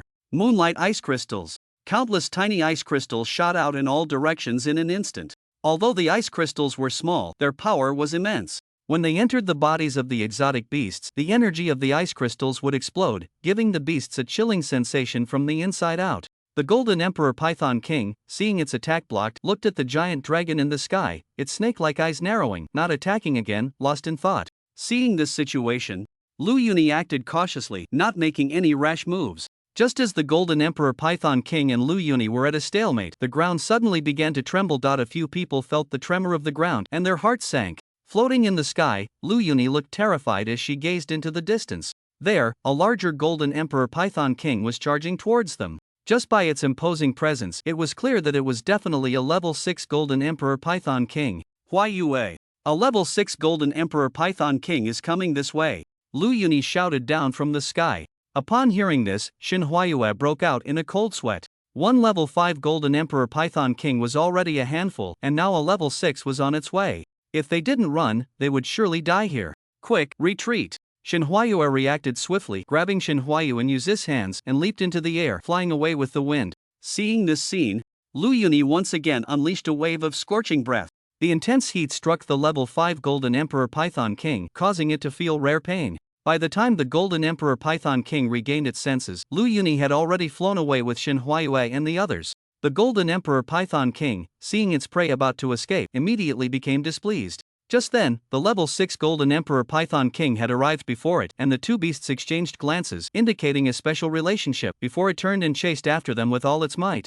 The two massive golden pythons moved together, crushing a swath of forest and causing the ground to tremble, leaving nothing alive in their wake. The four turned back to look, and the imposing presence of the level 6 Golden Emperor Python King made their hearts race. He'll try to slow them down. Ice Age. Yuzi turned and waved her hand. An extreme chill instantly swept through the forest behind them, freezing the trees and the ground. However, this bit of cold was not enough to deter the two Golden Emperor Python Kings who were in hunting mode. They completely ignored Yuzi's attack and continued charging forward without hesitation. Watching the two pythons with fierce eyes, Yuzi couldn't help but feel a chill run down her spine. With my current strength, I can't hold them back at all. What should we do? Yuzi asked anxiously. Yuzi, don't worry about them. Attacking them is like hitting a stone with an egg. The most important thing now is how to escape, Shin Huayue said without looking back. Come over. I'll take you all away. Lu Yuni flew over and said. Upon hearing this, Shin Huayue immediately took the two of them and flew to Lu Yuni's side. Lu Yuni then fixed her gaze, swung her dragon tail, and continued to charge forward with determination. It must be said that Lu Yuni's azure dragon form had an impressive flying speed. The two Golden Emperor Python Kings on the ground could not catch up to Lu Yuni and could only watch the four of them anxiously as they disappeared into the distance. The level 6 Golden Emperor Python King, seeing the four about to escape its line of sight, immediately opened its massive mouth, gathering a flickering golden energy cannon, and shot it towards Lu Yuni. The three on the dragon's head suddenly felt a chill on their backs. Unable to help themselves, they turned to look, and their faces instantly turned pale. Combine forces to block it. Shin Huayue shouted loudly. Raging Flame Gale. Laser Flash. Ice Elemental Spirit. The three combined their attacks, trying to withstand the assault from the Golden Emperor Python King. But the attack from the level 6 Golden Emperor Python King was clearly beyond what the level 5 could compare to. The attacks released by the three were shattered the moment they collided with the golden energy wave. The energy wave broke through their defenses and struck Lu Yuni's azure dragon body, creating a bloody hole. Roar! A wave of immense pain engulfed Lu Yuni, causing her to uncontrollably let out a scream. This attack inflicted too much damage on her, making her lose the strength to maintain her azure dragon form. Lu Yuni's dragon body continued to shrink, transforming back into a human, and she uncontrollably fell from the sky. Huayu! Quickly catch her! Shin Huayue shouted anxiously. Leave it to me. Shin Huayu transformed into a flash of light, swiftly arriving beneath Lu Yuni and catching her, then gently landing on the ground. Shin Huayue followed closely behind, bringing Yuzi down beside them. At this moment, Lu Yuni had a large hole in her abdomen, severely injured and already unconscious. Sister Yuni! Sister Yuni! Shin Huayu looked anxiously at Lu Yuni in her arms, her face pale, shaking and calling out, but all that responded to her was silence. Suddenly, the blood hole in Lu Yuni's abdomen began to ignite with a blue flame, gradually healing. However, Lu Yuni remained in a state of unconsciousness. At this time, the tremors of the ground grew more intense. Shin Huayue and Yuzi turned to look back, and the two Golden Emperor Python Kings were already approaching the four of them. Seeing this situation, Shin Huayue immediately crouched down, wanting to activate Lu Yuni's spatial wristband to teleport her back first. Suddenly, a soft shout made Shin Huayue stop her actions. God-slaying arrow. A red arrow, exuding boundless might, tore through the sky, breaking through the clouds, and shot straight towards the two Golden Emperor Python Kings behind them. At this moment, the two ferocious Golden Emperor Python Kings instinctively sensed danger. Looking at the arrow coming towards them, they broke out in a cold sweat, standing still for a second before turning to flee. But this arrow, infused with powerful energy, would not give them a chance to escape. The immense energy of the arrow, merely by approaching the two golden emperor python kings, turned them to ashes on the spot. The arrow shot straight into the distant mountains, bursting forth with a dazzling light. Boom! Boom! Boom! The unmatched power instantly flattened the entire mountain range. The whole mountain range seemed to have never existed, directly vanishing into thin air. The shockwave from the explosion reached Shin Huayue and the others, causing them to instinctively cover their eyes to avoid the dust. When the shockwave subsided, they were all stunned by the scene before them. A whole mountain range had disappeared into thin air, and the ground had been blasted into a deep pit, radiating intense heat. Such powerful destructive force was actually caused by just one arrow. If they hadn't witnessed it with their own eyes, they wouldn't have dared to believe it even in their dreams. As they regained their senses, they turned to look at the hillside in front of them. There stood a woman wearing sunglasses and a red trench coat, with long hair reaching her waist, holding a longbow and carrying a quiver, her figure curvaceous. She was standing on the hillside, watching the four with great interest. Shin Huayue stepped forward and deeply bowed to the woman. "Thank you for saving us, senior. May I ask for your esteemed name?" Upon hearing this, the woman leaped gracefully and landed steadily in front of them. She pushed her sunglasses up to her forehead, revealing her sharp, hawk-like red-brown eyes. "My name is Ling Yu.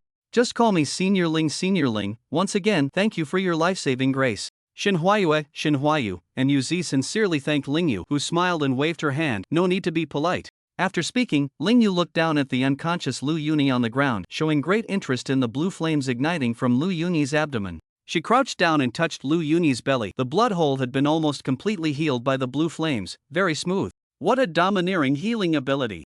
Ling Yu's eyes were fixed on the flames on Lu Yuni's abdomen, secretly astonished. She had never seen such a powerful healing ability. The blood hole, deep enough to see the intestines, was actually healed in just over 10 seconds, without a trace left. Even the healing ability of a white sheep wasn't this domineering, it was terrifying. After secretly marveling, Ling Yu stood up and looked at the three in front of her. "Which university are you students from?" Ling Yu asked. "Senior Ling, we are students from Giant University. My name is Shin Huayue," Shin Huayue replied respectfully. "I am Shin Huayu. I am Yuzi." The two stepped forward respectfully. "She is Lu Yuni." Shin Huayue crouched down and patted Lu Yuni's face, trying to wake her up. Listening to their self-introductions, Ling Yu nodded and probed their strengths. "You are second-year students?"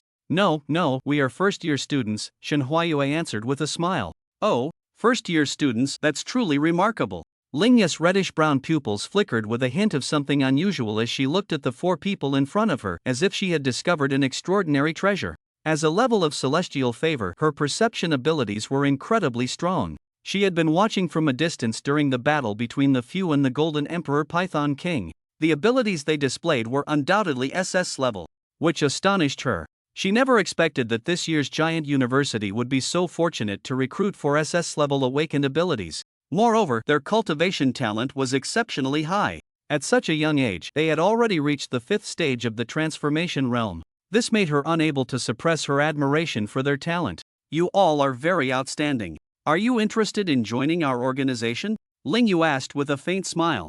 "Join your organization?" Shin Huayu exchanged a puzzled glance with Yuzi beside her. Shin Huayue, who was squatting on the ground, also looked up with some confusion. What organization could there be on this beast continent? Could it be a hunting organization established by other schools on the beast continent? Senior Ling, may I ask which organization you are a member of? Shin Huayue tentatively inquired. "Well, I can't just say that. You will only learn about our organization's information after you truly join us." Ling Yu raised an eyebrow, indicating for them to consider it. Upon hearing this, Shin Huayue quickly stood up and replied earnestly, "I'm sorry, Senior Ling, but we are still in school. Let's talk about joining a hunting organization after we graduate." Ling Yu frowned upon hearing this, looking at Shin Huayue with displeasure. Immediately, a powerful aura burst forth from her, pressing down on the three. Feeling this overwhelming pressure, the three felt a chill run through their bodies, their legs trembling uncontrollably, unable to stand. 3 pairs of eyes stared at Ling Yu in front of them, a bad premonition suddenly rising in their hearts. She wouldn't resort to force, would she? With such a style of action, her organization must not be kind. "I don't like being rejected, especially by those weaker than me." Ling Yu's expression turned as cold as ice, her tone becoming ruthless. Ling Yu's pressure engulfed the three like a massive wave, leaving them with no thought of resistance. As Ling Yu gradually intensified her pressure, the three were forced to kneel on the ground, their expressions twisted as they crawled at her feet. At that moment, Lu Yuni, who had been on the ground, finally woke up from her daze. As soon as she opened her eyes, she saw the scene, and her muddled consciousness instantly cleared. Her eyes filled with killing intent, she sprang up like a carp, drawing the golden shadow sword and slashing towards Ling Yu's neck. Looking at the blade coming at her, Ling Yu smiled slightly. With a casual wave of her hand, the entire body of the golden shadow sword was shattered, breaking into dozens of pieces on the spot. Lu Yuni's eyes widened in an instant, and she broke out in a cold sweat. Looking at the sword hilt left in her hand, she couldn't help but doubt her life. This can't be right, is her sword really that fragile? While Lu Yuni was in a daze, a pair of large hands swiftly came in, gripping her neck tightly and lifting her off the ground. With her neck in a chokehold, Lu Yuni's eyes flashed with pain, her hands transforming into dragon claws, fiercely clawing at the woman in front of her. However, her sharp dragon claws couldn't even leave a mark on this woman's face. Seeing the weak creature in her hands being so bold as to dare to scratch her face, a hint of anger appeared on Ling Yu's face. With a sudden surge of strength in her right hand, Lu Yuni was forced back into her human form. Lu Yuni kicked her legs wildly, on the verge of suffocation. Shin Huayue, who was kneeling on the ground, could no longer bear to watch. Senior Ling, as the team leader, I am willing to die in her place. Please spare her. Shin Huayue pleaded loudly and earnestly. Ling Yu was taken aback upon hearing this. The other three present were also stunned. None of them expected Shin Huayue to make such a decision. Ling Yu loosened his grip on Lu Yuni's neck, allowing her to gasp for air. Just as Lu Yuni was about to speak, Ling Yu tightened his hold on her throat again, silencing her completely. Hee, little one, you really are quite bold, Ling Yu said with a mocking smile, as if ridiculing Shin Huayue's naivety. Shin Huayue gritted her teeth and forced herself to look up, meeting Ling Yu's gaze. You're Shin Huayue, right? Tell me, why did you make this decision? Ling Yu asked patiently, looking at Shin Huayue. Since I am their captain, I must be responsible for my team. I am willing to trade my life for hers, just please let her go. Shin Huayue's eyes flashed with a determination she had never shown before. Good. Then I will grant you this. As soon as Ling Yu finished speaking, he forcefully threw Lu Yuni aside and bent down to grab Shin Huayue. Lu Yuni, freed from Ling Yu's control, attempted to transform into her dragon form. However, she was immediately suppressed by Ling Yu's overwhelming aura. Unable to unleash her powers, forced to remain in place, Shin Huayu and Yu Zi, closest to Ling Yu, couldn't even lift their hands. Senior Ling, I beg you, please let my sister go. Senior Ling, please let Sister Huayue go. Shin Huayu and Yu Zi looked at Shin Huayu's face, which had turned from red to purple, tears streaming down their faces as they pleaded desperately. In the distance, Lu Yuni watched Shin Huayu's pained expression, her eyes filled with tears, crying out in despair. No, I beg you, please don't. Of course, Ling Yu paid no attention to the three's pleas. She would not change her decision just because someone begged. However, as she looked at Shin Huayue, who was gradually suffocating, a strange emotion flickered in her eyes. As Shin Huayue began to suffocate, memories of her life flashed before her eyes. Everything from her birth to the present began to rush by. Seeing her familiar parents in her memories, a tear rolled down Shin Huayu's cheek. Dad, Mom, I'm sorry, I can't take care of Huayu anymore. The road ahead, she could only walk it alone. Gradually, Shin Huayu's pupils began to lose focus, her mouth opened wide, and her body stopped struggling for air. Ling Yu looked at Shin Huayue, who was losing her vitality, and sighed deeply. Then, with a wave of her hand, she threw Shin Huayue in front of Shin Huayu and Yu Zi. Shin Huayu's face was blue and purple, already on the brink of death, hovering at the gates of the underworld. In light of this girl's spirit, I will spare your lives and let you go, Ling Yu said, retracting her pressure and granting them freedom. Shin Huayu and Yu Zi immediately knelt beside Shin Huayue. Shin Huayu used her other ability, an SS-level power, the Light of Life, attempting to heal Shin Huayue. Seeing this scene, Ling Yu was suddenly taken aback. Healing abilities? A dual ability user? She hadn't noticed that this girl named Shin Huayu had such a healing ability. She had always fought with that yellow laser light, which was terrifying, but it made sense. Such a terrifying cultivation speed could only be explained by a dual ability user. But how come all four of them had the same cultivation speed? And this girl named Lu Yuni, whose ability was to transform into a dragon, why did she still carry a sword? Recalling the battle process of the four, a bold idea suddenly surfaced in her mind. Yu Zi, with tears in her eyes, bent down, feeling Shin Huayu's weak breath. Freed Lu Yuni quickly rushed over and knelt beside Shin Huayue. Seeing Shin Huayu's miserable state, her heart ached terribly. She reached out to hold Shin Huayu's hand, unable to hold back her sobs. She hated her own weakness, that her friend had to risk her life to save her while she could only watch helplessly. Unable to do anything. She didn't want to experience this feeling of powerlessness again. Huayue. Huayue, please wake up. Okay. Lu Yuni's eyes were filled with tears as she shook Shin Huayue repeatedly, hoping for a response. Finally, under the continuous healing light of Shin Huayue's breathing returned to normal and her complexion gradually became rosy. Cough, cough, cough. The restored Shin Huayue suddenly coughed a few times and then gasped for air. Am not dead yet? Shin Huayue looked at the familiar faces around her, a smile appearing on her face. Seeing Shin Huayue return to normal, the four couldn't help but embrace each other and cry. Lingyu watched the scene of the four hugging together, a hint of envy flashing in her eyes, but it was quickly masked. Once the four calmed their emotions, Shin Huayue was helped to her feet by the other three. That girl named Shin Huayu, you're a dual ability user, right?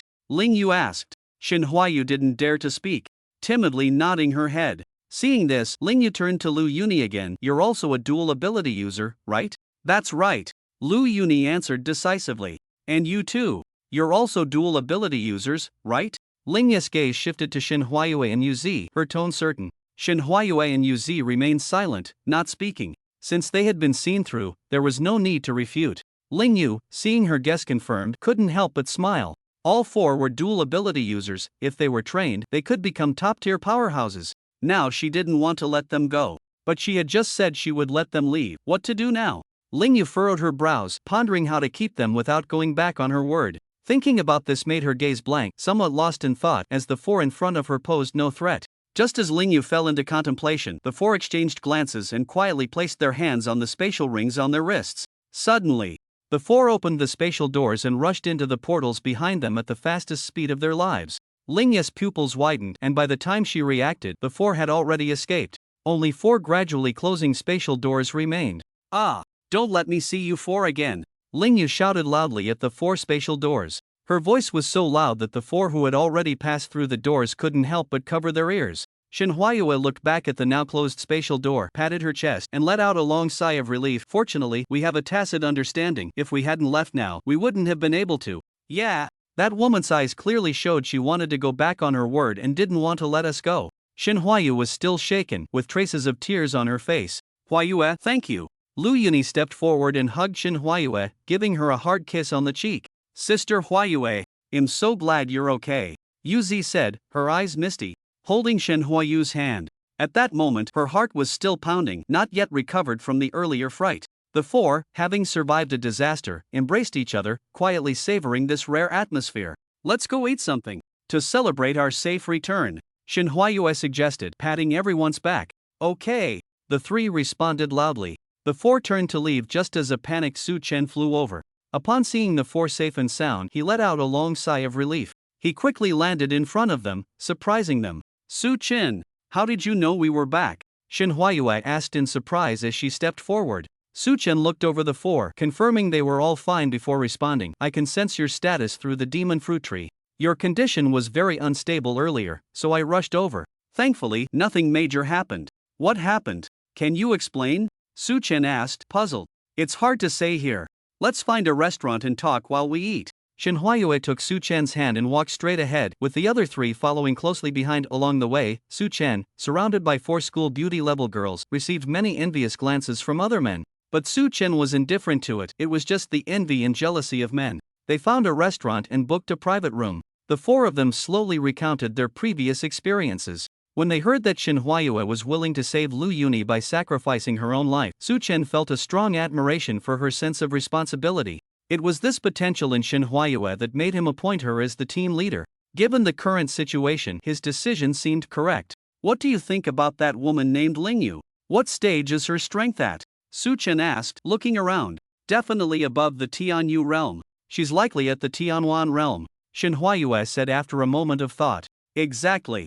The power of that arrow was terrifying. Just one arrow could flatten an entire mountain. She must be at the Tianwan realm, Shin Huayu said, a hint of fear flashing in her eyes. Listening to the two sisters, Su Chen furrowed his brows, deep in thought. An unknown organization, a strong person at the Tianwan realm. Such a brutal way of acting doesn't seem like the behavior of a righteous organization. Could it be? Just then, Yuzi seemed to think of something and immediately spoke up. By the way, I saw a strange pattern on that woman's neck. I wonder if it's useful. Upon hearing this, Shin Huayu recalled that she seemed to have seen a similar strange pattern. I think I saw it too, but I was suppressed by her pressure earlier and didn't pay much attention. Shin Huayu said. A strange pattern? Can you two draw it? Su Chen asked excitedly. Let's give it a try. Yu Zi and Shin Huayu asked the waiter to bring over paper and pens. In just a few minutes, they quickly sketched the strange pattern they had seen. Everyone leaned forward, staring at the strange pattern on the table, lost in thought. This seems to be a centaur drawing a bow? Shin Huayu said uncertainly, looking at the others. It's not just a resemblance, it is, Su Chen said with absolute certainty. Why would she have such a strange centaur tattooed on her neck? Shin Huayu was puzzled. It doesn't seem like an ordinary centaur, judging by the posture. It looks more like the Sagittarius from the 12 zodiac signs, Yu Zi said calmly. As soon as Yu Zi said this, the other three were stunned, while Su Chen remained unfazed. Sagittarius. Star God Society. A hint of fear appeared in Shin Huayu's eyes as she involuntarily uttered these two names. That woman named Ling Yu is a member of the Star God Society. Shin Huayu exclaimed in shock. No wonder she's so strong.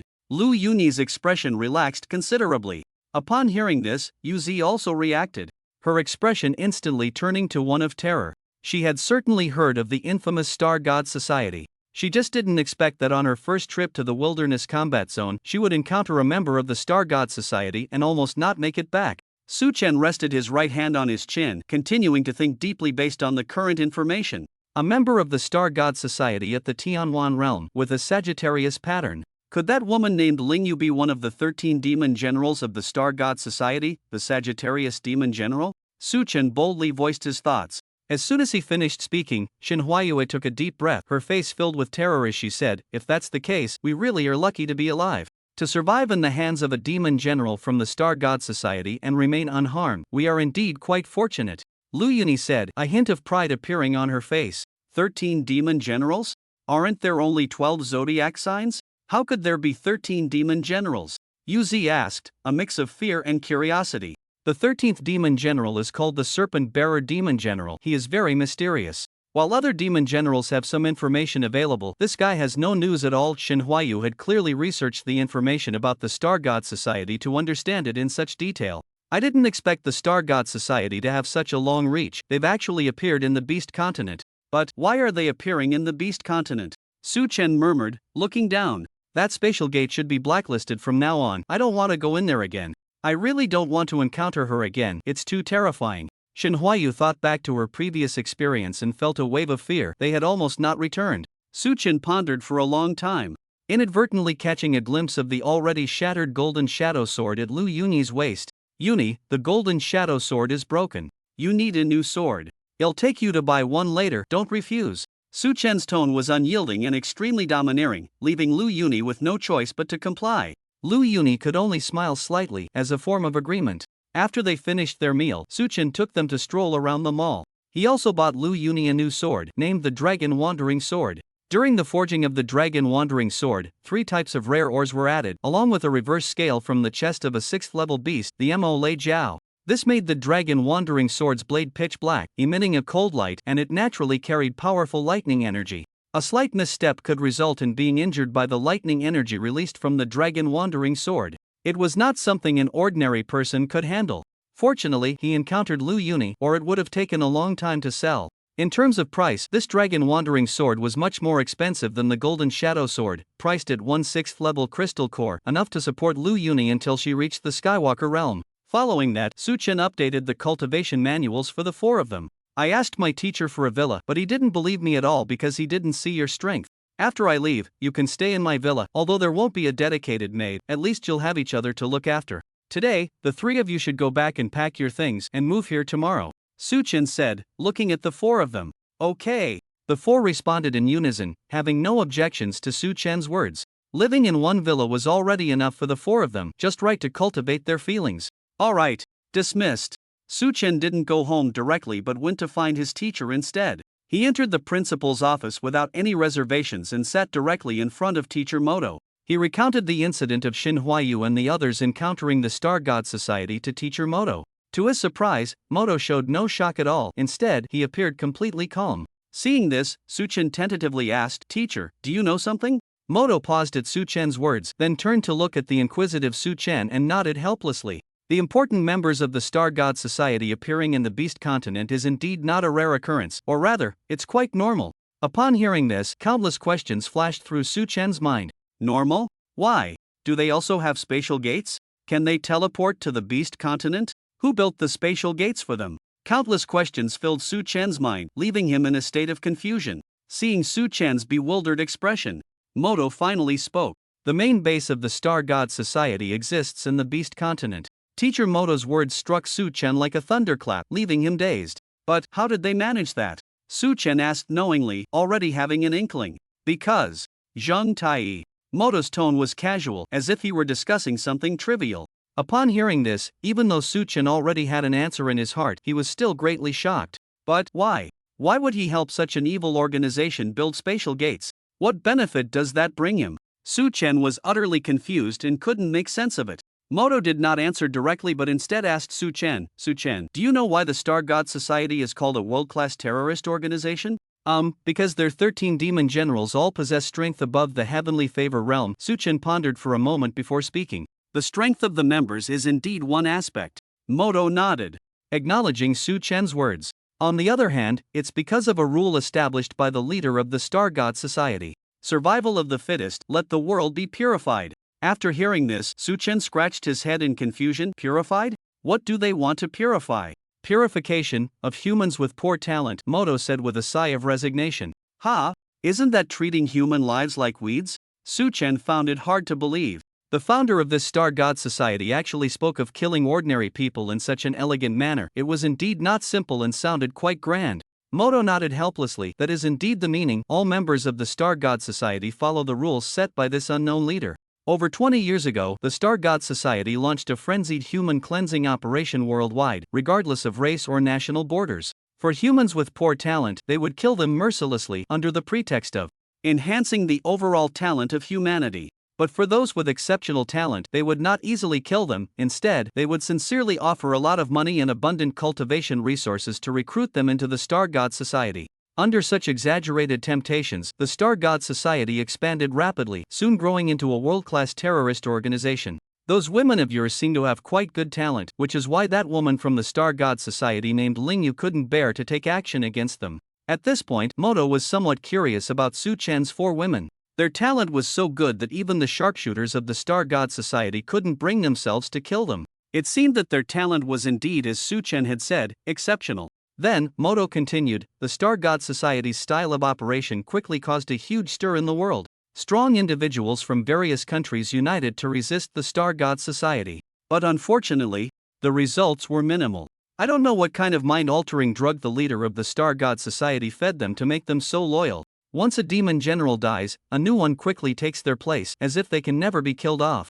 Moreover, the movements of these demon generals are very elusive. You never know which city they will appear in. Soon, both sides fell into a stalemate. In the end, the unknown leader of the Star God Society specifically requested to meet Zheng Tai.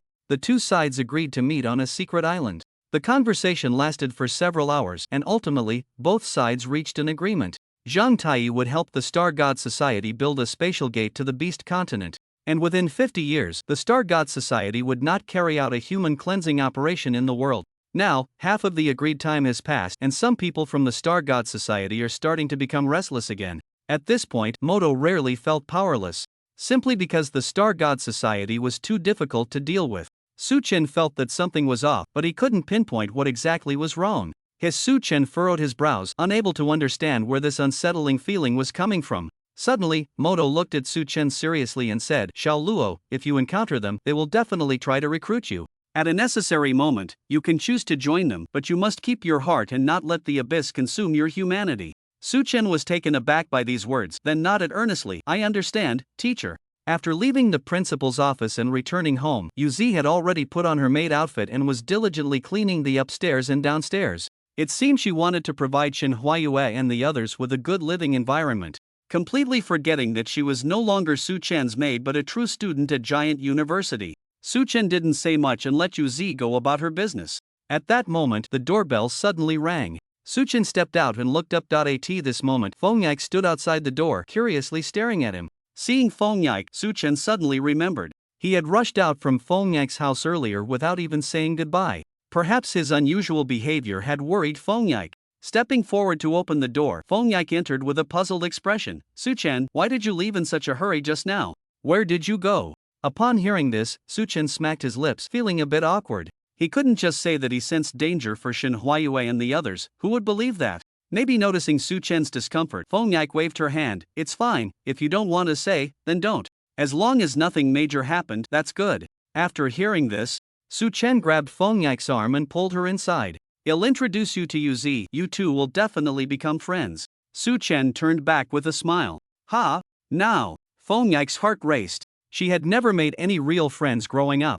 After breaking up with her previous girlfriend, they hadn't been in contact again. She assumed the other person wanted to completely sever ties, and she didn't want to make things awkward by clinging to them. Moreover, her sexual orientation should have normalized by now.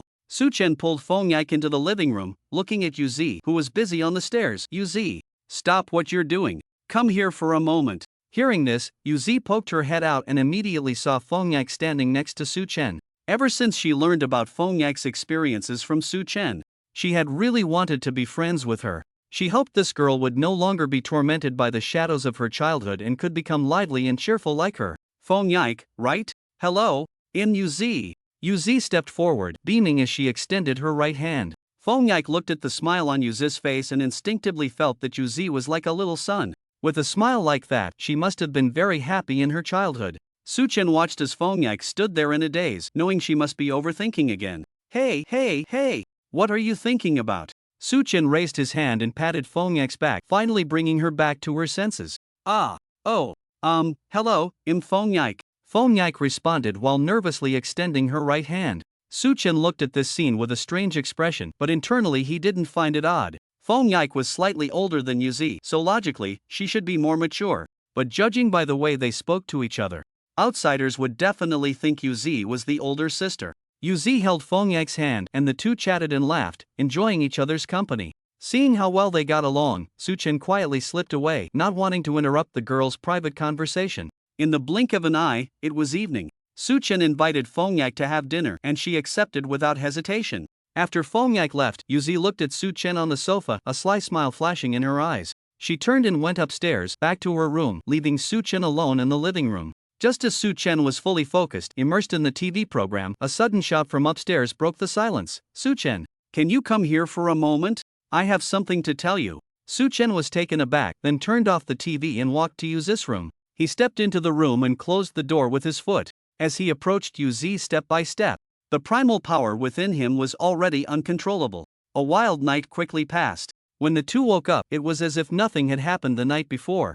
They didn't mention last night's events, and the sweetness remained. Only when the night grew deep and quiet would they release the strange nature hidden in their hearts. After having breakfast, Suchen glanced at the time and realized it was already past 8. He immediately got up and headed to the high-rise dormitory area. At this time, Shin Huayue and the others had already packed their things, and Suchen arrived just in time. With a wave of his hand, he collected all three of their belongings into the dark space, making it very convenient and quick. As Suchen brought the three of them back to the villa, while Yuzi led them around upstairs and downstairs, helping them choose suitable rooms. Once the three had selected their rooms, Suchen handed their belongings over to them. He then headed straight to the principal's office to find Teacher Moto. Teacher, I've arranged everything. When can I go to Yuan Beast City? Suchen asked straightforwardly. Moto nodded and replied, you can go anytime, just prepare your luggage. I'll call you this afternoon to tell you where to go. By the way, Manhwa leveled up to the Skywalker realm a few days ago, so you two can go together and keep each other company, Moto said with a smile. Oh, having a companion. That's really nice, Suchen responded happily, glad to have someone to look out for him. When Suchen returned home, Shin Huayue and the others had already organized their rooms. At that moment, the four were chatting in the living room. Seeing Suchen arrive, they hurriedly stood up, wanting to offer him their seats. No need, just sit down, Suchen waved his hand. I'm leaving school this afternoon. I wanted to let you know now, so you won't be caught off guard later. Upon hearing this, the four felt a bit downcast. Even though they had known for a while that Suchen was leaving, it was still hard to face the reality. Especially for Shin Huayue and the others, who had just moved in, it made them feel even more disappointed that he was leaving so soon. After I leave, don't slack off and be careful.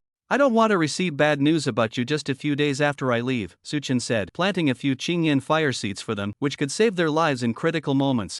I'm going to pack my things now, you all can do as you please. After saying this, Suchen headed upstairs to start packing. As soon as he took out his suitcase and began to pack his clothes, Shin Huayue and the others walked in.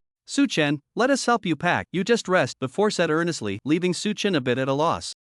Okay. Since they had come all this way, he felt it would be rude to refuse their kindness. Upon hearing this, the four immediately began to help Su-chen pack, gathering seasonal clothes, various toiletries, bed sheets, and covers. Watching the four busy figures, Su-chen felt a sense of déjà vu, as if a husband was leaving on a journey while his wife packed his luggage. Only from his perspective, there were a few too many wives. Ding dong! Suddenly, the doorbell rang downstairs. Su-chen exchanged a glance with the four, then quickly went downstairs to the front door of the villa. There stood Fong-yik, smiling, holding something in her hands. Upon seeing Su-chen, she waved at him. Su-chen stepped forward to open the door, and after Fong-yik entered, she quickly handed him what she was holding. Su-chen, these are cookies I made myself. I tried them, and they taste pretty good, so I wanted you and Yuzi to try them, Fong-yik said, looking at Su-chen with anticipation. Great, come in, I have something to discuss with you. Su-chen gestured for Fong-yik to enter. He led her to the living room, and once they were seated, Su-chen looked at her seriously and said, I'm going to be away from school for a while, I'm leaving this afternoon. Fong-yik was taken aback, her smile gradually fading as she fell silent. After a long pause, she looked up at Su-chen and asked, Where are you going? To a city in the Beast Continent, where only those who reach the Skywalker realm can go to cultivate. This time, I'm going with Manhwa. I actually wanted to tell you yesterday, but something came up and I forgot.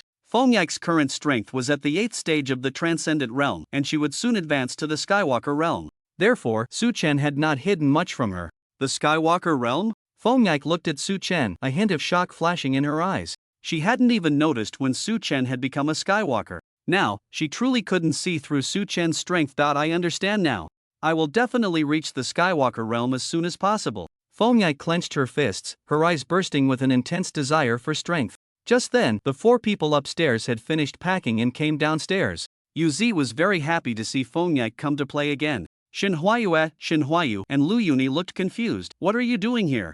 They didn't understand why Fong-yik was here. Wasn't she at odds with Su-chen? Moreover, Fong-yik's outfit today was completely different from their impression of her. The Fong-yik they remembered dressed more like a tomboy, with short hair, short sleeves, and shorts, giving off a very spirited vibe. Today's Fong-yik had long hair, wearing a blue-purple hoodie and tight jeans, her overall look leaning more towards femininity. Su-chen noticed the confusion on the three faces. We had some misunderstandings before, but they have been resolved now. What happened before is in the past, so there's no need to dwell on it. Listening to Su-chen's words, the three nodded thoughtfully. They really couldn't understand why Fong-yik, who had even repaid kindness with enmity, was accepted by Su-chen. Fong-yik looked at the three, feeling a bit anxious. After all, she was indeed in the wrong before, so she wasn't surprised by their reaction. Suddenly, Fong-yik seemed to discover a new world. Her gaze fixed on the three, scanning them back and forth. Then she suddenly looked at Yuzi. She suddenly remembered that Yuzi's strength had experienced a leap in growth. These days, her mind had been filled with thoughts of Su-chen, completely forgetting about this matter. What was going on? How could their realms also have jumped a major level like Yuzi's? Seeing Fong-yik lost in thought, Su-chen immediately reacted, breaking out in a cold sweat. Fong-yik must have noticed the abnormal growth in the realms of the three. Fong-yik turned to look at Su-chen, whose gaze was drifting. She was sure this matter was definitely related to Su-chen. But looking at Su-chen's expression, it seemed he wasn't very willing to talk about it. What should she do? At that moment, Yuzi came over, looking at the cookies on the table, her eyes bursting with strong curiosity. Sister Yike, did you make these cookies? Hearing this, Fong-yik's thoughts were instantly pulled back by Yuzi's question. She responded with a bright smile, that's right. I tasted them and they were quite good, so I brought them for you and Su-chen to try.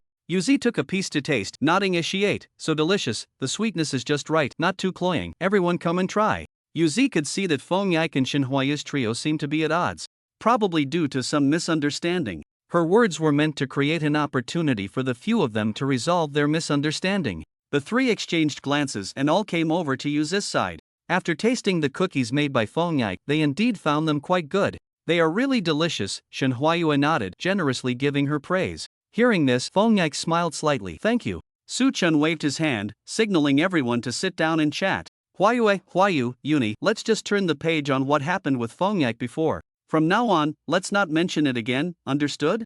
Upon hearing this, Shinhwayue and Lu Yuni nodded, while Shinhwayu still felt a bit uneasy. After all, Fong-yik had confessed to her, which was hard for her to forget. Seeing Shinhwayu's expression, Fong-yik immediately spoke up. I'm sorry, I shouldn't have done that before. I've changed my ways now. After hearing this, Shinhwayu finally let out a long breath.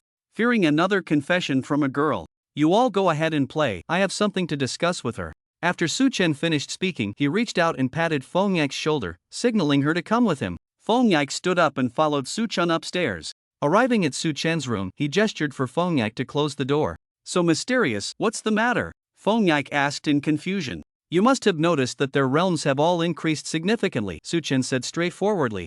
Oh, I thought you didn't want to talk to me about this private topic, Feng Yak said with a charming smile, feeling very happy about Su Chen's honesty. No, I trust you very much in my heart, that's why I can talk to you about this topic, Su Chen waved his hand. He continued, I have a secret method that allows me to share my abilities with my contracted followers. Once a contract is established, the followers must obey my commands unconditionally. All 4 of them have become my followers, each receiving one of my abilities. That's why they have made such great progress in a short time. After hearing Su Chen's words, Feng Yak suddenly realized. Sharing abilities. So they are all dual ability users? Feng Yak's mouth slightly opened, extremely shocked by the secret method Su Chen mentioned.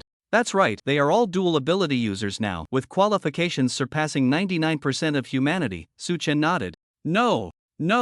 I also want to become your follower, I want to share your abilities too. I want to become stronger. Feng Yak hugged Su Chen's arm and pouted adorably. She swayed back and forth, rubbing against him, her sweet scent making Su Chen feel a rush of heat. Hey! Stop that, let me finish. Su Chen forcibly pulled his arm away, making Feng Yak stand steady to talk. Right now, I can only contract 4 followers. If you really want to become my follower, you'll have to wait until I come back next time, Su Chen said helplessly. As soon as Su Chen said this, Feng Yak looked as if struck by lightning. Her body began to crackle with dense electricity, and her gaze towards Su Chen gradually became unfamiliar, clearly not believing his words. Is that so? Feng Yak's eyes turned cold, devoid of emotion. Deep down, she believed that Su Chen thought she was unworthy of becoming his follower, which was why he made up this excuse to deceive her. Seeing this situation, a bitter smile appeared on Su Chen's face. Feng Yak's experiences growing up had made her very sensitive psychologically. Any setback would cause her emotions to become unstable. Su Chen sighed, reached out his hand, completely unafraid of the electricity surrounding Feng Yak. He embraced her and gently patted her head. I'm not lying to you, I won't lie to you. Just wait for me to come back next time, I will choose you without hesitation, Su Chen said softly, patting Feng Yak's back. Sure enough, this tactic worked. The electricity surrounding Feng Yak gradually dissipated as she buried her face in Su Chen's chest. Okay, they'll wait for you to come back, Feng Yak said in a soft tone, easily appeased like a child. Suddenly, Feng Yak sprang out of Su Chen's embrace. Oh, right. While there's still time, I'll go make you some cookies to take with you. Whenever you're hungry, just take them out and eat, Feng Yak said, rushing downstairs without giving Su Chen a chance to refuse. By the time Su Chen reached the living room, Feng Yak had already disappeared.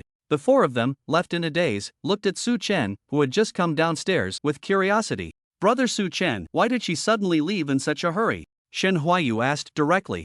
Oh, she wanted to make some cookies or something for me to take, that's why she left so quickly, Su Chen replied nonchalantly. The 4 of them were taken aback, then exchanged glances, and couldn't help but walk towards the kitchen. Time unknowingly passed, and it was now 4 in the afternoon. Feng Yak had already arrived and was sitting with Yu Zi. At this moment, Su Chen's phone rang. Xiao Luo, come to the back of the principal's building, Mo Tuo said before hanging up the phone. After hanging up, Su Chen looked at the 5 people beside him. I have to go now, I appreciate your intentions. With a wave of his hand, he collected all the snacks made by the 5 on the table into the dark space.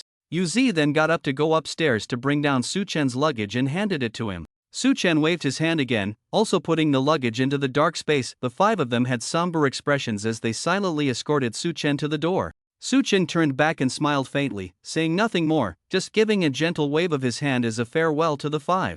Then, he turned and left, heading straight for the principal's building. The 5 watched Su Chen's departing figure, their eyes filled with reluctance. The words they had prepared to persuade him stuck in their throats, difficult to utter. They knew that Su Chen's steps would not pause because of their pleas. He would only forge ahead, continuing onward. What they needed to do was to enhance their own strength as much as possible, so that at a critical moment, they could assist Su Chen in some way. Go back and cultivate. Absorb the crystal cores you obtained last time as soon as possible, and prepare to head to the combat zone again, Shen Huayu said sternly. Yes. Shen Huayu, Lu Yuni, and Yu Zi responded in unison. Seeing this, Feng Yak felt a bit tempted. She also wanted to join the 4 in the combat zone. Can I go too? Feng Yak looked at Shen Huayu and asked tentatively. Upon hearing this, Shen Huayu frowned, feeling somewhat troubled.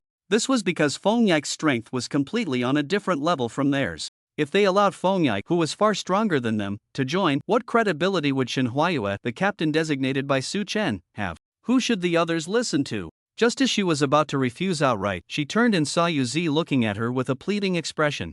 After pondering for a moment, she said, "Well, it's not that I don't want you to join us. It's just that your strength is much greater than mine, and since I am the captain designated by Su Chen, it would be difficult to divide command between us." Feng Yike was taken aback by this and, upon reflection, realized that it indeed seemed inappropriate for her to join. In a team, the members' strengths should be somewhat comparable, otherwise conflicts could easily arise. Moreover, their strength differences were so vast. Teaming up with Shin Huayue and the others was clearly not a good idea.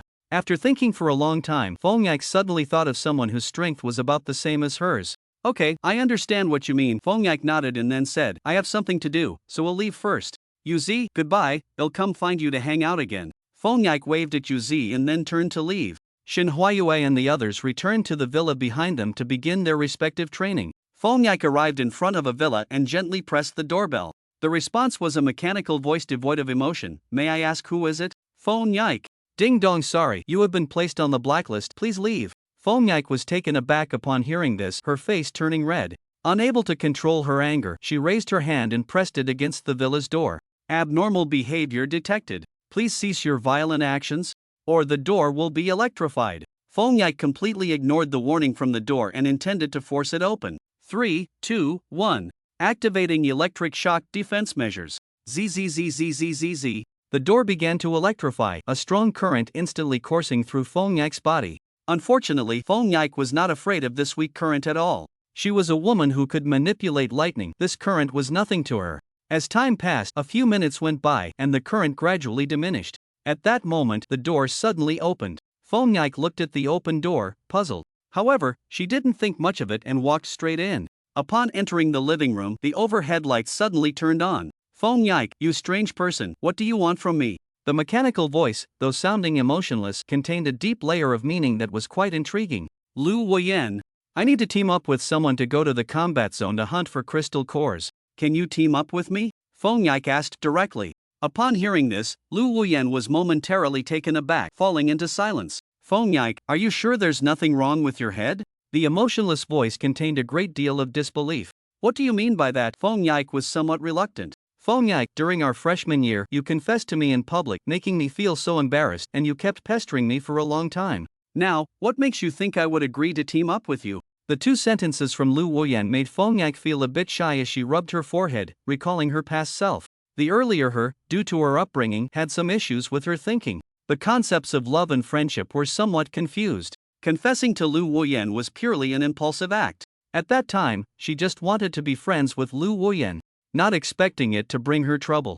"I'm sorry for the trouble I caused you before." Feng Yike lowered her head, apologizing to Lu Wuyan. In the camera, Lu Wuyan, seeing Feng Yike actually apologizing to her, thought she was dreaming. Unable to help herself, she pinched her thigh, and it actually hurt. The Feng Yike in her memory was a person who lacked common sense, acted rudely, and disregarded others' feelings. She never expected that after such a long time apart, she would have changed so much. Seeing that there was no response from Lu Wuyan for a long time, a hint of disappointment flashed in Feng Yike's eyes.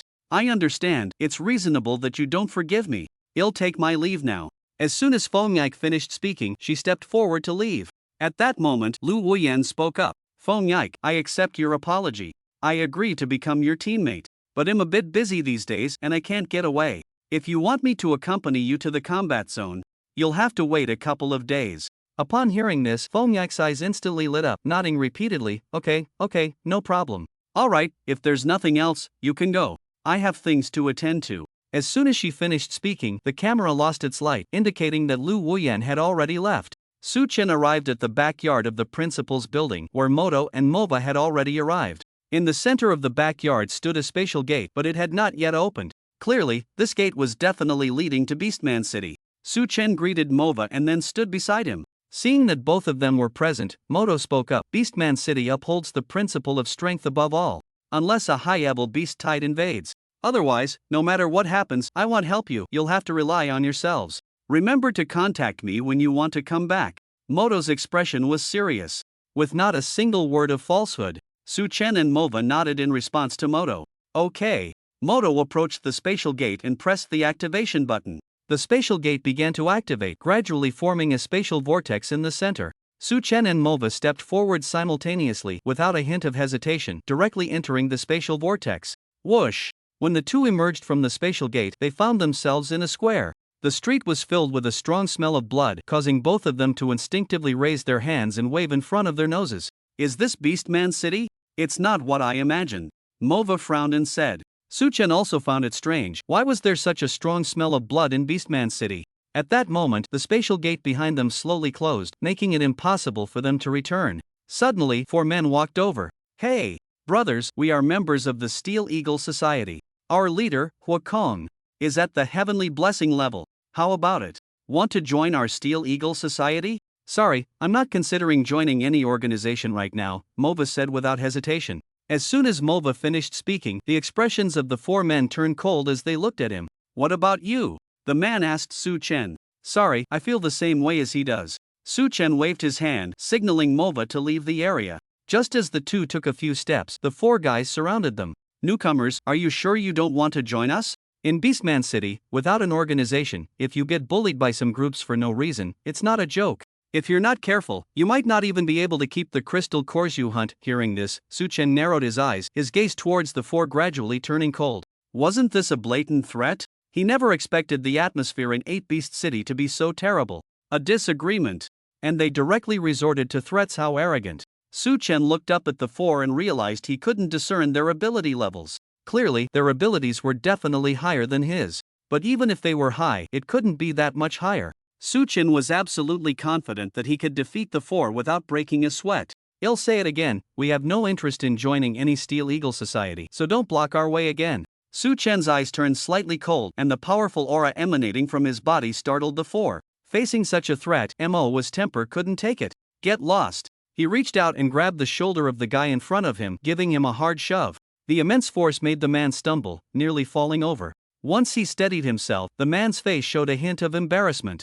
As a 3rd-tier Skywalker, he was actually pushed aside by a 1st-tier Skywalker and almost fell. If this got out, where would he put his face? The other 3, witnessing this scene, immediately shifted their disdain to seriousness. Such immense strength was not something an ordinary ability could possess. At the very least, it had to be an S-level ability, specifically one that focused on strength. Moa disdainfully glanced at the guy he had shoved aside, letting out a cold snort. He then exchanged a look with Su Chen, and the two continued walking forward. Wait! You pushed me, Lu Yunbo, so arrogantly. Lu Xiao, do you think you can just leave like this? The guy who was pushed aside was named Lu Yunbo. He even referred to himself as Lu Xiao, suggesting his family was quite wealthy. But here, no matter how rich you were, it couldn't compare to a 7th-level crystal core. Upon hearing this, Su Chen and Moa stopped, exchanged a glance, and sighed. What do you want? Moa asked, turning back. Apologize to me, and hand over all the supplies you brought from outside. I might consider forgiving you. Lu Yunbo smirked. Greedy and insatiable. Upon hearing this, Mo's forehead bulged with veins, gritting his teeth as his arm began to swell. It seemed he was ready to smash this Lu Yunbo hard. Seeing this, Lu Yunbo exchanged glances with the other 3 and immediately sneered. Kid, you have no organization, so you have no protection. As long as you dare to lay a hand on me, our Steel Eagle Society has dozens of people. If we don't beat the shit out of you, then you can consider yourself clean.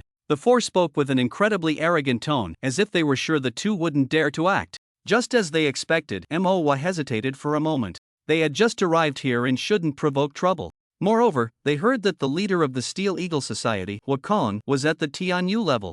Tianyu level, 7th level life. Having undergone 2 life transitions, he had no confidence in defeating a Tianyu level powerhouse. Furthermore, he might not even be able to break through the opponent's defense. Thinking of this, Moa turned to Su Chen beside him. Su Chen patted Moa on the back, stepped forward, and looked up at the incredibly arrogant 4. Have you ever been kicked at the speed of light? As soon as Su Chen's words fell, the 4 burst into laughter. Is this guy out of his mind? Speed of light? I'm standing right here, let's see if you can kick me. Lu Yunbo smirked, completely dismissing Su Chen's words as bluster. The other 3 wore mocking smiles, looking at Su Chen, waiting to see him make a fool of himself. The commotion attracted some onlookers. Among them were scruffy middle-aged men and young people with piercing gazes. But without exception, their strength was above the Skywalker level. It seemed that breaking through to the Tianyu level from the Skywalker level was indeed a bit challenging. Otherwise, there wouldn't be so many middle-aged men here. Those 4 guys, if I remember correctly, are members of the Steel Eagle Society, right? That's right, it's them. These 4 guys just love to recruit newcomers. If the newcomers refuse, they will make things difficult for them everywhere. It's really disgusting. When someone is recruited, they get 10 level 6 crystal cores from the leader. Who wouldn't be tempted by such an easy way to get crystal cores? When I first arrived, I was forced to join the Steel Eagle Society by these 4 guys. I didn't agree, and they took all my stuff, not even leaving me a pair of shorts. After that, they kept making things hard for me. That bad? What happened later? Later, I joined a small organization in the outer city, and they stopped bothering me. I see. From what you're saying, it seems these 2 are bound to be bullied today. You said it, so I won't hold back. As soon as Su Chen's words fell, his figure suddenly vanished from the spot, transforming into a flash of yellow light. He almost instantly appeared in front of Lu Yunbo. The speed of the flash was so fast that Lu Yunbo and his 3 companions didn't even notice Su Chen had arrived before them. Super light speed kick. At that moment, the smile on Lu Yunbo's face hadn't even faded. He was still grinning widely, laughing unabashedly. Su Chen's right leg was enveloped in light, and then, at a speed incomprehensible to ordinary people, he kicked Lu Yunbo hard in the face. Just a second ago, Lu Yunbo was laughing, but now his feet left the ground and his body uncontrollably flew backward. Immediately after, Su Chen swiftly moved in front of the other 3 and kicked each of them in the face as well. The visual effect for everyone present was that Lu Yunbo and his 3 companions were kicked away simultaneously. Whoosh! Whoosh! Whoosh! The 4 bodies turned into flashes of light, flying backward at super light speed. Bang! Bang! Bang! Boom! The 4 of them crashed into 3 layers of walls before finally coming to a stop. The shattered wall stones fell on them, burying their bodies. In the view, there was no trace of the 4 left. Su Chen retracted his leg, standing in place with his hands behind his back, gazing at the distant dust, nodding to himself. Clearly, he was very satisfied with the power of his kicks, living up to the name of the light speed kick. At this moment, everyone present couldn't help but gape. Looking at the upright Su Chen, a chill rose in their hearts. They all had one thought: another monster has arrived. This person's speed was extraordinary. With their naked eyes, they couldn't even catch how Su Chen delivered those kicks. Before their brains could process it, the 4 had already been kicked away in an instant. Moreover, they believed that not only did they fail to react, but the 4 from the Steel Eagle Society definitely hadn't reacted either. Seeing this scene, Mo's eyes widened, and he couldn't help but gasp. If Su Chen's kicks had landed on him in that flash, he would have definitely suffered. Fortunately, he was with Su Chen. Moa, let's go. Su Chen turned back and walked towards Moa, waving his hand. Oh, okay. Moa nodded. Watching the 2 leave, the crowd exchanged glances. Then they all approached the spot where Lu Yunbo and the others were buried under the stones. The 4 had blood oozing from their nostrils and had lost consciousness, with signs of burns on their faces. But after all, they were ability users of the Skywalker realm, so these injuries weren't fatal. They would wake up in a while. What shocked everyone was that with just one move, Su Chen could knock someone of the same realm unconscious. This kind of combat power far surpassed his peers. He was undoubtedly a talent comparable to the leaders of various organizations, with a limitless future. As Su Chen and Moa walked along the road in Beastman City, they found it very quiet. The shops on both sides of the street were operated by robots, with no trace of human merchants. But this was understandable. In such a dangerous place as Beastman City, who would come to open a shop? It was likely that one could earn a living but not survive. Looking up at a distant wall and the buildings within it, Su Chen felt a bit strange. A city within a city? Su Chen looked at the wall, frowning in confusion. It really is. Moa also felt quite puzzled. Moa, didn't the teacher tell you about the situation in Beast City? Su Chen turned to Moa and asked. Moa pondered for a moment, then suddenly remembered something and clapped his hands. Oh, right. Dad said that Beast City is divided into an inner city and an outer city, and he told me to let you know, but I forgot because of what happened earlier. Upon hearing this, Su Chen felt speechless towards this thick-head guy. At the same time, he was quite curious about the division of Beast City into inner and outer cities. Why is Beast City divided into 2 cities? I didn't ask, haha. Moa scratched his head and said with an embarrassed smile. After hearing this, Su Chen didn't ask further. He knew that even if he did, Moa wouldn't know.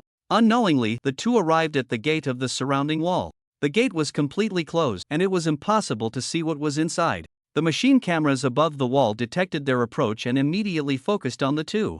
Unknown faces detected, scanning in progress. Su Chen, first level of the Skywalker realm. Moa, first level of the Skywalker realm. Information for both has been entered into the database. Please leave this area quickly. Su Chen was taken aback and immediately said, "We want to enter the inner city. Please open the gate." Ding dong. Sorry. You two cannot enter the inner city at this time. Only by independently slaying a level 7 beast and presenting the level 7 crystal core here for inspection can you qualify to enter the inner city. If the inspection passes, you will be eligible to enter the inner city. Now, please leave quickly. Forcibly entering the inner city will result in permanent deprivation of the right to enter Beast City. After hearing this, Su Chen immediately pulled Manhwa away from the place. Once the two left, the camera fell silent again. The time was now 5 in the afternoon. Su Chen and Manhwa, having left, pushed open the door to a restaurant. As soon as they entered, the unfamiliar faces attracted the attention of dozens of people in the restaurant. Su Chen was completely unafraid of these gazes and met their eyes. An extremely oppressive atmosphere began to spread in the restaurant. As the son of Moto, Manhwa naturally was not afraid of these probing looks and mirrored Su Chen in meeting their gaze. Although both of them were only at the first level of the Skywalker realm, the aura they exuded far surpassed that level. This made the people in the restaurant divert their eyes and return to their own business, no longer testing the two. The two walked to a table and sat down. After ordering through the machine on the table, Manhwa began to grumble. Independently slaying a level 7 beast, that requirement is really harsh. How can one possibly slay a level 7 beast without advancing to the Guardian realm? Not everyone is a prodigy like Unbeaten Sister. Now I don't even know how long we'll have to stay in the outer city. Su Chen smiled slightly upon hearing this. Just relax, take your time. Ha? Su Chen, why aren't you anxious? Manhwa asked in confusion. What's the use of being anxious? It won't change the situation. Su Chen was completely indifferent. Even though he was speaking from a position of comfort, Manhwa sighed and had to helplessly accept the current situation. At that moment, a robot waiter brought their meals. Just as the two were about to eat, the ground suddenly began to tremble slightly. Boom, boom, boom. As the frequency of the ground tremors increased, the diners noticed and all rushed outside in a frenzy. Once outside the restaurant, they all flew in the same direction. In just a few seconds, only Su Chen and Manhwa remained in the restaurant. What's going on? Manhwa had just put food in his mouth and hadn't even chewed when he fell into a state of confusion. It should be a beast tide. Su Chen stood up excitedly. On the first day of arriving at Beast City, encountering a beast tide, he didn't want to miss it. Let's go, Manhwa. Let's join the fun. Su Chen pulled Manhwa out of the restaurant and then flew straight towards the city outskirts. From a distance, they could see the scene outside the city. Roar, roar, roar. Countless various beasts, like ants, charged towards Beast City in a frenzy. Roughly estimated, there are at least 2,000 or more. Among them, the primate-type exotic beasts account for the largest proportion, followed by other exotic beasts. 80% are level 4 to 5 exotic beasts, with 20% being level 6. Level 7 exotic beasts have not yet appeared, and it is still unknown if they exist. The ability users in 8 Beast City, looking at the incoming wave of exotic beasts, unhesitatingly unleashed their attacks. Water Wave, Spirit Wood Divine Puppet, Fox Fire Bright Flame, Thunder Strike, Thorny Ground Spike. In an instant, countless diverse techniques surged forth like a torrential storm, attacking the wave of exotic beasts. Boom, boom, boom. The first batch of level 5 exotic beasts charging forward could not withstand the attacks unleashed by the Skywalker realm ability users. All of them died on the spot, turning into mush, leaving behind shining crystal cores. Upon seeing the crystal cores, these people immediately rushed forward to compete for them. The principle followed was simple: whoever grabs it first owns it, not necessarily the one who killed it. Next came the main event of this wave of exotic beasts. Led by hundreds of level 6 exotic beasts, each commanding dozens of level 5 exotic beasts. Level 6 exotic beasts correspond to human Skywalker realm ability users. Now, with dozens of level 5 exotic beasts added, a single Skywalker realm ability user clearly cannot handle it, and there is a risk of death. This requires organizing cooperation among team members to greatly reduce the risk of death. This is also one of the benefits of joining an organization. Mova would better not split up to avoid being surrounded, Su Chen said, turning to look at Mova beside him. But to his surprise, Mova had already vanished without a trace. Confused, Su Chen hovered in the air, searching for Mova's figure. He discovered that Mova had transformed into a behemoth and was battling a level 6 giant ape exotic beast. Both sides were power-type fighters, competing on who could crush the other with a single punch. At this moment, Mova, in his behemoth form, had already sustained numerous claw marks and was bleeding profusely. Seeing this, Su Chen immediately condensed a blue flame seed and shot it towards Mova. In the midst of battle, Mova felt the sudden intrusion of the blue flame seed into his body and looked bewildered. Suddenly, the wounds on his body ignited with a strange blue flame. In just a moment, all his injuries healed. Surprised, Mova looked up and saw Su Chen smiling at him.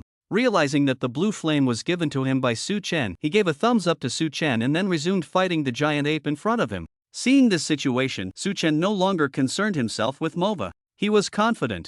With his blue flame present, as long as Mova didn't act recklessly and challenge a level 7 exotic beast alone, he wouldn't die. He soared into the sky, gazing into the distance. At the end of his line of sight, he still saw exotic beasts rushing towards the side. With such a massive wave of exotic beasts, it would be a shame not to show off his skills at least once. Let me experience the thrill of transforming into a dragon, Su Chen exclaimed, excitement bubbling in his eyes.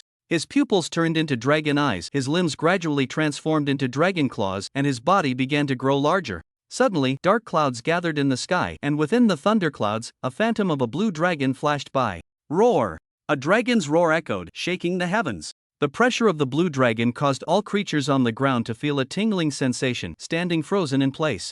They all looked up at the thunderclouds in the sky, a hint of barely perceptible awe flickering in their eyes. Under the gaze of the crowd, a nearly 300-meter-long blue dragon appeared amidst the thunderclouds. The innate pressure carried by the giant dragon made all who saw it tremble in fear, afraid of being targeted. It's actually a true dragon, the crowd exclaimed. The true dragon, a being of legend, was now appearing right before their eyes. How could they not be excited? This is my true dragon form, so powerful. More than 5 times stronger than my normal form, Su Chen thought in astonishment.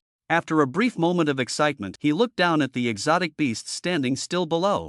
Opening his mouth wide, a red light began to flicker within. Dragon breath, annihilate the 9 heavens. Su Chen spat out a large, bluish-white flame of extreme heat. As the flame touched the ground, it instantly melted the earth, turning it into magma. The level 4 to 5 exotic beasts that came into contact with the flames were instantly vaporized, reduced to ashes, leaving only their crystal cores floating in the lava. A level 6-8 beast accidentally brushed its arm against the flames. In just a moment, the flesh on its arm was cooked. It immediately turned to run, thinking it could prolong its life for a while. But under Su Chen's deliberate aim, it ultimately perished in the sea of fire, turning into a charred lump, standing upright in the magma. By the time Su Chen closed his mouth, the area below had already transformed into a sea of molten lava, blocking the exotic beasts that were originally preparing to charge forward. To continue their assault on the 8-beast city, they could only take a detour. Such a devastating attack made everyone present widen their eyes in shock, unable to help but gasp. Monster! What terrifying destructive power! Look at the might of this big guy. It must be an SS-level ability. I've never seen this person before? A newcomer? Most likely, it's really unfair. Someone awakens such an ability. Why not me? Yeah, if I had such an ability, I would have already advanced to the Heavenly Guardian realm. How could I still be struggling in the Heavenly Walking realm at over 30? You too can keep dreaming, there's everything in dreams. Manhwa gazed at the true dragon in the sky, muttering to himself. Another prodigy that could rival Su Chen. With such power, it was hardly inferior to his father's giant ability. Moreover, he felt an inexplicable familiarity with this true dragon. Su Chen looked down at the exotic beasts, still undeterred, and opened his mouth wide, preparing to unleash another wave of heat breath. Just then, a thick, pure white mist suddenly drifted in from a distant mountain peak. The mist spread towards the 8-beast city, quickly shrouding the battlefield in a hazy fog. The temperature of the mist was extremely low, rapidly cooling the lava on the ground, turning the once scorching magma back into solid rock. The exotic beasts no longer needed to take a detour and charged straight towards the 8-beast city once more. With the presence of the mist, Su Chen could not see the situation on the battlefield at all. He could only hear the roars of the exotic beasts and the vibrations caused by the abilities of the ability users. Using heat breath again was clearly not a good choice. It would be bad if he accidentally harmed his allies. It was evident that this sudden appearance of mist was meant to prevent Su Chen from launching attacks recklessly. This also indirectly indicated that there were definitely level 7 exotic beasts lurking nearby. Su Chen couldn't help but glance towards the distant mountain peak.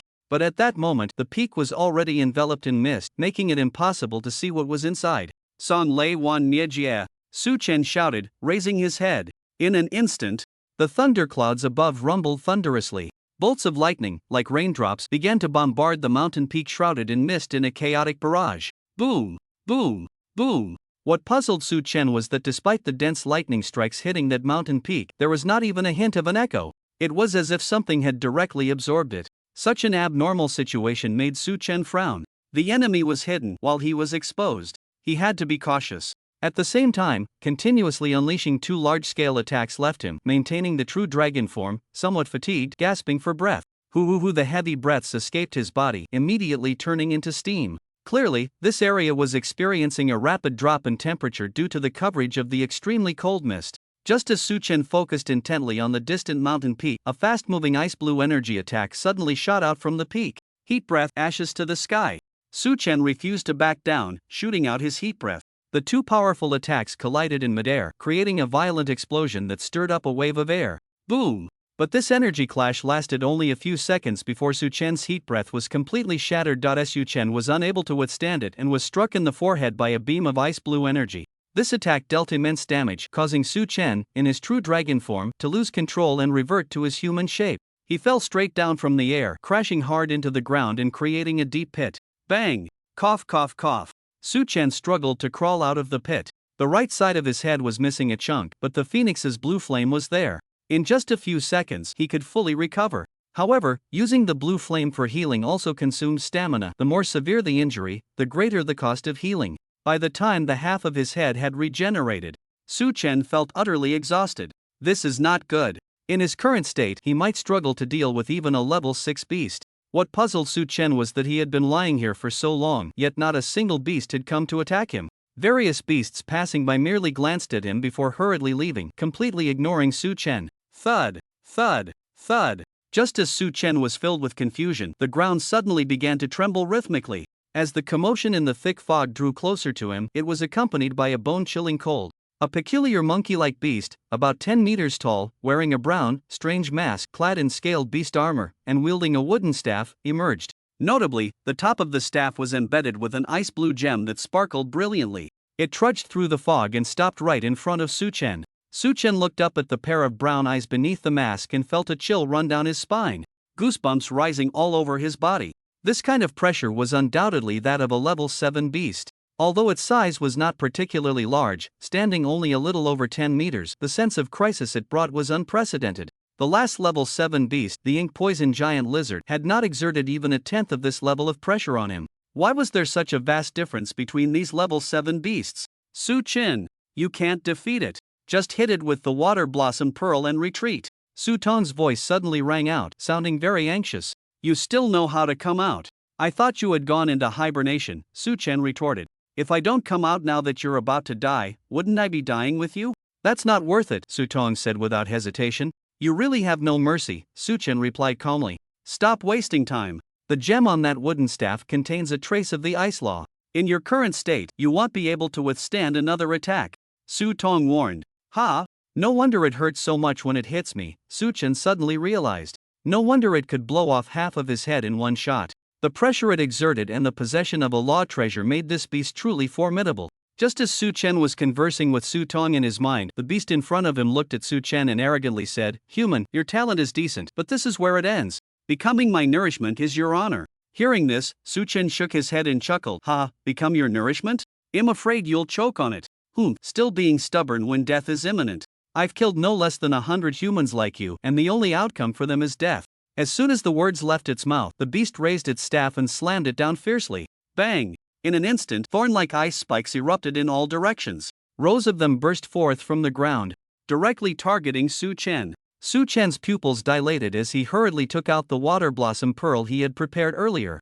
Water blossom holy light. The azure holy light shone brightly amidst the biting cold wind. Crack! The ice spikes approaching Su Chen shattered instantly under the influence of the water blossom pearl, transforming into crystal-clear ice particles that dissipated into the air. Seeing this scene, the monkey beast's pupils constricted as it looked at the spectacle before it in disbelief. It couldn't understand why this human, who seemed to be at the end of his strength, could still block its staff's attack. At that moment, the energy beam emitted by the water blossom pearl shot straight towards the monkey beast. The monkey-like beast reacted quickly, erecting a wall of ice in front of itself to block the incoming attack. Boom! After a loud crash, the strong light emitted by the water flower pearl dissipated. The monkey-like beast lowered the ice wall and looked across. It saw that the human had long since vanished, completely out of sight. Cunning human, hiding a water-type treasure, the monkey-like beast murmured as it gazed at the sky. At this moment, Su Chen had already transformed into a flash of light, flying straight back. The water flower pearl had no energy left, and he was certainly no match for that 7th-level beast. Moreover, the opponent still had a treasure of the laws in hand.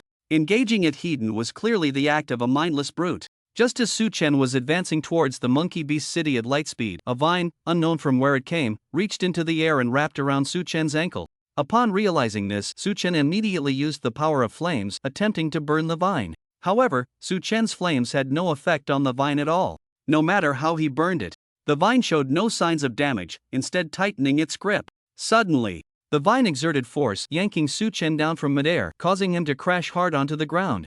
Bang! Exhausted, Su Chen's head hit the ground again, making him feel dizzy and unable to stand. The vine continued to stretch out from the thick fog, tightly binding Su Chen's legs. It secured him firmly and then slowly began to drag him backward. Coming to his senses, Su Chen quickly looked back at the unknown thick fog. For the first time, he felt a sense of panic. What the hell is this thing? Can't even burn it with fire. Su Chen struggled to release flames, scorching the vines wrapped around his legs, nearly cursing out loud. Unbeknownst to him, the dragging of the vine had stopped. Su Chen looked up and saw a deep green monkey, about 5 meters tall, gazing at him with greedy eyes. The monkey had several vines growing from its sides, and the vines binding Su Chen were extensions of these.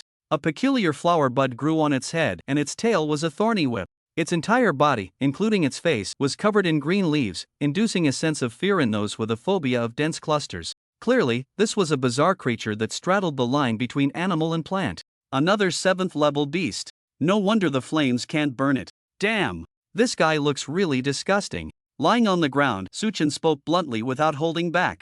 As soon as he finished speaking, a hint of anger appeared on the peculiar monkey's face. Su Chen watched as it gritted its teeth in response. He hadn't expected this creature to have anxiety about its appearance as well. Human, you are not the first to say that about me. But soon, you won't have the chance to say it again. As soon as the monkey-like beast finished speaking, the vines binding Su Chen's legs rapidly spread to his entire body. Using the vines, it forcibly pulled Su Chen in front of it and then hung him upside down. The thorny tail extended towards Su Chen's abdomen, seemingly intending to pierce his belly and absorb his nutrients in a plant-like manner. It's over, Su Chen, we can't escape this time. Su Tong's tone was filled with despair, as if she had resigned to fate. It's not over until the last moment, I won't die so easily. Su Chen's face was pale, but his eyes were exceptionally determined. Even if he was about to be disemboweled in the next moment, even if it was a certain death situation, Su Chen still refused to accept his fate. The monkey-like beast looked into Su Chen's eyes, a smirk curling at the corners of its mouth, revealing its cruel and merciless nature. I really hope to see that brave look in your eyes a few seconds from now. In the next second, the thorny tail instantly sliced through Su Chen's abdomen, directly disemboweling him on the spot. Scalding blood gushed out from the wound, splattering onto the monkey-like beast. With Su Chen's strength depleted, even using the blue flames for healing had become a luxury. The monkey-like beast, absorbing Su Chen's blood, immediately widened its pupils and laughed maniacally. Ha ha ha ha ha, what pure life energy! What immense life energy, just a little blood, and my realm will start to grow. If I completely drain him, won't I be able to reach the king level in one go? Become an 8th level beast king. The monkey-like beast was ecstatic, looking at the human before it as if it had found a rare treasure. But just a few seconds later, the monkey-like beast gradually calmed down. Looking at the human, it fell into deep thought. Draining him all at once would be too wasteful. It would be better to raise him and slowly absorb his essence. That way, it would never have to fear hitting a bottleneck again. That's settled.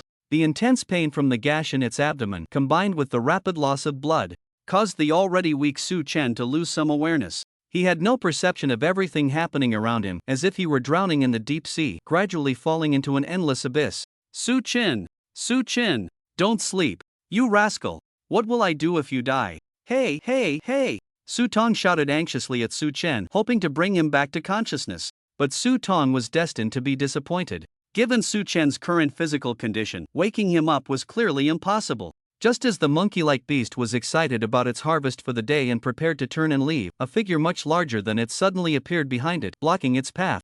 The monkey-like beast looked up. Before it stood a beast wearing a mask and holding a staff. Oh, Ice Demon Ape, do you need something from me? The monkey-like beast said, wrapping its vines around Su Chen's body, carefully shielding him behind itself. It was afraid that other creatures would discover the peculiarities of this human and cause unnecessary competition. The creature referred to as the Ice Demon Ape was clearly the same monkey-like beast that Su Chen had encountered earlier. At this moment, the Ice Demon Ape's gaze was fixed intently on the tightly wrapped Su Chen. Forest Demon Ape, he is my prey. Hand him over and I will let you go. This monkey-like beast covered in plants was evidently the forest demon ape.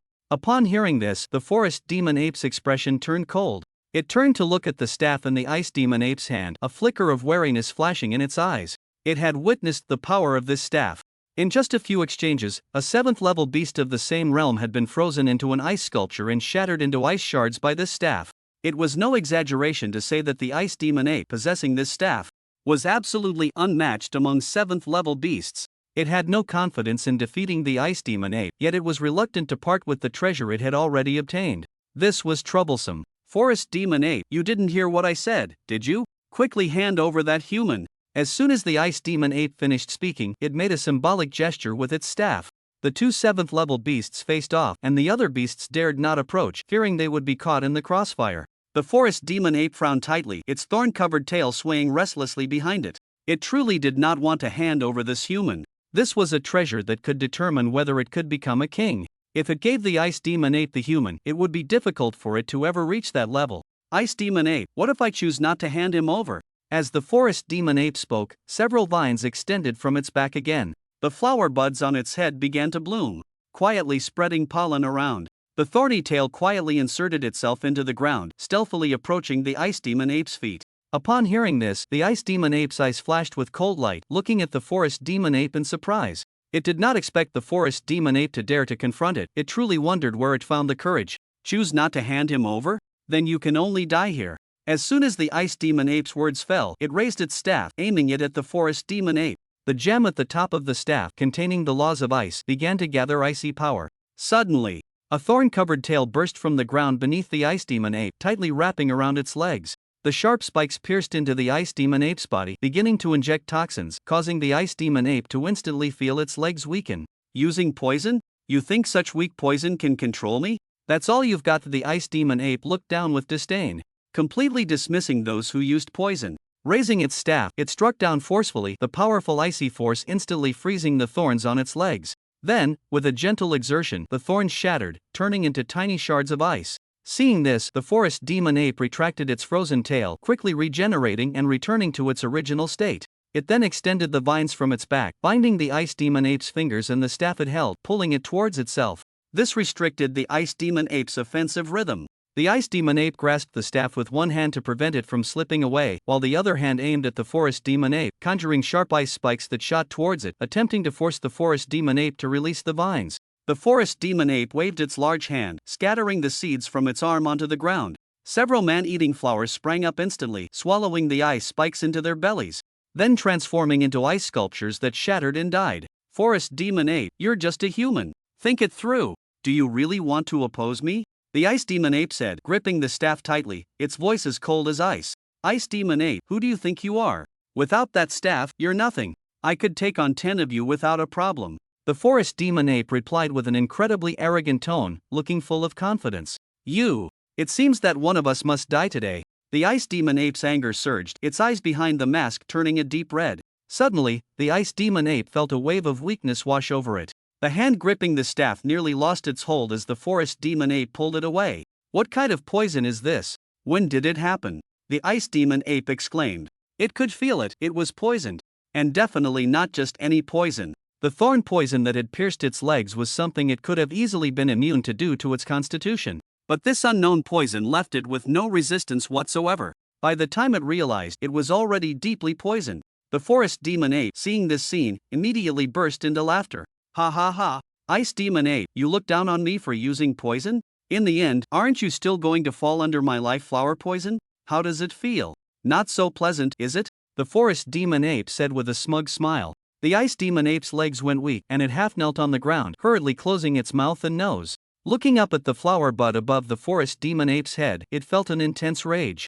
Unbeknownst to it, pollen had already filled the area. The forest demon ape's earlier actions were merely to buy time, to ensure that the ice demon ape inhaled too much pollen. The forest demon ape was confident in its life flower poison. As long as the opponent inhaled enough, it would be absolutely invincible. Forest demon ape, you really are a despicable guy. The ice demon ape gritted its teeth, hating those who played dirty. The forest demon ape shrugged indifferently. Hee, ice demon ape, you're really naive, unbelievably naive. If it weren't for that staff in your hand, I really don't know how you've survived this long with such a brain.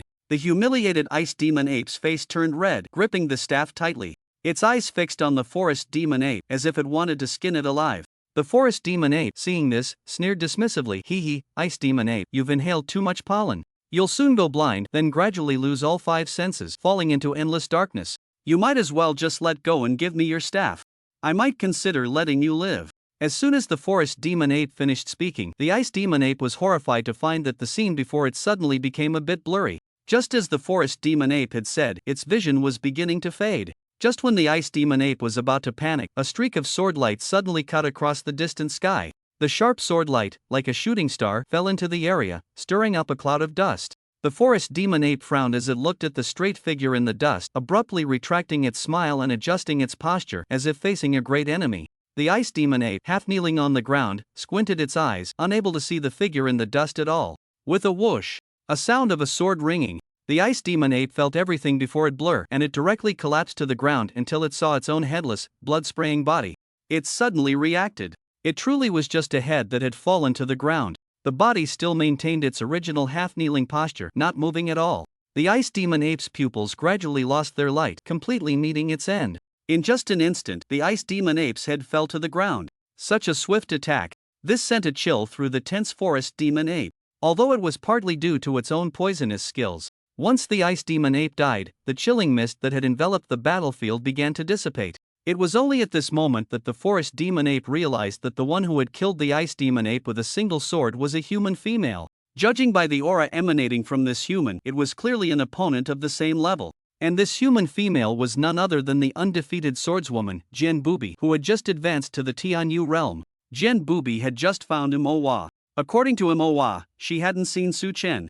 Only that Su Chen had flown past. The woman's sixth sense gave her a bad premonition. She immediately soared into the sky, circling the battlefield, searching for Su Chen's trace. Fortunately, her efforts were not in vain.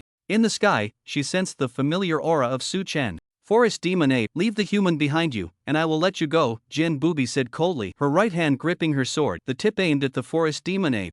Upon hearing this, the forest demon ape felt deeply humiliated, its expression turning ferocious. Human, you are too confident. Oh, then I won't waste any more words. Jen Booby took out a protective mask and put it on to avoid inhaling too much pollen. Clearly, Jen Booby was very familiar with the forest demon ape's fighting style. Seeing this scene, the forest demon ape immediately furrowed its brow, feeling a sinking sensation in its heart.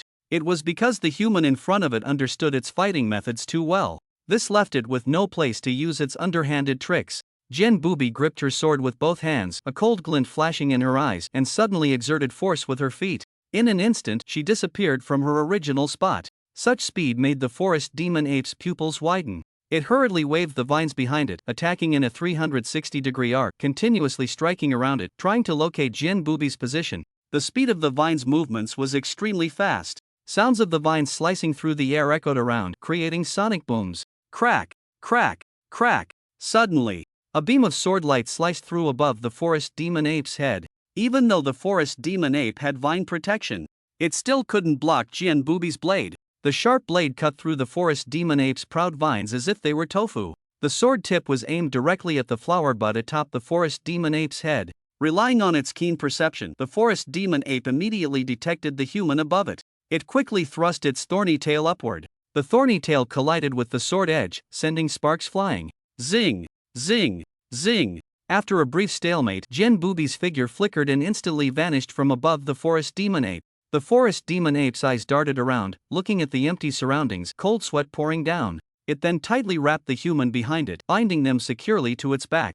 This was its great opportunity. It would never let go. A hint of madness flashed in the forest demon ape's eyes as it raised both hands and plunged them into the ground. Suddenly, the ground began to tremble. Thick vines emerged from underground, wrapping around the forest demon ape's body tightly.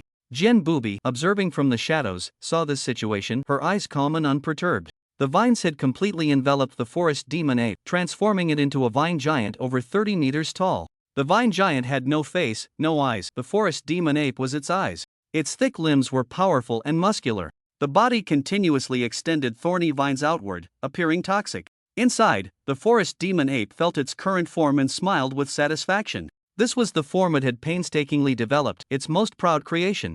Using blood-sucking vines to wrap its body, it was protected from external harm.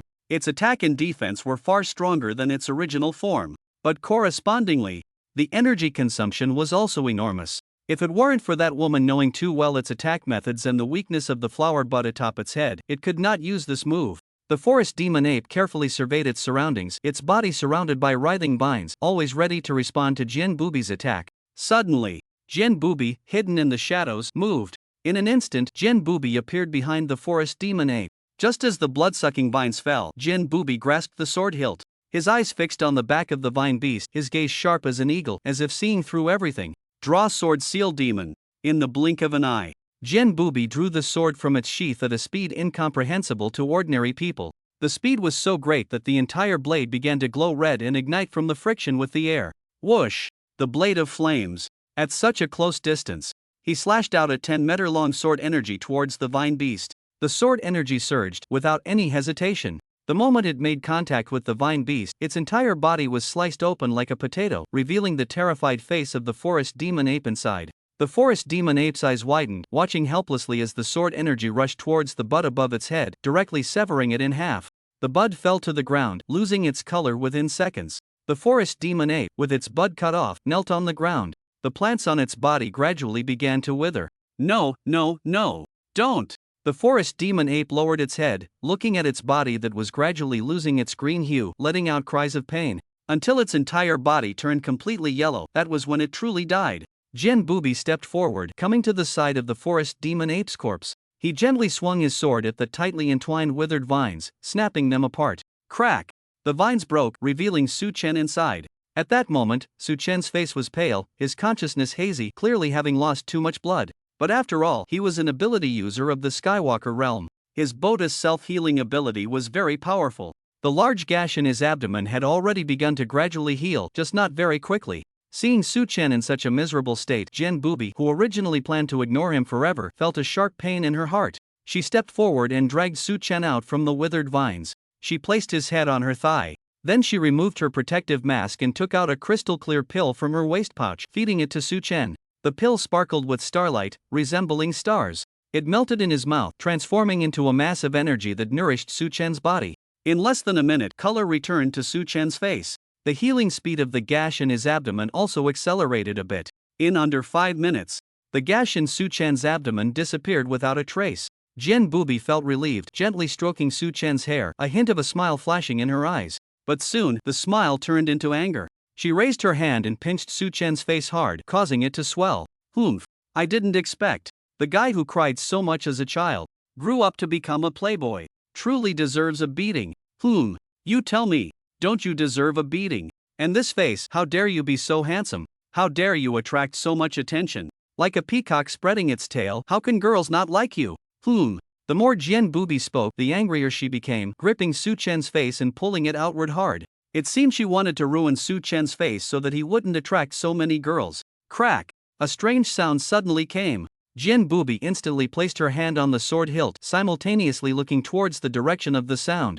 Upon seeing the person's face, Jian Bubi's expression instantly stiffened. There stood Manhwa, looking bewildered, completely unable to believe what was happening before him. He pinched his own face, realizing he was not dreaming. Sister Bubi? Is that you? Or did I recognize the wrong person? Manhwa's eyes widened, his emotions complex. He could hardly believe that the sister who had been so strict with him since childhood had this side to her. Manhwa, when did you arrive?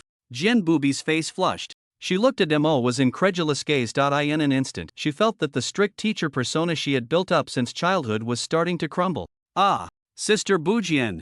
I just got here not long ago, you can continue. Manhwa's face turned anxious, and he waved his hands in a flustered manner, then turned to run. Stand still!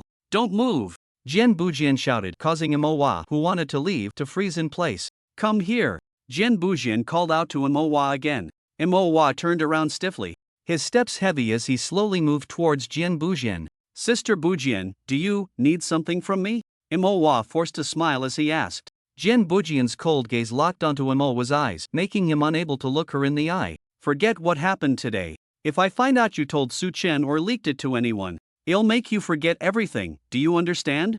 Jian Bujian's tone was serious and stern, clearly not joking. Yes, Sister Bujian, I didn't see anything, I didn't hear anything, you can rest assured. Manhwa swallowed hard. Deep down, he silently vowed that today's events absolutely could not be leaked, otherwise, he would definitely face dire consequences. At the same time, he felt very sorry for Su Chen. Poor brother Su Chen, to be targeted by a crazy woman like Jin Bujian, what bad luck. Seeing that Manhwa was so sensible, Jin Bujian's expression softened a bit. That's good. Just then, Su Chen's eyes flickered, and he opened them. Su Chen frowned tightly. The wound on his abdomen still not fully healed. Sister Jian, did you save me? Su Chen exclaimed in surprise. Upon seeing the person in front of him, the frown on Su Chen's face immediately relaxed. His tone was filled with joy, even forgetting the pain in his abdomen. Jian Bujian, hearing his voice, quickly looked down. Seeing Su Chen's surprised expression, she felt very happy inside. But on the surface, she still had to pretend to be angry. She turned her head, snorted coldly, and immediately got up, preventing Su Chen from enjoying her lap pillow. Awake? Then get up, big man, don't be so weak, Jian Bujian said in a cold tone. Hearing this, Su Chen, lying on the ground, couldn't help but smile bitterly. It seemed Sister Jian was still not in a good mood. After pondering for a moment, a flash of inspiration struck him. With a determined look on his face, he suddenly sprang up, causing the wound on his abdomen to split open again. Hiss! Su Chen's pupils dilated as he covered the split on his abdomen, painfully kneeling on the ground. Seeing this, Jian Bujian immediately squatted down beside Su Chen, her face filled with panic. You idiot! You're injured and still trying to show off. Do you want to die? Jian Bujian anxiously took out a pill and brought it to Su Chen's lips. Take it. You'll feel better. Su Chen looked at the pill brought to his lips, feeling that the energy inside was somewhat familiar. After hesitating for half a second, he leaned forward and swallowed the pill from Jian Bujian's palm, inadvertently licking her palm in the process. Feeling the unusual sensation from her palm, Jian Bujian's face turned red and she quickly withdrew her hand. You! Looking for a beating? Jian Bujian raised her hand and lightly tapped Su Chen on the back of his head. Slap! The force was very light, not painful at all. Su Chen smiled slightly, not taking it to heart. He reached out and grabbed Jian Bujian's right hand, gently kneading it. You're getting bolder, huh? Jian Bujian tried to pull her hand away from Su Chen's grip, but he held on tightly and she couldn't pull it out, so she had to let him do as he pleased. She definitely wasn't letting him squeeze her hand on purpose, absolutely not. Su Chen secretly rejoiced. He could feel that Sister Jian wasn't using much strength. Otherwise, with her power, she could easily pull her hand away. The earlier forceful actions were just a pretense of modesty. Realizing this, Su Chen felt more confident. He turned Jian Bujian's hand over, caressing the calluses formed from years of sword practice. These calluses had become a part of Jian Bujian's body. Seeing Su Chen staring at her hand, Jian Bujian felt a bit embarrassed. Is my hand very ugly? But Jian Bubi fixed his gaze on Su Chen and asked tentatively, I don't think so. Su Chen shook his head without hesitation. That's good. Jian Bubi smiled and nodded, very satisfied with Su Chen's attitude. At this moment, the wound on Su Chen's abdomen had healed completely due to the pill he had just swallowed. Su Chen stood up, holding Jian Bubi's hand. Out of the corner of his eye, he caught sight of a figure ahead and was suddenly startled. Manhwa? What are you doing here? When did you arrive? Su Chen looked bewildered, completely unaware that there was someone beside him. Upon hearing this, Jian Bubi was also taken aback. After Su Chen woke up, she had forgotten that Manhwa was still nearby. What should she do now? Didn't Manhwa see her earlier state? This was bad. Wouldn't her persona be completely ruined? At this moment, Manhwa's mind was in chaos. Earlier, when Su Chen was unconscious, he thought that Jian Bubi was unilaterally infatuated with Su Chen. But now it seemed that wasn't the case. When did they get together? They hadn't known each other for long. Was Su Chen not afraid? Moreover, from what he knew about Jian Bubi, she would never share a man with other women. She deeply despised men with multiple wives. Her father, Moto, was a prime example.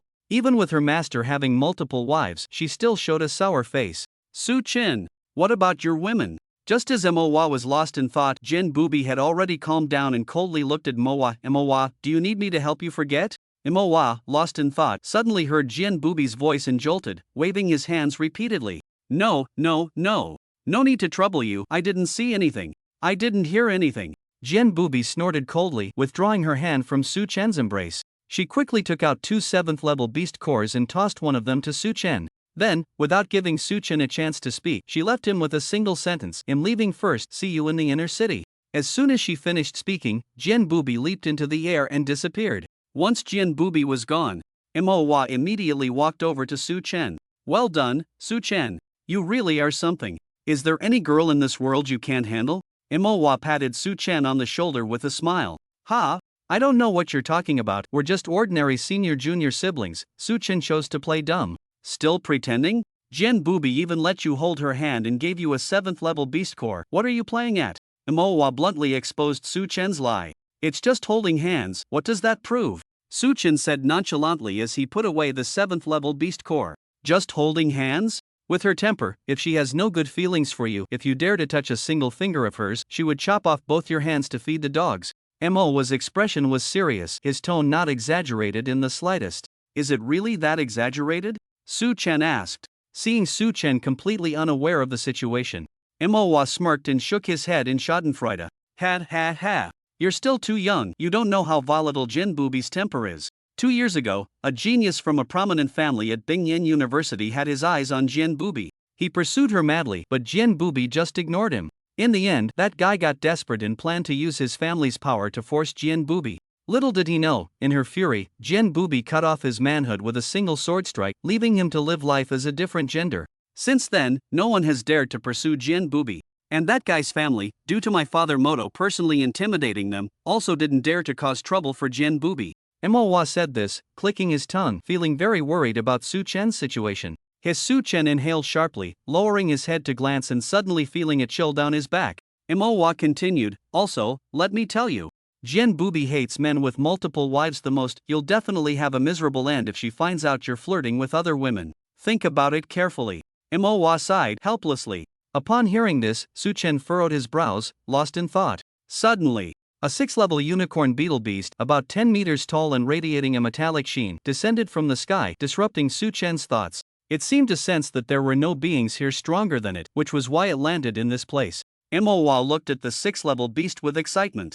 Su Chen, give me some Qing Yen, I want to fight it. Upon hearing this, Su Chen immediately condensed a seed of Qing Yen fire and infused it into Moa's body. Suddenly, Su Chen felt that something was off with his physical condition. The stamina he had lost earlier had surprisingly returned to normal in such a short time. This made him very happy. Could it be the effect of that pill? That's right.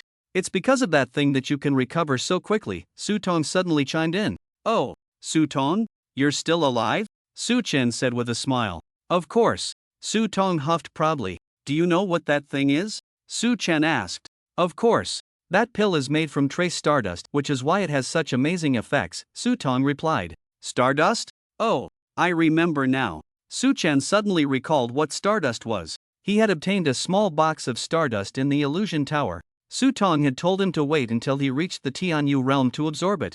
To think of using stardust as a pill, I have to say, the Hailan people are really clever, Su Tong remarked. Su Chen felt his body at its peak condition, a smile creeping onto his lips. Meanwhile, Moa was gazing at the unicorn beetle beast. He stepped forward and his body began to swell. In just a moment, Moa transformed into a 10-meter-tall behemoth. The behemoth radiated golden light. Its muscular body covered in strength. With every step and movement, it exuded a sense of power. Roar! Take my fivefold heaven! Moa shouted, swinging a powerful punch at the unicorn beetle beast. The strength of the behemoth combined with the 5 enhancements of the fivefold heaven made each punch terrifying. The unicorn beetle beast swung its proud giant horn to meet Moa's fist. Boom! Both were beings primarily driven by strength. The collision of fist and horn created waves of air. The shockwaves reached Su Chen, but he remained as steady as a mountain, quietly watching the two giants battle. This commotion was far less intimidating than a 7th-level beast standing there, which had a stronger deterrent effect on him. The pressure from 2 7th-level beasts was still weighing heavily on Su Chen, making him question his life. No wonder they were 7th-level beasts that had experienced 2 life transitions. Su Chen felt that the two were simply not beings of the same level. No matter how hard he tried, he couldn't even scratch the other. That feeling of despair was something he truly did not want to experience a second time. Su Chen, don't forget to take the ice crystal gem from that staff. Su Tong reminded him. Oh, almost forgot. Su Chen transformed into a flash of light and arrived beside the staff. He reached out and grabbed the ice crystal gem on the staff, yanking it down forcefully. The ice blue gem emitted waves of peculiar cold air. It was yet another treasure, like the waterflower pearl, containing a faint power of laws. Su Chen turned back to look. He saw a head wearing a mask, with bulging eyes, quietly lying on the ground. It looked a bit eerie. This ice crystal gem has existed for a long time. It shouldn't have been condensed by this guy himself. Su Tong said. You can tell that? Su Chen asked in surprise. I can sense that the residual aura on it is nothing like this guy's. It should have been passed down from its elder, Su Tong replied. Looks like a strong second generation, but unfortunately, it still died here, Su Chen sighed. He put away the ice crystal gem and inadvertently noticed a withered yellow bud. Looking at the shape, it was clearly that green ape-like beast, and the flower bud on its head should have been chopped off by senior sister Jian. Next to it lay another beast, its body completely withered and lifeless. Taking a couple of steps forward, I raised my foot to step on the flower bud. Crack! I felt like I had stepped on something very hard. Looking down, I saw that the outer shell of the bud had shattered, revealing a brown seed inside. I bent down and picked up the seed. The shell was hard and had no strange smell. Gazing at the withered beast's corpse beside me, I couldn't help but frown. The essence of the beast is a flower? That's quite strange. Although I felt confused, I still put the seed away. As a beast that nearly killed me, I might as well keep its seed as a souvenir. At this moment, the behemoth transformed by Manhwa was nearing the end of its battle with the rhinoceros beetle beast. The large horn of the rhinoceros beetle had cracked under Manhwa's continuous attacks. In contrast, Manhwa, empowered by the phoenix's blue flames, was completely unafraid of the damage to his body. He focused solely on outputting his attacks, trying to resolve the opponent quickly. Suddenly, I remembered that I still had crystal cores to collect. Earlier, I had unleashed a wave of heat breath, killing no less than 20 level 5 beasts, along with one level 6 beast. I urgently needed level 5 crystal cores to advance the demon fruit tree. I couldn't let anyone else snatch them away. My body transformed into a flash of light, heading straight towards the direction where I had unleashed my heat breath. When I arrived at the familiar spot, I was relieved to find that no one had come here yet. I landed on the ground, stepping on the already cooled lava, and bent down to start picking up the fallen crystal cores. Suddenly, a sharp voice shouted from behind. Hey, that's our stuff. Who told you to pick it up? The sudden shout made me freeze in place just as I was about to pick up a crystal core. Confused, I turned to look back. I saw a man and a woman who had appeared out of nowhere. Their looks and demeanor did not seem like they belonged to someone my age. They were at least 28 or older. Their clothing styles were similar, suggesting they were a couple. What gives you the right to say that this is your stuff? I said coldly, my expression turning icy. Upon hearing this, the two exchanged glances and couldn't help but laugh. The man looked at me and said bluntly, Kid, before you say that, you should weigh yourself and see how much you really weigh. The woman snorted coldly and added, Exactly. We are both level 4 in the Skywalker realm, and you, a level 1 Skywalker, have no right to question us. The man continued, The rules of Beast City are that the weak are prey to the strong. You look unfamiliar, so you must have just arrived at Beast City. It's normal not to understand the survival rules of Beast City if you haven't joined an organization. We won't make it difficult for you today, just leave quickly. The man waved his hand, signaling me to leave. He spoke with an air of arrogance, as if he were showing mercy by letting me go. I looked at the two of them, who seemed to have me all figured out, and a surge of unnamed anger rose within me, almost making me laugh in frustration. What if I don't leave? I said calmly, my voice steady. As soon as I finished speaking, the two on the hillside squinted their eyes. Their gazes towards me were as if they were looking at a dead man. The man's voice turned low, carrying a hint of warning as he said, Kid, don't say I didn't warn you. We've successfully killed even level 5 ability users without a scratch. Are you sure you want to go against us? Have you thought about your fate? Upon hearing this, a smile crept onto my lips. Then I really want to try and see what my fate will be. The man's brow furrowed, and a cold glint flashed in his eyes. The ground around us suddenly began to tremble under his influence. The woman's gaze also grew increasingly sinister. With both hands down, gripping the two short blades at her waist, she declared, Since you want to die so badly, well, grant you that. As soon as the woman's words fell, she vanished from sight. Su Chen, witnessing this scene, was about to take flight to prevent a sneak attack. Unexpectedly, tendrils of sand suddenly erupted from the ground beneath him. At that moment, Su Chen was completely unaware of what was happening below. He was instantly ensnared by the sandy tendrils, which tightly bound his legs, leaving him unable to move. In the instant Su Chen was trapped, the woman wielding the dual blades appeared behind him. With both hands swinging the blades, she aimed directly for Su Chen's neck. Reacting just in time, Su Chen sensed the murderous intent from behind, sending a chill down his spine. Super elasticity, divine rapture. Su Chen waved his hands outward. A powerful air shield formed by immense elasticity burst forth from within, exploding outward. Boom! Just as the woman's dual blades were a mere 0.01 centimeters from Su Chen's neck, they were suddenly repelled by an unseen force. The speed was so swift that it grazed the woman's cheek, leaving 2 deep cuts. Immediately after, her body was also flung away. The woman, in terror, realized she could not control her body and could only watch as she was propelled toward a small hillside. Boom! She crashed hard onto the slope, producing a loud sound. At the same time, the sandy tendrils that had captured Su Chen's legs were also flung away. Su Chen regained his freedom. The man witnessing this scene had his eyes wide open, unable to hide his shock. What kind of ability is this? Such strong defensive power. Su Chen looked up at the man across from him, flexed his ankles, and smiled slightly. Seeing Su Chen still able to smile at this moment made the man feel an intense rage. What an utter insult. This was blatant contempt for him.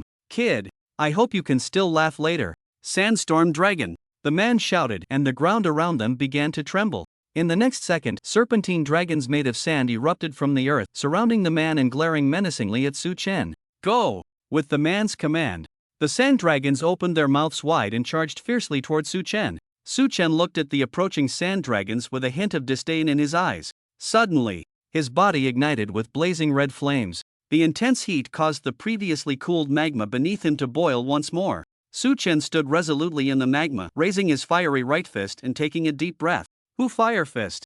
Su Chen swung his right fist with all his might. The violent crimson flames surged forward like a tidal wave. Wherever the flaming fist struck, the ground instantly transformed into molten lava. The extremely high temperature of the flames effortlessly shattered the man's sand dragons. The raging flames continued to surge toward the man. Witnessing this, the man's mind went blank, his pupils dilating as they reflected the flames. Survival instinct kicked in, bringing him back to his senses. Wall of sand. The man quickly summoned a wall made of sand from the ground, attempting to block the oncoming flames. Boom! The ferocious flaming fist slammed solidly against the sand wall. After a loud crash, a violent explosion followed. Bang! The explosion generated thick smoke, obscuring the man's figure, leaving Su Chen completely unaware of his fate. Just as Su Chen retracted the flames and moved closer to see clearly, a wave of murderous intent surged from behind him. Million gravity field. Su Chen reacted swiftly, immediately applying a gravity field around him. The woman, failing her sneak attack, was instead crushed down by the gravity field released by Su Chen. Bang! The woman crashed hard to the ground, face first, landing in a heap. Lying on the ground, her mind raced. In an instant, she pondered many questions. What is happening? Gravity. The ability that previously flung me away. The ability to release flames. Now there's this gravity ability. How many abilities does he have? There's no time to think about so much right now. At this moment, her situation is extremely dangerous. As an assassin-type ability user, she absolutely cannot let the enemy get close.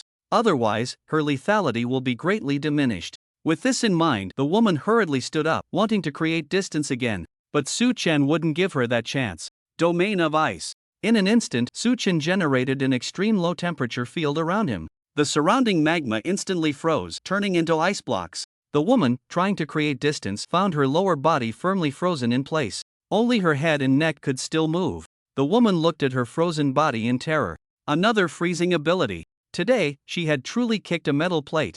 With a sudden burst of strength, she shattered the ice on her body. Just as she was about to run, a fist suddenly appeared in front of her. The fist struck her face, sending her into a full 360-degree spin. She hit the ground hard, her back of the head slamming against the ice surface. Her short knives fell from her hands. The woman felt dizzy, trying to struggle to get up. Suddenly, a foot came crashing down, firmly stepping on her face. The owner of this foot was, of course, Su Chen. Standing on the woman's face, he released cold air again, freezing her limbs. He absolutely could not let this woman retreat back into the shadows. He didn't like the feeling of being ambushed from behind. At this moment, the thick smoke in front of him dissipated. In Su Chen's line of sight, a disfigured, dilapidated sand wall appeared. Behind the sand wall, a man was half kneeling on the ground. His upper body was bare, skin reddened. His hair was singed, eyebrows completely burned off, and his eyes were blood red. The left side of his cheek was already slightly revealing charred flesh. His entire upper body was covered in burn marks. Seeing this, Su Chen pretended to be shocked, covering his mouth. His tone filled with feigned surprise. Ah, you're still alive. Looks like I misjudged you. You actually didn't die from my punch.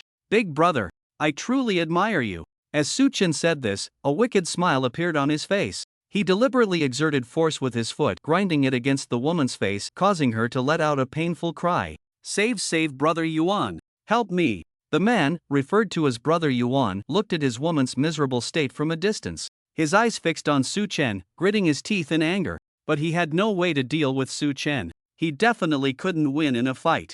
Ever since he took that fiery punch earlier, he had gained a clear understanding of his own strength. They had truly kicked a metal plate this time. Moreover, they were the ones who provoked the other party, completely in the wrong. With things having come to this, there was no other way out. The man's expression darkened as he looked at Su Chen and said, "Kid, I advise you to restrain yourself.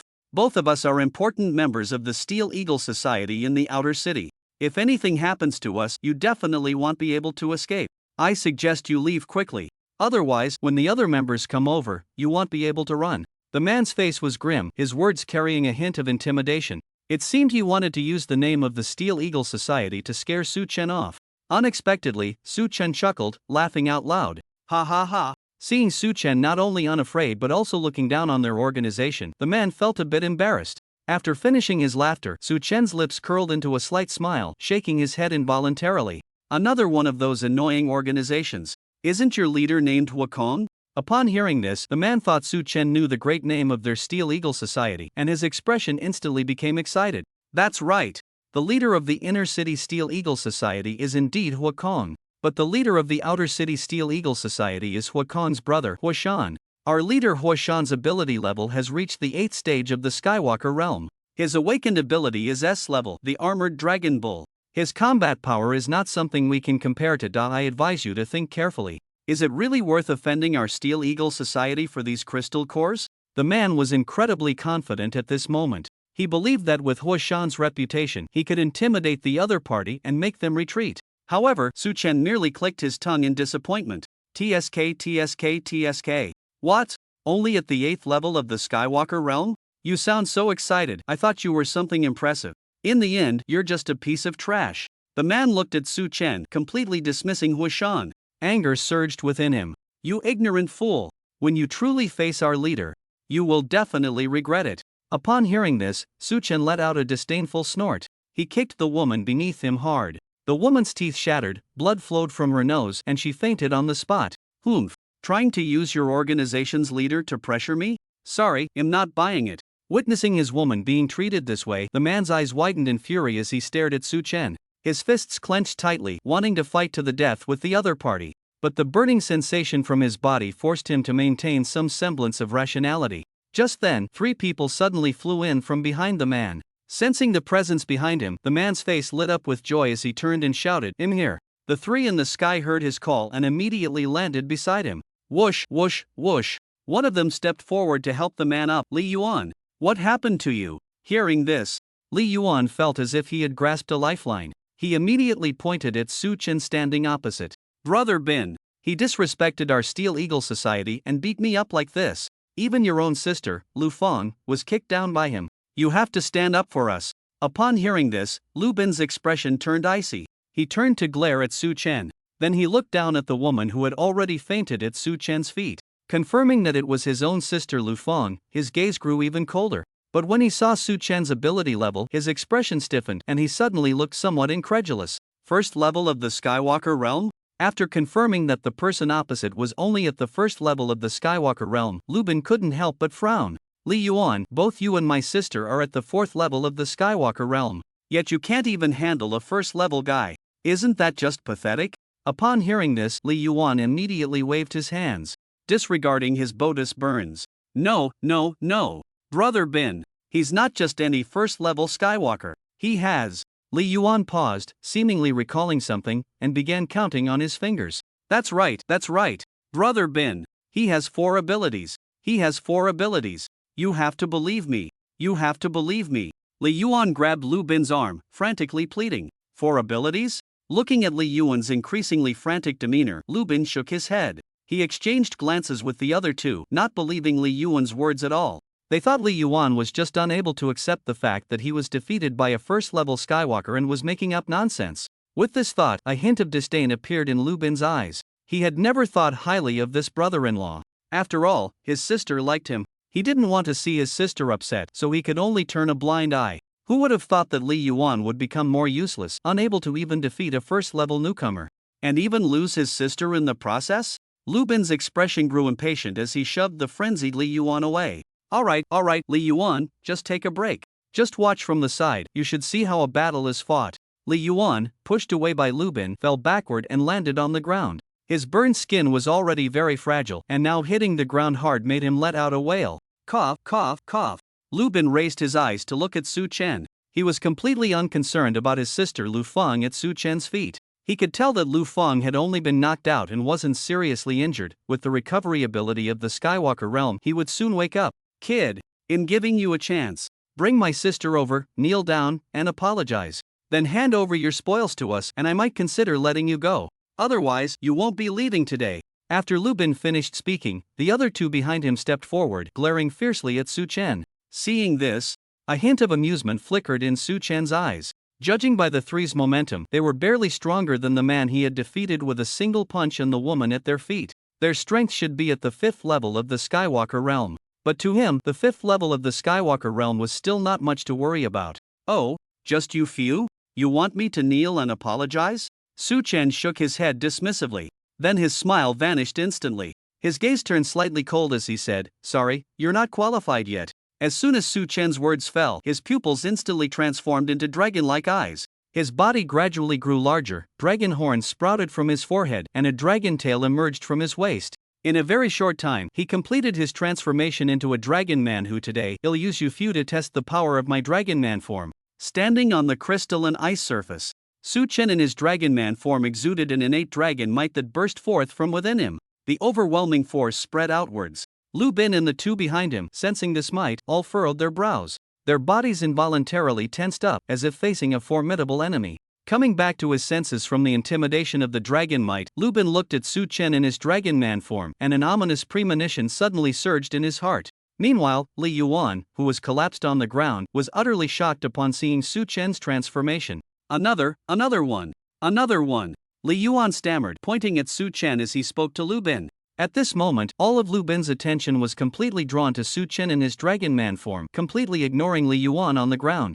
Su Chen excitedly clenched his fists and revealed a cruel smile to the three opposite him. I hope you can entertain me, don't die so easily, or it won't be fun. Hearing this, Lu Bin and the others had somewhat unsightly expressions. After all, allowing a newcomer at the 1st level of the Skywalker realm to look down on them was a blow to their pride. But feeling Su Chen's intimidating might, they had no choice but to put away their contempt and treat the opponent before them seriously.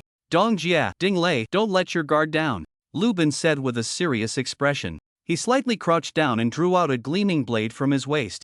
Clearly, he was an ability user specialized in sword techniques. Upon hearing this, Dong Jia and Ding Lei behind Lu Bin immediately nodded. They had already felt the pressure and would definitely not underestimate their opponent. Dong Jia's body rapidly expanded, and in no time, he transformed into a massive flaming lion, 10 meters long. The flaming lion's mane was a bright red, and flames flickered at the tip of its tail. With every breath, faint sparks of fire emerged from its mouth. The other, Ding Lei, had eyes flashing with lightning. Suddenly, dozens of active electric orbs appeared around him. The orbs bounced around, linking together to protect Ding Lei. Roar! I'm going in! Dong Jia growled and charged towards Su Chen. The massive flaming lion galloped forward, causing the ground to tremble. As it passed over the ground, the previously cooled magma showed signs of boiling again. Su Chen looked at the giant creature charging towards him, a slight smile curling at the corners of his mouth, feeling very excited. Come on! Su Chen shouted. He exerted force under his feet and instantly vanished from his original spot. The terrifying force created a large pit in the ground where he had stood. Su Chen raised his fist, gathering strength. He quickly operated the secret technique in his mind, 9 heavens. Seeing the timing was right, he shouted, Dragon Suppression 9 heavens. As he uttered the words, blood vessels suddenly appeared in his eyes. Following that, the blood vessels burst, turning his eyes a deep crimson. This was the side effect of forcibly using the 9 heavens. Ah! Su Chen gathered all his strength and swung his fist fiercely. It smashed towards the blazing lion formed by Dong Jia. Dong Jia, who had been full of confidence and thought he could restrain Su Chen, now looked at the approaching fist with a hint of fear in his heart. He hurriedly opened his mouth wide, spewing out scorching flames in an attempt to block Su Chen. But all of this was destined to be in vain. Su Chen, with the body of a dragon man, was completely unafraid of these flames. He charged straight through the flames. Boom! His fist struck hard against the lion's head, producing a deafening dragon roar. Roar! Then a wave of air surged forth. Boom, boom, boom. 9 consecutive loud bangs, each one stronger than the last. Between the two, the ground cracked and shook violently. Soon after, the blazing lion's pupils dimmed, losing consciousness on the spot. its body flying back like a rocket. Upon seeing this scene, Ding Lei's pupils constricted. It was because the blazing lion was flying towards them. Electric ball net. Ding Lei waved his hand. Dozens of interconnected electric balls rushed forward quickly. Using the connections between the electric balls, a net of lightning was formed, forcibly stopping the blazing lion. The halted blazing lion landed on the ground. The flames at the tip of its tail suddenly extinguished, gradually returning to its original human form. Dong Jia, now back in human form, had a dent in his face. His nasal bone was broken, blood flowing out. The whole person looked as if he was on the verge of death. Lu Bin and Ding Lei, seeing Dong Jia's miserable state, felt a chill in their hearts, accompanied by immense shock. They were not shocked that Dong Jia was seriously injured, but that Dong Jia, who was also at the 5th level of the Skywalker realm like them, had turned into this ghostly figure after just taking one hit from the opponent. Such terrifying power. This is simply too monstrous. The two unconsciously looked towards Su Chen in his Dragon Man form, wanting to know why a guy at the 1st level of the Skywalker realm had such abnormal combat power. At this moment, Su Chen was standing in place, panting heavily. His eyes were bloodshot, blood oozing from the corners. The blood dripped down his cheeks, making a series of splattering sounds on the ground. Su Chen took a deep breath, quietly feeling the current state of his body. Only then did he understand why his teacher, Moto, said that the 9 heavens was extremely difficult to master. Just now, he had forcibly used the last layer of the 9 heavens.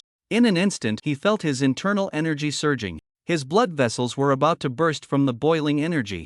If it weren't for his powerful recovery ability in Dragon Man form, he would have likely fallen into a severe coma from excessive blood loss. Those with weaker physiques might not survive on the spot. The side effects are quite significant. I can't use it recklessly, Su Chen murmured. Lu Bin and Ding Lei looked at the spirited Su Chen, their faces showing a hint of seriousness.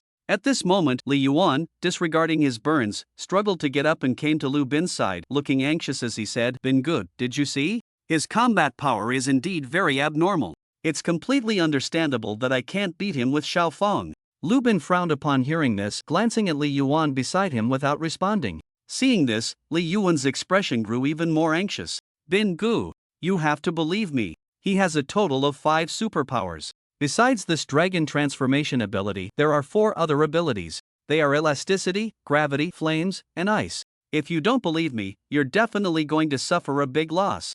Lu Bin felt no waves in his heart upon hearing this. He waved his hand, telling Li Yuan to go rest aside. 5 superpowers? Why not say he has 10 superpowers? Li Yuan, seeing that Lu Bin didn't want to pay him any mind, helplessly shifted his attention to Ding Lei. "Lei Gu, you absolutely have to believe me.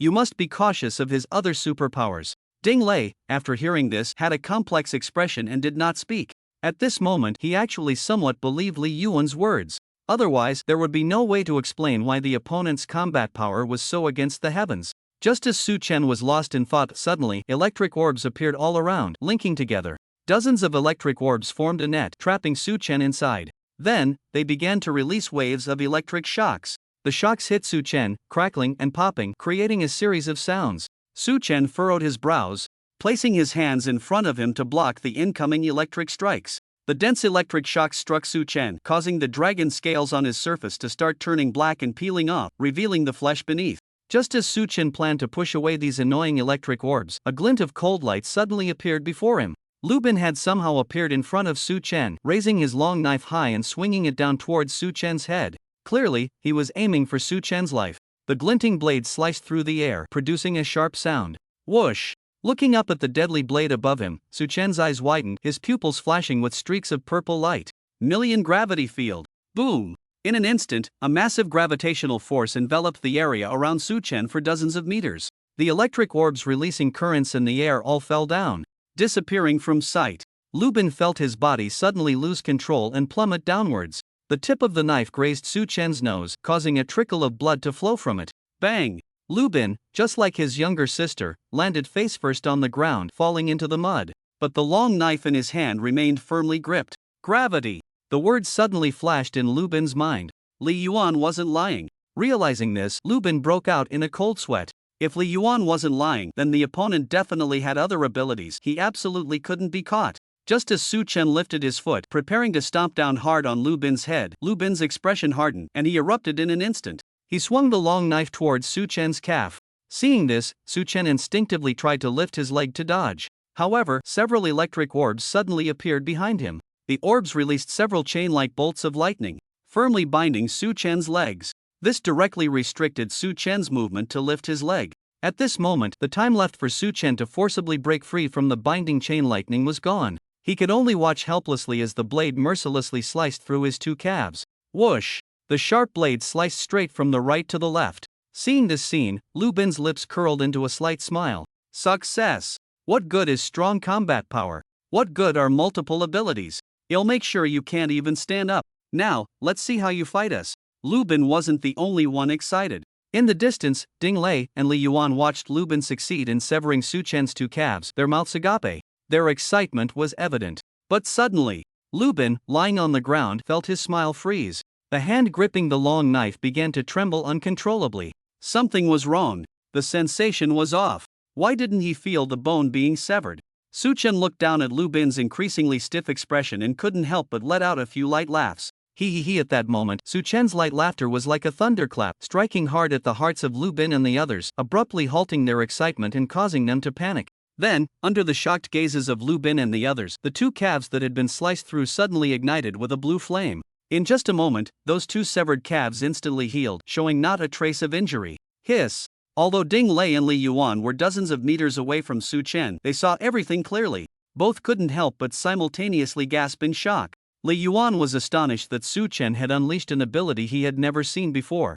Ding Lei was shocked by the healing effect of the blue flame ability, which could instantly heal fatal wounds. He had truly never seen such a miraculous recovery ability. Lu Bin, lying closest to Su Chen, naturally saw it most clearly. Those two calves he had just severed actually healed right before his eyes. Such an unbelievable scene. A storm surged in Lu Bin's heart, momentarily making him forget to escape. Su Chen was not polite with him either. With a sudden burst of strength in his legs, he forcibly broke free from the chain-like lightning that had entangled his legs. At the same time, a chill erupted from within him, instantly freezing the ground beneath him, along with Lu Bin, who was lying on the ground. His posture mirrored that of his younger sister, Lu Feng. When Lu Bin regained his senses and tried to stand up quickly, it was already too late. He had become a lamb waiting to be slaughtered. Su Chen's gaze was icy as he stepped down, breaking Lu Bin's wrist. Crack! Ah! The pain from the broken wrist made Lu Bin's eyes widen in horror, letting out a cry of agony. Su Chen adhered to one principle when dealing with those who dared to strike him with lethal intent: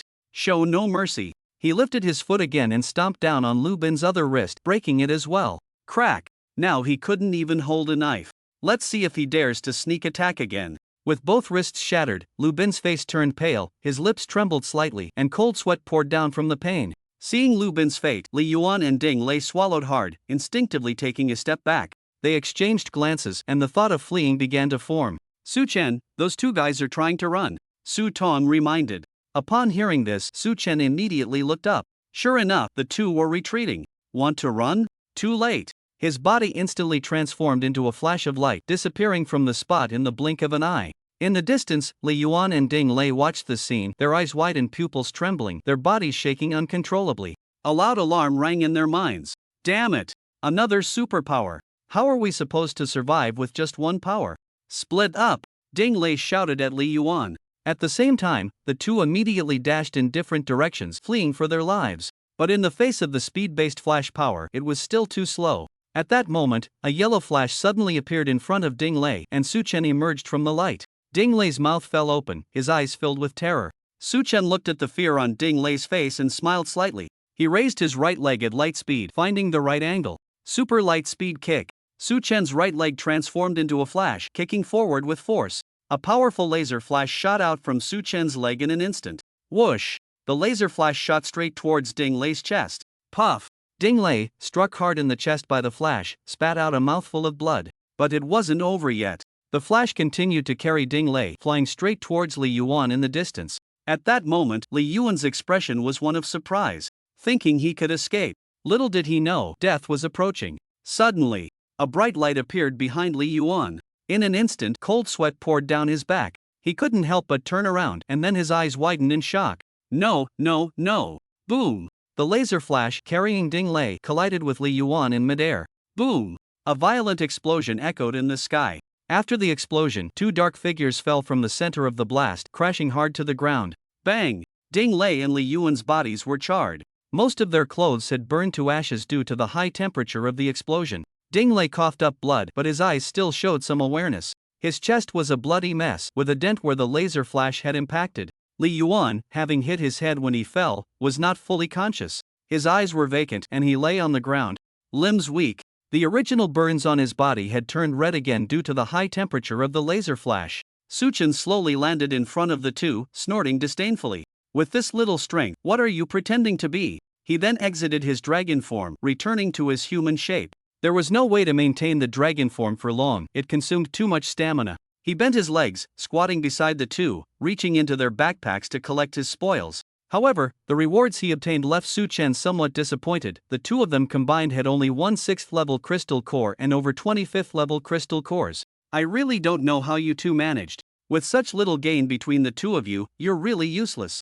Suchen shook his head in disappointment. However, from a normal person's perspective, their haul was not insignificant. There were thousands of exotic beasts, generally acting in groups, and the ability users in 8-Beast City numbered only a few hundred. So, it was basically 1 6th level exotic beast attacking a single ability user at the Heavenly Walking stage, along with several 5th level exotic beasts. In such a situation, an ordinary ability user at the Heavenly Walking stage would find it very difficult to contend with a 6th level exotic beast that had begun to awaken its intelligence and was of similar strength, especially when besieged by several 5th level exotic beasts. Joining an organization was also to ensure that when besieged by exotic beasts, someone could lend a helping hand. Suchen put away the crystal cores and froze the two in place. He raised his foot and broke their hands and legs. Before leaving, he didn't forget to humiliate them a bit. Failing to kidnap someone only to be shot instead, that must feel pretty bad, right? Suchen said flatly, looking down at the pained Ding Lei with a mocking gaze. The sarcasm was evident. Ding Lei, with his limbs broken, gritted his teeth to suppress his cries. Faced with Suchen's mockery, he didn't dare to say a word, fearing that Suchen might kill him. Beside him, Li Yuan's eyes remained vacant. Even with his limbs broken, he didn't make a sound. He must have suffered a brain injury. Relying on his self-healing ability at the Heavenly Walking stage, it would be tough for him to recover in a short time. You two just stay here and wait. Pray that you won't be discovered and eaten by the exotic beasts before you regain your ability to move. As Suchen said this, he seemed to think of something, and a wicked smile crept onto his lips. After hearing Suchen's words, Ding Lei's eyes trembled as he looked around. Imagining that scene nearly made him wet himself. Brother, don't go. Brother, please don't go. I was wrong. I was wrong. Please put me in a safe place.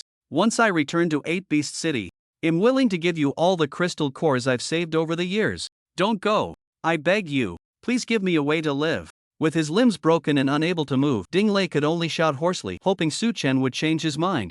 Suchen felt a bit moved after hearing this. After all, he was in dire need of crystal cores. Not only did the devil fruit tree need to advance, but he also needed crystal cores for his own cultivation. After a struggle of thought, Suchen decisively left the place. After all, mercy towards enemies is cruelty towards oneself. Moreover, this guy had genuinely wanted to kill him before. He wouldn't let go of a potential threat. Once Ding Lei sensed that there was no one beside him, a glimmer of despair immediately showed in his eyes. In this perilous city, he had no ability to act. Death was just a matter of time. Suchen transformed into a flash of light and arrived in front of the guy he had knocked out with a single punch. The man's face was partially caved in. His nasal bone was broken, making it very difficult for him to breathe. After rummaging through the man's spoils, Suchen found very little, only 10 5th level crystal cores, not even a single 6th level crystal core. Looking back, Suchen immediately frowned. The man who had just tried to cut his leg with a knife had now disappeared from the frozen ground. Only a human-shaped imprint was left on the ground. Continuing to look ahead, he noticed that the woman he had frozen and then kicked unconscious was also gone. It seemed she had been rescued by that man. Su Tong, didn't you notice he ran away? Suchen asked in his mind. Su Tong was also a bit surprised at this moment. Well, I really didn't notice. I was focused entirely on those two who were trying to escape. I didn't pay attention to this side at all. Suchen sighed, reluctantly accepting this fact. It's not a big deal that he ran away. It's just that guy looked like he was the leader of these few people, and he definitely had a lot of crystal cores on him. What a pity. Suchen bent down and picked up all the crystal cores on the ground one by one. This time, they harvested more than 50 5th level crystal cores, 2 6th level crystal cores, and 1 7th level crystal core given by the Swordmaster sister. Coupled with his own 5th level crystal cores, it was more than enough to advance the demon fruit tree to a grade. At that moment, a figure suddenly appeared in the sky. Suchen looked up and saw Manhwa, who was constantly scanning the area. He immediately waved to Manhwa to get his attention. Upon seeing Su Chen, a hint of surprise appeared in Manhwa's eyes, and he quickly flew over. However, when he noticed the scene around him, he couldn't help but feel a wave of confusion. Manhwa, filled with questions, slowly landed beside Su Chen. Su Chen could see Manhwa's bewilderment. Without waiting for Manhwa to ask, he began to recount what had happened earlier. Manhwa listened, initially looking bewildered. But when he saw a few figures lying motionless on the ground in the distance, his expression returned to calm. After all, he was Su Chen. What was so surprising about beating a few 5th-level Skywalkers into dead dogs? Did you take care of that 6th-level beast? Su Chen asked. Manhwa smiled and nodded without hesitation. Of course. With your Kinjian support, it could never defeat me. Good, then let's get out of here, Su Chen said, ready to leave the place. At that moment, Manhwa suddenly patted Su Chen on the shoulder and pointed behind him, urging Su Chen to look back. Su Chen turned to see the guy with the electric ball ability trying to shock the ice off his body, attempting to break free from his frozen state. However, the electric balls surrounding him flickered in and out, clearly struggling to maintain their form due to his severe injuries. Do you want me to eliminate the root of the problem? Manhwa looked at Su Chen with fierce eyes, clearly not joking. Su Chen patted Manhwa's shoulder and shook his head. No need, he won't last long. Their upper bodies are exposed, with half-cooked flesh, which is very tempting for the beasts. Soon, a beast will come to eat them. There's no need to take action ourselves. Let's go. Su Chen waved his hand, and the two immediately dashed towards the sky. Sure enough, not long after Su Chen and Manhwa left, 6 5th-level beasts came sniffing around. Coincidentally, all 6 were monkey-like beasts. For these beasts, the flesh and blood of human ability users are highly nourishing. That's why they feed on human flesh. Moreover, the higher the level of the ability user, the stronger the energy in their flesh and blood, bringing even more benefits to the beasts. For these 5th-level beasts, the flesh of a Skywalker ability user was a rare delicacy. Usually, they could only scavenge the leftovers of 6th-level beasts. This time, they had 3 full meals at once, and none of them had much resistance. They didn't care about anything else. With a howl, the 6 beasts charged forward together. Ding Lei, who was desperately trying to escape, felt the ground tremble. His pupils dilated, and his body immediately stiffened. A chill surged up his back. He forced himself to look up and, on the spot, a warm stream shot out from his pants, instantly soaking his entire trousers. Damn! Thinking about what awaited him next, a strong will to survive surged within Ding Lei, making him exert all his strength to shatter the ice on his body with electricity. During this time, he kept glancing at Li Yuan, who was in a dazed state beside him. Damn it! If it weren't for you, I wouldn't have encountered such a monster and found myself in this perilous situation. Fortunately, the 6 beasts first arrived at the half-dead Dong Jia, buying Ding Lei some time to escape. By the time the 6 beasts finished feasting on Dong Jia and excitedly approached Li Yuan, Ding Lei had long since vanished. This left the 6 beasts feeling quite confused and regretful. They began to search around, but the other person seemed to have completely disappeared, making them unable to find him. Disappointed, the 6 beasts exchanged glances and decided not to dwell on it. If he ran away, he ran away. After all, there was still one left. Li Yuan, still in a dazed state, was just beginning to regain some awareness. A sudden wave of intense pain shot through his body, and then he lost consciousness again. This time, he would not wake up. After the 6 strange beasts left, satisfied, Ding Lei, who was hiding under a large tree in the distance, drenched in sweat and panic-stricken, finally let out a sigh of relief.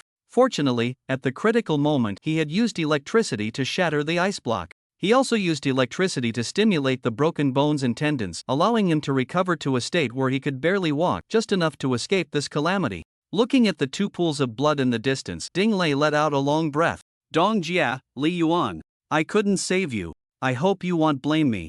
This is all your fate. Ding Lei slumped weakly against the tree. His legs and arms had not fully recovered and still needed time to heal on their own. At this moment, Su Chen and Manhwa had just hunted a few level 5 beasts and were heading towards the 8-beast city. Suddenly, the ground began to tremble, causing a seismic disturbance. The force was clearly not something a level 6 beast could possess.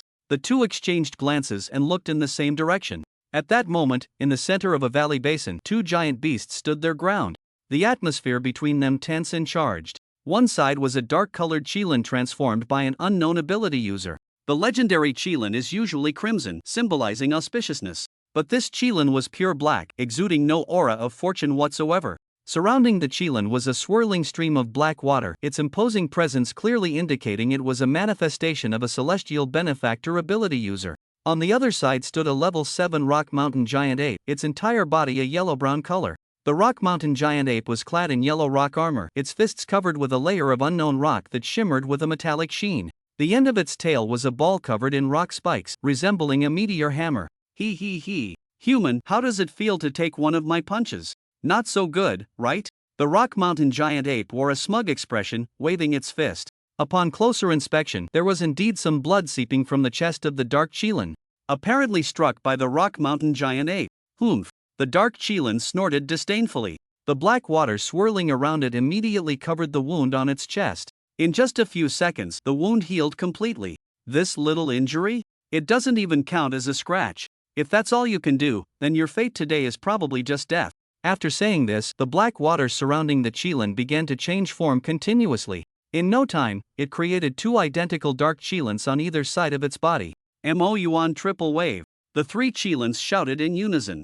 The black water that had originally surrounded them instantly transformed into surging black waves, rushing towards the Rock Mountain giant ape. Crazy rock spike. The Rock Mountain giant ape raised both fists and slammed them down hard. In an instant, the ground shook violently, and spikes of rock suddenly erupted from the fan-shaped ground in front of the Rock Mountain giant ape. The rock spikes glimmered with a metallic sheen, extremely sharp. In the valley, the intense tremors caused Su Chen and Moa, who were secretly watching, to feel a surge of fear. The surging black waves rushing towards the Rock Mountain giant ape were blocked by the rising rock spikes, unable to advance. Suddenly, the three dark Qilins appeared from three directions, left, right, and above the Rock Mountain giant ape. Mo Yuan water blade.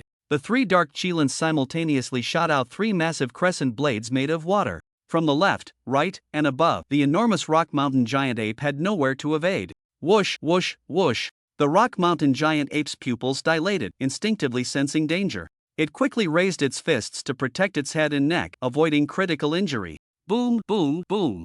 The three water blades struck fiercely against the Rock Mountain giant ape's fists. There was no smoke, no explosion. Just the sound of the Rock Mountain giant ape's skin splitting and blood spraying. Seeing this scene, Su Chen's eyes widened in shock. The skin on the Rock Mountain giant ape's fists was the hardest part of its body. These three seemingly inconspicuous water blades could directly breach its defenses, indicating their power was definitely not small. If it were him, he definitely wouldn't be able to break through the opponent's defense. The Rock Mountain giant ape was also very shocked at this moment. It never expected that its most proud defense would be so easily shattered in front of this human. Ever since it had advanced to level 7, it hadn't bled in a long time. Unexpectedly, it stumbled today. Seeing that the attack was effective, the Black Kirin immediately pressed the advantage. Mo Yuan hundredfold blade. Three black Kirins continuously shot water blades at the Rock Mountain giant ape. Whoosh, whoosh, whoosh. Endless water blades kept striking the fists of the Rock Mountain giant ape, worsening the wounds on its fists. As the pain in its body intensified, the Rock Mountain giant ape could no longer endure it. Human, don't go too far. A strange light flashed in the fierce eyes of the Rock Mountain giant ape. It suddenly turned around and swung its tail, which resembled a meteor hammer, to smash the water blades coming at it. The tail struck the black Kirin above, which was caught off guard and instantly turned into a puddle of black water. Clearly, this Kirin was not its true form. Seeing this, the Rock Mountain giant ape's heart trembled. It quickly retreated, creating distance from the other two Kirins. At this moment, the wounds on the Rock Mountain giant ape's fists began to heal gradually.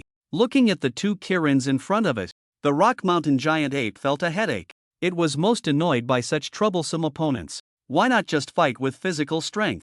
Human, if you have the ability, fight me up close, the Rock Mountain giant ape said defiantly. However, the two Kirins ignored it and shouted in unison, Mo Yuan Water Dragon.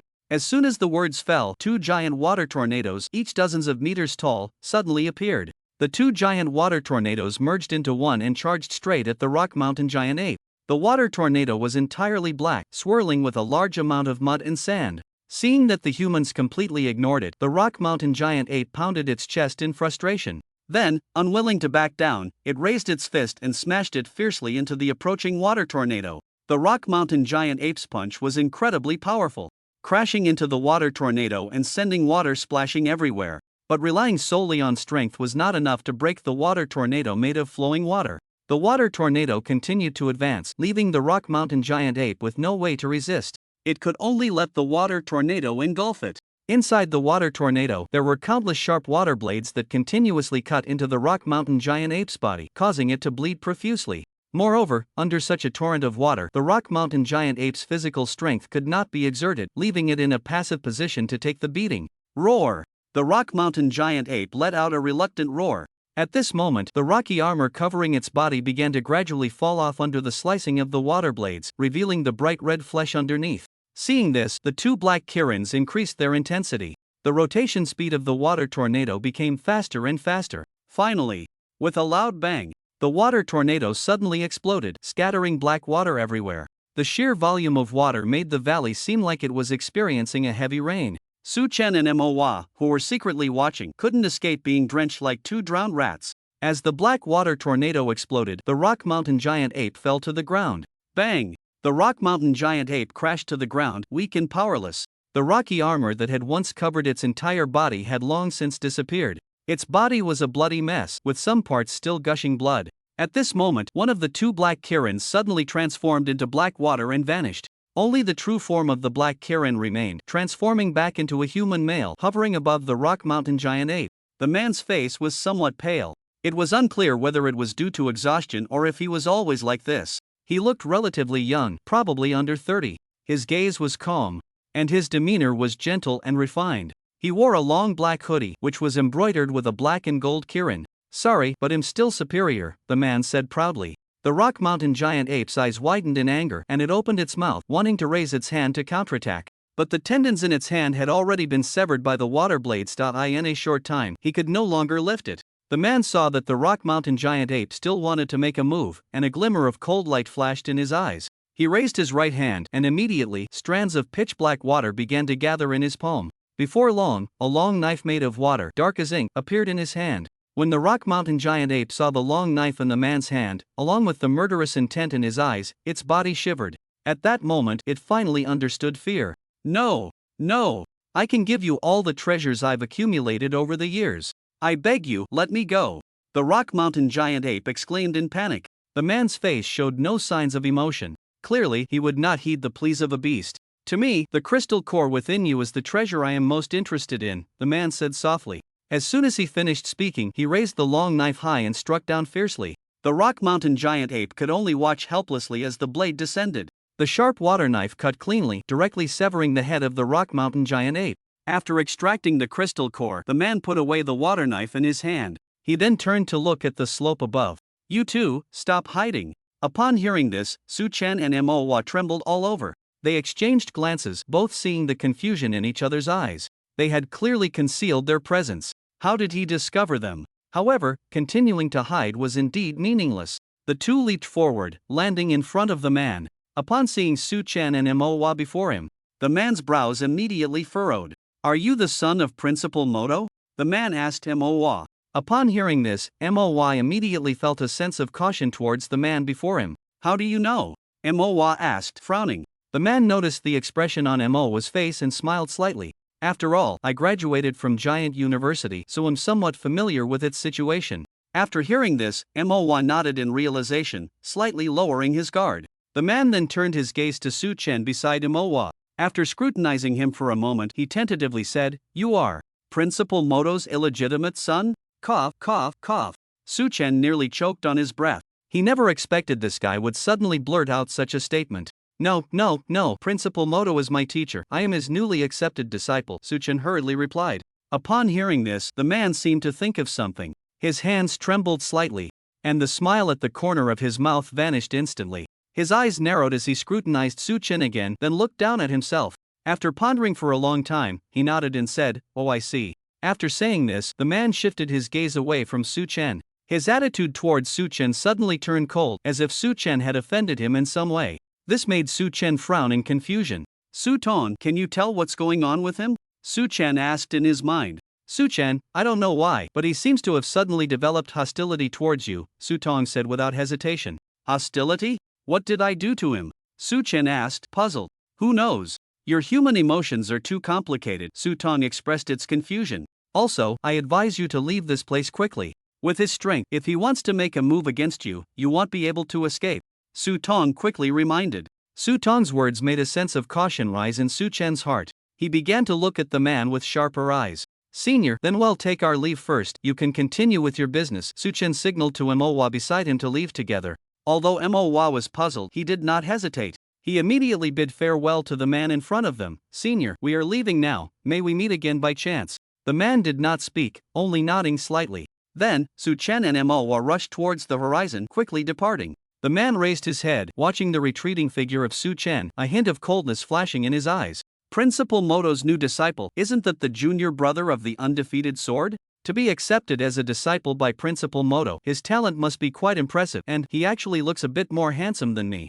The man frowned to himself, standing in place and murmuring. His fists clenched tightly as he watched Su Chen gradually fly out of his sight. In the end, he chose not to strike. His tightly clenched hands relaxed, and the corners of his mouth lifted slightly, revealing a hint of disdainful smile. Just a kid at the first level of the Skywalker realm. With her personality, it's impossible for her to be interested in someone weaker than herself. After saying this, the man left the place. Su Chen and Manhwa returned to the entrance of the Beast City. At this moment, the tide of alien beasts had receded. A large area outside the city was already stained with blood. The blood of the alien beasts mixed with human blood, filling the air with a nauseating stench of blood. This smell was similar to what the two had encountered when they first entered the Beast City through the spatial gate. It was just that inside the city, the stench of blood was not as pronounced. The sky had darkened by now. Su Chen stood at the entrance of the Beast City, looking back. Suddenly, a giant eagle appeared in the distance, flying towards the Beast City. But Su Chen sensed that it was not an alien beast but a human ability user transformed into one. Moreover, it was a user at the Heavenly Blessing Realm. The giant eagle flew over the entrance of the Beast City, and Su Chen looked up to get a clear view. The giant eagle shimmered with a metallic sheen, its entire body seeming to be made of metal. Every feather, including its beak, emitted a chilling light. It wasn't until the giant eagle flew into the inner city and disappeared that Su Chen and Manhwa came back to their senses. That guy, could he be the leader of the Steel Eagle Society? Manhwa pondered aloud. Hearing this, Su Chen suddenly remembered. It seemed he had offended quite a few people from the Steel Eagle Society today and even killed a few. If this guy really was the leader of the Steel Eagle Society and had come personally to seek him out for retribution, given his current strength, he would definitely be no match for him. This is a bit troublesome. Su Chen furrowed his brows, deep in thought for a long time. Su Chen, we have Sister Invincible backing us up, and you're still his man, so why fear them? Manhwa said with a hearty laugh. Ever since he saw Sister Invincible slay a 7th-level alien beast today, his admiration for her had reached its peak.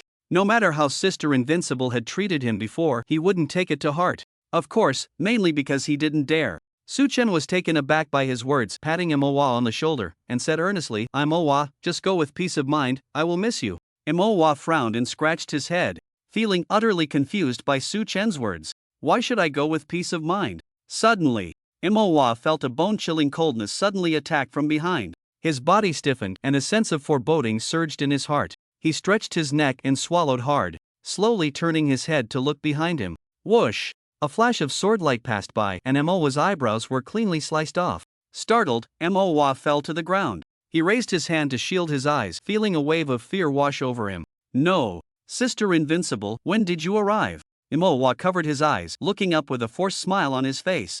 At this moment, Sister Invincible had already sheathed her sword, coldly watching Manhwa. I've been here for a long time, just wanted to see what you would say that you shouldn't.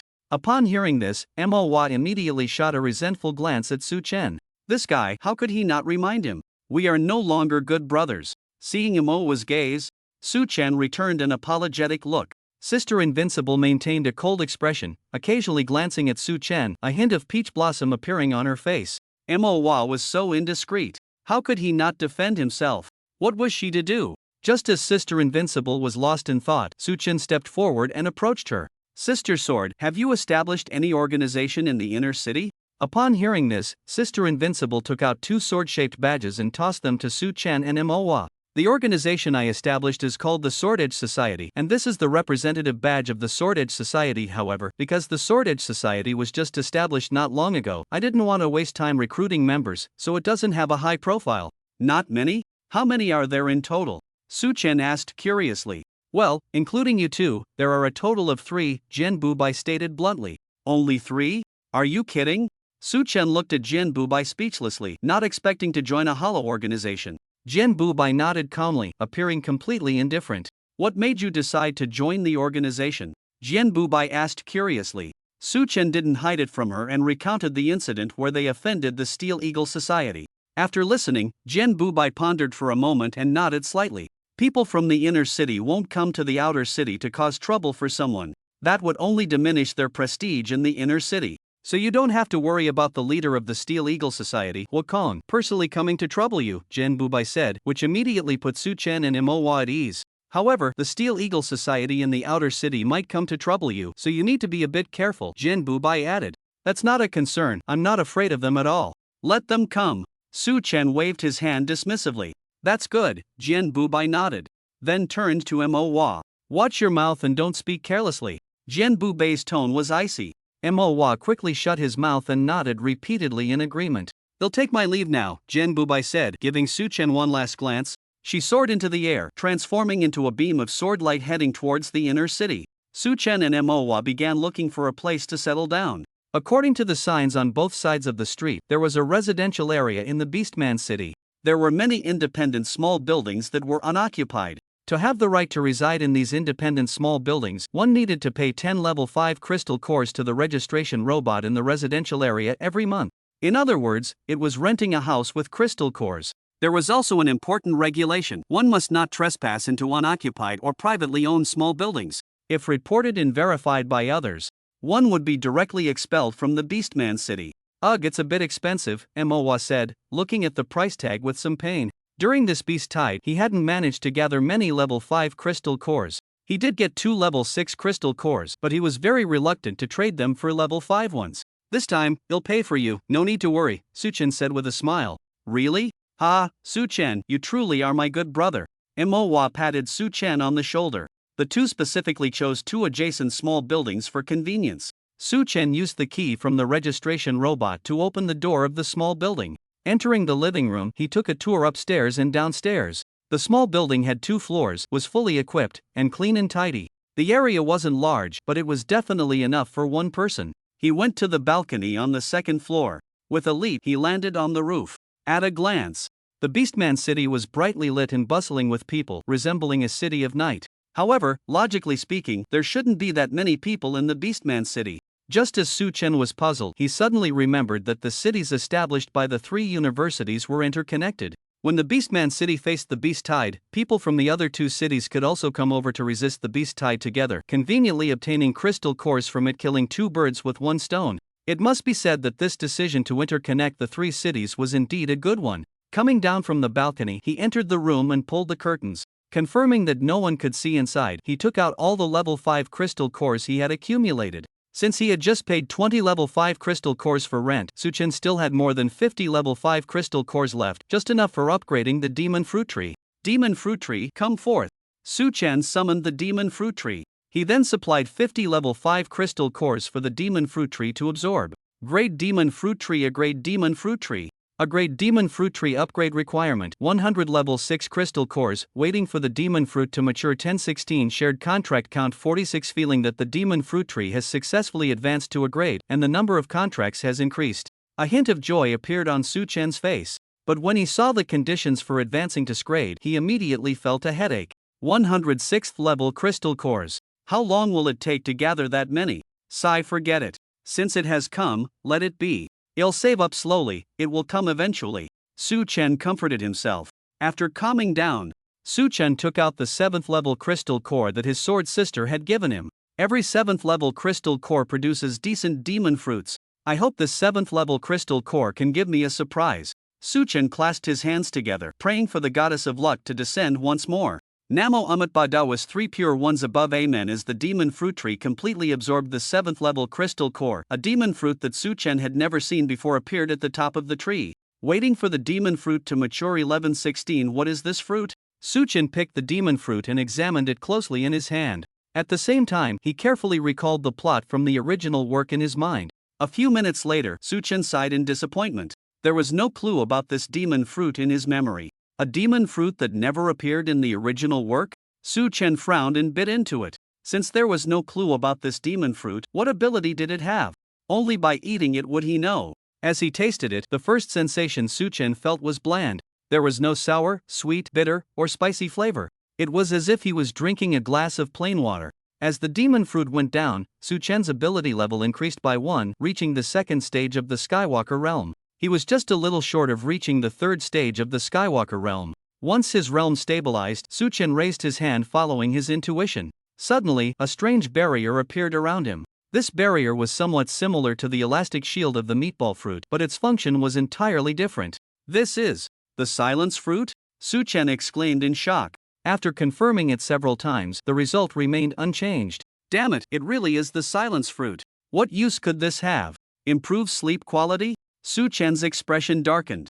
That was a 7th level crystal core, and it gave him such a useless fruit.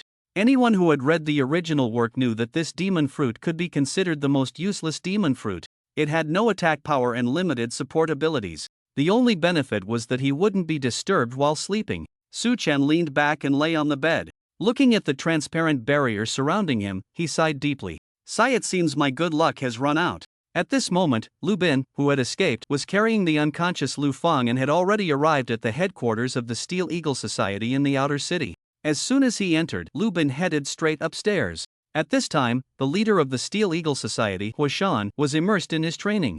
Huashan was bare-chested, looking robust, with a physique somewhat similar to Manhwa. He didn't seem very old, probably not yet 30. He was already at the 8th stage of the Skywalker realm and had been in seclusion for a long time. Just a few days ago, he finally sensed that he was not far from the 9th stage of the Skywalker realm. To advance to the 9th stage, he even skipped today's Beast Tide. Who am finally going to reach the 9th stage of the Skywalker realm? A glimmer of excitement flashed in Huashan's eyes, and the corners of his mouth couldn't help but lift. Just as Huashan was placing the crystal cores around him, preparing to make a breakthrough to the 9th stage of the Skywalker realm, there was a sudden urgent knocking at the door, interrupting his meditative state. Huashan, disturbed from his training, was in a very bad mood. Frowning, he shouted, "Didn't I say not to disturb me unless it's important? What's so urgent? Leader, it's Lu Bin. Something big has happened." Upon hearing this, Huashan's expression darkened even more. "Come in." Lu Bin pushed the door open while carrying Lu Fang and quickly knelt down in front of Huashan. Seeing Lu Bin and Lu Fang in such a sorry state, Huashan's expression shifted. A cold fury suddenly erupted in his eyes, and he stood up abruptly. "What happened? Where are Dong Jie and Ding Lei?" Huashan asked anxiously. Lu Bin, hearing this, slowly set Lu Fang down and began recounting everything that had happened earlier. "Leader, that's how it is. That guy's combat power is truly monstrous. The three of them have most likely met with misfortune. If I hadn't run fast, we might not have made it back today." As Lu Bin spoke, a hint of fear flashed in his eyes. Huashan listened with a grim expression, his lips twitching as he slammed his fist down on the table beside him. The table shattered with a loud crack, splintering completely. "Ah!" Huashan's forehead bulged with veins as he shouted. "Damn it! A first-tier Tianqing realm brat who hasn't even joined the organization. How dare he disrespect the Steel Eagle Society like this? He killed members of the Steel Eagle Society and stole our things. Even if you're a Woniofakan genius in this world, you must pay with your life." Huashan clenched his fists, having made up his mind to eliminate that person. At this moment, the unconscious Lu Fang groggily opened her eyes, likely awakened by Huashan's loud voice. As soon as she opened her eyes, a sharp pain in her head made her clutch it. Ouch, so painful. It was no surprise after being stomped and kicked by Suchen. Hearing the commotion behind him, Lu Bin quickly helped Lu Fang up. Lu Fang's gaze was dazed as she scanned her surroundings. She realized they had returned to the Steel Eagle Society headquarters. Looking up, she saw Huashan standing in front of her, furious. "Leader? Brother? I'm back?" Lu Fang looked around in confusion but did not see Li Yuan. She turned to her brother Lu Bin beside her. "Brother, where's Li Yuan?" Lu Fang asked urgently. Upon hearing this question, Lu Bin's expression stiffened, and he chose to remain silent. Seeing her usually responsive brother Lu Bin now avoiding her question, a bad premonition suddenly rose in Lu Fang's heart. She reached out and grabbed Lu Bin's arm, her eyes reddening. "Brother, please say something, where's Li Yuan?" Lu Bin's gaze drifted, not wanting to tell her the grim news that Li Yuan might be dead. Just then, a sudden sound of hurried footsteps came from outside the door. The three of them looked up immediately. They saw Ding Lei, covered in mud, rushing in. Lu Bin, seeing Ding Lei had returned unscathed, showed a hint of relief on his face. "Ding Lei, where are the other two?" Lu Bin quickly stepped forward to support Ding Lei, asking anxiously. Upon hearing this, Ding Lei's face turned pale, and he looked up at the equally anxious Lu Fang and Huashan. "They are gone." After saying this, Ding Lei immediately lowered his head, unable to meet the eyes of the three. Lu Bin and Huashan had mentally prepared for this. Upon hearing the bad news, their faces stiffened but then returned to normal. However, Lu Fang was not prepared at all. Upon hearing the news of Li Yuan's death, she rushed forward and grabbed Ding Lei's collar. Impossible. Li Yuan isn't dead. You must be lying to me, right? Lu Fang's eyes were red and she shouted hoarsely. Seeing Lu Fang like this, Ding Lei sighed deeply. Dong Jia was knocked out with one punch. Li Yuan and I tried to escape, but that guy shot a laser at us and we fell heavily to the ground. I was seriously injured and Li Yuan hit his head and fell into a daze. Then we were both frozen to the ground. Fortunately, that guy didn't kill us directly. He wanted us to be eaten by the alien beasts. After he left, I used electricity to break the ice and escape. As for Dong Jia and Li Yuan, they were devoured by several fifth-tier alien beasts, leaving no bones behind. Each word from Ding Lei pierced Lu Fang's heart, driving her into madness. Why didn't you save him? Why didn't you save him? Lu Fang cried out, tears welling in her eyes. Ding Lei pushed Lu Fang's hand away and said matter-of-factly, "Sai, I wish I could, but at that time, I was struggling to save myself. Who could think of saving others?" Lu Fang said, her emotions running high. "Besides, if it weren't for you two provoking that guy first, how could anyone have died?" Upon hearing this, Lu Fang was momentarily stunned. That's right. If it weren't for their reckless actions in provoking that guy, Li Yuan wouldn't have died. Dong Jia wouldn't have died. Ding Lei wouldn't have been injured. She and her brother wouldn't have been hurt either. Looking at it this way, the root cause of this tragedy was none other than herself. Realizing this, Lu Fang felt a wave of dizziness. She fell backward, and Lu Bin hurriedly caught her. Checking Lu Fang's condition, he found that she had merely fainted and was not seriously hurt. Ding Lei, how can you say such things? Lu Bin glared at Ding Lei in anger. Hearing this, Ding Lei immediately looked defiant and retorted, "Am I wrong? Everything started because of those two. If it weren't for them, no one would have died. No one would have been injured. You." Lu Bin gritted his teeth as he looked at Ding Lei, unable to utter any retort. He knew that Ding Lei was indeed right. The source of this tragedy stemmed from Li Yuan and Lu Fang wanting to bully the weak. But who knew they were the weak ones? Enough! I'm still here, Huashan shouted, stopping this farce. Lu Bin and Ding Lei immediately calmed down. They looked down at Huashan, falling into silence. Huashan snorted coldly. "A brat at the first level of the Skywalker realm has turned you into this mess. You still have the nerve to complain here. Do you have no shame? With this little strength, going out will only embarrass the Steel Eagle Society." Huashan was furious, his nostrils flaring as he looked at his useless subordinates. Once his mood settled a bit, Huashan spoke again. "No matter what, the Steel Eagle Society will not allow a little brat to bully us. Even if this matter was instigated by us, we still need to regain our dignity.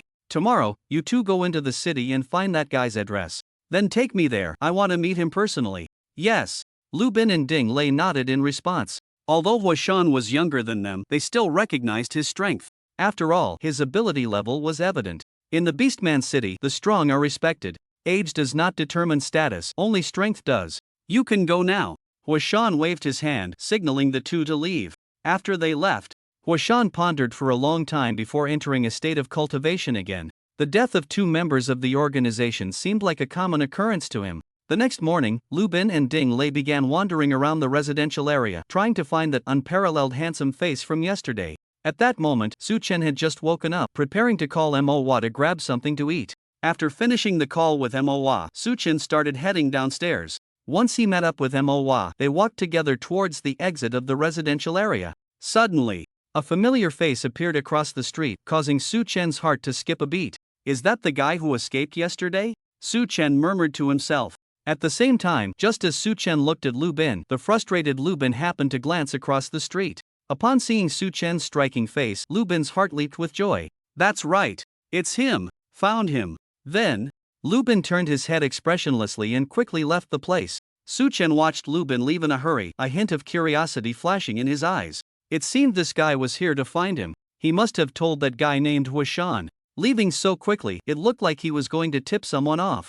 Su Chen raised an eyebrow, completely unconcerned. He actually wanted to see what kind of strength this Huashan had. After Su Chen and Mowa had breakfast, they planned to explore Beastman City. Just as they stepped out of the restaurant, dozens of people surrounded Su Chen and Mowa. The two exchanged glances and then looked closely inside. There were still the four guys who had been kicked out by Su Chen yesterday. They had indeed claimed to be from the Steel Eagle Society, but he didn't expect to see them here. "Hey, how does it feel to get kicked in the face?" "Not so great, huh?" Su Chen looked at the four of them with a mocking smile. Upon hearing this, Mowa couldn't help but chuckle. The four of them turned red with anger at the arrogant demeanor of the two. However, today they were not the only ones present. The entire organization had come out together. Hopefully, you two will still be able to laugh later. Steel Eagle Society members, is there something you need? Su-chen asked, looking around. At that moment, someone squeezed through the crowd. When Su-chen saw this guy's face, he was instantly surprised. You didn't die, huh? You heartless bastard. How dare you ask? Ding Lei shouted with a fierce expression. Su-chen snorted disdainfully and replied without hesitation, heartless? You clearly provoked me first, I was just passively retaliating. And besides, who knew you guys were so weak? A few of you against me, and you didn't even touch a hair on me before I took you all down. Su-chen's words were brutally honest and piercing, making Ding Lei feel unusually embarrassed. 3 against 1, and they got taken down. Just thinking about it was humiliating. Don't get too cocky. We can't deal with you, but someone can. As soon as he finished speaking, Ding Lei stepped aside. The others followed suit, clearing a path. From the back of the crowd, Huashan slowly walked in. Following Huashan were Lu Bin and Lu Feng. Lu Bin looked at Su-chen with a sinister smile.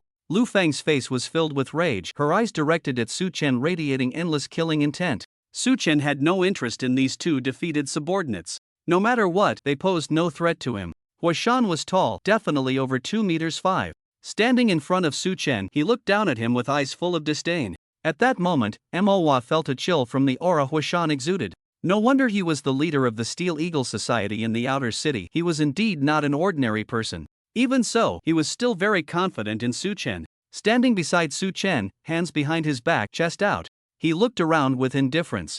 They couldn't lose face. Su-chen looked up at Huashan. Sensing Huashan's contempt and hostility towards him, he finally felt a flicker of interest. You must be Huashan, right?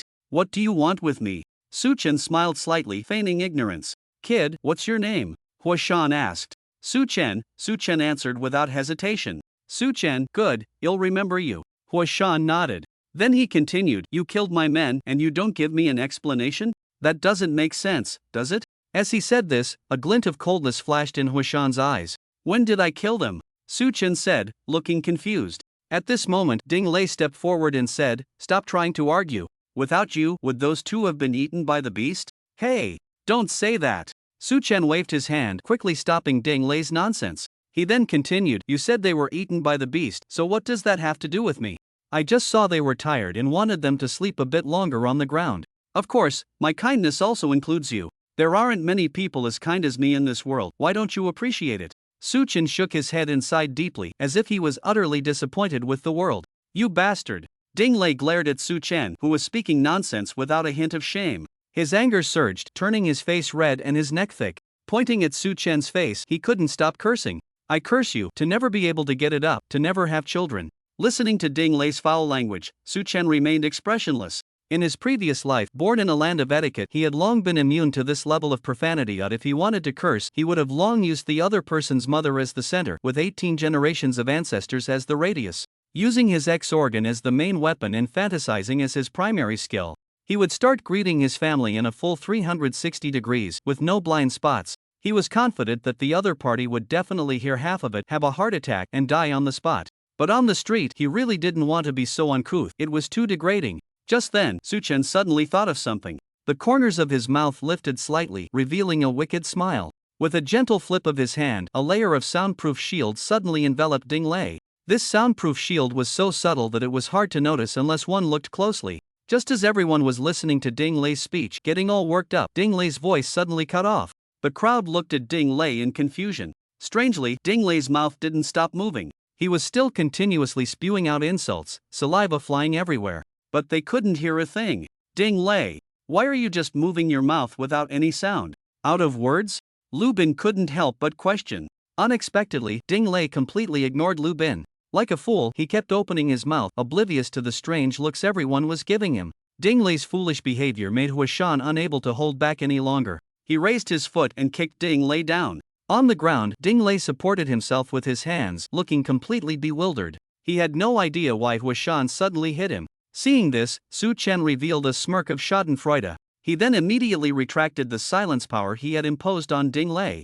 Leader? What are you doing? Ding Lei asked, somewhat angrily. Was it wrong for him to curse this guy? What do you mean, what am I doing? You're just flapping your lips. No sound. Are you putting on a show for me? Huashan glared, kicking Ding Lei again while he was on the ground. After being kicked again, Ding Lei looked completely innocent. No sound? Did you not hear how filthy I was cursing? Ding Lei looked around, only to see the crowd's bewildered faces. At that moment, Ding Lei felt a chill run down his spine. It was as if he suddenly realized something, and he immediately pointed at Su Chen. It's you! You did this! Ding Lei exclaimed in shock. Upon hearing this, Huashan immediately turned to look at Su Chen. He saw Su Chen smiling, looking like he had just succeeded in a scheme. Realizing this, Huashan quickly understood that he had wronged Ding Lei. But as the leader, he absolutely could not apologize to anyone. Humph! You can only play these petty tricks, Huashan said disdainfully. Petty tricks? Didn't they just get you into trouble? You big oaf with no brains. Su Chen shrugged, his tone very provoking. You! Huashan's anger erupted like a volcano, his eyes seeming to spit fire. At this moment, outside the crowd, a throng of onlookers had gathered, all very curious about why the Steel Eagle Society had mobilized entirely. That guy seems to be Huashan, the leader of the Steel Eagle Society? That's right, not many have his build, it's definitely him. Haven't seen him in a while. From his aura, he seems to have improved quite a bit. Well, it's no surprise, he's an S-level ability awakener, it's normal for him to advance quickly. Who are those two people they're surrounding? Haven't seen them before? Newcomers? Second stage of the Tianqing realm, they must have just arrived in the Beast City. I wonder which place they offended the Steel Eagle Society to make Huashan come personally. Sai still too young and reckless, not understanding the rules of the Beast City. Huashan's eyes turned red, fixating on Su Chen. His nostrils flared, releasing a stream of hot air. A strong pressure radiated outward. The members of the Steel Eagle Society immediately scattered, giving Huashan space.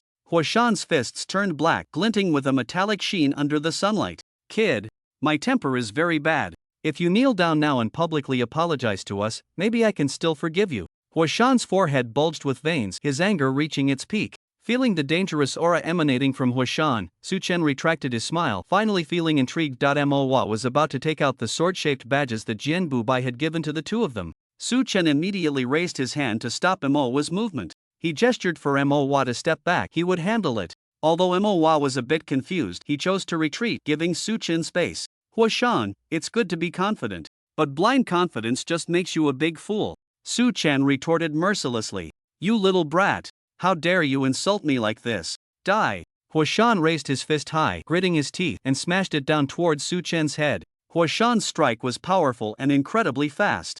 As it descended, the sound of his fist slicing through the air was distinctly audible. Su Chen's gaze turned cold, and with a thought, a resilient shield burst forth from his body. Boom! Huashan's fist struck the shield, producing a deafening thud. Yet, it did not bounce back. Seeing this, Su Chen's pupils constricted. The leader of the Steel Eagle Society was indeed not to be underestimated. His fist hit the shield without being directly repelled, and they were locked in a stalemate. Huashan furrowed his brow. Looking at the white shield beneath his fist, a glimmer of interest appeared in his eyes. It seemed this was the elastic ability that Lu Bin and the others had mentioned. He could clearly feel the power contained within this shield. This ability was at least S-grade. If he were on the same level as Su Chen, he would have likely been sent flying by now. Unfortunately, his strength completely overwhelmed Su Chen. Huashan grinned, and his fist powered up again. Su Chen's expression grew serious, already sensing that the shield was about to break. Super elasticity, Shinra Tensei. Su Chen shouted. As soon as the words left his mouth, the shield began to expand outward. Boom, boom, boom. The enhancement of the elasticity caused Huashan to uncontrollably retreat. As Huashan kept backing away, his eyes turned cold. His skin turned to metal, and his muscles began to swell rapidly. Suddenly, two black horns, gleaming with a metallic sheen, sprouted from the sides of his head. He then raised both fists and smashed them down towards the shield in front of him. Shatter! Boom! With Huashan's fists crashing down, the shield instantly shattered into nothingness. Su Chen was not the least bit surprised. He knew the shield couldn't withstand the opponent's strength. Using Shinra Tensei was merely to create distance from Huashan. At this moment, Huashan had already transformed into a minotaur-like form. His physique was more imposing than before, and his aura was even more formidable. Humph! An enraged Huashan lightly stomped his foot. Everyone felt the ground tremble slightly. Kid, if this is all the strength you have, you should just admit your mistake. What if I accidentally kill you later? You won't even have a chance to regret it, Huashan said confidently. Looking at Huashan's smug expression, Su Chen scoffed. He then reached into his pocket and pulled out a gem radiating an icy blue light. This gem was, of course, the one that contained a hint of the ice principle. Su Chen possessed ice abilities, so he could naturally nurture this gem and provide it with energy. Unlike the water flower pearl, which could only be used once and then had to wait for its energy to recover, this gem's original owner was a level 7 beast. With his current strength, he couldn't unleash the gem's full power. However, it should be enough to counter Huashan. Upon seeing the gem in Su Chen's hand, Huashan's brow immediately furrowed. Danger! For some reason, the gem emitted an aura that made him feel extremely threatened. What is that thing? Huashan asked seriously. Su Chen chuckled lightly and replied with a sinister smile. It's something that can take your life. Something that can take my life? How arrogant! Huashan scoffed disdainfully. Su Chen didn't explain further. He raised the gem high. His body began to release a massive amount of cold air all around. The ice blue gem sensed the power of ice and instantly emitted a dazzling white light. Feeling the chill emanating from the gem, Huashan's pupils constricted, as if facing a formidable enemy. He stared at the gem in Su Chen's hand, a hint of greed flickering in his eyes, wanting to claim this peculiar gem for himself. But then, his brow furrowed tightly, his expression unusually grave. He had a gut feeling that he would need to summon all his strength to deal with what was about to happen. Moo! Huashan bellowed, his already massive body swelling once more. The bull-headed form of Huashan, with the change in his physique, was now unrecognizable as human. He transformed into a giant bull, about 10 meters tall and 20 meters long, covered in steel armor. Moo! Huashan raised his bull head and let out a roar. The pressure released in an instant left everyone feeling alarmed and shaken. As Su Chen continuously infused the gem with icy power, the gem's energy grew increasingly abundant, but it had not yet reached its peak. However, Su Chen already sensed that this was his limit. With his current strength, he could not fill the gem completely. This is enough. Su Chen waved his hand, placing the gem in front of him. Instantly, the gem emitted a strong light. Whoosh, whoosh, whoosh. Under the astonished gazes of the crowd, a beam of ice blue light shot straight towards Huashan. Huashan's bull eyes widened, the black steel power swirling around him. Steel bull charge. Huashan transformed into a streak of black light, charging directly towards the beam. Bang, bang, bang. The giant bull thundered, shaking the ground. The violent force seemed ready to shatter the earth. Boom! The two collided, kicking up a cloud of dust. The powerful energy fluctuations stirred up waves of air, as if everything were about to be overturned. The airwaves were mixed with a significant amount of cold, causing those standing closer to be covered in a thin layer of ice. What a powerful icy force! Yeah, just the pressure emanating from it froze my eyebrows. One person said, brushing the ice shards off his face. A mere second-tier Tianqing realm can unleash such a formidable icy attack. The gem in his hand must be extraordinary. Why is Huashan silent? I can't see, it's blocked by the ice mist. Could he have been defeated? What nonsense are you talking about? Do you believe we won't take you down too? Lubin turned his head, glaring fiercely at the person, making him dare not speak further. However, Huashan's prolonged silence still made the members of the Steel Eagle Society anxious. What's going on? The leader isn't usually this quiet. Is the leader waiting for that guy to let his guard down, then strike to defeat him? Given the leader's personality, he doesn't seem like someone who would use such tactics. Are you implying the leader is brainless? Ding Lei shot a sidelong glance, instantly silencing that guy. The leader won't lose. The leader will definitely crush that guy, and I will chop his body into pieces, squeezing it into juice to pour into the cesspit. Lu Fang's eyes darkened, showing signs of a potential dark turn. Hearing this, Lubin turned to his younger sister Lu Fang, deeply sighing within. In truth, he felt a bit pleased about Li Yuan's death. He never liked Li Yuan, thinking he was just a blustering fool. But seeing his sister Lu Fang's mentality gradually becoming twisted, he felt some concern. Su Chen focused intently, closely watching the situation inside the ice mist. When the ice mist finally dissipated, Huashan, with his upper body frozen into an ice sculpture, appeared before everyone. Huashan's head, chest, and forelimbs were firmly encased in ice, completely unable to move an inch. What is this thing? Huashan shouted in terror. He had fought against ice-type ability users before. Even when frozen by the opponent, he could shatter the ice on him with sheer force. But this time, the power he prided himself on had completely lost its effect. The ice clung to his metallic body like maggots, firmly adhering to him. No matter how hard he tried, he could not shatter the ice. Moreover, what shocked him even more was the ice blocks on his body were continuously inflicting damage on him. Su Chen smiled smugly at the sight. Huashan, how does it feel to be forced into calmness? Not so pleasant, huh? Huashan looked at the smug smile on Su Chen's face, and a surge of unnamed anger rose within him. Ah, you little brat with no martial ethics. If you have the guts, put that thing away. I can take on 10 of you without a problem. Hearing Huashan's foolish remarks, Su Chen sneered contemptuously. Huashan, with your well-developed limbs, your brain is really quite simple. I truly don't know how you've survived this long. What? It's my thing and I can't use it? By the way, is your mouth connected to your ass? Otherwise, how could you say such nonsense without thinking? All day long spouting nonsense. No wonder at your age you're still wandering in the Tianqing realm. It turns out your brain is muddled by your own crap. Your own dog, not trained well, bites people randomly and I have to clean up your mess. Not only do you not thank me, but you also bring people to block me. Unreasonable, bullying the weak. I see you've got it all figured out. After all this talk, I'm embarrassed for you. Why don't you hurry up and find a piece of tofu to crash into? After all, your existence is just a waste of food. Su Chen's frankness plunged the entire scene into a brief silence. The members of the Steel Eagle Society all wore expressions as if they had eaten shit. Their leader was so insulted, it was as if their faces were being ground into the dirt and they couldn't fight back. As for the others, they struggled to suppress their rising smiles, fearing that a slip would provoke the Steel Eagle Society's retaliation. Yet, some couldn't hold it in and burst out laughing. Manhwa, without any restraint, laughed heartily, nearly in tears. Deep down, he couldn't help but marvel at Su Chen's sharp tongue. Huashan gritted his teeth, his eyes nearly bulging with blood, clearly already in a state of rage. He couldn't argue back. If he wanted to make a move, he was still stuck in place. Su Chen, good. Very good. This is the first time I've been so insulted.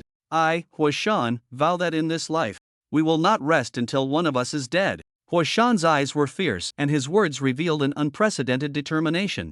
Upon hearing this, Su Chen coldly snorted, unconcerned. First time? Then you haven't been scolded enough. Knowing full well you're in the wrong, yet you insist on not letting it go, you really are a genius. Your brother chose you to be the leader of the Outer City Steel Eagle Society. He really made the right choice. A big mad dog leading a pack of little mad dogs. If you ask me, you shouldn't call it the Steel Eagle Society. Call it the Mad Dog Society. It fits your chaotic biting situation better. You. Su Chen's words had already provoked the wrath of the crowd. Huashan's face turned ashen with anger, but he couldn't do anything to Su Chen. The members of the Steel Eagle Society all stepped forward, their expressions twisted, eyes fixed on Su Chen, filled with intense killing intent. I can't take it anymore. Ding Lei, who had already been stirred up by Su Chen's earlier remarks, was now further enraged by Su Chen's direct humiliation of the entire Steel Eagle Society. At this moment, he had reached his limit. Lightning flickered in Ding Lei's eyes, and dozens of electric orbs suddenly appeared around him. Go! As soon as Ding Lei's voice fell, dozens of electric orbs shot out with a speed that was invisible to the naked eye, heading straight for Su Chen. Watching the incoming electric orbs, Su Chen's brows were filled with disdain. Truly stubborn, an attack of this level would be a joke against me. In an instant, purple energy swirled around Su Chen, and with a thought, the electric orbs that were rushing towards him were suddenly halted in midair, unable to advance an inch. Seeing this scene, the crowd outside erupted in exclamations. It's actually a gravity ability. Such a rare and powerful ability. Just standing there, he can manipulate the gravity around him at will. It must be of high quality. This level of gravity ability must be above SS rank, very likely SSS rank. SSS rank ability, you really think too highly of this guy. I'd say he's at most S level. Just as everyone was discussing fervently, a sudden loud scream interrupted their enthusiasm. Wait, that's not right. Hold on. The scream came from a woman around 25 years old. The crowd, abruptly interrupted, turned to look at her. What's wrong? Yeah, why didn't I notice anything wrong? Beauty, don't try to attract attention, okay? The woman waved her hands repeatedly. No, don't you all realize something's off? As soon as she said this, everyone was left confused. They exchanged glances, seeing the bewilderment in each other's eyes. Beauty, stop keeping us in suspense. Tell us what your big discovery is. The woman's eyes sparkled as she fixed her gaze on Su Chen, as if there was something about him that captivated her. Earlier, he was radiating cold air. He clearly possesses ice-type abilities. And now there's another gravity ability. Doesn't this mean he's an extremely rare dual ability user? As soon as the woman finished speaking, the crowd gasped in unison. My god, it's true.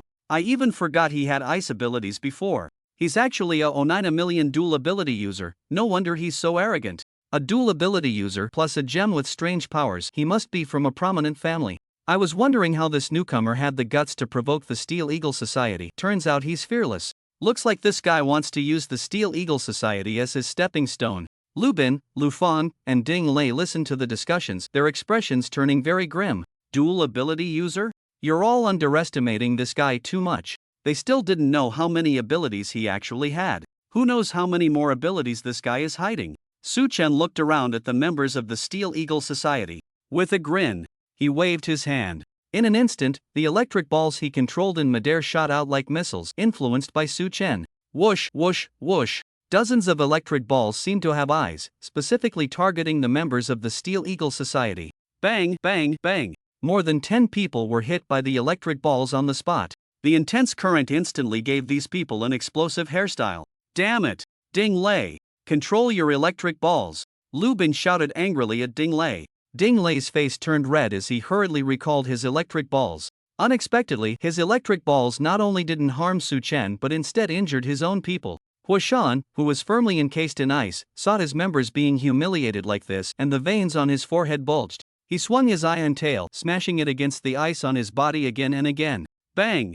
Bang! Bang! Each loud sound and strike was filled with Huashan's deep-seated hatred. With Huashan's relentless efforts, the ice on his body indeed showed signs of cracking. The shattered ice shards fell to the ground, making a series of clattering sounds. However, although this method allowed Huashan, who couldn't exert strength, to break free from the frozen state, it also came at a significant cost. With each powerful strike of his iron tail, the terrifying force not only shattered the ice but also inflicted damage on Huashan's body. Huashan's eyes turned blood red, but the strikes of his tail showed no signs of stopping. Put! Suddenly, Huashan spat out a mouthful of fresh blood. The bright red blood soaked his face, making him look somewhat terrifying. Ultimately, under Huashan's desperate strikes, the ice on his body suddenly shattered. The members of the Steel Eagle Society, seeing Huashan finally freed, instantly became excited. Leader! Crush him! Leader! Kill him! Leader! Grind him to pieces! At this moment, Huashan finally regained his freedom. But due to the chilling power that had invaded his body, all parts of his body felt somewhat stiff, and he couldn't move freely. But at this moment, Huashan couldn't care less about that. He forcefully lifted his stiff forelimbs while looking at Su Chen. A cruel smile crept onto his lips. At that moment, a scene flashed through his mind, Su Chen being crushed under his iron hooves. Su Chen, just let me stomp you to death, Huashan shouted triumphantly. But Su Chen's gaze was unfazed, even hinting at a smile. He took out the ice blue gem again, planning to use the same trick. The moment Huashan saw the gem in Su Chen's hand, the smug expression on his cow-like face froze instantly. The members of the Steel Eagle Society, upon seeing the gem, also retracted their excited expressions, their faces turning lifeless once more. Su Chen possessed a powerful secret treasure. How could they have forgotten this? Huashan, just freeze permanently! Su Chen bellowed. As soon as his words fell, the ice blue gem unleashed another beam of energy. At this sight, Huashan's pupils dilated, cold sweat pouring down his face. The arrogance he once had was completely gone. No, he couldn't afford to be humiliated again. If he were to be frozen in public once more, where would he put the face of the Steel Eagle Society's leader? It could even affect the prestige of the Steel Eagle Society. Huashan felt a surge of panic, wanting to run away quickly. But his forelimbs remained stiff, completely unresponsive. The extreme anxiety in Huashan's heart compelled him to uncontrollably move his hind legs. He then collapsed to the ground. His massive iron body crashed down, causing the ground around him to tremble violently, leaving a large dent in the earth beneath him. The icy light shot straight at Huashan, who had fallen to the ground. Feeling the coldness enveloping him, Huashan was filled with unwillingness. He could only watch helplessly as his body gradually froze. In just 3 seconds, his entire body was covered in the icy energy, turning into an ice sculpture. Even if he wanted to use his tail to smash the ice off himself, he couldn't do it now. Realizing this, a hint of despair flickered in Huashan's eyes. At this moment, Su Chen was slightly panting, his face pale. It was evident that he had exhausted himself. Borrowing external power to gain strength naturally came at a great cost. Su Chen could clearly feel that releasing the extreme cold light twice was already his limit. He put away the ice blue gem and slowly stepped forward, arriving in front of Huashan. Looking at the humiliated Huashan, a smug smile appeared on Su Chen's lips. Huashan gazed at Su Chen before his pupils trembled, then he tightly shut his eyes, a tear rolling down the corner of his eye. What a damn humiliation! He had never suffered such indignity in his life. The dignified leader of the Steel Eagle Society was humiliated by a mere second-tier kid from the heavenly walking realm. The most crucial part was that he had no way to retaliate. Bro, I'm sorry for embarrassing you. Oh, Huashan, why aren't you smiling anymore? Don't you like to smile? Su Chen asked knowingly, relishing the misfortune. Huashan's eyes widened in anger, blood trickling from the corners of his mouth. It was unclear whether he was enraged by Su Chen or if his old injuries had flared up. At this moment, Lu Feng's eyes were dim, looking at Huashan with immense disappointment. She finally accepted the fact that even the leader Huashan couldn't take revenge for her. If she wanted revenge, she would have to do it herself.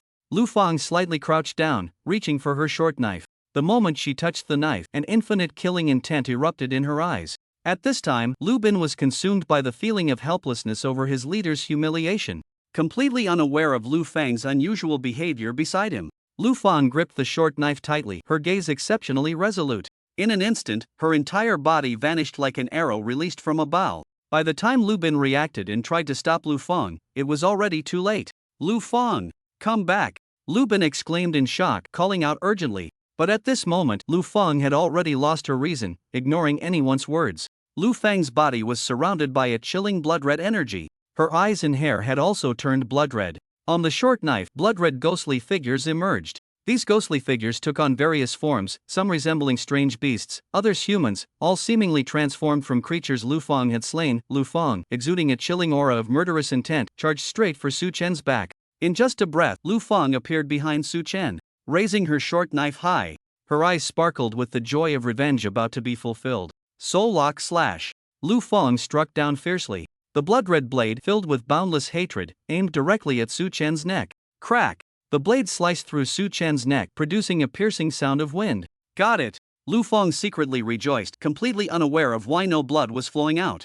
In the distance, Lu Bin watched the scene with a hint of glee. He hadn't expected Lu Fang to succeed. Although he had personally experienced the incredible recovery ability of that blue flame ability, a fatal wound like a severed neck would be hard to heal, even for a deity. This is a sure thing. The members of the Steel Eagle Society, seeing Su Chen's neck cut, all wore excited smiles. In their hearts, they thought in unison, this is the consequence of provoking the Steel Eagle Society. Except for Ding Lei, who wore a serious expression. He looked at the calm, big guy behind Su Chen and felt an ominous premonition. He had seen the healing ability of that blue flame, which was truly extraordinary. Moreover, Su Chen had even been able to react to his electric ball and deflect it. So he believed that Su Chen shouldn't be caught off guard by a sneak attack from behind. Hopefully, he was just overthinking it. Meanwhile, those outside the Steel Eagle Society watched helplessly as Su Chen's neck was cut, feeling a bit disappointed. A talent with such extraordinary abilities just vanished like that. What a pity! In a frozen state, Huashan, closest to Su Chen, witnessed everything clearly.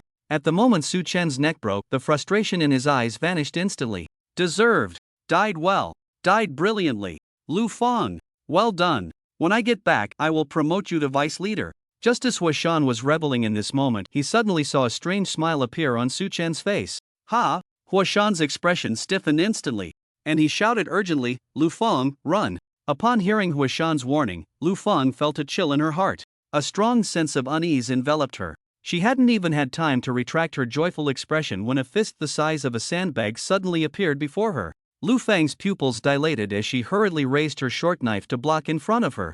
The fist seemed to carry the force of 10,000 tons, and as it sliced through the air, a thunderous sound could be clearly heard. Boom! The fist smashed against Lu Fang's short knife, followed by a crisp sound. Crack! The short knife shattered in response, and the fist continued to smash toward Lu Fang's chest. Puff!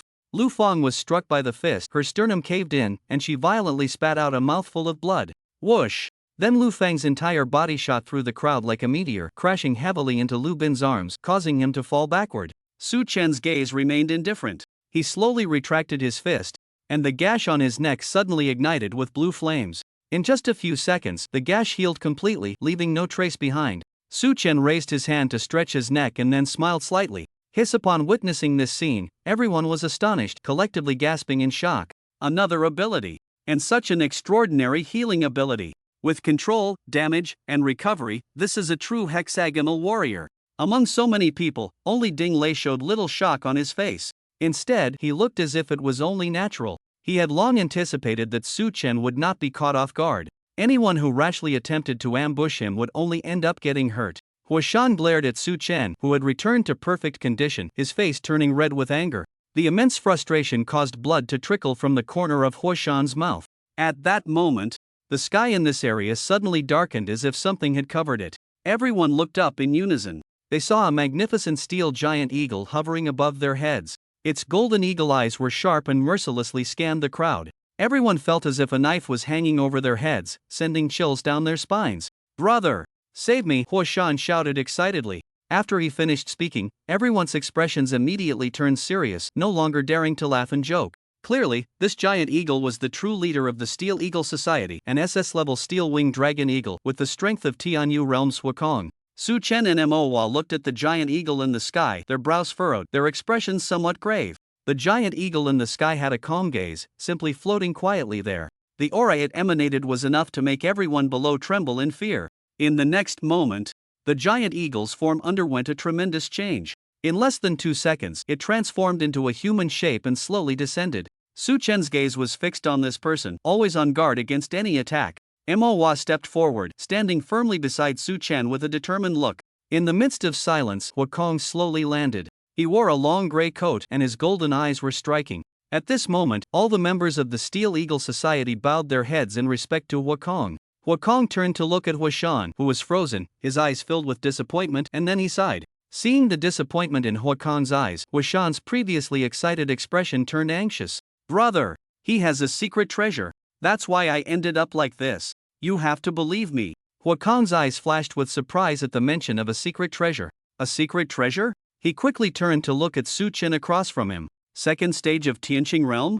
That should be correct. Without a secret treasure, with his strength, it would be impossible for him to have turned his brother into this state.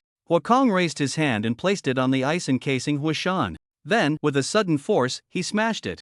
Crack! The ice binding Huashan instantly shattered. Once free, Huashan let out a loud roar.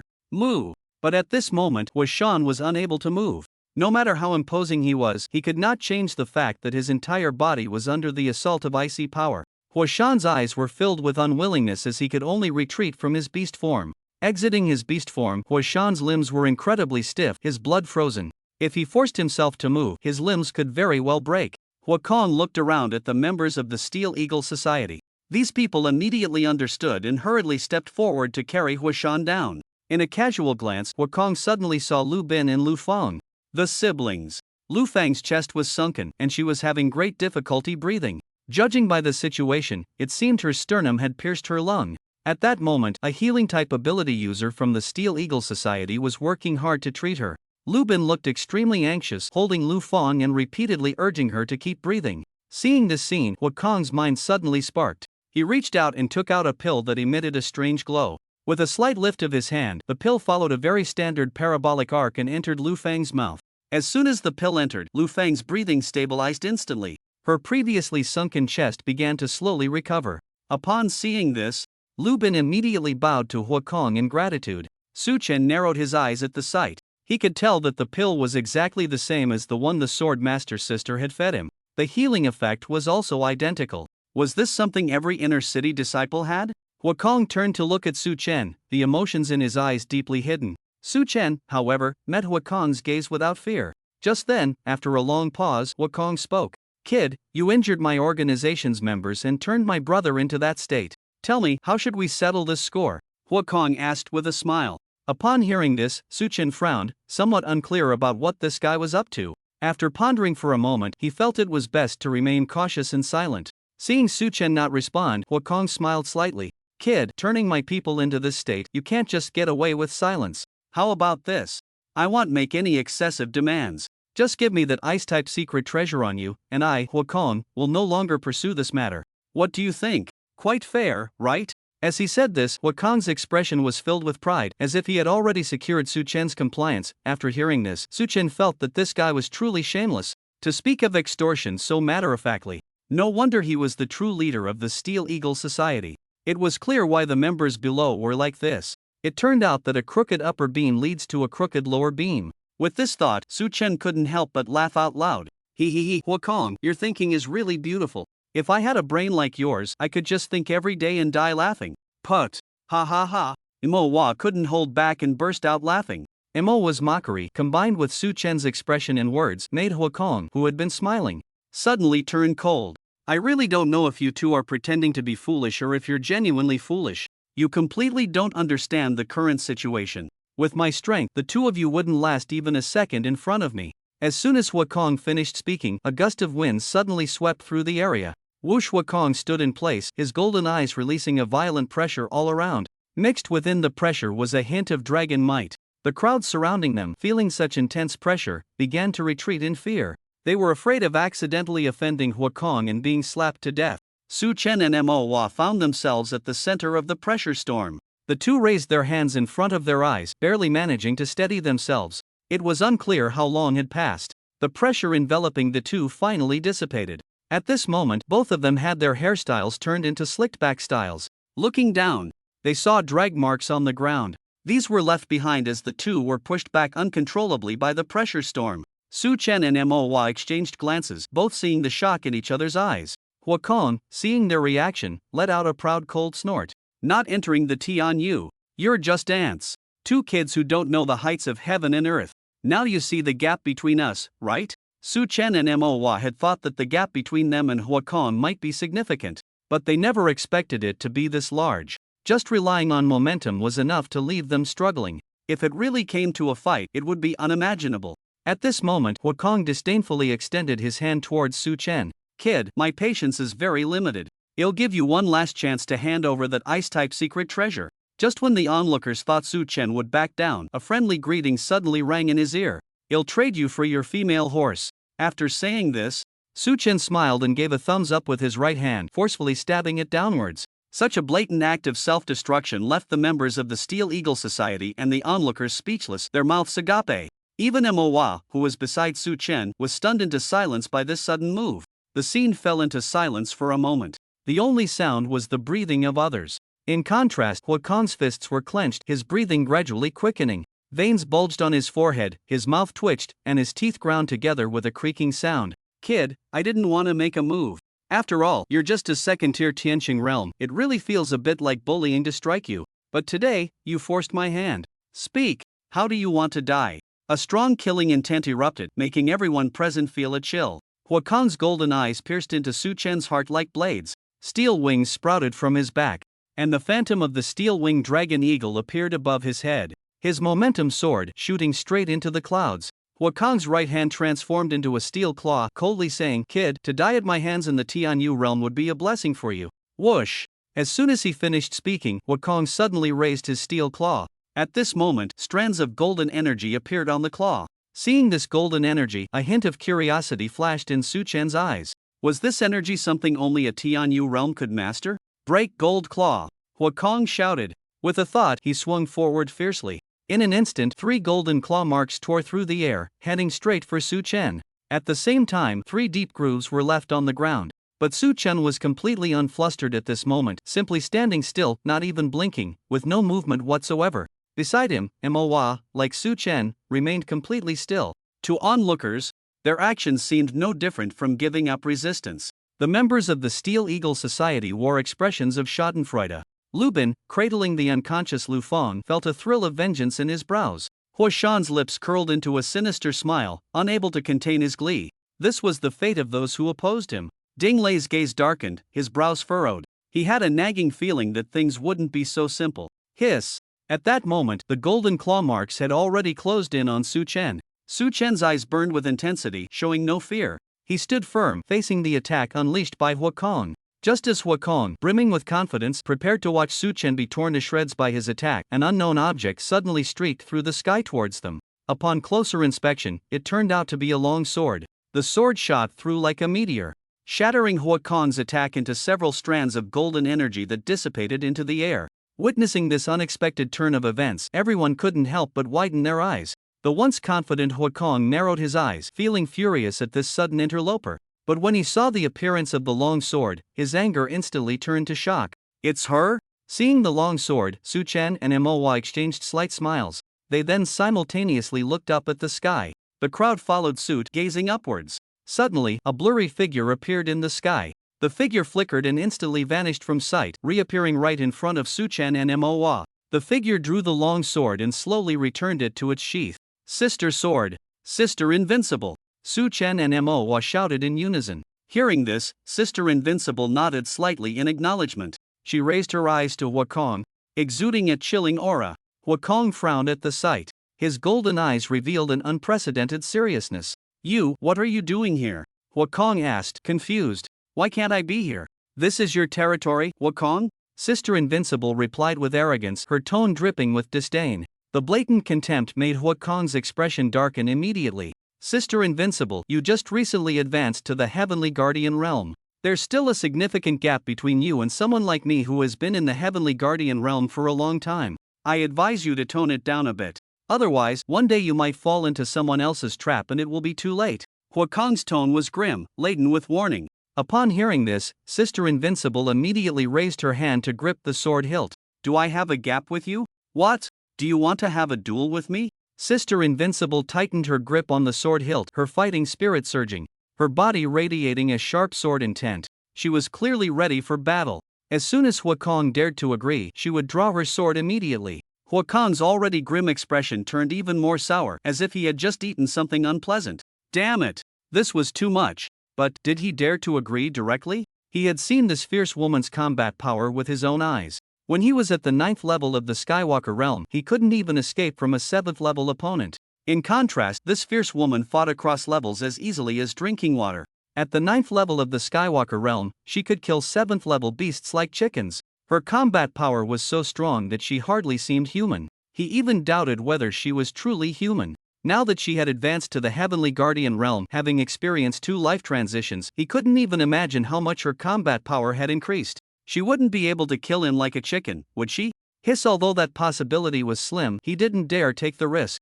Huakong's lips twitched as he was about to wave his hand to refuse Sister Invincible's unreasonable demand.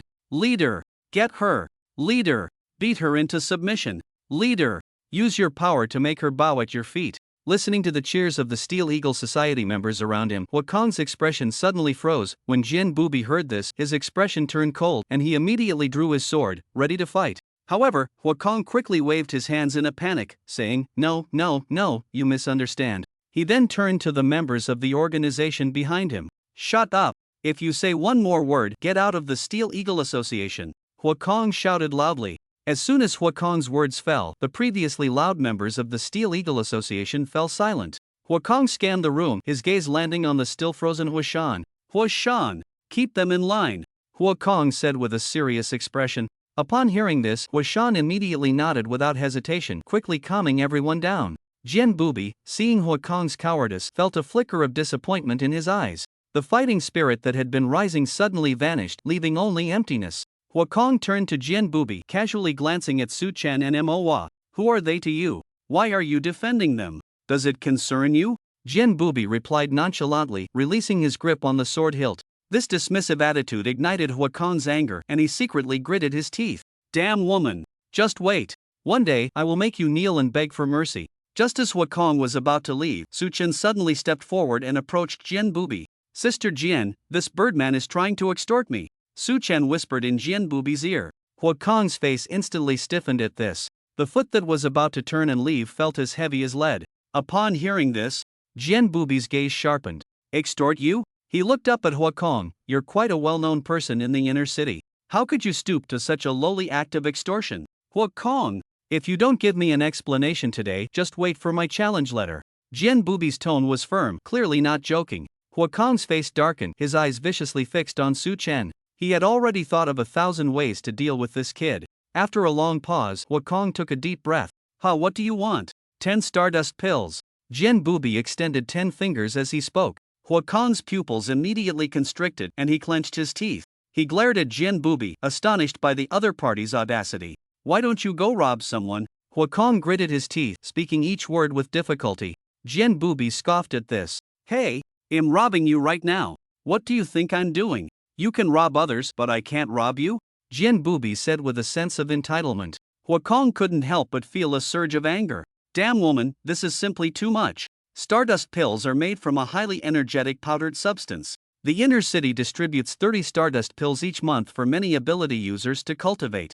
Otherwise, the advancement speed for Tianyu realm ability users is simply too slow. Relying on self-cultivation, it could take decades, or at least 10 years, to reach the Tianwan realm. With Stardust pills, the cultivation time can be significantly reduced. One could say that Stardust pills are the lifeline of ability users. After all, each Stardust pill can equate to a long period of focused cultivation. Such a precious item, and this woman actually wants 10 of them. It's simply too greedy. Impossible. Don't even think about it. Huakong flatly refused, his gaze resolute. This was one thing he absolutely would not back down on. Upon hearing this, Jian Bubi frowned and slowly nodded. He then took out paper and pen from his pocket and began to write and draw. Since you don't agree, then forget it. When we get to the inner city, don't forget to accept my challenge letter. Upon hearing this, Wakong immediately clenched his fists, the hatred in his eyes already solidifying into something tangible. At this moment, Jin Booby added, "By the way, I will publicly issue you a challenge. I hope you won't be a coward, hiding somewhere and not daring to come out. That would seriously affect the reputation of your Steel Eagle Association." Jin Booby smiled and seriously reminded, which was very eye-catching in Huakong's view. This was simply because Jin Booby was indeed correct. If Jin Booby publicly issued a challenge and he chose not to accept, not only would his reputation be affected, but even the Steel Eagle Society would be looked down upon by other organizations. By then, it would be very difficult for the Steel Eagle Society to recruit new members. Wakong took a few deep breaths to calm his mind. 10 is impossible, I don't have that many, I can give you 5. Wakong said somewhat painfully. Upon hearing this, Jin Booby immediately showed a disdainful expression. You, a leader of an organization, can't even produce 10 Stardust pills? Do you think I believe you? Don't think I don't know. Your organization members give you 1 each month. Plus your own, you can get dozens of Stardust pills every month. And now you actually tell me you don't even have 10? You really are lying without a script, your face is quite thick. Jin Booby said mercilessly. Being caught lying by Jin Booby, Wakong showed no shame. How about this, let's each take a step back. I'll give you 8 Stardust pills and this matter will just pass. From now on, no one should mention this again. After Wakong finished speaking, he looked at Jin Booby, inquiring about Jin Booby's thoughts. Upon hearing this, Jin Booby looked at Wakong and thought for a few seconds. 8 is better than none. If he pushed too hard, he wouldn't get anything at all. Alright, 8 it is, hand them over. As soon as Jin Booby's words fell, Wakong reached out and took out 8 Stardust pills, tossing them to Jin Booby. Jin Booby, I hope you can remain this arrogant forever. As soon as Wakong finished speaking, he turned around, waved his hand, signaling the members of the Steel Eagle Society to leave. Huashan was carried away by a few people. Lu Bin left holding the unconscious Lu Feng. Dinglei took a deep look at Su Chen, then also turned to leave. The onlookers, seeing there was no excitement left to watch, most chose to leave. A few people kept their eyes on Su Chen, their eyes flashing with interest, clearly very intrigued by him. A few others focused intently on Jin Booby. Not knowing what they were thinking, the corners of their mouths began to involuntarily rise. A few of them adjusted their spirits, then stepped forward, intending to approach.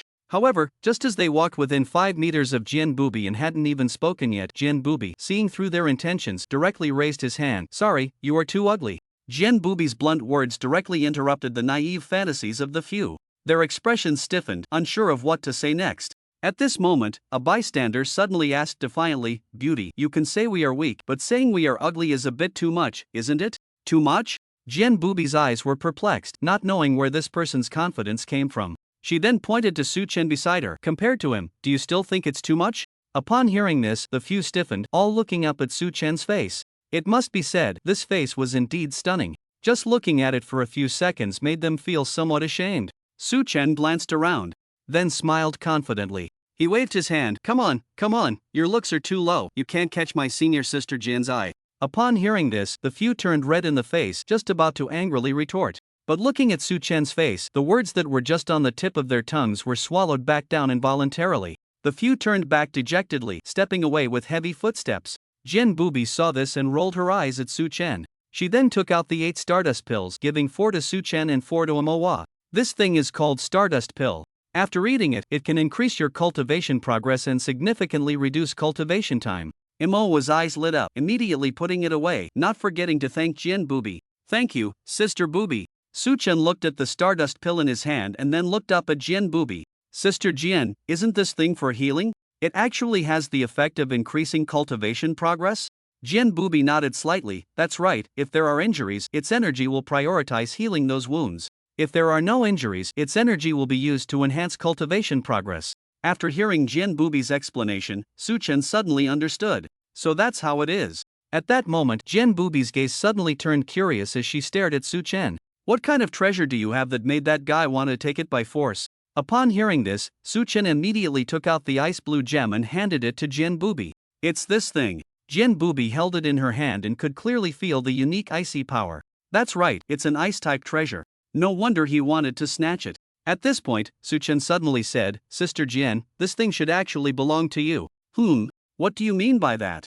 Jin Booby looked confused. Sister Jian, when you saved me yesterday, you killed 2 levels even beasts. One was a levels even beast wielding a staff, and the other was a levels even beast covered in plants. This ice-type treasure is from that staff. That's why I said this thing should be yours. Strictly speaking, it's your trophy. Upon hearing this, Jen Booby's cheeks flushed slightly, turning a bit red. She had been caught off guard when Su-chen held her hand yesterday. Then, after being discovered by Manhwa, her mind had gone blank. She completely failed to notice the treasure on the staff and fled. Thinking of this, Jen Booby shot a glare at Su-chen. She raised her hand to return the gem to Su-chen, saying, "Treasures are precious, they belong to those who are fated to have them. Since you discovered it, you should keep it." Su-chen took it back, his brow furrowed, looking somewhat hesitant. Then he suddenly thought of something and reached out to take out the water pearl. "Sister Jen, I can't just take this thing for free. You can have this pearl, consider it my trade for it." Jen Booby looked at the pearl in Su-chen's hand, a strange glint flashing in her eyes. She reached out to take it, feeling the energy inside, and her pupils immediately constricted. "This is a water-type treasure?" Jen Booby exclaimed in shock. Su-chen nodded. "That's right, it's a water-type treasure. I call it the water pearl. Its quality should be inferior to this gem." Manhwa, seeing this, stepped forward, his eyes wide with curiosity, fixated on the water pearl in Jen Booby's hand.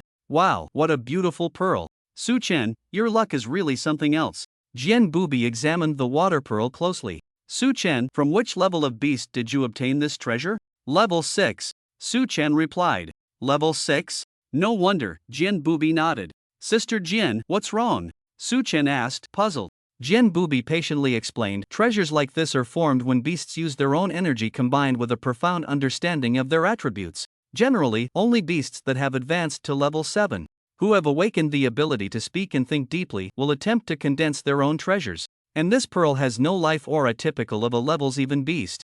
That's why I asked you from which level of beast you got it." Su-chen and Manhwa both nodded in realization. Jen Booby continued, "Treasures can only exert their maximum effect in the hands of someone with the corresponding attribute. They can serve as a final trump card. Take this water pearl, for example, it's best used by a water-type ability user. Otherwise, the energy inside will disappear after one use. If it doesn't get timely replenishment, holding it is no different from holding scrap metal." At this point, Jen Booby seriously instructed, "Moreover, to enhance the quality of this pearl, it must be nurtured with water-type energy by a water-type ability user. As someone who uses a sword, I clearly can't do that." Jen Booby extended her hand to return the water pearl to Su-chen, but Su-chen didn't respond. Instead, he asked again, "Sister Sword, what kind of attribute treasures should weapon-specialized ability users use?" Jen Booby smiled and shook her head at his words. "We generally don't choose to use treasures. Even if we are fortunate enough to obtain a treasure, we would sell it. Then we would buy rare ores to enhance our own weapons. No matter how powerful a treasure is, its usefulness to us is limited. It's more practical to strengthen our own weapons." Su-chen and Manhwa nodded in agreement after hearing this. At that moment, Su-chen suddenly thought of Huakong. "Sister Sword, Huakong isn't an ice-type ability user. Why did he want to steal my treasure?" Jen Booby patiently replied, "Although he isn't an ice-type ability user, he knows that treasures are very rare. Plus, you're too weak, he can easily snatch it away, then sell it at a high price to other ability users. Who wouldn't be tempted by such a guaranteed profit?" After hearing this, Su-chen could only sigh inwardly. Ultimately, he was just too weak. "Take it, this thing is of no use to me." Jen Booby urged Su-chen to take it. Su-chen accepted the waterflower pearl. After listening to Sister Sword's words, he already had an idea in mind. "I'm leaving now, you two don't forget to practice hard. Call me if there's anything." After Jen Booby finished speaking, she leaped and flew towards the inner city. "Su-chen, let's go too. We should take a good look around Beastman City," Manhwa said excitedly. Unexpectedly, Su-chen shook his head thoughtfully. "I want to see the city of Weapon God University." Manhwa was taken aback. "The city of Weapon God University? What do you want to do there?" Su-chen raised his hand to look at the waterflower pearl in his hand. "I want to use this to exchange for some rare ores to give to Sister Sword." Manhwa, hearing this, asked with a puzzled expression, "Then why do you have to go there? Can't we do it here?" Upon hearing this, Su-chen shook his head without hesitation. Weapon God University is mostly composed of weapon-specialized ability users. Their city must have a lot of rare ores. I want to maximize the value of this thing," Su-chen said, looking at the waterflower pearl in his hand. After hearing this, Manhwa nodded. "Such a rare thing shouldn't be taken lightly. Let's go. I also want to see what the city of Weapon God University is like." After Manhwa finished speaking, he pulled Su-chen along and walked ahead. The two followed the signposts and soon arrived at a square.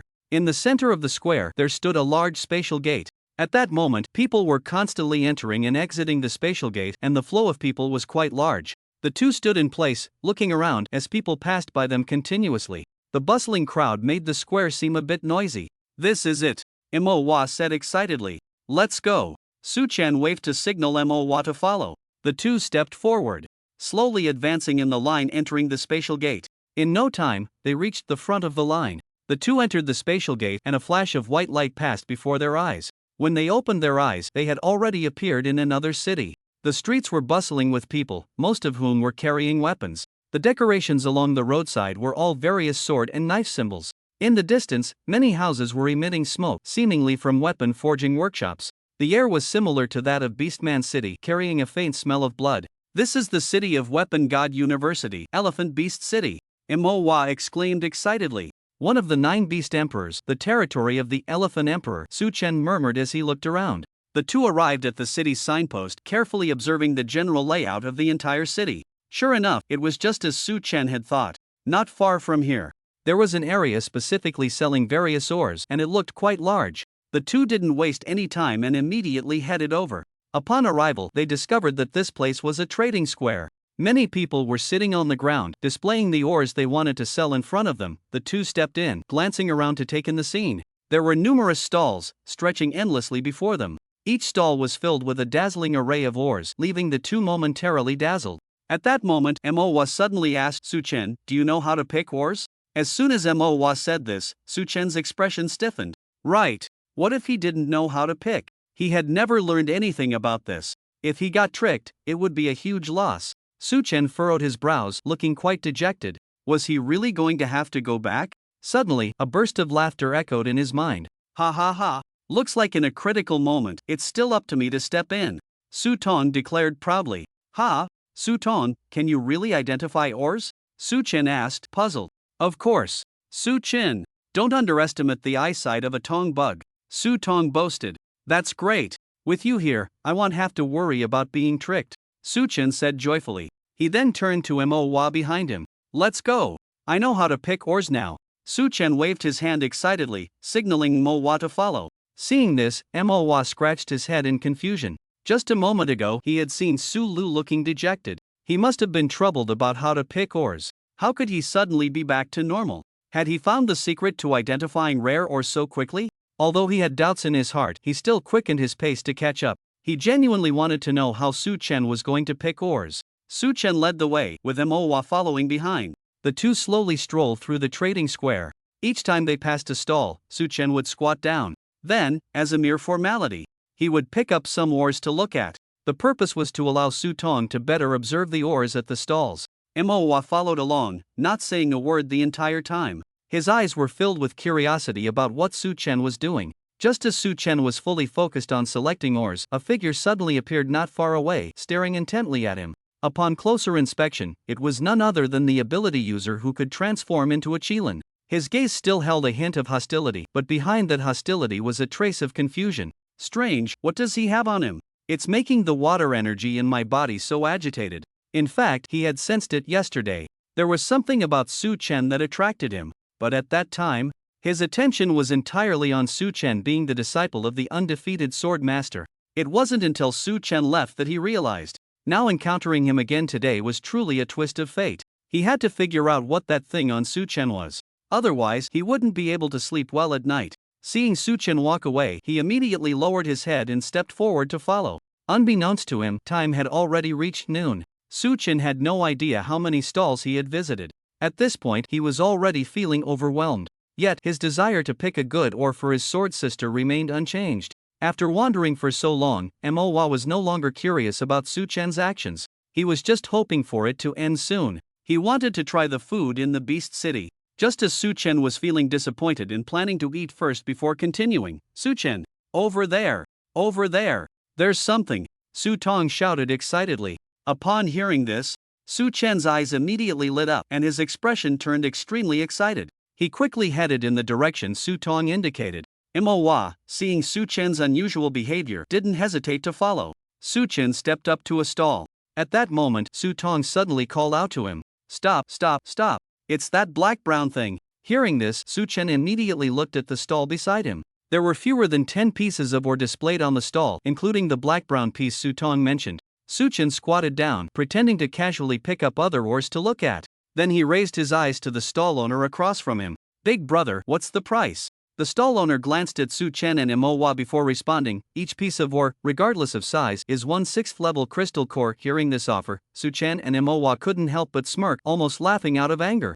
Suchen was unceremonious, directly exposing the stall owner's nonsense. "Big brother, just because we look unfamiliar and aren't carrying swords or knives, you think we're amateurs?" he said. "With the quality of these ores, who knows where you dug them up from? In my opinion, they're not even worth a level 5 crystal core." Upon hearing Su Chen's words, the stall owner immediately became displeased, standing up in a huff. "You brat, no matter how you say it, these ores were all hard-earned by me. Saying that is clearly insulting my labor. Come outside the city, fight me." The stall owner's demeanor looked extremely angry. However, Su Chen remained completely expressionless and very calm. Although the stall owner looked fierce, Su Tong could see that he was just pretending to be angry. The obvious goal was to intimidate him into paying a good price for his goods. Su Chen raised his hand and pressed down, signaling the stall owner to stop acting. All right, stop the act, give me a real price. If it's reasonable, I'll buy them all," Su Chen said boldly. Seeing that he had been exposed, the stall owner's face stiffened, and he simply stopped pretending. "Good kid, you actually didn't get fooled." The stall owner looked at the few stones on the stall. After a brief moment of thought, he raised 4 fingers. 4 level 6 crystal cores. "How about that? Pretty reasonable, right?" the stall owner said with a smile. Upon hearing this offer, Su Chen immediately frowned and fell into deep thought. Seeing this, the stall owner thought Su Chen was dissatisfied with the price. After hesitating for a long time, he reluctantly said, "The lowest is 3 level 6 crystal cores, can't go any lower." Su Chen heard this, and although his face still showed some hesitation, he was already overjoyed inside. Pretending to hesitate for a few seconds, he lowered it to 2 level 6 crystal cores. "Little stall owner, you still can't keep your cool enough. This price is still acceptable, I guess," Su Chen said, pretending to be very conflicted. After all, others didn't have a cheat like Su Tong. Moreover, Su Chen was confident in his acting skills, ensuring that ordinary people wouldn't see through it. He took out 3 level 6 crystal cores and handed them to the stall owner. The stall owner took the crystal cores and then bent down to pack up all the ores on the stall, handing them directly to Su Chen. "Goods sold, no returns." As soon as the stall owner's words fell, he turned and left, laughing at Su Chen in his heart as he walked away. Silly boy, still too young. In fact, these ores were all picked up by him casually in the wild. He set up this stall just to see if there would be any fools willing to buy. Unexpectedly, a fool really took the bait. Su Chen stood in place, watching the stall owner quickly leave, a strange light flashing in his eyes. He then looked at Manhwa behind him. "Let's go. I'll treat you to a meal." The two arrived at a restaurant and sat down. After ordering, Manhwa looked at Su Chen with a puzzled expression. "Su Chen, although I can't identify ores, I've been following you for a whole morning. By being around, I've learned a bit about how to judge the quality of ores. In my opinion, the ores you bought are all completely worthless junk. Why did you spend 3 level 6 crystal cores to buy them?" Manhwa asked, frowning tightly. Su Chen smiled and remained silent. Although he didn't know why Su Tong wanted him to buy them, he knew Su Tong wouldn't trick him. There must be a reason. He reached out and took out the black-brown object, examining it carefully in his palm.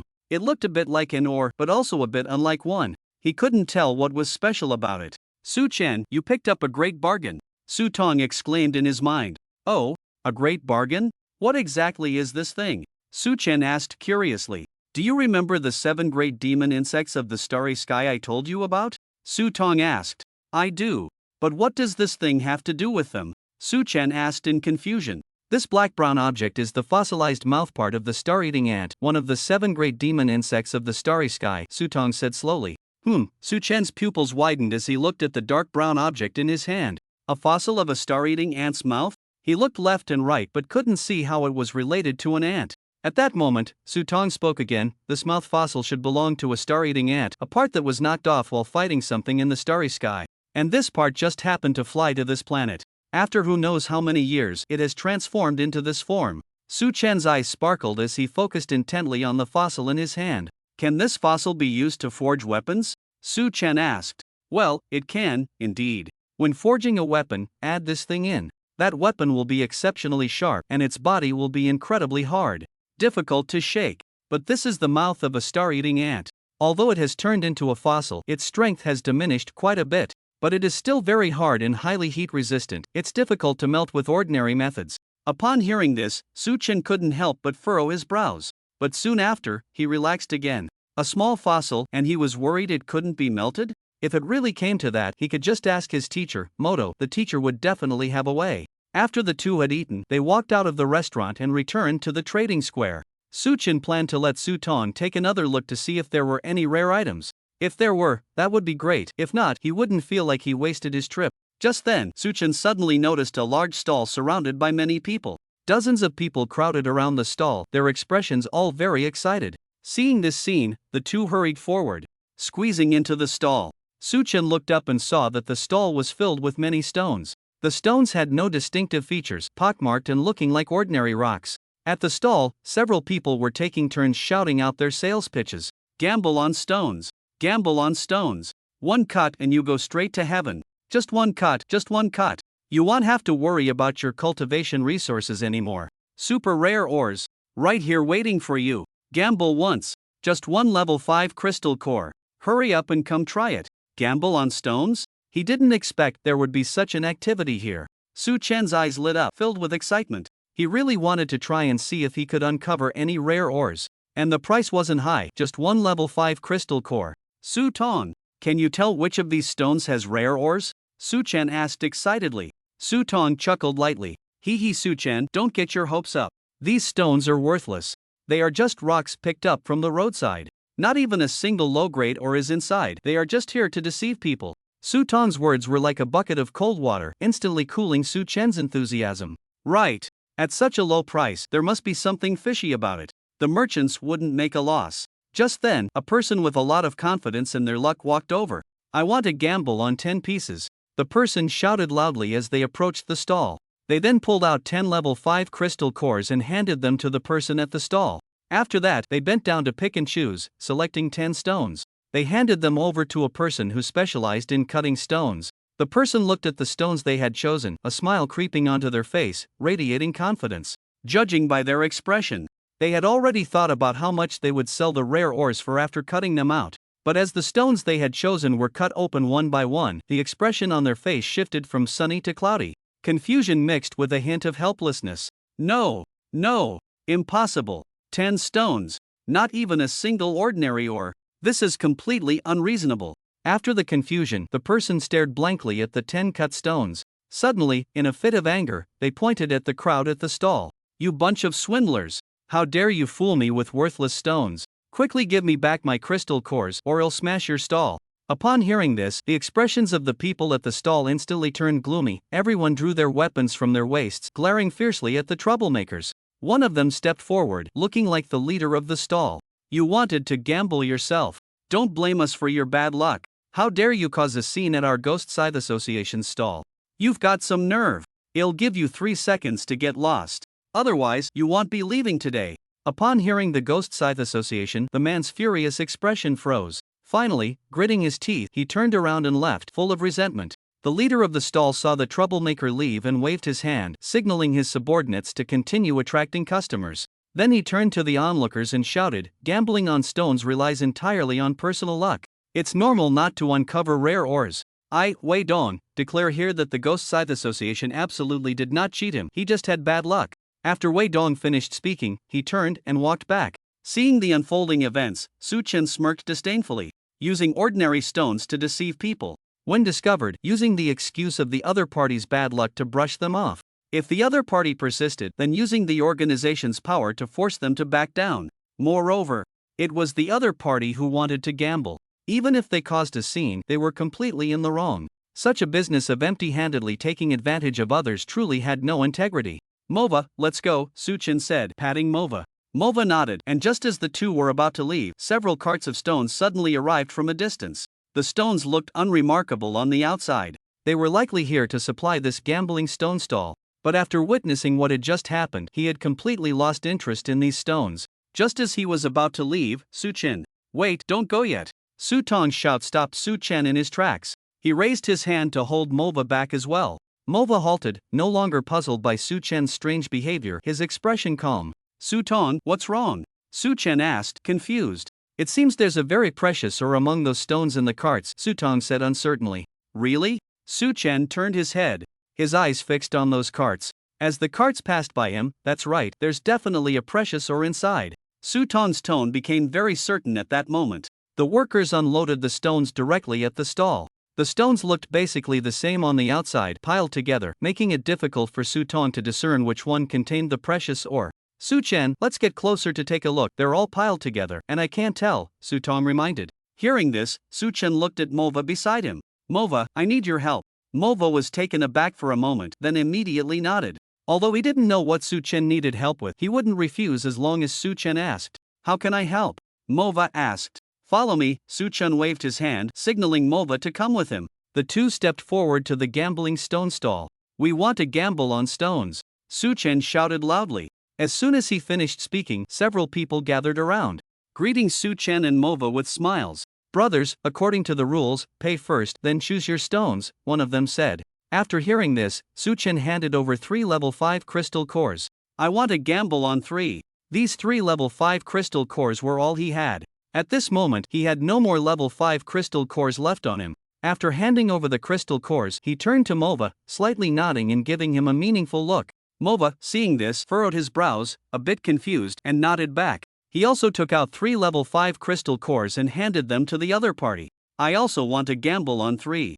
After both had exchanged their crystal cores, they began to browse around the stall. Mova knew nothing about gambling stones. Relying on his instincts, he randomly picked 3 stones from the newly delivered pile and handed them to the person in charge of cutting. Just as most people's attention was drawn to the 3 stones Mova had chosen, Su-chen had already slowly crouched beside a pile of stones, picking up stones to examine them before setting them aside, repeatedly performing this action. To outsiders, it seemed like a novice was just putting on a show. Su-chen was over here digging through stones. Meanwhile, the first 2 stones that Manhwa had selected were already cut. As expected, there was no product. Inside the stones was a white mass, with no trace of precious ore. Seeing this scene, Manhwa's face showed no expression. After all, he wasn't very confident in his luck. He glanced at Su-chen, who was busy picking stones. All he needed to do now was attract others' attention. Crack! The cutting knife sliced through the 3rd stone chosen by Manhwa, producing a loud noise. The blade shattered and flew out directly. Bang! The blade flew at high speed, ultimately embedding itself into a wooden post. Witnessing this, everyone's attention was drawn over. Even the stall owner, Wei Dong, was attracted to the commotion. Everyone looked at the stone on the cutting machine, curious about what was inside. The person responsible for cutting had a shocked expression. First, he raised his hand to wipe the cold sweat from his forehead. Then he reached out to take the stone off the cutting machine. Seeing this, Wei Dong immediately stepped forward. When he saw the condition inside the stone, his pupils instantly contracted. This is Mother Earth Rebirth Gold. As soon as Wei Dong said this, it immediately caused a stir among the onlookers. Mother Earth Rebirth Gold? He can't be mistaken, right?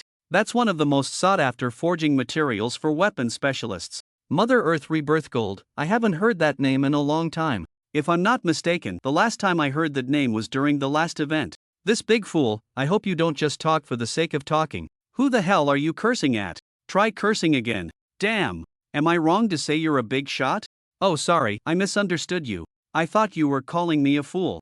That's right, I did mean that just now. Damn it. Wei Dong was internally shocked. This material, Mother Earth Rebirth Gold, was not only extremely rare but also incredibly versatile. Basically, any weapon could be primarily made from Mother Earth Rebirth Gold.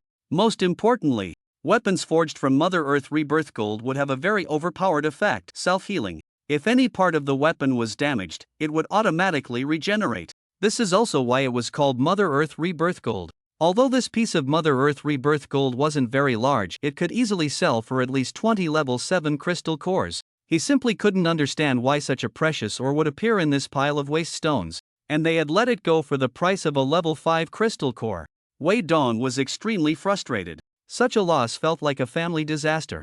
His hand holding the Mother Earth Rebirth Gold trembled uncontrollably. Seeing this, Manhwa stepped forward and snatched the Mother Earth Rebirth Gold. He wasn't foolish. He could tell that this stone called Mother Earth Rebirth Gold was definitely extraordinary. Otherwise, the stall owner wouldn't have such an ugly expression. Holding it in his hand, Manhwa looked down. Inside the stone was a peculiar gem radiating a yellow-green glow. Just by looking at its exterior, one could sense its uniqueness. Without a moment's hesitation, he directly stuffed the stone into his pocket. This was his possession, no one had the right to stop him. Seeing this situation, Wei Dong couldn't help but reach out. He opened his mouth, wanting to say something, but the words were swallowed back down before he could speak. In front of so many people, what could he say? The other party had spent money to gamble on the stone. He had no right to say anything. At that moment, a shout came from the crowd. "Brother, are you selling your Mother Earth Rebirth gold? I'm willing to go bankrupt to buy it." Upon hearing this, Wei Dong immediately reacted. Right, he could still buy it. Moreover, this kid's strength was only at the first level of the Skywalker realm. He must have just arrived in Beast City not long ago. He definitely didn't have weapons like swords or knives, so he was certainly not a weapon specialist. There was a high probability he didn't understand the value of Mother Earth Rebirth gold. It was still possible to buy it at a low price. Wei Dong approached Manhwa and said with a smile, "Little brother, I, Wei Dong, am willing to offer 20 level 6 crystal cores to buy the Earth Mother Rebirth gold in your hands. What do you think?" Manhwa glanced at Wei Dong with a strange look in his eyes. 20 level 6 crystal cores? Shopkeeper, are you foolish or am I foolish? Although I don't understand the value of this thing, just based on these people's reactions, its value is definitely worth much more. You think you can trick me? Absolutely not. Manhwa snorted coldly. Upon hearing this, Wei Dong looked around, pretending to cough a few times. This was indeed tricky. He had encountered someone with brains. Just as Wei Dong was about to continue negotiating, Manhwa raised his hand to stop him. "Shopkeeper, don't bother. I'm not selling this, I want to give it as a gift." Wei Dong's face instantly stiffened upon hearing this. Giving away Earth Mother Rebirth gold as a gift? That was a bit too extravagant. Wei Dong wanted to negotiate further, but Manhwa completely denied him the opportunity and turned to leave. Frustrated, Wei Dong watched Manhwa's back and gritted his teeth. At that moment, the stone in Su Chen's hand sparkled with unusual colors. On the surface, it looked no different from the other stones at the stall. But the determined tone of Su Tong in his mind made Su Chen firmly believe that there was definitely something extraordinary inside this stone. Standing up with the stone in his right hand, he also held 2 other stones in his left hand. He took the extra stones to throw off suspicion. If only one stone revealed something extraordinary, others would definitely notice that something was amiss. Passing by Manhwa, Su Chen exchanged a glance with him. Manhwa slightly nodded at Su Chen. He had naturally sensed the commotion earlier. Su Chen didn't expect Manhwa to have such good luck. Without any external help, he managed to uncover a rare ore. However, what puzzled Su Chen was that Su Tong had not noticed the Earth Mother Rebirth gold. He asked Su Tong if it had discovered it. The reply was that it had noticed it long ago, but it believed that the stone in Su Chen's hand was more valuable, so it wanted to tell Su Chen later. But unexpectedly, Manhwa discovered it first. This could be considered fate. Su Chen approached the person responsible for cutting the stones and handed over the stones one by one. He placed the stone containing the unknown ore last. The onlookers, seeing that someone was picking stones again, all gathered around with curious expressions. "Hey, do you think another rare ore will come out?" "Ha, you're thinking too much. The probability of a rare ore coming out from these junk stones is infinitely close to 0. Then what did that guy just say? That can only mean he has extraordinary luck. To uncover Earth Mother Rebirth gold at such a stall can only be said to be a blessing earned over 8 lifetimes. As the first 2 stones Su Chen picked were cut open, revealing the white stones inside, the crowd exchanged smiles. As expected, they were all ordinary stones that were a dime a dozen. This finally put everyone in a better mood. Wei Dong nodded slightly upon seeing this. Now that was more like it. The first 2 stones were junk. Although Su Chen had anticipated this, he still had to pretend to be very frustrated. He sighed deeply and handed over the 3rd stone in his hand. As the cutting machine began to operate, the sharp blade cut into the stone, producing large sparks. Just as the blade penetrated the stone by 1 centimeter, it suddenly shook violently. Buzzing. As the shaking intensified, the entire cutting machine began to vibrate violently. With a loud crash, under such intense shaking, the cutting machine emitted a puff of black smoke. Then, with a bang, it suddenly stopped working. Seeing this scene, everyone craned their necks to see what the cutting machine had actually cut that could ruin the entire machine. Wei Dong, who had originally been smiling, suddenly had a stiff expression. Su Chen quickly stepped forward, taking 2 steps at a time, and rushed to the front of the cutting machine. He reached out and took the stone off the machine. Cradling the stone in his hands, he looked at the cut opening. In the center of the opening, a bright silver gleam appeared, continuously radiating waves of silvery light around it. This light was blinding when it hit the eyes, causing Su Chen to involuntarily squint. Manhwa stepped forward and came to Su Chen's side. He glanced at the stone in Su Chen's hands and also squinted his eyes. Wei Dong observed the expressions of the two and could no longer contain his curiosity. Coupled with the earlier malfunction of the cutting machine, it was highly likely that the ore they had extracted was extraordinary. He quickly stepped forward, quietly approaching the two from behind, trying to peek at what kind of ore had been revealed. However, Suchen noticed and immediately hid the stone in his hands. "Shopkeeper, is there something you need?" Wei Dong, caught peeking, laughed heartily. "Little brother, what treasure did you extract? Can you show it to us so we can have a look? Right, everyone?" As he spoke, Wei Dong looked at the crowd of onlookers, hoping to incite them to pressure Su Chen into revealing the stone to see what rare ore it was, and whether it was worth using extreme measures. The crowd, just as Wei Dong had anticipated, began to stir. Yeah, show us. Don't hide it. Let us see what it is. Hurry up. Don't be so stingy. Seeing this, Su Chen snorted coldly, completely unfazed by their antics. "Sorry, but it's not convenient to disclose. Besides, I paid for it, so whatever I extract is mine. It has nothing to do with anyone else. Shopkeeper, you're not trying to rob me, are you?" Su Chen pointedly exposed Wei Dong's ulterior motives. Upon hearing this, Wei Dong's expression darkened. He had already lost a piece of Earth Mother Rebirth gold. Losing another piece of rare ore would surely lead to trouble with the leader. "Little brother, you can eat whatever you want, but you can't say whatever you like. Our Ghost Side Society values reputation highly. We would never do something like unloading the grindstone to kill the donkey," Wei Dong said with a forced smile. "That's good, then we'll be on our way." Su Chen turned to leave, and Mowa followed suit. Seeing this, Wei Dong hurriedly raised his hand and called out, "Wait, do you have something else?" Su Chen asked impatiently. Wei Dong forced a smile and approached Su Chen. "Little brother, I wonder if you have any intention of selling that stone." Before Su Chen could respond, Mowa immediately interjected. "No way. We can't sell it to him. This guy is untrustworthy." Upon hearing this, Wei Dong's face stiffened.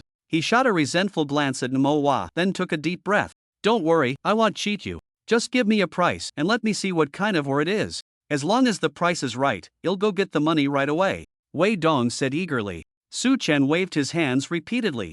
No. I want to sell it regardless of the price. This stone is meant as a gift for our organization's leader. If I sell it to you, what will I give to the leader?" Su Chen directly refused. After hearing this, Wei Dong furrowed his brows in frustration, his gaze darting back and forth between Su Chen and Mowa. "Little brother, which organization are you two from an Elephant Beast City? You look unfamiliar." Su Chen shook his head and said, "We are not from Elephant Beast City. We are from 8 Beast City, belonging to the Sword Edge Society."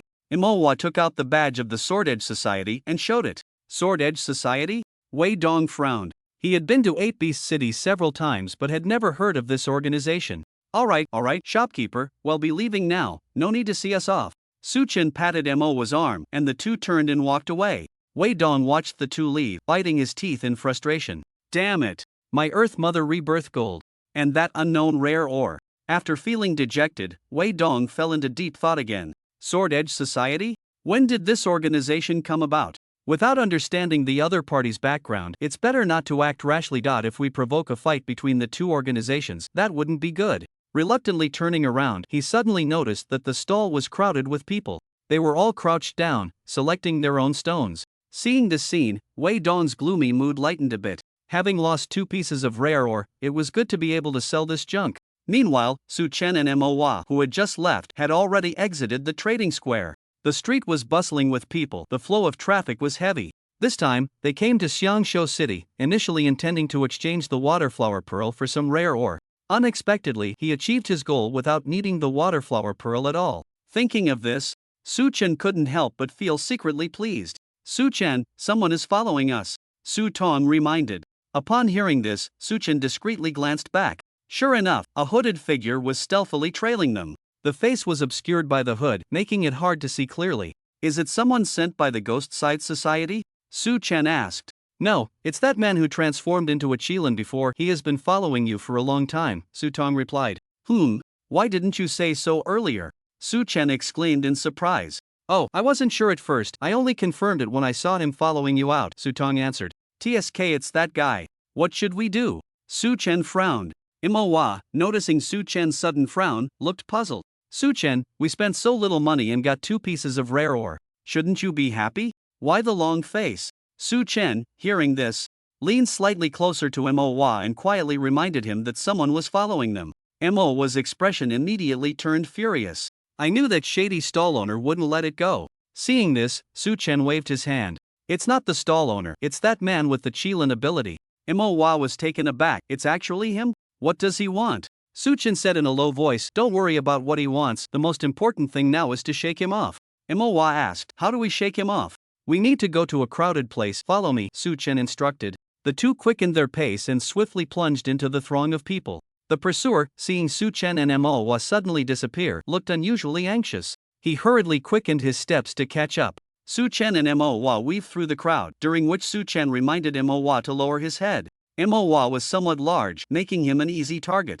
Manhwa, run separately, you head to the space gate and he'll catch up shortly, Suchen said before immediately running in the opposite direction. Manhwa complied with Suchen's plan and headed straight for the space gate. Su-ton, is he still following me? Su-chen inquired. Yes, he's still not far behind you, but he hasn't spotted you yet, Su-tong replied. Upon hearing this, Su-chen's face darkened, and cold sweat broke out. His target is indeed me. But how can he keep finding me? Is there a locator on me? Su-chen asked, puzzled. Su-tong pondered for a long time before responding, no. In my opinion, it's the waterflower pearl on you that's attracting him. The water system law energy emitted by the waterflower pearl happens to match his attributes. And since he is in the Tianyu realm, he has a very strong perception of water system energy. That's why he is following you so closely. After hearing Su-ton's words, Su-chen looked dejected. What's the difference from having a locator on me? No difference, Su-tong replied. Su-chen gritted his teeth upon hearing this and took out the waterflower pearl. His mind raced at that moment. Suddenly, Su-chen's eyes lit up as he thought of something. Since it's the water system law energy emitted by the waterflower pearl that attracted him, can I use the ice system law energy from that gem to wrap it up, so that its energy cannot leak out? Su-chen proposed. After a brief moment of thought, Su-tong responded, theoretically, it is indeed feasible. Moreover, the quality of that gem is much higher than that of the waterflower pearl. It can completely suppress the energy of the waterflower pearl. Let's get to it. Su-chen ran to an alley. In just a few seconds, he used the ice blue gem to freeze the waterflower pearl into an ice block and stored it away. When Su-chen walked out of the alley again, he appeared completely relaxed. However, the person who had been following him suddenly realized that the energy that had been attracting him had vanished. He quickly looked up and scanned the surroundings, but could find no trace of the other person.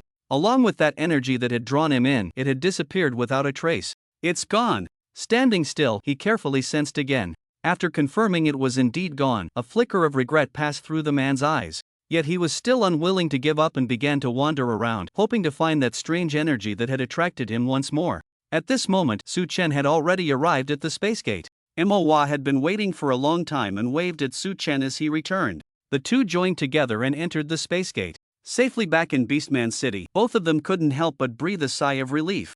That was a powerful figure in the Tianyu realm, capable of killing them both with just one move. He had been stealthily following them. Who knew what he intended to do? Hurry, don't let him find out, Su-chen urged anxiously. The two quickly returned to the residential area. Su-chen sat down on the sofa and began to gulp down water. He had been too tense just now. A Tianyu realm individual harboring intentions towards him, along with inexplicable hostility, felt like a mountain pressing down on him, creating immense pressure. Su-chen set down the kettle and slumped back on the sofa. Just you wait, once I advance to the Tianyu realm, you won't have it easy. After pondering for a moment, Su-chen took out the stone. The blade of the cutter had left no trace. The bright silver sheen at the crack still radiated brilliantly. What a beautiful luster! Su-chen couldn't help but exclaim. Su-tong, what kind of ore is this? Su-tong chuckled in response. You finally asked me that question. This stone is called starfall steel. It is a fragment of a planet's core, formed by absorbing the power of the stars and withstanding the pressure of the cosmos. Among the countless races in the endless cosmos, this stone is considered quite precious, ranking within the top 100. Only the top 100? Su-chen clicked his tongue, his expression somewhat disappointed. Seeing Su-chen so disheartened, Su-tong quickly reminded him, on this small planet, having materials that rank in the top 100 is already quite rare. Su-chen, don't be too greedy. With Su-tong's reminder, Su-chen finally snapped out of his disappointment. Materials that rank in the top 100 in the cosmos are indeed quite impressive. He didn't even have the qualifications to venture into the cosmos. To be fortunate enough to obtain such materials was already a great stroke of luck. Su-chen took a deep breath. What you said makes sense, I was indeed a bit greedy. Maybe I just want to give the sword master's sister the best. Su-tong chuckled lightly. Su-chen, I have established a symbiotic relationship with you. so I can sense all your emotional fluctuations. What intrigues me is that you have a very peculiar feeling towards that woman in your subconscious. It's a bit like respect, a bit like friendship, and a bit like love. This is different from the women you've encountered before. Can you tell me why? Upon hearing this, Su Chen's expression stiffened and he fell into silence. He didn't know why he always felt an inexplicable familiarity with the Sword Master's sister, yet he couldn't recall where he had met her. He wondered if the Sword Master's sister felt the same way about him. At this moment, Huakong and Huashan had already returned to the Steel Eagle Society's outer city headquarters. Huashan's body had just thawed and he could barely move on his own. He stood up and looked at Huakong, who was standing by the window, and said with a fierce expression, "Brother, who is that woman? Why are you so afraid of her? With your strength, wouldn't it be easy to take her down?" Huashan was nearly suffocating with frustration. This was the first time in his life he had felt so embarrassed. He was extremely unwilling to let Su Chen go on unscathed. Hearing Huashan's naive words, Huakong snapped back to reality and shook his head with a cold smile. "Little brother, you're still too young. That woman is not as easy to deal with as you think." After hearing this, Huashan immediately retorted disdainfully, "She's just a woman. No matter how difficult she is, how hard can it be to deal with her? As a specialized defensive ability user, I'm her nemesis. Once I advance to the Tianyu realm, a sword-type ability user like her can't even break through my defense." Huakong found Huashan's words quite amusing. He laughed at how naive his little brother was. "You're currently at the 8th level of the Tianqing realm, right?" Huakong said. Huashan nodded. "That's right, what's wrong? So, can you hunt level 7 beasts now?" Huakong asked again. Huashan's expression stiffened at the words. He then looked at Huakong with a strange gaze. "Brother, are you joking with me? Even though I'm at the 8th level of the Tianqing realm, I'm still just a Tianqing realm user. Without reaching the Tianyu realm and experiencing the second life transition, how could I hunt level 7 beasts?" Huakong nodded in agreement.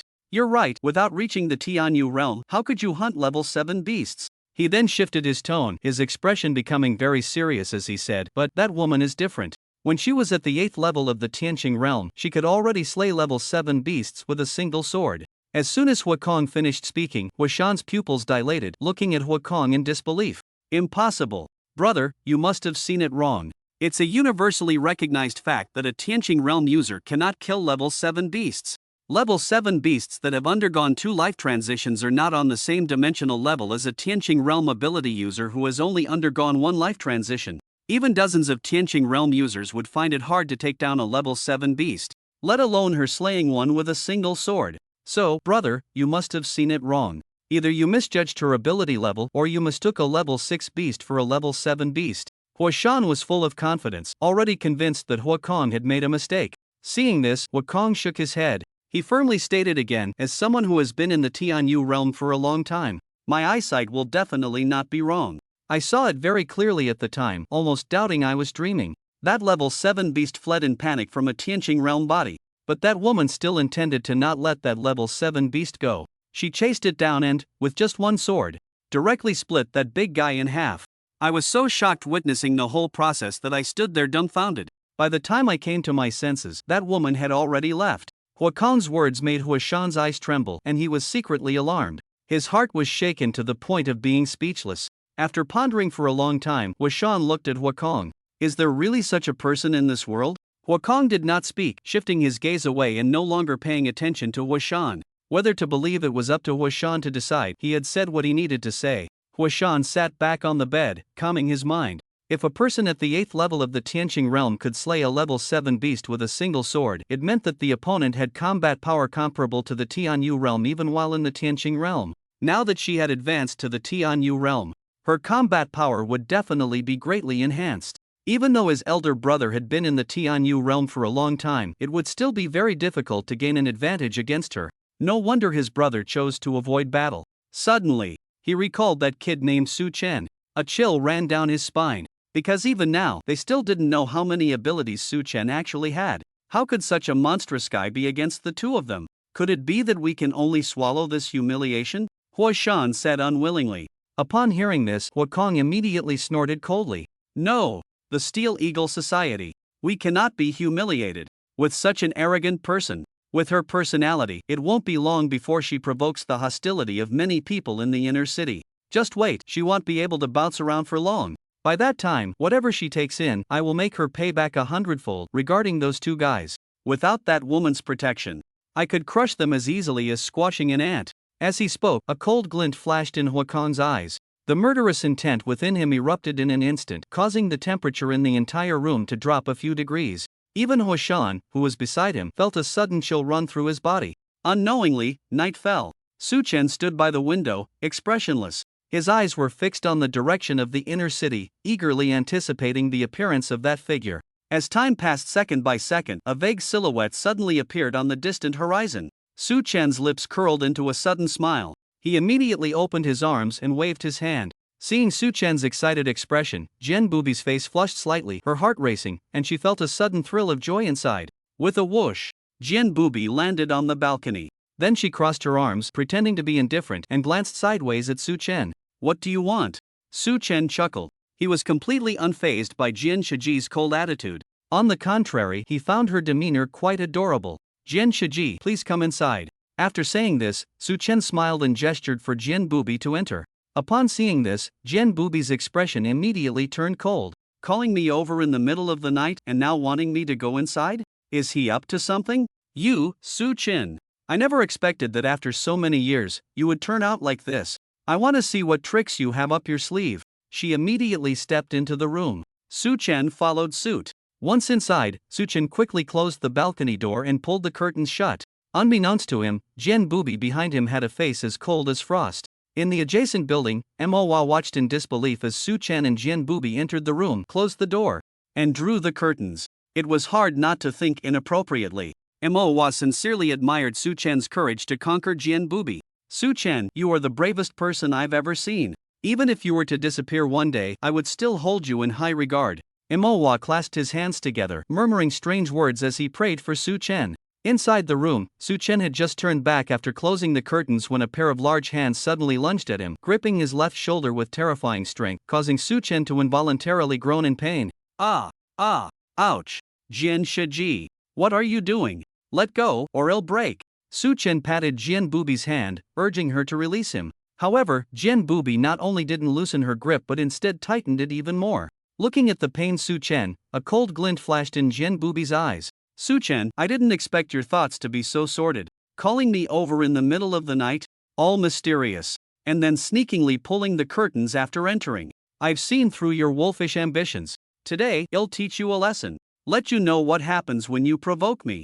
Upon hearing this, Su Chen immediately realized that Jian Shiji had misunderstood. Just as he was about to explain, Jian Bubi tightened her grip again. Suddenly, a series of cracking sounds came from Su Chen's shoulder. That was the sound of bones breaking. Crack, crack, crack. Ah! Su Chen's scream was piercingly loud, causing Moa in the other building to furrow his brows tightly, feeling a deep sense of pain.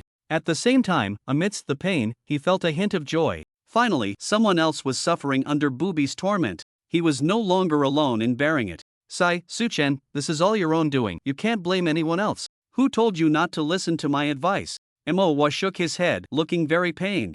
But the slight upward curve of his lips revealed his suppressed amusement. Inside the room, Jian Bubi had finally released her grip. She was now sitting with her legs crossed, looking at the pale-faced Su Chen in front of her. A grown man thinking about these sordid matters all day. "Today, I'll give you this little punishment. If there's a next time, I won't let you off lightly." After sternly lecturing him with a cold expression, Jian Bubi stood up and was about to leave. "Jian Shiji, wait a moment." Su Chen raised his hand and shouted loudly. Hearing this, Jian Bubi's movements suddenly froze. Looking at Su Chen, she thought he was still unwilling to give up. Instantly, her fondness for him plummeted, dropping to rock bottom in no time. The thought that she had been concerned about this lecture for so long made her feel utterly unworthy.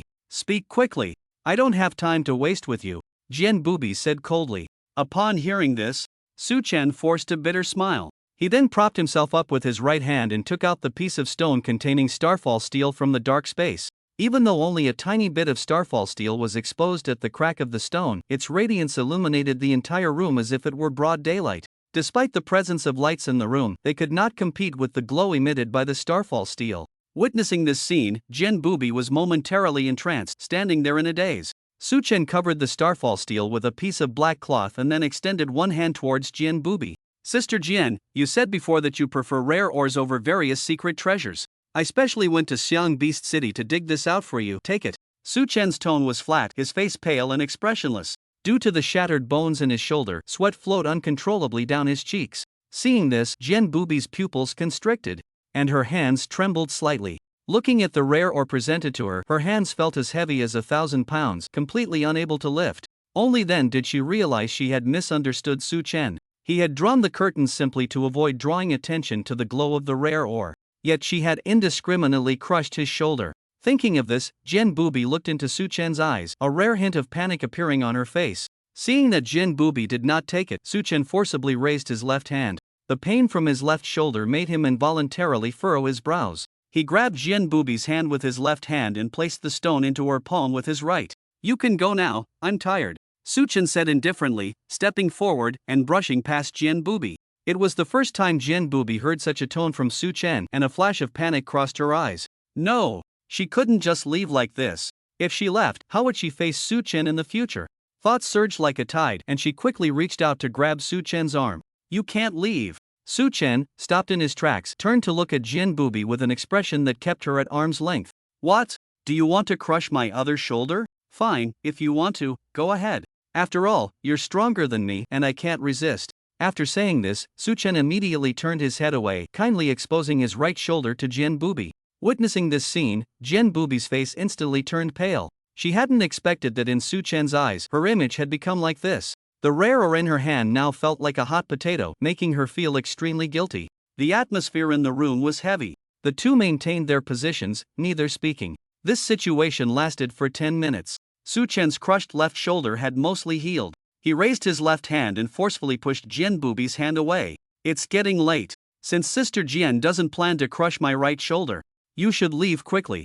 A man and a woman alone in a room, I'm afraid you might act against me again." After saying this, Su Chen turned and walked to the balcony door, pulling it open. He turned back to Jen Booby and gestured for her to leave.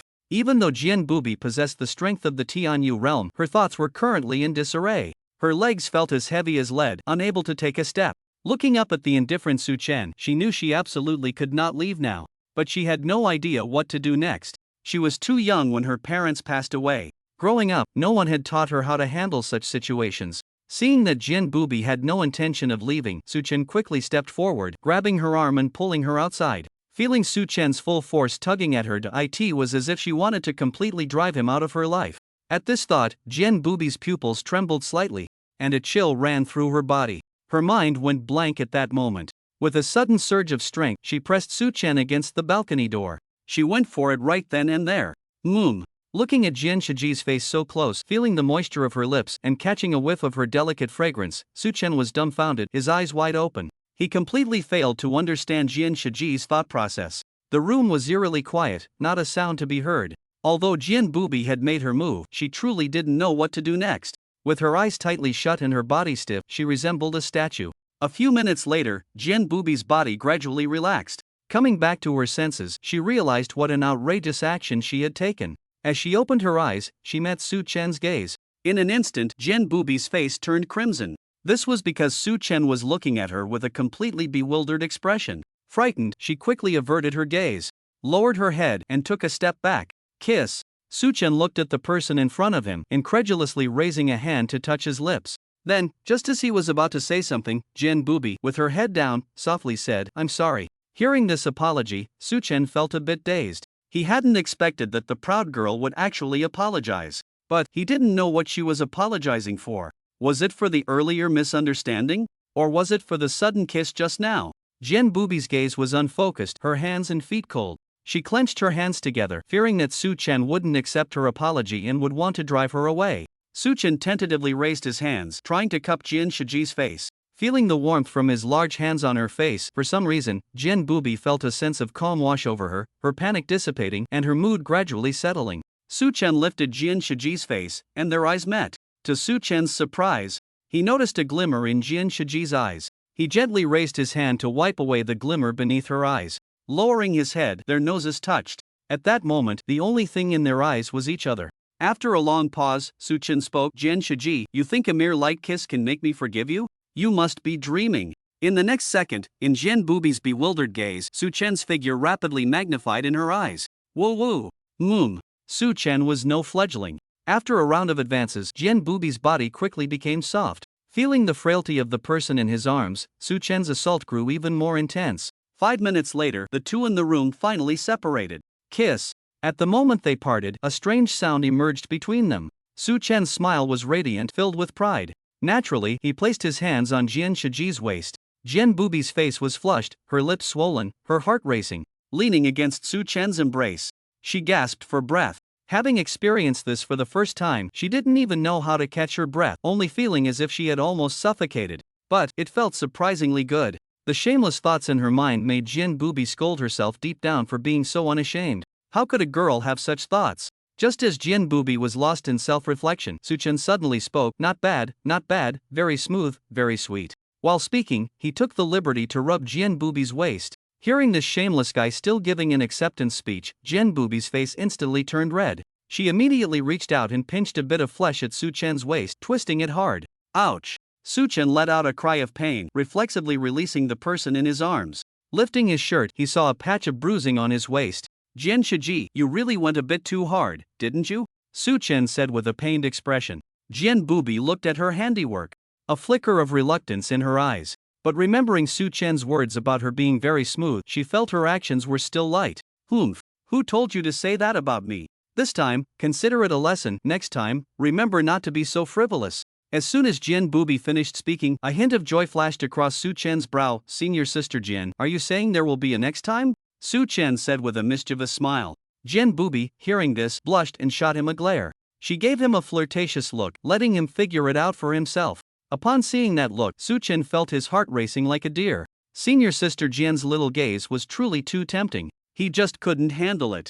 Jian Bubi took a moment to calm her emotions and looked at the stone in her hand. She couldn't say she was very knowledgeable about various rare ores, but she knew a thing or two. She had seen most rare ores a few times. But this stone, which emitted a strong white light, was something she had never even heard of, let alone seen. Just from the radiance of this stone, she knew it was definitely worth a lot. How much did you spend on this? Jian Bubi looked up at Su Chen, her tone somewhat complicated. Su Chen shook his head and then smiled proudly. I didn't spend any money. Didn't spend any money? Jian Bubi frowned, her expression clearly skeptical. Su Chen stepped forward, leaning close to Jian Bubi's ear. He whispered, it was your man who won it in a stone gamble. Jian Bubi was genuinely a little shocked upon hearing this. Her face turned slightly red as she raised her hand to gently pat Su Chen. However, she didn't refute him. Seeing this, Su Chen moved closer, wrapping his arm gently around senior sister Jian's waist. Senior sister Jian, I brought you a big gift. How are you going to thank me? Su Chen said with a sly smile. Jian Bubi, upon hearing this, shot him another glare for being so forward. What? That ice-type secret treasure that should have belonged to me is already given to you and you still think it's not enough? Jian Bubi thought Su Chen would be stumped by her words. To her surprise, Su Chen shook his head without hesitation. Senior sister Jian, you're still too naive. The rare ore in this stone is called starfall steel. It's not something a mere secret treasure can compare to. It's no exaggeration to say that it's hard to find this kind of ore anywhere on the entire ocean blue star. Listening to Su Chen's serious tone, Jian Bubi had no doubt about the truth of his words. She looked down at the strange stone in her hand. Even wrapped in black cloth, a few rays of light still shone through. After a moment of internal struggle, Jian Bubi returned the stone to Su Chen. Su Chen, you should sell this thing. My current sword is quite good and I can find rare ores myself. If you sell it, you won't have to worry about crystal cores for a long time. And you won't need to venture outside the city. Or, I can help you find a seller in the inner city. Let them trade with stardust pills, there will definitely be someone interested. What do you think? Jian Bubi asked expectantly. Seeing the person in front of him thinking of him, Su Chen couldn't help but smile. A phrase suddenly popped into his mind. With a wife like this, what more could a husband ask for? Unable to help himself, he raised his hand and gently stroked the hair of the person in front of him. Senior sister Jian, I specifically picked this for you. In my eyes, only you are worthy of this rare or called starfall steel. As for cultivation resources, you don't need to worry about me, I have my own ways. Su Chen spoke with an undeniable tone. Seeing Su Chen's unwavering gaze, Jian Bubi didn't say anything more. She nodded slightly, secretly vowing not to let Su Chen down. At that moment, Su Chen's expression stiffened as he suddenly remembered something. He immediately took out the fossil of the star-eating ant's mouth from the dark space. Senior sister Jian, there's also this, I forgot to give it to you. Jian Bubi, puzzled, reached out to take the dark brown object. She raised a finger and tapped it. The next second, a crisp tapping sound echoed. Bang bang bang. The dark brown object gave Jian Bubi the first impression of being very hard, but it didn't look like an ore. Su-chen, what is this thing? Jian Bubi asked in confusion. Su-chen smiled mysteriously. Hee, this is a type of biological fossil. Biological fossil? Jian Bubi's expression turned a bit surprised. This fossil looked quite old to it actually managed to keep the corpse from decaying. It was very intact and quite hard. One can only imagine how strong the body of such a creature must be. Even fossils can remain this well preserved. That creature can't be a level 9 beast, can it? Jian Bubi observed the fossil in her hand, muttering to herself. While Jian Bubi was deep in thought, Su-chen took the opportunity to hug her from behind. He then leaned down and whispered in her ear, Sister Jian, when you upgrade your sword, remember to add these 2 items. They will definitely elevate your strength by more than 1 level. While you might not sweep through the Tianyu realm, you can certainly suppress the vast majority of it. Jian Bubi looked at the 2 items in her hand. Her intuition told her that Su-chen's words were absolutely correct. Integrating these 2 items into her sword would enhance her combat power by several levels, even if her ability level didn't increase at all. With this thought, Jian Bubi turned to look at Su-chen beside her. Su-chen, how should I thank you? Feeling the breath of Sister Jian beside her, the collision of their gazes sparked something. Su-chen couldn't help but lean in closer again. Seeing this, Jian Bubi's cheeks flushed a shade of red. She then closed her eyes, quietly waiting for the impending storm. Crack!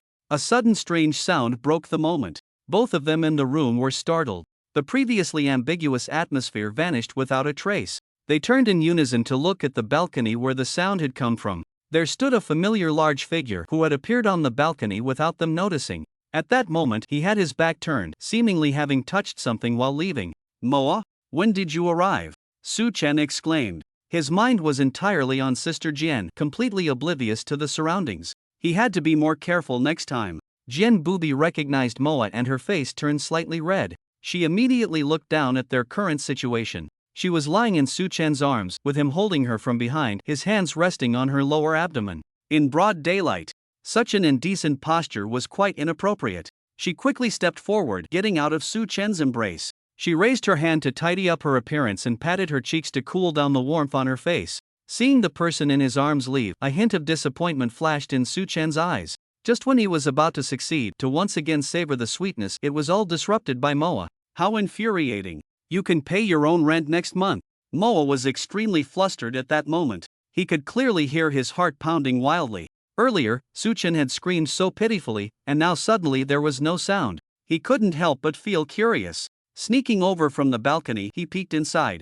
What he saw was astonishing. It nearly dropped his jaw. Su-chen was indeed a real man, even Sister Bubi could be conquered by him. From now on, he would bow to no one but Su-chen. Just as he was about to leave, he accidentally bumped into a coat rack. The noise startled the 2 people inside the room. Su-chen wasn't worried about himself. He was worried about Sister Bubi. She wouldn't silence him, would she? Calming herself down, Jian Bubi patted her chest and cleared her throat seriously. Moa, turn around, am I that terrifying? Jian Bubi's tone was flat, sounding completely unconcerned. But the more indifferent her tone, the more frightened Moa became. Following Sister Bubi's previous actions, he was very likely to be knocked out and lose his memory. Under the pretext of physical memory erasure method. I said turn around. Didn't you hear me? Jian Bubi said sternly.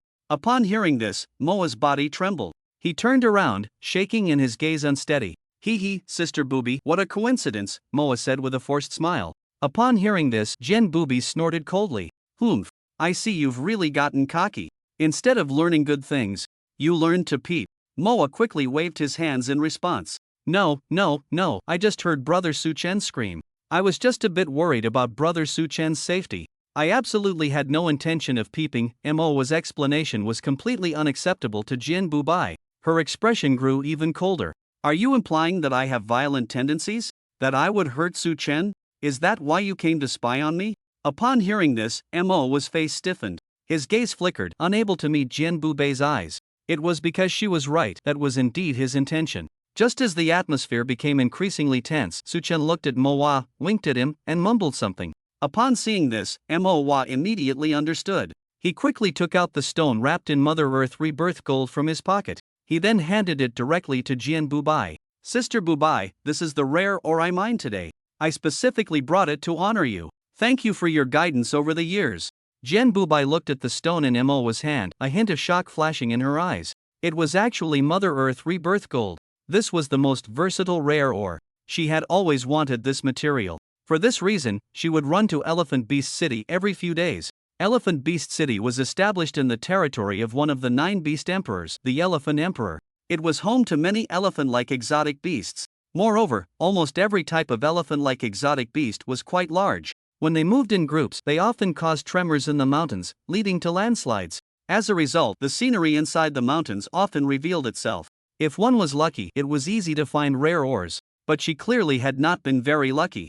After searching for so long, she still had nothing to show for it. She never expected that this little brat Manhwa would actually mine it. Jen Bubai looked at Manhwa's timid demeanor and couldn't help but find it somewhat amusing. She reached out to take the Mother Earth Rebirth Gold and then patted Manhwa on the shoulder.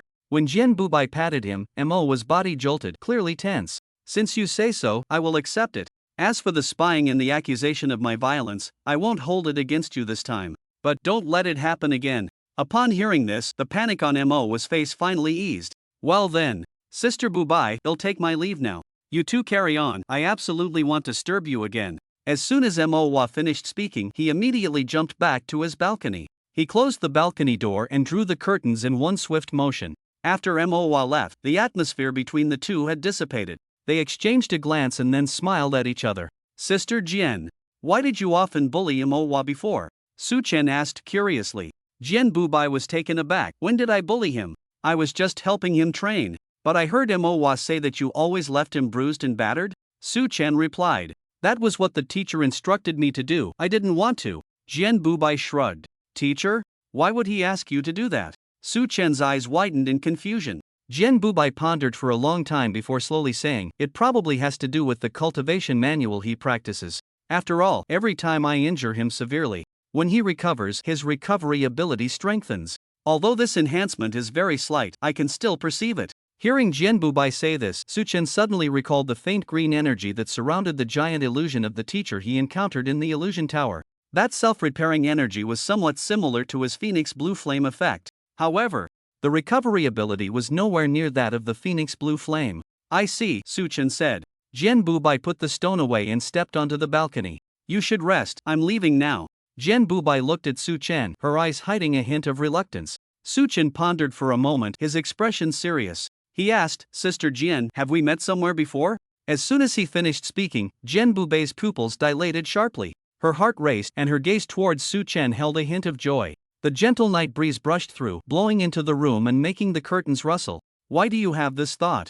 Jian Bubai asked calmly. Su Chen frowned and shook his head. I don't know, I just feel like we might have met a long time ago. Upon hearing Su Chen's words, Jian Bubai's face revealed a smile that Su Chen had never seen before, causing him to momentarily be entranced. But just as quickly, the smile vanished, almost making Su Chen think it was an illusion. Jian Bubai's expression returned to calm, without a ripple. The world is so big, who knows when two people might have crossed paths. If you can't remember, then don't dwell on it. I'm leaving. With a whoosh, Jian Bubai shot up into the sky, flying towards the inner city. Watching Jian Bubai's rapidly disappearing figure, Su Chen stood in place, lost in thought. At that moment, Su Tong suddenly said, her heartbeat was abnormal just now, it's clear she's feeling guilty. After hearing this, Su Chen did not respond, only nodding slightly. He could naturally see that Senior Sister Jian clearly knew something. But since she didn't say it outright, he couldn't recall when he had met her. This also indirectly reflected why Senior Sister Jian's attitude towards him was different from her attitude towards others. It turned out she had recognized him long ago. But why couldn't he remember when he had met Senior Sister Jian? After crossing over? Although he had inherited the memories of his predecessor, some memories buried deep in his heart were still a bit hazy. The more he thought about it, the more his head ached. He raised his hand to pat his slightly painful head, deciding not to dwell on it too much. After all, the memories of his predecessor were not pleasant ones. At that moment, Su Chen suddenly recalled how Senior Sister Jian had been in a panic earlier. Although she had crushed his shoulder, he hadn't truly been angry. He had only wanted her to calm down. Always resorting to violence and being so harsh, how could they continue like this? What he didn't expect was that Senior Sister Jian would actually set aside her pride and admit her mistake to him. It seemed he was not just an ordinary person in her eyes. Realizing this, a faint smile appeared at the corners of Su Chen's mouth. But he knew that, as he was now, he was still unworthy of Senior Sister Jian. He needed to work harder to strive for an early promotion to the Tianyu realm. Finally, he glanced at the brightly lit Yuan Beast City, drew the curtains, lay back on the bed, and took out the ice blue gem. The deep ice blue color captivated Su Chen for a moment. From now on, you shall be called Heart of Extreme Cold. Back in the inner city, Jian Bubi wore a faint smile. Remembering Su Chen's confused expression, she couldn't help but let her lips curl up. So silly. I won't tell you anyway. You can worry about it yourself. Upon returning home, she took out a rare mineral called Starfall Steel, eager to study it closely. She was genuinely curious about this mineral. She had read the rare mineral catalog many times, and there was definitely no such mineral in it. Just as she was about to tear off the black cloth wrapping the stone, a sudden knock on the door interrupted her. Knock, knock, knock. Hearing the sound, a glint of coldness flashed in Jian Bubi's eyes. Who would dare knock on her door at this hour? There was only one person in the entire inner city, no doubt about it. Really, can't you just leave me alone? Jian Bubi said coldly. After pondering for a long time, Jian Bubi decided to ignore the other party, hoping they would realize their own situation and leave. But Jian Bubi clearly underestimated the other person's thick skin. Every 10 seconds or so, they would ring the doorbell, making it impossible for Jian Bubi to settle down. Forced by the situation, Jian Bubi could only angrily go to open the door. As soon as she opened it, there stood the guy who had been following Su Chen. Without any hesitation, Jian Bubi shouted loudly, Lu Chen, are you sick? How many times do I have to say it? Don't come bother me again. Are you out of your mind? Can't you understand human language? Before Lu Chen could say anything, he was berated thoroughly. For a moment, he looked a bit dazed, but he was already used to Jian Bubi's temper and didn't take her words to heart. Seeing that he wasn't responding, Jian Bubi coldly snorted in disdain.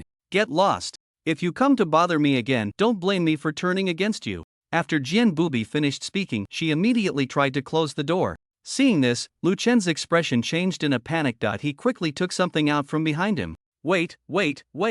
Don't close the door yet. It's indeed my fault to knock at this hour, but I have something I want to give you. Lu Chen handed the item in his hand to Jian Bubi. Jian Bubi's gaze was cold as she looked down. It was a stone radiating a red glow and emanating heat. Jian Bubi recognized it at a glance. This was a rare mineral known as lava essence. This stone only forms under extreme high temperatures. Using it as a material to forge weapons would result in weapons that naturally possess high heat and can unleash fiery slashes at will. Among rare minerals, it is considered top tier. Oh, lava essence? Jian Bubi's expression remained unchanged, her tone somewhat bland. If she had seen this mineral before, she would have been very surprised, but she definitely wouldn't accept it.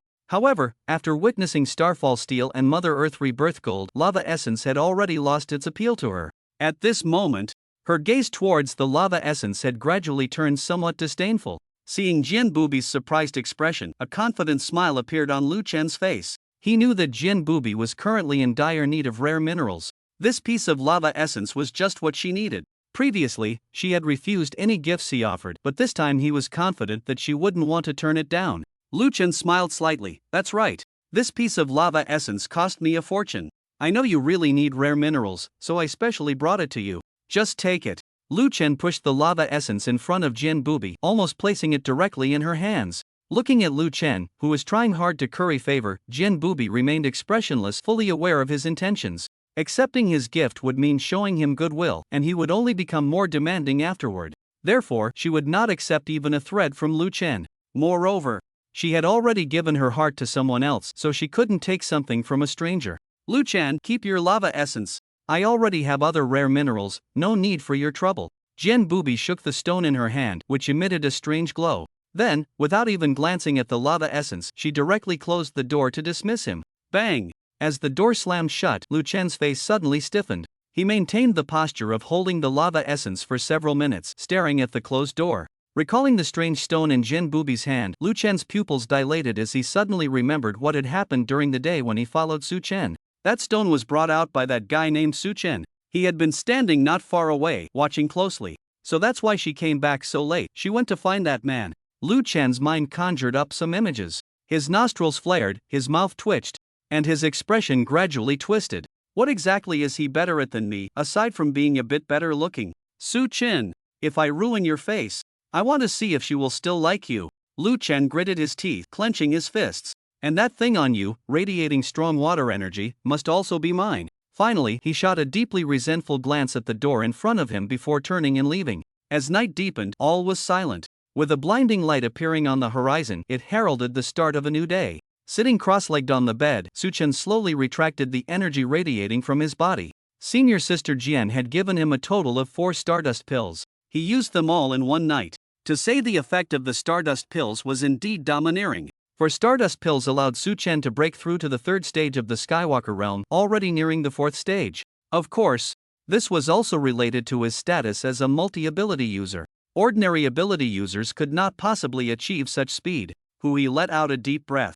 Breaking through to the 3rd stage of the Skywalker realm in one night, nearing the 4th stage. Even with the stardust pills, this speed is a bit against the heavens. Why does it feel like my cultivation speed in Beastman City is faster than when I was at school? Is it just my illusion? Suchen thought, somewhat confused. Just at that moment, a figure suddenly appeared on the balcony, diverting Suchen's attention. With the morning sunlight, Suchen recognized Mo's silhouette.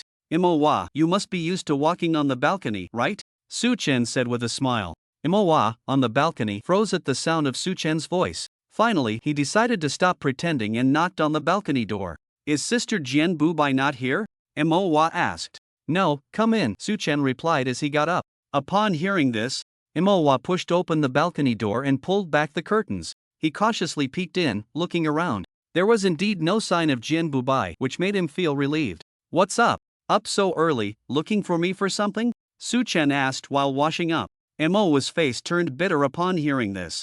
Suchen, let's go outside the city. I don't have a single 5th level crystal core left. At this rate, how am I supposed to pay next month's rent? Suchen was taken aback by this. He suddenly remembered that he seemed to be out of 5th level crystal cores as well. Upgrading the demon fruit tree and the 2 of them renting a place had basically drained his resources. Looks like we really need to take a trip out of the city, Suchen nodded. After a quick tidy up, the 2 headed towards the city gate. There were 4 city gates in total in Yuan Beast City, east, south, west, and north. The 2 were heading to the nearest east gate. The east gate was close to the residential area and had the highest foot traffic. They registered at the city gate. When returning to the city, they also had to cancel their registration here. If they failed to cancel their registration for more than 20 days, it would be assumed that the registrant was dead. Yuan Beast City would erase all information about the registrant. After completing their registration, the 2 flew straight into the distance. A few people stationed there immediately reported to others upon seeing them. Target at the east gate, currently out of the city. Not long after leaving the city, the 2 landed in a large open space. This place was evidently where Suchen had been besieged by a few members of the Steel Eagle Society. The lava on the ground had cooled, leaving the ground charred black. 2 pools of blood, not far apart, clearly belonged to the 2 who had been eaten. Su Tong, are there any strange beasts nearby? Suchen asked. I haven't sensed any nearby. They should have all retreated with the tide of strange beasts, Su Tong replied. Suchen nodded slightly upon hearing this. He came here mainly to confirm whether those 2 were really dead. Now that he saw there were no remains, he felt reassured. Turning around, he signaled Mo to continue forward. Suchen, someone is coming this way, Su Tong hurriedly warned. Upon hearing this, Suchen's expression froze. He immediately raised his hand to stop Mo. Someone is coming. Mo quickly looked up at the sky. Sure enough, in the distance, several black dots suddenly appeared, rapidly flying towards them. Suchen, the newcomers don't mean well. They are probably from the Steel Eagle Society, Mo said seriously. Su Tong, what level of strength do they have? Suchen inquired. For at the 4th level of the Skywalker realm, and the highest one is at the 5th level. Su Tong replied. The highest at the 5th level of the Skywalker realm? That shouldn't be. Most of the Steel Eagle Society members should know his strength. Sending these people here was like sending them to their deaths. Unless they weren't from the Steel Eagle Society. Whoosh, whoosh, whoosh. The 5 unfriendly newcomers landed steadily in front of Suchen and Mo. In an instant, all 5 turned to look at Suchen. 3rd level of the Skywalker realm? This should be easy. At that moment, a cold smile flashed in the eyes of the 5. They completely ignored Mo beside Suchen. Seeing this, Mo felt a bit confused. He looked at Suchen, then turned to the aggressive 5. Why did he feel like these 5 were coming for Suchen? Suchen carefully examined the 5 in front of him. All 5 were men, definitely older than the 2 of them. At least 25 and up. They all wore black trench coats. The right corner of their coats bore the imprint of a black qilin. It was evident that these 5 were subordinates of that man from the Heavenly Guardian realm. Realizing this, Suchen's expression immediately turned cold. Could it be that they are here to steal something? It must be your leader who sent you here, Suchen said calmly, his tone very certain. The five of them were taken aback by his words. They exchanged glances and then all burst into laughter. One of them stepped forward and looked at Su Chen. A sneer flashed in his eyes, mixed with a hint of mockery. Since you know we might be a threat to you, why did you still come out of the city? I really can't tell if you're stubborn or just plain foolish. The man shook his head inside. Su Chen remained silent, but a slight smile appeared on his previously expressionless face. Manhwa noticed and nudged Su Chen with his shoulder. Su Chen. They don't seem to be from the Steel Eagle Society, do they? Manhwa asked. That's right, if I'm not mistaken, they should be members of the Qilin Society, Su Chen nodded. Qilin Society?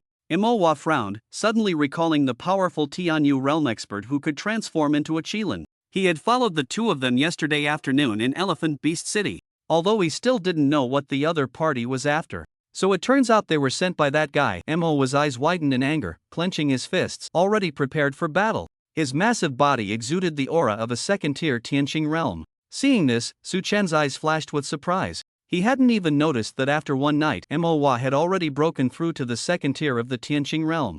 It seemed to be thanks to those 4 Stardust pills. The 5 men, seeing Manhwa display hostility towards them, immediately waved their hands. Our target does not include you.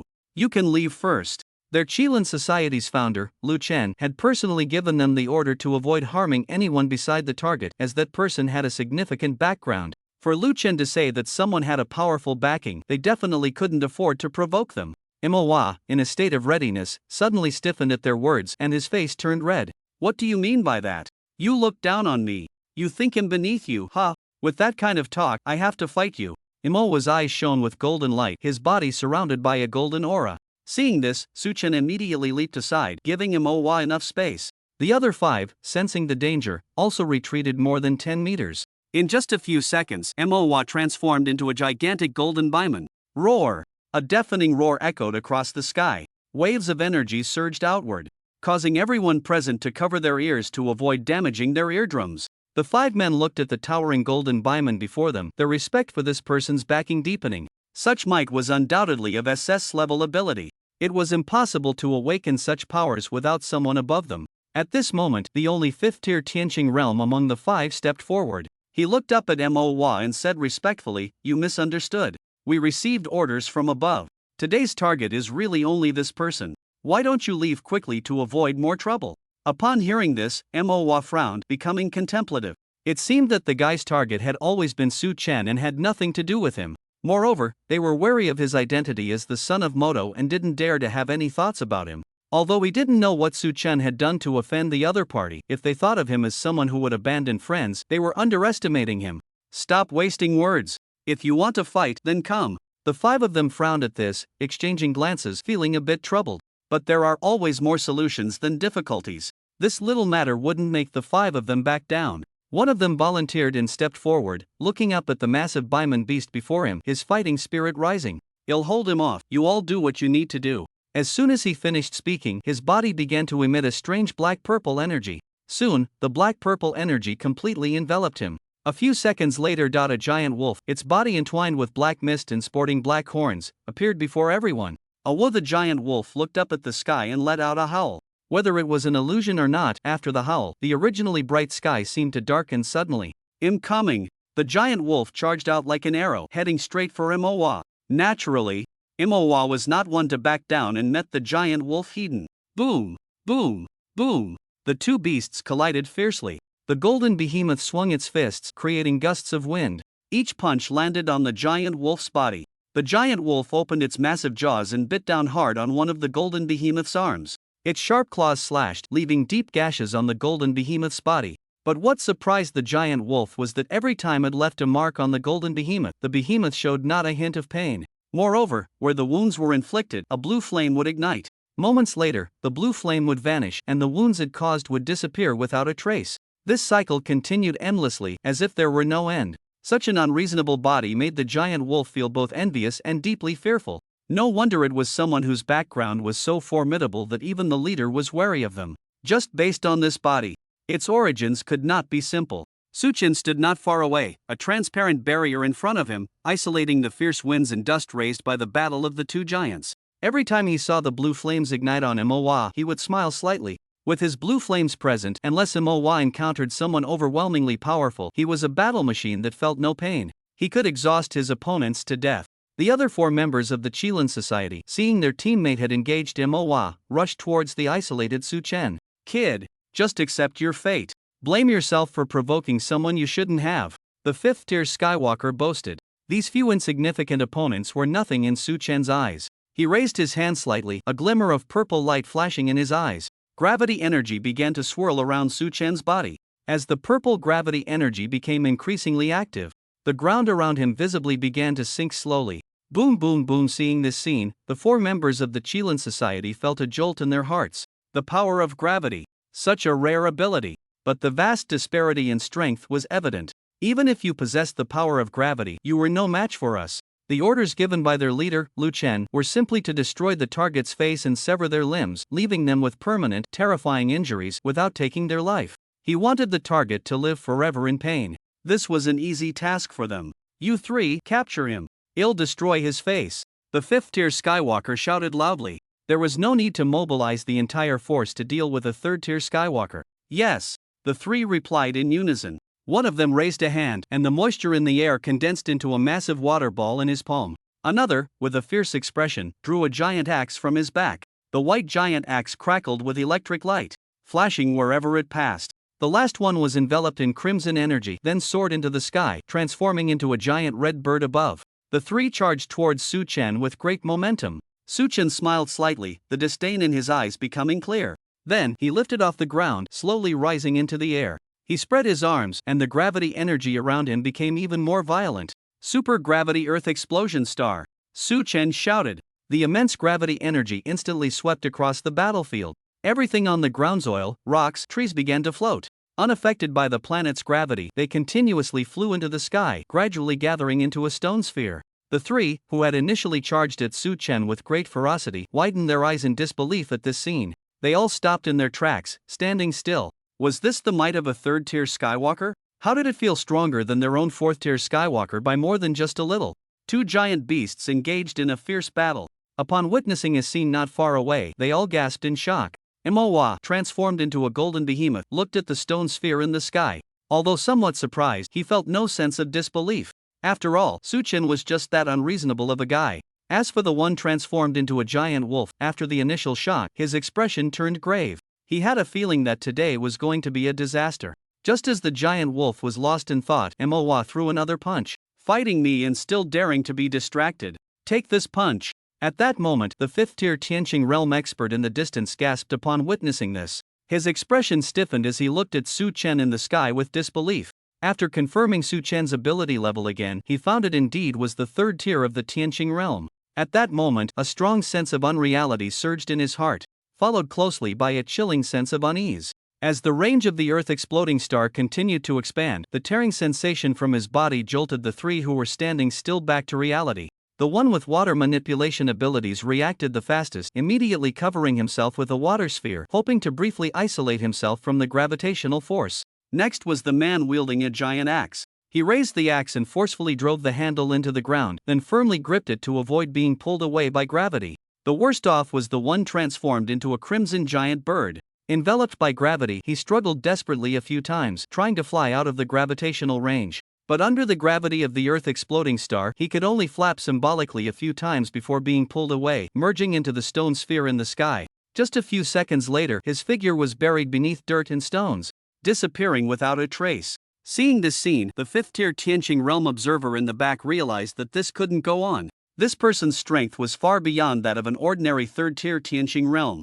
Although he appeared to be only at the 3rd tier, his true strength should be at the 5th tier. He had to take action and end this quickly. Without hesitation, he suddenly vanished from his spot, leaving behind a mass of foul-smelling black substance. At this moment, the other 2 on the scene turned red-faced, clearly nearing their limit. The water in the sphere had already been drained by more than half. The giant axe embedded in the ground was also starting to loosen. It wouldn't be long before the 2 would be sucked into that stone sphere in the sky. Su Chen looked at his masterpiece with satisfaction, nodding to himself. Despite using such a power-consuming technique, he felt no fatigue at all. It seemed that after advancing to the 3rd tier of the Tianqing realm, his blue bar had increased significantly. Just then, Su Tong reminded him, Su Chen, That fifth-tier Tianqing realm guy is approaching you quickly. Su Chen immediately focused. Before he could prepare, a large hand suddenly struck from behind. The chill from behind made Su Chen's heart tighten. An elastic barrier burst forth from within him. Boom! A loud noise erupted as the attacker was sent flying. With a whoosh, he crashed to the ground and slid several meters before coming to a stop. Cough, cough, cough. Blood trickled from his mouth and his eyes revealed unprecedented shock. Was that elasticity? But wasn't his ability gravity? Am I dreaming? But why does the pain feel so real? Just as this person was doubting his life, Su Chen's distraction caused the still-forming Earth exploding star to suddenly break off and begin to fall without warning. The two on the ground, no longer under the gravitational pull, regained their freedom. Breathing a sigh of relief, they looked up and broke into a cold sweat. If such a massive stone sphere fell on them, they would definitely be done for. The two turned and ran, prioritizing their lives. Seeing the two flee and losing his target, Su Chen slowly retracted his gravitational power. He no longer maintained the Earth exploding star, allowing it to fall. The Earth exploding star, with a diameter of several dozen meters, slowly descended from the sky. Boom, boom, boom. The exploding stars crashed to the ground, creating a large pit. At the same time, waves of air surged, carrying dust and sand that spread outwards. In just a few seconds, the entire area was engulfed in a cloud of dust, reducing visibility significantly. Suddenly, a water prison rose beneath Su Chen's feet. The water prison took on the shape of a birdcage, gathering above Su Chen and trapping him inside. Looking at the water prison surrounding him, a glimmer of surprise flashed in Su Chen's eyes. Immediately after, a giant axe crackling with electricity fell from the sky, directly cleaving towards Su Chen. At that moment, the birdcage-like water prison transformed. It tightened instantly, becoming shackles that firmly bound Su Chen's limbs. The giant axe, crackling with electricity, fell straight down. It struck Su Chen's shoulder with a thud. Bang! A muffled sound echoed, as if it had struck a steel plate. The wielder of the giant axe, hearing this muffled sound, froze in disbelief, staring at the calm Su Chen in front of him.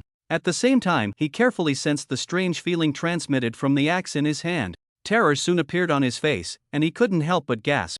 Although he had exerted all his strength, he could clearly feel that his axe had not struck the flesh of the person in front of him. The cold, hard sensation from the axe made him doubt whether the person before him was a robot. This kind of formidable body was indeed no longer human. At this moment, Su Chen's eyes had unknowingly transformed into dragon pupils.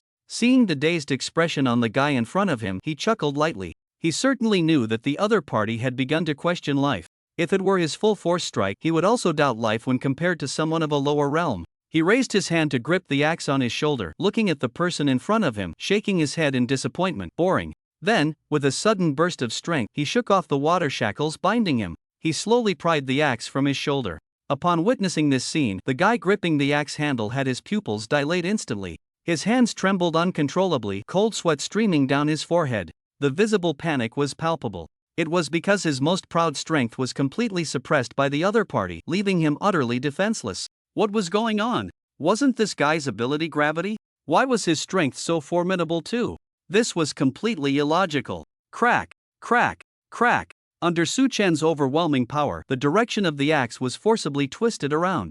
At this moment, the roles of attack and defense had reversed. The gleaming axe blade was now aimed at its owner. Watching the axe blade slowly press towards him, the man was already pale with fear. His gaze kept switching between Su Chen and the axe blade. Gritting his teeth, he exerted all his strength. But he still couldn't withstand Su Chen's unreasonable power. At this time, the dust that had enveloped the area dispersed and visibility was restored. Under the astonished gazes of the crowd, two dragon horns sprouted from Su Chen's forehead, his hands transformed into dragon claws. The dragon tail behind him waved continuously, and his feet gradually floated off the ground. The dragon human body unconsciously radiated dragon might. The crowd felt this dragon might and couldn't help but shiver, especially the guy in front of Su Chen. His pupils trembled, staring in disbelief at this scene. Gravity ability combined with dragon transformation ability. A dual ability user. Now he finally understood why his strength couldn't compare to the other parties. It would be strange if he could compete with a monster. In his dragon human form, Su Chen's strength increased significantly again. He suddenly exerted force with both hands, driving the axe blade directly into the other man's neck. Put! Bright red blood gushed out, splattering all over Su Chen's face. Seeing the amount of blood, it was clear he had struck a major artery. Due to the massive blood loss, the man's face instantly turned pale. Seeing this, Su Chen slowly pulled the axe out of the man's neck. The man fell back, lying on the ground. raising his hand to cover the massive wound on his neck, his eyes filled with fear. Su Chen, seeing this, wore a calm expression. A celestial realm ability user, although he had only one life transition, was essentially no longer a mortal. Even with a major arterial bleed and no treatment, one wouldn't easily die. The self-healing ability of the Tianqing realm is no joke. With this thought, Su Chen's expression turned cold. He raised the axe in his hand, aiming the handle at the guy on the ground. Then he suddenly exerted force. The tapered axe handle instantly pierced the man's chest, penetrating his lungs, making him experience the agony of breathlessness. Suddenly, in the sky, a giant bird engulfed in crimson flames appeared. It then charged towards Su Chen at an extremely rapid speed. Su Chen's gaze turned slightly cold as he floated quietly in midair. As the giant bird approached, he finally raised his arms. Boom! With a loud crash, everyone looked at the scene in midair, their eyes wide open. They saw that the flame-wreathed giant bird was now firmly grasped by Su Chen at its beak. Even as the flames scorched him, he showed no sign of pain. Too weak, Su Chen said softly. He then exerted force with both hands, crushing the giant bird's beak with his bare hands. Next, he grabbed the giant bird's head and slammed it down hard. Boom! The massive bird crashed down onto the person with the axe handle embedded in his chest, driving the axe handle further into him. The severely injured giant bird had its flames gradually extinguished, reverting to its original human form. At this moment, he was already gravely injured and unconscious. His face was a bloody mess, his mouth had vanished, revealing a mouthful of bloody rotten teeth. Su Chen shook his hand, just about to check on the status of the others when a voice suddenly rang out. 8 directions return to ruins. As soon as the words fell, the ground beneath Su Chen began to tremble. It then suddenly cracked open, revealing massive fissures. Whoosh! A torrent of underground water surged forth from the cracks like water dragons. Under the control of the water manipulator, the powerful flow quickly surrounded Su Chen at its center. Seeing this scene, the water manipulator couldn't help but smile. He was about to succeed. Combine.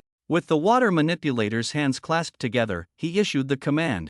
The swirling water around Su Chen, upon receiving the order, rushed towards him. Looking up at the towering water wall, feeling the mist hitting his face. Interesting, I underestimated this guy. A cold glint flashed in Su Chen's eyes as he exhaled a breath of cold air. Ice Age. Suddenly, endless cold air surged outward in all directions. The cold air made contact with the water flow, instantly freezing it. The torrents rushing towards Su Chen quickly turned into blocks of solid ice. Freezing in place. The water manipulator, who thought he had the upper hand, watched in disbelief as the water he controlled turned into solid ice. His eyes were about to pop out. 3 abilities. What the hell was he supposed to do now? He was truly impressed. Gravity. Transforming Dragon. Freezing. 3 abilities, all-encompassing and flawless, a perfect hexagonal warrior. No wonder it was so difficult to take down a guy at the 3rd level of the Tianqing realm. His talent was evident. Manhwa, seeing Su Chen display his might, was not surprised at all. The giant wolf fighting Manhwa furrowed its brow upon witnessing this, completely losing confidence. It felt it was time to flee. Su Chen retracted the cold air emanating from his body, finally letting out a sigh of relief. Su Chen, above you! Su Tong shouted loudly. Su Chen's eyes widened in shock, and as he looked up, everything went dark in an instant. Following that, a sharp pain surged through his eyes and face. Su Chen struggled to open his eyes, but even when he did, it was still pitch black. He was blind. Su Chen thought in disbelief. Moreover, he might have been disfigured. Now blind, Su Chen had no idea how terrifying his appearance was. His eyeball had been corroded to the point of being reduced to half. Large patches of skin had fallen off his face, revealing glimpses of his facial bones. At this moment, the attacker slowly landed on the ice wall, looking at Su Chen's current appearance with a smug smile. This person was the one who had been sent flying by Su Chen, a 5th-level Tianqing realm practitioner, unexpectedly, lurking in the shadows, waiting for an opportunity to strike at Su Chen. Kid, my ability is the S-level Corruption Bat King. What I've given you is my corruption poison. This toxin won't easily disappear from your body. But don't worry, I've controlled the dosage, it won't take your life. It will gradually erode your blood, nerves, and brain, rendering you incapable of action, turning you into a blind, ugly, motionless vegetable. Unless you advance to the Heavenly Guardian realm, you won't be able to completely eliminate the toxin from your body. But with your current state, don't even think about advancing to the Heavenly Guardian realm in this lifetime. At this point, the man couldn't help but burst into laughter. Ha ha, he enjoyed poisoning those with better talents than him. Gravity? Elasticity? Dragon transformation? Freezing? So what if you are a 4 ability user? Once you are eroded by my toxin, you must fall into despair. Listening to the man's arrogant words, Suchen pondered for a long time before finally chuckling nonchalantly. You think this little poison can cripple me? Aren't you getting a bit old for such naivety? The man, who was laughing heartily on the ice wall, suddenly had his smile freeze at Suchen's calm retort. Under the man's shocked gaze, Suchen's body suddenly ignited with a blue flame. Under the influence of the blue flame, the skin that had fallen from Suchen's face was visibly regenerating at a rapid pace. The eyeball that had been corroded halfway was also starting to regain its brightness. In just a few seconds, Suchen's terrifying face returned to its original state, without a trace left. Witnessing this scene, the previously arrogant man was instantly extinguished of his bravado. This 5 abilities. This defies logic. The man's expression turned fearful as he looked at Suchen, speechless. In just a few seconds, he had fallen from heaven to hell. He actually had a healing ability with incredible effects hidden away. On a distant peak, a girl lay on the ground, using a high-powered telescope to observe the situation. Seeing Suchen restore his disfigured face in just a few seconds, she couldn't help but gasp. Another ability. And this healing effect. It seems even more incredible than my mother's. After a brief moment of disbelief, her telescope shifted focus. She looked towards the nearby golden behemoth, which was battling a giant wolf, her eyes flashing with an inexplicable meaning. With his face restored to brightness, Suchen looked up at the man standing on the ice wall, a chill flashing in his eyes. The man, seeing the murderous intent in Suchen's gaze, showed a look of terror, his body tensing up instantly. Without a moment to think, he spread his bat wings and turned to flee. But Suchen would not let this person escape easily. He raised his right fist, and high-temperature flames gradually wrapped around his dragon claw. Flame Dragon Fist! Suchen shouted. He then swung his right fist fiercely. The violent flames erupted from Suchen's right fist, transforming into a ferocious flame dragon with its mouth wide open. It roared. It howled. Charging straight towards the man fleeing into the sky. The man thought he could escape with his speed. But suddenly, a fireball shot up behind him. Just as he turned to see what was happening, he was met with a scene of crimson. Boom! The ferocious flame dragon struck the man's back hard. The scorching flames instantly engulfed him, tearing his bat wings to shreds. The man's clothes turned to ashes, his body charred, and his hair completely gone. His brain malfunctioned, and he helplessly fell from the sky, crashing hard to the ground. Crack! The man spat out blood, mixed with some internal organ fragments. Clearly, the fall from such a height had shattered his organs. Witnessing this scene, the giant wolf fighting with Manhwa turned and ran. A dead friend is better than a dead Taoist. The mission was definitely impossible to complete. He still wanted to live. Manhwa stood in place, staring blankly at the fleeing giant wolf. Finally, he shook his head in disappointment and gradually transformed into human form. Running away without a clear winner, lacking any fighting spirit. Suchen approached the man, whose body was charred black, and looked around. The water manipulator had vanished without a trace, seemingly having fled. As for the two earlier, who he had severely injured and knocked unconscious, they had long been frozen into ice blocks by the cold he emitted.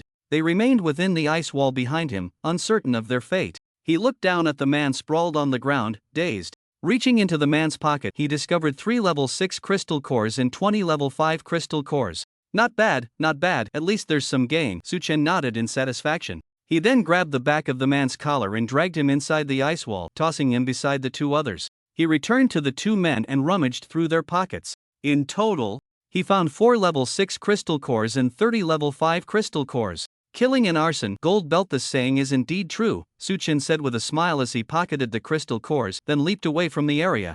The ice walls surrounding him emitted a bone-chilling cold, waking the charred man somewhat. He looked around and realized he had entered the interior of the ice wall. Just as the man felt confused, Suchen had already reached the edge of the ice wall, pressing his palm against it. Shatter! Suchen whispered.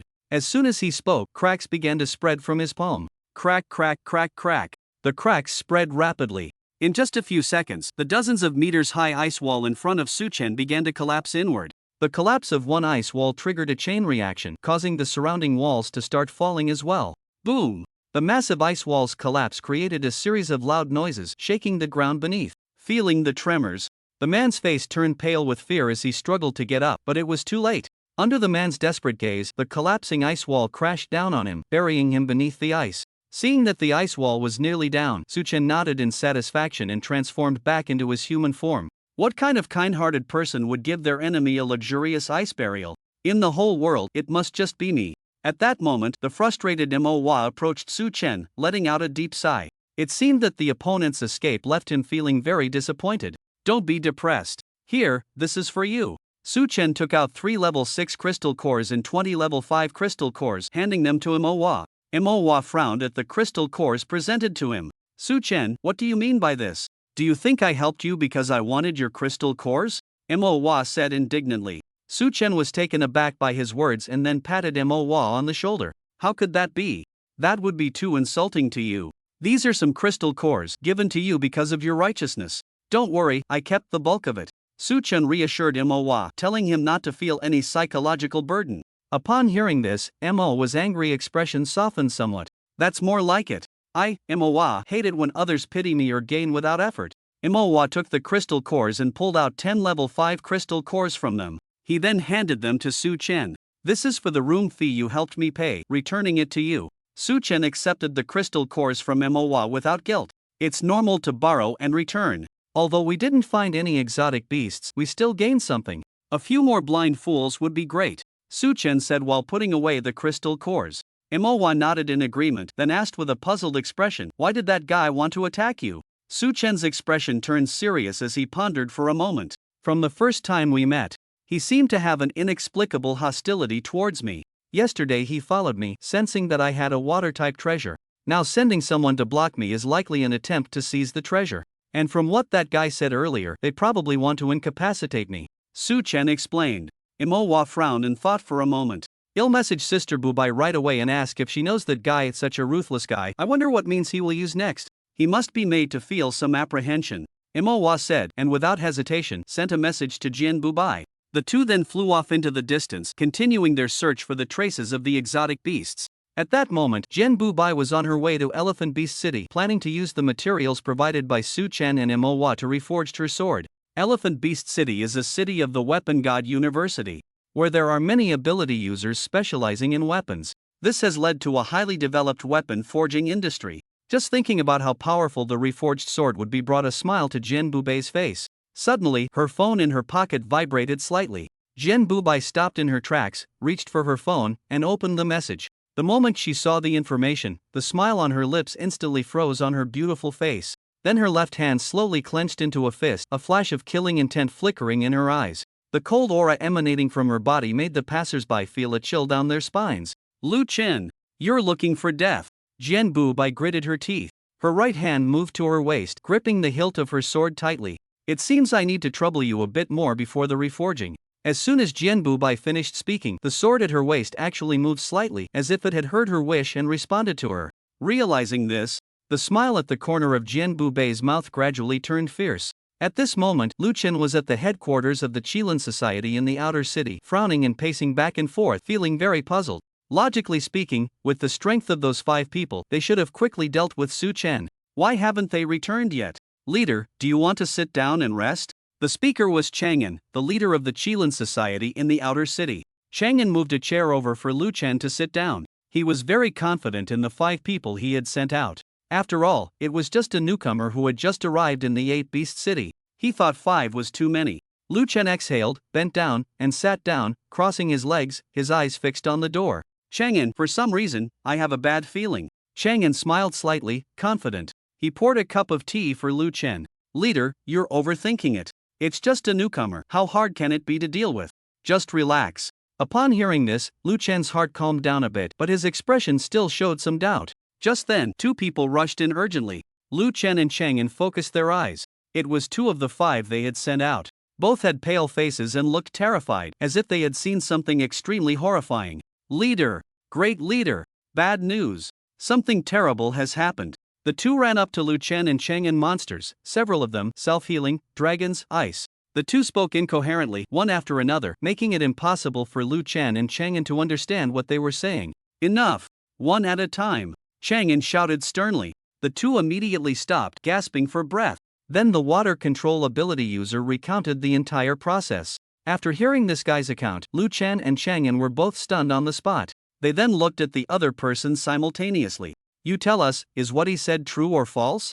If you dare to lie, the Qilin Society won't spare you. Chang'an's expression was urgent as he sought confirmation. Upon hearing this, the other person nodded without hesitation. It's all true, not a single word of falsehood. Chang'an pondered for a moment, then turned to look at Lu Chen. Lu Chen's eyes widened, his brows furrowed tightly.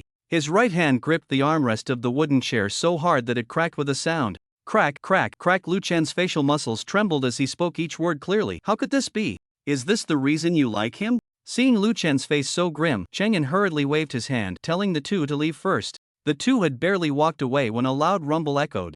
The roof of the Qilin Society was suddenly blown off, and blinding sunlight poured in through the empty roof. Cheng Yin's expression was stiff. The aura of the strong from the heavenly blessing realm in the sky made him dare not move an inch. Lu Chen's eyes widened, staring blankly at the undefeated sword in the sky. At this moment, the undefeated sword had a face as cold as frost. In his hand, he held a severely injured man. The man was dressed in black Kirin Society attire, clearly one of their members. The undefeated sword slightly raised his hand and threw the man in front of Lu Chen. The man fell heavily at Lu Chen's feet, spitting blood, with a deep sword wound across his chest. Lu Chen, come out and die. The undefeated sword raised his sword, the tip aimed at Lu Chen, coldly stating. Upon hearing this, Lu Chen's expression stiffened. Then, he forced a smile at the corner of his mouth. Is there some misunderstanding between us? Seeing Lu Chen's reaction, the undefeated sword snorted coldly. Lu Chen, I don't have time for your nonsense. The ones who tried to kill me still dare to wear Kirin Society's clothes. Are you afraid people won't recognize you? Members of the Kirin Society really lack common sense. Lu Chen, if you dare to do it, you must dare to face the consequences. Hiding and covering up, are you still a man? Upon hearing these words, Lu Chen's face suddenly stiffened. Oh no, I forgot to tell them to change their clothes. These guys really have no brains. I didn't say anything and they couldn't even disguise their identities? Seeing that the situation was already set in stone, Lu Chen sneered and no longer denied it. Since it has come to this, I won't hide it anymore. That's right, it was me. Seeing Lu Chen admit it, the undefeated sword's expression grew colder. The sword in his hand trembled slightly, already prepared to strike. Lu Chen then spoke again, but whether you believe it or not, I never intended to kill him. I just wanted to teach him a little lesson. Upon hearing this, the undefeated sword immediately scoffed. Lu Chen, what are you? Still here trying to teach me a lesson? Look in the mirror, see yourself, do you deserve it? At these words, Lu Chen's face darkened. Such blatant disdain made his heart feel extremely stifled. Do you really like that guy so much? Lu Chen suddenly asked. The undefeated sword's expression stiffened upon hearing this. Lu Chen, I'll say this one last time. Who I like has nothing to do with you. Don't get lost in your own world. Let me make it clear, no matter who I like, it will never be you. I think I've made myself very clear today. The undefeated sword said in a flat tone. The undefeated sword's words completely shattered the last glimmer of hope in Lu Chen's heart. At this moment, Lu Chen's face had turned extremely sinister, mixed with immense unwillingness. In that case, let's fight. As soon as Lu Chen's words fell, his body instantly transformed into a dark Kirin, charging towards the undefeated sword in the sky. Cheng Yin sensed the situation was dire and quickly fled. He couldn't intervene in a battle at the heavenly blessing realm level. The dark Kirin was enveloped in black water, which could reduce most direct damage. Mo Yuan 100 heavy blade. As Lu Chen's voice fell, the black water surrounding him instantly transformed into sharp water blades, shooting straight towards the undefeated sword. The undefeated sword swung his sword, shattering these water blades in just a few moves. Seeing that the water blades couldn't harm the undefeated sword, he called out for directions. Mo Yuan water dragons. 4 giant water tornadoes suddenly appeared, surrounding the undefeated sword. The destructive power of the water tornadoes was immense. Within just a few seconds, they flattened all the surrounding buildings. Then, the 4 water tornadoes converged towards the center. Sensing the dangerous moisture, a glint of cold light flashed in the undefeated sword's eyes. At this moment, Lu Chen had arrived above the undefeated sword. Looking down at the undefeated sword, a smug expression appeared on his face. Undefeated sword. You can't escape now. Just admit defeat. Dream on. The undefeated sword shouted loudly. With a thought, the sword in his hand seemed to sense the undefeated sword's intent. Suddenly, the sword light surged, and the sword energy shot straight into the sky. One sword strikes out. Only I am undefeated. Boom boom boom. At that moment, a white sword-shaped symbol appeared in the undefeated sword's pupils. At the same time, a series of piercing sword sounds echoed from within. Invincible sword body. Activate. Jian Bubi raised the sword in his hand, his momentum soaring to an unprecedented height. A torrent of sword energy erupted from within him, causing Lu Chen in the sky to wear a grave expression. After a weapon specialization ability user advances to the Tianyu realm, they will gain a temporary buff. Jian Bubi's current state is that she has activated her exclusive buff, the Invincible Sword Body. With the Invincible Sword Body activated, Jian Bubi was surrounded by a massive amount of sword energy.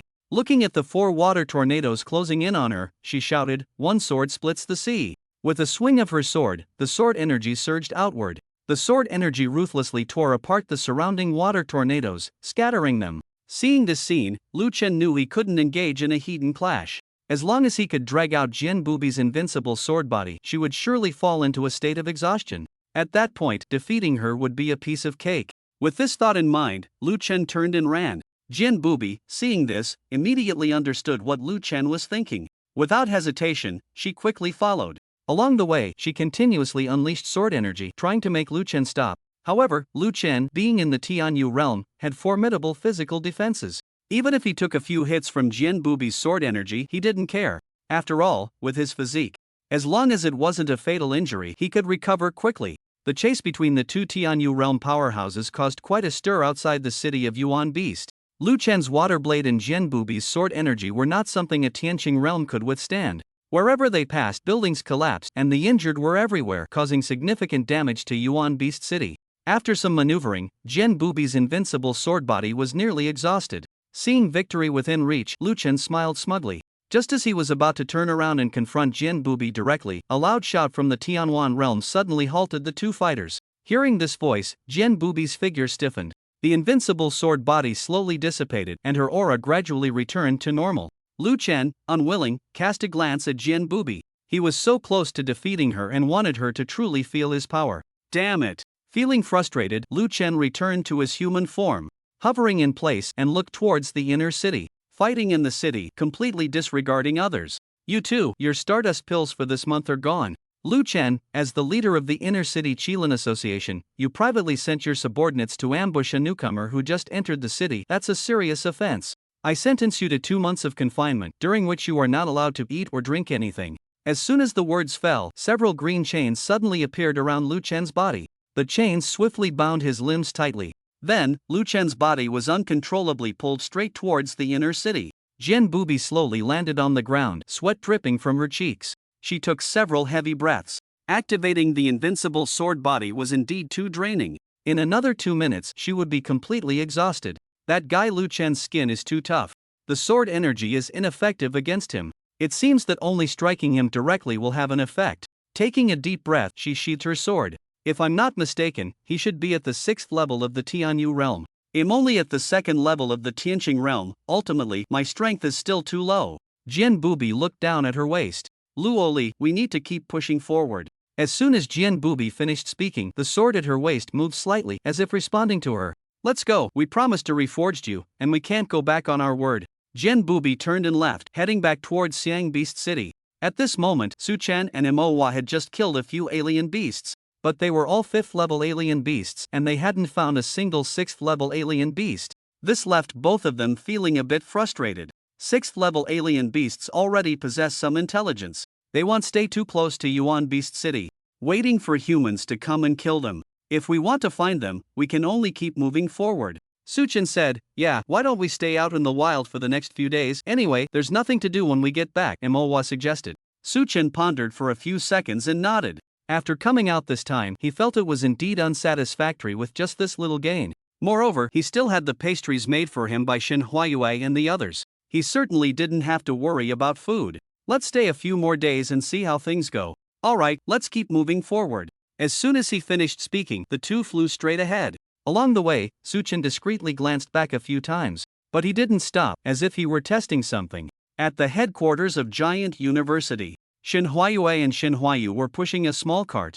They were walking down the main street back to the villa area. There were no ingredients left in the villa. Today, they were responsible for buying ingredients and also picked up many miscellaneous items. Both of their strengths had improved, reaching the 7th stage of the Transcendence realm. At their age, they could be considered geniuses among geniuses. Sister, my crystal core is almost used up. When are we going to the combat zone again? Shen Huayu turned her face and asked with a smile. Shen Huayue thought for a moment. Mine is almost used up too. The remaining should last for 1 more day. Let's go the day after tomorrow. We can go together then. Okay. Shen Huayu exclaimed excitedly, jumping a little. She couldn't wait to head back to the wild and fight the exotic beasts again. Huayu, you seem quite eager for the wild? Shen Huayue asked curiously. Of course. Shen Huayu said with an excited expression. When I fought the exotic beasts before, I could only hide behind you and help you heal. But now I'm different. With laser light, I can fight and run. And I can heal you at critical moments. How can I not look forward to that? Shin Huayu said. Shin Huayue nodded in agreement.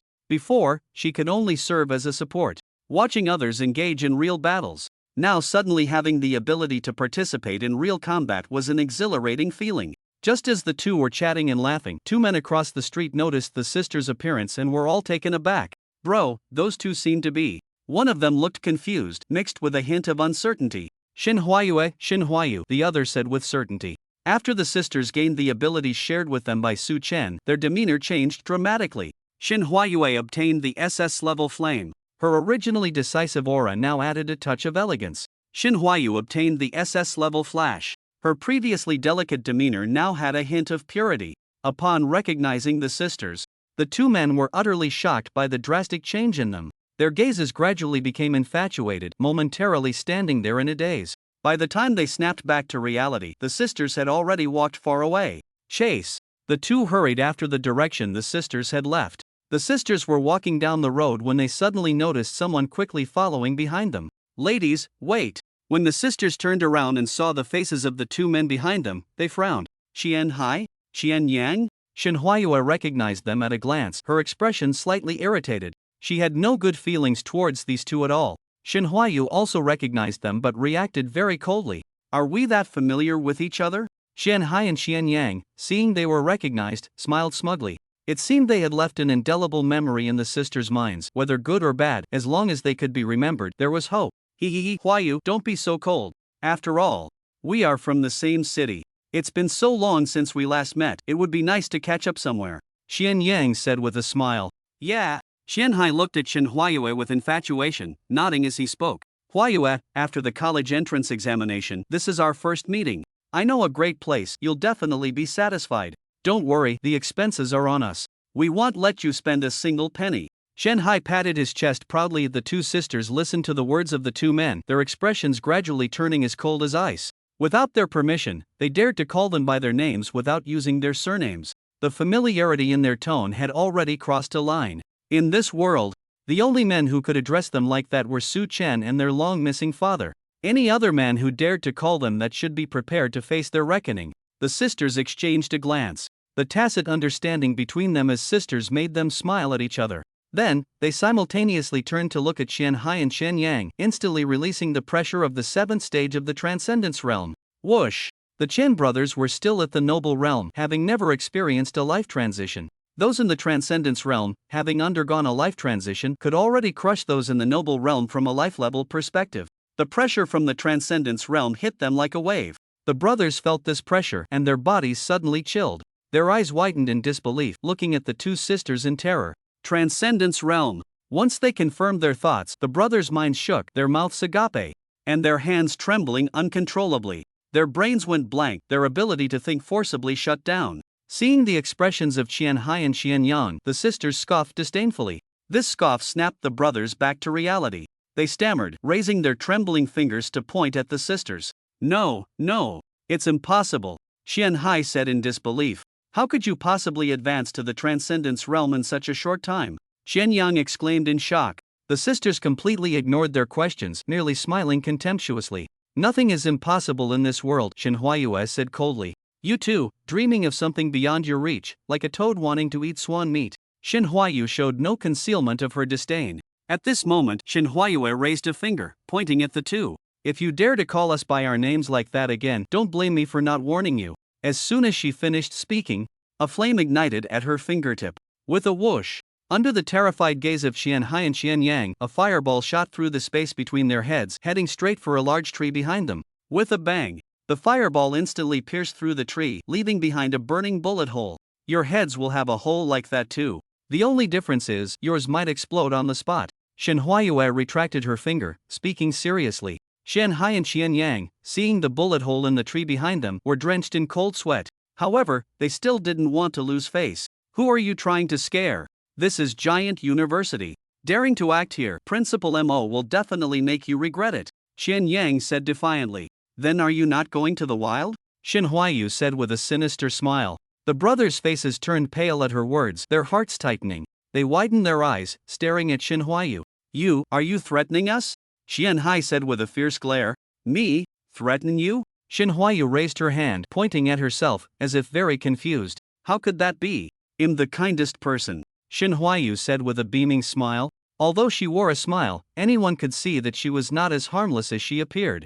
Beneath her pure exterior, a scheming heart was definitely hidden. At this moment, Shin Huayu spoke again. I just wanted to remind you to be careful when going to the wild. What if someone ambushes you and blows your head off? You wouldn't even know how you died. The brothers felt a chill run down their spines as they listened to Shin Huayu say this with a smile. It was as if something was already pressed against their foreheads. Seeing that the brothers were now afraid of them, Shin Huayu pressed the advantage. From now on, when you see us, keep your distance. Don't stick to us like a dog's skin plaster. Get lost. Shin Huayu raised her finger at the two brothers and shouted. The brothers, seeing this, hurriedly ran back, glancing over their shoulders in fear of a fireball coming their way. Seeing the two brothers run far away, Shin Huayu retracted her finger. So annoying, it's been so long, and they're still so bothersome, Shin Huayu said with disgust. Exactly. Two toads. Shin Huayu chimed in. We should show them some color. They think they really have a chance at the swan meat. Let's go. They must be starving, Shin Huayu said. Just as the two of them left, a graceful beauty emerged from a small path. Upon closer inspection, it was actually Mo Tua's daughter, Mo Qinghuan. At that moment, Mo Qinghuan looked at the departing figures with a face full of confusion. Those two are Su Chen's friends? Mo Qinghuan had investigated Su Chen's information and knew he had stayed with a pair of twins. Although she had never seen the two of them in person, she was well aware of their details. Both had lost their parents and were A-level abilities. Aside from their decent looks, there was nothing remarkable about them. Logically speaking, given their qualifications, they should still be lingering in the noble realm at this time. How did they suddenly reach the Transcendence realm? And even reach the 7th stage of the Transcendence realm? Mo Qinghuan furrowed her brows, her intuition telling her that this matter was definitely related to Su Chen. After pondering for a moment, Mo Qinghuan stepped forward, keeping her distance and concealing her presence to avoid being discovered by the two. She followed them all the way to a villa entrance. Glancing at the villa number, when she saw it was 66, a surge of unnamed anger suddenly erupted in her heart. Her fists clenched tightly, making a cracking sound. She was very familiar with this villa number. It was the one she had specifically chosen for Su Chen. Number 66. Symbolizing smooth sailing. She had hoped it would make Su Chen's cultivation journey smoother. Never would she have expected that the house she had carefully selected would be used by Su Chen to keep women. Mo Qinghuan carefully sensed the situation inside the room and found that there were not just those two sisters in the villa. There were also two other girls inside. But she did not sense Su Chen's presence. The absence of Su Chen's figure eased Mo Qinghuan's expression. If she caught Su Chen in broad daylight engaging in inappropriate behavior, she would make sure he couldn't escape. With no Su Chen in the villa, standing here was meaningless. It would be better to go wait with her father. Just as Mo Qinghuan turned to leave, a sudden exclamation came from behind her. Sister Mo. Hearing that familiar call, Mo Qinghuan's expression stiffened, and she immediately turned to look. Feng Yike? The moment she saw Feng Yike, a strange look flashed in Mo Qinghuan's eyes. This was because Feng Yike's outfit today was completely different from what she remembered. A green dress, a bow, a high ponytail, white stockings, how should she put it, very youthful. Having gotten used to the previous boyish Feng Yike, she was truly unaccustomed to the current Feng Yike at first glance. Feng Yike quickly ran up to Mo Qinghuan, her expression filled with surprise. Sister Mo, what are you doing here? I came to school to find my father for something, Mo Qinghuan replied with a smile. While speaking, her eyes kept scanning Feng Yike. Noticing Mo Qinghuan's gaze, Feng Yike couldn't help but smile slightly. Sister Mo, don't worry, I'm back to normal. Mo Qinghuan was first surprised, then looked confused. As the person who had pulled Feng Yike out of prison, she was very familiar with Feng Yike's psychological issues. She had also tried many psychological therapies with Feng Yike, but the effects were minimal, or even completely ineffective. The gradual worsening of the psychological issues had led to Feng Yike developing a problem with her sexual orientation, becoming interested in pursuing women. Realizing this, Mo Qinghuan wanted to stop Feng Yike's misguided thoughts. However, Feng Yike's gaze towards her had become strange. Every move she made Mo Qinghuan feel uneasy. Sensing this, she began to gradually distance herself from Feng Yike. She couldn't afford to get herself involved. But even though they had lost contact, she would still check on Feng Yike's situation from time to time. If there was any psychological treatment, she would have someone notify her to attend. But looking at Fong Yak's current state, it seemed that her psychological issues had improved. Her speech and demeanor had become indistinguishable from those of a normal girl. This made her very curious about how such a serious psychological problem had been cured. Can you tell me what happened during this time? Mo Qinghuan asked with a smile. Sure, come to my house, Fong Yak replied joyfully. She was very grateful to Mo Qinghuan for rescuing her from prison and helping her with psychological treatment. Although later, out of fear of her sexual orientation, she stopped contacting her, she knew that Mo Qinghuan had been silently caring about her mental state, doing her best to help her overcome her psychological shadow.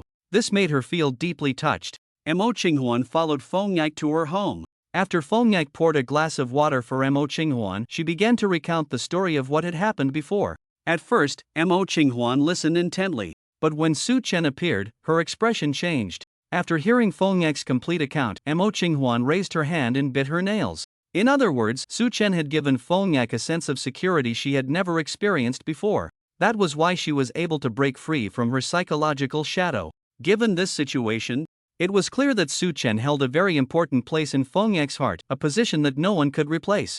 What kind of person is Su Chen to you? Mo Qinghuan asked tentatively. Upon hearing this, Fong Yak pouted. After pondering for a long time, a smile appeared at the corners of her mouth. I can't quite say, but I want to be by his side for the rest of my life. No matter what he becomes, I want to be by his side. Looking at the greatly changed Fong Yak, Mo Qinghuan felt genuinely happy for her. She could see that Fong Yak was serious. She raised her hand and patted Fong Yak's head, a smile appearing on her face. But within that smile, there was a hint of bitterness. Su Chen had helped her return to normal, she should be happy. So why did she always feel a bit suffocated inside? Shaking her head, she tried to clear the chaotic thoughts from her mind. So were you going to find Su Chen just now? Mo Qinghuan asked. Fong Yak was taken aback and then shook her head. No, Su Chen is no longer at school. Didn't he tell you? I was just going to hang out with some friends and happened to run into you. Not at school? Mo Qinghuan looked confused. Where did he go? Fong Yak replied. He said he went to a city in the Beast Continent. Only those who reach the Skywalker realm can go. Oh, she also said she was going with Manhwa. Upon hearing this, Mo Qinghuan's pupils dilated sharply. Skywalker realm? How long had it been since he entered university? The last time she saw him, he was only at the Transcendence realm. How could he have reached the Skywalker realm so quickly? His talent was even more terrifying than she had imagined. Fortunately, she had been lucky and acted decisively. If such a monster were to be snatched away by other schools, the loss would be too great. Going to a city in the Beast Continent and going with that kid Manhwa. It must be to the 8th Beast City. Calculating the time, Manhwa should have advanced to the Skywalker realm by now. That brat Su Chen didn't even tell her such an important thing. It really made her feel a bit heartbroken. Pouting, she snorted coldly. She would definitely have to question him properly later. To calm her mind, Mo Qinghuan looked at Fong Yak, curious about the friend she mentioned. You said you were going to find a friend just now? Fong Yak nodded with a smile. That's right. Her name is Yuzi, and she now lives in Su Chen's villa. Wait. She lives in Su Chen's villa? Mo Qinghuan interrupted Fong Yak. Fong Yak nodded without hesitation. That's right, Yuzi was previously Su Chen's maid. With Su Chen's help, she just recently obtained her student status. Su Chen thought that since he was leaving, the villa would be empty anyway. So he let her stay there. After hearing this, Mo Qinghuan raised her hand to support her chin, deep in thought. If she guessed correctly, the girl named Yuzi should be one of the 2 other girls in the villa besides the Shin sisters. But living in the villa area seemed a bit out of place. Previously, she was a maid, and her talent couldn't be that great. It's possible she hasn't even reached the noble realm yet. With such talent, she could live in the villa area? If those ordinary students found out, they would definitely feel some discontent. But since it was arranged by Su Chen, she didn't bother to say anything. But what about the other 3 girls? I see that there seems to be more than just Yuzi living in that villa, Mo Qinghuan asked. Yes, there are also 3 old friends of Su Chen living there, Fong Yak replied. Mo Qinghuan pondered for a moment upon hearing this. Her gaze fixed intently on Fong Yak, her expression extremely serious. So, you must know those 2 twin sisters. Fong Yak was taken aback by Mo Qinghuan's expression. Her smile gradually faded and her expression became serious. I know. Shen Huayue and Shen Huayu, what's wrong with them? Mo Qinghuan's eyes kept scrutinizing Fong Yak's face as if trying to discern something. The growth rate of their abilities is quite abnormal. This matter should be related to Su Chen, right? Mo Qinghuan asked. Upon hearing this, Fong Yak's expression stiffened. She marveled at how accurately Mo Qinghuan guessed. Then her gaze began to drift uncomfortably. In the living room, she looked around but avoided making eye contact with Mo Qinghwan. It was because Su Chen's power of sharing abilities could only be described as miraculous. Sharing his SS level ability with others would significantly enhance their ability levels and talent. With such power, Su Chen surely wouldn't want too many people to know. She didn't want to be a snitch. She was afraid of being disliked by Su Chen. She still wanted to be his next follower. And Mo Qinghwan, seeing Feng Yak's reaction, immediately knew she was right. She suppressed her shock, the corners of her mouth lifting in a light smile. Then she waved her hand, signaling Feng Yak to look her in the eye. Alright, since you don't want to say, I won't ask anymore. Upon hearing this, Feng Yak immediately returned to her previous smile. Sister Mo is nice, not putting her in a difficult position. I see you've already reached the 9th level of the Transcendence Realm. You're about to advance to the Skywalker Realm. Do you have any plans? Feng Yak immediately replied, I plan to go to the combat zone to gather the cores needed for advancing to the Skywalker Realm. After successfully advancing to the Skywalker Realm, I'll go find Su Chen right away. Mo Qinghwan felt very worried upon hearing this. You're going alone? That's too dangerous. You must find a teammate to go with you. Going to the combat zone alone is still too dangerous. Back then, she went to the combat zone alone and almost lost her life. Fortunately, she was saved by a kind group of Crimson Fire Red Apes, which led to who she is today. Speaking of which, it seems she hasn't visited the Crimson Fire Red Ape clan for a long time. She didn't even know how they were doing now. Seeing Mo Qinghwan so worried about her, Feng Yak's heart suddenly warmed. Sister Mo, you don't have to worry about me. I've already found a teammate. Oh, is it that girl named Yuzi? Mo Qinghwan asked curiously. Feng Yak shook her head, no. She is currently only at the Transcendence Realm. Her strength is not quite on par with mine. She teamed up with Shen Huayue and the others, which is just right for mutual assistance. Transcendence Realm? How old is she this year? Mo Qinghwan frowned. She's the same age as Shen Huayue and the others, Feng Yak replied. Upon hearing this, Mo Qinghwan instantly understood. It seemed that this girl named Yuzi must also be like Shen Huayue and the others. Su Chen must have done something to significantly enhance her talent as well. Otherwise, a little maid at this age, let alone the Transcendence Realm, would barely make it to the Noble Realm. So who is your teammate? Mo Qinghwan asked curiously. Lu Wuyan, Feng Yak said with a smile. Lu Wuyan? Mo Qinghwan was somewhat surprised. Regarding this Lu Wuyan, she didn't know much. She only knew that her abilities were quite peculiar. Her personality was very reclusive, and she didn't like to talk. Moreover, she had hardly ever appeared. It was truly a strange thing that Feng Yak could invite her to be a teammate. That's good. Having teammates to support each other is much better than being isolated and helpless alone, Mo Qinghwan said reassuringly.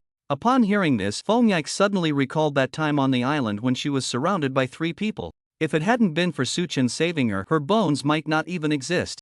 Looking at Mo Qinghwan, she said earnestly, that's indeed true. After chatting for a while longer, Mo Qinghwan stood up, intending to take her leave. I'm leaving now. Remember to find me after you advance to the Skywalker Realm. They'll take you to find Su Chen, Mo Qinghwan said, patting Feng Yak on the head. Upon hearing this, Feng Yak nodded repeatedly with a smile. She was worried about how to find Su Chen after advancing to the Skywalker Realm. Sister Mo was truly thoughtful. After Mo Qinghwan left, she headed to the principal's building to find her father, Mo Tuo. Arriving at the principal's office door, she didn't even need to knock. She directly opened the door and barged in. Hearing the door open, Mo Tuo peeked out.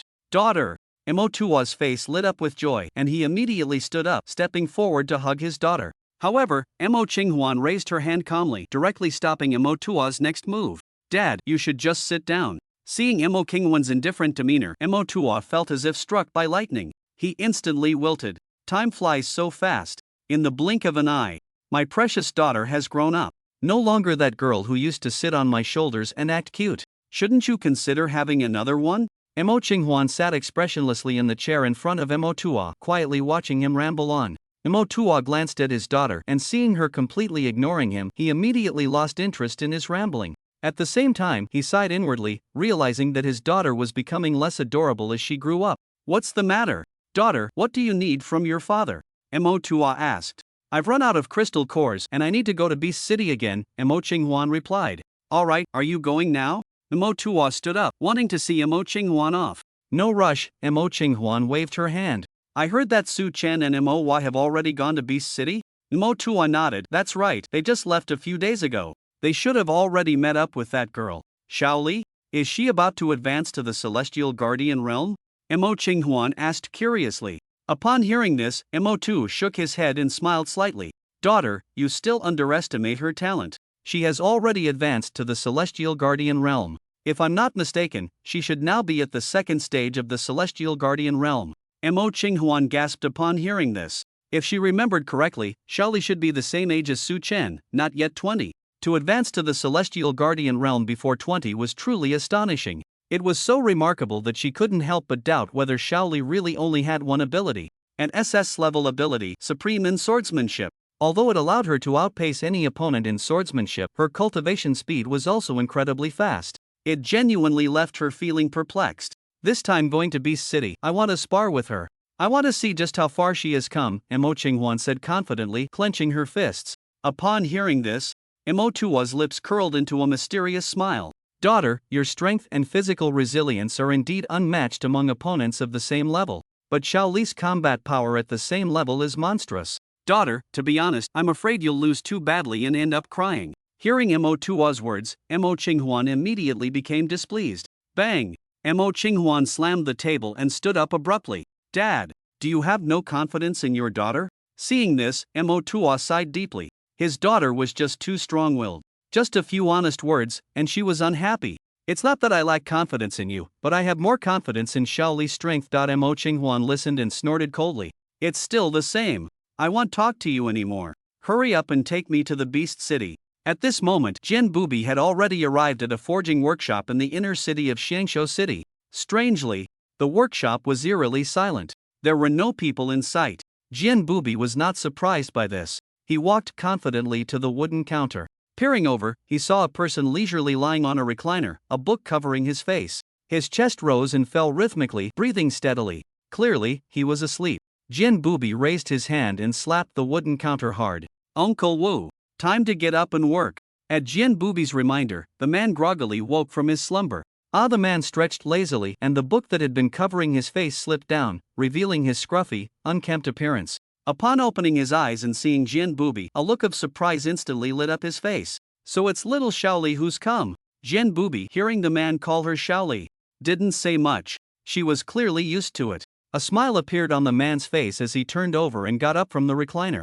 His eyes unconsciously drifted to the sword at Jian Bubi's waist. Are you going to reforge it again? Jian Bubi nodded without hesitation. She drew out the luoli from her waist and handed it to the man in front of her, also taking out the 3 materials to be added this time. The man took the luoli, his eyes fixed on the sword's body, a look of wonder flashing in his eyes. As he gently stroked the sword, he said, "Every time I see this peculiar sword, I feel incredibly happy. If only I had a weapon with self-awareness too, how wonderful that would be." The man gazed at the luoli in his hand, his eyes filled with obsession. Jian Bubi seemed to have grown tired of this and sighed helplessly. Just then, the luoli sword in the man's hand trembled slightly, suddenly jumping out of his grasp. The tip of the sword embedded itself into the wooden cabinet, shaking a few times as if it were quite displeased with the man's touch. The man chuckled lightly, not minding it at all. He greatly appreciated the luoli sword's loyalty to its master. He looked down at the materials on the table, and a look of shock reappeared in his eyes. Mother Earth Rebirth Gold. You actually found some? Lucky you, the man exclaimed. He picked up the Mother Earth Rebirth Gold and examined it carefully, nodding in approval as he did so. Then he looked at the other 2 materials on the table, a hint of confusion crossing his face. These 2, what are they?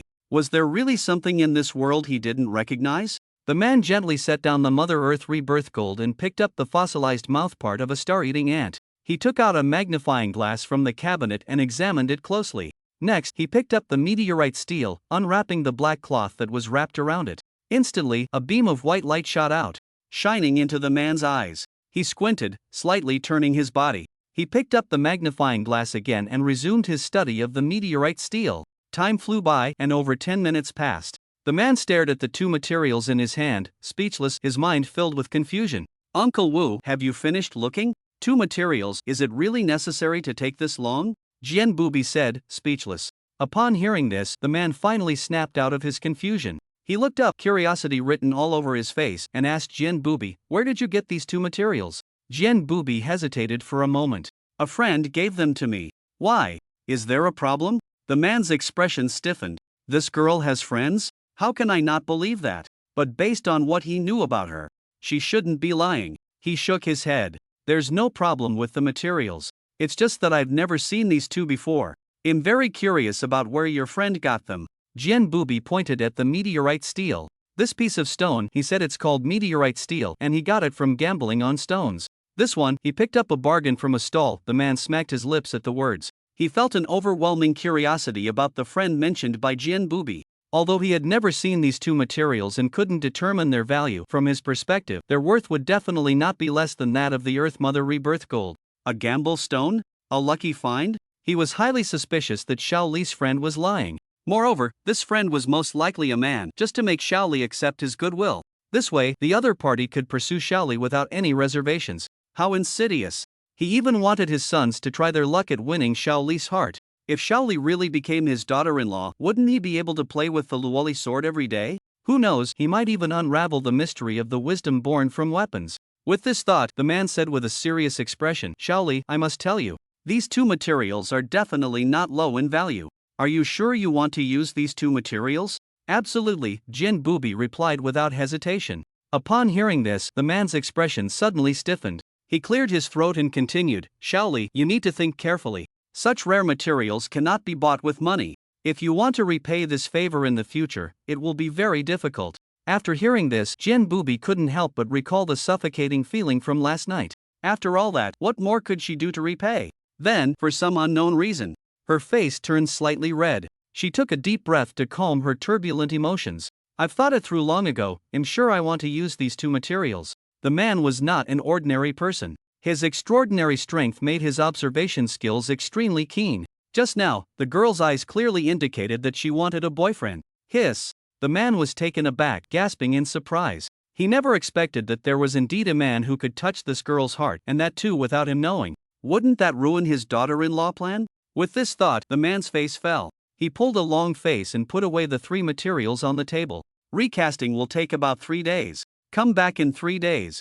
Jian Bubi nodded in agreement, looking at the Luoli sword on the table. Luoli, I'm leaving now. See you in 3 days. Upon hearing her words, the Luoli sword slightly moved, responding to its master. The man drew the Luoli sword from the table and turned to leave slowly. Jian Bubi watched the uncle's lonely figure and felt quite strange. She had never seen him like this before. But since he didn't say anything, she was too lazy to ask more. It was probably due to some boring reason anyway. Turning around, she left and returned to the Beast City, waiting for 3 days to see the brand new Luoli sword. Just thinking about it made her happy. The joyful mood made Jian Bubi's steps much lighter. Upon returning to the inner city of Beast City, she arrived in front of her small building and saw a woman standing at her door, peering inside. Jian Bubi squinted her eyes, concealing her presence, and slowly walked up behind the woman. Suddenly, she slapped the woman's shoulder. Hey! Sister Qinghuan! Jian Bubi shouted loudly. The sudden action made Mo Qinghuan's body jerk, and a hint of anger appeared on her face. She quickly turned her head. When she saw who was behind her, her anger instantly turned into a smile. Xiao Li! You little girl, have you learned to scare people now? Mo Qinghuan said with a smile. Hearing Mo Qinghuan call her Xiao Li, Jian Bubi waved her hands repeatedly. Sister Qinghuan, I am Jian Bubi now, not Xiao Li. There are too many people in Beast City, and I don't want too many to know my real name. Besides, the name Xiao Li is too elegant, it has no killing intent.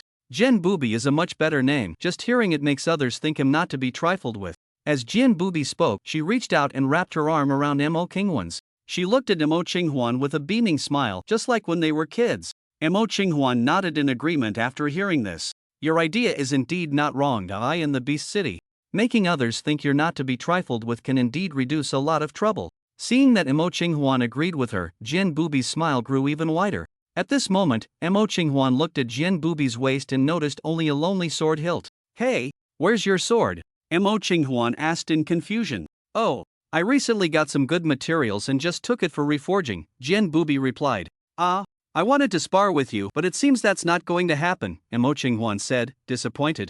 Upon hearing that Sister Qinghuan wanted to spar with her, Jian Bubi couldn't contain the fighting spirit within her. Unfortunately, without her Luoli at her waist, she could only sigh at the sea. It's okay, Sister Qinghuan. My sword will be reforged in 3 days.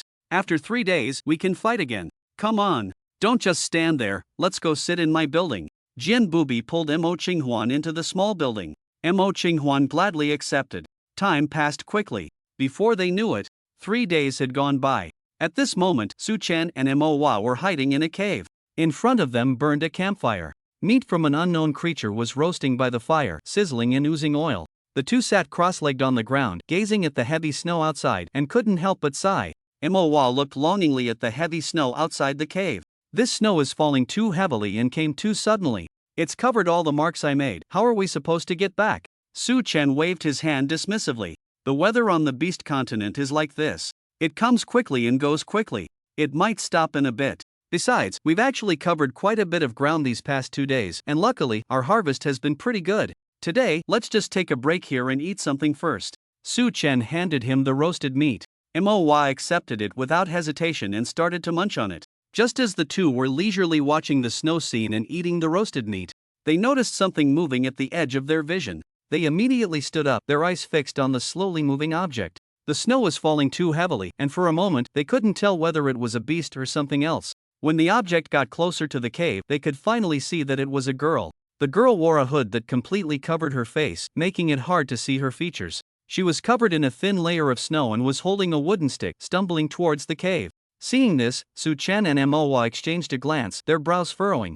In this desolate wilderness of the Beast Continent, a girl suddenly appeared, and she was walking straight towards them. No matter how they looked at it, this situation was abnormal. Su-chan, what do you think?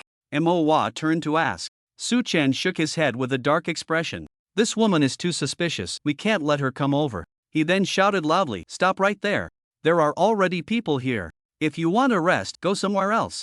After Su-chan shouted, the girl immediately halted. She looked up at the cave ahead, her eyes flashing with a hint of unwillingness. These two big men had no gentlemanly demeanor at all. In this icy world, seeing such a frail girl, shouldn't they quickly invite her into the cave and treat her well? Yet these two guys were actually trying to chase her away. They really weren't afraid of her dying out here.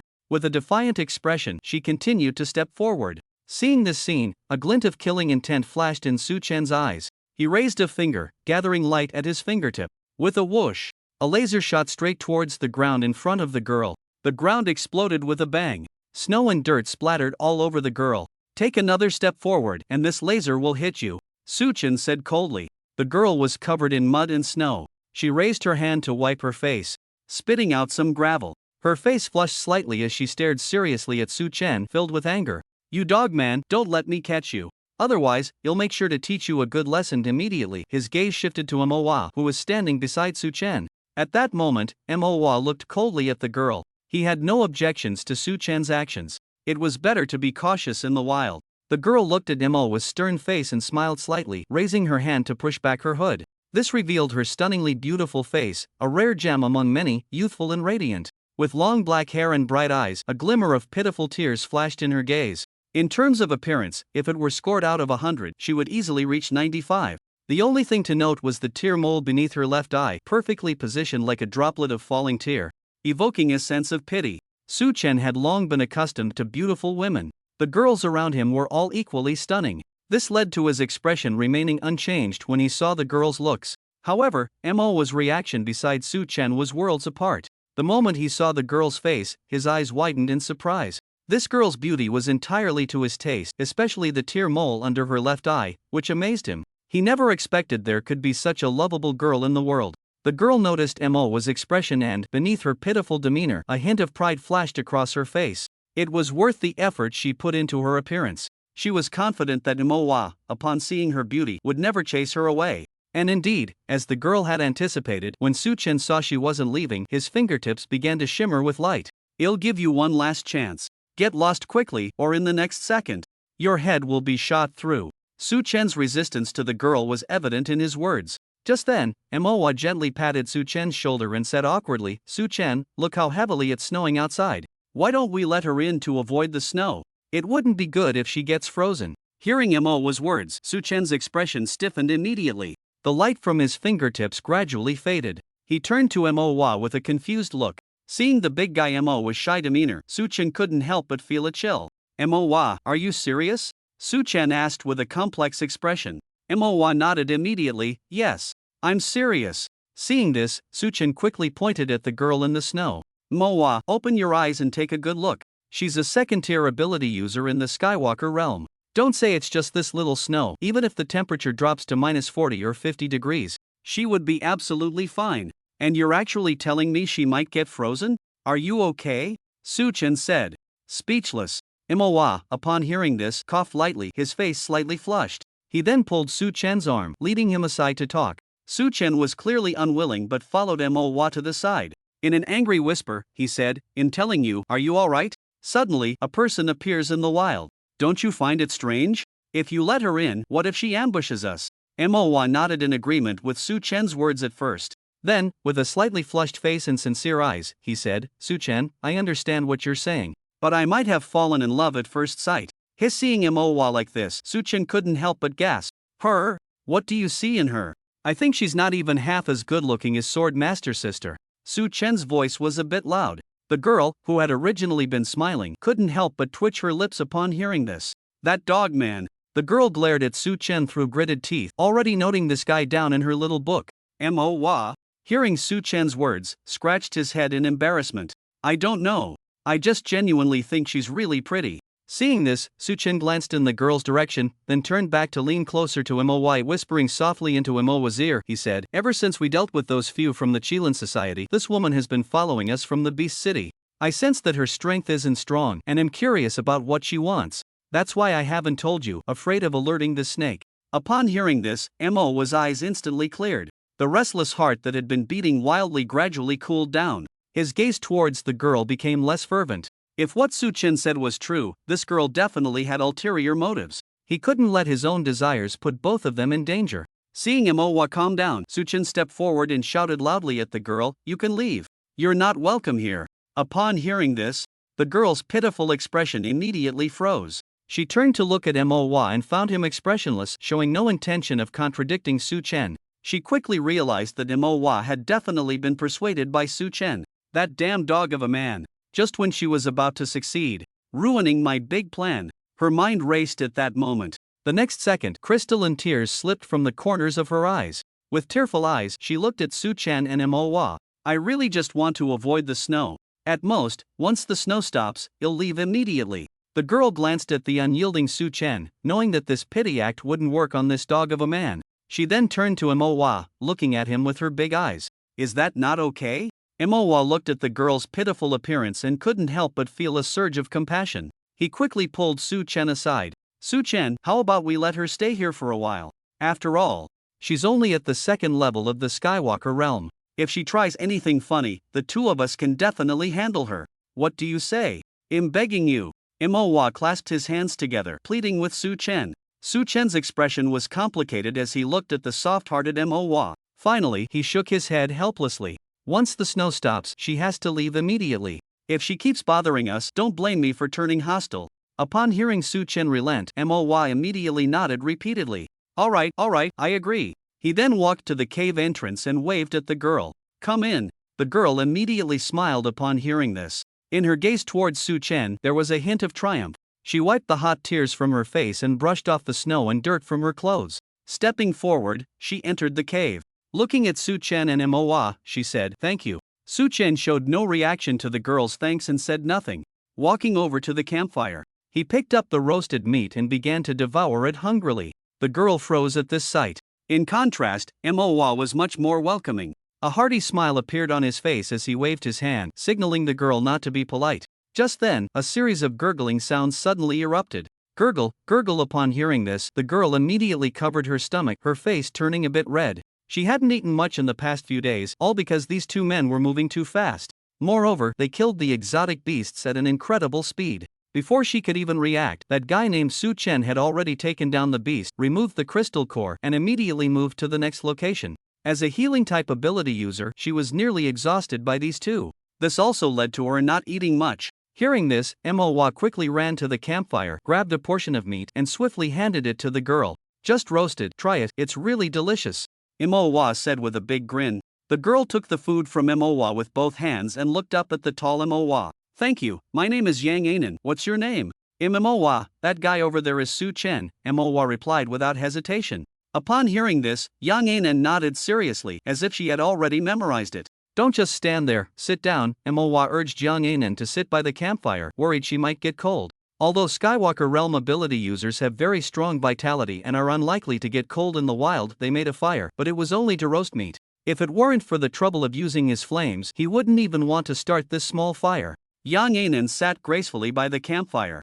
Moa was sitting not far to her left. After finishing the roasted meat in her hand, Yang Anan raised her hand to touch her stomach. There was finally something in her stomach. Yang Anan, how did you end up here? Moa asked curiously, his heart racing, fearing that Yang Anan would disappoint him and lie to them. Yang Anan was taken aback by the question. After pondering for a moment, she replied, I am a student at Iceflame University. The city of Iceflame University is called Insect Beast City, you should know it, right? Upon hearing the name Insect Beast City, Moa nodded seriously. Su Chen fell into deep thought. Insect Beast City. By its name, it should be on the territory of one of the 9 beast emperors, the Butterfly Emperor. After all, among the 9 beast emperors, there was only one insect-type exotic beast. So how did you end up here? Moa asked with a frown. Upon hearing this, Yang Anan seemed to think of something. She trembled all over, breaking out in goosebumps.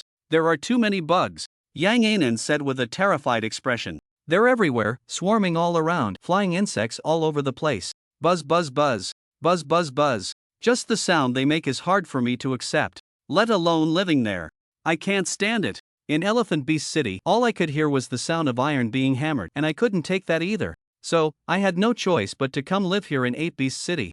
After saying all this, Yang Anan fell silent. The atmosphere became quiet. In the stillness, Mo's warm smile had long disappeared, replaced by a gloomy and disappointed expression. The fact that Yang Anan still hadn't mentioned why she was following them could only mean that she was feeling guilty. She definitely had some ulterior motive. Looking up at Su Chen, he found Su Chen was also looking at him. Su Chen's gaze was indifferent, as if he had already anticipated that Yang Anan wouldn't tell the truth. Seeing this, Mo's face turned pale as he lowered his head. His sincerity had ultimately been misplaced. At that moment, the snow outside continued to intensify. The sky was overcast, shrouded in gray. Snowflakes fell rapidly, with visibility less than 3 meters. Given the snow's intensity, it seemed unlikely to stop today.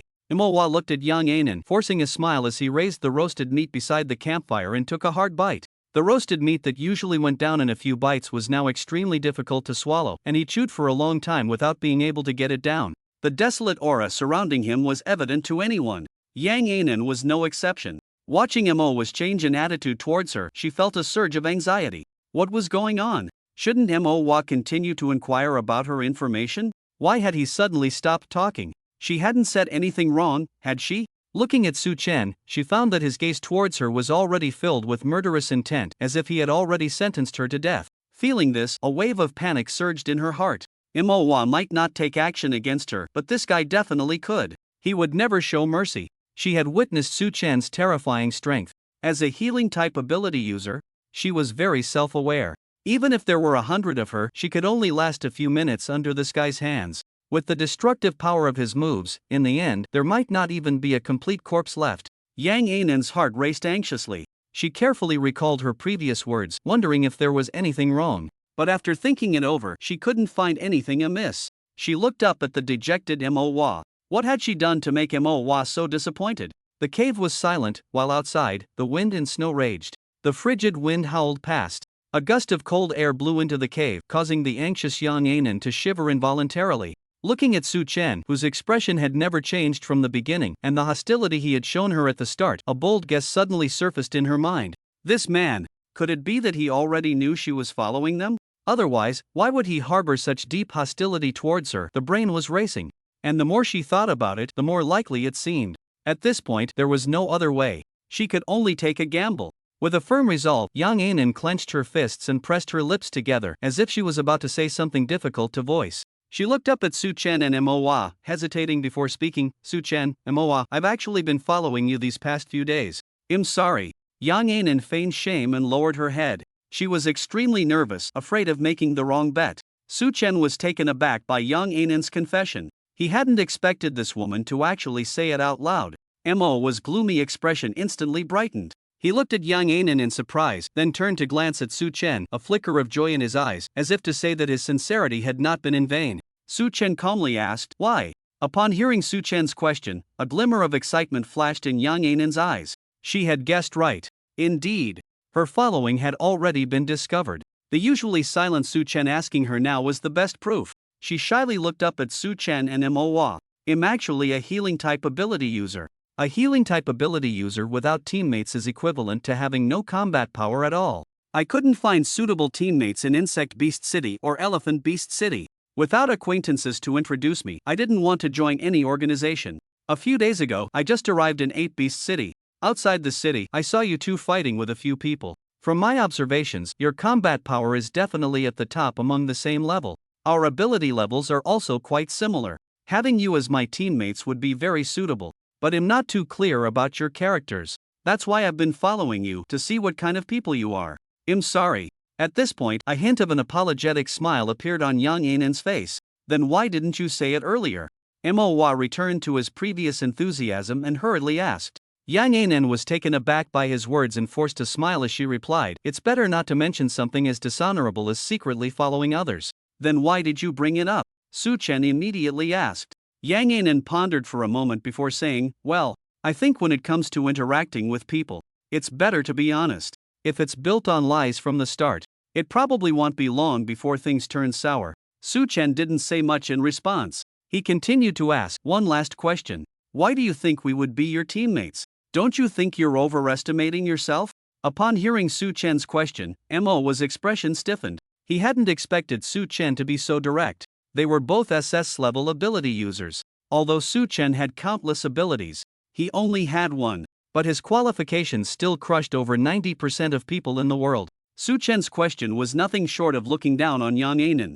Mo glanced apologetically at Yang Ainen. Then he raised his hand, wanting to stop Su Chen from asking further. However, Yang Ainen waved her hand dismissively. "Moa, I'm fine. Su Chen is right. If you want excellent people as teammates, you must also be excellent enough. Otherwise, you'll only be looked down upon by others," Yang Ainen said seriously. As soon as she finished speaking, she clenched her hands in front of her chest. Her pupils turned black and white. Suddenly, a pair of black and white wings spread out behind her. The black and white combination, this strange beauty, made Yang Ainen look like a half-fallen angel. SS-level ability, Black and White Holy Dove, possessing healing, stamina reduction, and curse abilities. White represents healing and stamina reduction, while black represents curses. However, because curses consume a lot of my stamina and have a certain chance of backlash. During battles, I basically only use healing and stamina reduction to assist my teammates, and I rarely use curses, Yang Ainen said, her face full of confident smiles. Of course, with an SS-level ability, she had the capital to be confident. Su Chen looked at Yang Ainen with great interest. An SS-level healing support ability. Indeed, very few teams could refuse such a person from joining them. Healing support abilities are rare. An SS-level healing support ability is even rarer. It seems that Yang Ainen's background is definitely not ordinary. What could she be approaching us for? Yang Ainen would never have guessed that revealing her abilities would raise Su Chen's wariness of her to a new level.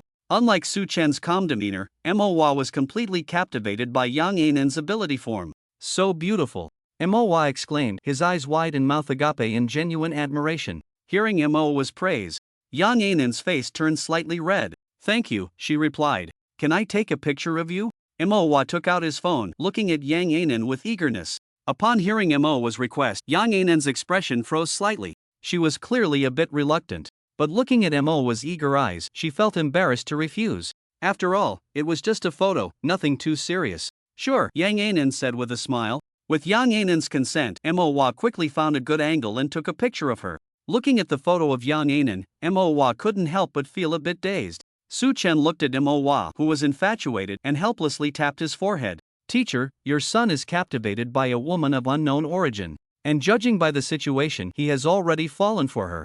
At this moment, Yang Ainen had returned to her original appearance, confidently looking at Su Chen. "How about it? Am I qualified to be your teammate?" Just as Yang Ainen was filled with confidence, Su Chen shook his head, instantly dousing her with cold water. Yang Ainen asked in disbelief, "No? Why not?" Su Chen smiled slightly and slowly took out the Sword Edge Society badge, raising his hand to show it to her. "We have an organization called the Sword Edge Society. If you want to join us, you must join the Sword Edge Society." Sword Edge Society? Yang Ainen looked at Moa with a confused expression. She saw Moa also take out the Sword Edge Society badge and handed it to Yang Ainen. Yang Ainen took the badge and examined it carefully, finding nothing remarkable. She had just arrived in 8 Beast City not long ago. She had only heard of organizations like the Steel Eagle Society and the Qilin Society. This Sword Edge Society was completely unknown to her. Sword Edge Society sounds like an organization from Elephant Beast City. And it seems I haven't really heard of this organization's name before? Yang Anan said, returning the badge to Moa with a puzzled expression. This is an organization my sister just founded. There are only 3 members in total, so of course, ordinary people wouldn't know. Moreover, my sister has no intention of expanding the organization. Moa said earnestly. Ha, only 3 people.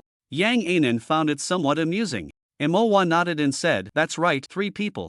If you want to join, that makes it 4. Hearing this, Yang Anan pondered for a moment. With only 3 people in total, she didn't want to attract too much attention, which would conveniently reduce a lot of trouble. She looked up and smiled at Moa. Okay, they'll join your Sword Edge Society. Upon hearing this, Moa immediately clapped his hands in delight. Great! Awesome! Joining the Sword Edge Society means we'll have more chances to meet. He didn't want to rely on fate to see Yang Anan again. What's the name of our organization leader? Yang Anan asked, hugging her legs. Sword Invincible. Moa replied. Upon hearing this, Yang Anan's expression became strange. Sounds quite imposing, but that doesn't seem like a girl's name? Just don't worry about it, you'll understand when you meet her, Suchen waved his hand and said. After hearing this, Yang Anan stopped asking further questions and turned to chat with Mowa. Suchen looked at the mysterious woman and began to communicate with Su Tong in his mind. Su Tong, what do you think? Su Tong immediately commented, her acting is quite good. The change in her heartbeat when she lies is minimal, so it should be half true, half false. Although her combat power is not on par with yours, she clearly excels at manipulating the emotions of those who favor her. You need to be extra cautious. Hearing this, Suchen glanced at Moa, who was chatting happily with Yang Anan, and couldn't help but feel a wave of exhaustion. At this moment, Jin Bubi was heading to Xiangshou City with Mo Qinghuan to retrieve the sword. According to the date agreed upon with Uncle Wu, today was already 3 days later, and the sword should have been forged by now. The two arrived at the blacksmith workshop, only to find the door tightly shut. Smoke was billowing out from the chimney on the roof. Jin Bubi stepped forward and knocked on the door. Uncle Wu, are you in there? Mo Qinghuan moved closer to the window to observe the situation inside. Not long after Jin Bubi called out, a man with a dirty face emerged from within. He opened the door and let the two in. Uncle Wu, Mo Qinghuan said respectfully. Oh, little Qinghuan is here too, the man replied with a smile. Uncle Wu, is my sword ready? Jin Bubi asked eagerly. Upon hearing this, the man's expression suddenly stiffened, and he looked troubled. Well, to be honest, I haven't even finished melting the ore you sent. The Earth Mother Gold melts easily because I know what temperature it requires. But those two things I've never seen before. It's been 3 days, and after continuously raising the temperature, there's just a hint of melting. I estimate it will take some more time to completely melt. Jin Bubi, upon hearing this, did not feel disheartened. Instead, her face lit up with joy. That's great! Jin Bubi exclaimed. The harder the materials are to melt, the stronger the final product will be. At this moment, she was even more certain that the materials Su Chen provided were indeed extremely rare. Once he returned from outside the city, rewarding him a little wouldn't be out of the question. After listening to the man's words, Mo Qinghuan cast a curious glance at Jin Bubi, wondering where she had gotten the materials that made this man feel pressured. Uncle Wu, how much longer will it take? Mo Qinghuan asked curiously. The man pondered for a moment and replied, give me 3 more days and it should be about right. You two can leave first. If I stay away too long, the flame temperature will drop. I want to see just how high a temperature those two things need. Jin Bubi and Mo Qinghuan exited the blacksmith workshop. The man locked the door and returned to his work. Not long after he went back in, the chimney began to emit thick smoke again, but this time the smoke was much thicker than before. Meanwhile, on the Beast Continent, in the territory of one of the 9 Beast Emperors, the Cat Emperor. Explosive Flame Tornado.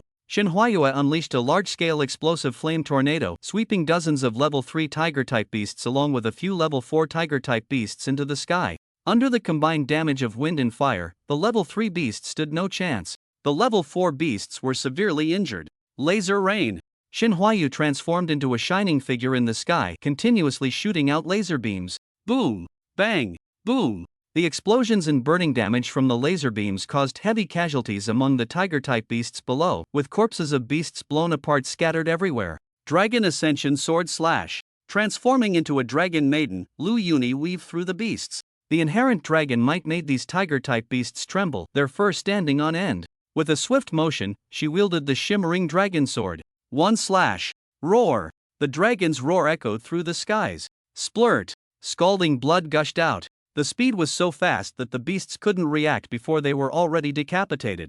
Looking back at the beast she had sliced in half, Lu Yuni smiled slightly, her lips curling up. She was now creating her own unique martial arts technique. Dragon Ascension Sword Slashed IT was a technique she created based on her own circumstances. It was also the first technique she had ever devised. As her ability level increased in the future, she would surely gain new insights. Ultimately, she would create a secret manual that belonged solely to her. She had already thought of a name for it: Dragon Spirit Sword Technique. Frost Moon Soul. Yu-Zi had rabbit ears atop her head, her body surrounded by white energy. With a light breath, a piercing cold wind mixed with the pure power of the moon swept across the dozens of tiger-like beasts in front of her.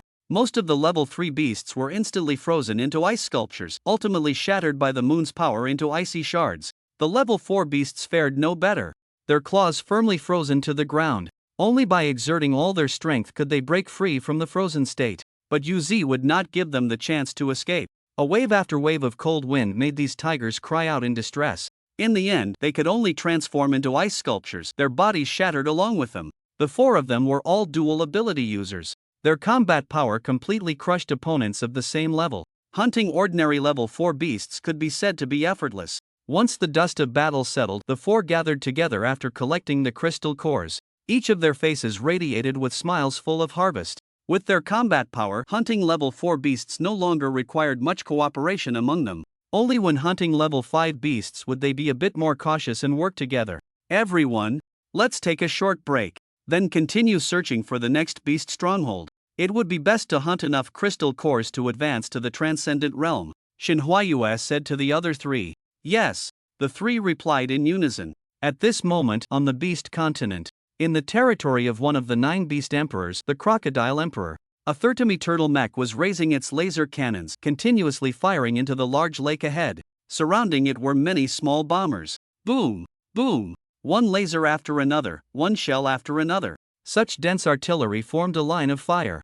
The lake was home to a vast number of crocodile beasts. Sensing an intrusion into their territory, they rushed out from the bottom of the lake. As soon as they surfaced, they were met with an onslaught of attacks that caught them completely off guard. The first to emerge, the level 3 and level 4 beasts, were instantly turned into cannon fodder. Level 5 beasts followed closely behind. One after another, the irritable, over 10-meter-long level 5 crocodile beasts with red eyes charged towards the mech, disregarding the incoming firepower and swinging their tails. At that moment, Feng Yike suddenly burst out from the top of the mech. The instant Feng Yike appeared, the sky darkened with thick clouds. Thunder rumbled, and the violent power of lightning surrounded Feng Yike. Heavenly thunderstorm! Feng Yike shouted loudly. Dense blue lightning poured down from the sky like a tide. Zzzzzzz. The thunderstorm struck the level 5 crocodile beasts below, producing a series of crackling sounds. The weaker ones were instantly turned to charcoal, not even leaving a complete corpse. Those slightly stronger, under such violent lightning, had their flesh and nerves instantly destroyed, losing their ability to move on the spot. They became as stiff as stones, waiting to be blasted into pieces by the mech's firepower. Seeing this scene, Feng Yike smiled slightly. She had discussed with Lu Wuyan. Lu Wuyan said she would be responsible for suppressing the beast horde with concentrated firepower. Her task was to ensure that the beasts did not get close to Lu Wuyan, who was controlling the mech, keeping the beasts that approached her at bay. They agreed that after the task was completed, they would split the rewards 50-50. After completing her task, Feng Yike slowly landed on top of the robot. Under Lu Wuyan's relentless bombardment, the blood of the beasts soaked the surface of the lake. Severed limbs and broken arms floated on the water's surface. The heavy smell of blood made Feng Yike cover her nose in disgust. The smell of crocodile blood is so disgusting, it's almost on par with the smell of snake blood. Once the bombardment stopped and everything returned to calm, the mech piloted by Lu Wuyan showed signs of melting at the laser cannon due to excessive heat. But after Lu Wuyan's mechanical replacements and creations, it instantly returned to its original appearance. Small bombers circled around them. Receiving Lu Wuyan's command, they gradually returned to the mechanical body of the mecha. Seeing this scene, Feng Yike couldn't help but show a hint of envy. Not having to take action herself, but instead using a pile of metal to fight in her place, this ability to minimize personal danger truly made her envious. Just as Feng Yike was about to go down to retrieve the crystal core, the surface of the lake suddenly began to ripple. The low growls coming from the bottom of the lake made Feng Yike stop in her tracks. Inside the mecha, Lu Wuyan utilized the radar scanning system she had created to discover a giant creature rapidly approaching them from the lake's depths. Feng Yike, something is coming up, stay alert. Hearing Lu Wuyan's warning, Feng Yike nodded slightly. Observing this scene, Lu Huiyan's curiosity about why Feng Yike had changed so much increased significantly. Based on her previous understanding of Feng Yike, she would not heed anyone's warnings and would definitely act according to her own thoughts. I should ask her when I have the chance. Just as the two were fully focused, a massive bloody mouth suddenly burst forth from the lake. Roar! The giant mouth opened to the sky, emitting a deafening roar. The violent sound waves crashed over one another, causing Feng Yike, who was standing atop the mecha, to crouch slightly to steady herself and look up. The owner of the giant mouth was evidently a 6th-level crocodile beast, estimated to be about 30 meters long. Its body was a deep green color, interspersed with a bit of black. A row of sharp spikes extended from its head to its tail. Its body was covered with hard scales, appearing to have extraordinary defensive capabilities. Ironclad Terror Crocodile. Feng Yike's eyes glinted with killing intent, already sentencing this creature to death. Both she and Lu Huiyan were at the 8th level of the Transcendent Realm and were among the rare SS-level awakened beings in the world. Battling above their level was not impossible for them. With this thought, a strong current of electricity surged through her body. Just as she was about to charge into battle, Feng Yike, wait! Lu Huiyan called out, stopping Feng Yike from rushing forward. What's wrong? Feng Yike frowned and asked. Lu Huiyan replied, because I want to team up with you. So, based on your ability, I specifically upgraded a mode for my mecha. It's called Overload Mode. Using your powerful current to stimulate my mecha's core. This will keep my energy in overload mode at all times. The lasers fired will also be several times more powerful than before. However, with the current overload, my mecha might also be scrapped. But everything must be tried at least once. After hearing this, Feng Yike revealed an excited smile. Alright, then I'll join you in the experiment. With that, Feng Yike crouched down. Suddenly, a strong current surged into the mecha beneath her feet. As the intense current flowed in, the mecha core in the chest began to change from blue-white to red due to energy overload. At this moment, inside the mecha, Lu Huiyan saw the screen in front of her change from blue-white to red. At the same time, alarms for energy overload sounded all around. Beep beep beep, boom boom boom. The mecha's overload mode was activated. All combat weapons were fully awakened. As the announcement ended, all weapon indicators on the screen were activated at once. Lu Huiyan's expression remained calm as she watched the flickering lights on the screen, suddenly breaking into a satisfied smile. At this moment, the mecha's body began to transform continuously. Small bombers hidden within the body flew out, and laser turrets extended from its back, along with the laser cannons on its arms, gathering energy together. The mecha core in the chest also began to flicker with lightning. Destruction Death Ray. Fire. Lu Huiyan raised her hand and pressed the red button in front of her. Boom! In an instant, the overloaded energy erupted like a volcanic explosion. The laser turrets extending from the back, the laser cannons on the arms, and the mecha core in the chest all fired a blood-red laser at that moment. The powerful recoil caused the mech itself to start sliding backward unconsciously. Surrounding it were numerous small bombers, which at that moment began firing shells at the approaching ironclad Tyrannosaurus. Looking at the lasers closing in, the ironclad Tyrannosaurus wore a disdainful expression. With such trivial things, it thought, how could they possibly harm it? It was simply a delusion. The ironclad Tyrannosaurus closed its mouth and slightly lowered its head, intending to use its hard-scaled back to block the incoming annihilation beam. Boom! The blood-red annihilation beam struck the ironclad Tyrannosaurus back with a loud bang. As expected, the development of events unfolded just as the ironclad Tyrannosaurus had anticipated. The annihilation beam was completely unable to penetrate its proud scales. The shells fired by the small bombers naturally could not inflict any damage either. Hitting it felt like a mere tickle. Seeing this, a hint of smugness appeared at the corner of the ironclad Tyrannosaurus' mouth. Upon witnessing this, Feng Yike felt a twinge of doubt about Lu Huiyan's decision. Lu Huiyan, this isn't going to work. That big guy is completely unscathed and still laughing. Hearing this, Lu Huiyan confidently snorted a few times. Don't be anxious. Soon, it will pay the price for its blind confidence. As Feng Yike continuously fed electric energy to the mech beneath her feet, the mech's overload mode persisted. The energy overload forced the mech to keep outputting the annihilation beam. At the same time, the temperature of the annihilation beam was steadily rising. The self-assured ironclad Tyrannosaurus suddenly sensed something was wrong. Its back scales showed signs of melting. How could it feel this? Simply because it could already sense the burning pain. The hard scales, under the extreme temperature of the annihilation beam, had begun to melt rapidly. In just a few seconds, a large hole was burned into the ironclad Tyrannosaurus back, exposing the red-hot flesh inside. Roar! The ironclad Tyrannosaurus let out a roar in pain. A violent rage filled its brain, driving it to recklessly charge toward the mech, braving the impact of the annihilation beam. Activate bomber self-destruct mode, Lu Wuyan said calmly. With Lu Wuyan's command, the bombers surrounding the mech rushed toward the ironclad Tyrannosaurus eyes. Bang! Bang! Bang! One by one, the bombers exploded against the ironclad Tyrannosaurus eyeballs. Although the explosions caused minimal damage, the corrosive liquid hidden inside had already coated the ironclad Tyrannosaurus eyes. Sizzle! The strong corrosive liquid corroded more than half of the ironclad Tyrannosaurus eyeball. The intense pain from its eyes made the ironclad Tyrannosaurus furious. But at that moment, its eyes were severely damaged, leaving it in complete darkness with no light at all. Its sense of direction had completely vanished, and it could only charge forward in the direction of the annihilation beam, enduring the pain. However, its back, exposed and showing bones, made the ironclad Tyrannosaurus appear weak and powerless. It struggled to take a step forward, only to be pushed back by the force of the annihilation beam. Under such overwhelming pressure, the ironclad Tyrannosaurus gradually found itself unable to cope. As the annihilation beam completely pierced through its back armor, it was cut in half on the spot. Only then did Feng-Yike raise her hand to stop the energy supply.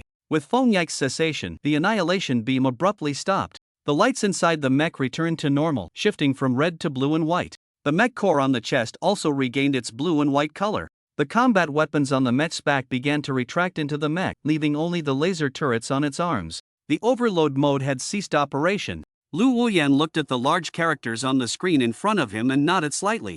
He then checked the current condition of the mech and found that the mech core showed signs of slight cracking. All combat weapons were damaged to varying degrees, with some nearing total failure. The damage to the mech was so severe that Lu Wuyan felt a bit of a headache. Overload mode. Better not use it if we can avoid it. After all, every time we use it, the mech needs a major overhaul. He looked at the large number of beast corpses in front of him. Then he pressed a button on the screen before him. In the next second, small robots rushed out from the mech's legs. The robots followed their programmed instructions, flocking to the beast corpses and starting to extract the crystal cores. Feng-Yike, witnessing this scene, felt even more envious. Not even having to extract the crystal cores himself, this ability was truly convenient. Time passed in the blink of an eye. 3 days later, the heavy snow had long since melted. Su Chen and the others discovered a group of monkey-like beasts. Among them were 2 level 6 beasts and over 30 level 5 beasts. This was the most significant find the three had made in these few days. White Wing Blessing. Yang Ainen extended 2 white wings from her back. She granted Su Chen and Manhwa in front of her a buff that reduced their stamina consumption. In an instant, a white light shone on the two of them. 2 phantom white wings appeared behind them. Even Su Chen, who was wary of Yang Ainen, couldn't help but marvel at how useful her ability was. As long as Yang Ainen cast White Wing Blessing on him, he could perform techniques using only a third of his stamina. This was something he wouldn't have dared to imagine before. Moreover, this was just her ability at the Skywalker realm. If she advanced to the Heavenly Guardian realm, her capabilities would surely increase again. By then, how strong would her support abilities be? Unfortunately, this woman had ulterior motives. They were destined to be on different paths. Manhwa, currently extremely excited from the White Wing Blessing, looked down at the beasts. He immediately leaped into the air, transforming into a golden behemoth. He descended from the sky, crashing heavily into the territory of the beasts. Boom! Roar! Upon landing, Manhwa let out a battle roar filled with intimidation. The beasts showed complete hostility towards this intruder in their territory. The 2 level 6 monkey beasts charged forward angrily. One on each side, they firmly grabbed Manhwa's arms, restricting his movements. Then, the 2 level 6 beasts pushed hard together, trying to slam Manhwa against the wall behind him, but to their confusion, no matter how hard they tried, this giant remained as immovable as if he were embedded in the ground. Seeing this, Manhwa smiled triumphantly. The White Wing Blessing cast by Yang Ainen had significantly reduced his stamina consumption. What would have required all his strength to stabilize his form now only needed 30% of his power. It gave him an unshakable presence. Unshakable as a mountain, swift as thunder. Manhwa suddenly raised his hands. Gripping the heads of the 2 level 6 monkey beasts, he forcefully pressed them down. The 2 level 6 beasts didn't even have time to react. Their bodies were caught off guard and forced to the ground. Frenzied battle, 5th heaven. Manhwa roared. His fists gathered golden energy and smashed down onto the heads of the 2 level 6 beasts. Boom! Boom! Boom! Boom! A series of 5 loud explosions. The heads of the 2 level 6 beasts burst apart like watermelons. Splatter! Blood mixed with bits of brain matter splashed all over Manhwa's face. But Manhwa didn't care about that at all. He stood up and charged towards the remaining level 5 monkey beasts. If it had been before, Manhwa would have needed a considerable amount of rest after using the technique 9 heavens. But now, with Yang Ainen's white wing blessing reducing his consumption, he no longer needed to rest at all. These level 5 monkey beasts had never seen such a ferocious opponent. Moreover, their leader had been taken out in an instant. If they charged forward, wouldn't that be seeking death? Realizing this, the level 5 beasts immediately turned and fled. Ice Age. Su Chen leaped into the air, waving his hand. A massive ice wall came crashing down from the sky. Boom! The ice wall slammed down at the only exit, completely blocking the path. Dozens of level 5 monkey beasts stared at the suddenly appeared ice wall in front of them, feeling an unprecedented sense of despair. Take this punch! Manhwa shouted. At that moment, a strange phenomenon occurred in the inner city of the Beast City. All the weapons carried by the weapon-specialized ability users began to tremble incessantly. Even when their owners tried to forcefully suppress them, they continued to shake. Everyone exchanged bewildered glances, gripping their weapons tightly, not daring to let go. Suddenly, these weapons shook violently, breaking free from their owners and floating uncontrollably into the sky, flying straight in one direction. Seeing this scene, the ability users went madly chasing after them. After all, they had invested a lot of effort into their weapons. Losing them was no different from losing their lives. At this moment, Jian Bubi and Mo Qinghuan were standing at the entrance of Uncle Wu's forging workshop. Jian Bubi could sense that the reforge of the Luoli sword had reached a critical moment.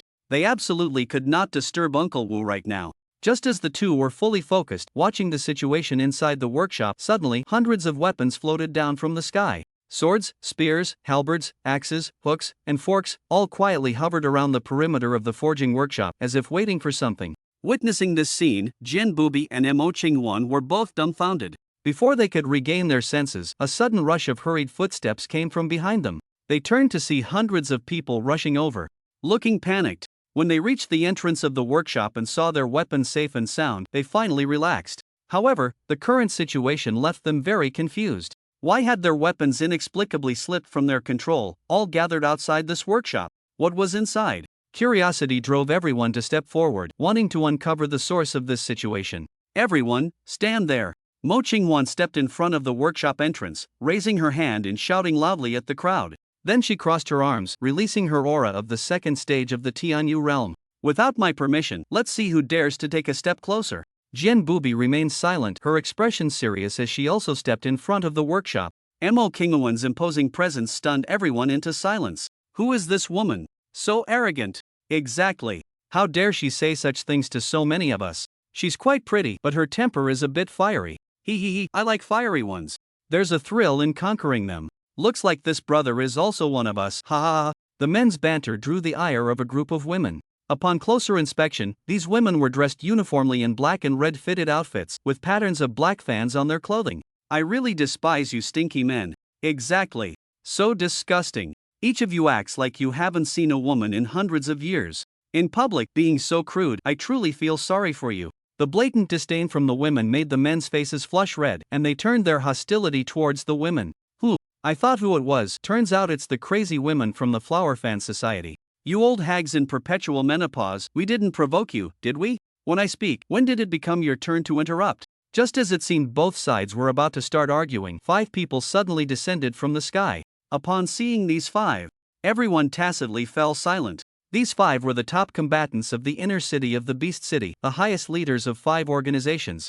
The leader of the Ghost Sight Society, Song Qi. The leader of the 10,000 Swords Society, Jiang Hao. The leader of the Flower Fan Society, He Yu. The leader of the Dominant Blade Society, Xiang Qingtian. The leader of the Cold Light Society, Zhao Nanqing. All 5 were over 28 years old, with their ability levels at least at the 8th stage of the Tianyu realm. At this moment, the 5 looked towards their respective weapons floating in the air, each revealing a thoughtful expression. What was going on? Mo Qinghuan, seeing the 5 whose strength far surpassed hers, showed no fear.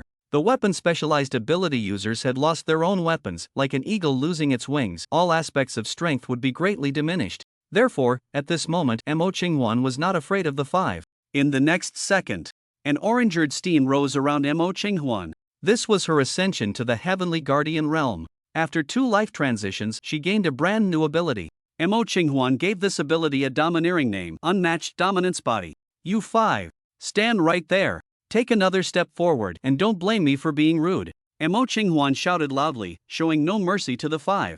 The five looked over at the sound, only to find it was just a second-tier heavenly guardian. A hint of disdain flickered in their eyes. But now, having lost their weapons, their strength was far from what it had been. Without weapons, they could hardly exert even 30% of their previous combat power. After all, they were specialized weapon users. All their techniques relied on weapons to be executed. In fact, it wasn't just the five of them who thought this way. The others felt the same. Even though they were being provoked by just a second-tier heavenly guardian, they dared not act rashly. However, even without their weapons, 100 people trying to deal with one person would still be an easy task. But no one wanted to be the one to stick their neck out. Jian Bubi looked at Mo Qinghuan, who stood before them, exuding dominance, and felt an overwhelming gratitude in her heart. She resolved that from now on, whatever Sister Mo wanted, she would fulfill. Even if Sister Mo took a liking to something of hers, no matter how precious it was to her, she would unhesitatingly give it to Sister Mo. Just then, as everyone was in a standoff, boom! A powerful energy suddenly erupted from within the workshop. The energy surged like a tide, sweeping in all directions, engulfing everyone. Those who felt this energy widened their eyes in disbelief, becoming even more curious about what was inside the workshop. Among them, the leader of the 10,000 Swords Association, Zhang Hao, looked the most astonished. As a swordsman, he had a strong intuition that this powerful energy was definitely emanating from a sword. But he couldn't understand why a sword could emit such immense energy. His sword, named Guizhong Sword, was currently floating in midair. According to his knowledge, the Guizhong Sword was already the best sword in the Beast City. He never expected that today someone would possess a sword even more impressive than his. Moreover, it seemed to be more than just a little impressive. This made Jiang Hao feel very uneasy. Jian Bubi sensed the aura emanating from the Luoli sword, and her eyes suddenly burst with a strong light. Turning around, she saw the sword energy in the workshop soaring like a rainbow. Threads of sword energy radiated from the deepest part. Bang! With a loud bang, a sword radiating dazzling light shot out from the workshop's roof and flew straight into the sky. Along with it, the weapons surrounding the workshop also soared into the heavens. Jian Bubi saw the brand new Luoli sword and could no longer hide her joy. She immediately leaped towards the Luoli sword. Seeing someone rush up, everyone else immediately swarmed after her. Mo Qinghuan, seeing this, quickly retracted her unmatched dominance body and followed suit. She couldn't let Jian Bubi fight alone. At this moment, a miraculous scene appeared in the Beast City. Hundreds of ability users rushed towards the sky, all eager to obtain the weapons they had painstakingly forged. Of course, among them were those with ulterior motives. A mere sword could stir such great power. It was clear that this sword was extraordinary. If they could seize it, even if they didn't use it, they could definitely exchange it for a lot of money. Achieving financial freedom would be a beautiful thing. Jian Bubi could naturally sense the hidden thoughts of the crowd. So now, she was giving her all, striving to be the first to obtain the Luoli sword. Whoosh! Whoosh! Whoosh! Zhang Hao had completely lost interest in his Guizhong sword. He charged towards the sword at the very top with all his might, determined to obtain the best sword in the world. Zhang Hao, as the leader of the 10,000 Swords Association, was undoubtedly among the top in all aspects of strength in the Beast City. His speed was certainly beyond question. In just a few seconds, everyone, along with the unbeaten sword, was left behind. With a burst of speed, he was already behind the sword in the blink of an eye. At this moment, the joy in Zhang Hao's eyes could no longer be contained. The corners of his mouth lifted, revealing a hint of a surprised smile. He slowly reached out his hand, wanting to grasp the hilt of the sword before him. However, the sword seemed to have a mind of its own. It sidestepped and directly avoided Zhang Hao's hand. Then, it made a 180 turn and flew straight downwards. Seeing this, Zhang Hao had no time to think and continued to chase after it. The unbeaten sword was initially very anxious. She watched helplessly as someone got ahead of her and she couldn't keep up. But when she saw the Luoli sword turning back towards her, the gloom in her heart instantly dissipated. Luoli, come back! The unbeaten sword took out the sheath of the Luoli sword, aligning the opening towards it. The Luoli sword obediently dove into the sheath, instantly retracting its aura. Zhang Hao, who had been extremely excited while chasing after the Luoli sword, watched as it was sheathed, and his expression suddenly froze. A strange look crossed his face as he kept glancing at the unbeaten sword, his mind racing with thoughts. As the Luoli sword returned to its sheath, the weapons that had followed it began to uncontrollably fall downwards. Those who had come to retrieve their weapons suddenly found them turning back towards them, each weapon glimmering with cold light. If one of them were to pierce through, it wouldn't be fatal, but it would certainly be embarrassing. They hurriedly scattered back to safety, wide-eyed, searching for the whereabouts of their weapons. With the Luoli sword back in its sheath, the unbeaten sword immediately flew down to join Mo Qinghuan. After the two reunited, they slowly landed at the entrance of the workshop. With so many people around, they wanted to enter the workshop and hide for a while. You two think you can just run off after stealing the treasure? That's not very fair, is it? A voice suddenly rang out from behind, causing the two to stop in their tracks. Turning around, they were met with the sight of Jiang Hao, the leader of the 10,000 Swords Association. At this moment, Jiang Hao had retrieved his returning ancestor sword, his combat power at its peak. Dealing with two second-tier girls from the Tianyu realm would be a piece of cake for him. Steal? The unbeaten sword raised an eyebrow and smiled. Then she coldly said, "This sword was originally mine. How can you say I stole it?" She remembered this man. He was the one who had tried to take the Luoli sword earlier. She never expected him to turn the tables and accuse her. Mo Qinghuan's eyes flashed with cold light, finding this man very displeasing. "You say we stole? I think it's you who wants to steal, right?" Mo Qinghuan unhesitatingly exposed Jiang Hao's hypocritical statement. Jiang Hao's expression remained unchanged despite having his hypocritical mask ripped off. However, the hand resting on the hilt at his waist unconsciously tightened. "You say this is your sword? What evidence do you have?" Jiang Hao asked. Hearing Jiang Hao's nonsensical remarks, the unbeaten sword disdainfully replied, "Evidence? Do I need to provide you with evidence? Who do you think you are? You act quite grand. If you have the ability, let's fight." The unbeaten sword tightened her grip on the hilt of the Luoli sword and slightly drew it out. The aura emitted by the Luoli sword immediately caused Jiang Hao's returning ancestor's sword to tremble slightly.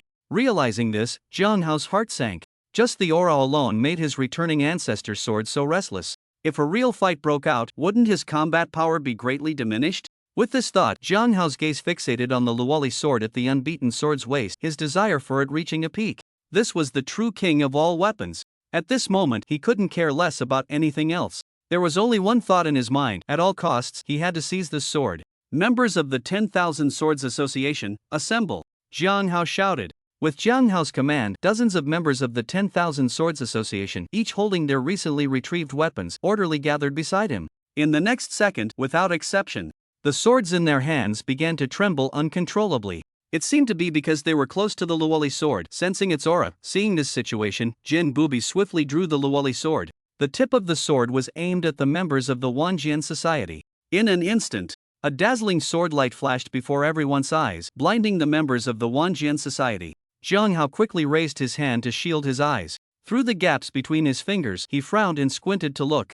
The sword body shone with a silvery light. The blade resembled a bright moon, radiant and exuding a chilling aura. Strands of emerald green light added a touch of mystery to the sword. Swish, swish, swish. Under the bewildered expressions of the Wanjian Society members, the sword in Jin Bubi's hand suddenly slipped from her grasp. It flew neatly to the side of the Luoli sword. Then it changed direction, pointing its tip at their master. Jiang Hao's expression darkened as he pressed down hard on the Guizhong sword at his waist, preventing it from flying out as well.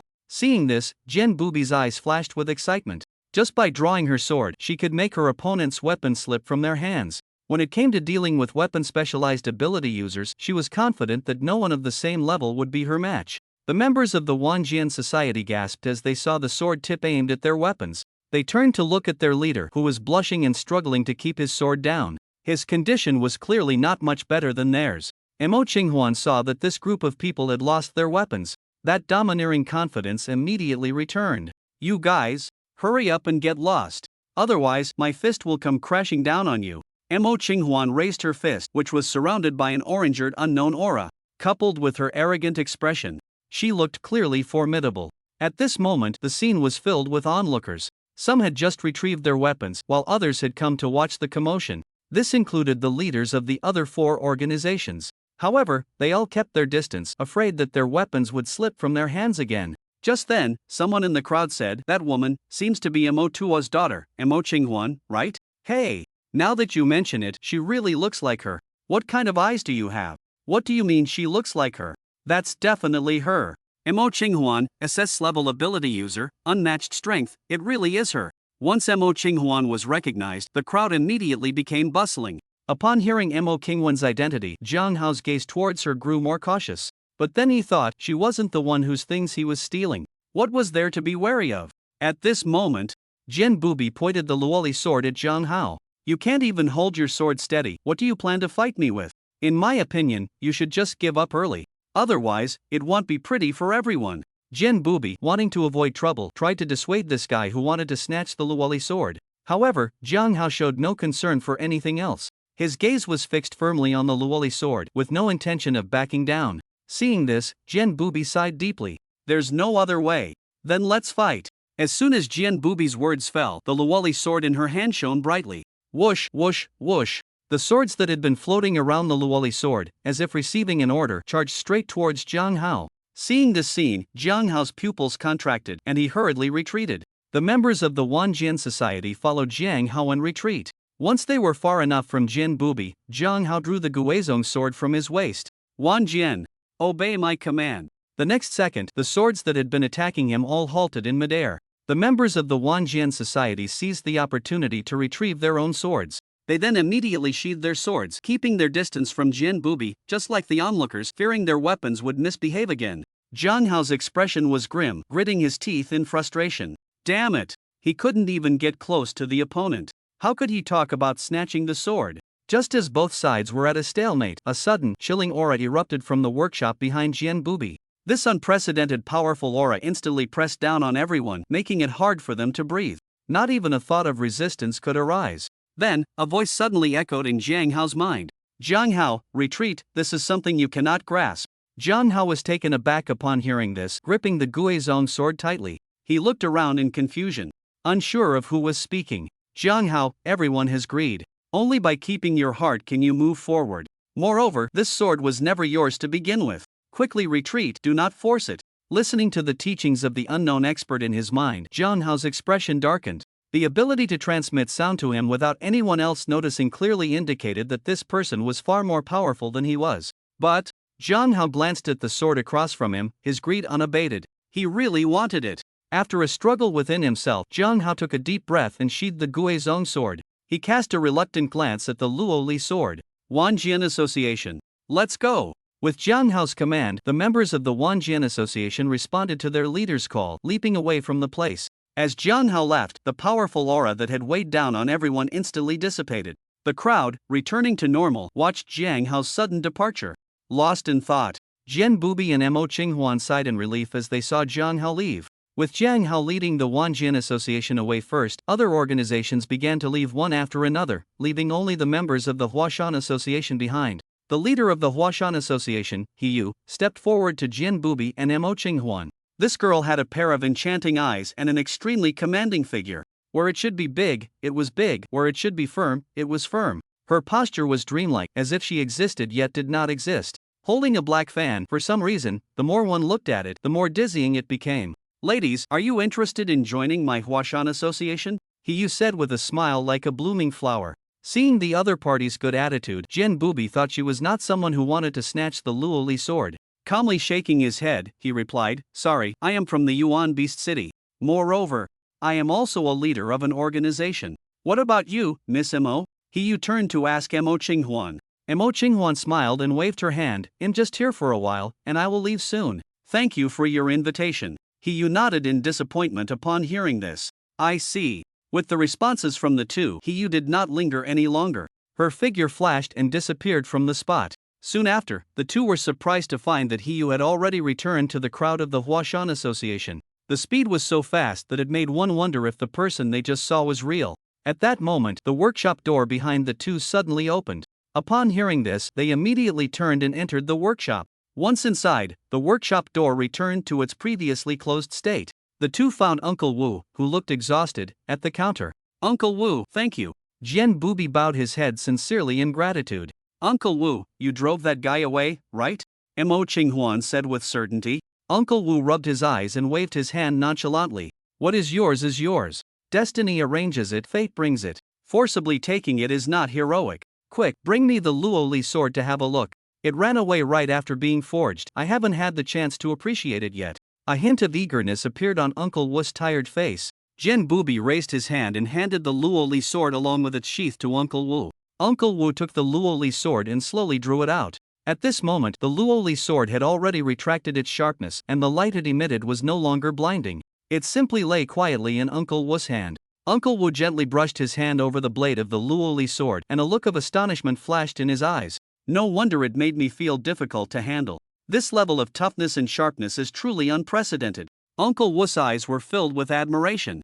and his gaze towards the Luoli sword was quite aggressive. At that moment, the Luoli sword leaped up and plunged directly into the counter. The blade shook continuously, like a spoiled girl. Seeing this scene, Uncle Wu pouted in displeasure. TCH. If you want let me touch it, then forget it. I am tired, you all can go. Uncle Wu lay back in the recliner, covering his face with a book. The next moment, a snoring sound filled the air. Jian Bubi, seeing this, took back the sword sheath and placed it back at his waist. The Luoli sword sprang out from the counter and directly inserted itself into the sheath. At this moment, Mo Qinghuan, who had witnessed the entire scene, looked completely dumbfounded.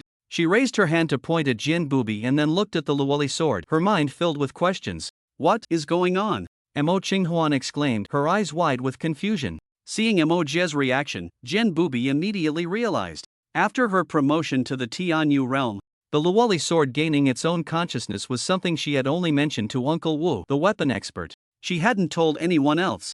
But it wasn't too late to inform Emojia now. Emojia, let's go outside first so we don't disturb Uncle Wu's rest. I'll explain it to you slowly. Jian Bubi pulled Mo Qinghuan out of the workshop. On the way, she explained everything to Mo Qinghuan.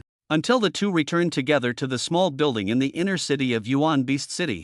Are you saying this sword has its own thoughts? Mo Qinghuan sat on the sofa, looking at the Luoli sword with disbelief written all over her face. Exactly.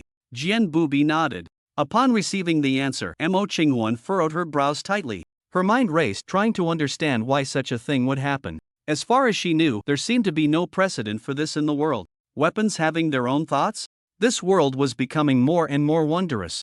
The Luoli sword could sense Mo Qinghuan's curiosity about it. It flew out of the sheath and into Mo Qinghuan's hand. Seeing this, Mo Qinghuan's eyes sparkled with joy. With such a marvelous weapon, Shaoli was truly lucky. Luoli, Luoli, Luoli. Ha! Luoli? Mo Qinghuan suddenly froze, her expression stiffening. She looked at the Luoli sword in her hand, then turned to glance at Shaoli beside her. Luoli? Su Chen? Shaoli? Hiss. A flash of insight struck Mo Qinghuan, and she gasped. Could there really be such a coincidence in this world? As far as she knew, the name Luoli sword had existed long before. Su Chen had only recently appeared in front of Shaoli. If it weren't for her father taking Su Chen as a disciple, the two would have had no intersection at all. But the name Luoli sword made her think twice. Why was there a Luo in the sword's name? And it just happened to be Su Chen's Luo? Was it a coincidence? Or was it inevitable? Mo Qinghuan's brows furrowed, her thoughts swirling. She had already lost track of where her mind was wandering. Mo Jia, what's wrong? Jian Bubi noticed Mo Qinghuan's unusual behavior and asked in confusion. Mo Qinghuan waved her hands repeatedly. It's nothing, nothing. I'm just curious about why the Luoli sword has gained self-awareness. I ended up overthinking a lot of possibilities.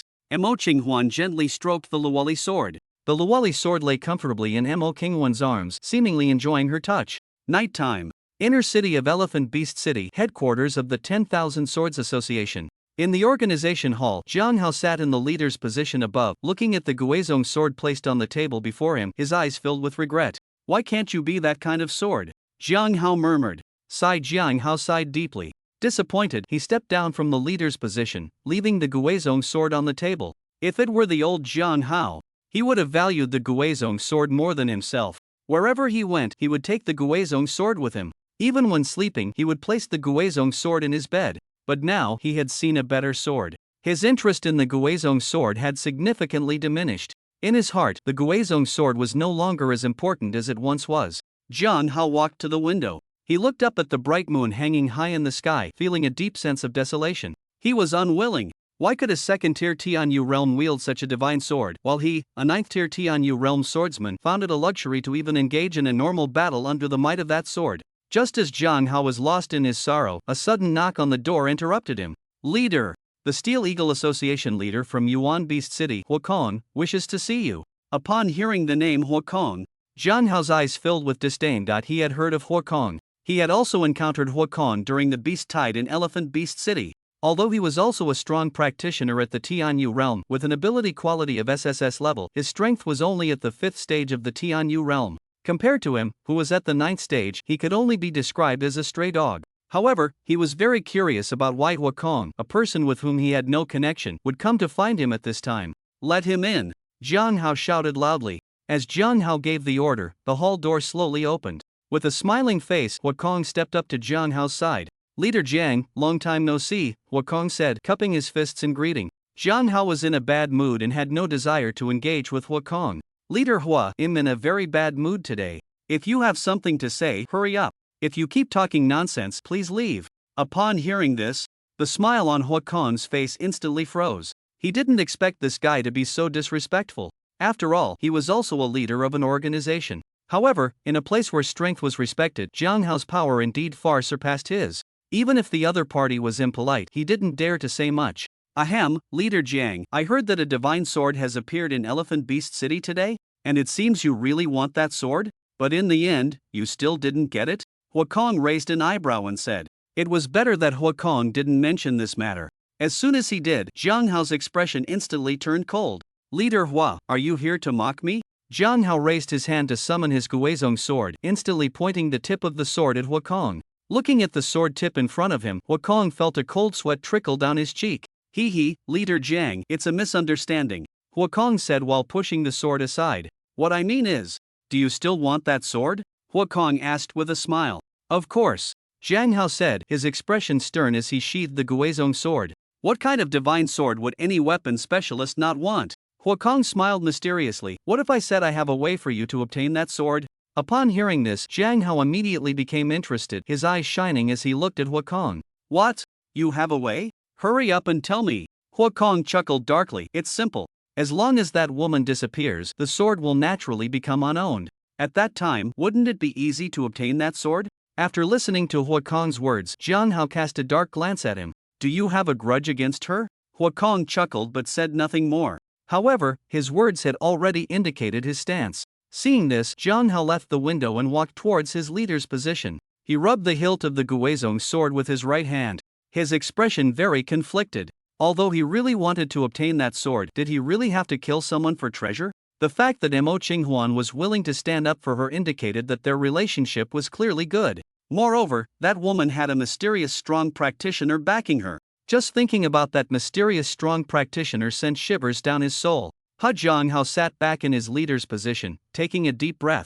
He looked calmly at Huakong. Leader Hua, although I am greedy, I still know where to draw the line. I will not accept your proposal. You can leave. Upon hearing this, the confident expression on Huakong's face instantly stiffened. He had thought Jiang Hao would accept his proposal without hesitation. He didn't expect to be rejected. Just as he was about to speak again to negotiate, Jiang Hao seemed to have anticipated what Huakong was going to say and directly interrupted him. Leader Hua, you don't need to say anything more. I will pretend I didn't hear what you just said. I will treat your visit as if it never happened. Please leave. Jiang Hao's cold face, combined with his unquestionable tone, made Huakong dare not say anything more. Gritting his teeth in anger, he left the headquarters of the Wanjian Society in a dejected manner. Jiang Hao watched Huakong's departing figure and snorted disdainfully. You think you can make me your blade? You really have a beautiful dream.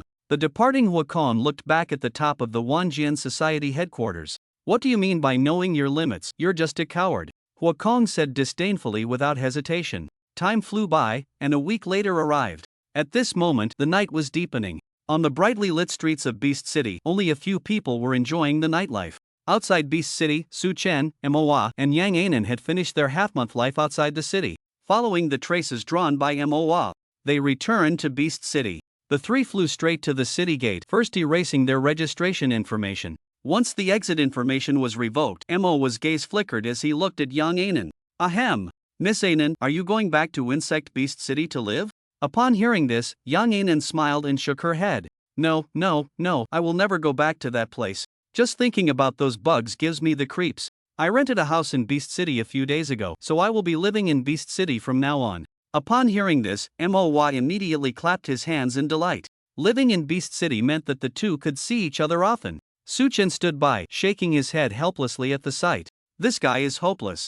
Then Moy insisted on escorting Yang Anan home. Yang Anan wanted to refuse, but she couldn't withstand Mo's persistence. In the end, she let Moy take her home. Thank you both for bringing me home. I'll go in first. Bye-bye. Yang Anan waved goodbye to the two and entered her small building. Moy watched as Yang Anan entered the building, reluctantly withdrawing his gaze. Let's go, Su Chen said. Miss Anan has been tired for so long, she should get some proper rest. After Su Chen finished speaking, he directly grabbed Mo's arm and walked towards their small building. Su Chen was right. Yang Ainen's white wing blessing indeed reduced physical exhaustion, so the two rarely felt tired. However, using the white wing blessing required Yang Ainen to expend her own energy.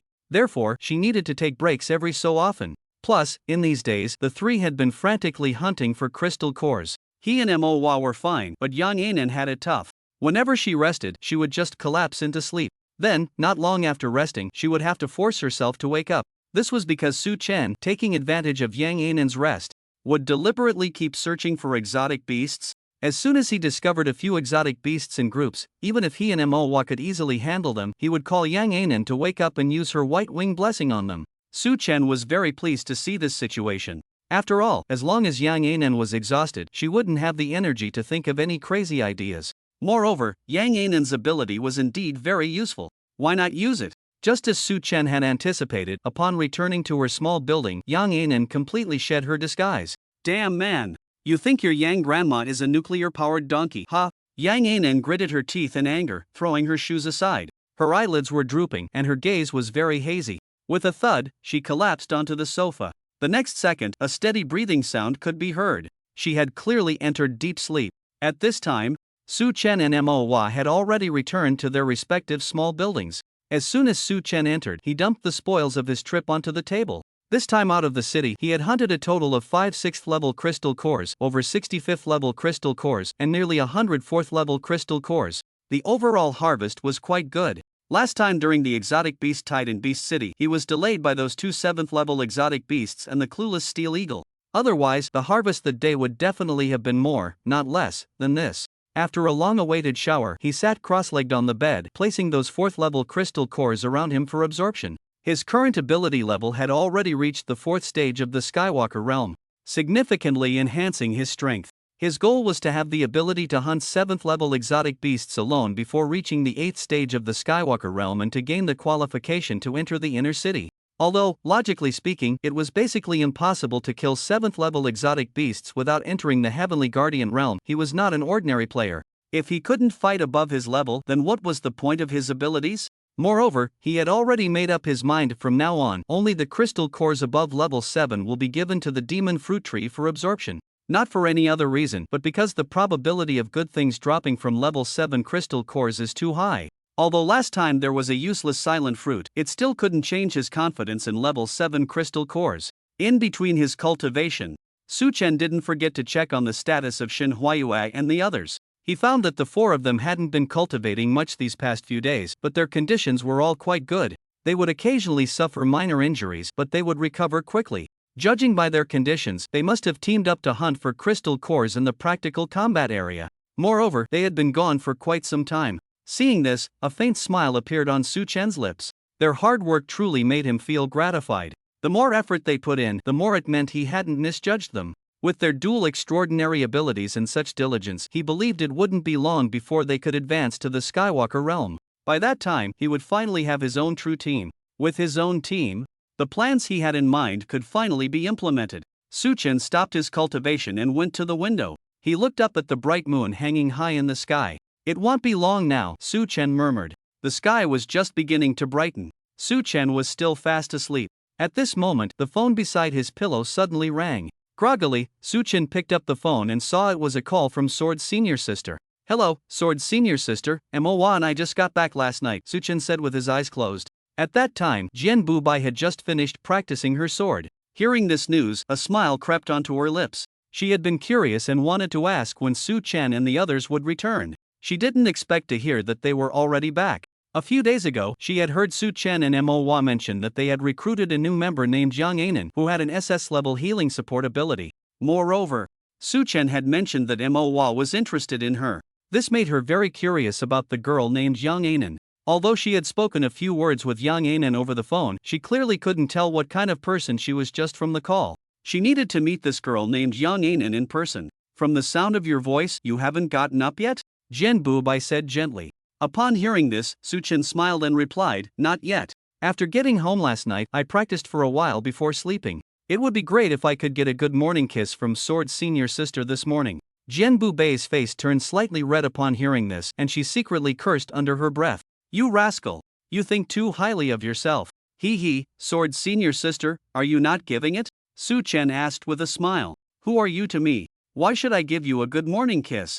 Jian Bubai retorted, crossing her arms. Ha, am I not your man? Su Chen pretended to be surprised. Put, when did I ever say you were my man? How shameless, Jian Bubai said with a playful smile. Although she was sharp-tongued, the smile on her face betrayed her. But we've both exchanged our tongues before, right? Su Chen said, deliberately making a tongue-sticking sound. It was fine until he said that. Jian Bubei's face instantly turned from slightly red to flushed. Remembering what had happened that night, her body involuntarily began to heat up. Ah, I'm not talking to you anymore. Beep beep beep. As soon as she finished speaking, the call was abruptly cut off. Looking at the hung-up phone, Su Chen smirked. Little Sword's senior sister, just a little teasing. After hanging up, Jian Bubai, lost in thought, felt her face alternate between crimson and blood red. The lowly sword at her waist sensed its master's intense emotional fluctuations. With a whoosh, it flew out of its sheath. It circled around Jian Bubai, the sword body trembling as if trying to say something. Seeing this, Jian Bubai calmed her emotions a bit. She smiled at the trembling lowly sword. Lowly, I'm fine. The lowly sword clearly didn't believe her and quickly waved its blade, as if wanting to stand up for its master and teach a lesson to the one who had caused her emotional instability. As the master of the lowly sword, Jian Bubai, naturally, Jian noticed Luoli's intention and couldn't help but chuckle. Ha ha ha, Luoli, you can't teach that person a lesson. What if you accidentally hurt that person? I would be very sad, Jian Bubai said seriously. After all, Luoli was just a sword, and her consciousness had only recently awakened. The complex emotions of humans were still too advanced for her. The master's words left her feeling confused, while also sparking a strong curiosity about the person the master mentioned. She hovered aimlessly around Jian Bubai, as if trying to think hard about something. Seeing this, Jian Bubei's lips curled into a warm smile. To her, Luoli was like her child. Watching her child lost in thought gave her a wonderful feeling. Alright, Luoli, come back. Let's go wake up Sister Mo. As soon as Jian Bubai finished speaking, Luoli instantly sheathed herself very quickly. At this moment, Yang Yanin was still sprawled on the sofa, deep in sleep. Suddenly, Yang Yanin opened her eyes wide, quickly sitting up and looking around. She found that the stinky man was nowhere to be seen and let out a long sigh of relief. Immediately, she raised her small pink fist and struck the sofa beneath her hard. Stinky man! Even in my dreams, I hear him calling me to get up, Yang Yanin said angrily. Once her heart calmed down, Yang Yanin went to the bathroom and looked at her somewhat haggard reflection in the mirror. That damn guy! My poor sleep has ruined my skin. Yang Yanin gritted her teeth and said indignantly. In the end, she could only be angry while taking care of her skin. Today, Moa woke up early. After buying breakfast, he arrived at Yang and An's doorstep quite early. This was because his dad, Motua, had told him that to pursue a girl, one must provide meticulous care. Even if at first the girl does not accept your kindness, over time she will be moved by your sincerity. Of course, the premise of this approach is to see clearly whether the other person is a green tea type. If she is, this tactic will not only be useless but will also lead to wasted efforts. Moa followed his dad's teachings and was very confident in his judgment. He firmly believed that Yang Yanin was definitely not a green tea type. After tidying up his appearance, he raised his hand and pressed the doorbell. Yang Yanin was lying on the sofa, applying a face mask. At that moment, the doorbell suddenly rang. Yang Yanin got up and went to the door. Looking through the peephole, she saw that it was Moa, holding something in his hand. Yang Yanin looked down at herself, dressed very casually, which was not appealing at all. If Moa saw her like this, wouldn't her plan be ruined? No way. She had to change her clothes. Moa, wait a moment. Yang Yanin shouted. Moa was taken aback but didn't think much of it, assuming that Yang Yanin had just woken up and needed to change out of her pajamas, which were not suitable for meeting others. However, this wait turned into more than 10 minutes. Moa scratched his head in confusion. What kind of clothes could take so long to change? Just as he was about to ring the doorbell again, the door suddenly opened. Yang and An's eyes curved into a smile, wearing a white long dress, and her makeup was barely noticeable. Her overall appearance made one feel at first glance that this girl was very pure. Moa liked this kind of untainted beauty and couldn't help but stare. Seeing Moa's dazed expression, Yang Yanin felt a sense of triumph inside. Gotcha! Moa, what's wrong? Yang Yanin looked at Moa with watery eyes, deliberately asking with a puzzled expression. Upon hearing this, Moa's body jolted, and he quickly snapped back to reality. Ahem! It's nothing, nothing. Moa's face turned slightly red, feeling a bit shy about how Yang Yanin looked today. Then, his gaze became unfocused as he handed the breakfast in his hand to Yang Yanin. Miss Yanin, this is breakfast I bought for you. You should eat it while it's warm. Moa said sincerely. Yang Enan reached out to take the breakfast, noticing it had already cooled down a bit. She felt a bit unhappy inside, but she couldn't show it on her face. Wow. Thank you, Moa, you are so thoughtful. Yang Enan smiled. Upon hearing this, Moa grinned back. Then you go ahead and eat, I won't disturb you. After saying that, Moa turned and left. Yang Enan closed the door. The smile on her face gradually faded. Looking at the breakfast in her hand, she snorted disdainfully. She walked over to the trash can and tossed the breakfast directly into it. Coming all the way here early in the morning just to deliver me a cold breakfast. And it interrupted my skincare routine. What a buzzkill. Yang Enan said with a face full of contempt. Suchen had just gotten out of bed and finished washing up when he heard the doorbell ring. Coming! Suchen shouted. As soon as he opened the door, a cold gaze pierced into his chest. Suchen looked up in disbelief. To his surprise, it was Mo Qinghuan, Principal Mo, whom he hadn't seen in a long time. Mo? Principal Mo? Seeing Mo Qinghuan, a hint of joy flashed in Suchen's eyes. However, Mo Qinghuan frowned slightly upon hearing the title. It felt a bit off to her. When Suchen first entered school, he called her Principal Mo, and she was quite pleased. But now, it felt very strange. However, this wasn't the time to discuss such matters. Suchen, you little rascal. You haven't been at school and didn't even tell me. What? Did you forget about me? Mo Qinghuan said coldly, her expression unchanged. Suchen was taken aback, then suddenly slapped his thigh. Oh no. He had a nagging feeling that he had forgotten something important. It turned out he forgot to tell Mo Qinghuan that he had come to Yuan Beast City and was no longer at school. Thinking of this, a forced smile appeared on Suchen's face. Principal Mo, how could I possibly forget you? I just arrived in Yuan Beast City and a lot has happened, so I momentarily forgot about you. Please, come in. Suchen stepped aside to let Mo Qinghuan enter. Mo Qinghuan shot him an annoyed glance before walking straight into the room. Just as Suchen let out a sigh of relief, Jian Bubi suddenly jumped out from behind Mo Qinghuan, startling Suchen while also giving him a little surprise. Sister Jian, you two came together? Suchen asked with a beaming face. Jian Bubi wore a mischievous smile. Her gaze fixed on Suchen. Yeah, Sister Mo said she knows you well. It's been a long time since I've seen you. I wanted to see how you're doing. Suchen nodded at her words and stepped aside to welcome Sister Jian in. As the host, he poured a cup of tea for the two guests.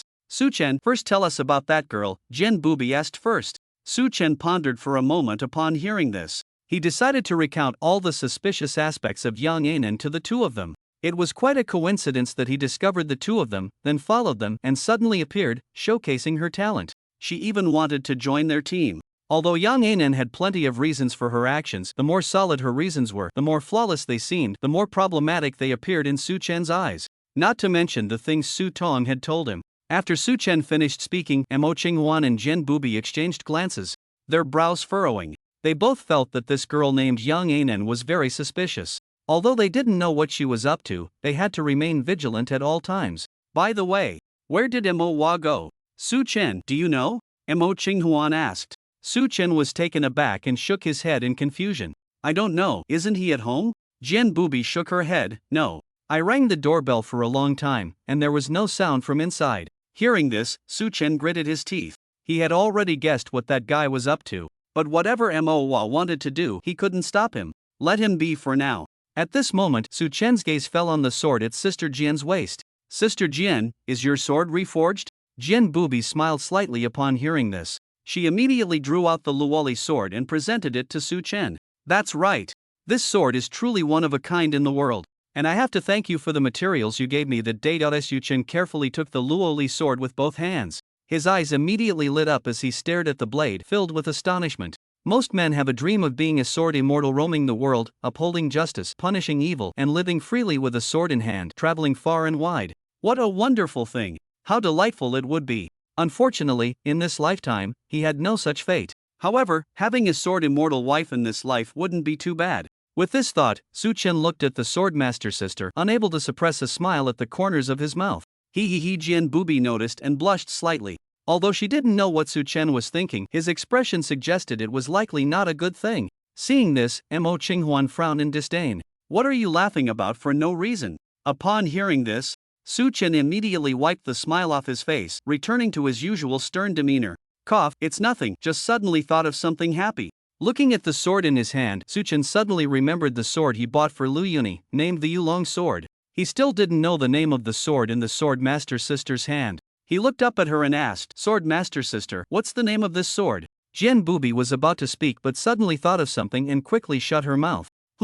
It's a secret. She raised a finger to her lips and winked playfully. While speaking, she glanced at Mo Qinghuan beside her, signaling her not to tell Su Chen. Mo Qinghuan, seeing this, pursed her lips with a complex expression. If she was unsure before whether the name Luo Li sword was related to Su Chen, it was now confirmed beyond doubt. Xiao Li's reaction had proven this point. A secret? Su Chen frowned in confusion, not understanding why a sword's name needed to be kept secret. However, since the sword master's sister wouldn't say, he wouldn't press her. After all, he had ways to make her willingly tell him. But this method couldn't be used in front of Mo Qinghuan, as it would ruin his image in her eyes. Just as Su Chen was about to return the sword to the swordmaster's sister, he keenly sensed that the sword in his hand seemed to move slightly. Su Chen couldn't help but frown. He was certain he was holding it very steadily. There was absolutely no shaking of the sword in his hand. But why did it suddenly move? Did he see it wrong? Or was there something wrong with his senses? Just as Su Chen was puzzled, the sword in his hand suddenly began to float slowly. Seeing this, Su Chen looked up at the sword master's sister across from him, thinking she was the one making the sword float. But strangely, the sword master's sister didn't make any movements. She just smiled at him. Su Chen felt a wave of confusion in his heart, still holding the sword in a supporting position. At that moment, the sword that was floating in midair suddenly began to circle around Su Chen. From its state, it seemed to be examining him. Su Chen straightened up, watching the sword spinning around him. He then looked at Jian Bubi and Mo Qinghuan. "What's going on?" Su Chen scratched his head, asking in confusion. The two couldn't help but smile at the expression on Su Chen's face. It was quite novel to see him so bewildered for the first time. At this moment, the usually silent Su Tong spoke up, her tone filled with astonishment as if she had discovered something incredible. "Su Chen, this sword seems to have its own consciousness." "Ha? What is this? A sword can have its own consciousness?" Su Chen widened his eyes, looking at the sword circling beside him. He couldn't help but swallow hard. Tentatively, he reached out his right hand, wanting to touch the sword. Just when Su Chen's hand was only a centimeter away from the sword in front of him, whoosh! The sword's figure instantly vanished. In the blink of an eye, it appeared behind Su Chen, as if playing hide and seek with him. Su Chen turned to look at the sword behind him, unable to help but gasp. If he had any doubts before about the truth of Su Tong's words, he was now 90% convinced. It was only because he could actually feel that this sword was observing him. Although it had no eyes, Su Chen could clearly sense that feeling of being scrutinized. This sword has awakened its own consciousness? Su Chen looked at Jian Bubi and Mo Qinghuan, his tone already somewhat certain. After hearing Su Chen's words, Jian Bubi and Mo Qinghuan's expressions stiffened. They hadn't expected Su Chen to really notice. The reason why Su Chen could see it puzzled the two of them. A sword having self-awareness? If no one mentioned it, who would have thought of that? Why would Su Chen think of it? Jian Bubi looked at Su Chen, who was filled with curiosity, and gently nodded. "That's right, this sword awakened its self-awareness when I ascended to the Tianyu realm." With an accurate answer, Su Chen's heart did not calm down. Instead, he was even more astonished. A sword capable of having its own consciousness. Isn't that the spirit of a weapon from a cultivation novel? Thinking of this, Su Chen's eyes lit up. He stared intently at the sword in front of him, his curiosity reaching an unprecedented height. "Su Tong, how did you know this sword has self-awareness?" Su Chen asked in his heart. "I just guessed before, and I didn't expect it to be true," Su Tong replied. "So do you have some understanding of such matters?" Su Chen inquired. "Of course, our Tongchong clan's inherited memories are not just for show," Su Tong said proudly. "An object, a weapon, awakening self-awareness. In the boundless starry sky. It is also extremely rare. According to my inherited memories, no one has figured out the principles behind it so far." "Then, what are the benefits of an object awakening self-awareness?" Su Chen asked curiously. "Benefits? There are too many," Su Tong answered. "First of all, an object that awakens self-awareness possesses the ability to think like a living being. They will continuously absorb knowledge and learn emotions. If they have a great opportunity to fuse with a super rare metal called life green gold, then they will have the ability to become true life.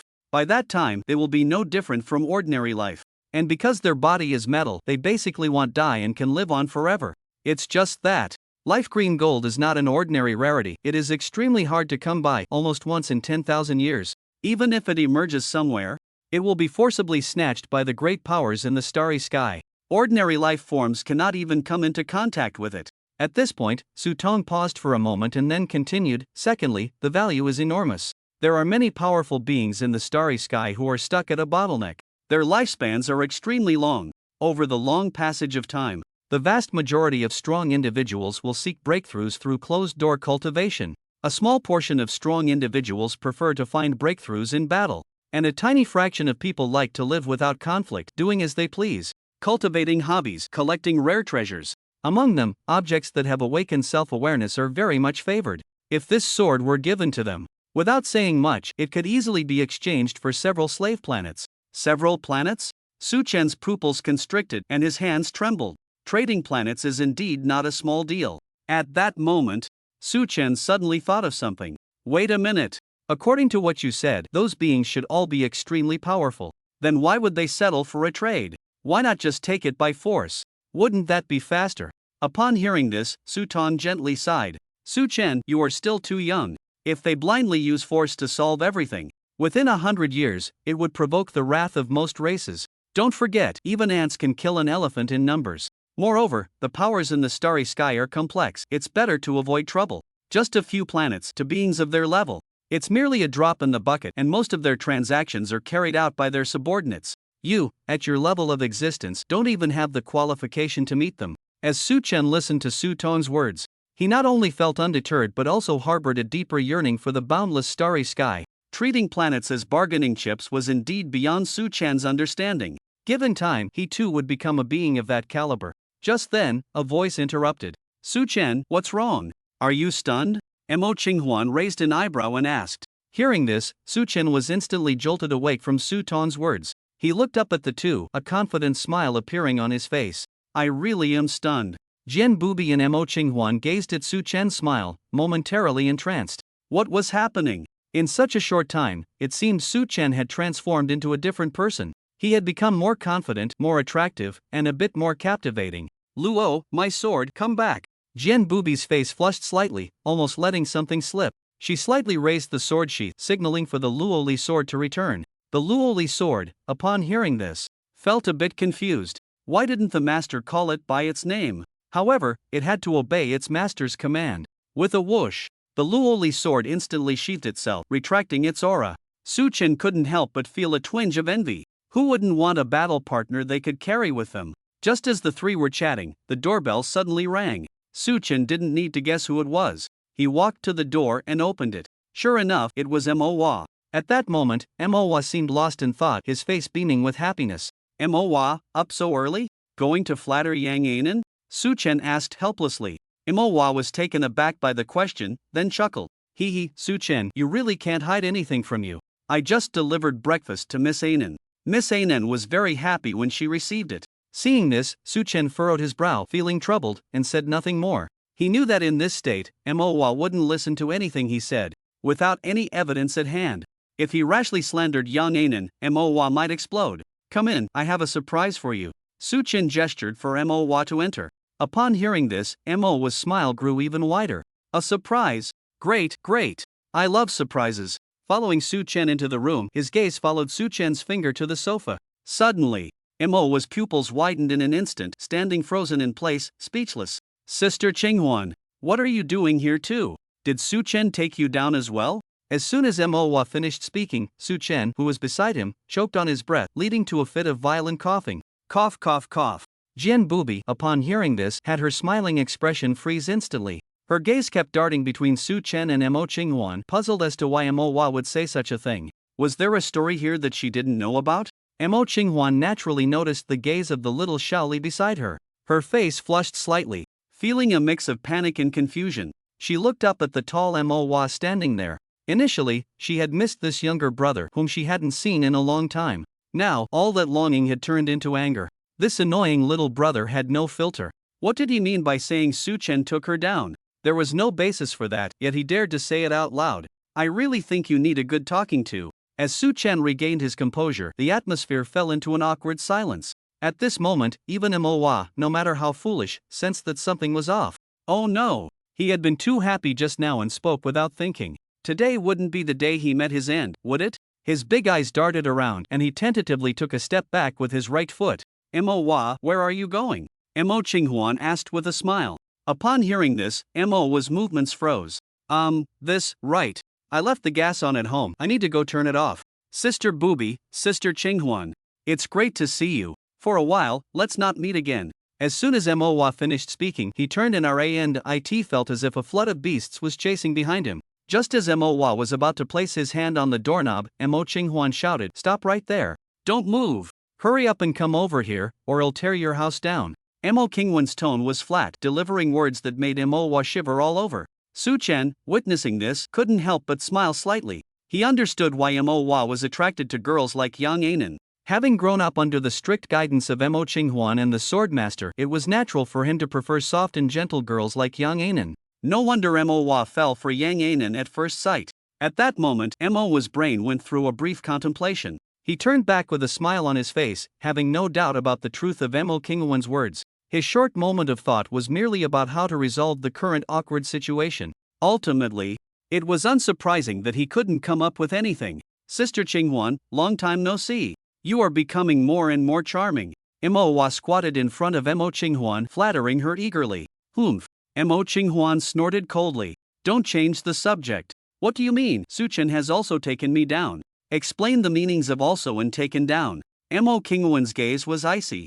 Upon hearing this, cold sweat immediately streamed down Mo's cheeks. This, that. His eyes darted around, his body swaying left and right. First, he glanced at the nearby Jian Bubi, only to find her expression calm, as if it had nothing to do with her. Then he subtly glanced at Su Chen behind him, giving him a pleading look. To his surprise, Su Chen shook his head slightly, indicating that he couldn't help him. Seeing this, Manhwa gritted his teeth. "If that's the case, then don't blame me for being ruthless." He steeled his heart and blurted out, "Su Chen kissed Sister Bubi." A deep kiss with tongue. As soon as Mo's words fell, the expressions of the other three people on the scene changed dramatically. Jian Bubi's body trembled, and her face immediately turned crimson. She then gritted her teeth, her right hand quietly resting on the hilt of the Luoli sword. Her eyes blazed with fury as she glared at Manhwa, who dared to speak the truth. Su Chen's expression stiffened. He wasn't embarrassed. A man should take responsibility for his actions. He simply felt a genuine admiration for Mo's reckless behavior. He truly wasn't afraid of the Swordmaster, even if she wanted to test him with her sword afterward. Upon hearing this news, Mo Qinghuan's pupils dilated, her eyes filled with disbelief. Xiaoli had never mentioned this to her. She immediately glanced at the blushing Xiaoli beside her, which confirmed that Mo's words were absolutely correct. Xiaoli had definitely had something happen with Su Chen. Otherwise, she wouldn't have this expression.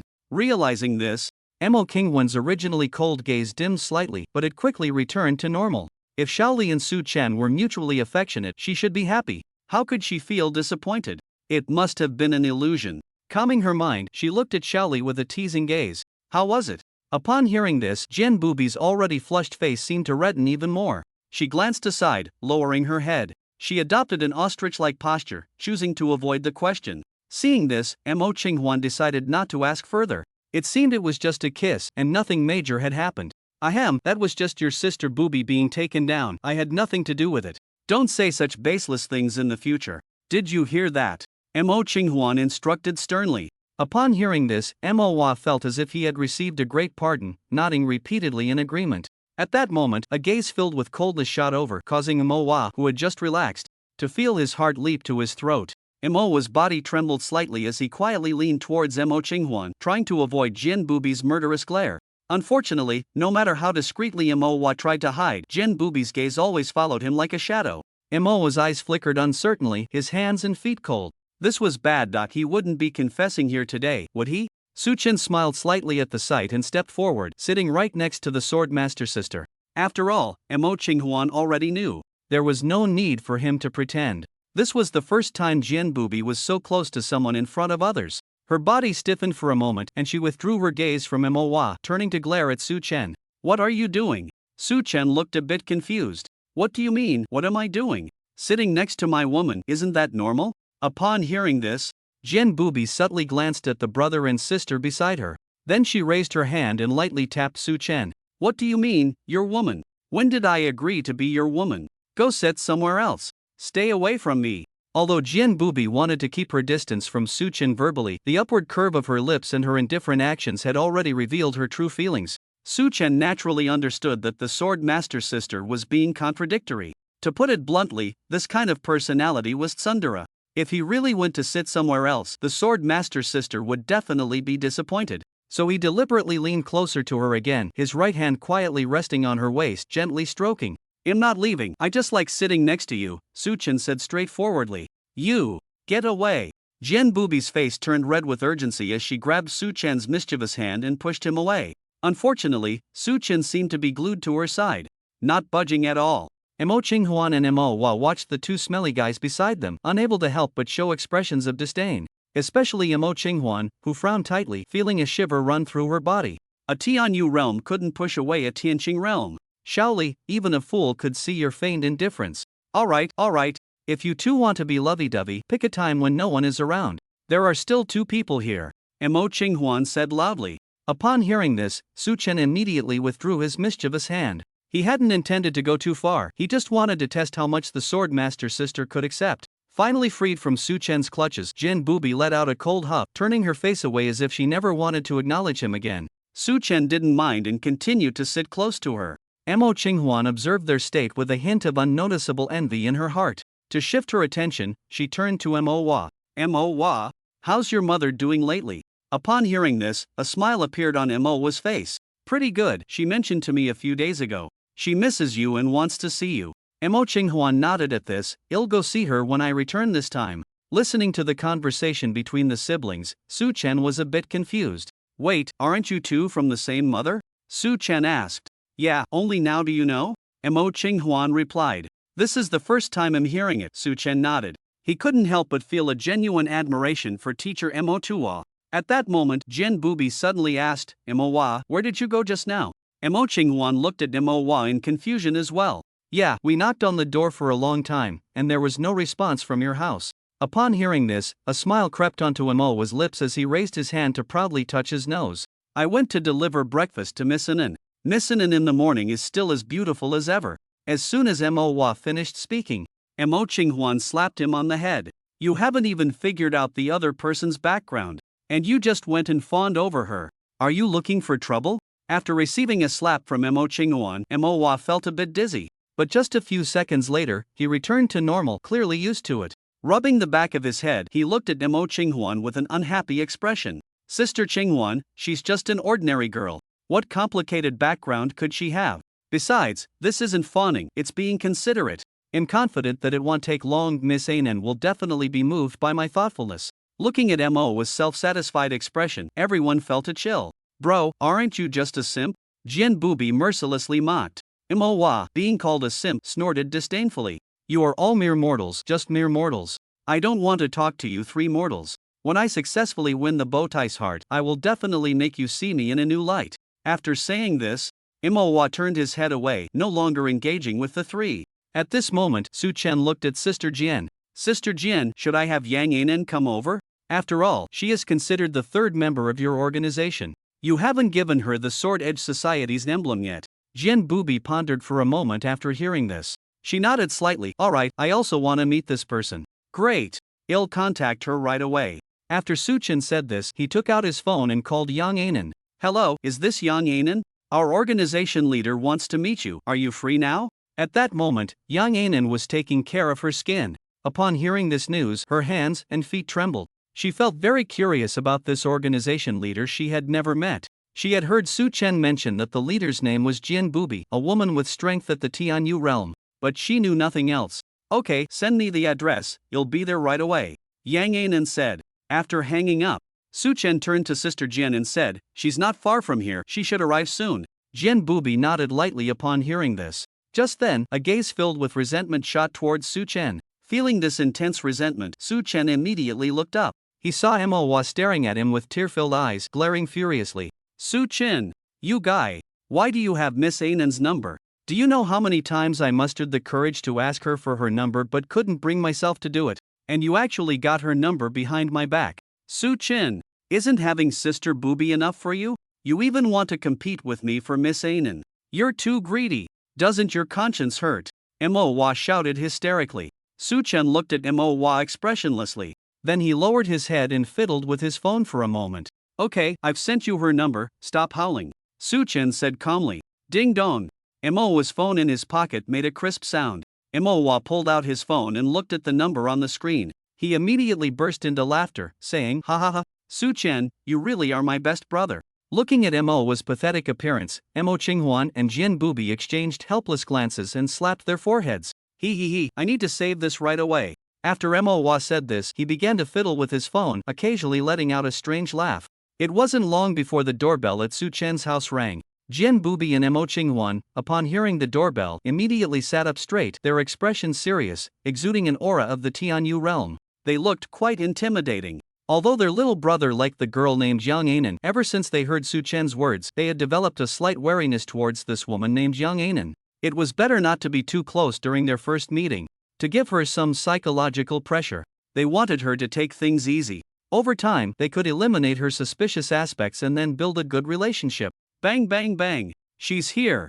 Su Chen stood up to open the door. Halfway there, as if suddenly remembering something, he turned to Mo. Why don't you go open it?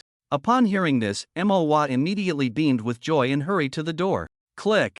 Mo opened the door and once again saw the radiant Yang Anan in a white dress. His expression froze and his heart began to flutter again. Yang Anan looked at the dazed Mo, a hint of irritation flashing in her bright eyes. She had important matters to attend to and didn't want to waste time with this big GUI. Mo, can I come in? Yang Anan pointed to the room and said. Hearing this, Mo immediately came to his senses. His face turned slightly red as he stammered, and, Anan, please come in. Mo stepped aside to let Yang Anan enter the room, then followed her like a subordinate. The two arrived in the living room. Yang Anan first glanced at Su Chen, who was sitting alone on the right sofa. Then she looked at the two people sitting on the sofa. One of them she didn't recognize, but the other was someone she was very familiar with. A hint of shock flashed in her eyes. Mo Qinghwan? What is she doing here? While investigating Mo, she had also looked into Mo Qinghwan and found that most of the information about her was vague and lacked any valuable details. It was nothing compared to the clear information about the vice president of Giant University. Mo excitedly ran in front of Yang Anan and waved his hand to introduce. This is our organization's leader, Jian Buzai. And this is my older sister, Mo Qinghwan, you can just call her Qinghwan Jia. Upon hearing this, Yang Anan first lowered her head and bowed to the two. Hello, leader. Hello, Qinghwan Jia. The two looked at the polite and flawless Yang Anan and nodded slightly, their eyes flashing with a hint of appreciation. No wonder this kid Mo likes her. Her first impression was like fresh snow, indeed very pure and beautiful. But their admiration for her was just that, their inner vigilance had not diminished at all. At this moment, Jian Buzai, as the leader of the organization, was the first to ask, I heard from Su Chen and Mo that you are an SS-level ability awakener, right? Yang Anan nodded in response. Yes, my ability is SS level, called Black and White Holy Pigeon. As she spoke, a pair of black and white wings materialized behind her. Jian Buzai felt the aura emanating from Yang Anan and confirmed that it was indeed SS level. Jian Buzai then asked, so why haven't you joined other organizations? You should know that your kind of ability is highly sought after in other organizations. Yang Anan shook her head upon hearing this. Leader, I know this ability is in high demand. But precisely because it is in demand, I dare not expose it easily. Once I join a large organization, if some envious organizations find out, my life would be in danger. That day I heard Su Chen say that Jian Fenghui currently has 3 members. For me, the fewer people in the organization, the safer I feel. Moreover, as a healing support type ability user, I really have no self-defense capability. So, I came up with the idea of joining Jian Fenghui. After listening to Yang Anan's explanation, Jian Buzai nodded slightly, finding nothing suspicious. Having multiple healing support type ability users in the organization is indeed a good thing.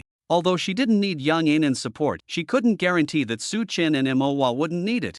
Alright, Yang Anan, from now on, you are a member of Jian Fenghui. This is the badge of the Jian Fenghui members, take good care of it. Jian Buzai took out a badge and handed it to Yang Anan. Yang Anan received the badge and smiled brightly, saying, Thank you, leader. Just then, Mo Qinghwan suddenly asked, Where are you from? Qinghwan Jia, I am from Amber City, Yang Anan replied without any hesitation. Mo Qinghwan nodded upon hearing this, determined to investigate further when she returned. Ha? Qinghwan Jia, aren't you a member of Jian Fenghui? Yang Anan asked in confusion. Mo Qinghwan shook her head in response, I came to Yuan Beast City to handle some matters, and I will return after I'm done. So I won't join any organization and hold you back. Yang Anan nodded slowly upon hearing this. She must have come to Yuan Beast City to get some crystal cores. Then she would have to go back to continue her role as vice president. The few of them chatted for a short while longer. Jian Buzai and Mo Qinghwan stood up. Su Chen, we'll take our leave now. We won't disturb you any longer, Jian Buzai said. Mo Qinghuan looked at Su Chan and the others and earnestly instructed, with the talents of the three of you, you will definitely not be stuck at the Skywalker realm. Since we've gathered enough crystal cores, let's focus on our cultivation. After all, time passes quickly.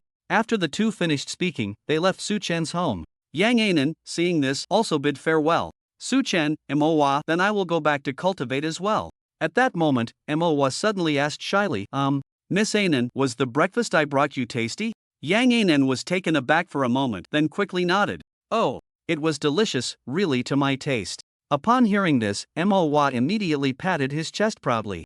That's great. Miss Anan, don't worry. I'll take care of your breakfast from now on. I guarantee every meal will bring you a different surprise. After hearing this, the smile on Yang Anan's face stiffened for a moment. Then she quickly returned to normal. Well, Mowa, isn't this too much trouble for you? You have to get up early every day to buy it and bring it to me. Mowa waved his hands repeatedly, shaking his head. Not at all, it's no trouble whatsoever.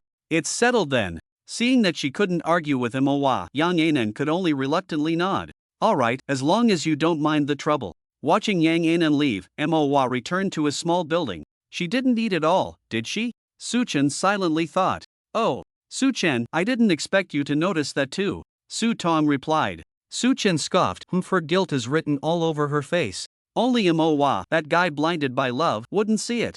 Meanwhile, at the spatial gate of the giant university combat zone, 4 spatial gates opened out of thin air. Stepping out from them were Xin Huayue and her 3 companions. Each of them had slightly messy hair and their clothes were splattered with numerous drops of blood. They looked somewhat disheveled. After all, it was normal to look like this after spending so long in the wild. However, despite their disheveled appearance, all 4 wore faint smiles on their faces. This outdoor combat trip had brought them tremendous gains. The rewards from this trip could basically sustain them until the 9th level of the Transcendence realm. If they were lucky, advancing to the extraordinary realm was also a possibility. Xin Huayu took a deep breath of fresh air and exclaimed, "Woo, my school, finally back." Yuzi smiled and said, "The tense nerves can finally relax." Xin Huayu smiled at this and said nothing, simply enjoying the tranquil atmosphere of the school. At that moment, Lu Yuni lowered her head to sniff her own scent. With a hint of disgust, she said, "I haven't showered in days, I feel like I smell." The other 3 stiffened at her words. They immediately looked down to sniff their own bodies and found an indescribable strange odor. "We haven't encountered a river these days, so we couldn't wash. And we've splattered quite a bit of beast blood, it's normal to have a smell." Xin Huayue said calmly. "Let's hurry. I don't want to meet anyone smelling like this," Lu Yuni urged. Just as the 4 were about to leave, 2 spatial gates suddenly lit up not far ahead. Clearly, 2 more people had returned to the combat zone. However, the 4 didn't pay much attention. In the combat zone, it was normal for people to return from the wild every day. Just as they were about to move forward, the people stepping out from the spatial gates truly left the 4 in place. "Phone Yike!" Yuzi exclaimed in surprise.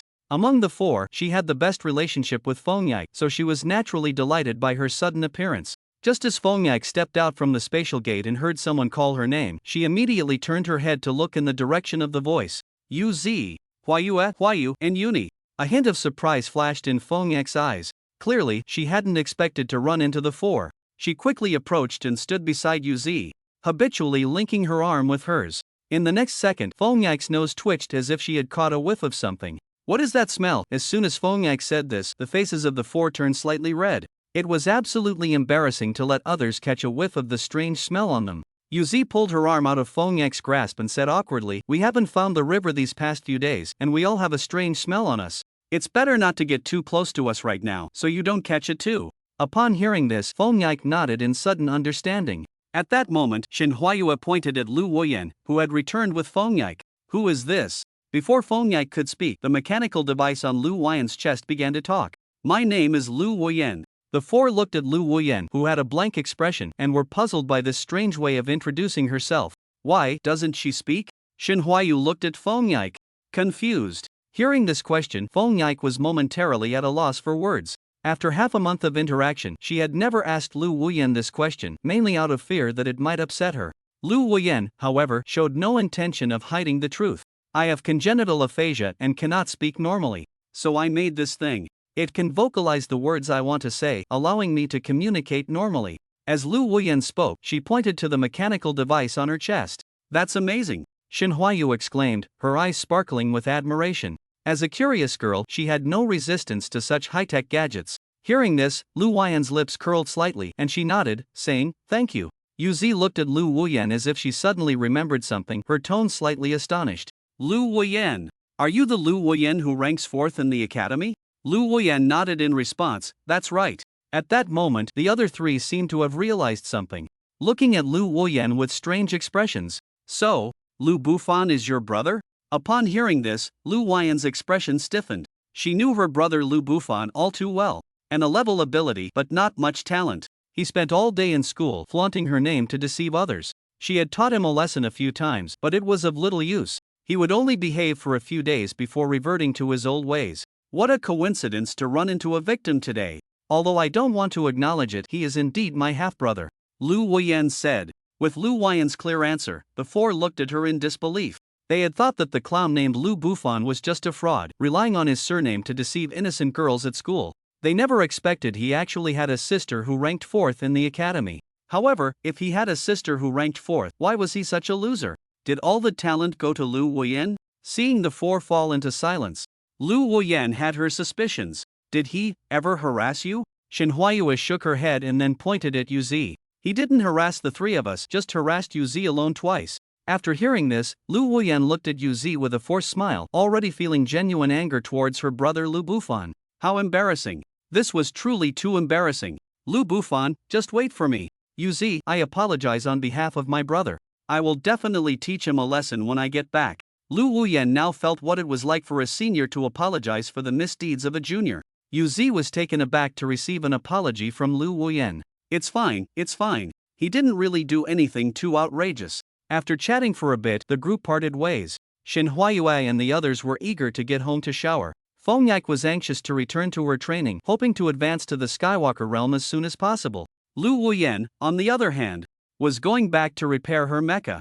After days of continuous battles, most of her mecha's parts had been damaged. She needed to replace them to restore her mechas to their original state, which would take quite some time. Now, she would return to her homebody time. With a loud rumble, the basement door was closed. Lu Wuyan's entire villa fell back into the familiar silence. Time passed in the blink of an eye, and half a month went by. In Insect Beast City, dusk was settling in. The sky was dim, as if covered by a layer of gray cloth. At this moment, a dark cloud suddenly appeared in the distant sky. Standing on the city wall, the lookout saw the ominous cloud and his pupils constricted sharply. He immediately sounded the alarm and took out the broadcast microphone. Insect tide incoming. Insect tide incoming. Thud thud thud. The entire Insect Beast City was instantly filled with deafening alarm sounds. Whether they were cultivators or leisure-seeking ability users, everyone in the city, upon hearing the sudden alarm, rushed into the sky, looking towards the ominous cloud. Excitement flickered on everyone's faces. Just then, one person suddenly shouted, "Charge!" Roar!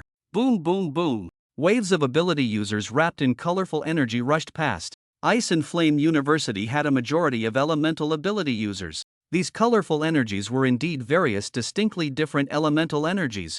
As the crowd reached the city gate, they unleashed their elemental techniques. In an instant, ice, fire, water, thunder, wind, all sorts of elemental techniques emerged one after another. Elemental techniques were primarily known for their wide range and outstanding area damage effects, proving to be remarkably effective against the numerous insect-like beasts. Boom boom boom! Hundreds of elemental techniques struck the approaching swarm in the sky, causing tremors and explosions.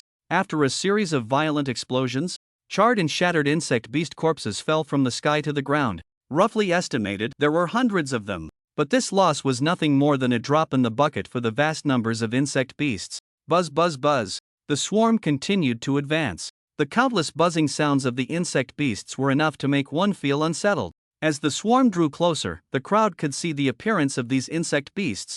They were clearly green locust-like creatures. These locust beasts all had sharp fangs, and their limbs and backs were covered in armor that gleamed with a bright metallic luster.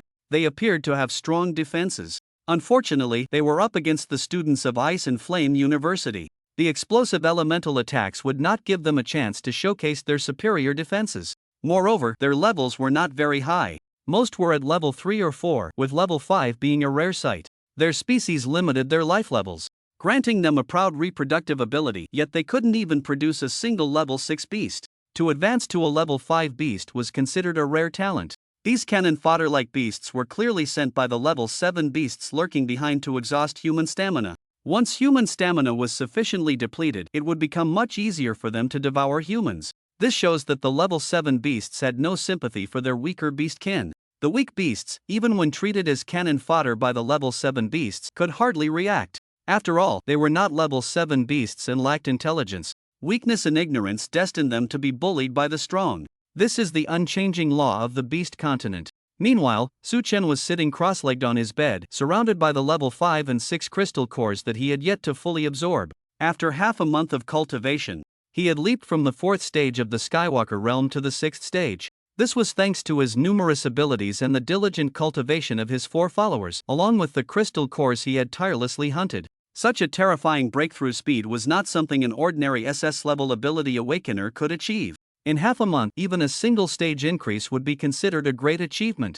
Su Chen took a deep breath. He opened his eyes and glanced at the crystal cores beside him. Most of the cores had already shrunk significantly, as most of their energy had been absorbed by Su Chen. Seeing this, Su Chen frowned slightly. The crystal cores are running low again. It seems I need to head out of the city once more, Su Chen murmured suddenly. A flurry of urgent noise erupted outside the house, mixed with the sounds of ability users flying through the air. What's going on? Is there another beast tide? Su Chen sprang up like a carp, flipping off the bed. He pulled back the curtains and looked at the sky. A silent, tranquil sky. Shadows streaked across, breaking the stillness and turning the dim sky into a lively scene. Watching the direction everyone was flying towards, Su Chen felt a bit confused. Why was everyone heading into the city? Wasn't it a beast tide? Beep beep beep. At that moment, his phone in his pocket suddenly rang. Su Chen took out his phone and saw messages from Sword Master Sister and Mo Qinghuan. Insect Beast City is experiencing an insect beast tide. Call Mo Hua and Yang Anan. Hurry! The messages from both were essentially the same. Su Chen looked at the messages on his phone, a smile appearing on his face. It was true, when one was tired, someone would come to deliver a pillow. The crystal core was about to run out. Just at this moment, an insect beast tide appeared. He turned to the small building next to him and shouted, Mo Hua, come out quickly. There's an insect beast tide. As soon as Su Chen's voice fell, Mo Hua rushed out immediately. Looking up at the ability users flying overhead, a hint of joy flickered in his eyes. He turned to Su Chen and said, I'll go call Miss Anan. After saying that, Mo Hua leaped and flew straight towards Yang Anan's house. Seeing this, Su Chen shook his head in speechless disbelief. He had wanted to give Mo Hua an immortal blue flame seed. Who knew this guy would run off so fast? He hadn't even had the chance to say another word before he was gone. All day long, Miss Anan, Miss Anan. I think this guy has really gone mad. Su Chen sighed. He didn't wait for Mo Hua and Yang Anan. He leaped and flew past Mo Hua's window. Glancing inside, he noticed books scattered all over Mo Hua's bed. This bizarre scene left Su Chen utterly perplexed. From what he knew of Mo Hua, this guy definitely didn't seem like someone who would read books. Flying to Mo Hua's windowsill and entering his room, he bent down to pick up a book. It had 4 large characters written on it, Healthy Cuisine. This is a recipe book? Su Chen casually flipped through a few pages and found Mo with serious notes written on them, along with Yang Anan's evaluations of the dishes. Dropping the book, he checked other books. Without exception, they were all recipe books. Mo Hua had taken notes on all of them as well, though the titles varied slightly.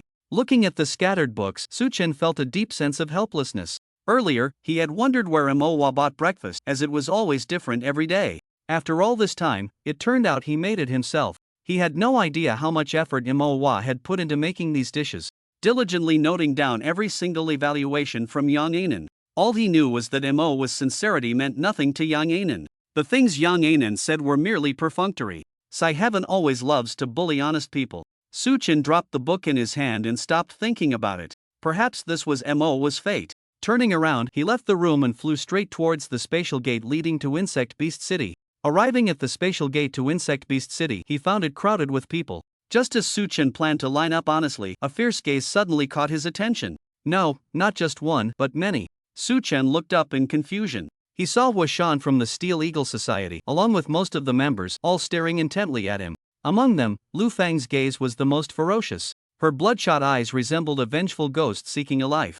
If looks could kill, Su Chen would have died countless times already. He was completely unconcerned by their stares. He was now at the 6th level of the Skywalker realm. Even without borrowing the weak power of the Waterflower Pearl and the extreme cold heart's laws, Hua Shan would definitely not be his opponent. As for the others, there was even less to mention. He couldn't hold on for even a round under his hand. At this thought, Su Chen couldn't help but smile broadly. He flashed a hearty smile at the members of the Steel Eagle Society. Huashan, watching Su Chen smile, couldn't help but clench his teeth and tighten his fists. This guy could still smile. It was an utter humiliation. When had the Steel Eagle Society ever suffered such indignity? Moreover, how did this guy's ability level suddenly rise to the 6th stage of the Heavenly Walking Realm? Huashan thought to himself, shocked. Just a few days ago, he had just reached the 9th stage of the Heavenly Walking Realm. There was still a long way to go before advancing to the Heavenly Guardian Realm. How could this guy, in such a short time, suddenly rise from a 2nd stage nobody in the Heavenly Walking Realm to the 6th stage? This advancement speed was a bit against the heavens. At this moment, Huashan's anger gradually dissipated, replaced by a heavy sense of panic. This kid, wouldn't he advance to the Heavenly Guardian Realm before him? Thinking of this possibility, Huashan didn't even dare to look directly at Su Chen anymore. Lu Feng, watching Su Chen smile, felt a sharp pain in her chest. She couldn't even discern Su Chen's ability level anymore. This monster's advancement speed was simply too outrageous. It hadn't been long since he had surpassed her. With such a heavenly advancement speed, when would she be able to take revenge for her boyfriend? A hint of despair flickered in Lu Feng's eyes. Lu Bin, standing beside Lu Feng, gently patted her back to soothe her feelings. From the moment he first saw Su Chen and realized he couldn't gauge Su Chen's ability level, he had already given up on seeking revenge against him. Being able to escape from such a monster was something to be grateful for. Plotting revenge against him was clearly not a wise move. It might even cost him his life. As for Ding Lei, he didn't even dare to look at Su Chen. He just hoped that Su Chen had long forgotten about him and wouldn't come looking for him again. He finally understood that there are people beyond people and skies beyond skies. This saying was indeed not just empty words. Su Chen noticed that Huashan and the others had shifted their gaze away. He immediately discerned their thoughts. They were intimidated by my rapid advancement speed. A few bullies who feared the strong and bullied the weak had unconsciously lined up behind Su Chen. When entering the spatial gate, Su Chen deliberately turned back to take a look. He found Manhwa and Yang Anan at the end of the line, clearly just having arrived. It's good that you came, Su Chen thought. Entering the spatial gate with a wave of spatial folding, Su Chen instantly arrived at Insect Beast City. At this moment, the atmosphere in Insect Beast City was extremely lively. Countless ability users soared into the sky. He could even hear the buzzing of flying insects from afar. Just from the sound, he knew there were definitely a lot of them. Su Chen leaped into the air, shooting straight towards the sky. Transforming into a flash of light, he flew towards the outskirts of the city. By now, dusk had passed, and the night was gradually becoming hazy. The yellow flash that Su Chen transformed into appeared particularly dazzling against the dim night sky, causing most of the ability users in Insect Beast City to feel quite puzzled. When did a light element ability user arrive in the city? Judging by the brilliance, he was at least an S-level ability user. It truly made people envious. As Su Chen reached the city wall, the buzzing of the flying insects became even more chaotic. In the sky, locust-type mutant beasts flew in continuously. The sheer number made Su Chen's scalp tingle. Given the current situation, Yang Anan was indeed not lying. Boom! Boom! Boom! In the sky, many ability users were continuously unleashing their attacks. Boom! Boom! Boom! Wind, fire, thunder, and lightning energies intertwined and flickered. It was like a series of splendid fireworks bursting in the air. These were all 3rd and 4th level mutant beasts, and Su Chen had no intention of making a move against them. Attacking these guys would only feel like a waste of energy. Just as Su Chen decided not to act for the moment, the situation suddenly took a sharp turn. The originally numerous locust-type mutant beasts suddenly retreated. The scene fell into a moment of silence. Seeing this, Su Chen was quite confused. Is this it? Is this the beast tide of Insect Beast City? This is too underwhelming. Just as Su Chen felt utterly disappointed, a shout suddenly came from behind. Everyone out of the city. Prepare to welcome the second wave of attack. Charge! In an instant, the ability users of Insect Beast City surged out like a torrent. Su Chen felt a bit dazed and looked up at the sky, noticing that there was no sign of movement. Where was the second wave of attack? Suddenly, a hand clapped down on Su Chen's shoulder. He turned around sharply to see Sister Jian and Sister Qinghuan both smiling at him. Sister Jian! Sister Qinghuan! Su Chen exclaimed, his tone filled with surprise. Upon hearing the name Sister Qinghuan, Mo Qinghuan's lips curled up slightly as she nodded. Su Chen had always called her Principal Mo, which felt a bit strange to her. The title Sister Qinghuan felt much more comfortable. Why are you the only one here? Where are the others? Mo Qinghuan asked. Oh, Mowa went to call Yanganan, and I came here first, Su Chen replied, still puzzled as he pointed towards the direction outside the city. Sister Jian, Sister Qinghuan, someone said the second wave of attack is coming. I don't see any signs of a second wave of attack. Jian Bubai and Mo Qinghuan smiled slightly at his words. Jian Bubai then spoke. These cannon fodder locust beasts are just the appetizer for this beast tide. There will be a second wave, a third wave, and a fourth wave after this. At most, these insects have attacked up to 7 waves in total. High-level beasts collude with each other, aiming to consume human flesh and blood with minimal casualties. So they can only let these low-level beasts act as cannon fodder first. Each wave of beasts will increase in level. The goal is to exhaust our stamina. This also paves the way for those high-level beasts that come later.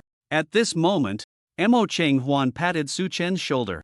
The number of beasts in the beast tide of Insect Beast City is the highest among the 3 cities, but it also tests endurance the most. As long as you can hold on long enough, the more crystal cores you will obtain. Of course, don't risk your life just for crystal cores. That would be too unworthy. Su Chen nodded seriously after hearing this. He then condensed 2 undying blue flame seeds and gently pushed them into Jian Bubai and Mo Qinghuan's bodies. The seeds took root within them, allowing them to regenerate and save their lives at critical moments. Although he didn't know how significant his undying blue flame seeds would be for those in the Tianyu realm, having them was better than not. Jian Bubai and Mo Qinghuan felt the seeds within them and exchanged smiles. The feeling of being cared for was quite nice. At that moment, 2 people suddenly landed beside the 3. They turned to see that it was Mowa and Yanganan, who had just arrived. Ha! Where's the beast tide? Has it ended? So soon? Mowa asked in confusion. Not yet, there will be several more waves, Yanganan replied confidently.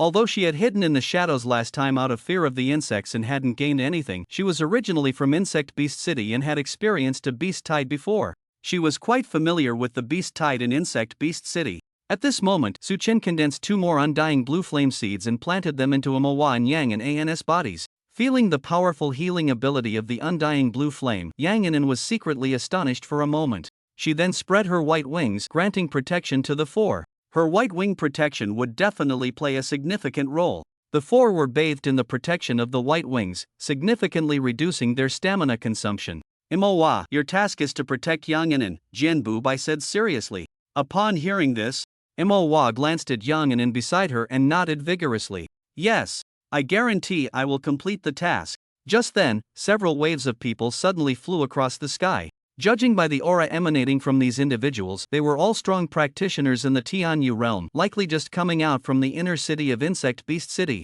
These groups of people had different outfits, indicating they were members of different organizations. Did they wait until the first wave of cannon fodder beasts retreated before they were willing to come out? Let's go!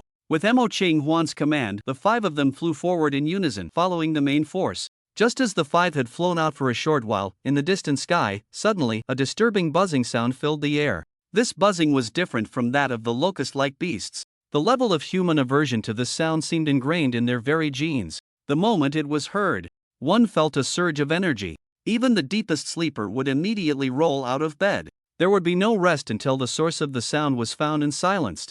Buzz buzz buzz buzz buzz buzz. Upon hearing this sound, everyone floated in the air, readying themselves for battle. Yang Anan felt a flicker of fear in her eyes as goosebumps rose on her arms. This was not fear of the beasts, but rather a psychological dread of the dense swarm of insects.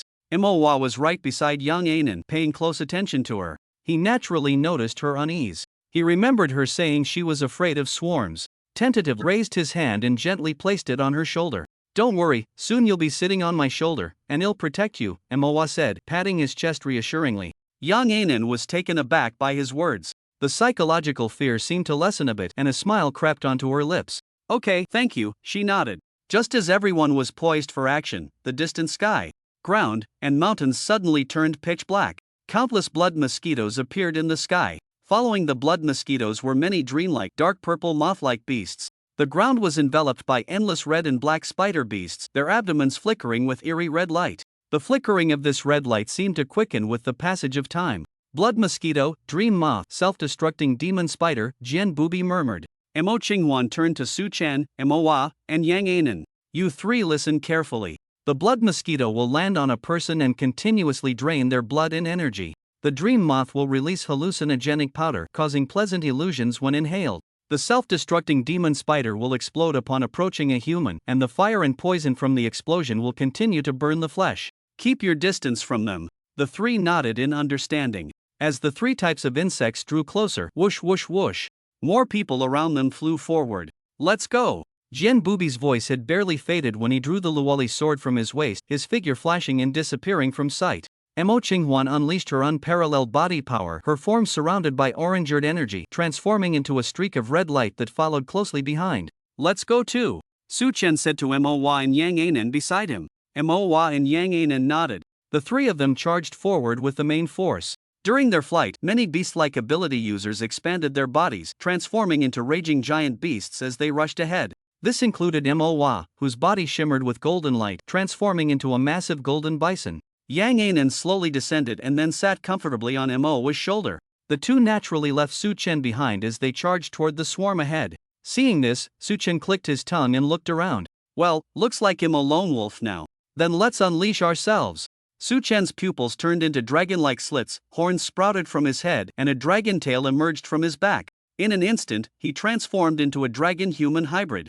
With the protection of the white wings bestowed by Yang Anan, the consumption of his dragon-human form was no longer significant. He could freely enjoy the domineering power of the dragon-human form. Leaning forward, he charged ahead fiercely. The swarm formed by the blood mosquitoes and dream moths resembled a massive tsunami, a towering black wall thousands of meters high, stretching endlessly toward the insect beast city.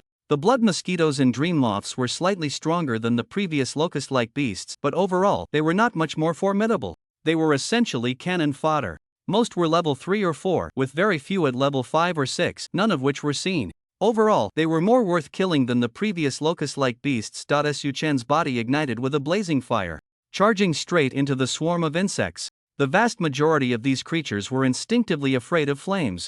The fire swirling around Su Chen made the blood mosquitoes and dream moths dare not approach. Boom! Sizzle! The continuous sounds of explosions and flesh tearing echoed around him, rapidly inflating Su Chen's desire to hunt. He concentrated the fiery breath of the flame dragon in his mouth and suddenly sprayed it outwards. Boom sizzle sizzle. The crimson, ultra-high temperature breath was like a deathly demon to the blood mosquitoes and dream moths.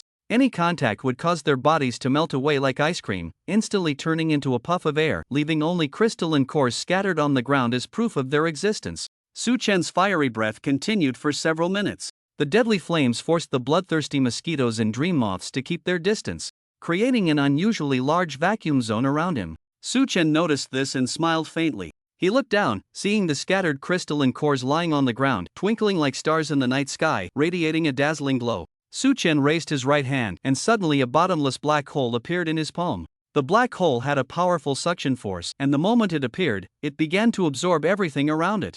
The crystalline cores scattered on the ground floated up under this immense suction and were drawn into the black hole in Su Chen's palm. Once the ground was devoid of any glimmering lights, Su Chen retracted his hand, sensing the numerous level 3 and level 4 crystalline cores quietly lying in the dark space.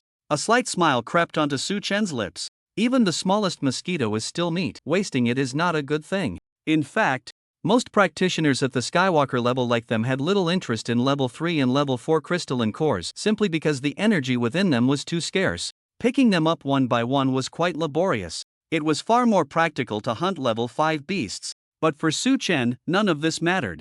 As long as the quantity was large, level 3 and level 4 crystalline cores could still rival level 5 ones. Moreover, he didn't have to pick them up one by one, he could just absorb them directly into the dark space. He looked up at the swarm of insects rushing past him, leaned forward, and charged back into the fray. Flames and flashes intertwined, and crystalline cores continuously fell to the ground.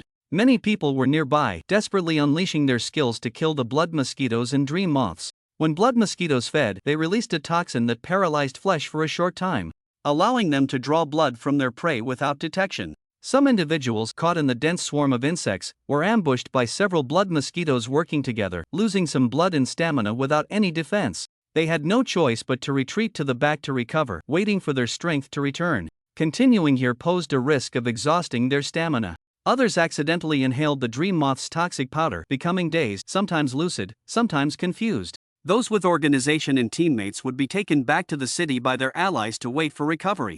Those without organization or teammates could only rely on their luck, praying not to be overwhelmed by a swarm of blood mosquitoes that would drain their blood. Amid such intense hunting, Su Chen's bravery caught the eyes of a few. With a shining left hand and a fiery right hand, his body still in dragon human form. They were witnessing this strange and powerful ability for the first time. Suddenly, Suchen placed his hands in front of his chest. High-temperature flames gathered between his palms. Before long, a delicate crimson lotus flower formed in Suchen's hands. The lotus radiated intense heat, causing the surrounding temperature to rise rapidly. Even Suchen, the creator, began to sweat on his forehead. Seeing that he had reached the current temperature limit he could control, Suchen lifted the crimson lotus high. In the next moment, the lotus suddenly began to bloom, and then it exploded. Boom! Boom!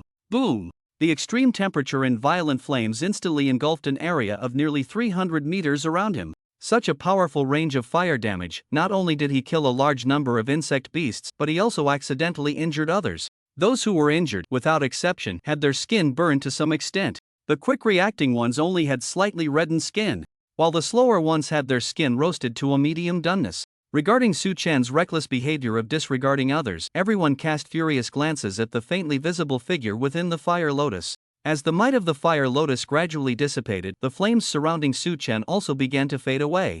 Taking a deep breath, Suchen looked around. The area was completely cleared. The scattered crystal cores on the ground were evidence of this. The residual heat in the air made the bloodthirsty mosquitoes and dream moths dare not approach this place, choosing instead to take a detour. This created a vacuum zone of insect tides within a radius of several hundred meters around Suchen. He nodded in satisfaction. The power is not bad, but the consumption is a bit high. Moreover, this is currently the highest temperature I can control. To raise the temperature further and cause a qualitative change in power, you'll have to wait until I reach the Tianyu realm. Suchen murmured. Just as he to use his black hole ability to absorb the scattered crystal cores on the ground, a voice suddenly spoke in his mind. Suchen, someone is watching you from behind. Suchen was taken aback and immediately turned to look behind him. He saw dozens of people staring at him with wide eyes, their expressions filled with anger, as if he had committed some heinous act. Suchen was quite confused. It seemed he hadn't provoked these people, so why were they looking at him like that? Could it be the Steel Eagle Society? Or the Qilin Society? Are you guys here to cause me trouble? Suchen said with a stern expression, simultaneously getting into a fighting stance, ready to deal with any trouble. Seeing Suchen speak like this only made the crowd angrier. You dare to play the victim, huh? One of them exclaimed indignantly. Look at what you've done to us. Who is really causing trouble for whom? Exactly. Exactly. The crowd began to show the parts of their bodies that had been accidentally injured by Suchen, wanting an explanation from him. Suchen looked at the charred, fiery flesh and pursed his lips, letting out a stiff tch, tch, tch. This was quite awkward. It seemed he was in the wrong, and yet he was biting back at them as if he were the victim.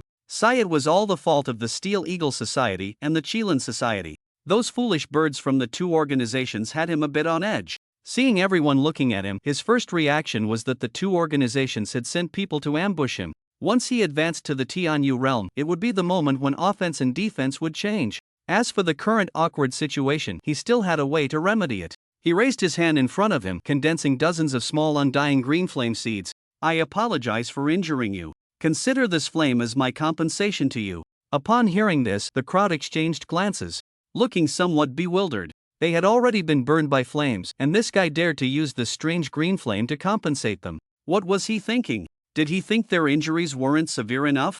Besides, what could such a small flame seed possibly compensate them for? Seeing the confused expressions on their faces, Suchen chose not to explain much. He then slightly pushed forward.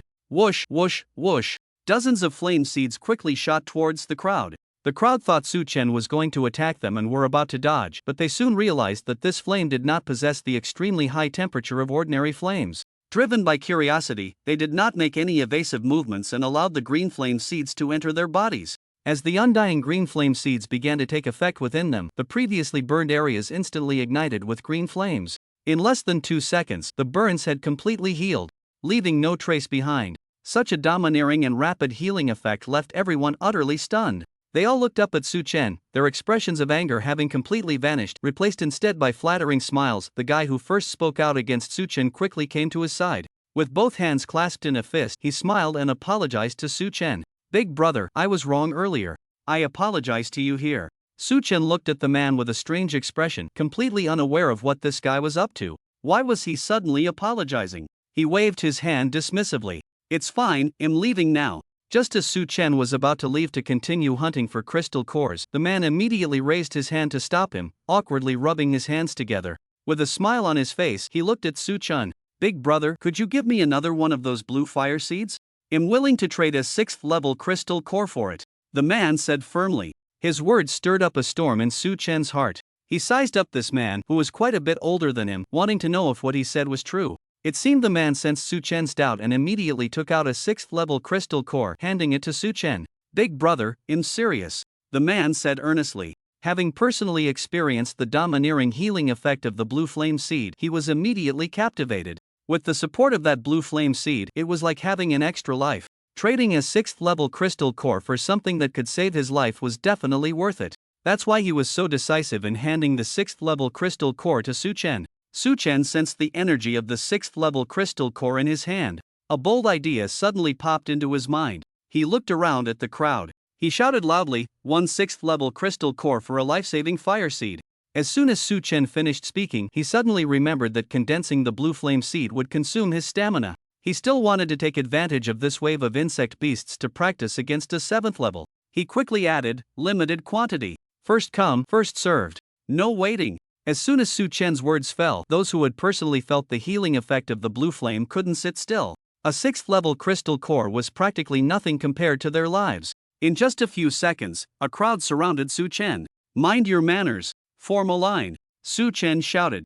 Under Su Chen's imposing presence, the crowd lined up in an orderly fashion behind the man in front of Su Chen. At that moment, a bizarre scene appeared on the serious battlefield. A long line of people formed, orderly handing over crystal cores to the person at the front. The most crucial part was that after handing over their crystal cores, those people looked quite happy, as if they had stumbled upon a great bargain, leaving the place with joy. This strange sight made the passers-by, who were also ability users, doubt whether these people had been hypnotized by the guy at the front. Otherwise, why would they willingly hand over the crystal cores they had worked so hard to obtain? At this moment, a few individuals filled with a sense of justice exchanged glances, seeing the righteousness in each other's eyes. They absolutely could not allow such unearned gains to happen to them. This behavior must be severely punished. They couldn't get something for nothing, and neither could anyone else. They glanced at the guy collecting the crystal cores. 6th level in the Skywalker realm. Not bad, but still not enough in their eyes. Under the siege of so many people, even an 8th level Skywalker would have to give in.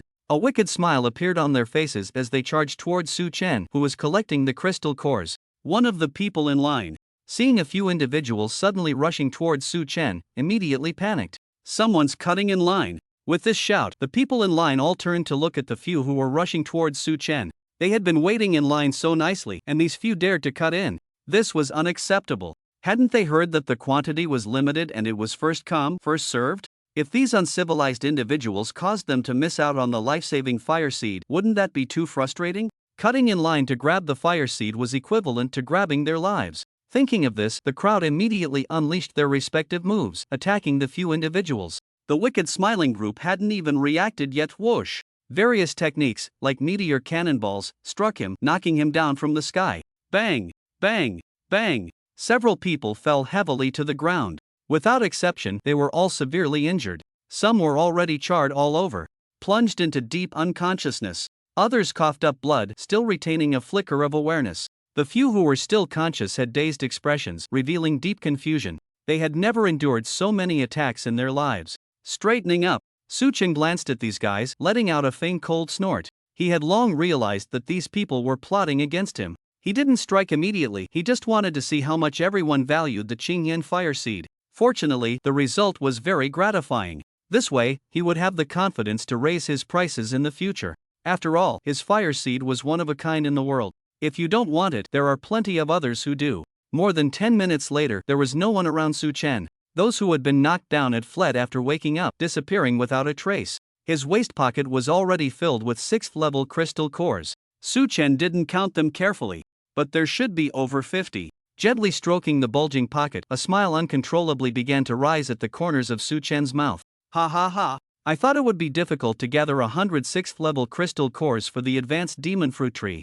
I didn't expect to find the trick so quickly. It really is about doing business, making money is just too easy." Once his mood calmed down a bit, Su Chen looked around and found no sign of anyone. He then had Su Tong check the surroundings. Confirming from Su Tong that there was indeed no one around, Su Chen finally breathed a sigh of relief. He quickly absorbed all the crystal cores into the dark space. Such a fortune must not be exposed. If he were to be ambushed and divided up, it would be disastrous. He patted his head, gathering dozens of Qingyan fire seeds. The consumption was a bit high for him, and he was now feeling somewhat fatigued. He needed to rest for a while. After all, he had already reaped a bountiful harvest today. He wouldn't participate in the second wave of the insect tide. Turning back towards Insect Beast City, he decided to take a break first. On the way, he saw Manhwa and Yang Anan. The two of them looked like Beauty and the Beast. Manhwa was responsible for smashing the self-destructing demon spider, while Yang Anan was in charge of healing him. Throughout the process, Manhwa didn't forget to protect Yang Anan at her shoulder, preventing her from being harmed by the flames and toxins splattered during the demon spider's explosion. Seeing this scene, Suchen frowned and then shook his head helplessly. Both of them were in good condition. After Manhwa was splashed with fire toxins, Yang Anan would immediately heal him. Every time he received treatment from Yang Anan, Manhwa's mouth would involuntarily lift into a smile. It was a clear picture of a man and woman working together without fatigue. The Qingyan fire seeds within Manhwa and Yang Anan had not yet been triggered, so there was no need to replenish them. Seeing this, Suchen no longer paid attention to them and flew straight back. On the way, he transformed back into human form and arrived at the top of Insect Beast City. There were already dozens of people resting there, all sitting on the ground, panting heavily. Even while resting, their eyes were still filled with killing intent, fixed on the vast swarm of insects outside the city, waiting for the moment to rush out and kill to their heart's content. Suchen, in stark contrast to this group, walked to a secluded corner. He took out a reclining chair from the dark space, lay back on it, and pulled out a bottle of drink from the dark space. Conveniently, he used his freezing power to turn the drink into a chilled beverage. Hissa, so refreshing. The icy drink slid down his throat, reaching his stomach. After having money, my nerves have relaxed a lot, Suchen said with a smile in his eyes. Just as Suchen was resting comfortably, a figure slowly approached him and said, "Man, are you interested in joining my Black Flame Society?" Suchen opened his relaxed eyes and looked at the person in front of him. A beautiful woman. She looked quite young, her exact age indiscernible. With fair skin, light yellow long hair, and dressed in a black long dress, she exuded the aura of a strong figure from the heavenly blessing realm. Beneath her faint smile, it gave off an aura that suggested she had everything under control. Suchen flipped over and stood up. He showed great respect to this kind-hearted Tianyu realm expert. Then, he smiled awkwardly and shook his head. "Beautiful lady, I'm sorry, but I already have an organization." As he spoke, he took out the badge of the Sword Edge Society and showed it to the woman. Upon seeing the badge, the woman's brows furrowed. Sword Edge Society? The woman pondered for a moment. She looked at Suchen and nodded slightly. "All right, then there's nothing to be done. Please send my regards to your leader," she said before turning to leave, leaving Suchen staring blankly at her retreating figure in silence. Does she know the Sword Master? At this moment, Jian Bubi and Mo Qinghuan had already crossed the second wave of the insect tide and were flying straight towards the back. Their targets were all level 6 or 7 exotic beasts. They completely looked down on these trifling creatures, and it wasn't just the two of them who thought this way. Those capable of hunting level 7 exotic beasts and entering the inner city all shared the same sentiment. They wouldn't waste time on level 3, 4, or 5 exotic beasts. They all rushed past the second wave of the insect tide, heading towards the back in search of worthy prey. Boom! Boom! Boom! Suddenly, a series of loud noises erupted. Jian Bubi and Mo Qinghuan abruptly stopped in their tracks. They looked up at the unknown object ahead. The others nearby also heard the sound and all paused midair, turning to look at the enormous unknown entity in the distance. "Fortress Giant Snail!" Mo Qinghuan exclaimed in surprise, not expecting such an exotic beast to appear. Upon hearing this name, Jian Bubi felt an endless battle intent rise within her. The Fortress Giant Snail.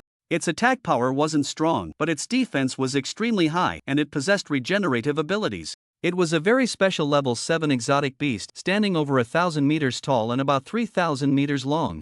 Its overall appearance was similar to that of a giant snail, with eyes resembling those of a snail very long, with the eyeballs at the very top. Most of its back was covered by a hard shell, which was riddled with holes of various sizes. Countless insect-like exotic beasts resided in the depths of these holes in the shell.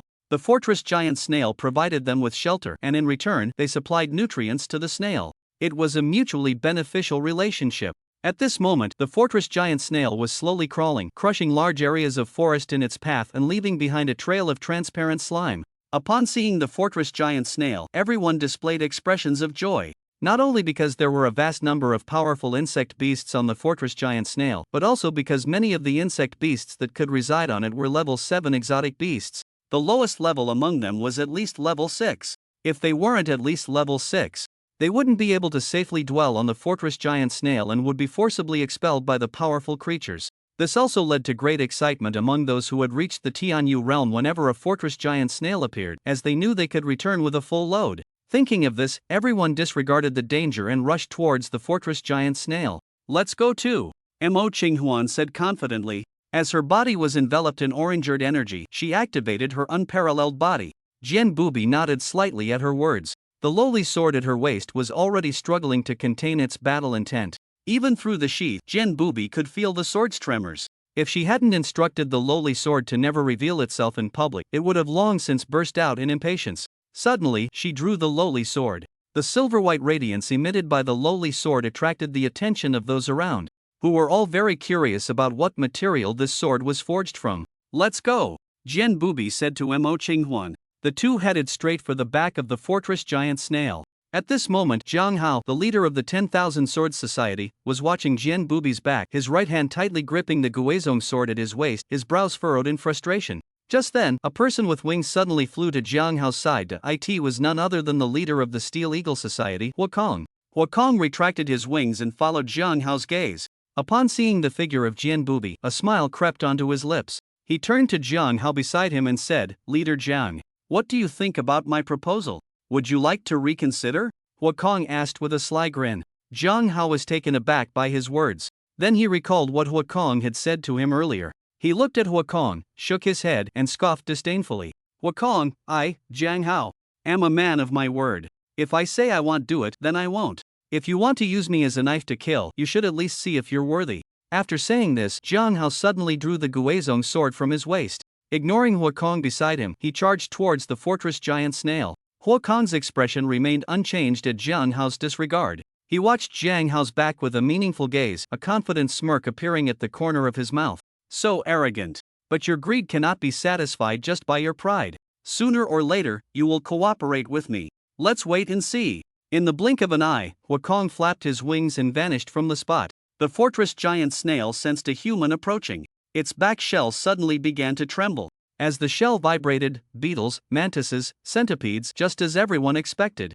The lowest were level 6 mutated beasts. There were also many level 7 mutated beasts with intelligence comparable to humans. Various insect beasts began to poke their heads out from the shell. Upon discovering the numerous humans approaching, their gazes turned greedy. Their purpose for this journey was precisely these delicious morsels of flesh. They never expected them to come right to their doorstep. The hungry insect beasts left their nests one after another, ready to confront the humans. Buzzing, the flying insect beasts surged towards the sky. The non-flying insect beasts crawled down the fortress giant snail, charging towards the delectable humans. A dense swarm of insect beasts charged forward with great momentum. A rough estimate put their numbers at least over 6,000. Among them, level 6 mutated beasts made up the vast majority, while level 7 mutated beasts accounted for about a quarter. The ability users from the 3 cities in the Tianyu realm, including those from level 1 to level 9, numbered around 500. They were all basically present now. Those who could advance in such fierce competition to the Tianyu realm were certainly not weaklings. Even when faced with several times their number of insect beasts, none of them showed any intention of retreating. Instead, their fighting spirit soared. At this moment, the beast-transformed ability users turned their bodies into a ball of light, landing directly on the ground and transforming into their beast forms, charging towards the non-flying insect beasts. The weapon-specialized ability users gripped their weapons tightly. The weapons were surrounded by strange energy, clearly ready to unleash their power, just waiting for the insect beasts to come a little closer. Lastly, the elemental ability users from the insect beast city surrounded themselves with different elements. Fire, lightning, fierce winds, frost, various elemental energies surged in waves, waiting for the moment to maximize their damage. The battle between the two sides was about to erupt. A sultry voice suddenly rang out. "Black flame, chaotic world." Boom boom boom, a massive sea of black flame suddenly appeared, charging straight towards the front line of the insect swarm. At that moment, a red moth suddenly appeared, blocking the way of the insect swarm. It opened its mouth and began to absorb all the black flames. The insect swarm, which had been charging forward, suddenly halted due to the appearance of the red moth. The humans also stood still.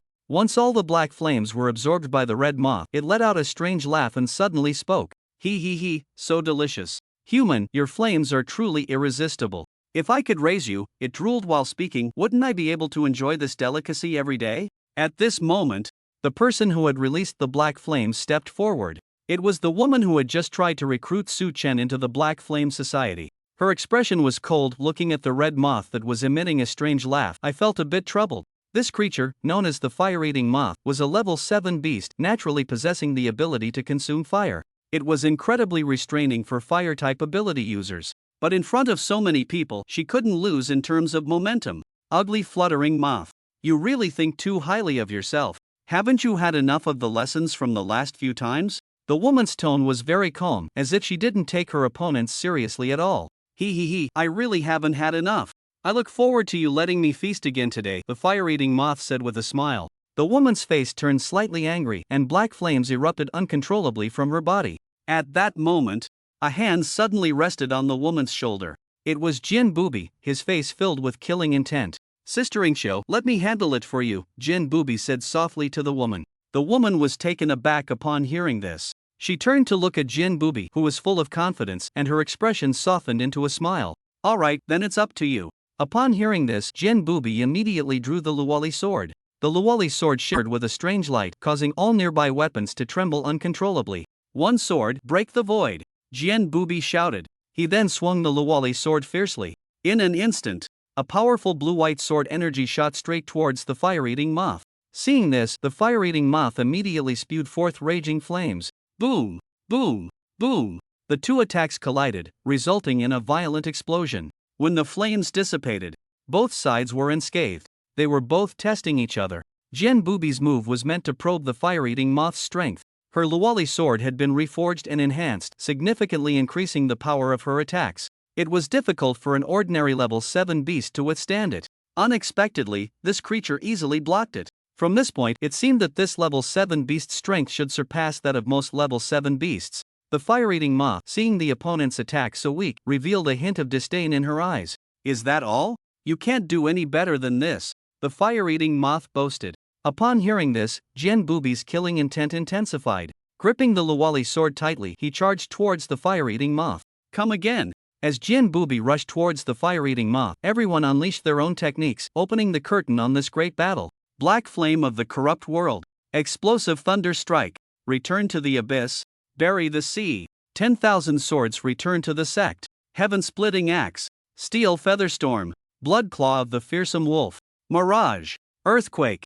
All things as soldiers. Unmatched dominance fist. In an instant, countless various attacks surged one after another towards the insect beast side. Naturally, the insect beasts were unwilling to show weakness and unleashed their own abilities to counterattack. This large-scale war resembled a giant meat grinder. Boom! The collisions of attacks and the massive explosions created such a loud noise that neither side could hear anything else. All they could hear were the roaring sounds of explosions. Before long, a bloody smell wafted through the air, a mix of both human and insect beast blood. Jin Booby swung the Luwali sword, slicing out powerful silver-white sword energies that rushed towards the fire-eating moth. The fire-eating moth immediately used its red hind wings to shield itself. Bang! Bang! Bang! The sword energies struck the fire-eating moth's wings, leaving behind white scratches. But in the blink of an eye, they returned to normal. Seeing this, Jin Booby frowned tightly. There were indeed strength differences among level 7 beasts, but humans still didn't know how to distinguish them. They could only rely on their instincts during battle to judge the strength of this level 7 beast before them. After assessing, Jin Booby concluded that this fire-eating moth's strength had definitely reached the 8th to 9th tier of the Tianyu realm. Meanwhile, she had reached the 3rd tier of the Tianyu realm after her recent training, yet there was still a significant gap between her and this fire-eating moth. But she was not someone who would easily admit defeat. With this thought, Jin Booby curled her lips into a calm smile. She raised her left hand to her heart and silently chanted something. As Jin Booby closed her eyes tightly, she continued to murmur something. In an instant, a surge of sword energy erupted from his body. The Luwali sword in his hand shone brightly. The next second, it began to tremble continuously, as if battle intent was rising, or perhaps it was in excitement. Jin Booby suddenly opened his eyes wide. In the pupils of his eyes, a silver-white sword-shaped light imprint flickered. Unbeaten sword body. Open! Jin Booby shouted loudly. The sharp sword energy immediately spread out like a rainbow, piercing the sun, radiating in all directions. Upon witnessing this scene, the arrogant fire-eating moth's eyes narrowed, and its expression became serious. This is what surprised it about humans. They always manage to unleash astonishing power in moments of crisis. Every human it had devoured before had reached this stage, but the final outcome was already evident. It always felt satisfied after each meal. Especially the way humans fought back at the moment of death truly whetted its appetite. Thinking of this, the fire-eating moth felt elated and let out a few strange laughs. Gaga gaga. Upon hearing this, Jen Booby's expression turned cold. Arrogant creature, your time ends here today. After saying that, Jen Booby's figure flickered and vanished from the spot. With a speed imperceptible to ordinary people, he appeared above the fire-eating moth. The fire-eating moth's strength was among the top tier of this batch of insect beasts. Naturally, it sensed Jen Booby's movement. It immediately opened its large mouth, and its abdomen flickered with a red glow. Then, it spewed a crimson flame upward. Facing the raging flames coming at her, Jen Booby showed no fear. She raised the Luwali sword high and slashed downward. One sword split the sea. As the Luwali sword unleashed a blue sword energy, boom! The blue sword energy collided with the surging flames, resulting in a deafening explosion. The explosion created a cloud of black smoke. Jen Booby's figure suddenly burst out from the black smoke, raising the Luwali sword, intending to strike the fire-eating moth on the head. But the fire-eating moth reacted extremely quickly, instantly tilting its head to evade the attack. However, it forgot that it still had antennae. Whoosh! Splat! One of the fire-eating moth's antennae was directly severed by the Luwali sword. Scalding blood gushed out instantly. Jen Booby, caught off guard, was splattered in the face. Roar! The intense pain made the fire-eating moth let out a cry of agony. The temperature of the fire-eating moth's blood was extremely high. Now splattered on Jen Booby's face, it immediately burned her fair skin, leaving it a bloody mess. The originally cold and beautiful visage was now unrecognizable, appearing only terrifying. But Jen Booby didn't mind the burns on her face at all. The blue flame seed left in her by Su Chen began to exert its power. The burned area instantly ignited with blue flames. In less than 2 seconds, her former beauty was restored. The fire-eating moth inadvertently witnessed this scene, its eyes widening in shock. What kind of flame is this? So peculiar. I want to eat it. Just as the fire-eating moth was lost in thought, Jen Booby seized the opportunity to pursue. Chasing after the fire-eating moth, she continued to strike without fear. Whoosh, whoosh, whoosh. In an instant, the sword light flickered. The fire-eating moth, with blood spraying from its head, kept flying backward, trying to distance itself from the human in front of it.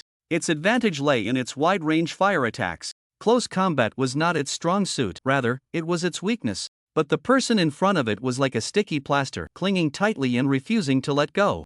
No matter how little distance it created, this guy would follow closely, continuously slashing at it.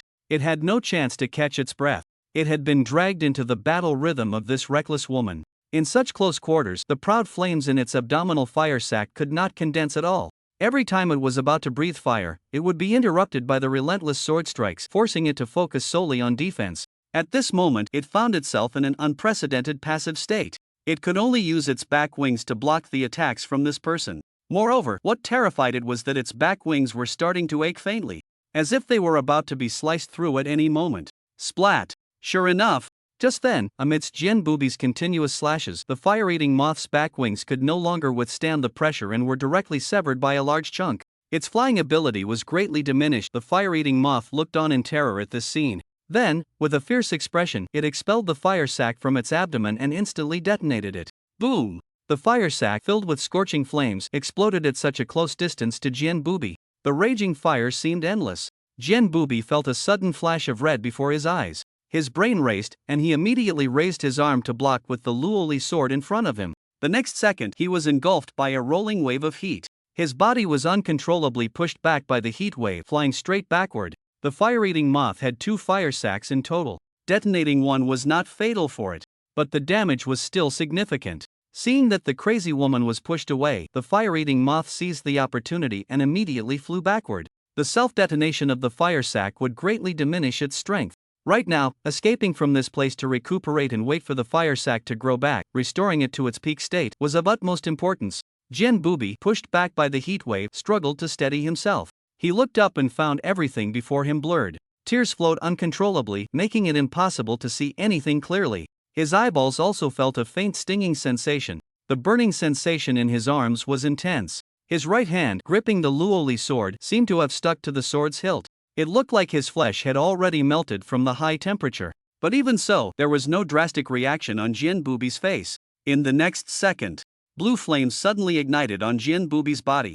It seemed that the blue flame seed left by Su Chen had not yet been exhausted. Under the domineering healing effect of the blue flames, Jian Bubi's severely burned body quickly returned to normal. His vision cleared up again, allowing him to see things once more. Just as he regained his sight, Jian Bubi saw the fire-eating moth trying to escape. Without a moment's hesitation, he immediately pursued it. How could he let the duck that was almost in his mouth fly away? The fire-eating moth flew slowly, its flight path quite erratic, as if it were a drunken person unable to walk a straight line. This was the current state of the fire-eating moth.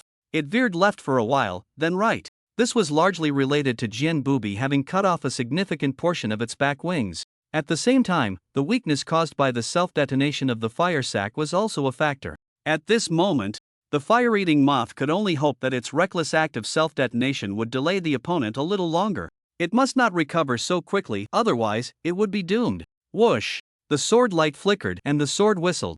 Suddenly, the sound of the sword cutting through the air rang in its ears. The fire-eating moth's heart instantly sounded an alarm. Not good. Before the fire-eating moth could react, Jian Bubi had already arrived behind it. The Luoli sword emitted a cold, chilling light, directly slashing toward the fire-eating moth's back wings. Crack! The sharp blade, accompanied by a fierce sword aura, mercilessly severed the root of the left back wing. The left back wing was completely cut off, causing the fire-eating moth to lose all ability to fly. No! The fire-eating moth let out a reluctant roar. Its body then began to fall uncontrollably. Along the way, the fire-eating moth flapped its other wing repeatedly, trying to regain control. But no matter how hard it tried, it was all in vain. Jian Bubi closely followed the fire-eating moth, continuously swinging his sword and striking it. If one strike didn't work, then another would, until the fire-eating moth finally crashed heavily to the ground. Thud! Its body hit the ground with a dull sound. At this moment, the fire-eating moth was covered in sword wounds, still bleeding profusely. Although the previously severed antennae had regrown, other parts were already riddled with holes. The remaining stamina was insufficient to support the regrowth of its back wings. Jian Bubi slowly landed 5 meters away from the fire-eating moth. The sword-shaped light imprint in his pupils flickered continuously, and sweat dripped from his forehead. His right hand, gripping the Luoli sword, felt somewhat weak. Clearly, the time for activating the invincible sword body was nearing its end. Even with Yang Ainen's white wings protecting him, his stamina was already approaching its limit. There was no time to wait. He had to end this quickly. With a leap, he soared above the fire-eating moth. The sword tip aimed at the moth's head and fell straight down. The tip of the sword pierced straight into the brain of the fire-eating moth without any obstruction. The moment its brain was penetrated, the entire body of the fire-eating moth trembled violently. Its fist-sized compound eyes were filled with disbelief. It was actually going to be killed by a human. Just one step away. It could reach the King Realm. The King Realm. How many of its kind had longed for that realm? And it was about to achieve that realm. It just needed to eat a few more humans of the same level. Just a few more. It was all this human's fault. All because of her. She ruined its grand plan. Even if I have to die, I will take you down with me. In the fierce gaze of the undefeated sword, the fire-eating moth activated the only remaining fire sac in its body. Its body instantly began to heat up. In just 2 seconds, it became scalding hot and fiery red. The fire-eating moth had seen many humans make desperate last stands. It never expected that it would also have a day of desperate retaliation. At this moment, the fire-eating moth's eyes were extremely fierce, yet also carried a hint of pride. Seeing this situation, the undefeated sword's pupils instantly constricted. The blue flame left by Su Chen had already been nearly depleted after the first 2 treatments. If it suffered another severe burn like before, combined with her current state of near exhaustion, she was very likely to become a lamb to the slaughter for other insect beasts in a short time. Thinking of this, the undefeated sword quickly drew the Luoli sword, exerted force with her feet, and hurriedly retreated. However, as soon as she exerted force, her legs suddenly went weak. The undefeated sword body suddenly vanished at that moment. The sword-shaped light imprint in her pupils dissipated at an inopportune time. A strong sense of weakness instantly swept over her entire body. The sudden disappearance of the undefeated sword body caused the undefeated sword to temporarily lose her ability to exert force, leaving her to watch helplessly as the fire-eating moth exploded before her. At this critical moment, the woman with the black flame ability suddenly appeared behind the undefeated sword. She grabbed the collar of the undefeated sword and pulled her behind her. Black flame shield. Boom boom boom, pitch black flames erupted from the woman's palm. Then they expanded backward, tightly enveloping the two of them. Boom! The last fire sac of the fire-eating moth finally exploded at that moment. From a distance, the scene was strikingly similar to an atomic bomb explosion. The wildly raging flames instantly engulfed everything in this area. The intense firelight mixed with rolling heat waves pushed the two enveloped by the black flames backward. The weak insect beast was killed on the spot, injuring a few humans in the process. Fortunately, they ran fast and were not seriously hurt. By the time the explosion ended, the body of the fire-eating moth had long since vanished, leaving only a crystal core lying alone on the ground. At this moment, the uncontrollable black flame shield continued to fly backward. Crack! It finally crashed into a large tree, instantly breaking it in half. It seemed that the force of this heat wave was indeed considerable. The black flame shield fell to the ground and slowly disappeared. The undefeated sword's face turned pale, and she squatted down on the ground. Clearly, it was due to excessive consumption. It could also be because of the survival after the ordeal. Shaoli, I saved your life again. How are you going to repay me? The woman said with a smile. Hearing this, the undefeated sword looked up at the woman in front of her, a hint of a smile appearing at the corner of her mouth. This woman was named Tangingsho. Her ability was SS level, the indestructible Black Flame. She was the leader of the Black Flame Society in Insect Beast City. The process of getting to know her was quite interesting. When she had just arrived in 8 Beast City, the first beast type she experienced was the Insect Beast type from Insect Beast City. At that time, her strength was not very strong, only at the first level of the Skywalker realm. She had not yet joined any organization and was almost killed by a few level 6 insect beasts working together.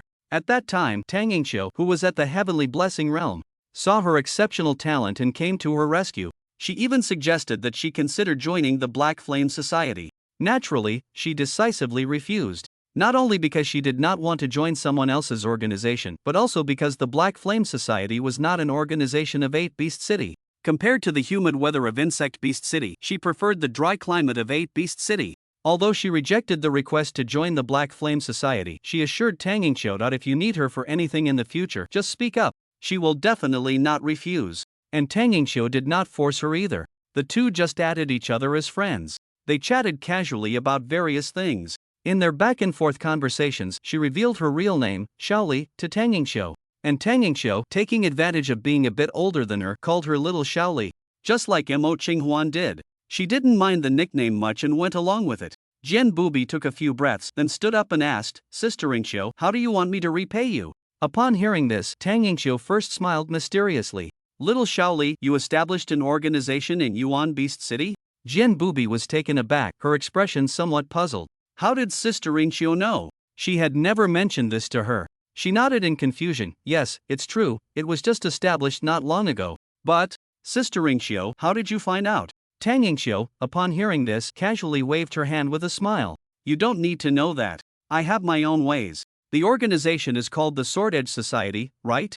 Jian Bubi's expression became even more bewildered upon hearing this. How did she know the name of the organization? Was her Sword Edge Society that famous? Seeing this, Tangingsho crossed her arms and smiled slightly. Little Shaoli, I remember you told me before.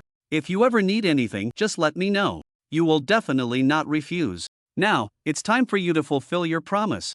Jian Bubi nodded vigorously in response. Confidently, she said, Sister Ringsho, I'm also in the Tianyu realm now. If you need my help with anything, just say the word. Tangingsho nodded in satisfaction. Good, you said it. Then I won't beat around the bush. I want a member from your organization.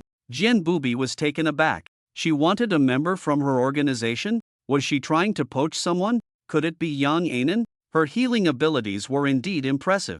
Seeing this, Tangingsho had no qualms about wanting her. It's that Yang Anan, right? Jian Bubi said with certainty. Tangingsho, upon hearing this, immediately showed a confused expression. What Yang Anan? That's a woman's name, right? I'm talking about a man. Jian Bubi's expression stiffened and a bad premonition rose in her heart. A man? Sister Ringsho. What does he look like? After hearing this, Tangingsho thought for a moment. For some reason, a smile crept onto her lips as she pondered. Well, how should I put it? He's very, very handsome. That's right. A big handsome guy. He's the most handsome man I've ever seen in my life. Each word from Tangingsho struck Jian Bubi's heart hard, leaving her expression frozen. She then bit her teeth in frustration. Clearly, Tangingsho wasn't talking about that big guy Manhwa. If it wasn't Manhwa, then there was only one choice left.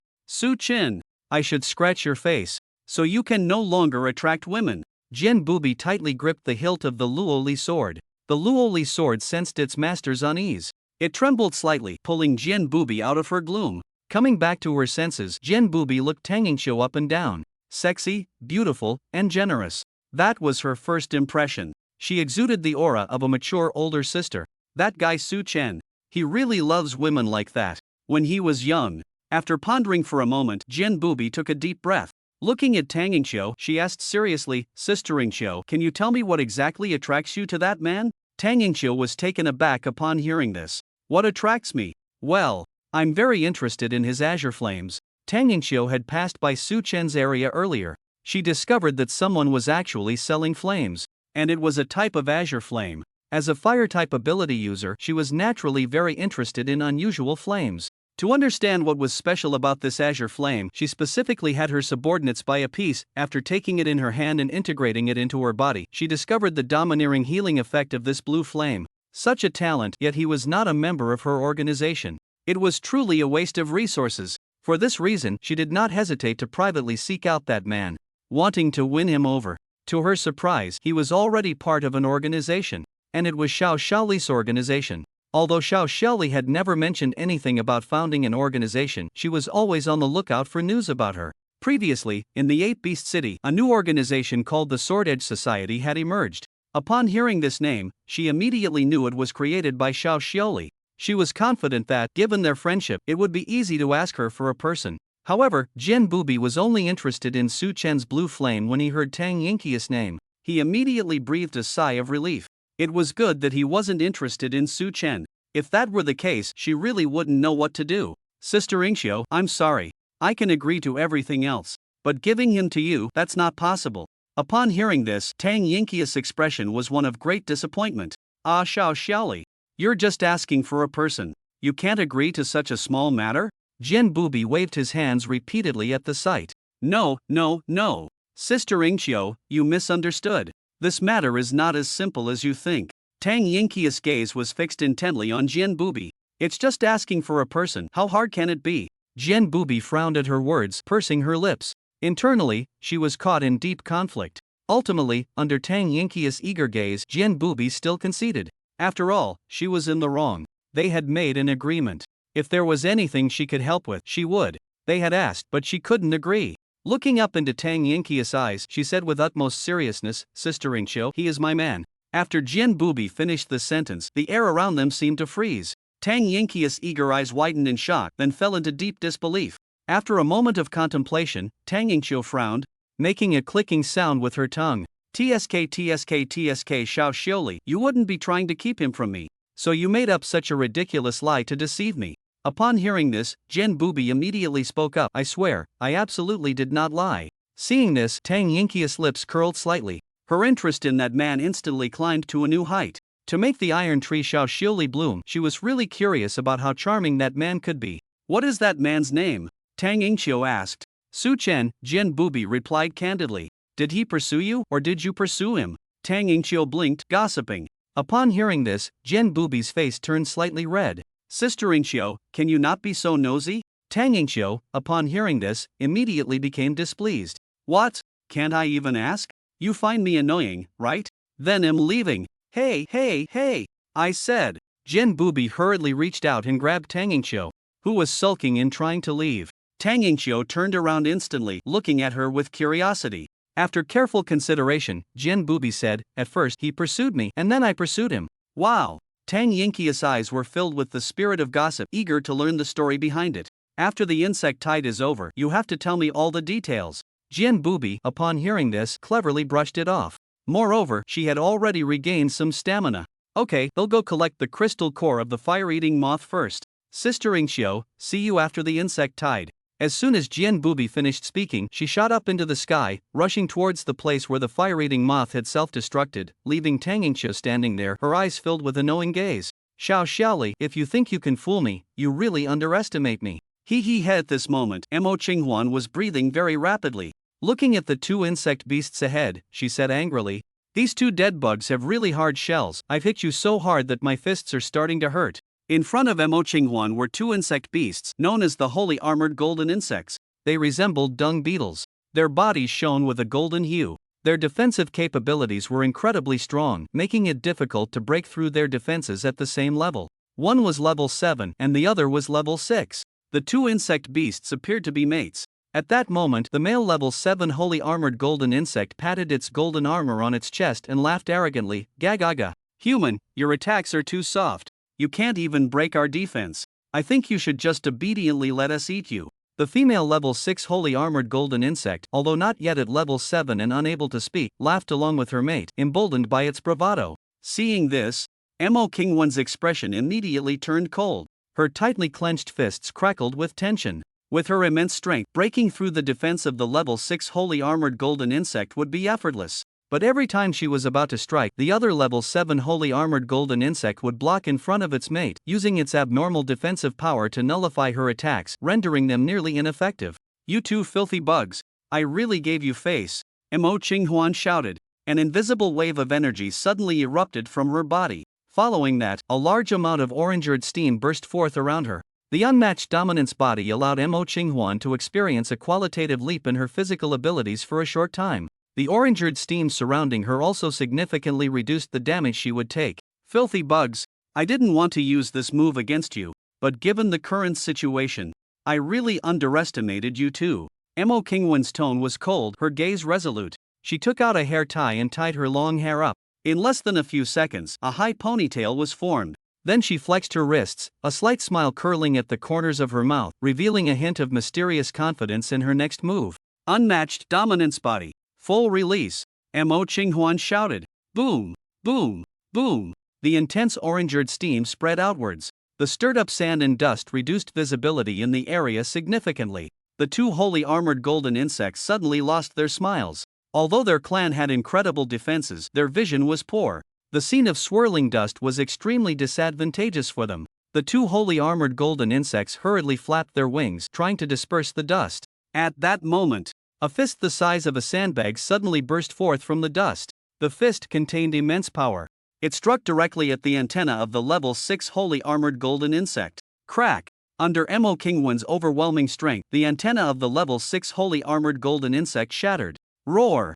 The level 6 holy armored golden insect let out a painful scream, then collapsed to the ground, clutching its head and trembling. Seeing this, Mo Qinghuan quickly retreated into the dust, concealing her figure. The nearby level 7 holy armored golden insect, hearing its mate's cry, hurriedly shielded it behind itself. But it was already too late. Mo Qinghuan's figure flickered in and out of sight amidst the dust. She constantly exerted force with her feet, stomping the ground and kicking up more dust. The level 7 holy armored golden insect felt a bad premonition rise in its heart as it looked at the dust swirling around. "No, the human is too cunning. They clearly know our clan's weakness but are pretending to be in a difficult situation. They had been deceived by this human earlier. We need to go. We can't fight here." The level 7 holy armored golden insect reached out to pull its injured mate, shaking its wings behind it to take off.